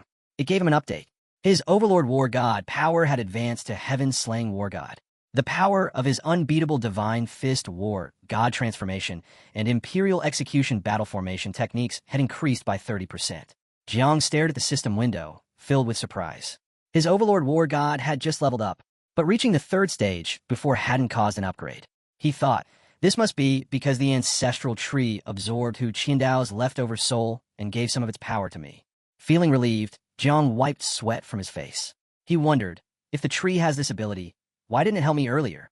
At the same time, the system updated the global virtual god ranking list. 1. Jiang Chun Daxia. Time, 32 minutes, 17 seconds. 2. In Wuxia oversees 3 islands for killing the 6th general. The people of Daxia watching the rankings erupted in celebration. They shouted loudly about God Zhang's victory. Amazing Sea King, they cheered. They mocked the overseas 3 islands, calling them shameless. Even cheating couldn't help them win, people yelled. Shouts of devotion for Chunba filled the air. A glowing portal appeared. Jiang stepped out of it. He touched his head and smiled at his master, Gu. Master, he said, my ranking is pretty good, right? Gu, along with Xiao Chen's father, stared at Jiang. Gu spoke firmly, not just pretty good, Jiang. You got absolute first place. Gu looked serious. You almost scared me to death. I'm sure you went through hell in that fight. Let me check your injuries. Ji Lingqiu watched Jiang, his eyes shining with happiness. He thought, I bet Prince Yinzuan didn't expect Jiang Qian to come out alive. He must be really upset now about losing that powerful 8th-level peak, Divine Soul. Indeed, Prince Yinzuan's eyes burned with rage. He thought about Hu Qiandao. Useless piece of trash, he fumed. He deserved to die 1,000 times over. His death is no loss at all. He completely ruined my great plan. Yin Wuxia emerged from the shimmering portal, blinking against the brighter light of the arena. His confident stride faltered slightly. The prince himself is waiting? He hadn't expected such a direct audience. Seeing the prince's focused gaze land on him, Yin Wuxia quickly strode forward. He dropped to one knee, pressing his forehead low against the cool stone floor in a deep, formal bow. Your disciple, we won first place, he declared, pride ringing clear in his voice. He didn't disgrace you. He awaited praise. Instead, the prince's eyes narrowed, burning with sudden, cold anger. Yin Wuxia felt a chill. Nearby, Ji Lingqiu couldn't contain his amusement. He threw his head back, laughing loudly. Huh, you really should have glanced at the ranking board before celebrating, no matter how sure you were. He mocked, pointing a finger. Even if you're too blind to look, just listen. Whose name is the crowd roaring for? Ji Lingqiu's words hit Yin Wuxia like a physical blow. Panic surged. He whipped his head around, desperately scanning the massive, floating ranking screen. First place, Jiang Chun. Second place, Yin Wuxia. He hadn't won. The shock was so profound, so utterly devastating, that a metallic taste filled his mouth.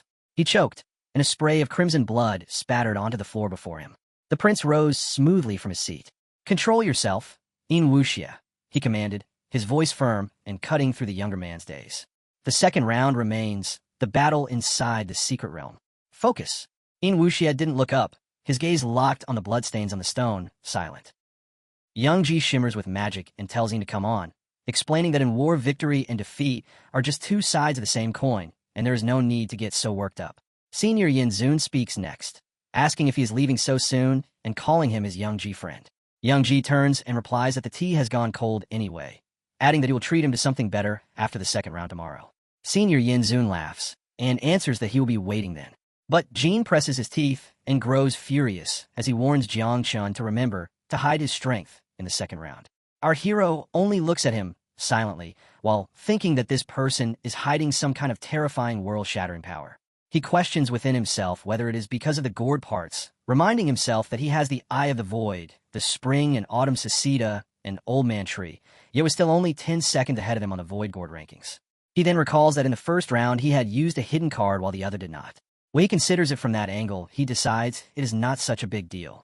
In the worst-case scenario, their trump cards will simply have to clash against each other in the second round. Whether real God or fake it does not matter. He resolves that he will fight him all the same. Half an hour later, the list of the Void God rankings arrives. Our heroes stand at the first position, Jean at the second, and San at the third. As San looks at his third position, he shrugs it off and says that he will just have to be more serious next round. The white-haired guy, while looking at the ranking, remarks that Jianshun does not really need their protection. A pink-haired girl laughs and comments that this ranking is so interesting, pointing out that Jianshun may have taken first place, but the total number of Daxia members who advanced is worryingly low. One guy adds that out of 50 people, only 12 from Daxia advanced, while the others have more than 3 times as many people moving forward.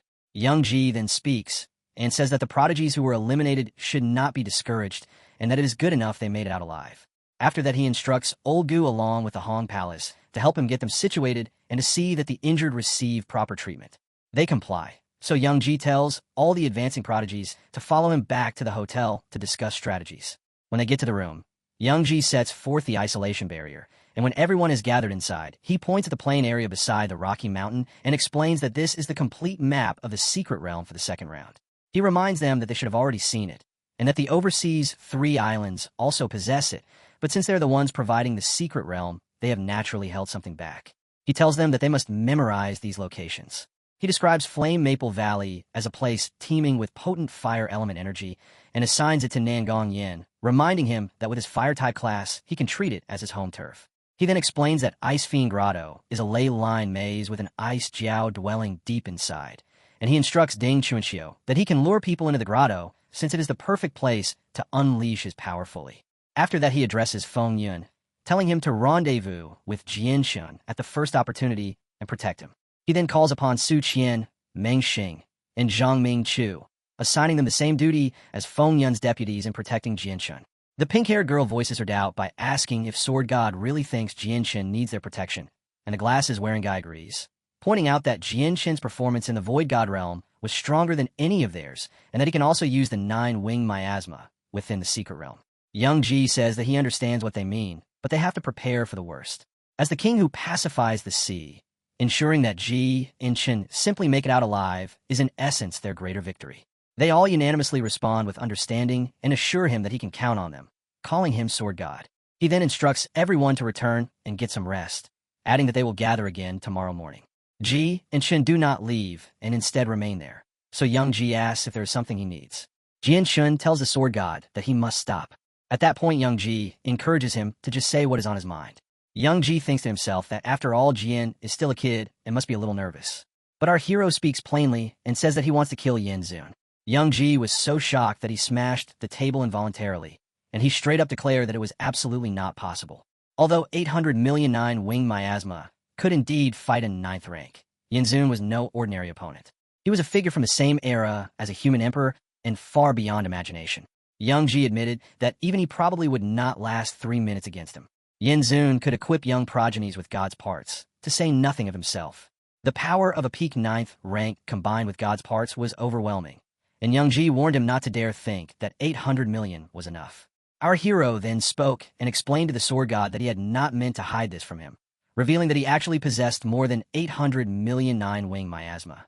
That revelation shocked Young Ji even further.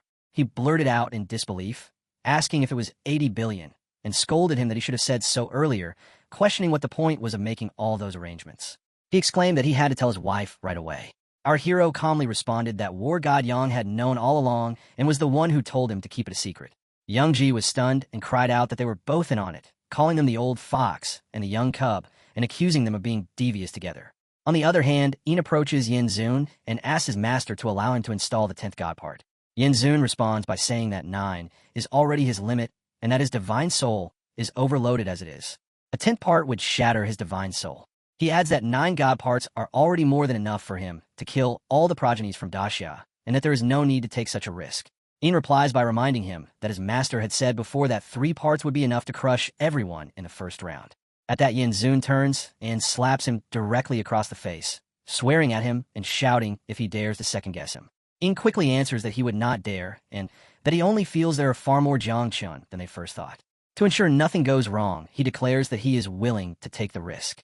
Yin Zun tells him to get up and says he will grant his request. Yin asks in surprise if he really means it. Yin Zun then produces a divine source fruit and explains that it is half finished and the only one of its kind which he had traded 3 spirit mines for from the Oceanic clan. As he hands it to Yin, he says that after consuming it, the fruit will be enough to fortify his divine soul and allow him to install the 10th part, the God's consciousness. Once he installs it and activates them all, he will be able to wield nearly the full power of a 10th rank true god. But he warns him that he must remember he can only maintain it for 3 minutes at most. If he exceeds that limit, his divine soul will be completely annihilated. Yin thanks his master for granting him this item and declares that he will obliterate the king who pacifies the seas in front of all the Daxia, and that neither Feng Yun nor his millions of 9-wing miasma will be able to save him. Yin Zun smirks and thinks to himself that once Jian Shun is dead, Daxia will lose all of its faith, the entire nation will fall into despair, and the power of the great dreamer will be sharply reduced.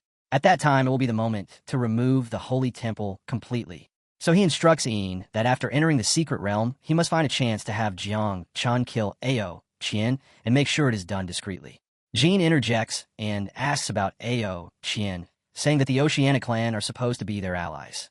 Yin Zun immediately denies it and says that they're only barely bound by mutual interest. He explains that only when Ao Qian is dead will they be dead set on fighting Daxia to the bitter end. When that happens, the Oceanic clan can be pushed to deal with the Greater Dreamer, while they themselves will be able to preserve much of their own strength. Ian answers that he understands. The evil Yinzun then thinks to himself that this time, by conquering Daxia, he will finally complete the ancient Immortal Clan's mission. They will then theft him as the king of Daxia, and the preserved Daxia land of origin, along with its hundreds of millions of citizens, will be sheltered under the ancient Immortal Clan.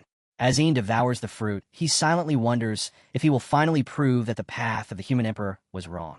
The scene shifts to the star chessboard, and the story reveals that it is the Ling Yun secret realm, the site of the second round of the Tian Yun Grand Tournament. The master steps forward and announces the rules.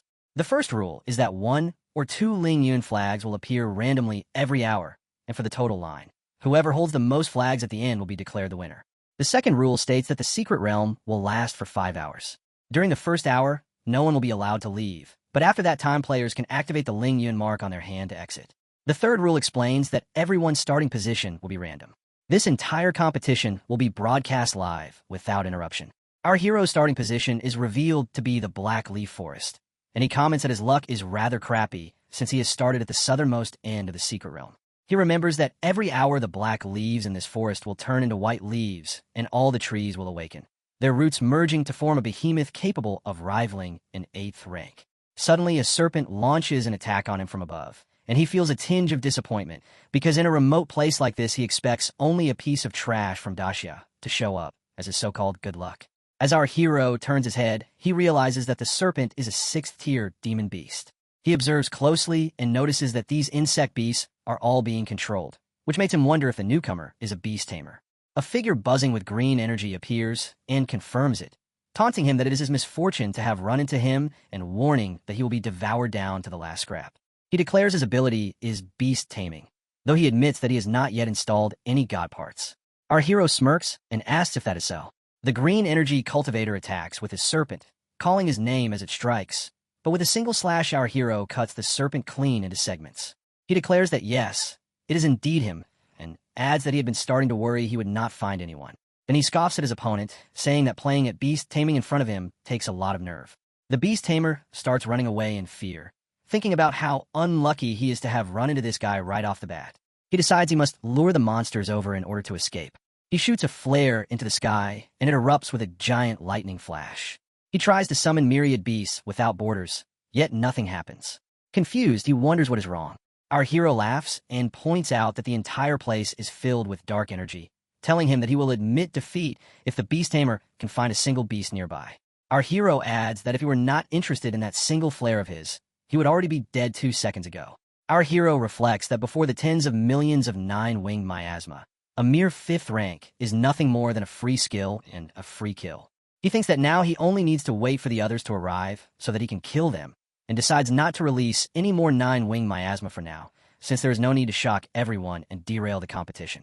On the other hand, among the 3 masters, one of them is furious, declaring that there must be tens of millions of these 9-winged miasma. He calculates that there must be more than 10 million, but admits he would rather keep some hidden for now, because he cannot let them see all of his trump cards. Then he watches our hero killing the beast tamer and cannot understand what he is doing. He questions why, if he could crush him with the tens of millions of 9-winged miasma, he would instead let the man send out a signal. He wonders if our hero actually believes that tens of millions of 9-winged miasma make him invincible.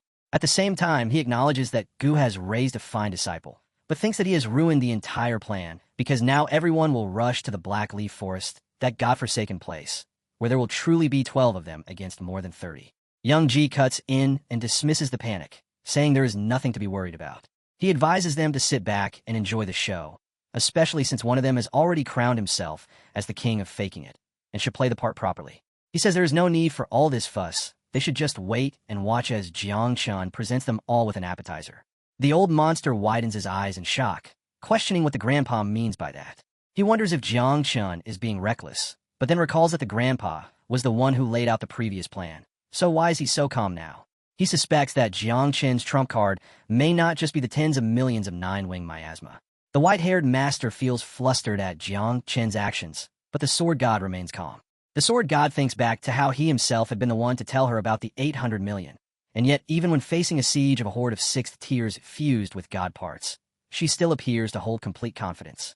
At the Lingyun secret realm's central region in the human world, the greatest creation must be its cuisine. Tian is munching on a beast after killing it and laments that it is a shame because the heart and the liver of the demon beast are nowhere near as tasty as human ones. He muses that if it were the heart and liver of the king who pacifies the seas, he bets it would be exquisite when toasted. Just then he watches the flare in the sky and realizes that Jiang Chun has been found. He immediately shifts into his demonic serpent form and rushes in that direction, thinking of Grandpa's birthday, which is coming soon. After he slays Jiang Chun, he will turn its skull into a divine urn, because Grandpa will definitely love it. Back then, the Jiangxin War Zone attacked the Oceanic clan and stole 2 sea god pearls, so this time he will take back that interest. He then looks up in the sky. He also realizes that it is Jiang Chun, but he does not understand why he exposed his location so early. Then he opens his wings of God, and a purple energy shoots up, shattering the stones in that area. As he activates it, he flies towards that location without a second delay. On the other hand, a guy laughs while looking at a white-haired guy and tells him that his king who pacifies the seas has been found and that he will not let him get away. Even though the other is ranked 5th in the Void God ranking, and he is 15th, he claims that even if he can kill him, he has no problem holding him down and says to just wait, because before long the king who pacifies the seas will be finished. But just as he is about to finish the sentence, blue sharp strings wrap around his body. The white-haired guy passes by him, pulls the strings, and cuts him into pieces, reprimanding him for being too noisy. Then he also flies towards the Jiangchun location. Now all of these players are rushing toward our hero's direction. It has been only 2 minutes since the competition started, yet they are already converging for what looks like the final battle. The masters watching realize that Jiangchun really does not play by the rules. The enemies see him only as prey, but they do not understand that he is the true apex predator. Tian is the first to arrive before Jiangchun. He says that as the crown prince, he needs to borrow Zhang's head. Jiangchun replies that he got here quickly, but perhaps he should lend his own head to play with instead. Then Tian opens his mouth and unleashes the sea god pearl skill, which suspends the boundless sea overhead. A vast sea surface forms in the sky, pressing down on the forest below. Jiangchun looks at this move and remarks that it feels similar to Xiao Yuanshan's techniques. Tian narrows his eyes and asks how the move could possibly look familiar. He points out that Zhang's Daxiao once stole 2 sea god pearls from his clan, and one of them is in Zhang's hand right now. Jiangchun pauses, recalling a memory from his childhood. Back then, someone had indeed given him a pearl, but he found it useless at the time and casually passed it on to someone else. Tian roared in fury when he learned the pearl had been given away. He shouted that Jiang was nothing but a treasure-stealing rat who did not even know how to use what he possessed, and that today he would die under the power of his clan's own sea god pearl. With a wave, Tian summoned 1,000 dragons from the sea and ordered them to seize the 9-winged miasma. Jiangchun instantly understood that his enemy was targeting his wings, but he stayed calm. Not everyone had arrived yet, and he had no intention of revealing more of his trump cards. Instead, he reached into a portal and drew out a dark dagger. Since Tian wanted to play a different game, he would gladly play along. The dagger was no ordinary weapon. It was tied to the prison-suppressing physique, a divine armament said to descend from the underworld king himself. With one strike, the blade of great Tao sent out ripples of red energy, splitting apart the boundless sea Tian had summoned. Jiangchun leapt forward and unleashed his technique, the 3,000 thunder tribulations, his eyes glowing with malevolent glory. The heavens split apart as thunderbolts fell, striking Tian and locking down his body. Even his divine sense was bound, severing his connection to the sea god pearl. Tian ground his teeth in fury as Jiang hovered above him. He activated his dragon-scale body protection through his divine weapon and lunged to stab Jiang directly. Jiang only smirked, saying that without relying on his 9-winged miasma, he could still kill him without ever needing the sea god pearl. Tian swore that no mere human could dare challenge a dragon in close combat. But just as their blows were about to meet, Jiang's body surged with black energy. He transformed into a war god, his fist hardened like a boulder of divine steel. With a single slash, he carved across Tian's chest. Blood burst forth as Tian howled in agony, his dragon scales shattering under the blow. Shock spread through him as he realized Zhang's physical strength had grown to an unimaginable level, far beyond anything he had prepared for. From a distance, Yin watches the entire fight and remarks that Tian is merely being used as a tool. That suits him fine because the killing of Tian by Jiangchun serves part of his mission.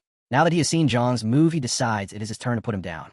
Tian eats the sea god pearl, and that makes Jiang pause for a moment. Jiang activates his defensive blessing, while Tian says that Jiang is no longer worthy or strong enough to fight him. Jiang gives him a calm look and says Tian has already lost his skills, and now all he can do is talk big. Their weapons clash, and lightning bursts out around them. Tian declares that he will cut Jiang down today.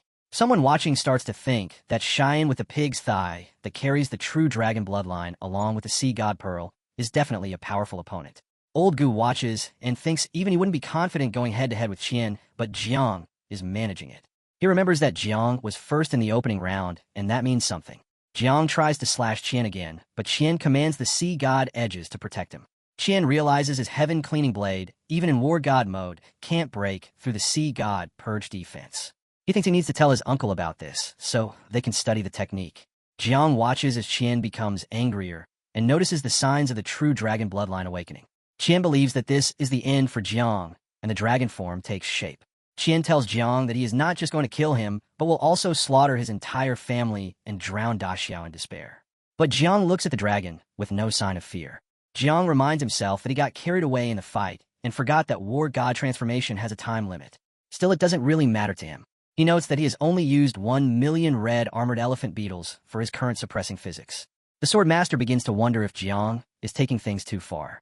Even though the human dragon clan has impure blood, it still carries some true dragon blood, and that can be used to trigger a terrifying divine ability, especially if it's burned.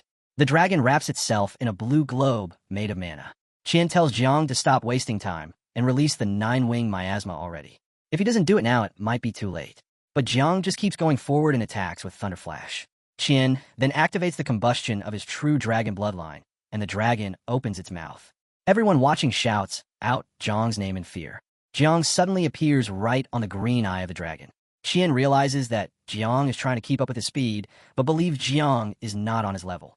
Jiang looks at him, unleashing a strong wave of mana, and says that after fighting with him for this long, he now understands all of Tian's moves and that they don't matter anymore.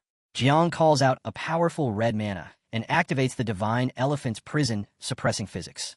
He then releases 6 million 9-winged miasma beetles. Tian is stunned, seeing the prison suppressing command and the 1,000 armors appearing together. Jiang doesn't hesitate and launches an attack on the dragon. Tian quickly activates his Heaven Cleave Edge and the Heavenly Dragon Cloth. Jiang counters with his Imperial Annihilation formation and cuts into the dragon. A flash of red mana slices through part of the dragon, but Tian refuses to back down. Tian tells Jiang to just wait and watch as he wins, and says that the Dragon Imperial from the Sea Tribe will kill every single person from Jiang's clan. Jiang powers up again and charges forward, striking the dragon 1,000 times and making it bleed. He then tells his little bugs in the water to stop messing around and come eat the dragon. The 9-winged miasma surrounds the dragon from behind. Vuji appears and compliments Jiang on his performance. Jiang gives Vuji a side glance and asks if he is done enjoying the show from the sidelines. Vuji appears beside him and tells Jiang to die peacefully. Jiang gives a small smirk and says if it's Vuji, then he can definitely rest easy. Just then someone else shows up and tells Vuji to come with him, but another person interrupts and tells him not to get involved in the Holy Sun's battle. That person turns to Jiang and says that Jiang's opponent is him and that no one is coming to rescue him. Jiang looks at them and says it's a good show. Jiang then loses all restraint and goes wild. He calls out all of his bugs and orders them to come out. The 9-winged miasma covers the entire area. Jiang tells the bugs to surround everyone and eat based on their faith, but to leave their own people alone. Jiang starts to feel nervous when he realizes he has more than 10 million 9-winged beetles. Vuji looks at the massive swarm and wonders if this is Jiang's final trump card. He tries to count the 9-winged miasma and feels shocked. Everyone else watching is amazed and can't believe what they're seeing. The girl says it looks like Jiang doesn't need any help from them anymore. The rare thing is Jiang has great taste in men, and even she feels like she's about to fall for him. The old man adjusts his glasses and says that with Jiang's body, which has fought across 1,000 leagues as 9-winged miasma, is strong enough to go against 1,000,000 soldiers. The sword god jumps in and tells the old man to stop being poetic and just start killing people already, or they'll miss out on the fresh ones. Old Gu laughs and says this is exactly how it should be, and adds that Jiang's control and discipline is incredible. The man beside him wonders if he's the only one who doesn't know what Jiang's real trump card is. He thinks Jiang is planning something big, but he still trusts him. He starts to wonder if it's a good thing that Jiang has 10 God's parts inside him. Maybe that gives him a real chance of winning. He sees the hundreds of millions of 9-winged beetles flying around and says they're an overwhelming force. Now he understands why the catacombs want Jiang dead so badly. If this is Jiang's trump card, then it might not scare him, but it sure explains a lot. Then, right in front of everyone, Jiang activates his divine body. His eyes glow with the power of the eyes of God. His hands become the hands of God. His feet stomp with the force of the foot of God. His wings stretch out with the wings of God. His blood flows like the blood of God. His heart beats like the heart of God. Xiao activates every one of his abilities. His divine soul shines at its peak. Standing tall, he tells all of his enemies to die. He has become a god himself. As Yin activates his divine soul, thunder lightning shows up on him and reflexes of himself appear. He shouts that it's equal to 10, 100, and 1,000 standing tall in front of him. Yin says the 9 god parts already let him push open the door to the 9th rank, and he still has one more. A mark shines on his forehead as Yin activates his god's consciousness, creating reflexes of himself and fully deploying his domain. It brings out a strong aura around him. Everyone feels amazed at his divine power, and they cheer saying the Holy Sun is mighty and has to achieve godhood today, and the 3 islands will prevail. Yin says hundreds of millions of 9-winged beetles are unexpected, but still not enough to change the tide. He calmly enjoys the view of the battle. The next moment his eyes spark with an evil thought, and he thinks that once his domain is open it will cut off everything. Even if all the 9-winged beetles self-destruct, they can only slow him down for a few seconds. By then his opponents will already be long dead. The Sword Master feels worried about Yin and wonders how his divine soul can take the weight of 10 god parts, which is like pushing open the door to the 10th rank. This probably won't be an easy fight for Yin's opponents. The purple-haired girl shouts at old Zhang, asking if he has another trump card besides the tens of billions of 9-winged miasma beetles. Old Zhang says he doesn't know, but he tells her that Zhang will absolutely not die there. Old Zhang thinks of a memory where Zhang gave him something and tells the girl that someone who came back from the future left behind 3 prophecies. One of them was to give Zhang a broken box meant to deal with something above the 10th rank. The old man says Zhang hasn't used the 80 billion 9-winged miasma beetles yet and hasn't killed Zhangzhen or drawn out the ancient existence. So it's clear he can't die so easily in the secret realm. The girl stands quietly next to him, watching the scene and thinking about Zhang's figure. She sees that the size is like the ancient god's core in the Ji family's secret realm. If he releases all 10 billion 9-winged miasma beetles, she's afraid the secret realm would collapse. She thinks maybe he should start with 1 billion first. Jiang tells the others they remember him as the king who pacifies the seas, but they forgot he has another title, which is the Scorch Monarch. He holds all the 9-winged miasma towards himself and says his other title, making his opponents feel terrified. Jiang wonders if the 9-winged miasma is really as big as 1 billion. Then he raises his hand and commands 300 million 9-winged miasma to go and kill the trash. After that, the 9-winged miasma flies into the enemies, making them scream. Then Jiang tells 700 million 9-winged miasma to follow him to destroy his opponents. He orders them to kill, and they take the shape of a beast charging at his opponent who is ready to fight. Jiang makes a fist and punches the ray of a 9-winged miasma with his strong aura. He asks his opponent if he really thinks he can win just by using these insects. Jiang lifts 2 fingers and draws a slash and thinks that even if it's sad to die, for nothing he might just self-destruct a wave of them. The next moment, the insects fall on him, causing an explosion that makes Jiang scream in pain. He quickly raises his hand and brings out a weapon, activating his 5 elements as a blade. Then he slashes the insects with his sword and thinks that with this kind of power, he is a god, and today, he'll give his enemies and their insects a proper end. Everyone watches the scene and wonders how Jiang used the 5 elements as a blade like the god of the earth element. Master Ji feels scared and thinks Jiang won't be able to survive that blow. Jiang speaks to his insect and says a wave of white explosion is behind them, so the rest should fall back. At the Tian time, Jiang goes wild, ready to take down every 9-winged miasma insect, activating the shield of Royal Earth. He raises his hand and a blue aura appears as he says he is the monarch and the insects are soldiers. Jiang looks at Jiang and tells all his insects to lend him their origin power. Right after that, the 9-winged miasma covers his body and Jiang screams loudly. Jiang wonders and says that his divine soul strength can only support a military formation with 400 million 9-winged miasma beetles. Anything more is too much, and even the current old mantra can't hold it. His divine soul will break, and after using this move, he will need a long time to heal. Then Jiang stops the 9-winged miasma and brings out his divine weapon Heaven, Sins, which glows red. A white ancestral tree appears behind Jiang while he glows red. The insects fly over, and Jiang says that today the ancestral tree must slay a god with him. Everyone sees the tree and feels shocked at how terrifying it is. The girl says just looking at it makes her feel like her divine soul is about to be torn out and she can't keep looking. The purple-haired girl and the old man are shocked that Jiang's military formation can use 400 million 9-winged miasma beetles. The old man says that even a 10th ring divine soul can't take that level, and Jiang's body still hasn't collapsed. Back in the Void God realm, during the fight with Ashian, he thought Jiang used a military formation, but since the broadcast had no sound and no visible soldiers, he wasn't sure. Now he's certain. The purple-haired girl stays silent while the old man says he thought the 80 billion nine-winged miasma beetles were Jiang's scariest trump card, but now he knows he was wrong. The old man strokes his beard and says no wonder the ancient existence in the catacombs wanted to die with him instead of letting him live. If Jiang grows up and uses 80 billion nine-winged miasma beetles in a military formation, then the girl cuts in and says she knows about the divine tree. She asks if the old man remembers when Jiang self-destructed 1,000,000 nine-winged miasma beetles to fight Xiao, and he asked her to wipe everyone's memory. She says when her dream energy entered Chancy of consciousness, she kept seeing a tree, and then she was blocked. The old man gives her a side glance and says when Jiang awakened his profession, that tree appeared too. Jiang has a divine grade spirit cultivator. The girl thinks about the pyramid grade and the top rank and says the spirit cultivator isn't for Jiang or for herself. She says she doesn't know exactly what it is, but it's definitely outside the profession system. If she had to rate it, the profession linked to the divine tree is ranked above divine grade. The old man looks at the battlefield screen and wonders that even if Hans has been asleep, she's been around for a long time, and she's a mental type profession, so she can't be wrong. Something above divine grade, what could that be? The girl tells him to stop thinking about it and asks if Jiang's military formation can fight Jiang.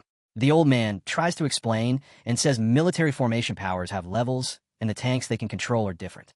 A low-level military formation can use only 2 layers while a mid-level can use 5 layers, and says that if someone borrows the strength of a 100,000-strong God-slaying army, they can fight over 10 peak 9th-rank experts and maybe kill 1 or 2.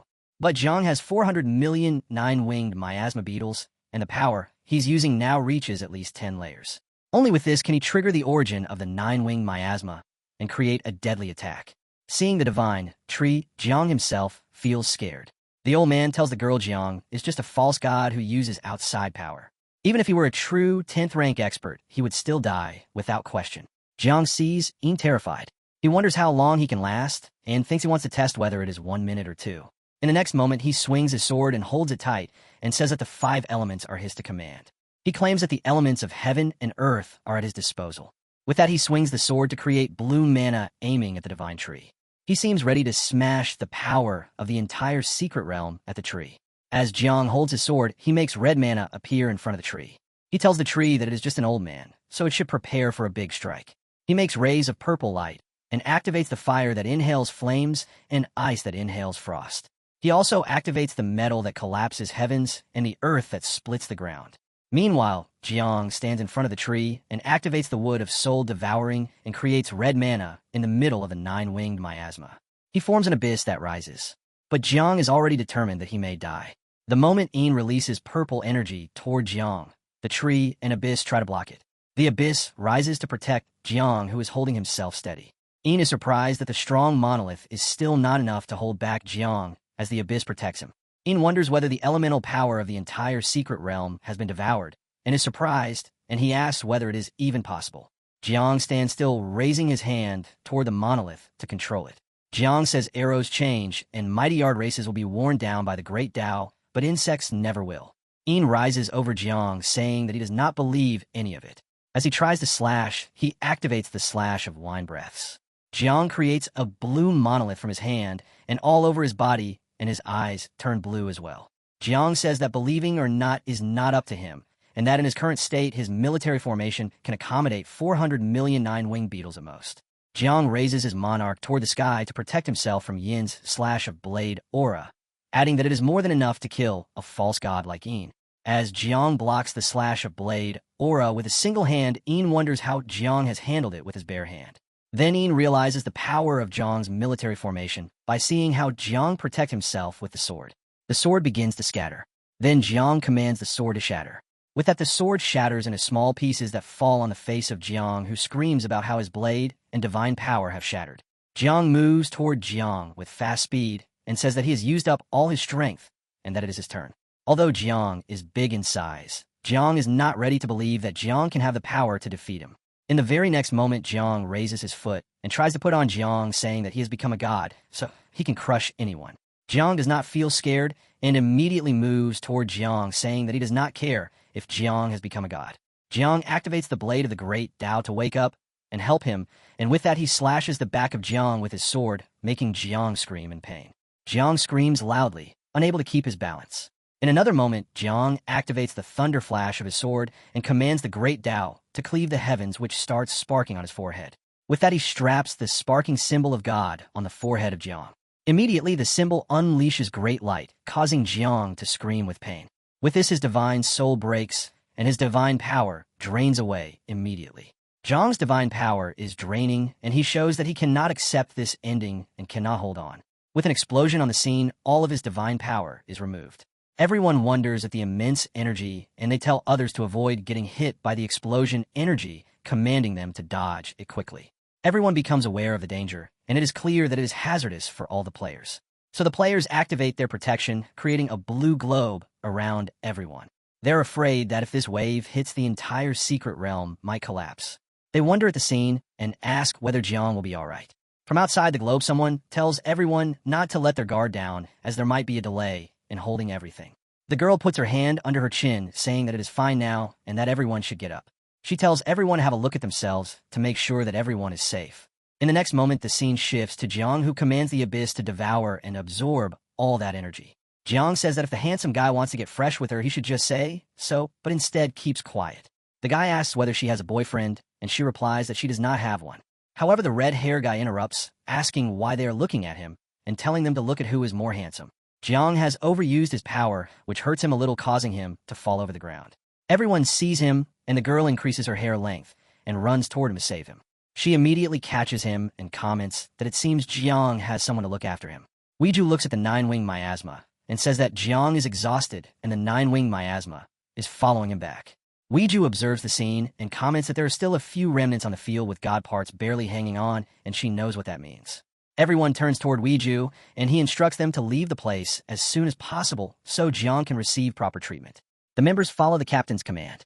The scene shifts to another location where Yinzuin crushes a chair with his hand, becoming aggressive and wild.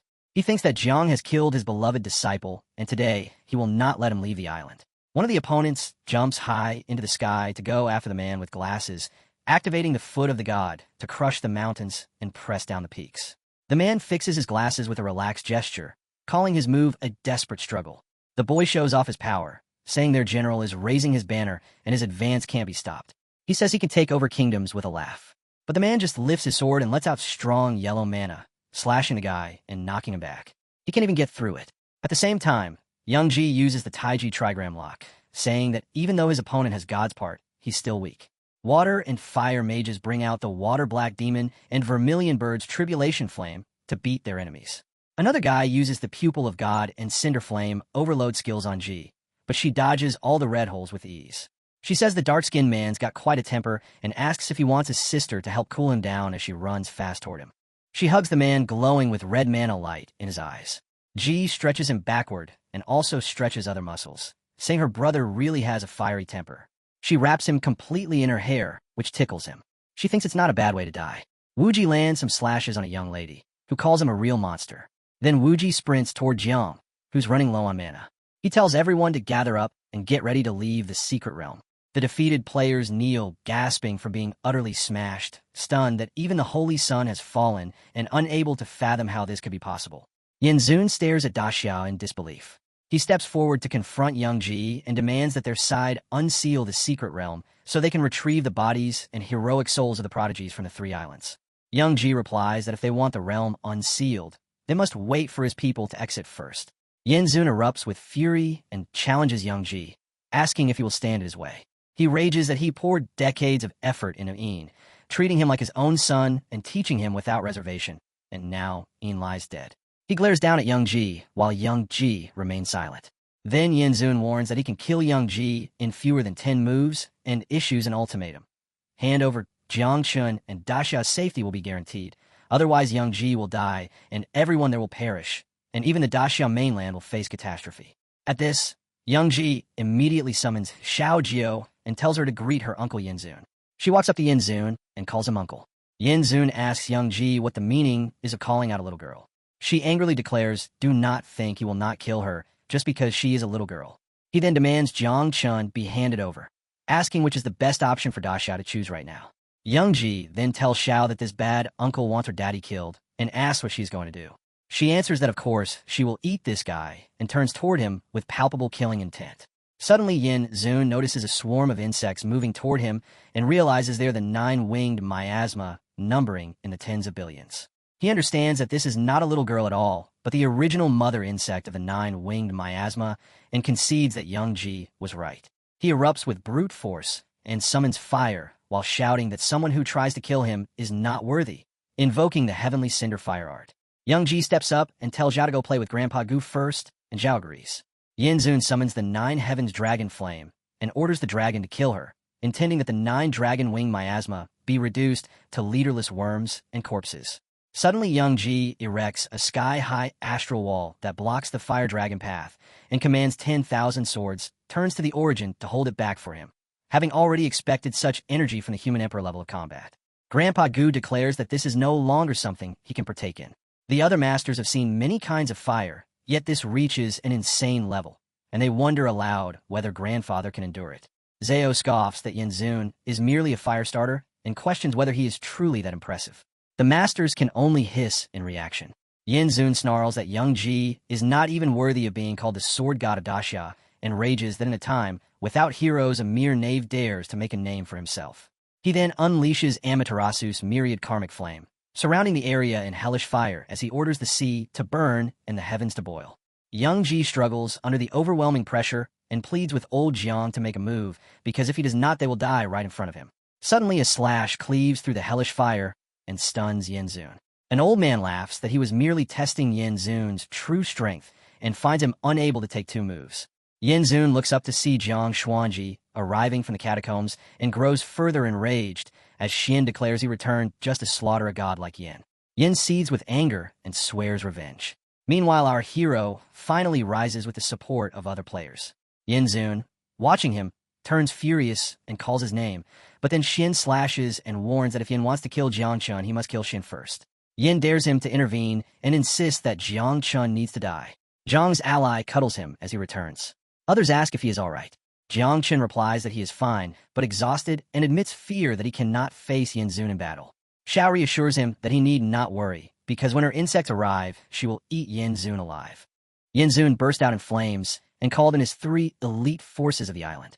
A massive warship appeared, packed with tens of thousands of soldiers charging in as Yin shouted to wipe out Grand Xia. The soldiers roar that they will prove to be victorious. Xian grips his axe and shoots golden aura and says although Yin had an ace up his sleeve, he must not forget that he is not only ace here. Xian called the Elder Fong, saying he needs his help. Elder Fong says he understands and it's no trouble at all. Then he uses his staff and forms the teleportation array. A red energy surges out from the staff, and from this gate, many soldiers in armor march out, leaving the cloud of dust behind. Then he welcomes his god-slaying army, which he brings to counter 3 elite forces of islands. The second elder was shocked to see Elder Fong, the legendary space element mage from 600 years ago and master of the human emperor. He could hardly believe he was still alive, remembering him as the guardian of the catacomb passage during his youth. The team on our hero's side observes that 200,000 people have gathered from Kunlun Punga City to Heavenly Cloud Iceland, a district with more than 100,000 residents. Such a feat could only be achieved by a 9th-ranked expert. While munching on the food Xiao gives her, our hero looks disappointed, realizing that their Grand Xia Punglun City had been hiding an invincible 9th rank all along. Meanwhile, Yin burns with fury and faces Elder Fong, saying he never expected an old fossil like him to appear. He adds that it's fine since it saves him the trouble of hunting him down. He mocks that if they think a few 9th ranks, a 200,000-strong god-slaying army, and those 9-winged miasma beasts are enough to defeat him, they are gravely mistaken. Elder Fong raises a spatial formation prison lock. A blue lock appears in his hand, and he tells Yin he talks too much, which is a bad habit. Suddenly, the prison lock expands, and an island soldier of Yin gets trapped inside while they are in a boat. They shout that they are trapped, and one orders the others to attack, now, and form a counter-formation. The attacker replies it is useless, as the formation has hundreds of layers. From above, Elder Fong holds the layers tight and says this is the old man's formation, something the likes of you cannot trick. When Xian moves into hand-to-hand combat with Yin, he vows to kill him and unleashes the flaying venerate move, declaring your opponent is me. A fire explosion erupts as their weapons collide. Yin warns Xian he is alone, so he should not bring about his own death. From the flames, Yin warns again that his 10 billion 9-winged miasma beast heads for the catacombs will invade Grand Xia. In 3 months, the 10th rank, Heavenly Dao Seal, will open, then the catacombs' powerhouses will invade, then what will you use to stop them? Xian answers he will use his own life to stop them, and he drives his act harder, saying he will start today by killing Yin as a sacrifice for his banners. He points his sword and calls the Tyrant martial army formation. His army takes position with red flags, and a red blazing dragon appears. The soldiers cheer at the gathering of the souls of the 200,000-strong god-slaying army. Xian spreads his arm as the dragon enters his body. Yin finally takes on the body of the war god and becomes titanic. He looks down as he fully unleashes his war god domain, but before he pulls his ultimate move, Xian tells all Grand Xiao soldiers to kill Yin together.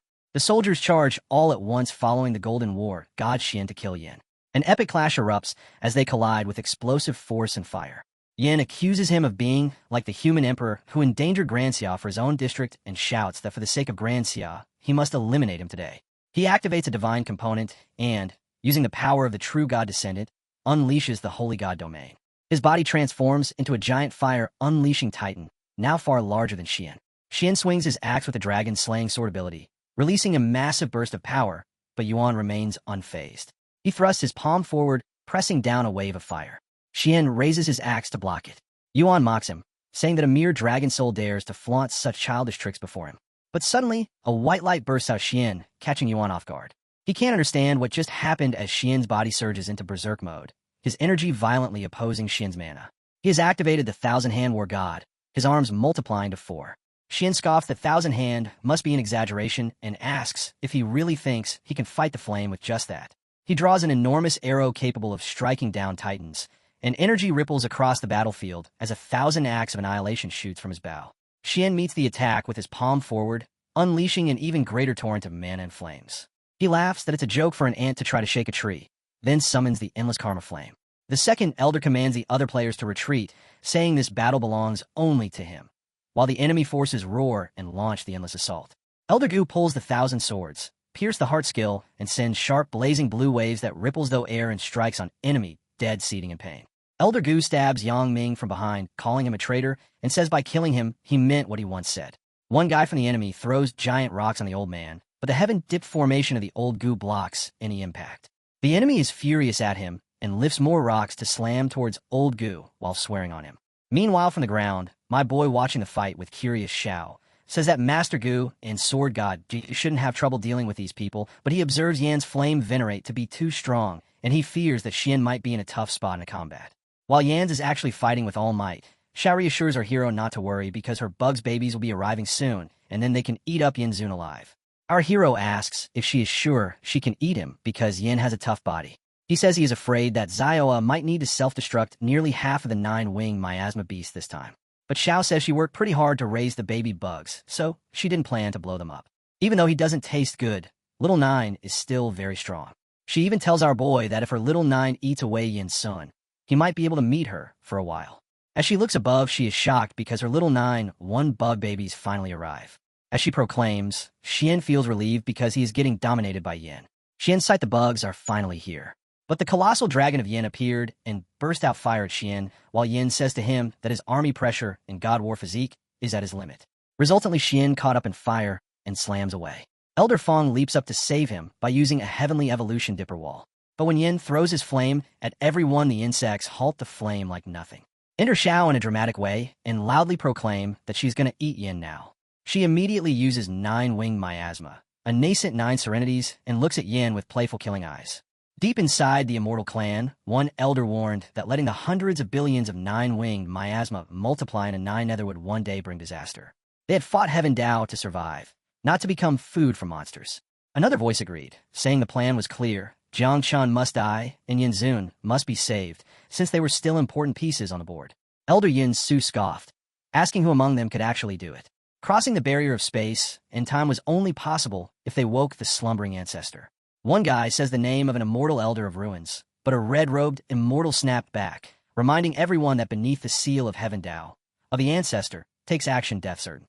A black-haired elder suggested waiting 3 months until the 10th seal was lifted, saying they could recover divine bodies and 10th tier cultivation, and also they could sweep through crushing Grand Xia easily then. But the platinum-haired sovereign frowned, asking who could promise that in 3 months the 9-winged miasma wouldn't become a nightmare. He questioned why the patriarch couldn't sacrifice for them instead. Voices clashed until Yin Su cut them all off. He told them this was a game of patience. Others were even more restless than them, and whichever side moved first would have to pay the price. The palace shook as a dark aura ripped through the clouds, leaving the immortals on edge, wondering if the Nether clan had made their move. Yin Su stayed calm, mocking that Xiao was just opening the abyss to form the Yellow Springs, and in the end, the Nether clan would only end up as the tail of fate. He added that even the Abyssal clan monsters were probably stirring. Some immortals say it is truly decisive for risking an ancient monster just to kill Jiangchun. Yin Su says that they could just sit back and enjoy the show. Down in the abyss, Yin sneered as the prototype of Nine-Wing Massima pulled off. Our boy, while sitting, casually scattered 80 billions of mites like trash and dared Yin to survive it. Then Xiao lit up, becoming the heart of the swarm as she rose into the sky and ripped space apart, declaring the birth of her divine realm. Yin panicked, realizing his plan had been shattered. The Grand Xia elders trembled at the sight of entire domains collapsing, something never seen before.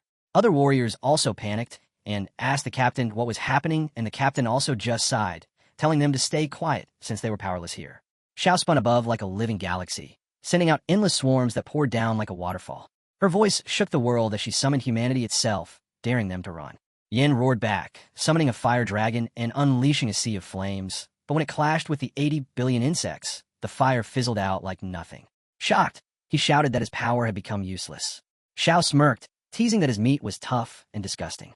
Furious, he swore and tried to strike again, but she opened the abyss, summoning a monstrous face within the cycle of reincarnation that left him pale.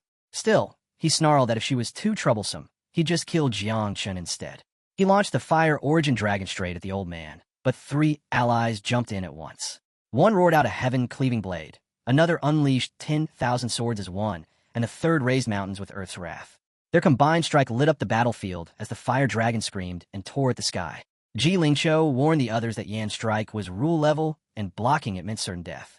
One elder reluctantly pulled out a treasure he'd saved for a bigger enemy, cursing that he now had to waste it here.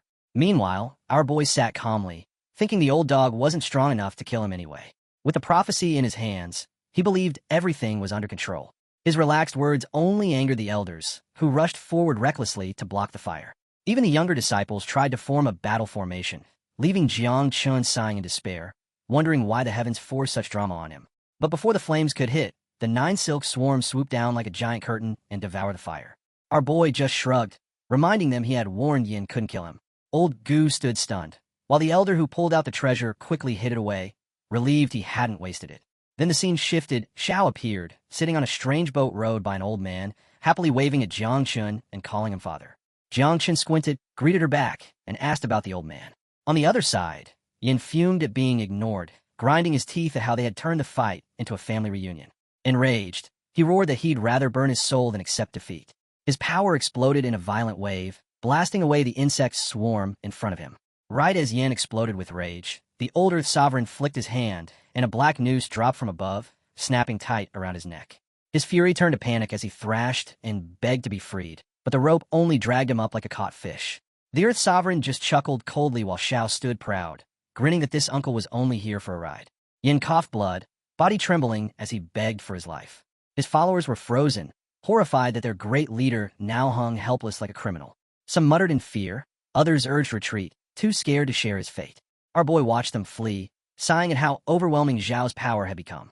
The elders beside him stared in awe, while Jiangchun quietly wondered about the strange Earth Sovereign Xiao could summon. Then he glanced at Yan's dangling body, smiling faintly as he imagined the strength he might one day wield. But before the thought could linger, the sky ripped open with a thunderous crack. A massive hand descended from above, the heavens themselves roaring in fury at Joyu, and vowing this time there would be no escape. From the torn void, a giant hand from the Min clan shot out, claws aiming straight for the Earth Sovereign and Xiao. She panicked and called for the Earth Sovereign, who calmly raised his hand and sent out dark whips. The hand grabbed them with ease and mocked the Earth Sovereign, calling him nothing more than a servant and laughing at how far he had fallen. Once feared by even the 10 kings of hell, now he stood silent against the taunts. Xiao says that the enemy is no different. The enemy's patience snapped. He shouted for the nonsense to end. The hand instantly turned on Xiao, mocking her for being weak, and tried to finish her with Netherworld Soul Devour. She fought back, summoning countless dust mites that surged like a flood and turned a tornado of bugs around the hand. The ancient monster roared, saying he had already died here once and didn't care if it happened again. He swung down with a massive palm at Feng Wui and Toon, shouting that humanity must perish as darkness swallowed everything. Fear and despair spread, as no one could see or move. Just then, Xian pulled out a wooden box, declaring it was time. It burst open, releasing golden power that shattered the box and formed into a glowing longsword. He stood shocked, realizing it was pure sword intent. The blade shot forward, stabbing straight into the monster's hand. The ancient being recoiled in terror, screaming as both his hands were severed, forced to pull back while cursing through the pain. Jiang Chun stared at the glowing sword, feeling a rush like aura, but far stronger. The blade carried the word amber, and he realized it was the divine weapon he had always dreamed of. His chest burned with desire while Xian stood like an unshaken pine, leaving even Jiang Chun shocked that the martial god had such a hidden trump card. Xiao grinned at the severed hands dropping and quickly sent the dust bugs to feast, calling it the perfect tonic. The swarm devoured eagerly, though Jiang Chun regretted they only got the hands. If the whole body had come out, the larvae could have evolved. Just then, strange energy rippled behind them. All turned wary as a familiar tree trunk appeared. Someone reveals that 3 lords have descended. Its branches stretched into the still-open spatial crack, and Jiang Chun froze, questioning if it truly had its own will. Before he could decide, the tree roared, tightened its branches, and dragged out a withered corpse that looked like an ancient mummy. The flames were swallowed up at once. Jiang Chun is stunned that the streak of energy surges towards him. Suddenly, our hero finds himself in a different dimension where he looks at a colored flower in a tree. He wonders if it's tree lord. He can't believe they are throwing honor like this. He asks if it's alive. It must answer. In answer, the creature only listens and laughs. The scene shifted to Xiao, sitting on a strange boat rowed by an old man. She asked the old dude if he was leaving. The old dude's name is Earth Sovereign, who just glared back without saying a word. In the ground, our boy observes the Earth Sovereign look. All the elders are around our boy, asking if he is right. Our hero's mind is racing with the thought that if the Earth Sovereign knew him. Suddenly, he watches the 9 nether prototype vanished. He wonders where the little 9 is gone. Xiao says to our boy that she wants to sleep after a hefty enemy. Her body starts to condense into energy, so our hero days he will definitely get her to lunch after she revives. Our hero asked the girl standing behind him to assist in looking after Xiao, and she assured him there was no need to worry. The second handler was left stunned and confused, asking if anyone could explain what he had just witnessed, as he hadn't even blinked yet still couldn't understand what had happened. He then turned to the old man, asking for an explanation of that strange dream. Xian calmly replied that the secrets of heaven cannot be revealed. Our boy then stepped in, saying it was enough and that they needed to focus on cleaning up the battlefield since the capture of the 3 islands was still pending. He also mentioned that some enemies had escaped and told everyone not to dwell on it. Finally, our hero warned the remaining foes to surrender or die, unleashing a swarm of insects that attacked them mercilessly. The enemies screamed in agony, crying out that they weren't even given the chance to surrender. Young Ji, looking at our hero's actions, questioned the cruelty. Old Gu replied a true emperor couldn't be soft. Elsewhere, Mr. Fong held the rest of Yan's troops until Xian allowed their release. Ding Chun complained the fight was dull compared to the secret realm. Jiang Ming praised both prodigies, but noted the gap between them, and Tuyen vowed with a smile to conquer our boy someday. With the battle settled, Xian ordered his forces to take them to 3 overseas islands. But Jiang Chun stopped him, insisting they first lead the army back to the burial grounds. Purple flame rose from his hand, ancient symbols flickering within. Smiling, our boy told Xian that conquering 3 overseas islands was nothing. He alone was enough. The scene kicks off with Yan Zun crying out in pain as energy bursts violently from his forehead. His followers are frozen in shock, realizing their prodigy has been taken down. They start murmuring, calling out to their lord, their flame, their sovereign, struggling to wrap their heads around the shocking news. Suddenly, one of them breaks down, admitting that their god is dead, and everyone collapses to the ground, trembling in despair, questioning what the future holds for the 3 islands. They're filled with doubt about whether there's any hope left, but their thoughts are interrupted when someone spots something in the sky. A dark mass swirls above them, causing panic to spread as one person shouts that it's the 9th wing miasma, while another yells in fear that he doesn't want to die. In the midst of all this chaos, a boy stands firm, eyes steady, declaring that the prelude is done. He claims he's taken out their prodigies, crushed their hopes, and slain their gods, announcing that the time for harvesting has arrived. He lifts his hand high and commands everyone, Penglai, Fanghang, Yingzhou, the academies, the 12 clans, and the 5 billion people across the 3 islands, to kneel before him. As the crowd struggles to open their eyes against the blinding red energy flooding the sky, they marvel at the odd light. Slowly, they lift their heads, some moved to tears by the immense power before them. The boy lowers his hand, smiling calmly, and admits it feels like nothing has changed, yet those around him find their hearts ignited with hope, reminiscing about their past lives. Suddenly, they all kneel, calling out in unison, welcoming their new lord and offering up prayers to Jiangchun. The boy chuckles lightly, declaring that the big threat has finally been taken care of, giving credit to the Zanahi king. He thought it would be a fierce battle and wasn't expecting such a sudden finish. Jokingly, he mentions that his disciple resolved a conflict that lasted centuries in just a few minutes, which must excite those who oppose them. He proclaims that everyone will now carry the identity of Daxia forever, insisting their actions should always benefit Daxia. The crowd echoes back to him, chanting blessings for Daxia and the Zanahi king. Turning to his buddies, the boy insists Uncle Jiang and Uncle Ji should just call him Xiao Chun, admitting that otherwise his master would scold him nonstop. Surprised by his words, they realize he's back, and old Gu steps up with a playful rebuke, calling him a little brat who's only polite on the surface. The old man then asks when he ever scolded him, laughing when he realizes he fell into a word trap. Jiang warmly thanks Xiao Chun for his hard work and reassures him not to stress about managing the overseas islands.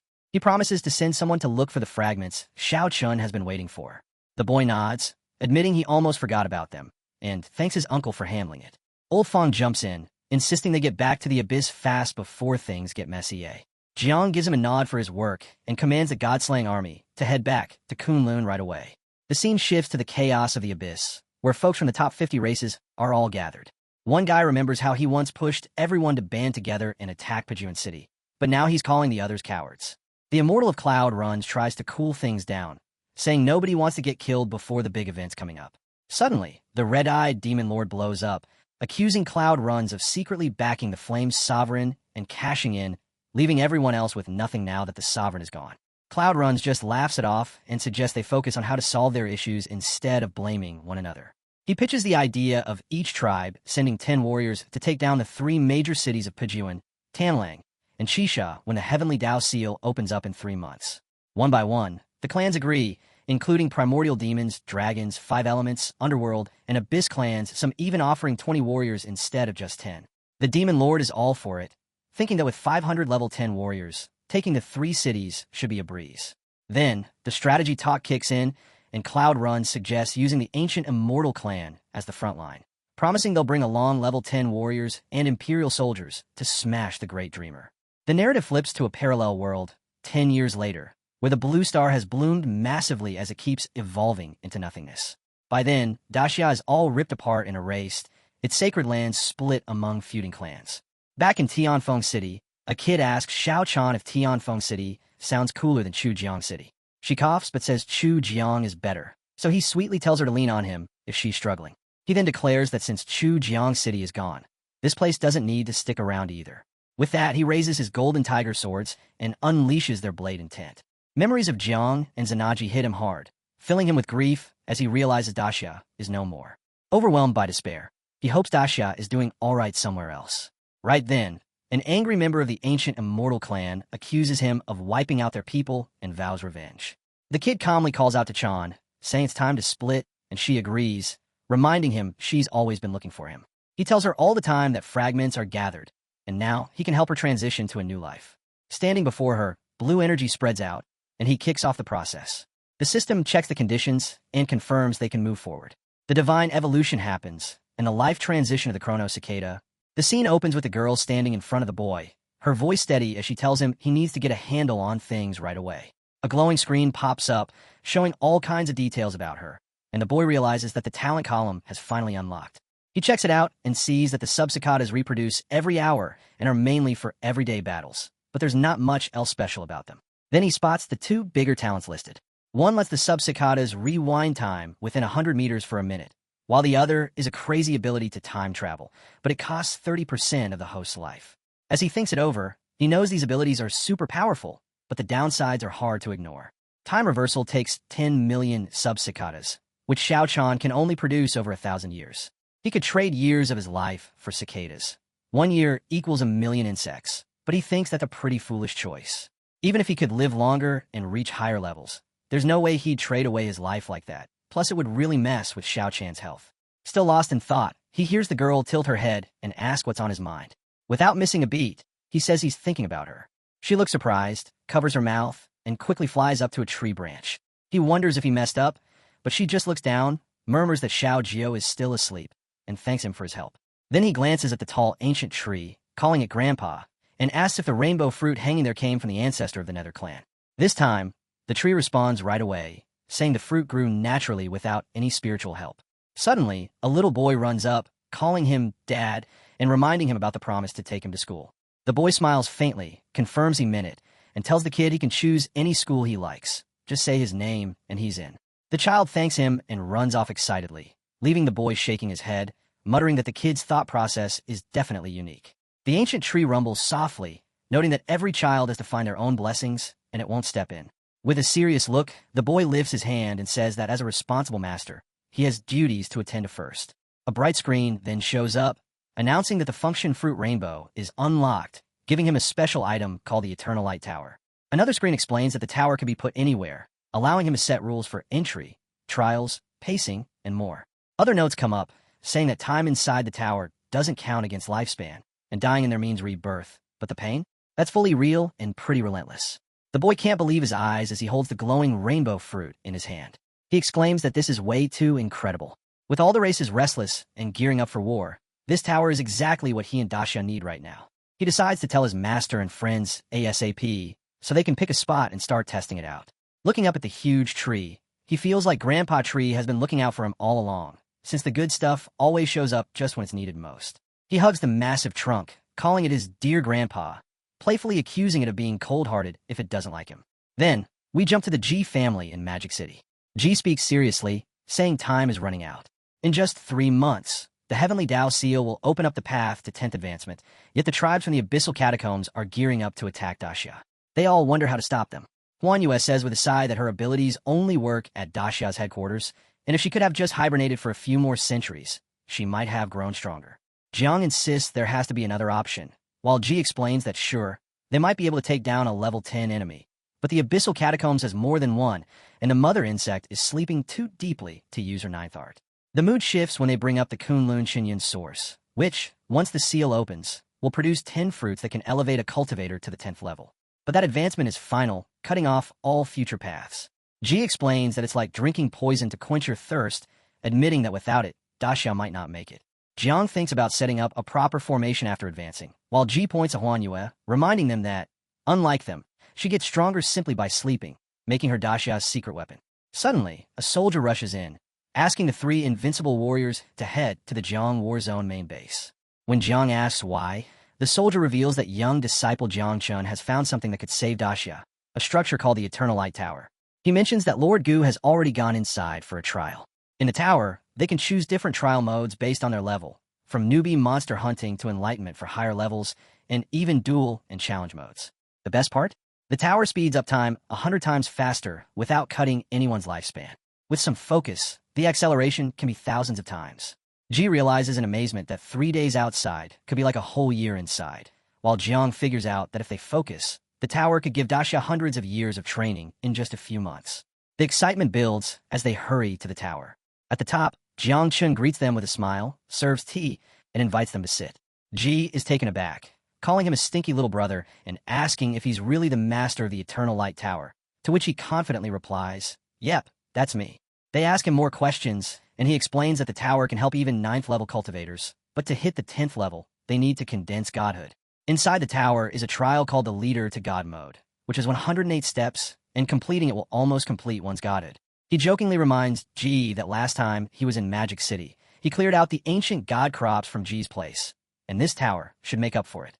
Ji pats him on the shoulder, approvingly, but they all agree they need to fine-tune the acceleration functions before diving deeper into trials.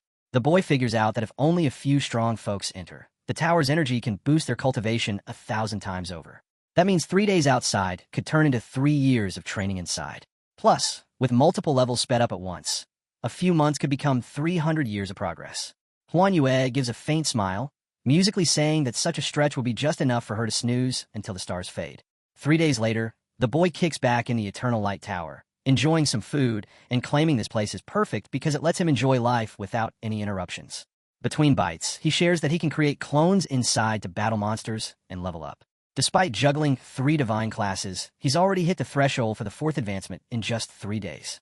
Then a glowing screen pops up, announcing that it's time for the 4th job advancement assessment, which he needs to complete to keep leveling up. Just as he reads this, another card shows up, the exemption card that Grandpa Tree thoughtfully gave him the night before. With a grin, he skips the task, and levels up instantly. Another screen lights up, showcasing the insect Overlord system, and he has just announced that he wrapped up the 4th upgrade, which means he can now draw a random mother insect. His hand is buzzing with excitement as he hovers over the draw button, pumped to see what the 4th mother has in store. As the draw wraps up, a wave of green energy flows towards the boy, and a screen pops up, announcing that he scored the Primordial Calamity level mother insect, the 5-element sky-devouring Lucas.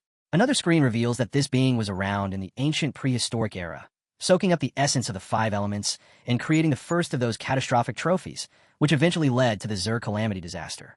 There's even a note saying it was ultimately wiped out for trying to devour the heavenly Tao. The screen keeps going about the 5-element sky-devouring Lucas, saying it can shift into any of the 5 elements and gains different abilities and durations based on which one it takes on. The boy realizes that while both Xiao Jio and Xiao Jia are Calamity-ranked mother insects, this one's a Primordial Calamity, setting it a level above them. It hits him why the Zerg are seen as such a threat. They can reproduce without limits as long as they keep consuming enough, making their numbers surpass even the 9-winged Zed miasma. Then a prompt shows up asking if he wants to activate the creature, and without thinking, he hits the activation button. A figure comes out, saying that at the root of the 5 elements, fate has called her to be his pawn, and she adds that he's struck a gold mine. The boy just casually replies that she'll figure it out eventually, then coughs and accepts her pledge like he's some emperor. But he quickly catches on that her voice has this chatty, prideful vibe like it's Sunder Girl, way different from the fierce presence he thought he'd get. He decides to call her Xiao, and she arrogantly says it's fine by her. When he suddenly jokes about her weight, Xiao fires back that it's not fat, just the heaviness of her Genji metal body, and she lets him off easy cause he's clueless. Right then, Xiao Jiu calls out to him sweetly, and the boy comments that she's still the least troublesome. Xiao picks up on that and gets jealous, threatening to gobble up her rival, and the boy mutters that he's not used to hearing that kind of talk from a locust. Not wasting any time, he goes for divine evolution, and Xiao transforms into a human form. The system announces her transformation and lists her cool skills like Metal Body and Weapon Breaker. It turns out she can tap into the essence of the 5 elements from her body, too.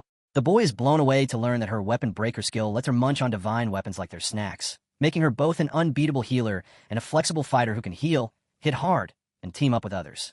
He thinks Xiao is the ultimate fighting asset, but she can't help but brag that her emperor-like power is already known throughout the heavens. He rolls his eyes at her endless boasting and checks the requirements for her life transition. He sees several conditions for sacrifice, and his heart sinks when he realizes the first 3 are almost impossible to get, even in the catacombs. The last requirement? The Chunyuan elixir, which is super rare.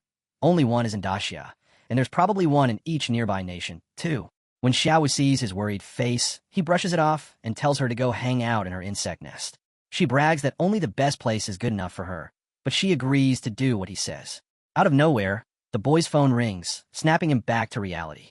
On the line, Jiang Xiao Jia's teacher introduces herself and asks if he's the boy's dad. She explains that ever since Xiao Jia started school, different women have been picking him up every day, and when she asked him about it, he called them all his mother. She lists their names, Lu Sundao, Mu Hanxiu, Tang Ying, Xuanyu, and Su Kaiyan, and points out that the last one seems kinda weird. The boy coughs awkwardly and explains that kids say silly stuff sometimes. Those women were just friends who comforted Xiao Jia after his mom passed. The teacher seems to buy it, but he can tell she has her doubts. Once the call ends, Xiao gets all fired up, saying anyone who talks trash about her master needs to be eaten.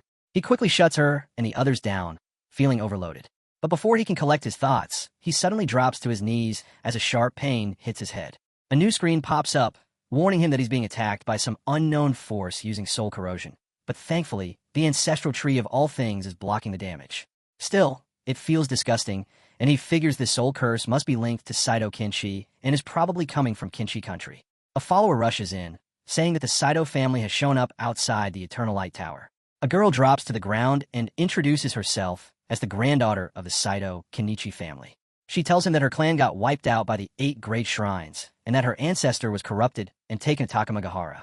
Before everything went downhill, her ancestor told her to seek shelter in Daxia, so she's now pledging to be his servant.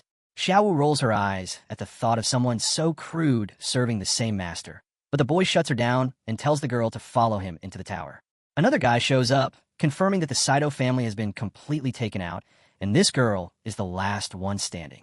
The boy figures the Yamada might have set this whole thing up to draw him into Sakura country, but he reassures his followers that he knows what he's doing. Deep down, he thinks that Xiao's life change needs 5 containers of Chunyuan elixir, and since he can't steal Daxia's only stash, his only choice is to snag one from somewhere else. Meanwhile, far away in the Yamada Shrine Council Hall, Saito Kenshi is locked up in Takamagahara. The elders admit they've fully dealt with the Saito family, and that they intentionally let the girl, Ayaka, escape so she would run to Daxia and ask Jiangchun for help. They figure Jiangchun will take the bait because if he doesn't, his soul curse will get to him. A few of them are worried, though, since Jiangchun is said to control hundreds of millions of nine-winged miasma, and they wonder if he could turn into a demon king. President Iya brushes off their worries, bragging that Sakura Country now has a 10th advancement god and the divine Kazang sword, so if Jiangchun shows up, he'll just meet his end and won't get out alive. The scene kicks off in the main conference room of the Jiangnan War Zone's base, where everyone's feeling the heat but also determined. The commander announces that they just got a message from the Heavenly Blade King a few minutes ago, telling them to gather materials of the 5 elements for the Jinahi King. He reminds everyone that the last time the Jinahi King asked for this, they fell behind in collecting the precious beasts, so now that this info is only known within their zone, they've got to step up and reclaim their honor.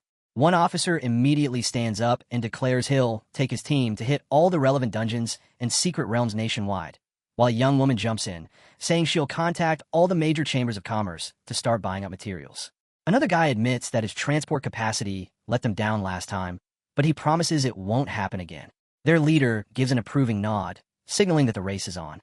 The focus shifts to other war zones, where people are running around in a frenzy. One guy is shouting that the Jiangnan War Zone is being sneaky and trying to hog the task for themselves. Another scoffs, saying their efforts to keep things quiet failed since the chaos they're causing is catching everyone's attention. Before long, other zones are gearing up, ready to take the lead in this collection race. Meanwhile, Jiangchun, the Jinahi King, stands perplexed in front of his master. He recalls how that morning he casually mentioned bringing back some 5-element materials from the Jiangnan War Zone, and now it's turned into a massive nationwide effort. His master smiles slightly and says this just shows how much influence Jiangchun has, since his word alone are enough to rally the whole nation without making an official order. Jiangchun chuckles, realizing his plan to keep it low-key has totally backfired, and decides to treat this as a big military training exercise to boost national unity. He jokingly brings up Yun Jintian, the proud guardian of the Guanghai War Zone, who's now sending agents overseas to grab materials. His master replies it's not surprising. Those Eternal Light Tower perks are hard to resist. Jiangchun mentions he heard the Guardian from the Wuxian War Zone broke through the 9th level right after entering the tower. He wonders why his master hasn't checked it out, and the master explains it's because, as a non-job advancer, he hasn't made much progress and doesn't want to waste a spot. The master talks about the Abyssal Catacombs, a mysterious place called the Eternal Blade Domain that's filled with the legacies of countless blade masters. Jiangchun asks if his master is planning to go there. The master gives a nod, saying his time in Daxia has come to a close, and he's off to find new chances in the Abyss, with the 5 big rankings Divine, Heavenly, Earth Profound, and Yellow are up for grabs for the brave. He shares that his senior brother, Ji Gang, is already in the top 10 of the Profound ranking with the Heaven-Splitting Sword, and is close to hitting the 7th level. With a smile, the master declares that he wants to at least reach the Heavenly ranking, too. Jiangchun looks at him with admiration, saying that just his existence is a miracle deserving of the Divine ranking. The master laughs and appreciates the compliment, but then gets serious, warning him that his journey is going to be tougher and way heavier than anyone else's. He reassures Jiangchun that he won't be alone. His friends and mentors will always have his back. Jiangchun bows deeply and thanks his master for everything as the master bids him farewell. A week later, in the underground warehouse of the Jiangnan War Zone, Xiao Wu grumbles that the food they've gathered isn't enough to even fill the gap in her teeth. Jiangchun notices that while the sky-devouring Lucas has insane combat power, its appetite is just as monstrous. Even with 5-element materials they've gathered from all over, they've fed it only once or twice. He realizes that creating a beast of that level comes with a huge price tag. Xiao Wu smirks and asks if he's unhappy with these results, but Jiangchun fires back that the transformation of the 5 elements isn't their best strength. Curious, Xiao Wu raises her arm and explains that the real danger of the sky-devouring Lucas is its ability to merge the 5 elements into one. Jiangchun's eyes widen as he starts to grasp the full potential of the creature. When he asks if it can unleash the power of the 10th level, Xiao Wu snorts, saying that the beast is already ranked 10th among all beings, and its power even breaks past the Heavenly Tao's seal, though can only hold that power for 10 seconds. Still, she's sure that with endless devouring, it will eventually be able to swallow the Heavenly Tao itself. Jiangchun laughs and tells her to hold off on devouring the Heavenly Tao for now, because he wants to take her to Sakura Country for a feast first. He raises his hand and calls forth the crimson-armored elephant beetles, ordering them to merge with him. Next, he tells the sky-devouring Lucas to head into Hive number 2. Xiao Wu's eyes light up as she says that Sakura Country is going to tremble when their emperor arrives. We jump to the border of Sakura Country, where Saito Ayaka is standing next to Jiangchun. He says it's time to go into the country to rescue her grandfather and collect some debts on the way. She looks a bit uneasy and asks if Daxia is really willing to send troops, but Jiangchun shakes his head, clarifying that it's just him. She warns him that even though Sakura Country is smaller, it still has several powerful 8th-grade shrines. Jiangchun grins slightly and asks if she really knows nothing about him or Daxia. Ayaka admits that her nation doesn't have solid intel on Daxia and that her grandfather only mentioned Jiangchun as his master. Jiangchun sighs and tells her to stick with him if she wants to see for herself. As they cross through the wilderness of Sakura Country, a group of guys are hanging out near a teleportation array, arguing. One of them complains that the ultra-long-distance teleportation can only be activated once, so there's no way back to Daxia. Another tells him to stop whining, saying they're waiting for none other than the Jinahi King himself. Chun Liang laughs in disbelief, claiming he's never heard of that title and thinks it might be a joke. Their captain, a woman named Yin Feng, hushes him, reminding everyone that they're the Night Watch recon squad and need to follow orders. When Jiangchun and Ayaka finally show up, the soldiers realize the so-called king is right in front of them. Yin Feng introduces herself respectfully, while Jiangchun casually mentions Ayaka as the pride of the Saito family. The squad is shocked until he adds that she's now his servant, which just confuses them even more. Jiangchun brushes off their doubts and asks if they know where Takuma is. Just then, an eerie vibe fills the air as a forbidden seal activates, causing the soldiers to panic and shout for everyone to run. Jiangchun demands to know what's happening, and one of them rushes to explain that the extra moon up in the sky, Tsukuyami Mikoto, is part of a divine surveillance system. Anyone who says Takuma without permission is instantly marked for execution for blasphemy. Before they can get away, a blinding light floods the area as divine enforcers swoop down. The Night Watch curses their luck, pointing fingers at Ayaka for not warning them. Jiangchun calmly lets out a wave of purple energy, scoffing at the fake moon and calling it just a phony light in the sky. The others are left in awe as he unleashes his true power, sending the attackers scattering like leaves in a storm. As the soldiers drop under his strength, Jiangchun strides forward and declares his title with firm confidence, Scourge Monarch, Jiangchun, marking the start of a new disaster for the land of Sakura. The team is panicking and yelling while the young guy tells them to fall back quickly. The watchmen stand frozen, and one of the female guards stutters that the creature they just saw was a level 7. Trying to push through their fear, the young man asks if it's cool to talk now and how he can get to Takuma. One of the watchmen steps up cautiously and explains that Takuma has always been completely off-limits, making it a total mystery. He mentions that maybe only the shrine masters of the 8 great shrines know where it is, since even their own patriarch, before being taken, only knew the name but not the location. Curious, the young man asks which of the 8 shrines is closest, and another watchman replies that the Akahata shrine is right in the city ahead. It ranks among the top 3 of the 8th grade shrines, with tons of followers. Its shrine master is at the peak of the 8th rank and is said to have the power of Takuma, which lets him unleash a 9th rank combat force for a short time. Saito warns that if they go there openly, they might walk straight into a trap. The young man just smirks and says he'll be the one setting the trap instead. Meanwhile, inside the Akahata shrine, the elders and priests are gathering as they hear news from the divine Takuma. A messenger reports that the Zainahi king of Daxia has entered Sakura country, but they don't know exactly where he is. Shinjin, the shrine master, declares that all 8 great shrines will secretly compete to find and capture Jiangchun, promising that whoever pulls it off will be rewarded by the divine Takuma. He insists that Akahata Shrine needs to lead the charge and become the greatest shrine in the nation. One of the captains speaks up, worried about how many warriors from Daxia have come in or what their power levels might be. But Shinjin stays sure of himself, thinking that with Takuma's blessings, even Jiang Xuanji would be finished if he dared to show up. Suddenly, they get an urgent report. Captain Kato and his whole law enforcement squad have been wiped out. The soul lanterns of all members have gone dark, including Tsukuyami no Mikoto, a divine relic thought to be unbreakable. The elders are shocked, realizing everyone who fought was at least level 5 or higher, and Kato himself was a level 7. Shinjin bursts out laughing, saying that the heavens are totally on their side now that the Zainahi king is hanging out in their city. He orders everyone to follow him to hunt down the intruder, feeling sure that Jiangchen's divine soul, which got wrecked earlier by Yagami Okamai, won't put up much of a fight. Before long, Jiangchun and his crew reach the big staircase at Akahata Shrine. He tells his team to hang back and just observe. 2 shrine guards step up, asking who the heck is trespassing on sacred ground. Jiang Chun brushes them off as weaklings barely breaking into the 5th level and sends out a swarm of insect soldiers. The guards freak out and dash off to warn the Shrine Master. Xinjin shows up, shooting a fierce look at Jiang Chun and calling him bold for showing up at their doorstep. He mocks him as just a hairless brat. Jiang Chun stays calm and asks if Xinjin is the Shrine Master, then demands to know where Takuma is, promising to let him live if he spills the beans.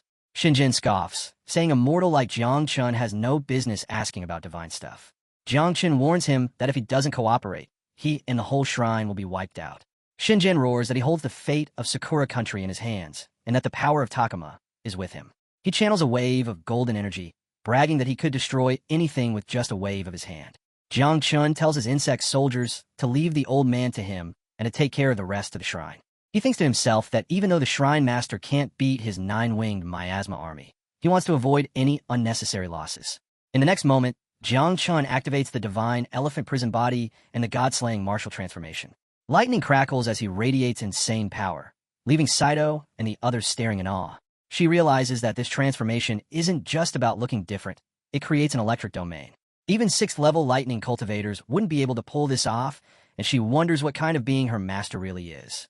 The Shrine Master throws his arms up and laughs, saying that trying to fight him up close is a death wish. He charges in with his secret technique, Elephant Sword, but Jiang Chun counters with a fist wrapped in crimson energy, using the wand of the underworld to slay the heavens. Their powers clash, and Jiang Chun's energy totally overpowers the Shrine Master's golden aura. The impact sends Xinjin tumbling down the shrine steps, his body cracking from a force. He can't believe it, realizing that Jiang Chun's strength is on par with a 9th-level awakening. Jiang Chun comments that the Shrine Master is actually weaker than Ao Qian from the Sea Clan, and that if he'd known that earlier, he would have gone all out from the start. He remembers how Ao Qian, even at just 6th level, had strength that rivaled a peak 8th-level warrior. Now that Jiang Chun is at the 4th level, his power is way beyond what it used to be. The crowd is left speechless. One of the guards exclaims that their master defeated a 9th-level opponent in one hit. Saito whispers in awe that her master is like a god. But the Shrine Master isn't backing down. He taps into his divine energy again, calling on the power of Takuma and bragging that the Shrine Masters of the 5 great shrines are basically immortal. With a cocky attitude, he dares Jiang Chun to try to kill him, fully believing that death can't touch him. Jiang Chun narrows his eyes as the Shrine Master makes a hand seal in front of him, activating the secret technique, Locus of the Phantom Knight. Darkness spreads throughout the hall, but Jiang Chun is totally unfazed. He sees right through the illusion and thinks that this kind of trick is just a child's game against the eyes of void.